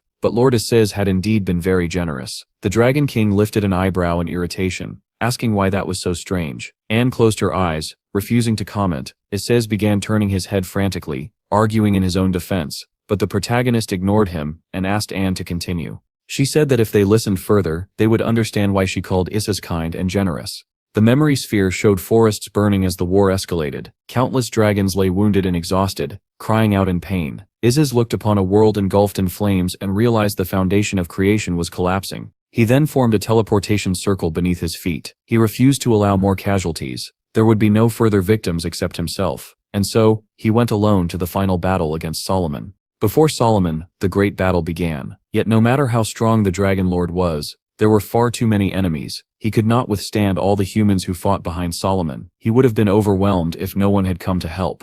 A girl stretched out her hand and formed a magic circle. Countless ice stakes materialized around Solomon and his followers, startling them. Enraged, Solomon demanded to know how she had done it. Isaz, exhausted from the long battle and feeling his strength fading, asked the white-haired girl with the rabbit why she had arrived so late. She apologized, saying Solomon had once been her colleague, which made the situation complicated. Solomon wrapped himself in dark mana and addressed her by name, Cecilia. He accused her of finally deciding to attack him. Cecilia extended her hand and formed another mass of ice before her palm. The energy gathered into a sphere, which she launched towards Solomon. He took a fighting stance, shouting her name, raising his sword with furrowed brows. He stood before the companions already frozen behind him. He demanded to know how she could point her weapon at him after thousands of years spent guiding travelers together as managers. Yet this was what everything had come to. He continued, saying the entire central universe had been ruined by the selfish greed of travelers, and that the pace of conquest across other realms had increased. Blocking the girl's magical strike with his sword, its light illuminating everything, Solomon charged forward. He yelled that this path could only end in the destruction of all dimensions.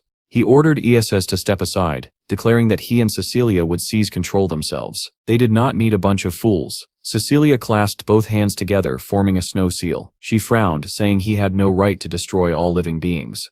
Solomon thrust out his hand. From behind him, ice spears shot forth. Wind whipped around him as he proclaimed that, if he became the king of dimensions and eradicated all sentient life, he could at least prevent the collapse of the dimensions. Isis, in his true form, opened his jaws, a fiery sphere forming deep within. Cecilia, armed with the snowflake-shaped seal, warned Solomon that defeating Lord Isis did not grant him the right to be king. Fire burst from the dragon's mouth. Ice spears shot straight at the flames. She shouted that only those qualified could pass the test to become king of dimensions.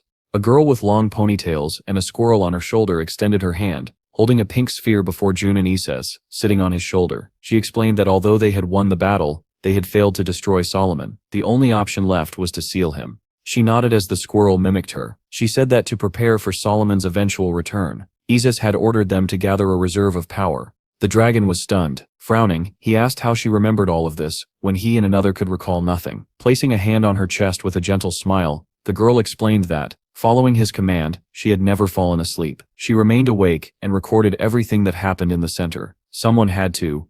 Isis cried out in surprise, asking if he had truly given her that order. She clasped her hands behind her back and closed her eyes, saying that someone needed to stay awake regardless, so she had told the Lord not to worry. The dragon tapped his cheek with his index finger, eyebrows raised sympathetically. He told her she had done well, and must have been terribly lonely. The girl smiled sweetly, thinking he was just as kind as before. Isis hopped off Dujin's shoulder, stretching with his hands behind his head. Dujin turned to the girl and asked whether she knew what became of Cecilia after the battle. Still holding her hands behind her back, she asked him to address her informally. Looking up, she thought for a moment and said she had not seen Cecilia since. She asked whether he knew her. The hero raised his eyebrows, saying he did not, but someone had been searching for her. An image of Fall flashed into his mind. The girl promised to tell him immediately if she learned anything. Just then, the man's phone rang. The caller ID showed the number of his eldest daughter. He answered. Uni's voice trembled. She said they had a problem. His eyes widened, clenching her hand into a fist, brows lifted in distress. The girl explained that Star was very ill. Carol stood beside her, a towel in his hands, brows knotted in worry. She explained that the medicine had no effect, and if they took Star to a hospital, someone might discover she was not human. That could cause serious trouble. She asked her father what they should do. The little girl lay there, breathing heavily, her face burning with fever. The dragon gently placed a cool towel on her forehead. The hero said he would be there soon, then ended the call. Es, shocked, asked again whether Zika was truly sick. As the hero hurried toward the exit, the girl closed her eyes and said that, since he was busy now, she would continue explaining everything about the situation at the center. Later, Dujin pulled Isis closer, thanked Anne and hurried to leave. As they approached the gate, the man said goodbye, and the dragon waved, thanking the girl once more. Watching them go, she smiled and reminded them to be careful. Star sneezed loudly, eyes squeezed shut. Isis asked if she was very sick, and the girl nodded. Star asked weakly whether her illness would go away if she drank the blue. Sitting in John's arms with her head drooping, she and Isis held fishing rods. The dragon frowned, asking what exactly they were supposed to catch, and why. It was 2 in the morning. The 3 of them were on the first floor of the center, standing on the bank of a crystal-clear lake surrounded by glowing pink trees.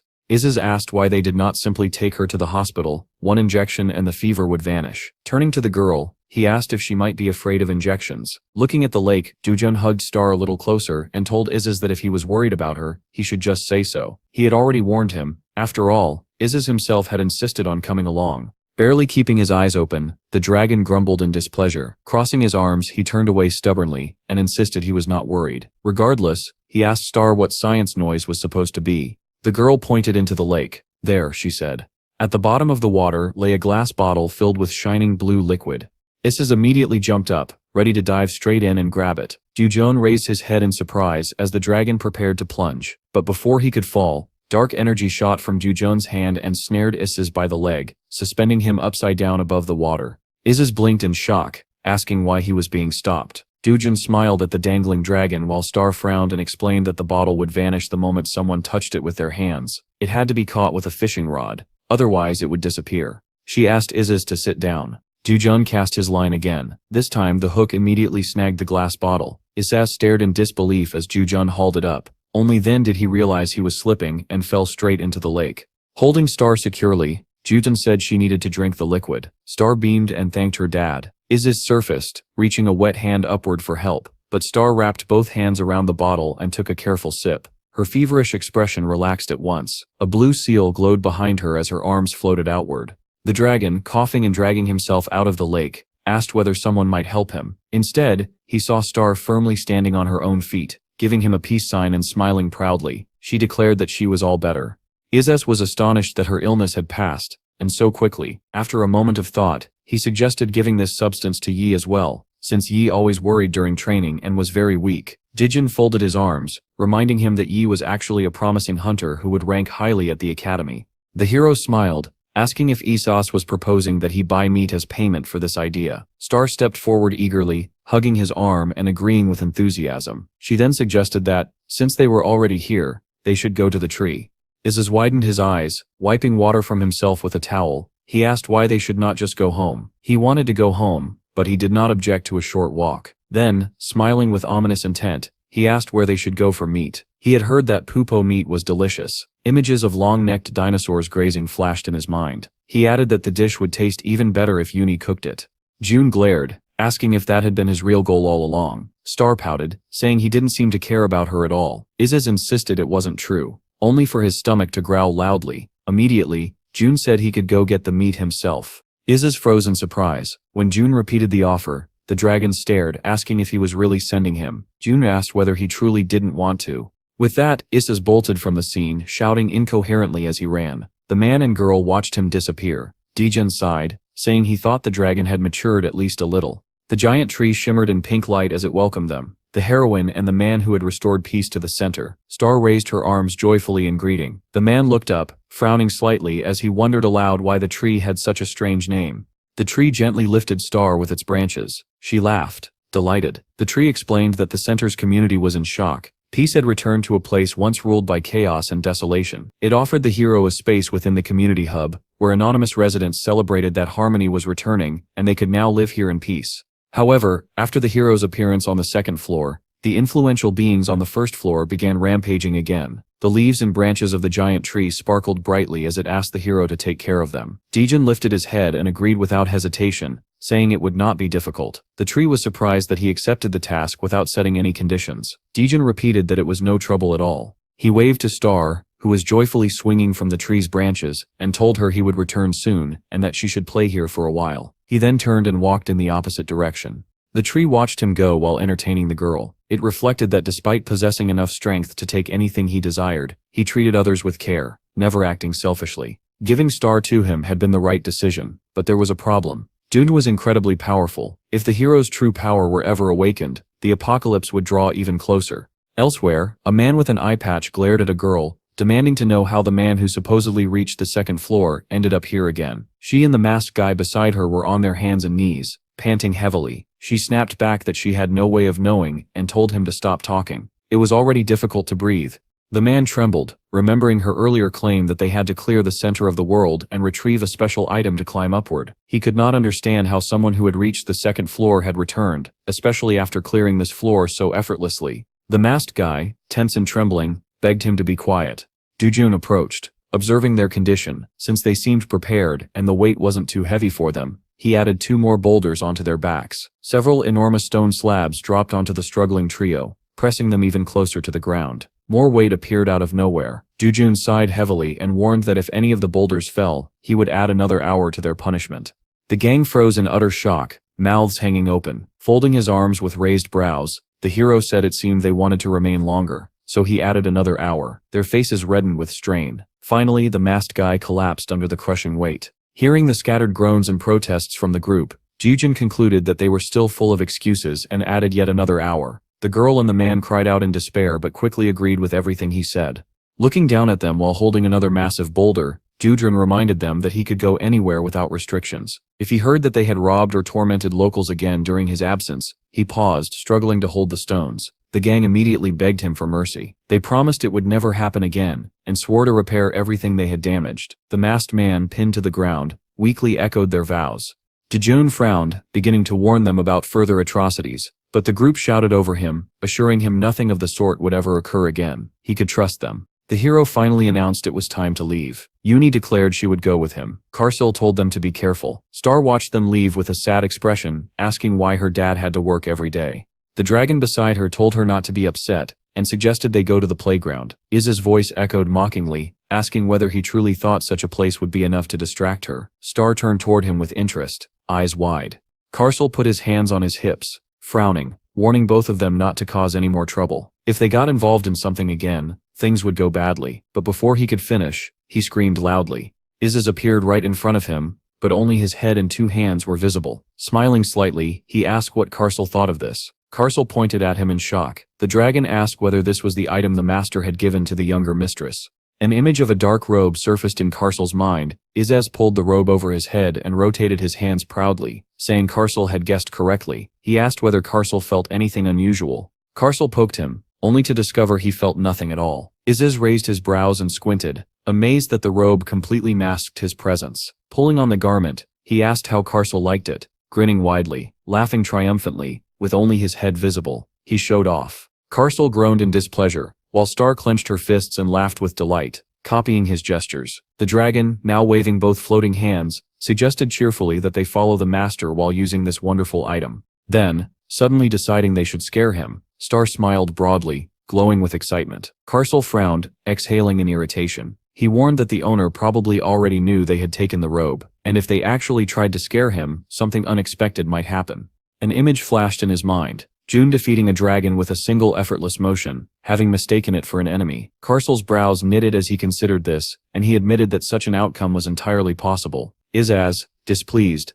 demanded to know why he would be the one to die at the hands of the owner. The dragon waved his arms furiously in protest. Karsel quickly added that it was only a possibility. Star, stretching out her hands, pleaded with Izaz not to hit him. Izaz let out a deep sigh, closed his eyes, and raised his hand. He suggested they make a bet. He wagered that no one would catch him while he was wearing the robe, and he would bet all the weak snacks he owned.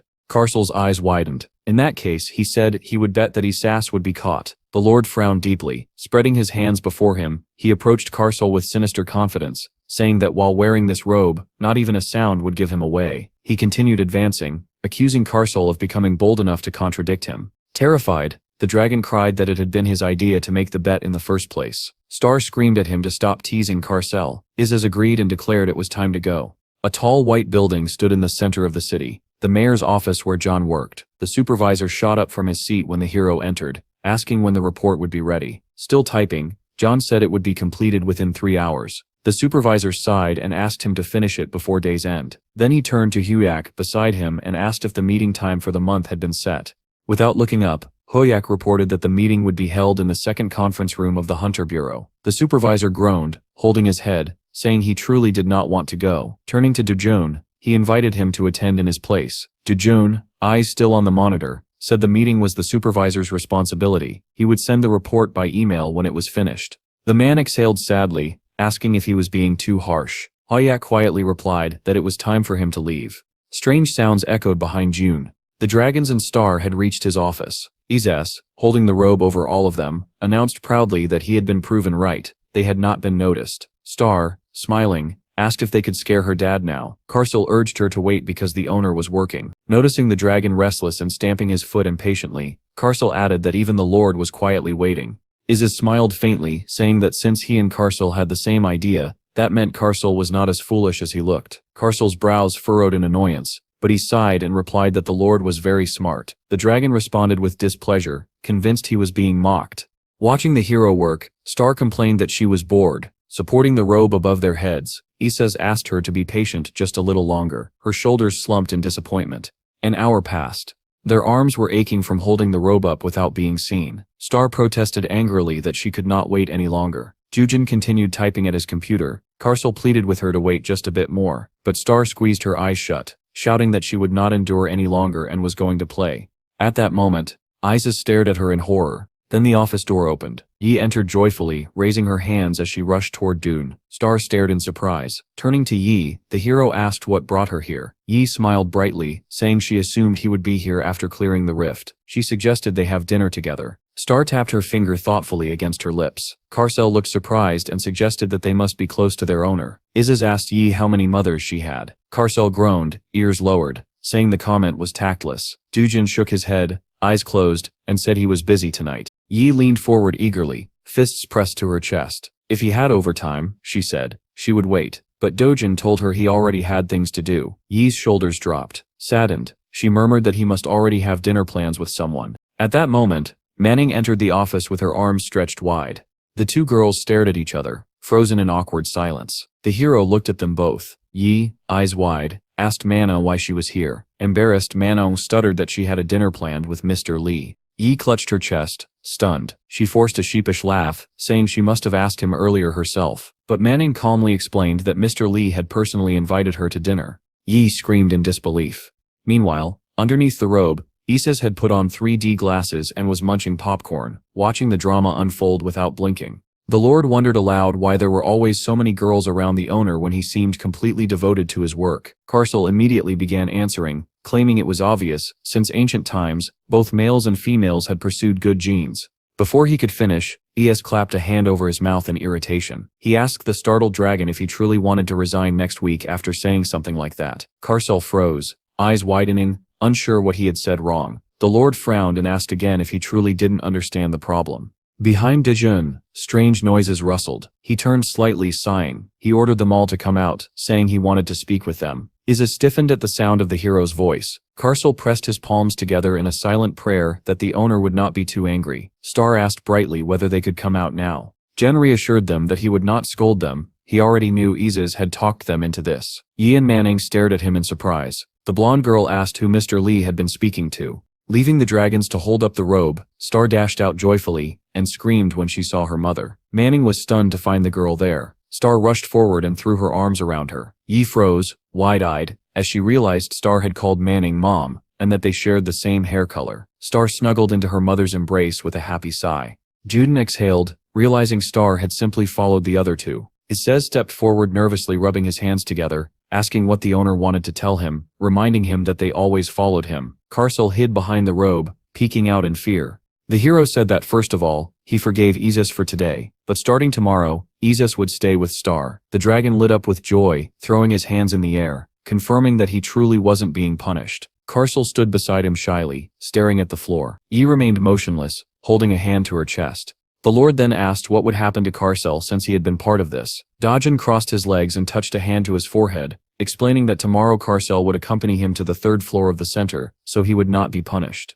Iz's eyes widened as he pointed at himself, asking if the hero was really taking him. Iz's, now gloomy, immediately cried out that he wanted to go too, but Jun sighed and told him he was staying with Star. The battlefield stretched across floating stone islands. Screams echoed through the air. A warrior toppled to the ground, leaning on both hands and crossing his legs, pleading desperately for mercy. He couldn't understand what this man was doing here. A dark silhouette approached him. The man questioned whether a patrolman should behave like this. Lately, everyone he encountered had been weak, without ambition. A masked man placed his hand before his face, smiling as he commented that in his era, such people would have been torn apart on the first floor. Dak, the strongest being of the world's heart, appeared before the patrolman. He pressed his hand to his face. The patrolman's eyes widened, then blood splattered across the wall. A scream rang out. Dak studied the glowing yellow stone now resting in his palm. Intrigued. It was convenient, he remarked. Stretching his arms wide, immense yellow gemstones surrounded him. He spoke of the power to grow stronger by absorbing other life forms using this stone.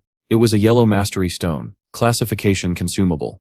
Bright yellow energy enveloped his body. Dak adjusted the mask on his face. Perplexed that nothing was happening, he glanced back at the towering pile of corpses he had amassed and wondered if it still wasn't enough. The peculiarity of the stone was simple. Its owner grew stronger by killing travelers of the central universe and absorbing their skill levels. Dak smiled, saying perhaps it was time he fought that person. The image of Isis in his true dragon form appeared in his mind. Dak thought about reclaiming the half of his face that had been torn from him during the Great War against that king of reptiles. A notification suddenly appeared on Karsel's tablet. Registration for the center's third-floor bridge zone had been completed. He told the owner that all information from the other side had been recorded. Dujun praised him. Karsel lowered the tablet, staring ahead in confusion. He and the hero both looked toward the staircase, where mountains of dead warriors were piled high. Isis screamed, eyes wide in shock. Dujun turned toward him, surprised by the reaction. Karsel's eyes shone as he asked whether the owner had already known this would happen on the third floor. Karsel explained that the owner had brought Esses along because whenever the Lord fought, he destroyed everything around him. The dragon eagerly raised his hand, insisting he could control his power perfectly now. But before he could finish, Dujun cut him off in a serious tone. That was not the reason he brought him. Karsel froze. The hero continued, imagining S's laughing thoughtlessly, saying he had not expected this outcome. He had brought S's simply to finish the research faster. He then asked Karsal whether he truly believed S's could type information as quickly as he could. Karsal stared blankly ahead, admitting the Lord probably would not have been able to. Jin patted him on the head, telling him he was very kind. Karsal smiled shyly, insisting he was not just kind. Sas would do excellent work if he put effort into it. Embarrassed, he glanced up at June and said the owner's smile looked strange and out of place. The hero stared at him, confused. Karsal suddenly panicked, shouting that he needed to control his emotions better and that he always made mistakes around the owner, or in public. Degen continued patting his head gently, saying he had never even thought of such a thing. Karsal put his small hands forward, shut his eyes, and said he was mortified. There was no need to comfort him. His small hands shifted into dragon claws. His body expanded. He transformed fully into his true form and soared into the air. As punishment, he declared, he would complete the research as quickly as possible. Degen watched in surprise as the dragon flew upward, announcing he would return soon. The gust from his wings rippled through the air, blowing dust across the ground. The hero wondered why he felt ashamed, but looking down, he decided he needed to go after him anyway.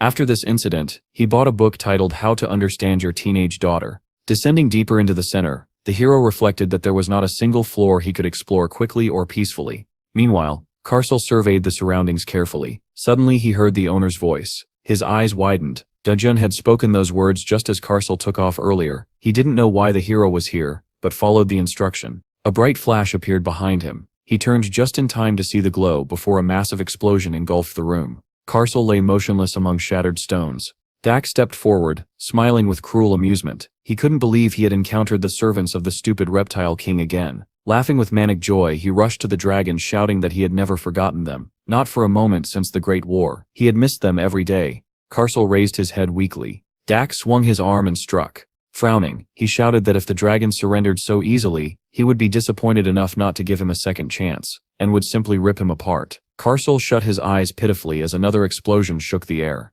Dust swirling everywhere. Dak declared he would kill number 9 in half, and then reunite them all, happily after such a long time. As the dust settled, Dak covered his face from the billowing debris, muttering that he was so excited to see them again, that he had been rude. But surely, he said, such an attack wasn't enough to kill the dragon.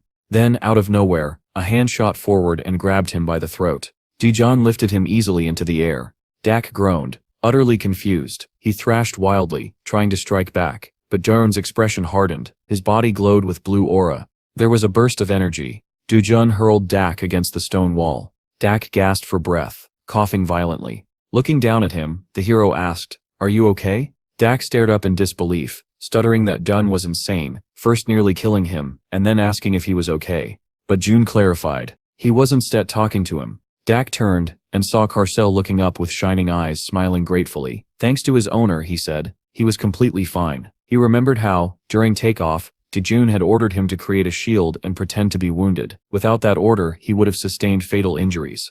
Dak clutched his side, bewildered. How was the dragon completely unharmed? Then the hero Sep's voice thundered, "Shut up, and kneel." Dak Set's body obeyed against his will. Dark energy radiated from June as he stepped closer. He asked Dak if he was one of the Transcendentals, and why they were trying to destroy the central universe. Dak bit his lip, displeased, but Jun ordered him again to answer. The hero's brows furrowed. Dak's expression twisted. He shouted that demons sought to destroy the central universe to satisfy their greed and selfishness. He slammed his fist into the ground, cracking it, and snarled that the ruin of the world benefited them.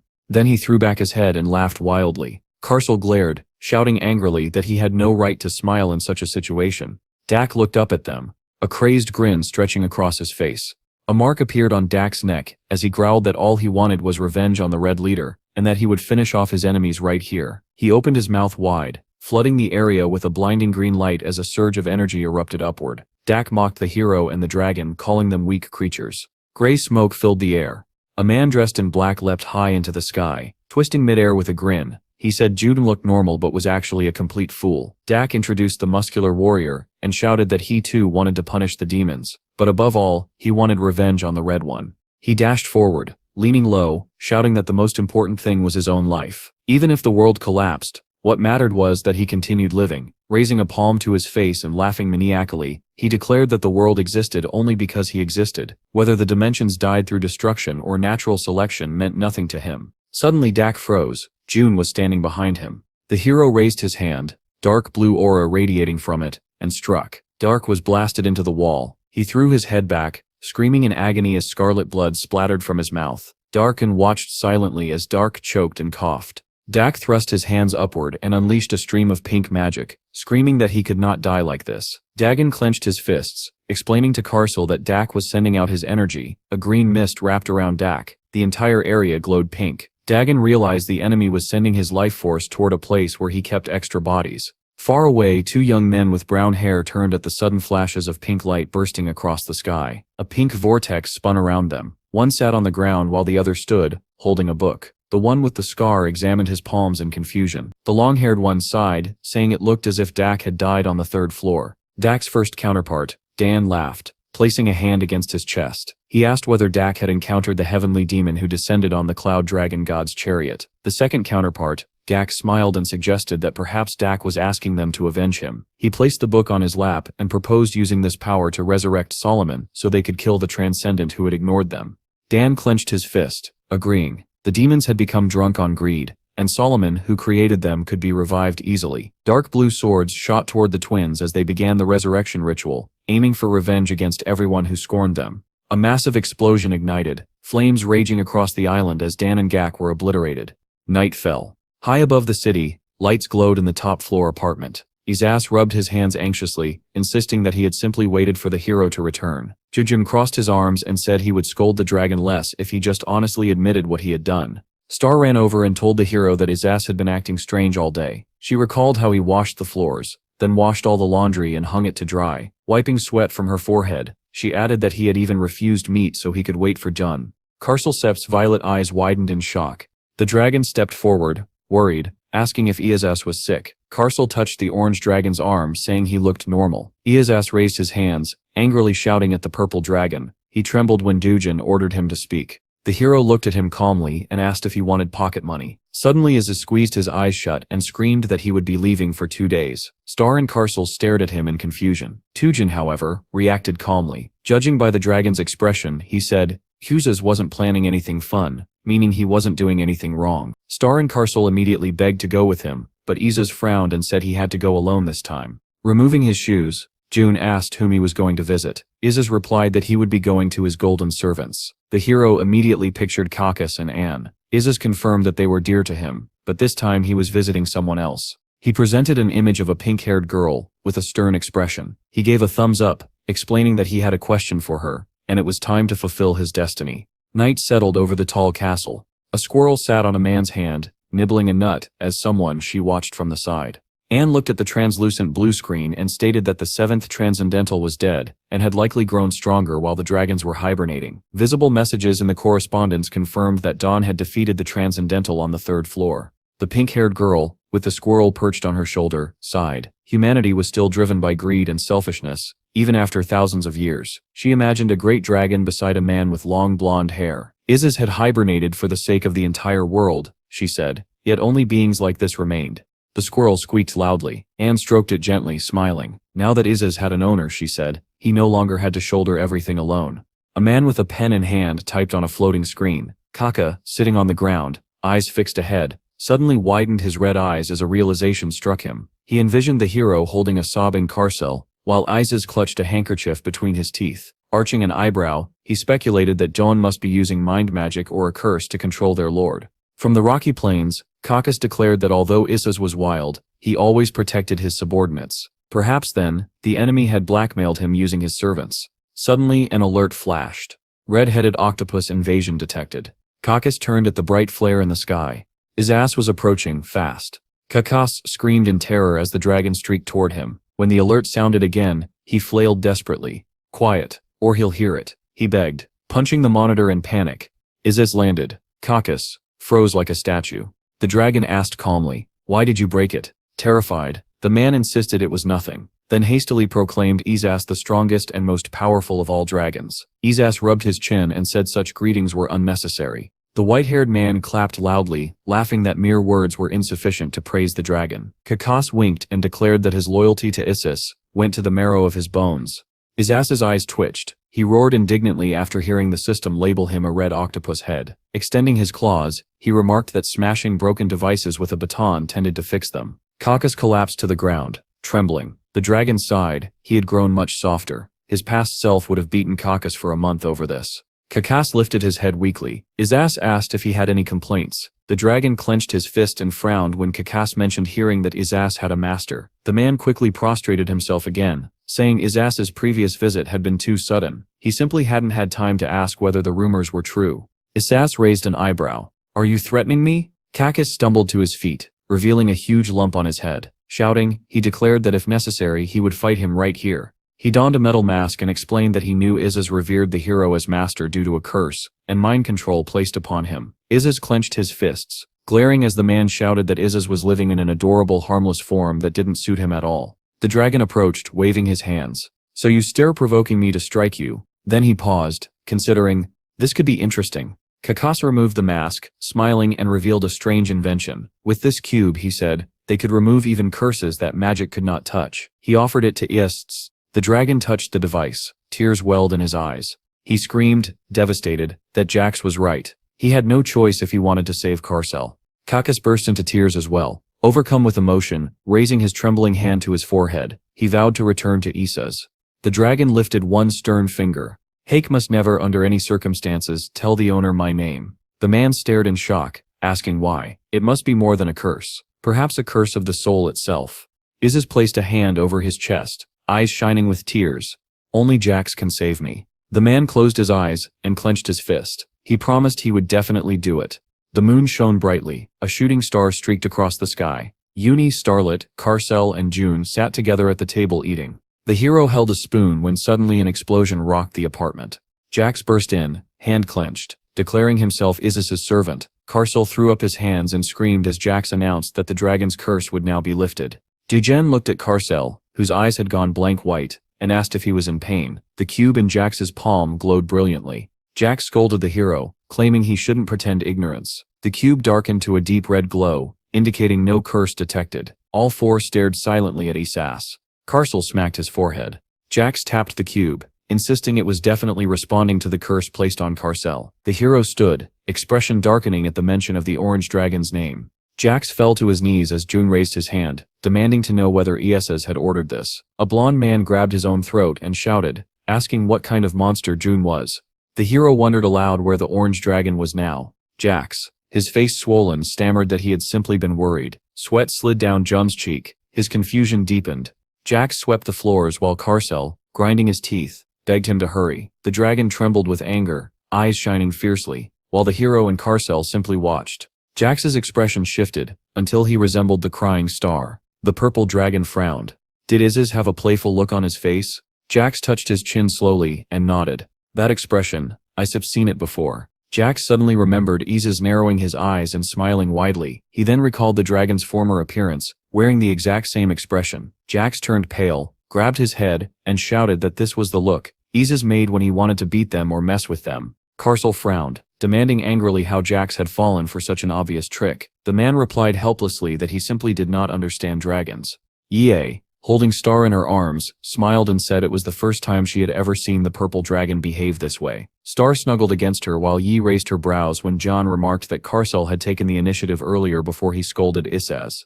Jax stood nearby clutching a broom in terror as Carcel yelled at him, pointing an accusing finger. The hero patted Star on the head and said he had many subordinates like this back in Miram. The overturned food scattered across the table made him sigh and suggest ordering something new. Star scrunched up her eyebrows and declared loudly that she wanted a fish-shaped bun. The hero blinked, surprised. Yi explained that Star had been asking for that specific bun for days. Daijin? Someone called. The hero turned. Jax sat on the floor holding his head while Carcel, eyes shimmering with tears, asked if the hero could forgive Jax this time. Jax screamed as the purple dragon tightened his grip on the man's hair, warning him that his life should be worth more than this. Jen closed his eyes and agreed, especially after Carcel bowed and begged for Jax's forgiveness. The hero took hold of Carcel and asked why he was apologizing when the situation wasn't his fault. Yi and Star smiled brightly, and June looked at Carcel with warmth. Jax's mouth dropped when he heard Izaz call the hero master. He remembered how Izaz used to beat him nearly to death for every tiny mistake. He imagined the massive red dragon raising its claws to strike and clutched his head in horror.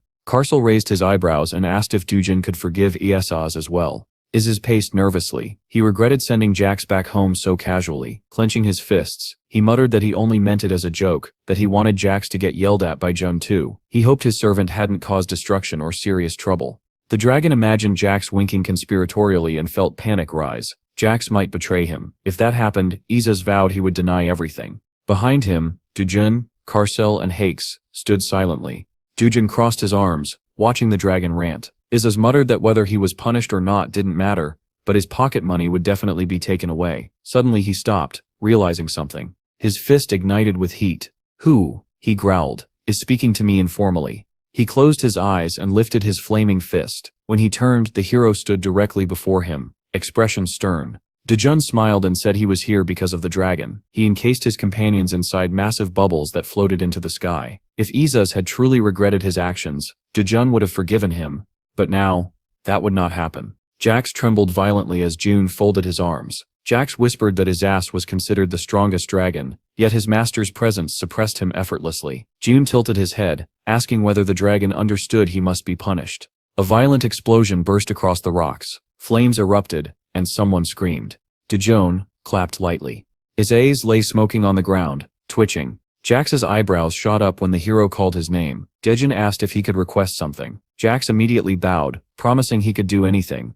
It was a bright day. Empty roads stretched in every direction. Jax sat slumped over a tray filled with fish-shaped buns, looking utterly exhausted. A sheet of paper hung on the wall displaying their prices. Izaz, holding a sign, yelled at Jax to work properly. The man apologized frantically. The dragon, dressed in a clown costume, shouted that they could not return home until every bun was sold. Izaz. Star called. She and Karsel approached the counter, asking for food. Dujun slipped a hand into his pocket and said he wasn't hungry. Instead, he pulled out the golden pass he had received from the goblin. The shining emblem of the Treasure Goblin Company was embossed on it. The hero said he needed to go somewhere. The pass glimmered faintly. Yi said goodbye to the orange dragon, telling him not to do anything stupid. Izaz sighed loudly, claiming he was already more than 8,000 years old, far too old to behave recklessly. Then he smiled and said he was no longer at the age to do anything wrong anyway. With raised eyebrows and a wide grin, he added that he had prepared many things for his family. Several trees lined the front of the tall golden structure. Voon scrunched his nose and squinted when someone called his name loudly. He stood still as a figure sprinted toward him so quickly that dust lifted into the air. Jujan appeared, looking concerned. "How?" he asked. "Did you know I was coming?" The golden goblin adjusted his round glasses, drool dripping from the corner of his mouth. Leaning forward with both hands on his knees, he explained that he received an automatic alert the moment the ticket was torn. Jojin replied that there was no need for him to rush all the way here. But the goblin furrowed his brows and shouted that a monster like himself could never ignore his savior. He then glanced around nervously, asking whether the dragons had accompanied the hero. When he saw none, he exhaled in relief. Even the aura of dragons, he said, was enough to make someone nearly lose consciousness. Suddenly John's sweatshirt pocket began to shake. A furious voice emerged from inside. Karsel popped out, glaring at the goblin. The monster screamed, throwing up his hands. Karsel grabbed him by the throat and lifted him into the air. The goblin gasped and flailed as the hero watched silently, a bead of sweat sliding down his cheek. Finally Jujin gently took Karsel aside and warned that the goblin really could suffocate like that. The trembling creature pressed a fist to his chest and thanked Dujun for saving him once again. Then, flustered, he invited the hero into the treasury, a place, he said, that had ensured the prosperity of their entire race. Inside, brilliant light reflected off countless treasures. Behind a large glass panel stood rows of perfumes and delicacies. The goblin explained that the deeper one went, the rarer and more valuable the items became. Dujun stroked his chin, thinking Yi might like some of these.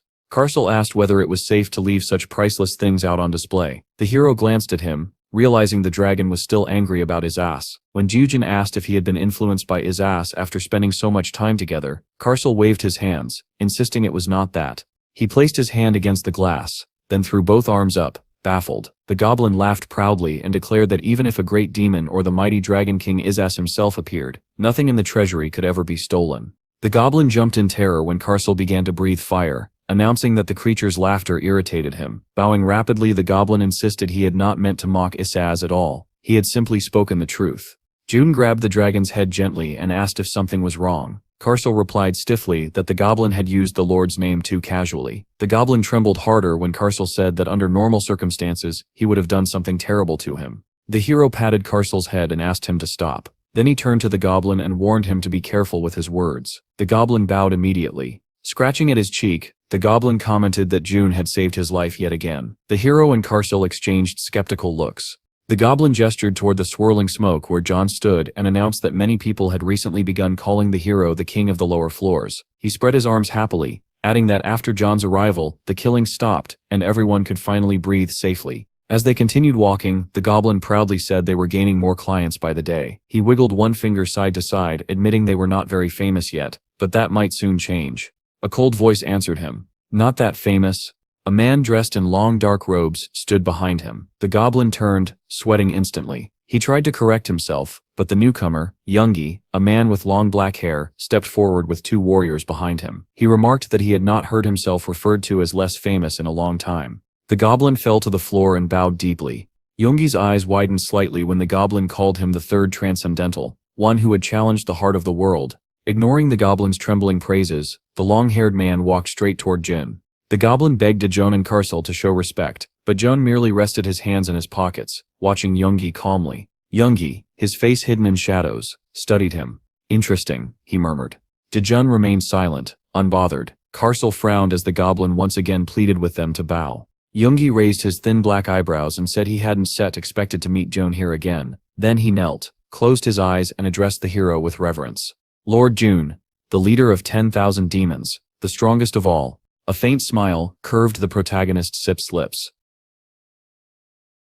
When Youngie suddenly called him the great heavenly demon, the entire crowd of men dropped to the ground, bowing to Dojin. Carl frowned, unable to understand what was happening. Youngie lifted his head and declared that he had always been a loyal servant of the protagonist. Even though the protagonist did not know him personally, he lowered his gaze again when Dojin quietly said that he remembered him. The main character smiled, recalling Youngie standing with a sword in hand. He mentioned that Youngie had graduated last, yet still managed to rise to the top and become part of Miram. How could he ever forget someone like that? A man with long hair pressed a hand to his chest, asking whether Dojin remembered him among the 1,000 warriors. Dojin closed his eyes and nodded. Tears gathered in Youngie's eyes, his eyebrows arching before he clenched his fists. He and his subordinates shouted together that they were not worthy of such recognition. June stood up, smiling as he remarked that Dojin seemed different now. The goblin watching from a distance recoiled in horror, deep wrinkles forming on his forehead. Carol pumped his fists triumphantly, pleased that the main character remembered every subordinate. The goblin turned around, stunned at the realization that Youngie and Dojin truly knew each other. He studied the protagonist's face, wondering if Dojin had come here to seize all of his artifacts. Then he crouched low and began quietly sneaking away, convincing himself that Dojin must be here only to check information about the Goblin Company's treasure. Meanwhile, a large line had formed at the counter where Jax was working. As he was serving customers, Isaac stood nearby. Jax let out a terrified scream when the dragon suddenly leapt onto his shoulder. Isaac grinned, saying Jax must be happy to see him even though they met regularly. The women waiting in line stared in confusion. Jax rummaged through the baked goods and muttered that his dog had gone crazy. He held out a tray of buns, asking the customers whether they were frightened. A brown-haired girl blushed, gazing at him with affection. Izaz clenched his flaming fist, demanding to know whom Jax had just called a dog. The dragon froze only when Jax sharply called his name. Jax pointed at the line of women, all of whom were openly staring, utterly captivated by him. They smiled widely, unable to take their eyes off the man. Izaz frowned, displeased, asking what he was supposed to do. Jax quickly shoved him into a uniform and rattled off a list of instructions. White clouds drifted across the blue sky as Izaz shouted desperately for help. A few minutes later, a note appeared stating that everything was sold out. Jax and Izaz collapsed on the ground, exhausted. The dragon's scales sparkled under the sun as he called his servant a scoundrel, raising his hands as he proclaimed that Jax had dared to order him around. Izaz demanded whether Jax had the pride befitting a great dragon. Jax cried out in fear, insisting he was only happy to talk to someone after being alone for so long. Sitting on the ground, Jax spoke to a ball he called Wilson, which had small metal hands. Wilson remained silent. Jax pursed his lips tightly, then shouted at the ball, calling it a fool before throwing it away. He wiped his wet face with a handkerchief, while the ball proclaimed it would return. Jax hugged the metal device, sobbing that it was also precious. Izaz scratched his cheek awkwardly, watching him. Jax wiped his face again, and Izaz stared sharply at him. When the man shielded his eyes with his hand, the dragon asked whether he was faking it. Jax laughed and said he was not. Curious, He shifted the topic, introducing the main character and asking how strong he was compared to the orange dragon. Jack spread his arms, wondering aloud whether Isaz was not one of the strongest beings in the world, and if so, whether that meant his strength matched Dojin's. Isaz scratched his face, giving a suspicious smile as he said that it was indeed the case.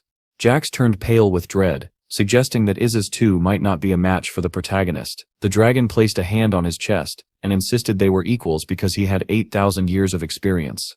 The sky deepened into a warm orange as Jax admitted he had been stunned when Dojin released his energy. He looked at Isaz, bewildered, when the dragon asked him to give a number, any number. Isaz explained that if things worked out, Jax would never again need to sell fish-shaped buns. Delighted, Jax gave the number 122,312,312,323. Isaz grabbed him by the collar, demanding to know if he had a death wish. Standing before a red and yellow tent, the dragon scowled and ordered him to give the correct number. Night fell and the full moon hung high in the sky as Dodan and Carol, now wearing a crown and heavy jewelry, returned home. Isaz lay on the ground, crying, when the main character approached. Uni asked what had happened to the dragon. The girl explained that Isaz, who was lying face down on the sofa, had tried to win the lottery and failed completely. With tears streaming down his face, the dragon lamented that he had no money left and no idea how to keep living. Dujin touched his chin thoughtfully and said he could not take Isaz anywhere in this state. Isaz's ears instantly perked up when the protagonist added that he was considering giving him an errand in exchange for pocket money. The dragon leapt up, knocking Star off her feet, and planted himself in front of Dojin, declaring he would do whatever was required. His face twisted when the protagonist revealed that an SSS rank rift had appeared. Dojin smiled, saying he needed help.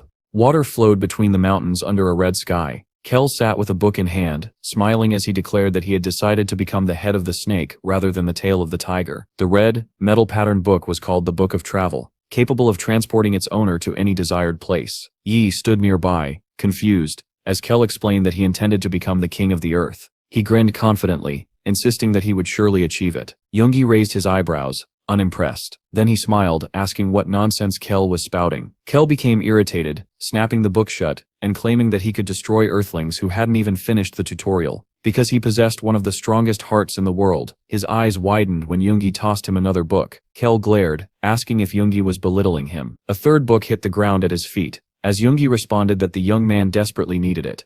The sky glowed blood red above a tall building with wide windows. Isaz looked around, asking where the rift was located. The protagonist answered that it was inside the basilisk dungeon. The dragon froze in disbelief, asking whether that dungeon wasn't supposed to be D rank. Star touched her face, remarking that basilisks were huge. Dojin asked if she wanted to try hunting them. Star stared at him, her eyebrows rising in awe as she called him a god. Yi and the protagonist smiled while Star crossed her arms, demanding to know how he knew what she wanted. The girl listed foods eagerly: fried wings, baked basilisk, boiled basilisk. Her hands raised joyfully. Uni scooped her up, smiling warmly and praising her cleverness. Star's green eyes widened as she insisted the latter should also be eaten with sauce. Uni hugged her tighter, agreeing that the big chicken was very expensive.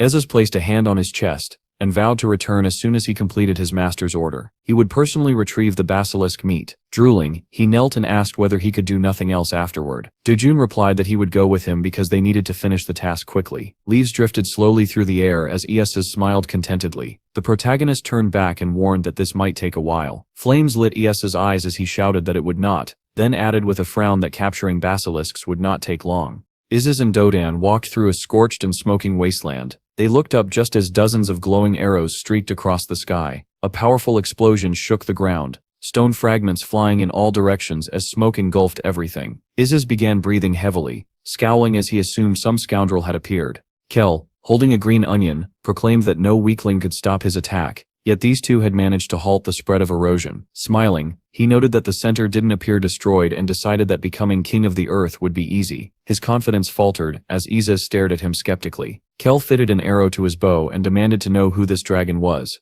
Isaz scratched his nose and said he would give the young man 5 seconds. Then he began counting down. Kel shouted in outrage as Isaz removed his hand from his face. When the countdown ended, the dragon shot into the air. Kel's eyes widened in horror before his face was smashed flat by Isaz's blow. Fire roared upward with the explosion. Kel fell headfirst to the ground as Isaz asked whether he had lost what little brains he had left. The dragon crossed his arms, demanding to know what Kel had been thinking when he came to Earth. Then he grabbed Kel by the leg, insisting he answer. Kel screamed, his eyes turning white as he trembled.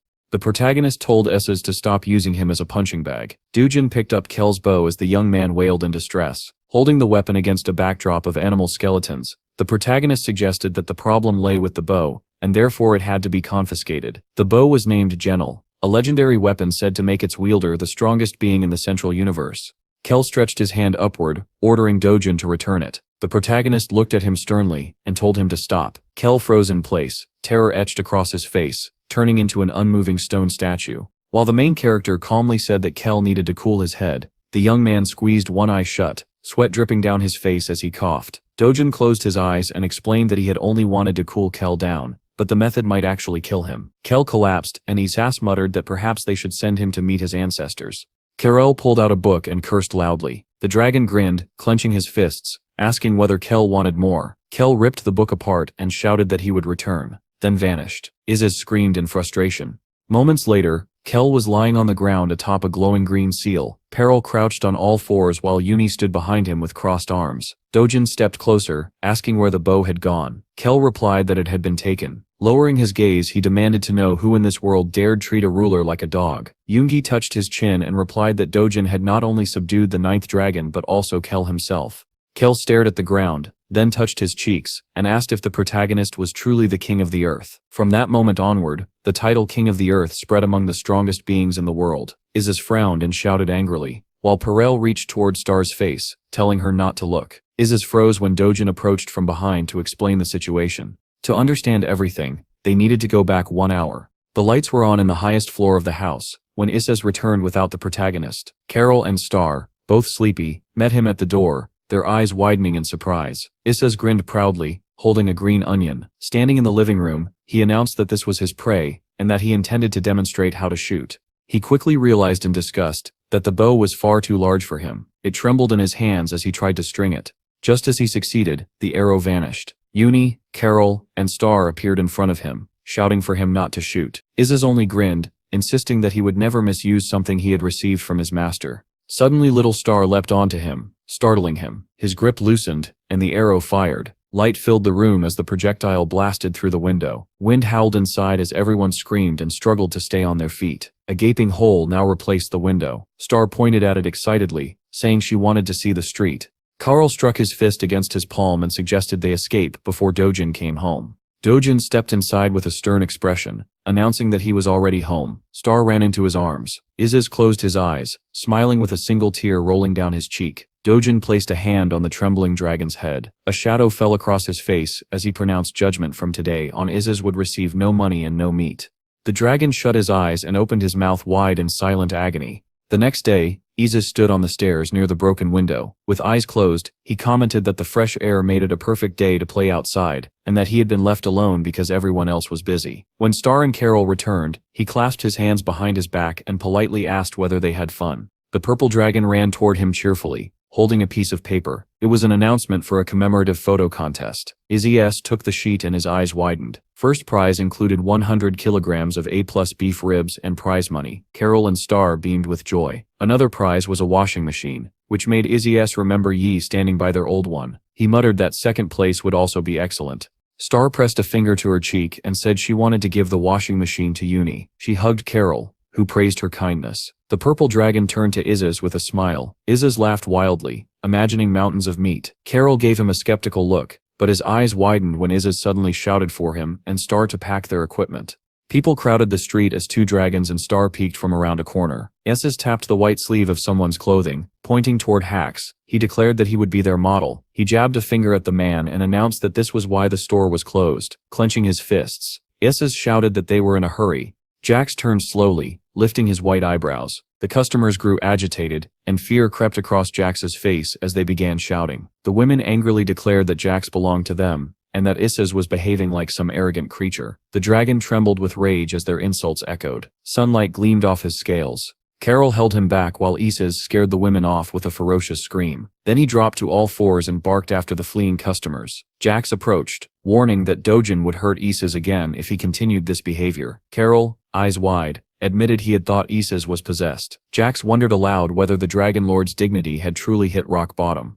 Izaz pulled out a tablet and instructed Jax to stand next to Star. They posed with peace signs, though Hax looked uneasy. The orange dragon clenched his teeth in frustration as everyone gathered to evaluate the photos. One picture showed Jax behind Star, hands on his knees, while a man in a medical coat smiled beside her. Suddenly Carol clenched his fists and shouted triumphantly that this photo captured the harmonious life of people of different races on this old Korean street. In the modern era of multicultural families, Izaz shyly looked away as the purple dragon patted him. The bright sky darkened. The full moon rose. Several days passed, and at last the day of the contest results arrived.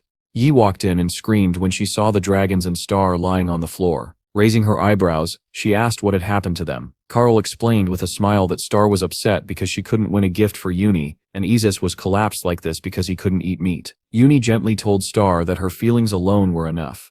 Suddenly the door handle clicked softly. Dojin entered, carrying several large boxes. Izaz's ears shot up when the protagonist told Yi to take the beef ribs. The dragon stared at the boxes on the floor, crying as he realized they were the same prize from the photo competition. Then Dojin told him to get ready to eat meat. The dragon raised his head wearily, just as Dojin smiled at him. A photograph peeked out of the brown bag. Izaz jumped onto Dojin's leg, showering it with kisses and declaring his love. The photo showing the dragons, Yi, Star, and Jax, had a sticker with the number 1 on it. Elsewhere, a young man stood alone in a white training room. The system announced that the session was about to begin. Blue light shot across the air. Genkan leaned back to dodge the attack as glowing blasts ricocheted off the walls. He looked up to see streams of blue energy rushing toward him. Monsters with yellow eyes and sharp fangs roared. He tightened his lips, frowning as he jumped and twisted through the barrage. A gray-haired man adjusted his round glasses, observing that Genkan had killed all the ogres in 5 seconds and dodged every magic bullet. Another man, with a mustache, frowned thoughtfully. Yonkal handed Genkan a towel as he sat on the bench and praised him. Genkan wiped his face and thanked the director. Yell lifted his gray eyebrows and asked if he had recovered from his injury. Genkan lowered his gaze, saying he felt better and that Malice the 9th dragon had stopped appearing in his dreams. He remembered the beast vividly. A dragon standing in the center of the city shooting flames from its mouth. People screamed as fire engulfed everything. Genkan had shouted for everyone to defend. A hunter raised his hands, begging for help. Genkan watched helplessly as his comrade was swallowed by flames. Deep wrinkles formed between his eyebrows as he lowered the towel, saying he would never forget that moment. Yono crossed his arms, saying they were still troubled that the dragon who appeared in Bamdong had not been found. Another man explained that Mali bore the number 10. And that the 2 dragons who appeared there were numbered 1 and 9. According to analysis, the lower the number, the stronger the creature. Genkan ran a hand through his hair, unsure he could defeat such monsters. Yan placed a hand on his shoulder, saying that not even Dojin could restore them. Genkan's phone vibrated. He answered. With a serious voice, Dojun said he wanted to give Genkan a book containing information about clearing the center's 2nd floor, and told him to come to his house. Yonkol froze in shock while Genkan's eyes gleamed with excitement. He shouted gratefully and sprinted out of the locker room, practically jumping from joy. Behind him, the director reached out, muttering that he wanted to meet Dojun too. Dojun's house towered above the other buildings. Genkan arrived in a suit and bowed. When he straightened, he respectfully addressed the protagonist. He then called Isaz a red mad dog. The dragon glared, demanding why the sellers had been so rude to him earlier. Genkan stepped closer and explained that he was from the Behemoth Guild. The dragon frowned, asking whether the young man had bought a cake from the expensive dessert shop across the street. Isaz began to salivate when Genkan offered him dessert. The young man silently watched as the dragon ran off with it. Carol yawned, telling the guest to wait. Genkan sat down, surprised when Carol referred to Dojin as master. Isaz returned with cake in hand and offered Carol some. Genkan was sipping his drink when steam suddenly filled the room. He screamed in terror as Carol's true form appeared, convinced once again that it was a puppy. Then his eyes widened and his mouth fell open. He had seen these numbers before. Isaz happily ate dessert, but Genkan suddenly grabbed him. Isaz frowned and ordered him to let go, saying only Dojin could touch him. Genkan stared at Carol's forehead, seeing the number 9. He remembered the massive dragons marked 1 and 9 from Bamdong. At that moment, the main character entered with a smile. Genkan spun around and shouted in panic that there were dragons living in Dojin's house. The main character smiled and asked Genkan whether the dragons were cute. The young man sat frozen at the table, unable to process what he had just seen. In a different room, a man in a suit pointed at the board while addressing an audience. Genkan frowned, thinking he must be mistaken, because he believed Dojin was 2 or 3 times stronger than what the man implied. The main character continued speaking seriously. A blonde girl glared at a young man who was yawning. Genkan folded his hands, his eyes shining with admiration. He respected Dojin even more now. Moni-Joan turned to Genkan and asked if he realized what a great opportunity this was. He blinked, not understanding. With a sly grin, she explained that this was the first time Dojin had ever asked them for help. Rule arched his eyebrows and smiled, saying that his wife would take responsibility and manage things properly. She glared at him in return. Genkan rested his head on his hand, realizing this was a chance to repay the main character. Behind him, hunters gathered in excitement. He thought to himself that he needed to finish the assignment faster than everyone else, because no one would want to lose face in front of Dojin. The entire crowd lit up with motivation, shouting that they would do their best. The main character closed his eyes, thinking that everyone seemed a little too excited.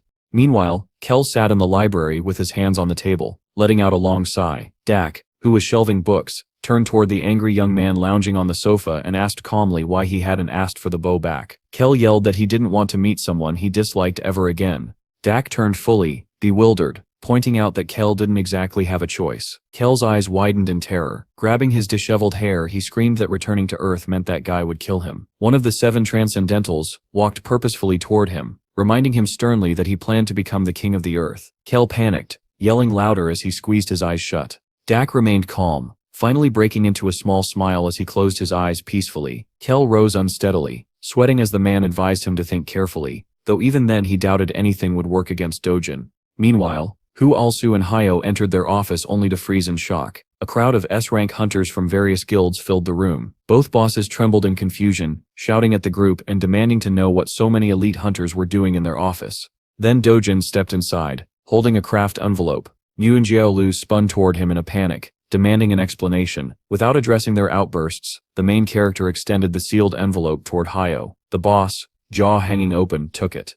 Dojin instructed him to distribute its contents. Hubi sprinted to obey, clutching the bag tightly. Hyesalu pulled the bewildered civil servant aside and handed him a personal credit card, whispering that he should buy drinks for the hunters. The department head, flustered but determined, turned to the crowd and loudly asked if everyone agreed to iced Americanos. Kasu waved his arms in terror, whispering that such famous hunters might refuse outright, and that they would all be fired. But before panic could spread, the room echoed with the unified voices of the elite hunters, all respectfully agreeing. Kasu stared at them, speechless. Behind him, Dojin quietly remarked that everyone seemed satisfied. 10 minutes later, the meeting began. Hunters sat around the table, sipping cold Americanos, while the main character stood before them with a document. He instructed each of them to explore 10 dungeons. Minhu froze, straw in his mouth. Genkan raised a hand, asking if it was acceptable to explore more than 10, eager to prove himself to Mr. Lee. A member of the Icarus Guild, scar across his face, stared at him in shock as hunters Manon and Mimi exploded with outrage, shouting dramatically and demanding to take on an even larger number. Dojin raised his hand, silencing them. He stated firmly that no one was allowed to take more than 10 dungeons. The 2 girls drooped in disappointment. A green-haired hunter then raised his hand, asking for Dojin's contact number. Dojin picked up a marker and wrote his phone number on a board already covered with notes, deciding it would be practical to keep everyone's contacts organized. Immediately, every hunter in the room grinned wickedly and began dialing his number on their phones with frightening enthusiasm. At that moment, Genial stared at the document he had been given earlier, looking deeply puzzled. After making a bad impression, he silently vowed not to mess anything up again. Clutching the paper with fierce determination, the red-haired hunter suddenly shouted that he would go first. His enthusiasm left the brunette beside him confused. Dojin and Hyaku watched in bewilderment as the Behemoth Guild member strode quickly toward the exit. Moni-Joan bowed to Dojin, apologizing for her partner's behavior, while team leader Ganghun shouted for everyone to listen to the rest of the announcement first. Before long, Geniel, now fully equipped and holding a spear, raced joyfully through the jungle-like dungeon, eager to seize this rare opportunity. Other hunters, recognizing the famous figure, stared in awe, taking photos and even hoping for autographs.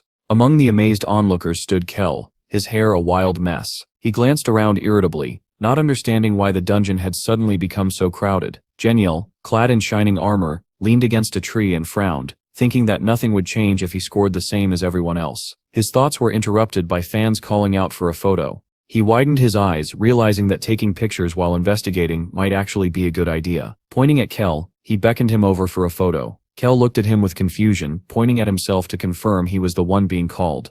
The entire crowd watched with anticipation. The blue-haired transcendental bristled in anger at the request, demanding how Genial dared order him around. Kel stretched out his hand threateningly, insulting the hunter. But before the situation escalated, Genial's phone rang, and a playful ringtone echoed through the forest. Kel froze mid-threat. Genial politely asked him to wait, then answered enthusiastically when he realized it was Dojin calling. Cold sweat formed on Kel's brow. In a panic, he imagined the king of the earth watching him from afar, seeing everything. Horrified, Kel trembled as Geniel finished the cheerful conversation and casually asked to take the photo now. The red-haired hunter draped an arm over Kel's shaking shoulders, holding the phone out and inviting him to pose with cute accessories. The dungeon's sky was clear and blue, but Kel's mind was in chaos. After threatening Geniel just moments before, he thought desperately that he couldn't simply bow before the king of the earth to beg for the return of Gunel. Meanwhile, in a nearby cafe, Manon and Gangil sat at a small table with drinks, wondering whether Geniel could handle everything alone. Suddenly, Gangil's phone buzzed.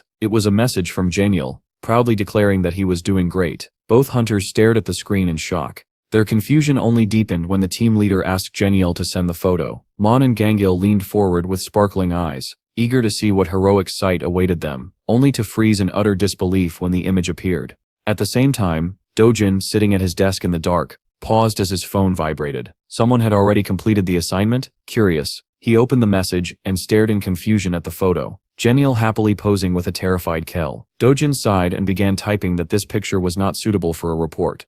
Across the city, Dak sat at a table with a bored expression, his head resting on his hand. Suddenly, the blue-haired Transcendental burst into the library, tripping and crashing to the floor. Covered in sweat, he gasped that the Earth Rabbit was omnipotent. He had found him again. Dak looked down at him with a gentle smile and remarked that Dojin had always been like this. There was nothing he couldn't do. Back at the apartment, the brunette stood holding Star on one shoulder and Carol on the other, arms folded across his chest. He gloomily reported that there was a problem. Izaz puffed out his cheeks, turned his head away and insisted he had done nothing wrong. Uni, eyebrows knitted, turned to the opposite side, declaring that she wasn't at fault either. Star and Carol glanced between the quarreling pair in confusion as Dojin clenched his fists, exhausted and unsure what had suddenly gone wrong. Night had fallen over the city, moonlight shone on windows of a 6-story building. The group gathered for dinner, but Isis stared at his plate in despair. Why were they eating soybean paste soup without meat for the third time this week? The orange dragon folded his paws across his chest, one eyebrow raised indignantly. Uni placed fried sausages before him, telling him he could eat more variety once he grew up. Poking at the food with chopsticks, Izaz muttered bitterly that they'd already eaten this last week, and insisted he was already an adult. With an exaggerated motion of his utensils, he accidentally flung the sausage into the air. A moment later, the sausage landed squarely on top of a very confused Uni's head. Dojin glanced sideways at Isas in horror, while Carol stared at their hostess in shock. The orange dragon, wearing an awkward expression, asked for forgiveness. Uni trembled with fury, demanding whether the pet disliked her cooking that much. Izaz slowly lowered his chopsticks, lifting his eyes in fear. With a single sharp motion, Uni snatched away his rice bowl. The dragon gasped, horrified, as she yelled that in that case he might not get to eat anything. Offended, Izaz frowned and muttered that he would be fine. Yi glared menacingly, declaring that he would receive no food at all if he wasted it like that. Corral, Star, and the rest of the household stared at the enraged dragon in confusion. Then Izaz abruptly dashed toward the door, loudly announcing that he was leaving. Star and Carol looked up at Yi, who was surrounded by dark, simmering energy. With sad expressions, the two concluded that ESS was deeply offended by his mistress. Outside, the orange dragon wandered the street, thinking longingly of delicious foods. Passers-by stared, stunned, as he trudged past restaurant windows, until one in particular caught his attention. A crowd was gathered inside. Curious, he stepped in. 2 employees observed with interest as a man devoured noodles at high speed. 3 minutes left, one shouted. The bald cook turned around, startled, when the dragon asked what the man was eating. The chef recoiled in horror, yelling that a talking dog had entered the shop.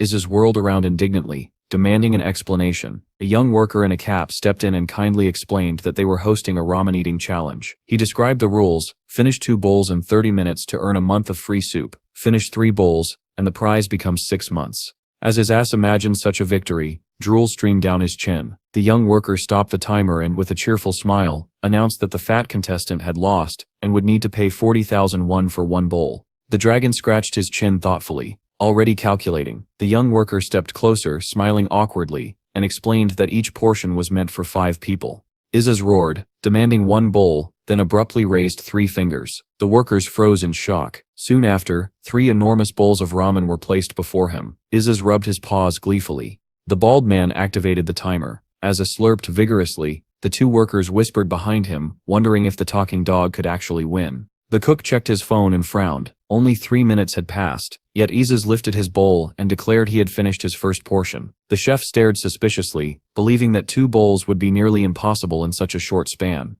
But Isis casually placed a second empty bowl on top of the first, declaring that he was done with the next one as well. The bald man shoved his phone toward his coworker, demanding the time. 3 minutes, the young man whispered in disbelief. Covered in noodles and broth, the dragon grinned triumphantly and asked for 3 more servings. The workers could only widen their eyes in horror. The scene returned to Dojin's house the next day. The main character sat on the sofa beside a very happy Esaz, while Star ran around the room. Yuni, eyes lowered, regretted being too harsh the previous night. She decided to prepare several meat dishes to make up for it, since Esaz took good care of the children. She approached with oven mitts and a pot of chicken stew, the Dragon King's favorite. Dojin and Yuni both looked questioningly at Esaz, as he stroked his full belly and casually announced he didn't want to eat. The girl froze in shock. He had refused his favorite dish. Yuni's shoulders slumped. She shook her head sadly, but Star approached, tapping a finger against her lips. She sniffed the air, then said she smelled ramen on Esaz. Yuni's eyebrows shot up as she turned toward the dragon in alarm, asking if he wanted her to make noodles with broth instead. Dojin folded his arms and chuckled suspiciously as he looked at Esaz. Esaz grinned and rubbed his stomach, but Dojin suddenly widened his eyes. There on the sofa right under the dragon lay a photograph of Esaz, cheeks puffed out, proudly holding the winning coupon for 6 months of free ramen.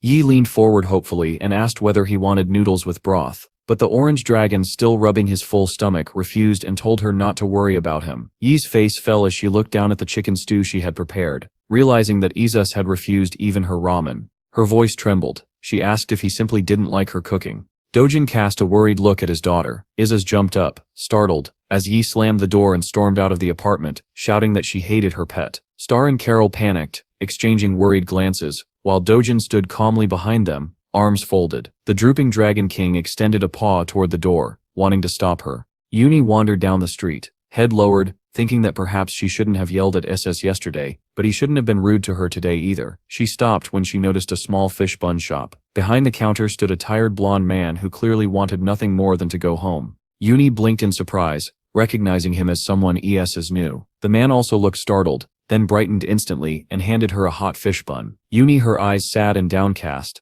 explained that she understood how he felt. Sometimes she also wanted a break, even though she loved cooking for her family. The blonde man listened, stunned, as the girl's honest words washed over him. Then, raising his index finger with sudden enthusiasm, he suggested that they take a break together. Yuni imagined Esaz and Carol in her mind, while the man leaned in mischievously and said there were others who could take over their responsibilities. Dusk began to fall as Yuni thanked him with a determined smile. When she returned to the apartment, she placed a hand on her chest and spoke with renewed confidence. The blonde seller proudly echoed her words. Inside, Esaz, Carol, and Star all looked up in shock as Yuni and her companion loudly declared that they were going on strike. Yuni clasped her hands together and announced that she wouldn't do any chores today. They were Esaz's responsibility now. The orange dragon threw his arms down angrily, demanding how she expected him to handle all of it. Kares, covering his eyes dramatically, said he was exhausted as well.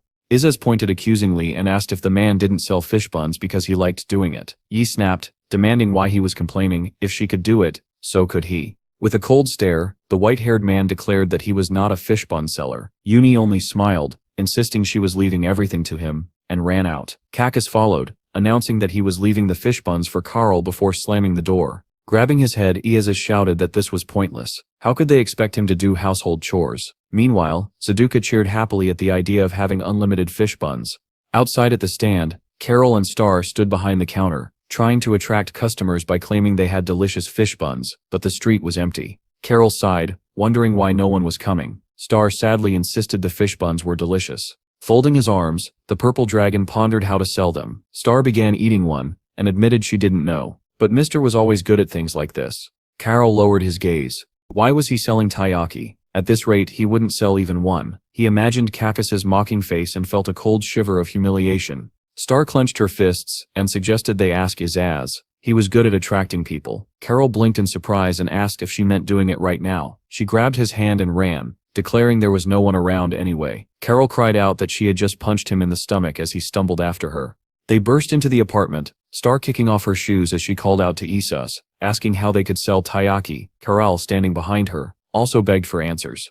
But Star suddenly froze, stunned by what she saw. Carol slowly approached her. After a brief pause, Star asked what was happening. Towels, dishes, the walls, everything in the apartment was buried under mountains of foam. Isis, mopping the floor with irritation, muttered that they had already returned. The purple beast stared at him, asking why the house looked like this. Turning toward the washing machine overflowing with suds, Isis explained that he had simply put in a load of laundry and washed the dishes at the same time, but the washing machine had stopped working. Carl pressed a paw to his forehead and asked if Isis hadn't been told to use one portion of detergent. Holding up the thermos he had used for scooping, Isis asked in confusion if it did not count as a cup. Carol replied wearily that he needed a measuring cup. Narrowing his eyes, the orange beast insisted that anyone could make a mistake. Then he turned on them, asking why they were even here, and what they meant when they said they couldn't sell the fish buns. With their heads drooping, Star and Carol admitted that not a single customer had shown up. Exhaling, Isis folded his paws and asked why. Then he gestured for them to follow him, promising to solve the problem. He began pulling out cans from the cabinet and tossing some into the trash. Carol asked nervously whether the food wasn't meant for them. Holding up a jar of bright red filling, Isis explained that Hacks had left these for the taiyaki shop, but if they wanted to close the business permanently, they could just ignore everything. Carol sighed in defeat, admitting that running a business was very difficult. Turning toward them confidently, Isis announced that they should switch roles. Star clenched her fists and shouted that he couldn't cook. The purple beast added that while Isis's hands were crooked, his taste was excellent. Isis glared, asking whether they were insulting him or complimenting him. Gesturing proudly, he declared that he excelled at sales, while Carl was better at household chores. Carl stared at him seriously, pointing out that Isis sounded very sure of himself. Star nodded, saying she would look after Isis and the fish buns, smiling just a little too broadly. Hands on his hips, the orange pet declared their agreement. He would handle chores and Carol would help Star at the stand. Carol, still doubtful, admitted he wasn't sure he could trust him. Star added quietly that Isis was scary. Soon, Star stood behind the stand happily advertising, calling out deals. Isis stepped forward as well, loudly drawing interest. Meanwhile, after cleaning the entire apartment alone, Carol sank into the blue sofa and wondered whether they should really have traded the responsibilities entrusted to them by Uni and Hacks. He also admitted to himself that Isis was a real sly fox. Holding a blue shirt, he thought he was more suited to housework, but it was still extremely hard. Out at the stand, Isis spread his arms dramatically, shouting that customers might die from the taste of their taiyaki. A couple of curious customers tried their flavors: strawberry jam, sweet potato, peanut butter, commenting among themselves. Dusting off his hands after selling another batch, Isis murmured that if this continued, his fish buns might even surpass Jax's, and that would become a problem. He admitted the business was going well, but also incredibly exhausting. Hacks approached the counter, picking up a bag of taiyaki and asking whether things were going well. Surprised, Isis asked if he should have come later. The blonde boy smiled faintly, extending his hand and saying he couldn't rest while he was so worried. Taking a taiyaki, Hacks bit into it, and immediately burst into tears, shouting that it was too spicy and asking for water. Star apologized, explaining they had none. Exhaling, Isis offered him his own water bottle. Hacks snatched it and drank quickly, then asked how Isis could even sell something like that.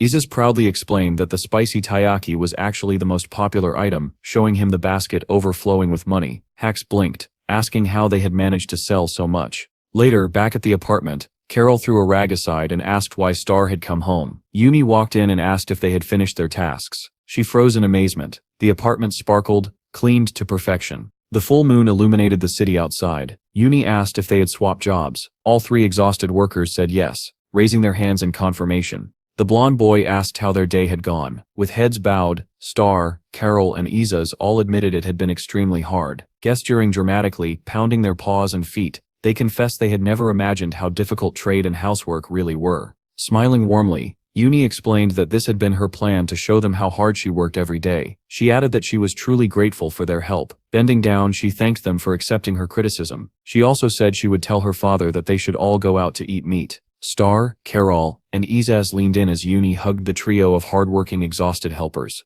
Isis apologized for complaining so much and promised he would do better. Carol also said she would help more. Hugging her mother tightly, Star vowed to try as well. The protagonist entered the apartment dressed in business attire. With a sincere smile, he took in the scene and thought that he should probably make a reservation at a barbecue restaurant for tonight. Far away, beneath a scarlet sky, stood the castle of Ammon, a grand fortress rising from the desert. A red monster sat upon a towering throne. He demanded to know whether the Earth King had taken the original flame of the Fire King. If he had fought the Fire King, he must be weakened now. Rubbing his chin with a confident smile, the creature wondered aloud whether defeating the Fire King before restoration meant the original flame would become his. Rising sharply from his throne and throwing his arms upward, he laughed thunderously and proclaimed that the Fire King's original flame was now his. Then he commanded his soldiers to depart. Back in Korea, the protagonist worked quietly at his office computer. His phone vibrated with a notification. Water would be shut off between 9 and 11 p.m. for maintenance. Glancing at the clock, almost 9, he decided he should head to the sauna for a proper wash. A tired man in a jacket entered the sauna, thinking he could finally bathe in peace. But then he spotted someone familiar. Realizing it was Dojin, he awkwardly commented that he hadn't expected to see anyone here. Turning to him, the protagonist agreed. It was quite the coincidence. Steam drifted upward toward the gray sauna ceiling. The man remarked that he hadn't seen Dojin in a long time. The protagonist, confused, reminded him that they had met only a few days earlier. The brown-haired man suddenly remembered. They lay quietly in the sauna, the temperature a steady 45 degrees. The man felt painfully awkward and tried to think of something to say. Finally, stumbling over his words, he thanked Dojin for the artifact he had received. He recalled the system window describing the Raru heart extract, an item that boosted regeneration and healing power by 30%. Gesturing with both hands, he smiled and said the extract had helped him tremendously. Dojin responded that he wanted to give him something even better. The man laughed nervously, saying that others were incredibly jealous. It was unbelievable. Dojin replied that hearing that was reassuring. Silence returned. The man continued to feel embarrassed, searching for a new topic. Suddenly he brightened, pointing upward with a smile. He remembered something. The pool here was magical. He pointed toward the wall listing its benefits: fatigue relief, mana recovery and faster effects, if one submerged completely. With newfound confidence, he suggested a bet who could hold their breath underwater the longest. Dojin asked again in surprise, but before he could finish, the man moved closer and repeated the challenge. The protagonist agreed, though he quietly wondered if the guy was standing a little too close. Mentally, Dojin compared the man covering his nose like that to Izas. The man with the scar announced the start of the competition. He prepared himself, shouted the command, and jumped into the water, splashing everywhere without actually submerging. Dojin stared tiredly at the ceiling and muttered that he only wanted to wash in peace. Then, hearing noise again, he sighed, feeling another disturbance approaching. Across the city, the red monster landed on an electric pole. Confirming aloud that this was Earth, he noted that he could sense the Earth King's energy nearby. Raising his blade, he commanded the Earth King to come out. A streak of light flashed across the sky and struck the monster, triggering a huge explosion. Stumbling out of the flames in shock, he demanded to know who had attacked him. Standing calmly before him, wearing brown shorts and simple slippers, the protagonist raised a hand and introduced himself as a civil servant. The demon's face twisted with rage. Swinging his massive sword, he demanded how a mere government worker could be so arrogant. A powerful dark aura surged around him and rushed toward the protagonist. But the monster smirked, declaring that if he killed enough weaklings, the Earth King would eventually reveal himself. Surrounded by a blue aura, Dojin slowly lifted his right hand. Dense energy gathered around him. The red monster stared, confusion creeping across his face. Grinning, the protagonist asked if he was the one being arrogant. Raising his hand, Dojin summoned several bright spheres of light above him. Lowering his head, he said he had been hearing that accusation a lot lately. Then he extended his glowing hand forward. At that same instant, the red monster split apart, screaming in pain before he even understood what was happening. Far from the battlefield, the man underwater, pinching his nose and squeezing his eyes shut, wondered how much longer he had to endure. Opening one eye, he pushed off the floor and admitted mentally that he couldn't hold on anymore. He burst out of the water, gasping. Dojin sat calmly beside the pool, scratching his hair. The man stared at him in confusion and asked when he had come back up. The protagonist replied that he had surfaced about 5 minutes ago. Beaming proudly, the brown-haired young man with the scar asked if that meant he had won. He thought it surprising that Dojin was not good at this sort of thing, and loudly declared his victory. The protagonist acknowledged it without protest. Internally, he noted how much the guy resembled Izas. The man immediately sent me a message claiming he had defeated Dojin. To prove it, he attached a photo of the two of them wearing brown shirts, drinking after their bath.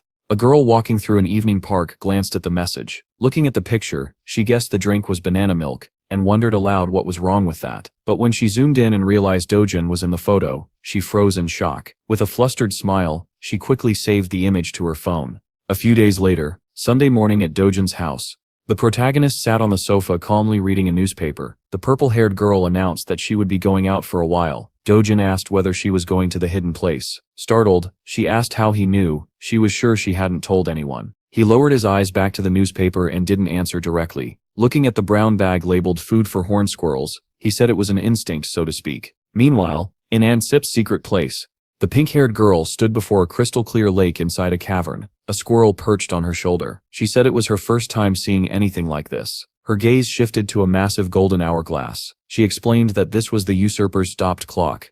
Walking through shallow puddles, she shielded her eyes from the bright light and waved toward the girl near the wooden house. Seal raised her instrument and confirmed she had just arrived. Lifting a bag of taiyaki like a trophy, the newcomer suggested they eat first. Seal asked where she had gotten such interesting bread. The girl remembered how she had yelled at Hax, but decided to withhold the truth. Since she didn't like him, she saw no reason to credit him. Instead, she suggested they eat the buns with tea. The purple-haired girl admitted internally that she still hadn't gotten used to all the strange mechanisms around here. Seal guided her to the rooftop garden. She explained that she had discovered a flock of Argos in the heart of the world. The girl asked in shock whether dragons weren't the only ones capable of handling such monsters. Was that why the Argos occupied such a narrow territory? Seal confirmed it. The red creatures, red hide, yellow eyes, were among the strongest monsters in the heart of the world. Newcomers would die in 3 seconds. The only option was to run.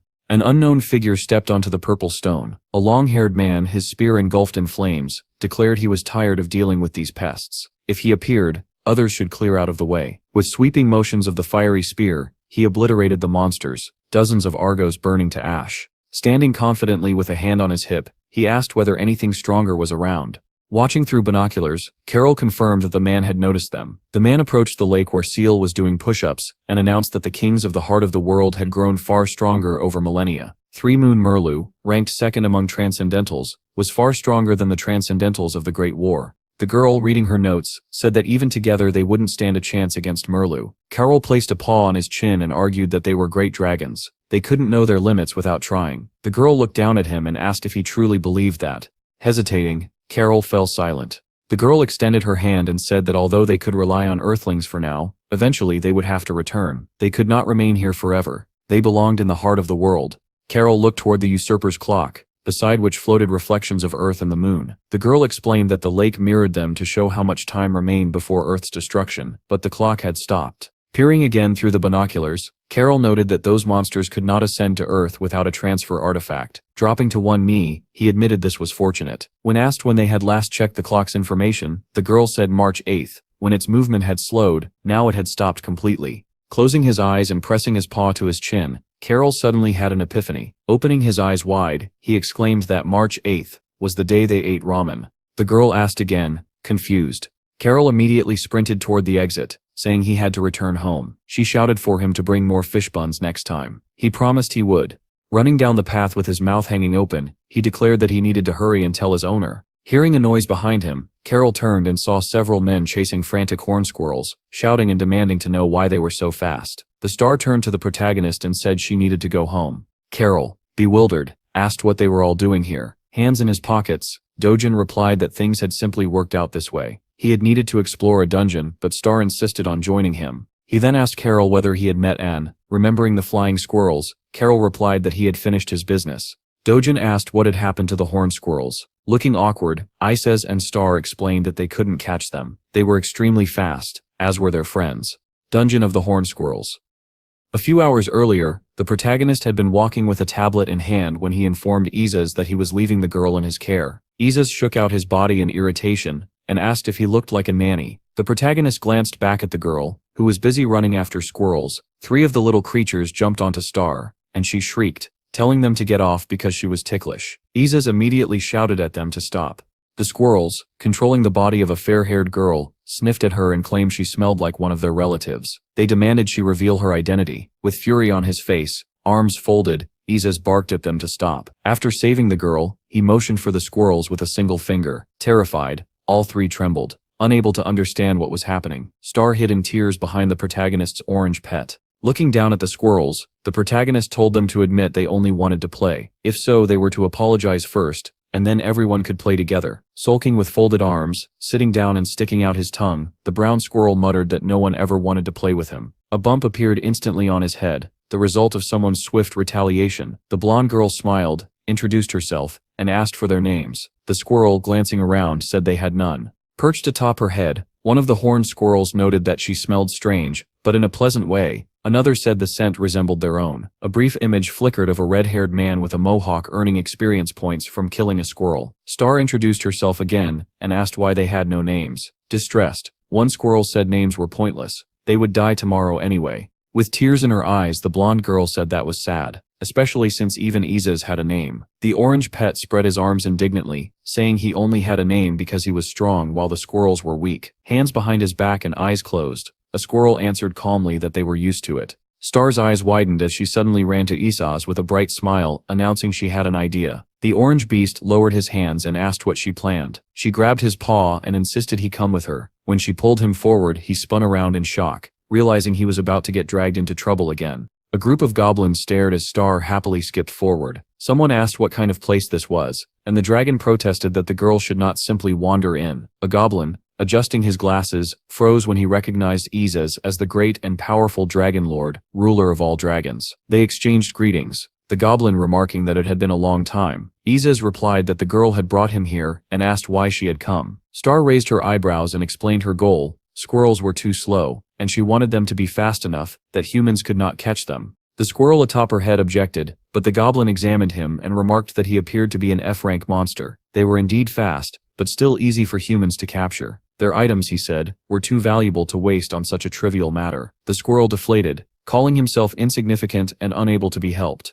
The girl grew angry. The squirrels were not insignificant. They were her friends. Isis demanded to know why the goblin had upset the child and ordered him to apologize and give her something. The goblin immediately complied, saying he had just the thing. Star and the squirrel blinked in surprise, asking if he was serious. The goblin produced a vial of shimmering liquid. Once consumed, he explained, the squirrels would permanently become faster, so fast that humans would struggle to even see them move. A description appeared, an elixir that increases movement speed. Star gazed at it in awe and told the goblin to give her 100. With that, she declared no human would ever catch a squirrel again. Isas dragged a box toward them and asked if they could leave now, but the goblin stopped him, asking about payment.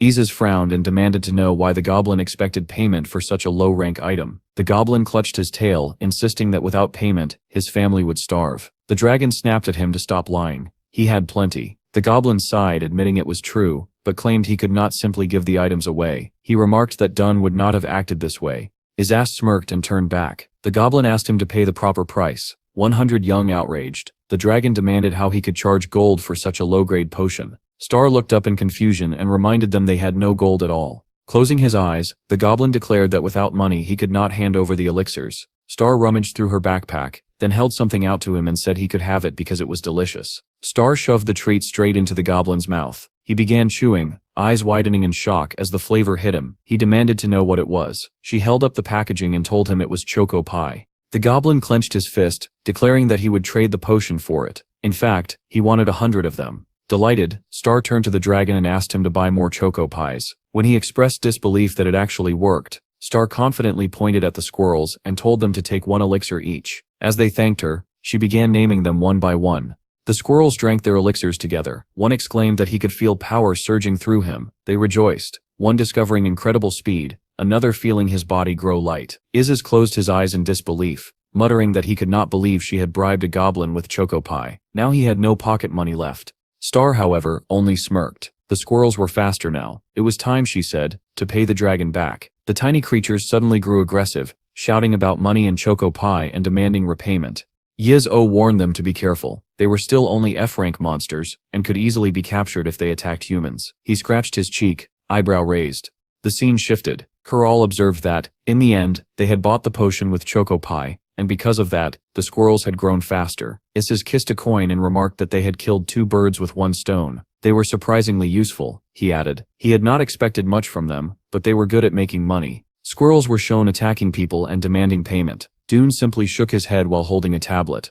A news broadcast appeared, reporting that hunters returning from the F-rank dungeon in Heamdong Yongan district, the Horn Squirrel dungeon, had submitted several complaints. Yi placed a dish on the table, remarking that a great deal must have happened in the dungeon. She was shocked that the Horn Squirrels had suddenly become faster. They had always been ideal monsters for beginners. A question arose: had her father gone to that dungeon? The girl ate contentedly, declaring that no one would ever catch rams again. Karel chewed while watching the man beside him. He looked down, unsure what to do. He still had not told them anything. He decided he must report what had happened in the heart of the world, and that the hourglass had stopped. He sighed. Dawn looked at him. puzzled. Someone patted him on the head. He smiled faintly, wondering whether the visit to Anne had truly been a good idea. The dragon suspected that the hourglass had stopped because of him. Besides, the usurpers could not touch him anyway. He was the strongest after all. Carol smiled, saying the day had been fun. Isis took the meat from the plate, announcing that if the dragon was not going to eat it, he would. Uni frowned and said there was still plenty left.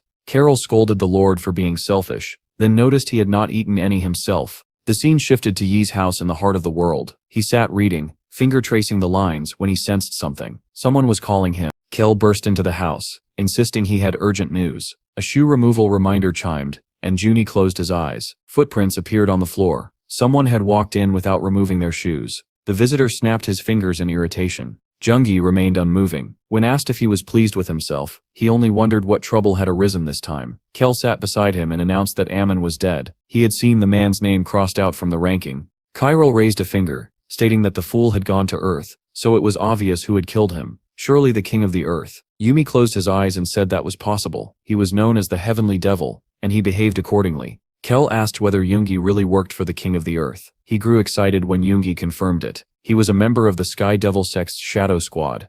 A figure with wind-blown hair appeared in imagery. The narration explained that the sect had 5 squads in total, and the Shadow Squad specialized in inspection and investigation. Only top graduates of the Black Death School were usually accepted.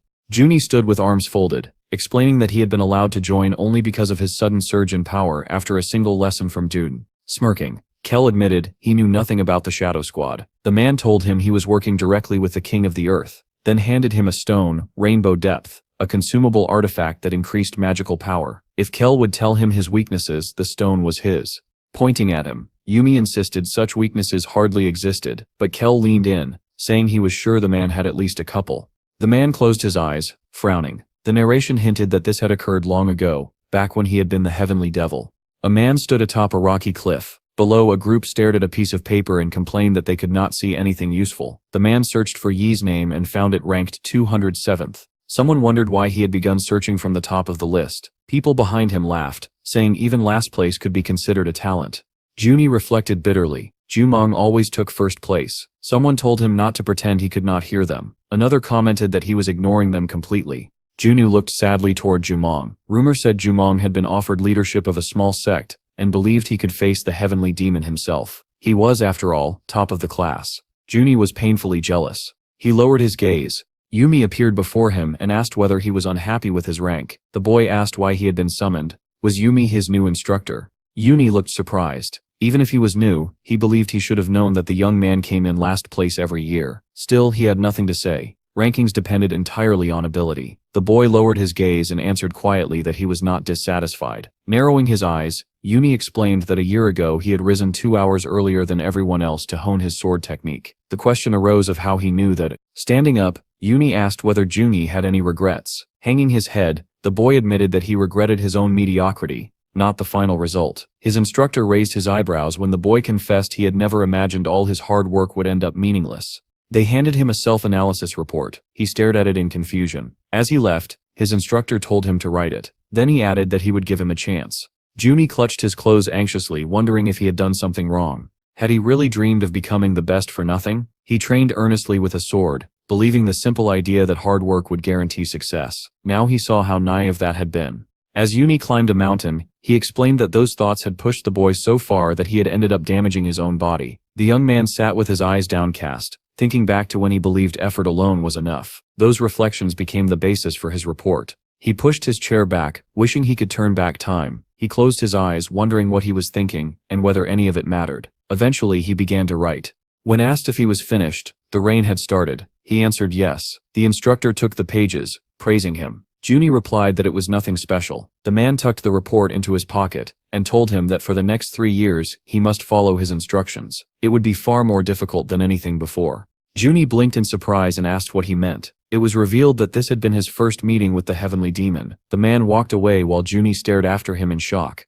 A voice asked whether the young man now understood weaknesses. Coel frowned, urging him to speak. Youngie pulled something out, and told him not to rush. He handed over more papers, documents describing the heavenly demon's weaknesses. Smiling, he instructed Kel to also write a self-analysis report. Kel stared at the papers, confused. Soon after, Kel's introspection report circulated across the Central Universe forums, and eventually spread through Earth as well. The scene shifted. The man smiled happily. He had finally reached S rank and received a white gold pass. Asked whether he liked it, he turned around, surprised. He had heard that someone would escort him to the S rank privileged territory, but he never expected it to be Rule. Rule waved and told him to follow. The man's eyes sparkled as he declared himself honored. Sighing, Rule told him to stop talking and simply come along. He listened obediently. Holding the card, he was informed that his identity had been verified and he could enjoy his vacation. The guard smiled warmly, believing the man to be an S-rank hunter. He thanked him. Donald stood there, thrilled. He was being treated like a VIP. It was nothing like the days when he had been A-rank. They handed him armor, an elixir and jam, telling him to take everything. He accepted them with delight, marveling that Rule himself was choosing his equipment. He vowed to keep them forever. Someone asked what weapon he used. Donald answered proudly that he used a spear, just like Rule. Smirking, Rule remarked that he seemed to know his stuff. Since he liked him, he would give him some advice. Tonal was stunned. Rule explained that he would share the wisdom of life, and as long as Tonal had it, his life would go smoothly. He smiled faintly. It was said that no hunter in the world, aside from criminals, lived as freely as Rule. He took Donald's notebook and stated that nothing came for free. Therefore, Donald owed him alcohol for the evening. Donald agreed immediately and suggested they go to a great bar nearby. Rule asked whether this was a place he still didn't know about. Donald happily told him they had excellent snacks and were famous for their fish buns. Rule scoffed that no one cared what snacks they served. His face was already flushed from drinking. Closing his eyes, he asked if Donald had gotten a good look. Donald replied that he had. The best. Notes from the notebook were shown, asking whether all he needed to do was become close to Rule and follow him. Pointing at Donald, Rule declared that as long as Donald stayed with him, life would treat him well, but Donald hesitated, saying the man looked like a civilian. The scene shifted. Someone demanded to know how much ESAs had paid. Kaka stared at Jun in surprise, asking what he and the dragon were doing there. The man overheard everything. Someone handed him money, asking whether it was enough. ESAs protested, saying it was a mistake, and he owed nothing. The man smiled awkwardly, thanked him, and told him to choose whatever he wanted. Rol looked at Dujin in surprise. He bowed politely, saying he was glad to meet him here. Dujin asked if he was drunk. Donald raised an eyebrow, unable to believe Hunter Rol could be so polite toward him. That meant Dujin truly was an unusual person. The young man smiled as he introduced the new S-rank hunter. Donald returned the smile and said he was glad to meet him. Dujin extended his hand, introduced himself, and explained that he worked in the dungeon management department at Seoul City Hall. He added that he was glad to meet him. The man grasped his hands with great respect, declaring it an honor. Dujin looked down in surprise. At that moment, the dragon noticed the report on Mr. Lee and wondered if Donald had been spying on his master. Donald hurriedly snatched up the papers, claiming it must have been a fly. When Dujin asked what it was, he gave him a pointed look. Rul awkwardly looked away. The next day at the Hunter's Bureau, several people sat around a table wondering where Hunter R had gone. One girl raised an eyebrow and said that Jun had sent him to run errands. Young Chell was shocked.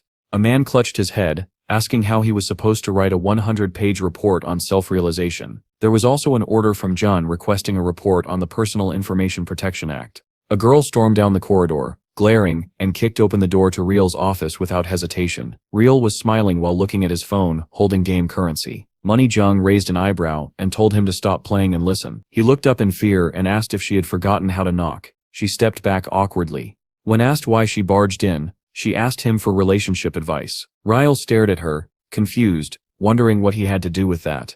Word had spread that he claimed to have dated numerous women, though in reality he had never gone on a date with anyone, not even Gon or Manning. He smiled awkwardly, then confidently claimed she had come to the right place. He was, according to himself, a relationship expert, having dated countless girls in the game. Money Jung blushed as she admitted she wanted to get Mr. Lee's attention. Rava remembered wistfully that she liked him and realized she needed a way to stand out.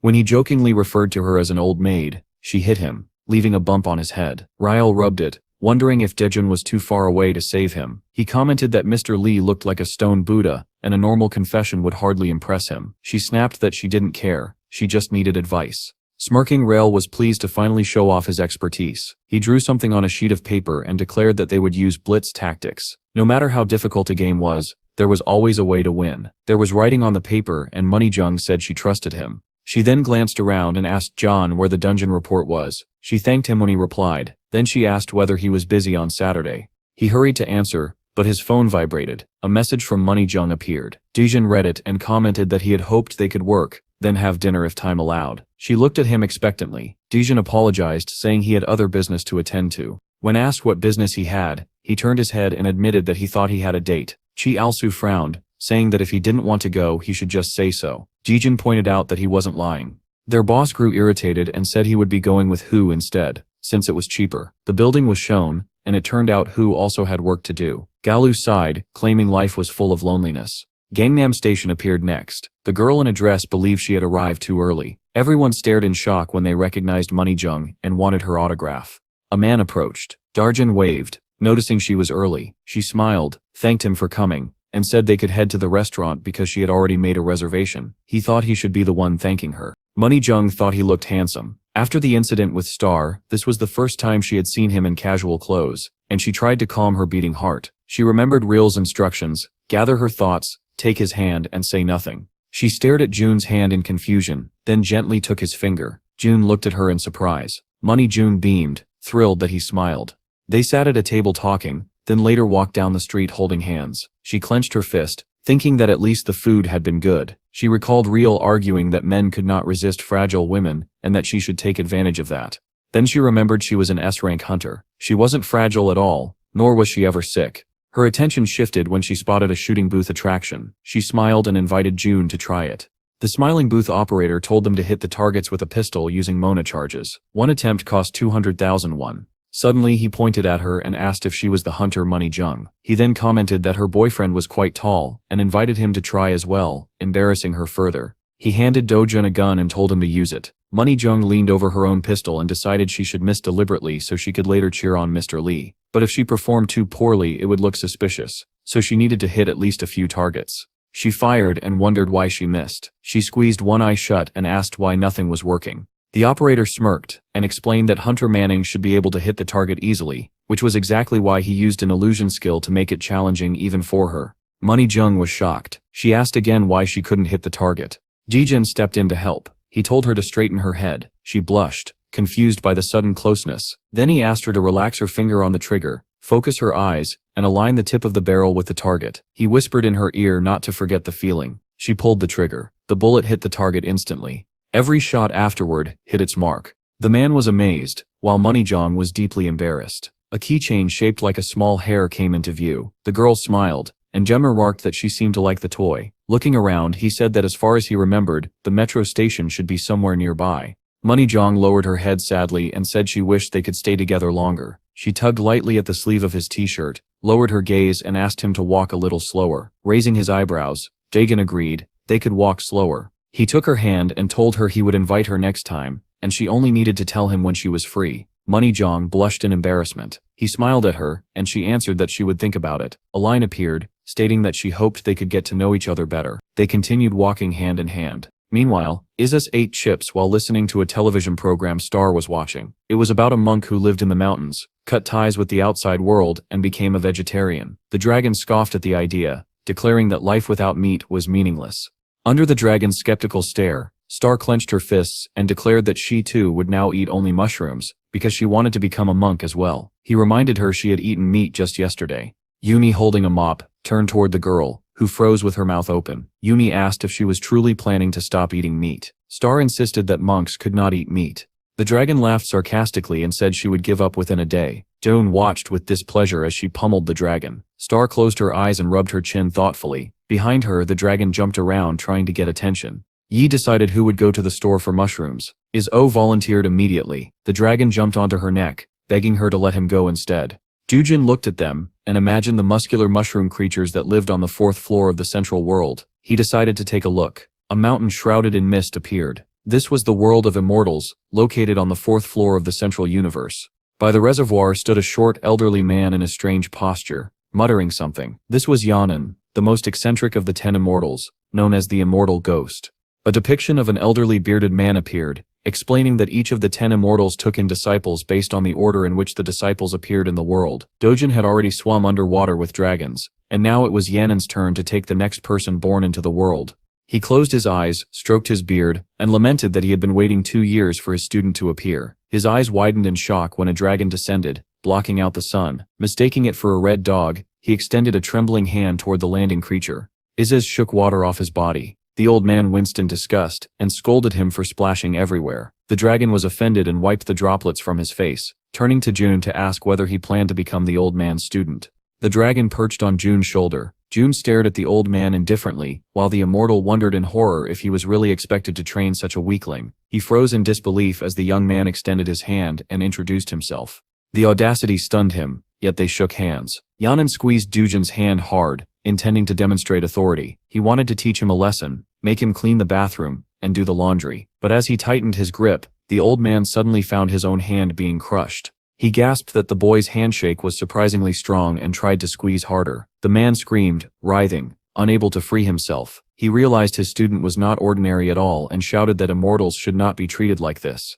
Isis murmured disapprovingly that it was the old man's fault. Released, Yanan rubbed his sore wrist and asked irritably why Dijun was so strong. The dragons climbed the steps leading to a traditional-style house. Dujun looked around curiously and asked where the other students were. Yanan replied with contempt that the weaklings had run away. He turned to Dujun, examined him closely, and stroked his beard. He asked why the young man seemed so calm, as though he already knew he would be chosen as a disciple. His expression darkened further when he heard the dragons whispering that their master was far stronger and the immortal should learn from him. Dujun pointed toward a wall and said he recognized someone. The old man turned and stared in astonishment. Hanging behind him was a portrait of a warrior. Dujun asked if it was Black Serenity. Yanan was shocked. Only the 10 immortals knew who Black Serenity was. He frowned and demanded to know how Dujun had learned of him.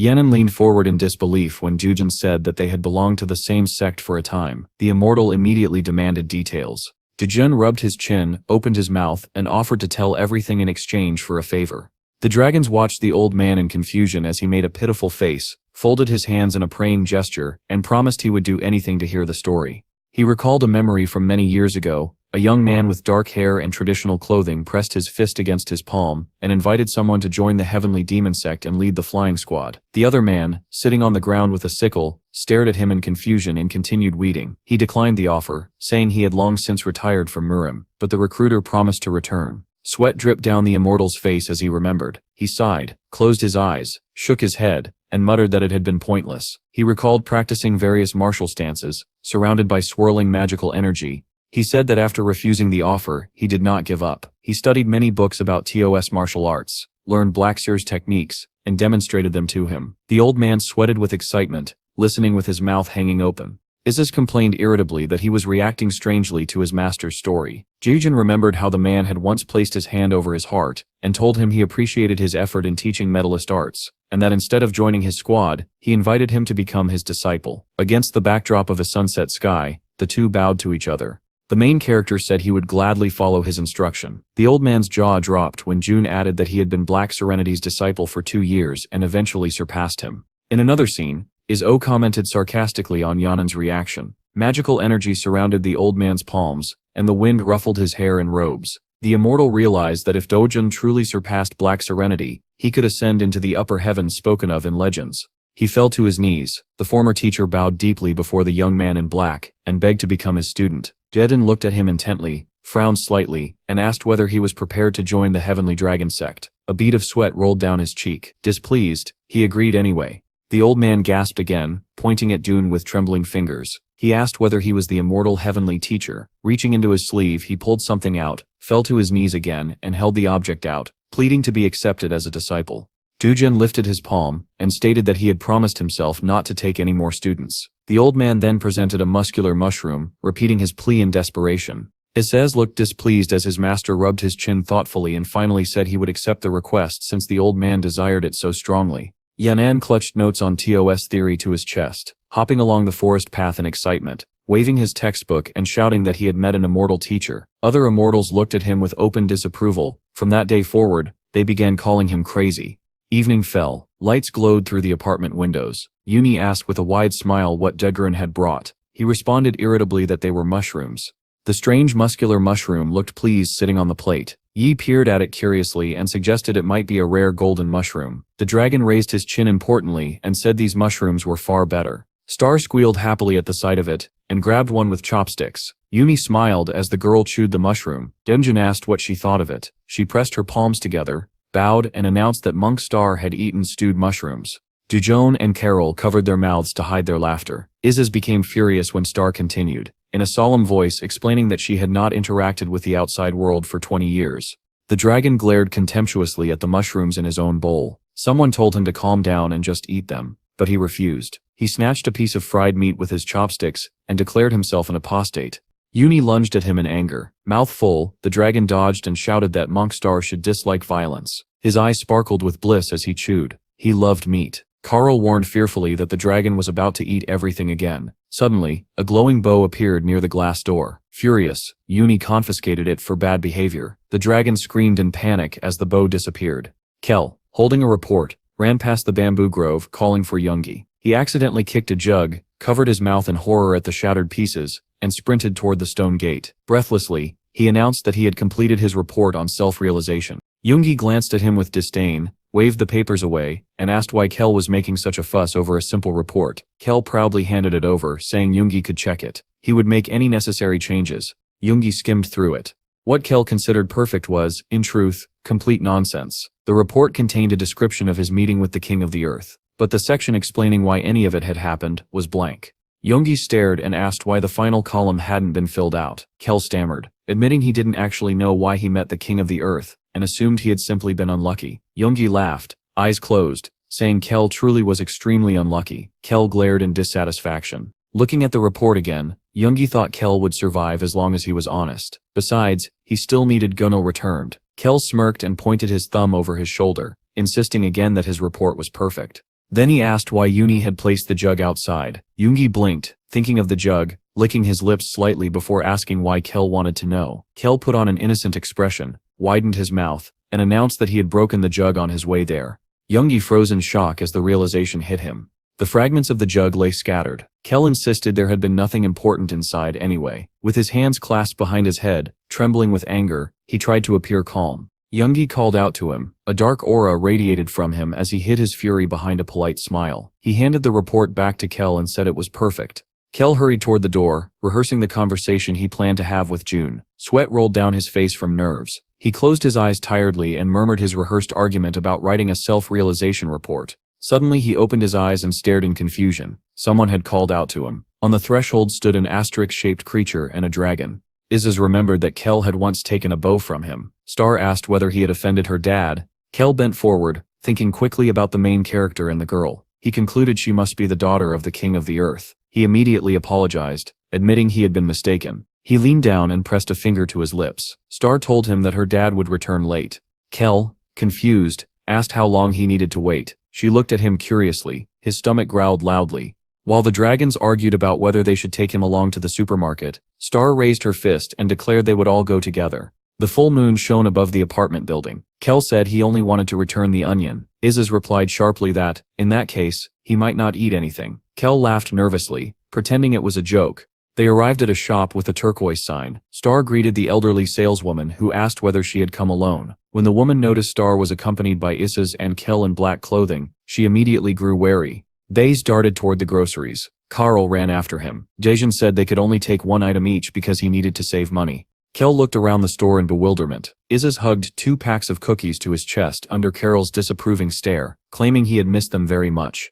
Jujin pointed around the shop and explained that this place was called a supermarket, and items had to be paid for before being taken. Star waved a box of choco pies and said they were delicious and her favorite. Kel reached out in confusion and decided to buy the same. Star waved goodbye to the shopkeeper. Carl watched Isis with displeasure as the dragon clutched his cookies tightly, savoring the anticipation. Kel tore open the package, eyed the choco pie suspiciously, and asked how to eat it. Star, with great seriousness, told him to smell it first. Then she licked the chocolate coating while explaining her actions step by step. Kel's mouth became smeared with chocolate as he took a bite. His eyes widened in astonishment. Star watched him gleefully. With stuffed cheeks, Isis grinned knowingly and asked if it wasn't delicious enough to die for. Carl patted him on the shoulder and asked how he expected to keep eating it if he died. The Dragon King growled irritably, telling his subordinate not to nitpick.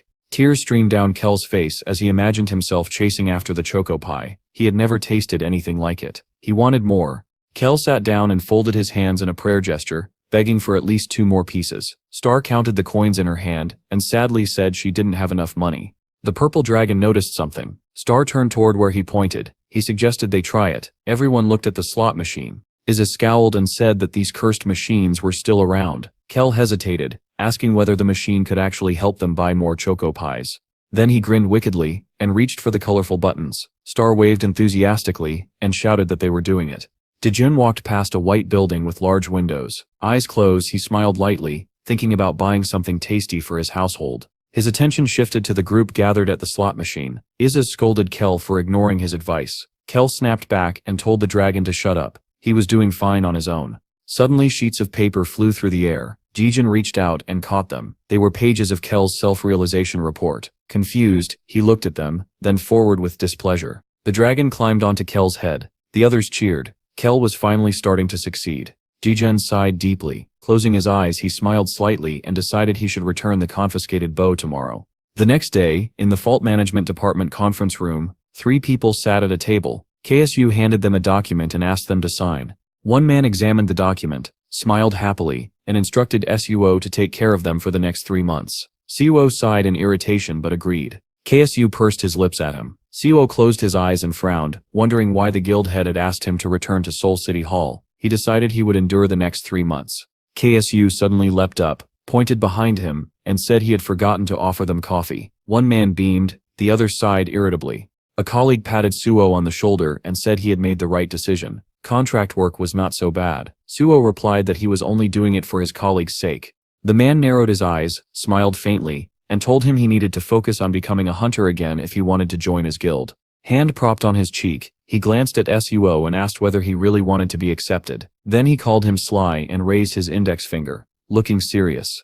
Suho insisted he had to make a good impression on June. The man beside him grew irritated and asked whether Suho was thinking straight, since he was asking to sign up as a civil servant. Then he introduced the president, framed by the glow of a fire, and explained that Yanshio would not tolerate anyone bothering June. A moment later, Suho's phone rang. It was the main character. He lifted an eyebrow in surprise, opened his mouth slightly, and asked whether the president of the Hunter Bureau himself was behind him. Still confused, he stared as the other man snatched the phone and began speaking to June. When he showed Suho the smartphone screen and announced that Mr. Level wanted to meet, Suho could hardly believe it. He frowned, chuckled dryly, and wondered how anyone dared summon him like this. June stood outside, sipping a drink with his eyes closed in satisfaction. When the door opened, he turned, surprised to see Suho arrive so quickly. Assuming the meeting had been short, he commented on it, while Suho stood before him, sweating and out of breath from running. Suho simply replied that it ended fast. June offered him a blue canned drink, but Suho refused. Still surprised, June then handed him a blue folder, suggesting they talk inside because of the heat.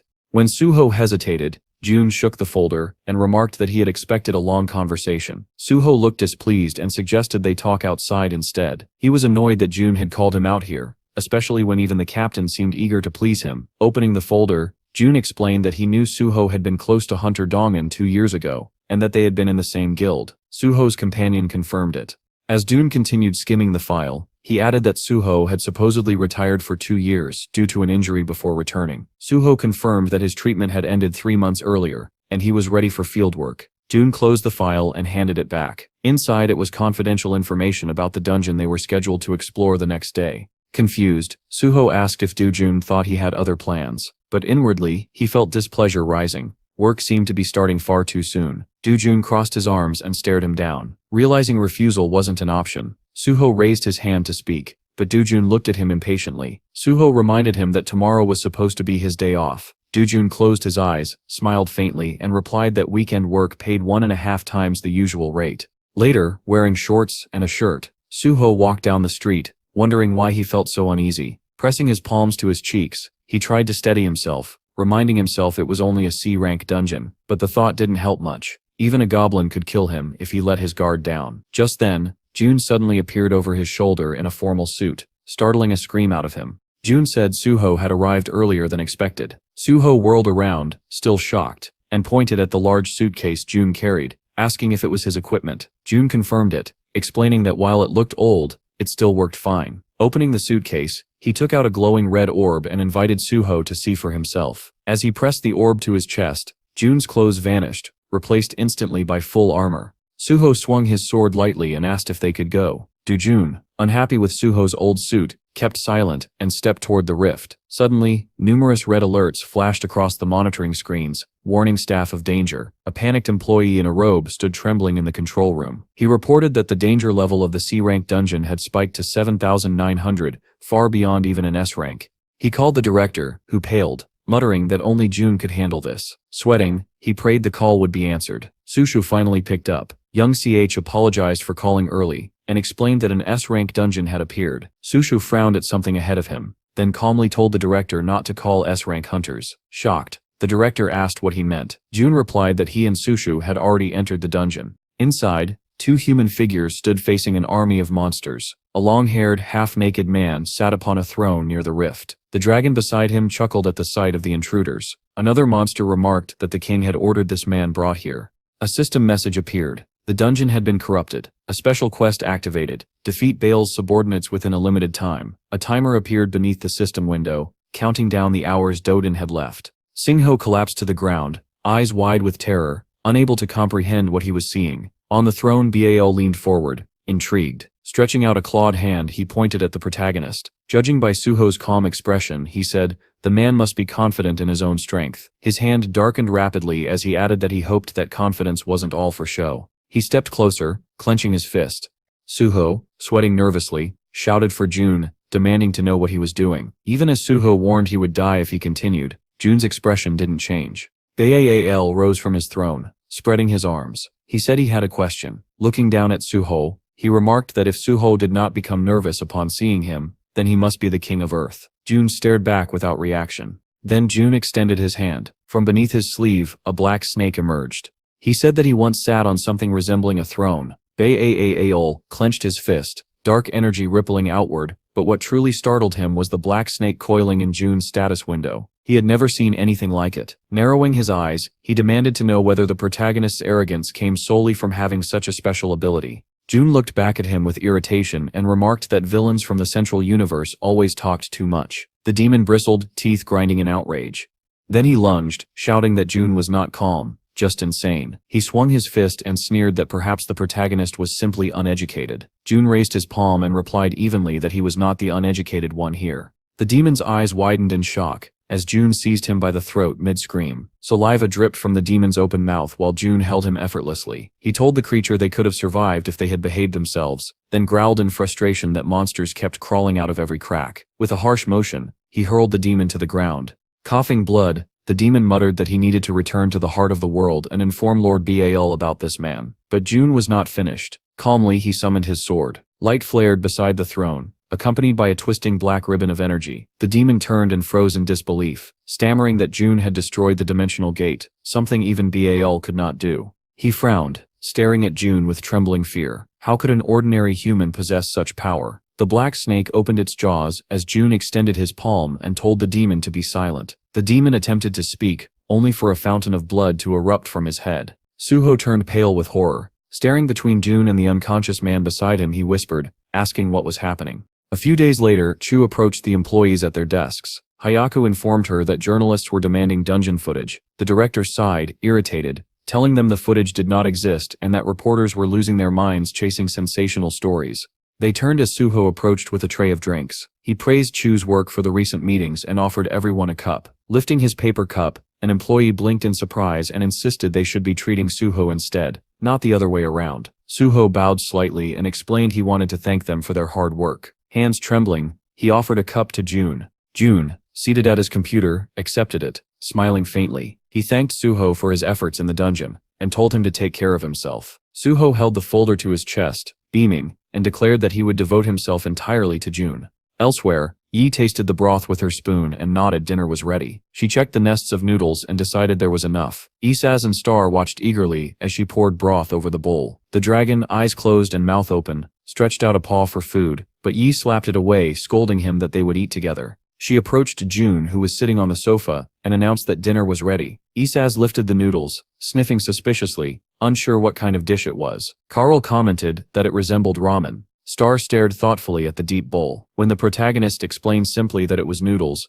all of them closed their eyes in delight and slurped them down. Star pressed her hands to her cheeks, declaring it delicious. The dragons agreed enthusiastically. Yi smiled, chopsticks in hand, telling them she had made plenty and they could eat as much as they wanted. They all thanked her. Yaz, having overeaten, burped loudly. Another dragon lounged on the sofa, picking his teeth with a claw. He groaned that he was too full and wouldn't be going to the supermarket. Yi admitted she wouldn't be going either because she wasn't feeling well. Without looking from his laptop, June reminded the dragon that noodles digest quickly and suggested they go buy snacks since they were running out. The dragon waved a paw, insisting he couldn't fit in another bite. He wasn't a pig after all. Closing his eyes, he reconsidered, thinking that Isaz ate more than a pig anyway, so using the word wasn't entirely accurate. 2 hours later, Uni and Star slept peacefully in their bed. Star winced, hands pressed to her growling stomach. She tried to convince herself she wasn't hungry, then stood and glanced at sleeping Yi. Star hesitated, frowning, imagining Yi scolding her if she tried to eat. She crept from the room. The refrigerator door sat slightly ajar, and food floated out of it. Star froze, sure someone was stealing from them. But when she approached, she found Isaz sorting through the food, muttering angrily that he should have listened to Dun, because now there was nothing left to eat. Star asked if he was the thief. The dragon yelped in indignation. Realizing who he was, they both sighed. Star clutched her stomach and admitted she was hungry. Isaz said he was too. They stared at the food scattered on the floor. The dragon suggested cooking something. Star immediately protested. When she raised her voice, he quickly pressed a claw to his lips, warning her to stay quiet if they didn't want to wake everyone. He assured her he understood. He wouldn't cook. He would just heat the food. The girl eyed him suspiciously and asked if he was really telling the truth. The dragon looked away but insisted he was. He placed a frying pan on the stove and asked her to stay quiet. She clamped her hands over her mouth just as the pan slipped from his grip and crashed loudly to the floor. The dragon shrieked in panic. The door creaked open. Both of them froze, palms sealed over their mouths, staring at it in terror. If it was Yi, they thought, they were doomed. But when sleepy Carol appeared instead, they collapsed in relief. Carol blinked at them and asked what they were doing. Isaz confessed he had been terrified. Star added shakily that she thought her heart was going to burst. The purple dragon lowered his head and admitted he was hungry. With a sly grin, Isaz returned the frying pan to the stove. He told them to wait a moment and promised to heat up a few dishes. The purple dragon's eyes suddenly widened as he remembered something. They watched blankly as Carol began rummaging through the kitchen. Star asked what he was looking for. Carol replied that it had to be here somewhere. Finally, he held up a packet of instant noodles. The others gasped at the sight of the familiar box. Isaz asked where he found it. Karil recalled the moment Yi had tucked it away earlier, planning to eat it later. Instead of explaining, he simply suggested boiling some water. But before they could start, Uni appeared. She stared at them, arms crossed, and asked how they got their hands on her ramen. The three guilty culprits turned to her in panic. The dragons tried to justify themselves, claiming they were only eating leftovers from dinner. Uni's stomach growled. She sighed and announced she would join them since she was hungry too. The others exchanged relieved glances. Isaz scolded them all, saying they should have woken Uni so they could eat together. Karil countered that Isaz hadn't woken them either. Uni lifted her chopsticks and warned that she would eat everything if they didn't hurry. Yi fed Star with a spoon while the dragons poured boiling water into the ramen cups. The dragons loudly protested the special treatment Star was receiving. June smiled slightly and asked Star to share with him. Night blanketed the city. Only one apartment window glowed with light. Yi was delighted to see June join them, but everyone else panicked and scrambled to explain themselves. June stopped them with a raised hand. This situation, he said, was predictable. After all, none of them had wanted to go to the store for snacks. In a stark white room, 5 people stood assembled. Young CH addressed them gravely, reminding them that the dungeon incident had spiraled out of control a few days earlier. A blue-haired young man stood before his comrades. They listened closely as the president explained that they were lucky June had resolved the problem, but they could not rely on him forever. He told them that the second floor of the center would be urgently cleared and asked whether that was acceptable. Suho frowned, agreeing that they couldn't depend on June for everything. They would need to grow stronger. A blonde girl promised they would give their best. Janel added that he couldn't sit on the sidelines any longer. He was tired of relying on the main character Sip's cheat key. A man in a black suit instructed them to head to the second floor. 3 hunters in office attire accepted the mission. Far away, several glowing objects hovered above the mountains. Kel sat on the ground eating a choco pie. Yumi said the energy in the sky felt ominous. Another man agreed, wondering if yet another fool intended to challenge Earth. Kel chewed thoughtfully, recognizing the signature of the power. Dragons and griffins circled a castle. Inside, monsters gathered around a black object wrapped in magical currents. A voice declared that even Katra had fallen and called them all worthless scum. Shadows crept across the hall. He said they would all die because they acted alone. Red-eyed orcs listened as he urged them to change their approach. The shadows stretched into a giant hand. He explained that if forces were dispatched everywhere at once, Sooner or later the enemy would crumble. In the dim hall, the orc commander's eyes glowed. The shadowy face smiled and claimed that no human could stay happy after losing what mattered most. He ordered his followers to leave and not return until they had killed them all. Ia held Isaz in her arms, brows furrowed, eyes wide. June closed his eyes, lifted his mug and said she could go. The girl cried out in surprise, protesting that she would be gone only 1 night and 2 days, and that June must make sure Star and Isaz brushed their teeth. The dragon stared at June, shocked that he agreed so easily. Lifting his mug, June nodded. The girl folded her hands sweetly and smiled, delighted. The dragon leapt with joy. Ia stared at Isaz, puzzled, wondering why he looked so delighted. He happily stuffed belongings into his backpack, while Cariel, rubbing his fist, assured Yi that she had nothing to worry about. He would personally make sure the dragon and Star brushed their teeth. Isaz froze, eyes widening. Maybe he should have gone on vacation instead. Yi, deep in thought, asked where he planned to go. Uni sighed, raising an eyebrow. Yi realized immediately, Isaz meant to go with her. She leaned in, covered her mouth, and whispered that if he stayed home and behaved, she would buy him Korean beef after her trip. She meanwhile would be eating only pork on vacation. The dragon stared blankly. 2 images formed in his mind, one of him hiding in a corner, secretly eating pork from a bag, the other of him being a responsible guardian, feasting on glorious beef skewers while caring for the children. Clearing his throat, he placed a hand on his hip and smirked. After considering everything, he declared that it made more sense for number 2 to stay behind and guard the house. Star turned to Cariel in surprise. He looked completely stunned. The dragon continued proudly, saying he would ensure they all ate well, so Yi didn't need to worry. Watching this scene, Dun smiled softly. He decided he would take care of the grocery shopping tomorrow after returning the bow to Kel. At Kel's place, a mischievous smile spread across the young man's face as he lifted his bow joyfully, declaring that Gunnel was finally with him again. The dragon stood frozen while Little Star clapped with delight.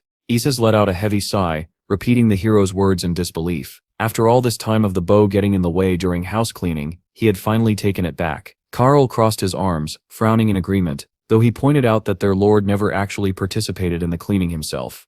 Kel raised his eyebrows dramatically, pressing the bow to his face as he murmured that it shouldn't listen to such insults. It was the greatest bow, a true treasure. Isaz grimaced and said irritably that now that he had taken it, they should hurry home. Star gasped, asking if he was really going back. Kel slung the bow over one shoulder and replied that he had finished his business. But she interrupted him, asking when he would come visit. Kel faltered. He could return to Earth. Yes. But why would he come here as a guest? Star's eyes drooped, filling with tears. She asked heartbreakingly if he truly wasn't coming back. Kel panicked, waving his hands frantically and assuring her he would return. He just didn't want to imagine what trouble would happen if Dodin heard her crying like this. Her eyes brightened instantly. She whirled around, thrilled, declaring that he must eat a goldfish snack before leaving. Kel froze mid-step. The dragon stared at her in disbelief. At a street stand, she asked the vendor for goldfish-shaped pastries. Hex smiled and asked how many she wanted. Kel's eyebrows knitted tightly when he recognized the man. Hex raised his own brows when he saw Kel. They pointed at each other with immediate irritation. Star watched them thoughtfully. Kel called him a crazy otaku obsessed with cars. Hex shot back that Kel's rank was only high because of his pretty face. Isaz rubbed his hands together with a small grin, commenting that they seemed like good friends. Cariel stared at him, horrified. How could he misread the situation so badly? At this rate, the entire neighborhood might collapse.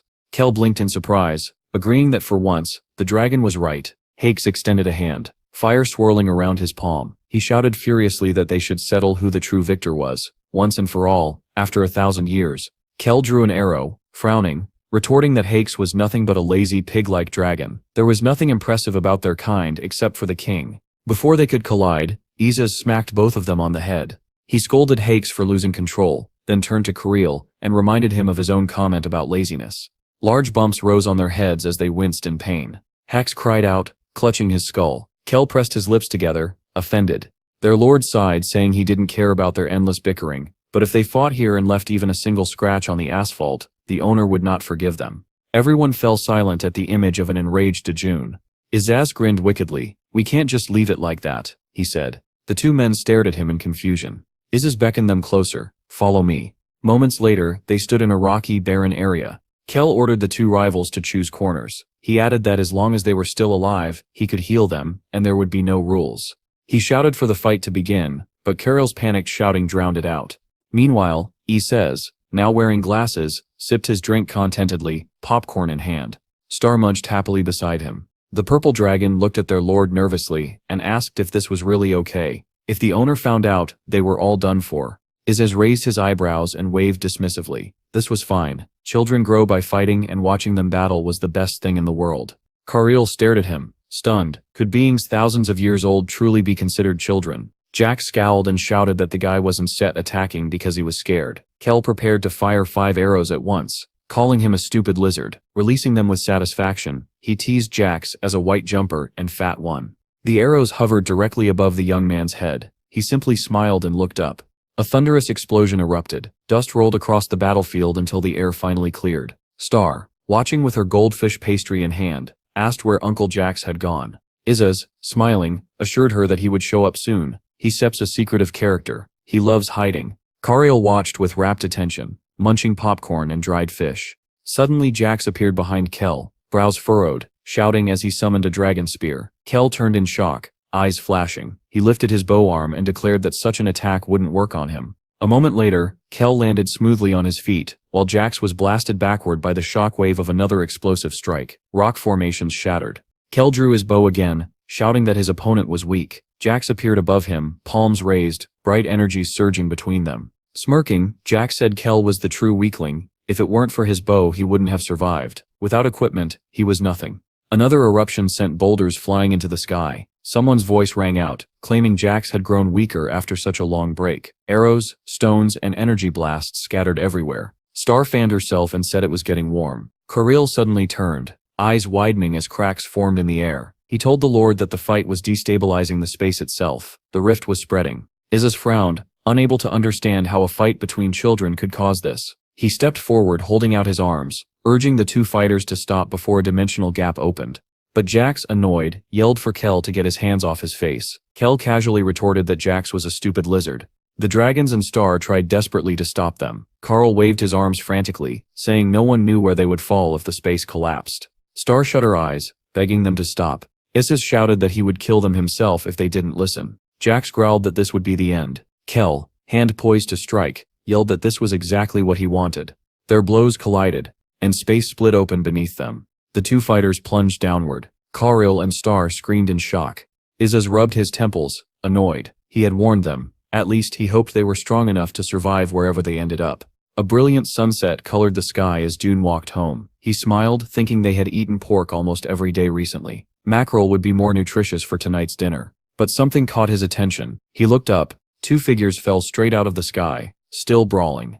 Kel grabbed Jax by the hair, calling him a stupid lizard, while Jax seized him by the shoulders and shouted that he was an idiot. Their shouting stopped abruptly when a calm voice cut in. The 2 slowly looked up.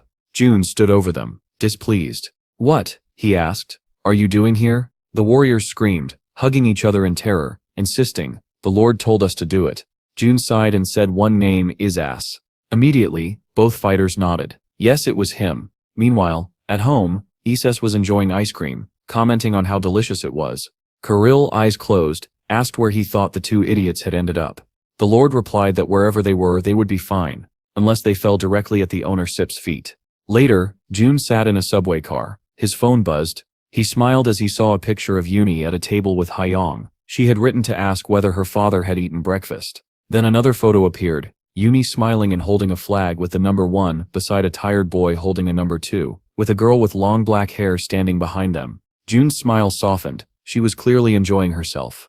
A notification from Carol popped up over the image. Jax is writing an explanatory note. It was accompanied by a selfie, Jax looking miserable, Kel pouting next to him, and Isas in the background with a huge bump on his head. Carl added that he would keep an eye on them. June put his phone away, telling the dragon to do his best. After exiting the station, he thought about making fried chicken stew for dinner. At the stadium, an announcement rang out, calling all spectators to their seats and instructing guild representatives to refrain from reconnaissance until the fencing festival had ended. As Duden approached the entrance, he remembered that a special meeting was supposed to be held before the festival began.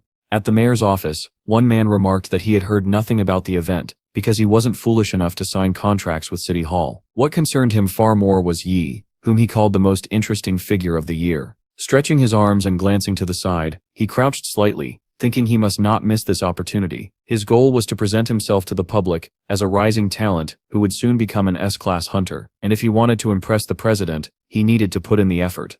His thoughts were cut short when the president of the Hunter Academy entered with 2 hunters. They were greeted by a man in a suit with a bow. Seeing this, Young frowned. It was the arrogant representative from the mayor's office he had seen the day before. Something connecting that man and the president bothered him deeply. Yesterday afternoon, City Hall seminar room. The main character stood behind a podium. He introduced himself and said he was there to explain the details of the mayor's contract. A special interview, he added, would take place immediately after the fencing festival, and this event took priority over entrance testing for the Hunter Guild.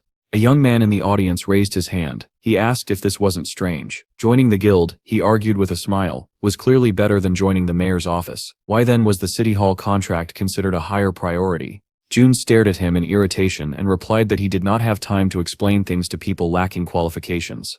The young man frowned. They weren't even being given the opportunity to apply. Watching hunters walk by, Young clenched his fist. He was determined to uncover why a useless City Hall contract with no proper support was being prioritized over a guild contract. He suspected corruption. Next to June, a man was loudly thrilled at the turnout, pointing ahead and asking if everyone was truly eager for the competition. Without looking up, June agreed. The man beamed and handed June his business card, apologizing for forgetting to introduce himself. He was Choi, from J-Man. He then asked what June's job was.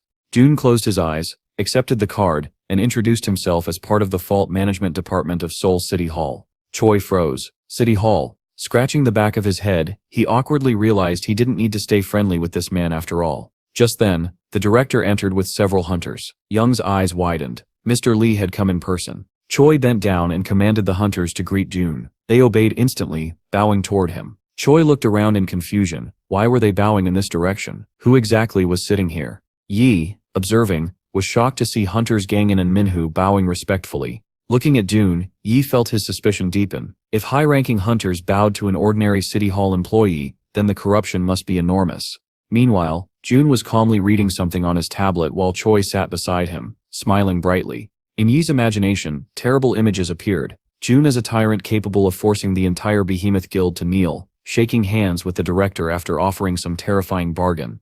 At the stadium, the announcement echoed, "The 5th fencing festival will begin shortly. All guests, please take your seats." The young man lifted his head, frowning. This was yet another reason he had to win. June glanced at him, noticing the intense determination in his lowered gaze. Yi seemed to be waiting for the perfect moment when he could comment on his victory and openly confront corruption in front of everyone. They would have no way to escape the question. The festival began. Fencers lined up in the arena and bowed. Choi began narrating enthusiastically, explaining that this duel pitted Cadet Soen against Cadet Mangle. Soen specialized in D-tier defensive skills, able to absorb damage equal to his magic level. The audience watched as Soen formed a translucent shield that easily blocked an incoming strike. Choi continued, noting that Soen was ranked 81 and excelled in short-range fighting. Cadet Mangle, who dodged Soen's kick, specialized in the same combat style. With excitement, Choi explained that because Mangle was ranked roughly 10 spots lower than Soen, his attack would almost certainly be blocked by the magical shield. Resting his head on his hand, he declared with confidence that Soen would win the duel. June exhaled and said he believed Mangle would win. He was betting his vote on it, never lifting his eyes from the laptop as he typed. Choi stared at him, startled. How could he say that? It was obvious. Soen had the advantage. But before he could finish, the judge's signal rang out. Mangle was declared the winner. He raised his arms, smiling triumphantly. Choi turned back to June in disbelief. June simply pressed a hand to his face and continued watching the next matches with a slight frown. Without pausing his typing, he said, "The one on the right will win this round." June clasped his hands calmly and replied, "The one on the left will win." A moment later, June added again, "No, the fighter on the right will take this one." Jang cried out, frustrated, "But I thought the one on the left would win." June repeated that the right side fighter would win. Choi stared at him. "How do you guess correctly every time?" June looked up. "Have you ever gone into a rift? Fought a monster?" The young man blinked, surprised. "No, never. Why do you ask?" June tapped the keyboard lightly. "You rely too much on the database." Choi didn't understand. June nodded toward the arena. "Focus on the fight, not the laptop screen." Choi frowned. He was watching the match, but the data was important too. June raised an eyebrow. "I sipped. I'm not saying the data is wrong." His expression grew more serious. "But skills matter. Instinct matters. They sipped are just as important as statistics." Choi looked at him, intrigued. In the arena, the dark-haired fighter blocked a strike, but his opponent immediately lifted his hand for another. June said quietly, "You waited for the match to begin because you wanted to see it with your own eyes. Then trust what you sit are seeing." Choi finally closed the laptop. I understand. He leaned forward, joining the others in watching. I agree with you now. The group followed the remaining battles with fascination, smiling throughout. The stadium announcer declared the winners of the 5th fencing festival. Yi, a third-year cadet, took first place. He lifted the trophy above his head with joy, and thanked the audience. Cadet Hansol was awarded second place. She closed her eyes as she accepted the diploma, politely declining the offer to give a speech. She claimed she had nothing to say, and promptly walked toward the exit. Yi frowned, thinking about what he should say now. In his imagination, June and the director were already speaking together. He wondered how to address them. Adjusting the microphone, Yi reminded himself that he was speaking before the public. Everyone needed to hear him clearly. He began by calling out to Youngkul. The director turned in interest. The audience members exchanged confused glances at Yi's sudden seriousness. Yi apologized for his bluntness, but requested the opportunity to ask a direct question. His brows tightened. He explained that a few days ago, a representative from Seoul City Hall mentioned a special contract. The director and Dune looked at him. Yi continued, why was this special contract being prioritized above Hunter Guild contracts? The judges were the director and the 10 best hunters, yet this mysterious contract held more weight than anything he himself could even apply for. Some members of the crowd gasped. June remained expressionless. Yi raised the microphone. Director, please comment. Why is a mayor SEP's office that cannot provide proper support being placed above the Hunter Guild? June exhaled quietly, dissatisfied. Yi pressed on. He wanted the City Hall employee June to reveal who he really was. With the entire crowd watching, he pushed harder. Why were candidates being forced into contracts with minimal support? Was there corruption involved? Hunters turned their heads, shocked. The president of the academy frowned. This was serious. Mr. Manager despised becoming the center of attention, and Yi was steering the spotlight directly onto June. June chuckled. A faintly dark aura surrounded him as he said that there was no use in expecting a City Hall employee to defend himself. He handed the microphone to the academy president instead. The president reluctantly accepted, sweat running down his temple. Young Chel closed his eyes and declared that the accusation of corruption was absurd. Yi and the surrounding crowd tightened their focus on him. The president continued. City Hall provided most necessary services for hunters. All hunters needed to do was sign a support contract. But Yi, frowning, countered immediately. If City Hall had such capabilities, why was this contract being treated as the first priority? Young Kel swallowed nervously and glanced at June, silently pleading not to mention Mr. Manager. Meanwhile, June was staring at something on his phone, startled. The president suddenly straightened with a serious expression and said, "What matters most is understanding your heart and discovering your talent." Confusion rippled through the audience. Yi's eyebrows shot up in displeasure. What does that have to do with City Hall? He demanded. Gangan raised his hand. I can explain, he said. Y'all looked at the hunter with hope. The man, head held high, declared that someone more capable than himself worked for the mayor's office for free, and that the absence of corruption could be proven with recognition magic. Festival participants murmured loudly. The Behemoth Guild was considered the most competent, yet this man claimed everything could be proven with magic. Jang Houn turned away, thinking that since the hunter never directly mentioned the president, there was a limit to what could be said. Zhao Jun didn't even look up from his phone. The hunter continued, saying this was simply Mr. Manager's opinion. The city needed more personnel to strengthen their forces. The magistrate handled almost all difficult tasks, but even he held the same view. Gangan and Yal stared at June with shining eyes, waiting for his reaction. A bead of sweat rolled down June's face. The situation had become uncomfortable. Yi frowned and demanded loudly, "What about the recognition magic?" But the young man was no longer thinking about corruption. His imagination drifted toward fame. He saw himself on television, striking a heroic pose, pretty girls behind him holding signs declaring their love. He would become a hunter who protected the nation, greater than even the Dark Knight. He was intoxicated by youthful ambition, and this was the moment his growth began. A foolish smile appeared on Yi's face, eyebrows lifting higher. June thanked the president for his answer. Scratching the back of his head, he admitted he was afraid to say too much, but fortunately the issue had settled. Looking curiously at June, he asked how far their plan had progressed.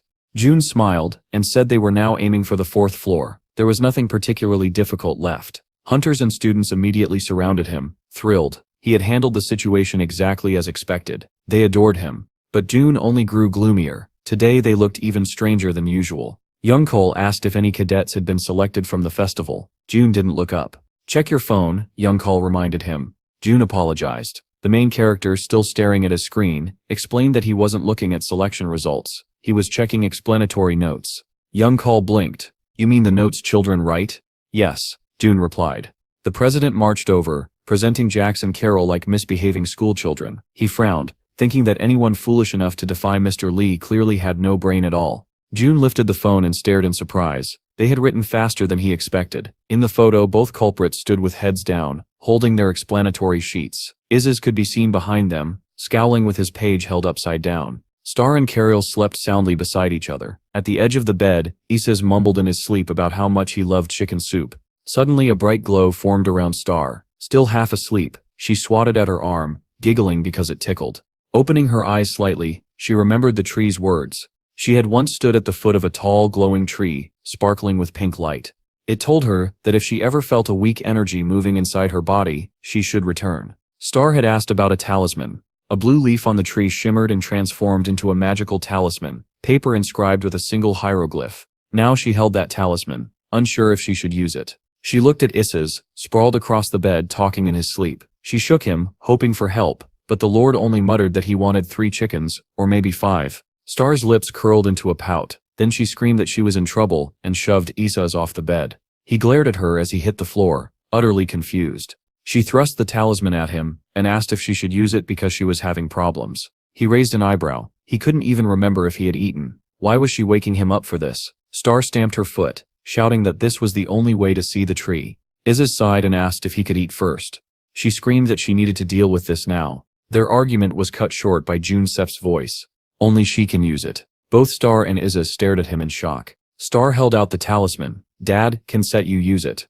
June studied it carefully. Isis rolled his eyes. When did she even appear here? June placed his hands over hers and pulled the talisman apart.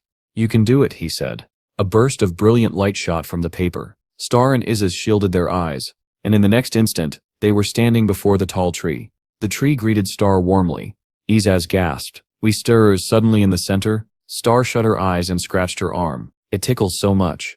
Isis sighed impatiently. That sips from bedbugs. You didn't Set shower. Star continued scratching indignantly. June asked Star what kind of energy she was feeling.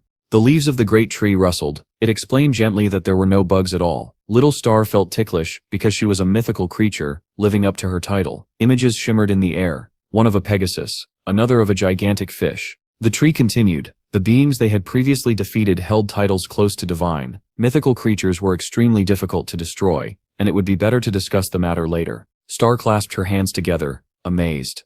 Isis, watching her, thought that everything here was impressive, but why did something so important live inside the owner's tiny apartment? He wisely kept that thought to himself. Suddenly, bright flashes burst around Star. She stared, mesmerized. The tree declared that she was ready. Star's eyes widened as radiant light erupted behind her. A stream of powerful energy wrapped around her and shot skyward. A system message appeared. The mythology of the central universe has changed. Golden sparkles swirled around Star, announcing that she was ready to receive her title. The tree glowed brighter and brighter.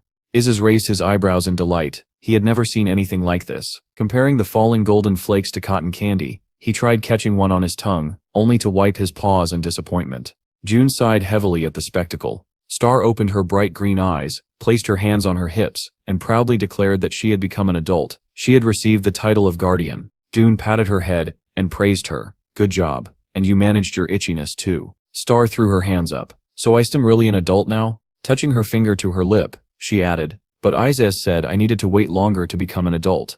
The dragon huffed, declaring displeasedly that she hadn't grown up at all, and was more like a halfling mouse. June watched their bickering quietly. Star pointed at him, calling him a liar. Isis stuck out his tongue and retorted that she was still small. If she couldn't endure his teasing, she was far from grown. The girl argued back enthusiastically. The tree spirit chuckled and said she must have been raised well, given how comfortably she stood her ground. Then it turned to June and asked what his title was. June answered calmly, Heavenly Devil. Uni entered the apartment with a suitcase. Greeting the children, she asked if they behaved while she was away. Starsip's eyes widened as she ran to her. Children, look.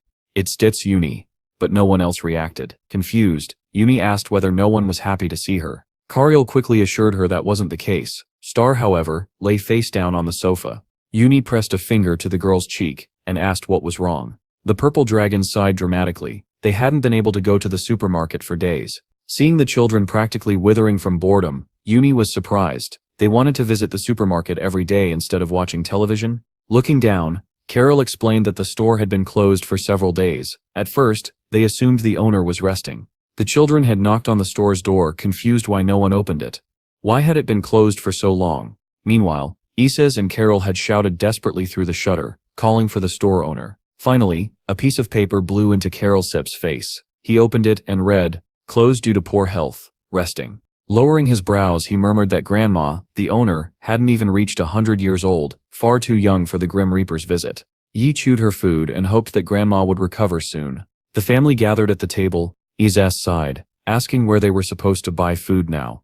Carl worried they would starve. Star scooped rice with a spoon, praying the supermarket owner would get better. June called the store, but the automated voice said the number was temporarily unavailable. Later, standing before the locked supermarket, he noted aloud that no one was answering. An elderly passerby stopped, looking for Grandma Mart. June replied that his children adored her, but they hadn't been able to reach her recently. The old man explained gently that she had fainted and been hospitalized, which was why the phone remained unanswered. He remembered finding her collapsed on the floor. She suffered from status window refusal, a condition where the body no longer properly aligns with the status window. June imagined her smiling kindly as she handed candy to the children. "She Sep's a good woman," the old man said. "Sometimes heaven is unfair." He went on, "She collapsed because she ignored her pain, wanting to see the children more often." Scratching his chin, he added that her treatment required an expensive elixir, one she could never afford. June asked quietly, "Is the elixir only for treatment?" The old man nodded. "Yes, and the cost, it steps the price of a house. She pays rent for her little place, and that Sip's already a struggle." The old man told June that all Grandma Mart had was a small hole in the wall, meaning her home was nothing more than a tiny rented space. June thanked him, and stood quietly in thought, thinking about the elixir she needed.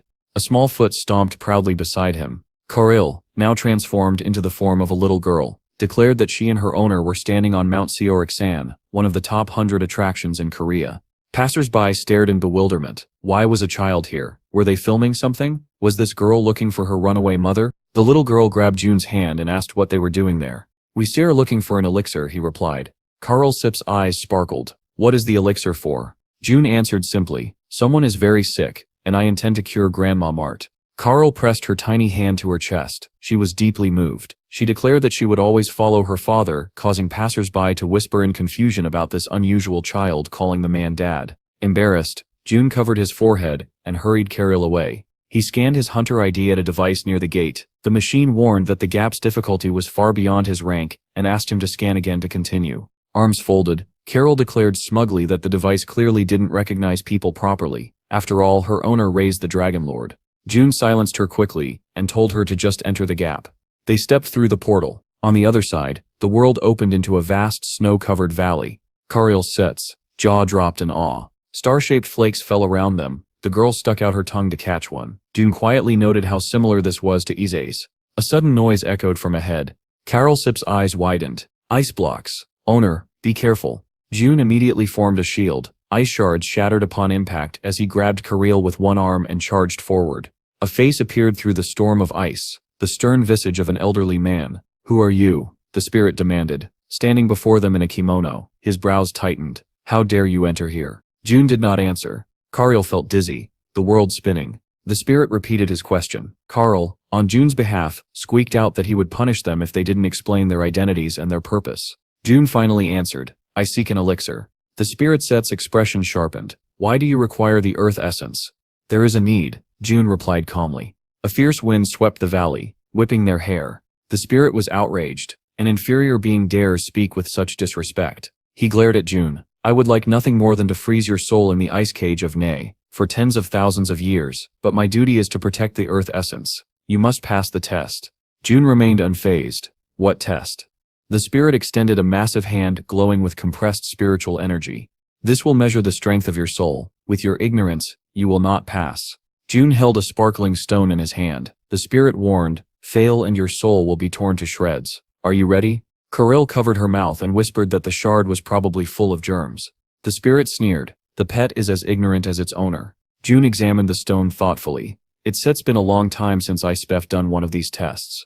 Then, he swallowed the stone whole. Karl screamed that he should have given it to her first because it was dirty. The spirit snapped that the crystal of nature was pure. June smiled faintly, accepting the challenge. He sat in a lotus position. The spirit explained solemnly, "The elixir is not just a cure for disease. The crystal of nature is medicine bestowed by heaven." June remained perfectly calm. The spirit blinked. Why aren't set you in pain yet? June crossed his arms. Why should I be in pain?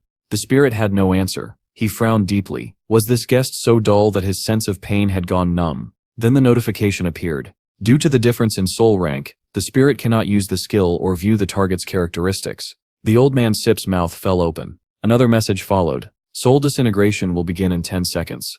The countdown started. What is happening? The spirit gasped as his body weakened. When the count reached 0, he collapsed into the snow. Trying to push himself up, he asked hoarsely, are you God himself? June exhaled. Don't sit exaggerate. Just show me the elixir. The old man replied weakly that June did not need the elixir. He had already surpassed the stage of nature. June scratched his chin. That's not for me. Someone is sick. Can you prepare the elixir in potion form? The spirit set's eyes widened. The old spirit grumbled that such important matters should have been announced earlier. Coril, arms crossed, remarked that the old man was being ignorant toward her owner. The spirit snapped back that pets should not interfere, which prompted the little girl to transform instantly into a purple dragon. The spirit paled and apologized at once. June walked through the hospital corridor with Carol beside him, the dragon now resigned to the idea that everything had its own. A sign on the ward door listed the patient's information: name Uksu, gender, date of hospitalization. Grandma Uksu's inner fire was fading. Carl studied the readings and said her condition was extremely weak. She might not even be able to drink the elixir. June uncorked a bottle filled with shimmering pink liquid. It'll be fine, he said calmly. He poured the elixir into her IV tube so she wouldn't have to swallow it herself. Immediately her inner fire flared brightly again, startling Kareel. A faint smile appeared beneath Oksu's oxygen mask. Star, now in her little girl form, beamed. She said'll wake up soon. We can say hello after waiting so long. June nodded. Let's give her time to rest. Carl wiped her eyes and murmured that her owner, despite all his strength, cared deeply about others. June insisted that wasn't true. As they left the room, Carol said the others at home would be thrilled. June added that until the store reopened, they would have to buy food at a different market. Ahead of them, doctors were discussing Oksu's condition, and the fact that no one had been able to pay her bills. June frowned, considering how to help. Caril tugged on his sleeve and suggested that they find some bad people and take their money. June looked around silently, contemplating options. Grandma Oksu awoke moments later. The doctor beside her nearly shouted with joy. She blinked. Is my time almost up? How long do I have left? The doctor laughed. You still are completely healthy. You still are plate discharged soon. She couldn't believe it. She tried lifting her hand, but her strength had not yet returned. She grabbed the doctor Sip's shoulder, and the man Sip's face twisted in pain. A scream echoed outside the hospital window. Alarmed, Grandma asked what was happening. The doctor, barely holding back tears, said he was simply very glad she had regained so much energy. Rubbing his bruised shoulder, he reminded her to thank her neighbor who paid her medical bills. She raised an eyebrow. Describe him. A tall, handsome man. About 25, the doctor said. Outside the store, Star and Izas, now both in childlike forms, ran happily toward the recovered shopkeeper. Grandma Oksu patted Star's head, asking if they had come for choco pies. Star nodded eagerly and asked if she felt well. I stem perfectly fine, the old woman replied. Overjoyed, Izas rushed to the arcade machine, declaring that he had been waiting forever to win every prize. Nearby boys stared, amazed at his skill. Karil held up a pack of gummy worms, which Star adored. She raised her hands and declared she wanted to buy them. June approached, smiling gently. Grandma Oksu clasped his hand gratefully, unsure how she could ever repay him. June asked how she knew he was the one who paid her bills. She laughed. Because you stir the only tall, handsome young man who ever visits this little hole in the wall. June told her he hoped she would remain here for many more years. The children loved her dearly. Star dropped gummy worms onto S's head and declared he looked like he was covered in worms. Still playing the arcade machine, he yelled that he could hear everything. Grandma, wiping joyful tears, promised to stay and thanked June again. Suddenly, Caucus appeared behind June, happy that the store had finally reopened. Kel followed, saying they wouldn't have to travel far for choco pies anymore. The other supermarket irritated him. Caucus sighed and said they should buy real food for once. Turning to the smiling grandma, they asked whether she had any choco pies available. At that moment, they noticed June approaching. The guys opened their mouths in fear. Izaz asked why he was here, but the young man failed to give any intelligible answer. Eyebrows lowered in suspicion, the main character asked if they had been causing any accidents. The stunned young men chewed on gummy worms, unable to respond. Izaz remarked that all children ever did was cause incidents, and he hoped they had matured at least a little. Watching the dragon play a slot machine, Katas wondered when he himself would finally grow up. Izaz then asked why the two of them were here. Looking away, Caucus explained that he had opened a new street food stand and that somehow they had teamed up, given how busy he had been lately. Smiling smugly, Kel added that his friend had begged him for help, and being a modest person, he had agreed. Smiling at them, the main character commented on how well everyone got along and thought how nice it was to see such peaceful relationships. Wearing a wide-brimmed hat, Kel asked his friend if what he had done was enough. Isis shouted that he was crazy. A shocked Caucus demanded to know who told him to bring them here. In the clearing stood an entire army of the living dead. Apparently Dojin had been mistaken and had depicted this place as a rank gap home of the PLS goblins. Caucus laughed, noticing the rich soil. He believed it was the ideal place to plant the underground vegetable that grew only in such terrain, insisting the land must have been created specifically for farming. Kel angrily called him a white lizard, and asked if he would really give him free food if he helped. The dragon scoffed that he did not eat anything lower than spicy chickens. Du's eyes burned as he declared that dragons never lied. Swearing on the honor of dragons, he promised to give the Lord as much delicious food as he wanted, but only if he worked tirelessly. Isis frowned, asking if he was giving him orders again, which the guy denied. Kaka shouted at Kel, saying the matter concerned him as well. If he didn't work, he wouldn't even get soup. Kel warmed up while the goblins hovered in front of him, and he realized they needed to get rid of them first. Caucus told him to hurry and clean up the area to make sure everything was good and tidy, even if it took a long time. The guy held a bow in his hands, believing the fair-haired one was underestimating him, as if goblins would take long to deal with. Smirking, he declared he would finish the monsters in a second. Caucus kicked him, asking if he was crazy, he would ruin the fields like that. Kel grabbed his head, remembering that Caucus himself had told him to deal with them. Why should he stop now? Caucus grew angry, insisting that not only the fields but the entire land would become unusable. Pointing to the people behind him, he demanded to know what Kel would do if they got hurt, and whether he really wanted the master to kill him. Kel sat on the ground, insisting anyone could make a mistake. Isis told him to remove the monsters one at a time with his bare hands, or the owner would kill him out of anger. The dragon held a stone and told him to finish quickly, since he supposedly understood everything. Kel, sticking his fingers into a monster's nose, claimed that Isis had only moved 2 stones, and during that time he had almost finished the goblins. Carrying the stones away, the dragon declared he would move 5 more. Caucus sighed, wondering what else he should have expected from the Lord. Isis set down another stone, wiping his sweat, and asked how people could feel rested despite the hard labor on the farm. The disgruntled guy declared he was the only one doing any work. Holding the stone, he called out to the white lizard. Caucus frowned, saying he was busy and didn't need to talk to him. Curiel pointed at the people, calling the young man smug, and asking whether it was normal for those people to stare at them like that. The people raised their eyebrows, wondering if these 3 were actually plowing the underground fields. It became clear that for hunters, their skills seemed strange, and the red dog was only pretending to move stones. Isis frowned, asking why it mattered, and whether Caucus intended to mock ordinary citizens simply because he was supposedly powerful in the central universe. The guy replied that, as expected of the Lord, he saw straight through his character. The dragon remarked that men like him had intellects as big as their egos. Annoyed, Kel said he would do the smart thing and not ask further. Crops would take more than a month to grow, meaning one of the people could come and steal something in the meantime. The dragon stared at him in amazement, asking Hakes if he had really just said something logical, wondering if he had eaten something strange. The blonde one added that this was the first time he had heard Kel say anything useful. The young men immediately began to fight. Isis noted their quarrel, and Caucus claimed that the blue-haired one had thrown the first punch. Frowning, he ordered him to stop acting like he knew everything when he couldn't even offer a solution. Kel snapped back that he did know a way to prevent thieves from stealing the crops. Raising an eyebrow, Caucus asked if he truly did. Peril held up a bag, announcing that everything would go smoothly as long as he had this. The bag was shrouded in magic, and known as a seal bag. If he brought any monster to a dying state, he could seal it inside, and once inside, it would rapidly recover its health. Isos stared at him, asking if he intended to beat these people and put them in the bag. Their master would kill him if he tried such a thing. The bag pulsed with magic, its aura stating plainly that lizards were cruel. If they wanted to protect their crops from thieves, they would need a guardian.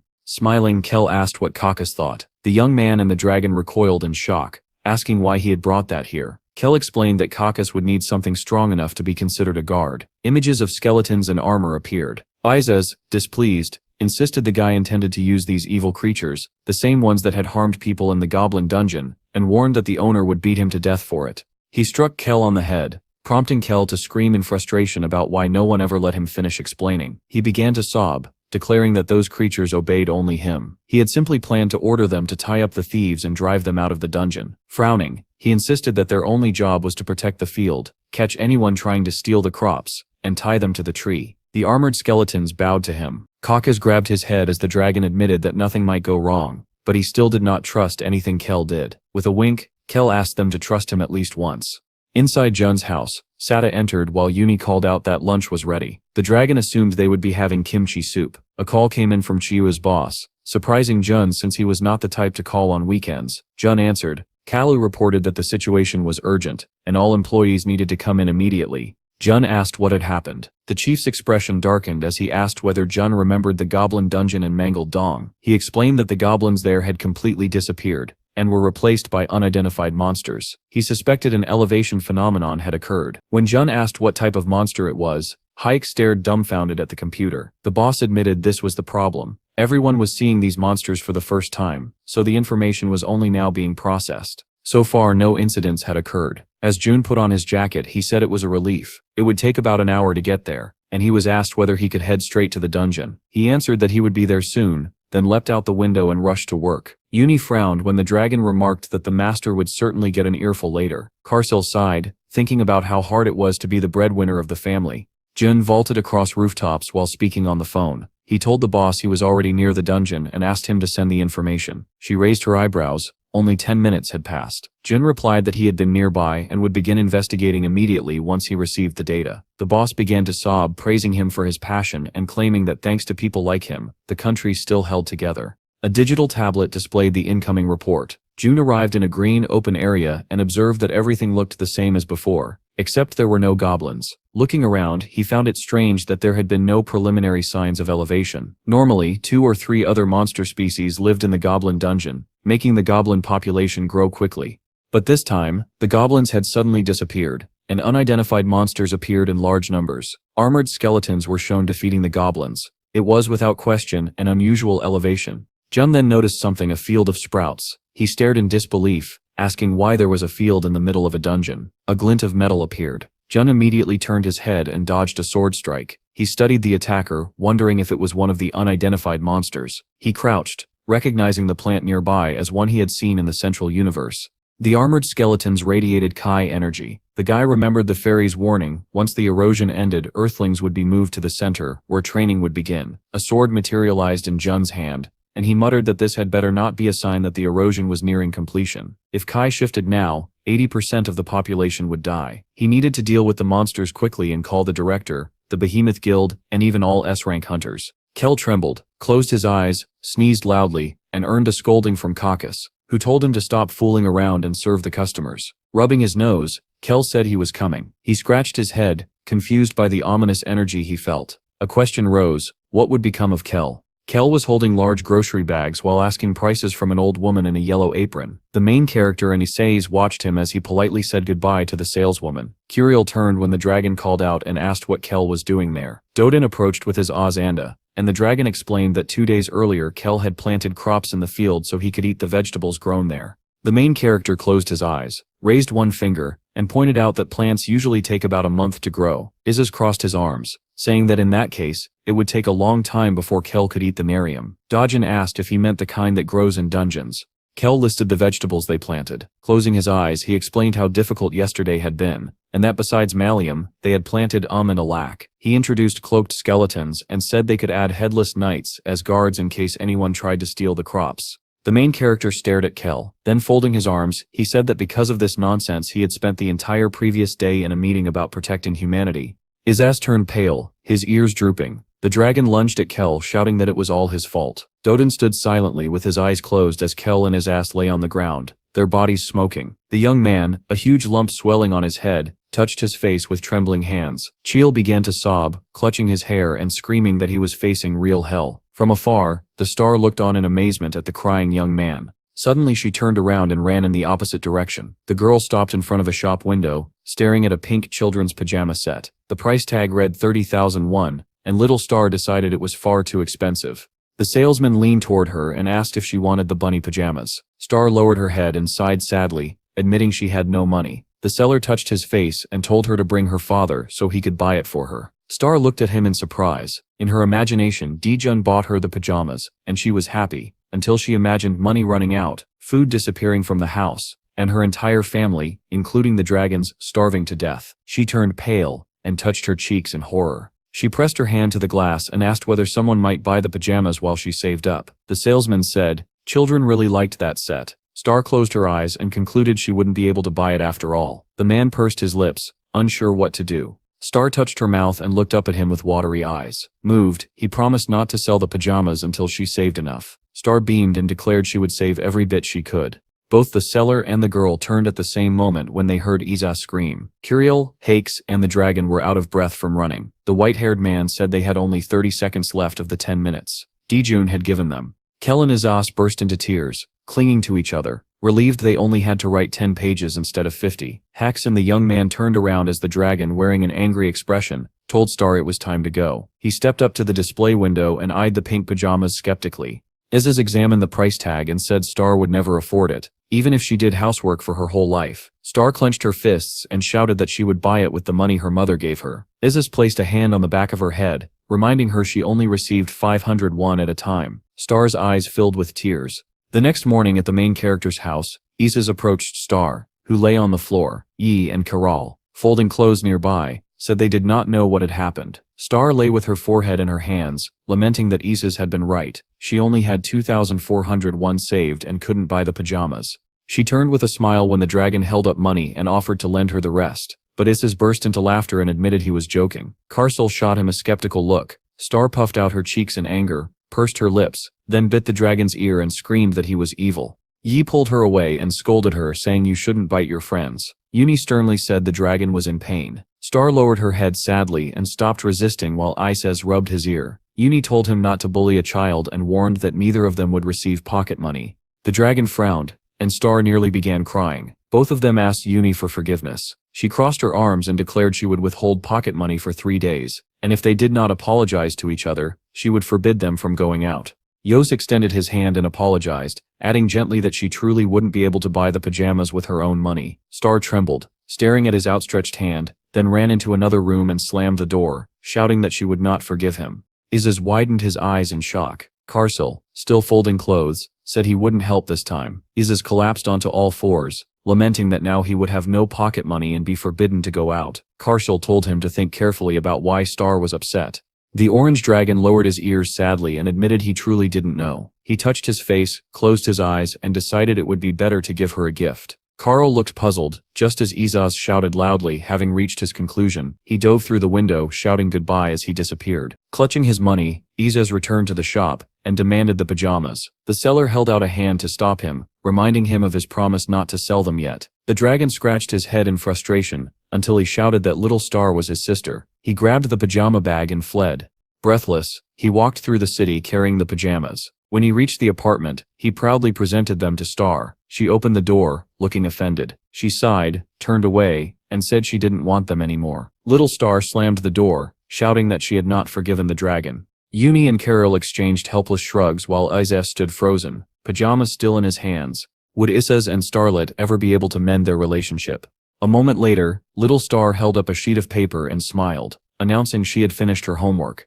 Dijun, who was seated on the sofa, looked at the completed homework sheet and praised Starlet. The girl then asked if she could go outside. The main character smiled and reminded her not to forget to take Isas and Karcel with her. Star picked up her homework, pursed her lips, and said she did not want to go with the orange dragon. Dijun raised his eyebrows in surprise. Starlet and the dragons walked through a forest filled with tall trees. Karcel placed his hands on his waist, trying to cheer Izas up, but Izas remained miserable about Starlet not wanting to speak to him and claiming she hated him. Suddenly, the dragons turned at the sound of someone calling them. Tyle stood holding a pitchfork, while Has carried a bag. They looked at Izas and Karcel in surprise. The purple dragon frowned, asking if the two were still working on the farm. Jacka stepped forward, shouting that Dijun had given them permission to farm. Kel sat down next to Izas and asked why he looked so gloomy. The dragon explained that Starlet had told him she did not love him. Then he began to cry loudly, raising his hands dramatically, saying that the whole world loved him, when in reality everyone treated Izas gently only because they couldn't handle his tyrannical nature. Izas, now in the form of a massive dragon, gritted his teeth and let out a heavy sigh. The orange dragon held his face and repeated miserably that Starlet hated him. Jackas arched an eyebrow and asked Karcel what had happened to the mighty dragon lord. A few minutes later, Tyrael and Hayes burst out laughing, saying this was why he needed to treat people more politely. Izas closed his eyes and assumed it must be puberty. Karcel replied that it was not that. Kel folded his arms and said it would be better to speak with Starlet than give her gifts, and to actually apologize to her. Jackas protested, asking since when Kel said anything so correct. While the others squabbled, Isis leaned against a rock and admitted they were right. He was 8,000 years old, and yet he had never grown. Jackas folded his arms. Kel scratched his head, and Carcel said the situation was quite serious. They all leaned in toward Isis and asked what children liked these days. Carcel revealed Starlet wanted rabbit pajamas. Far away, Minhu was holding a tablet. Mi irritably told him he was reading the map upside down. He laughed. Just as Mi noticed a little girl running past. Minhu raised his eyebrows in shock, and Mi placed a hand on his shoulder, warning that the child could be a monster. Star turned around, her green eyes widening. Mi leaned in with a smile and said the girl was very cute. Minhu clenched his fist, reminding her of her earlier words about monsters. Star touched her face and introduced herself, then explained that her father had forbidden her to talk to strangers. Minhu screamed in alarm, and Mi hurriedly explained they were simply lost. Star frowned thoughtfully and said her father taught her to help people in trouble. Suddenly the tree behind her began to glow. A voice emerged from within, saying that these two were good people, and also from Korea. Minhu and Mi looked up in shock. Mi added that she felt no hostility from the tree, and Minhu sighed in relief. Star approached them and asked if Minhu was hungry. He shouted that he hadn't eaten in 2 days. He placed a hand on his stomach, saying physical needs had to come first. Star offered him a treat. Minnie asked with a smile whether she really wanted to give the snack to Minhu, even though he looked scary, and Star nodded. Minhu quickly took the food and thanked her. Star lowered her head, sighing sadly, and said that Isis also loved that type of sweet. Minhu and Mi, who were eating the snack, paused at the familiar name and asked if she meant that June, the one with the dog. Star introduced Isis and the main character, who at that moment was carrying Starlet in his arms. She waved happily and confirmed that Daejun was her father. Minhu looked around nervously until Star reassured him. She was only with Isas and Carcel. He sighed with relief. Mi asked why she had come alone. Star looked away and confessed she had fought with Isas and had refused his apology. She wanted to apologize, but she did not know how. Minhu and Mi touched their faces and thought, imagining Isas gnawing on bone and beef like a dog. Mi nudged Minhu when he suggested she simply accept the pajamas Isas bought. He scratched his cheek awkwardly. The glowing tree invited Star to write a letter. Mi handed her paper and pencil, and Minhu suggested she write an apology and draw something after the message. Star took the pencil and began writing. Minhu and Mi knelt beside her, watching intently. Meanwhile, Isas and the others were building small wooden decorations. Carcel held a box, and the orange dragon held a garland, unsure whether Starlet would like it. Isas put on a pink bunny suit, and sighed sadly. From the stairs, Karel shouted that Starlet was not returning alone. Carcel recognized Mi, and Star immediately hugged Mi's leg. Minhu walked beside her. Mi smiled and said Starlet wanted to speak to Isas, who looked at her silently. Star lowered her head and hesitantly called out to the dragon. Isas watched her closely, then bowed deeply and begged her forgiveness. Star looked up, her cheeks turning pink. She handed him a piece of paper and explained that she rejected the pajamas, even though she really liked them because she had been angry with him. Isas arched his eyebrows, his eyes filling with tears. The two hugged tightly, and the dragon declared that little Star was much more mature than he was. Jackas placed a hand on Kel's shoulder, smiling, saying it was good they made up. Starlet's letter showed a drawing of their family. The main character, meanwhile, examined a thick folder of documents, with a serious expression. Suddenly, he heard someone speak and turned around. A girl with long white hair stood there, asking whether he knew the secret of the status window. Daejun shut the folder and smiled, saying this was getting interesting. The main character walked through the forest while speaking on the phone with the director, reporting that he had completed the exploration of the 5th floor of the Central Universe. Yenil closed his eyes and said he would punish the hunters who still had not cleared the 1st floor. Daejun smiled and told him there was no need. Everyone progressed at their own pace. He opened his mouth in surprise when someone behind him said this was not the 6th floor. He lowered the phone as the voice explained that this was the outer area between the 5th and 6th floors, a place containing nothing but books. A girl with rabbit ears sat on a tree branch. She said no one had come here in a long time, and that reaching the outer zone required luck. She smiled and asked if it felt refreshing to see a beautiful goddess after so many battles. Daejun looked at her seriously and asked if she felt no shame calling herself that.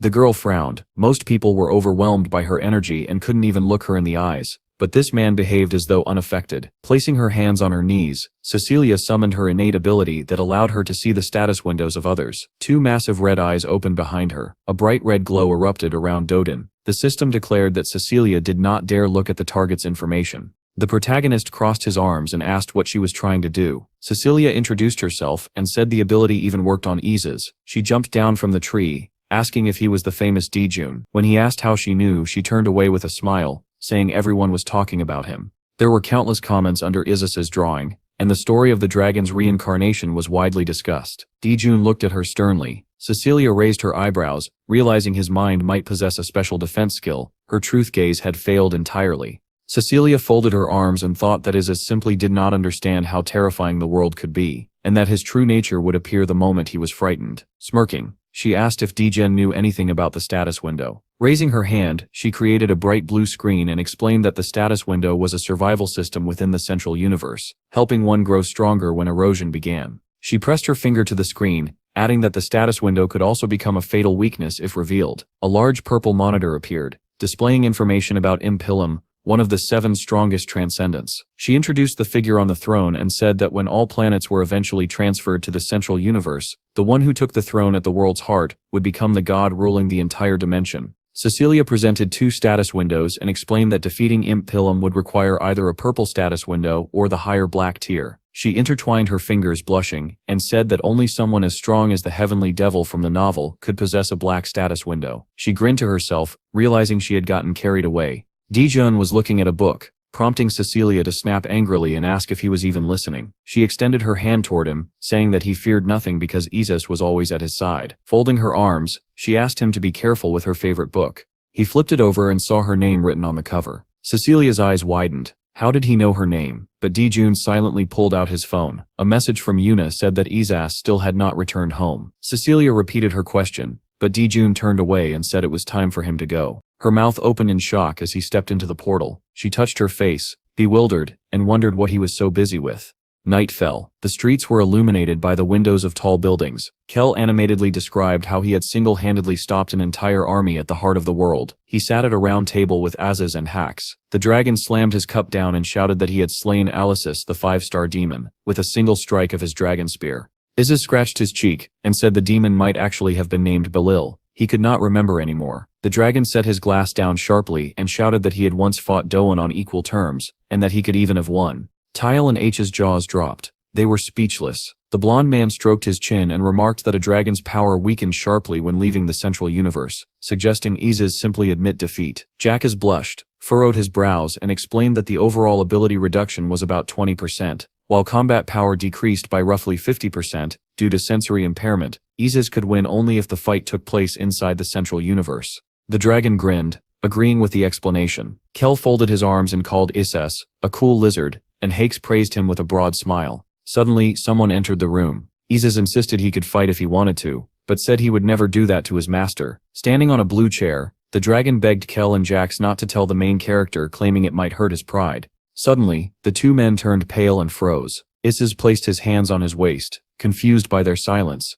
until he heard a familiar voice behind him. The dragon turned in fear. Dijun stood there, looking at him sternly and repeating his words about hurt pride. Monsters with green skin and yellow eyes roared, raising their weapons. Yi gripped her sword tightly, brow furrowed, and gaze sharp. Then she launched forward, cutting down enemies one after another. Red streaks flashed through the air. When she stopped, the wind blew her hair and cloak dramatically. From a distance, Dijun watched her while holding a tablet. He studied her carefully. Yi turned, smiling when he called her name. She glanced at her sword in surprise when Dijun suggested buying a new weapon. She pressed the blade to her cheek, saddened, and said she intended to use it forever because it was a gift from him. The main character looked at the tablet and asked if she truly wished to keep using a sword that could not be repaired. She confirmed it. Realizing how important it was to her, Dijun did not argue. Later, the main character, Isis, and a goblin entered the Goblin Trading Company. A red sign marked the sales department. Dijun walked ahead while Isis shouted at the goblin to pack everything properly. Goods filled the counters.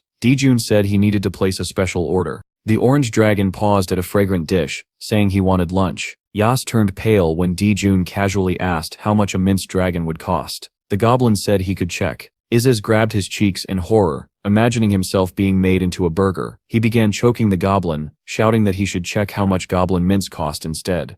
Isis sank his teeth into the goblin's leg. Dijun sighed and told them to stop.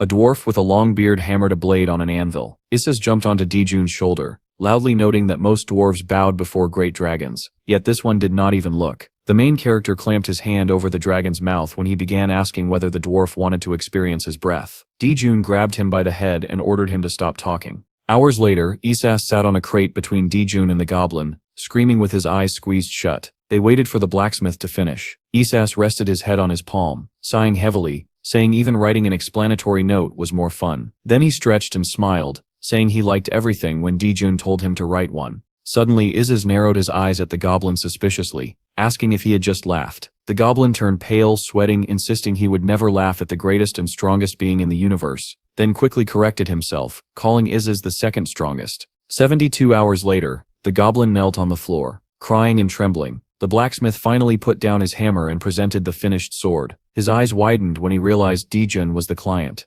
The main character closed his eyes and said he wanted to place another order. The blacksmith raised a hand, saying he never forged anything he didn't want to, but Dijun was welcome to buy any weapon already made. Isas cracked his knuckles, insulting the dwarf. Dijun reached into his bag and said that in that case he would have to take his rare metal to a different blacksmith. As he lifted the ore, a packaged cake fell out. The dwarf's eyebrows rose with interest. Dijun held the ore and began to explain, but the dwarf bent quickly to pick up the cake. He examined it with shining eyes, reverently calling it a rare, precious treat, an experience as rare as catching stars from the sky. Dijun approached and offered him the dessert in exchange for forging the sword. He handed over the ore and an instruction sheet, asking him to follow it exactly. The main character turned and told Isas to stay until the sword was completed. The dragon protested loudly. Dijun lit a small flame on his fingertip and smiled, asking whether they should finally determine who was truly superior, since their last match had ended in a draw. Isas immediately hid behind the goblin, declaring he would stay put, not complain, and personally inspect every step of the forging process from beginning to end.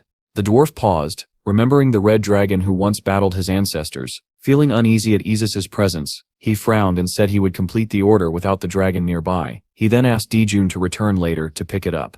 The main character looked at the dwarf and said there had been a misunderstanding. Crossing his arms, he explained that the blacksmith could simply use Isas as an assistant. Both the dwarf and the dragon stared at Dijun in shock. The dwarf raised his eyebrows, unable to believe what he'd heard.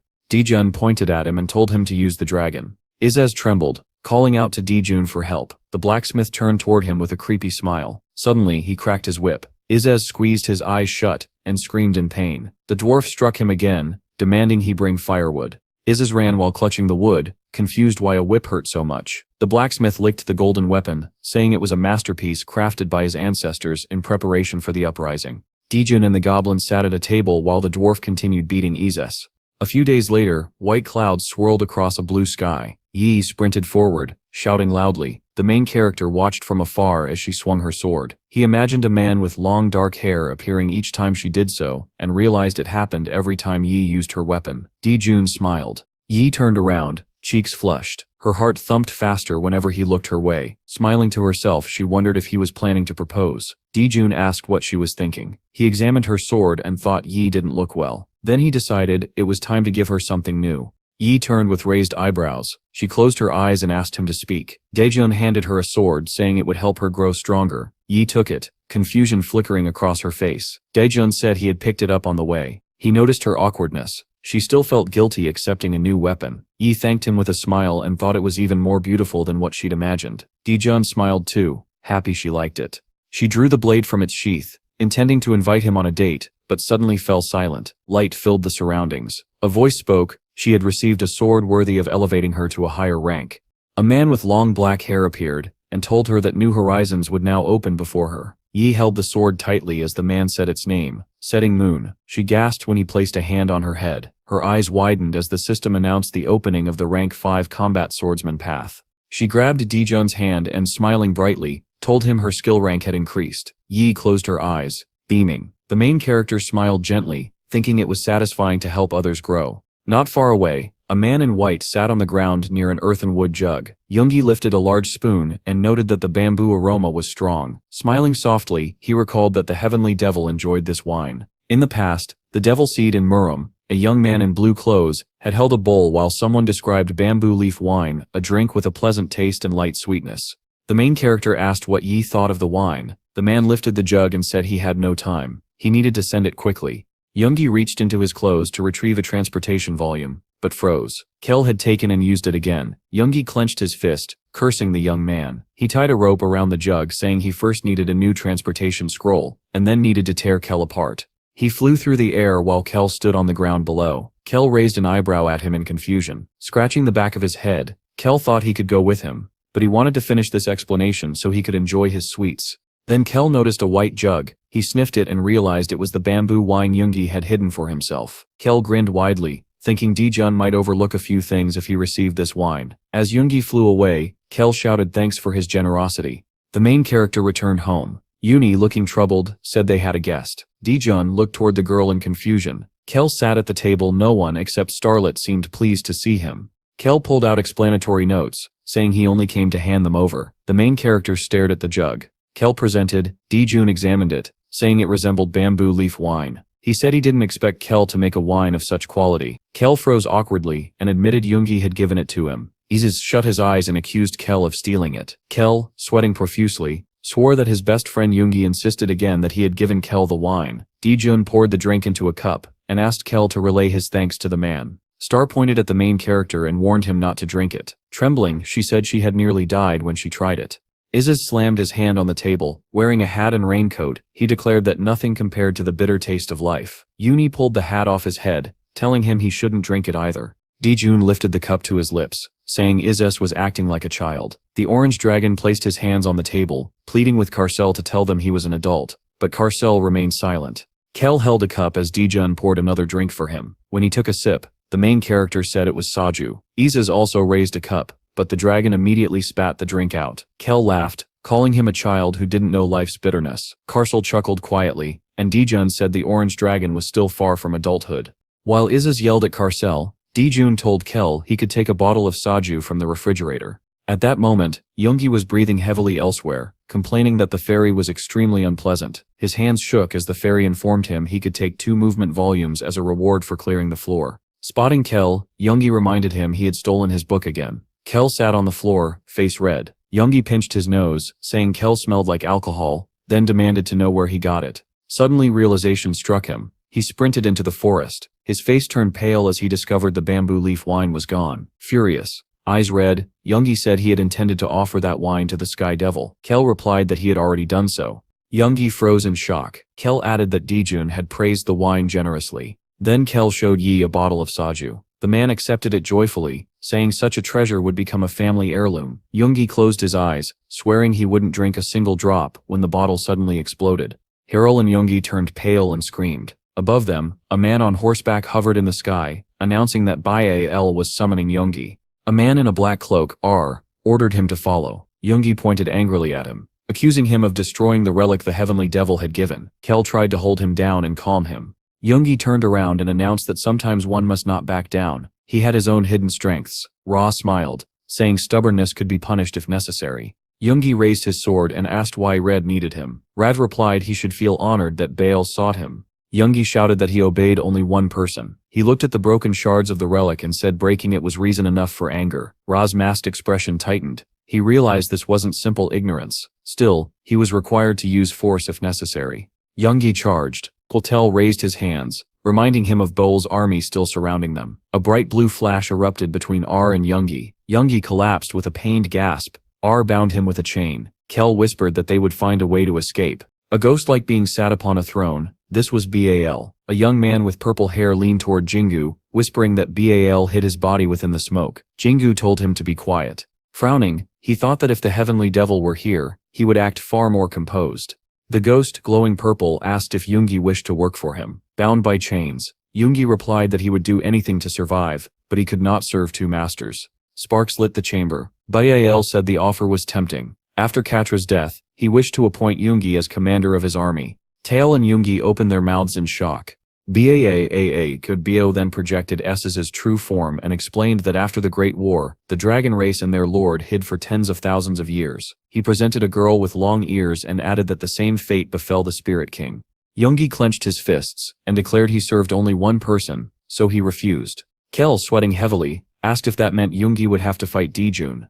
Yoongi knelt. Briel asked if he served Imp Pelham. Tael held his head, saying anyone who tried to fight the main character would die. Taenyi insisted this was a misunderstanding. Baal said he had already heard the answer and dismissed them. Eel covered his mouth, whispering in disbelief that Bol had nearly killed Yoongi moments earlier, yet was now letting him leave. Yoongi nodded weakly toward his companion. Kel leaned in and told Yoongi to be careful. only for R to say he could hear everything. The man pressed a sword to Kel's throat, demanding how a mere archer dared belittle Lord Baal. Ro broke into a sweat when Baal told him to stop. Jingui lifted his head and frowned as Bal asked whether R had used force before escorting them here. Befal smiled, laughing, saying his subordinates were extremely loyal, and in these times, good people were hard to find. Ra knelt and congratulated Bal for laughing, leaving Kel stunned. Jingyu clamped a hand over the young man's mouth as he nearly called Bilal a psycho. The ghost smiled and said not to pay attention to the rumors about him. He presented a sheet of paper covered in writing and drawings, explaining that one must speak harshly before demons, and that any enemies, especially scouts, should be eliminated. Baal remembered the 3 monsters who had once praised him as a model demon. Radin knelt before him while Baal said he could not simply kill everyone. After all, they were his subordinates. Yoongi and Kel both looked skeptically at Ra, who remained full of admiration for Baal. Jingyu frowned, muttering that he did not like Baal, yet he resembled Dijun in some ways. The ghost extended his hand and released a low laugh, saying Yoongi was free to go since he had amused him. Yoongi closed his eyes and declined any compensation, explaining that accepting it would only prove he had lost. Rod arose from his knees. Baal said Yoongi was truly talented, which made his disappointment all the greater. The chains binding Jingyu shattered, and he declared that he and Kel were leaving. Kel loudly called out to him, but Jingyu turned and insisted they had somewhere else to be. Lightning cracked across the sky above Dijun's home. Inside, Uni carried laundry while Dijun read a newspaper. The dragons and Star watched rain fall outside. Uni took the laundry basket and said they would have to use the laundromat. Star pressed herself to the glass, agreeing eagerly. Asaz muttered that she only wanted to go outside. The dragon placed his hands on the window and asked if they could have Pajon with milk, and Dijun replied that Asaz thought only about food. Izas turned with a grin, arguing that wasn't true. Dijun stared at him blankly. Suddenly, Izas began breathing fire and trembled in pain. Dijun ran toward him while the dragon screamed. Uni reminded everyone that they had bought groceries yesterday. Dijun looked down and said they needed a cloth dryer since the rain would not stop anytime soon. Uni touched her chin and said the dryer was too expensive. Star and Carcel smiled brightly. They also wanted to go to the store. Izas looked exhausted. Dijun sighed and said everyone would go. The orange dragon jumped joyfully. At that moment, Yoongi opened the door, which smacked Izas in the face. The man greeted the main character politely, with Kel standing beside him. Yoongi bowed to Dijun and said he wanted to speak with him. Izas, whose forehead was scraped, clenched a fist, and declared someone had beaten Yoongi. Yoongi looked at him and said the world must be ending if a pet was interfering in a conversation between the owners, causing Izas to scream in rage. Uni and the main character, with Star and Carcel perched on his shoulders, watched the argument continue in the rain. Lights flickered in the windows of nearby buildings.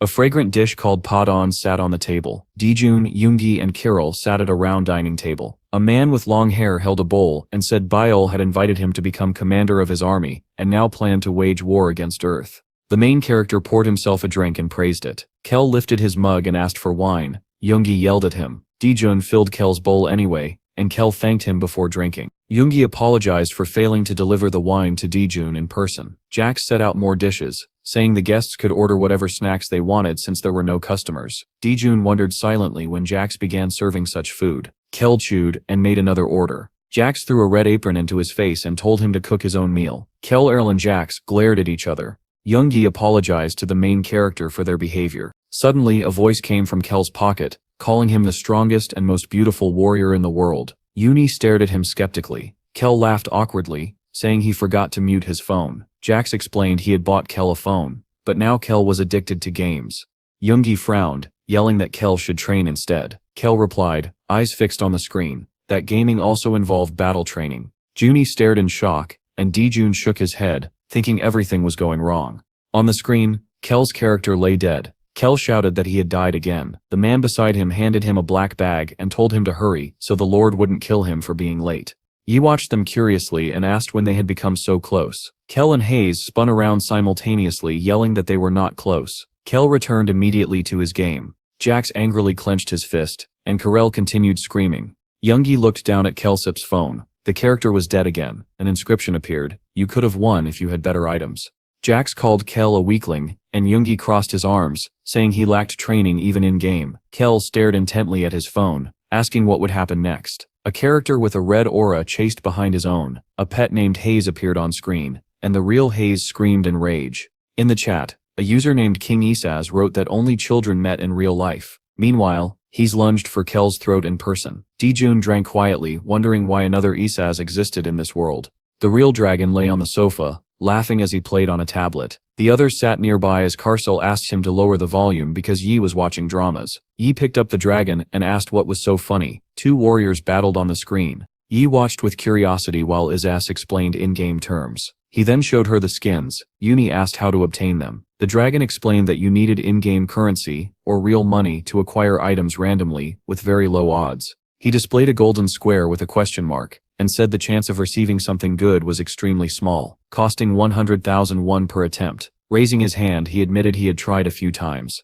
Uni stretched her fingers with a frightening smile and asked where Isaz got the money. The dragon trembled. He frantically denied stealing from Dijun's wallet. Yi suggested gently that he might have taken it. Isaz raised an eyebrow and admitted he'd borrowed money from Jax. Yi put her hand on her waist, and asked if he had extorted Hees. The dragon turned away, claiming Hees was simply helping him. Yi looked sternly at Isaz and ordered him to go speak to Hees. Suddenly Kel, sporting a bump on his head, raised a black bag and shouted that he had brought Page on. He gritted his teeth as he set the food on the table. Uni asked what had happened. Starlet widened her green eyes and asked if he was angry. Isaz grumbled that Kel shouldn't make a scene in front of Yi. Kel collapsed face first into the table, crying that someone kept killing him. Yi became alarmed, not understanding. Kel furrowed his brows and explained that an in-game player named the Greatest Knight Isaz kept defeating him. The real dragon sighed, realizing the player named Beautiful was Karel. Isaz raised an eyebrow as Kel mocked him. The young man stood only to freeze in shock as the dragon grinned and told him he needed to train his control skills. Isaz frowned as Kel muttered that he hated people who bragged when they were only carried by their equipment. The dragon turned away, then began flexing and told Kel to come to him. Kel turned pale. Red-faced and swollen, he asked how Isaz had guessed his in-game identity as the Great Isaz. The dragon clenched a fist, hinting he might hit him again. Kel shuddered. He rubbed his palms together, trying to smile, explaining he only wanted to become as strong as Isaz.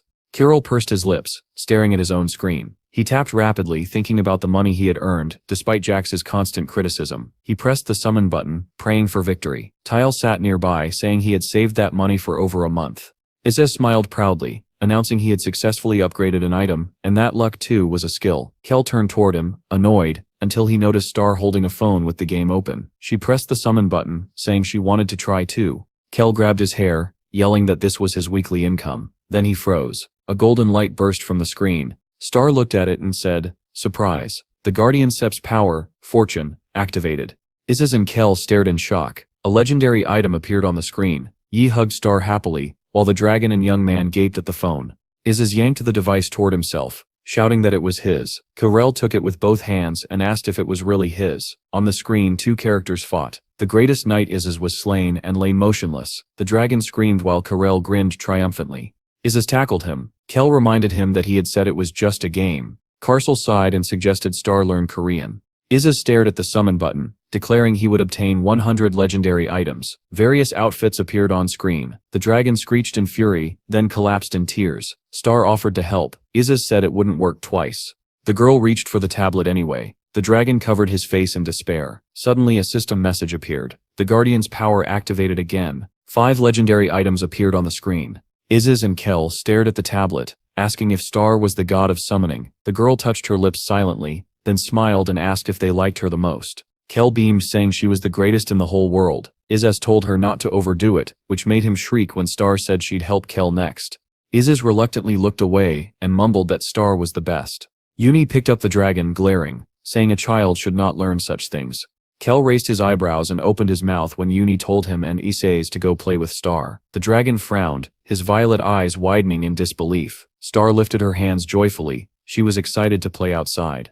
Lightning flashed across the sky. Isaz sighed, saying it might be better to do it later, but Star jumped up and down, insisting she wanted to play now. She closed her eyes and warned that she wouldn't help them ever again if they didn't play immediately. Arms crossed, she stared them down. Isaz and Kel begged her once more. Blue flashes lit up the sky as Little Star summoned legendary items for both the dragon and the young man. A week later, both of their user accounts were banned for illegal program use. Star stepped in a puddle, saying she loved the rain. She ran happily while Kel and Isaz walked under an umbrella. Isaz, wrapped in a green raincoat, smiled madly and once again begged her to help him summon a legendary item. Star looked at him firmly and said she would not do that again. Suddenly they saw an old man with a long beard and a dark cloak. He examined Star closely and asked if she would help him. Approaching the trio, he pleaded for assistance from Zezka. Star arched her eyebrows, staring at him fearfully. Kel told the old man to get lost. A puddle splashed under the man's step, smoke escaping from his mouth before he suddenly collapsed. Star's green eyes widened and she ran toward him, despite Kel's and Izis's panicked shouts. The girl crouched beside the trembling old man and asked gently if he was hungry. She handed him a treat wrapped in black and beige packaging. He raised his eyebrows in admiration. He recognized it. Then he shoved the cake into his mouth and wept with joy.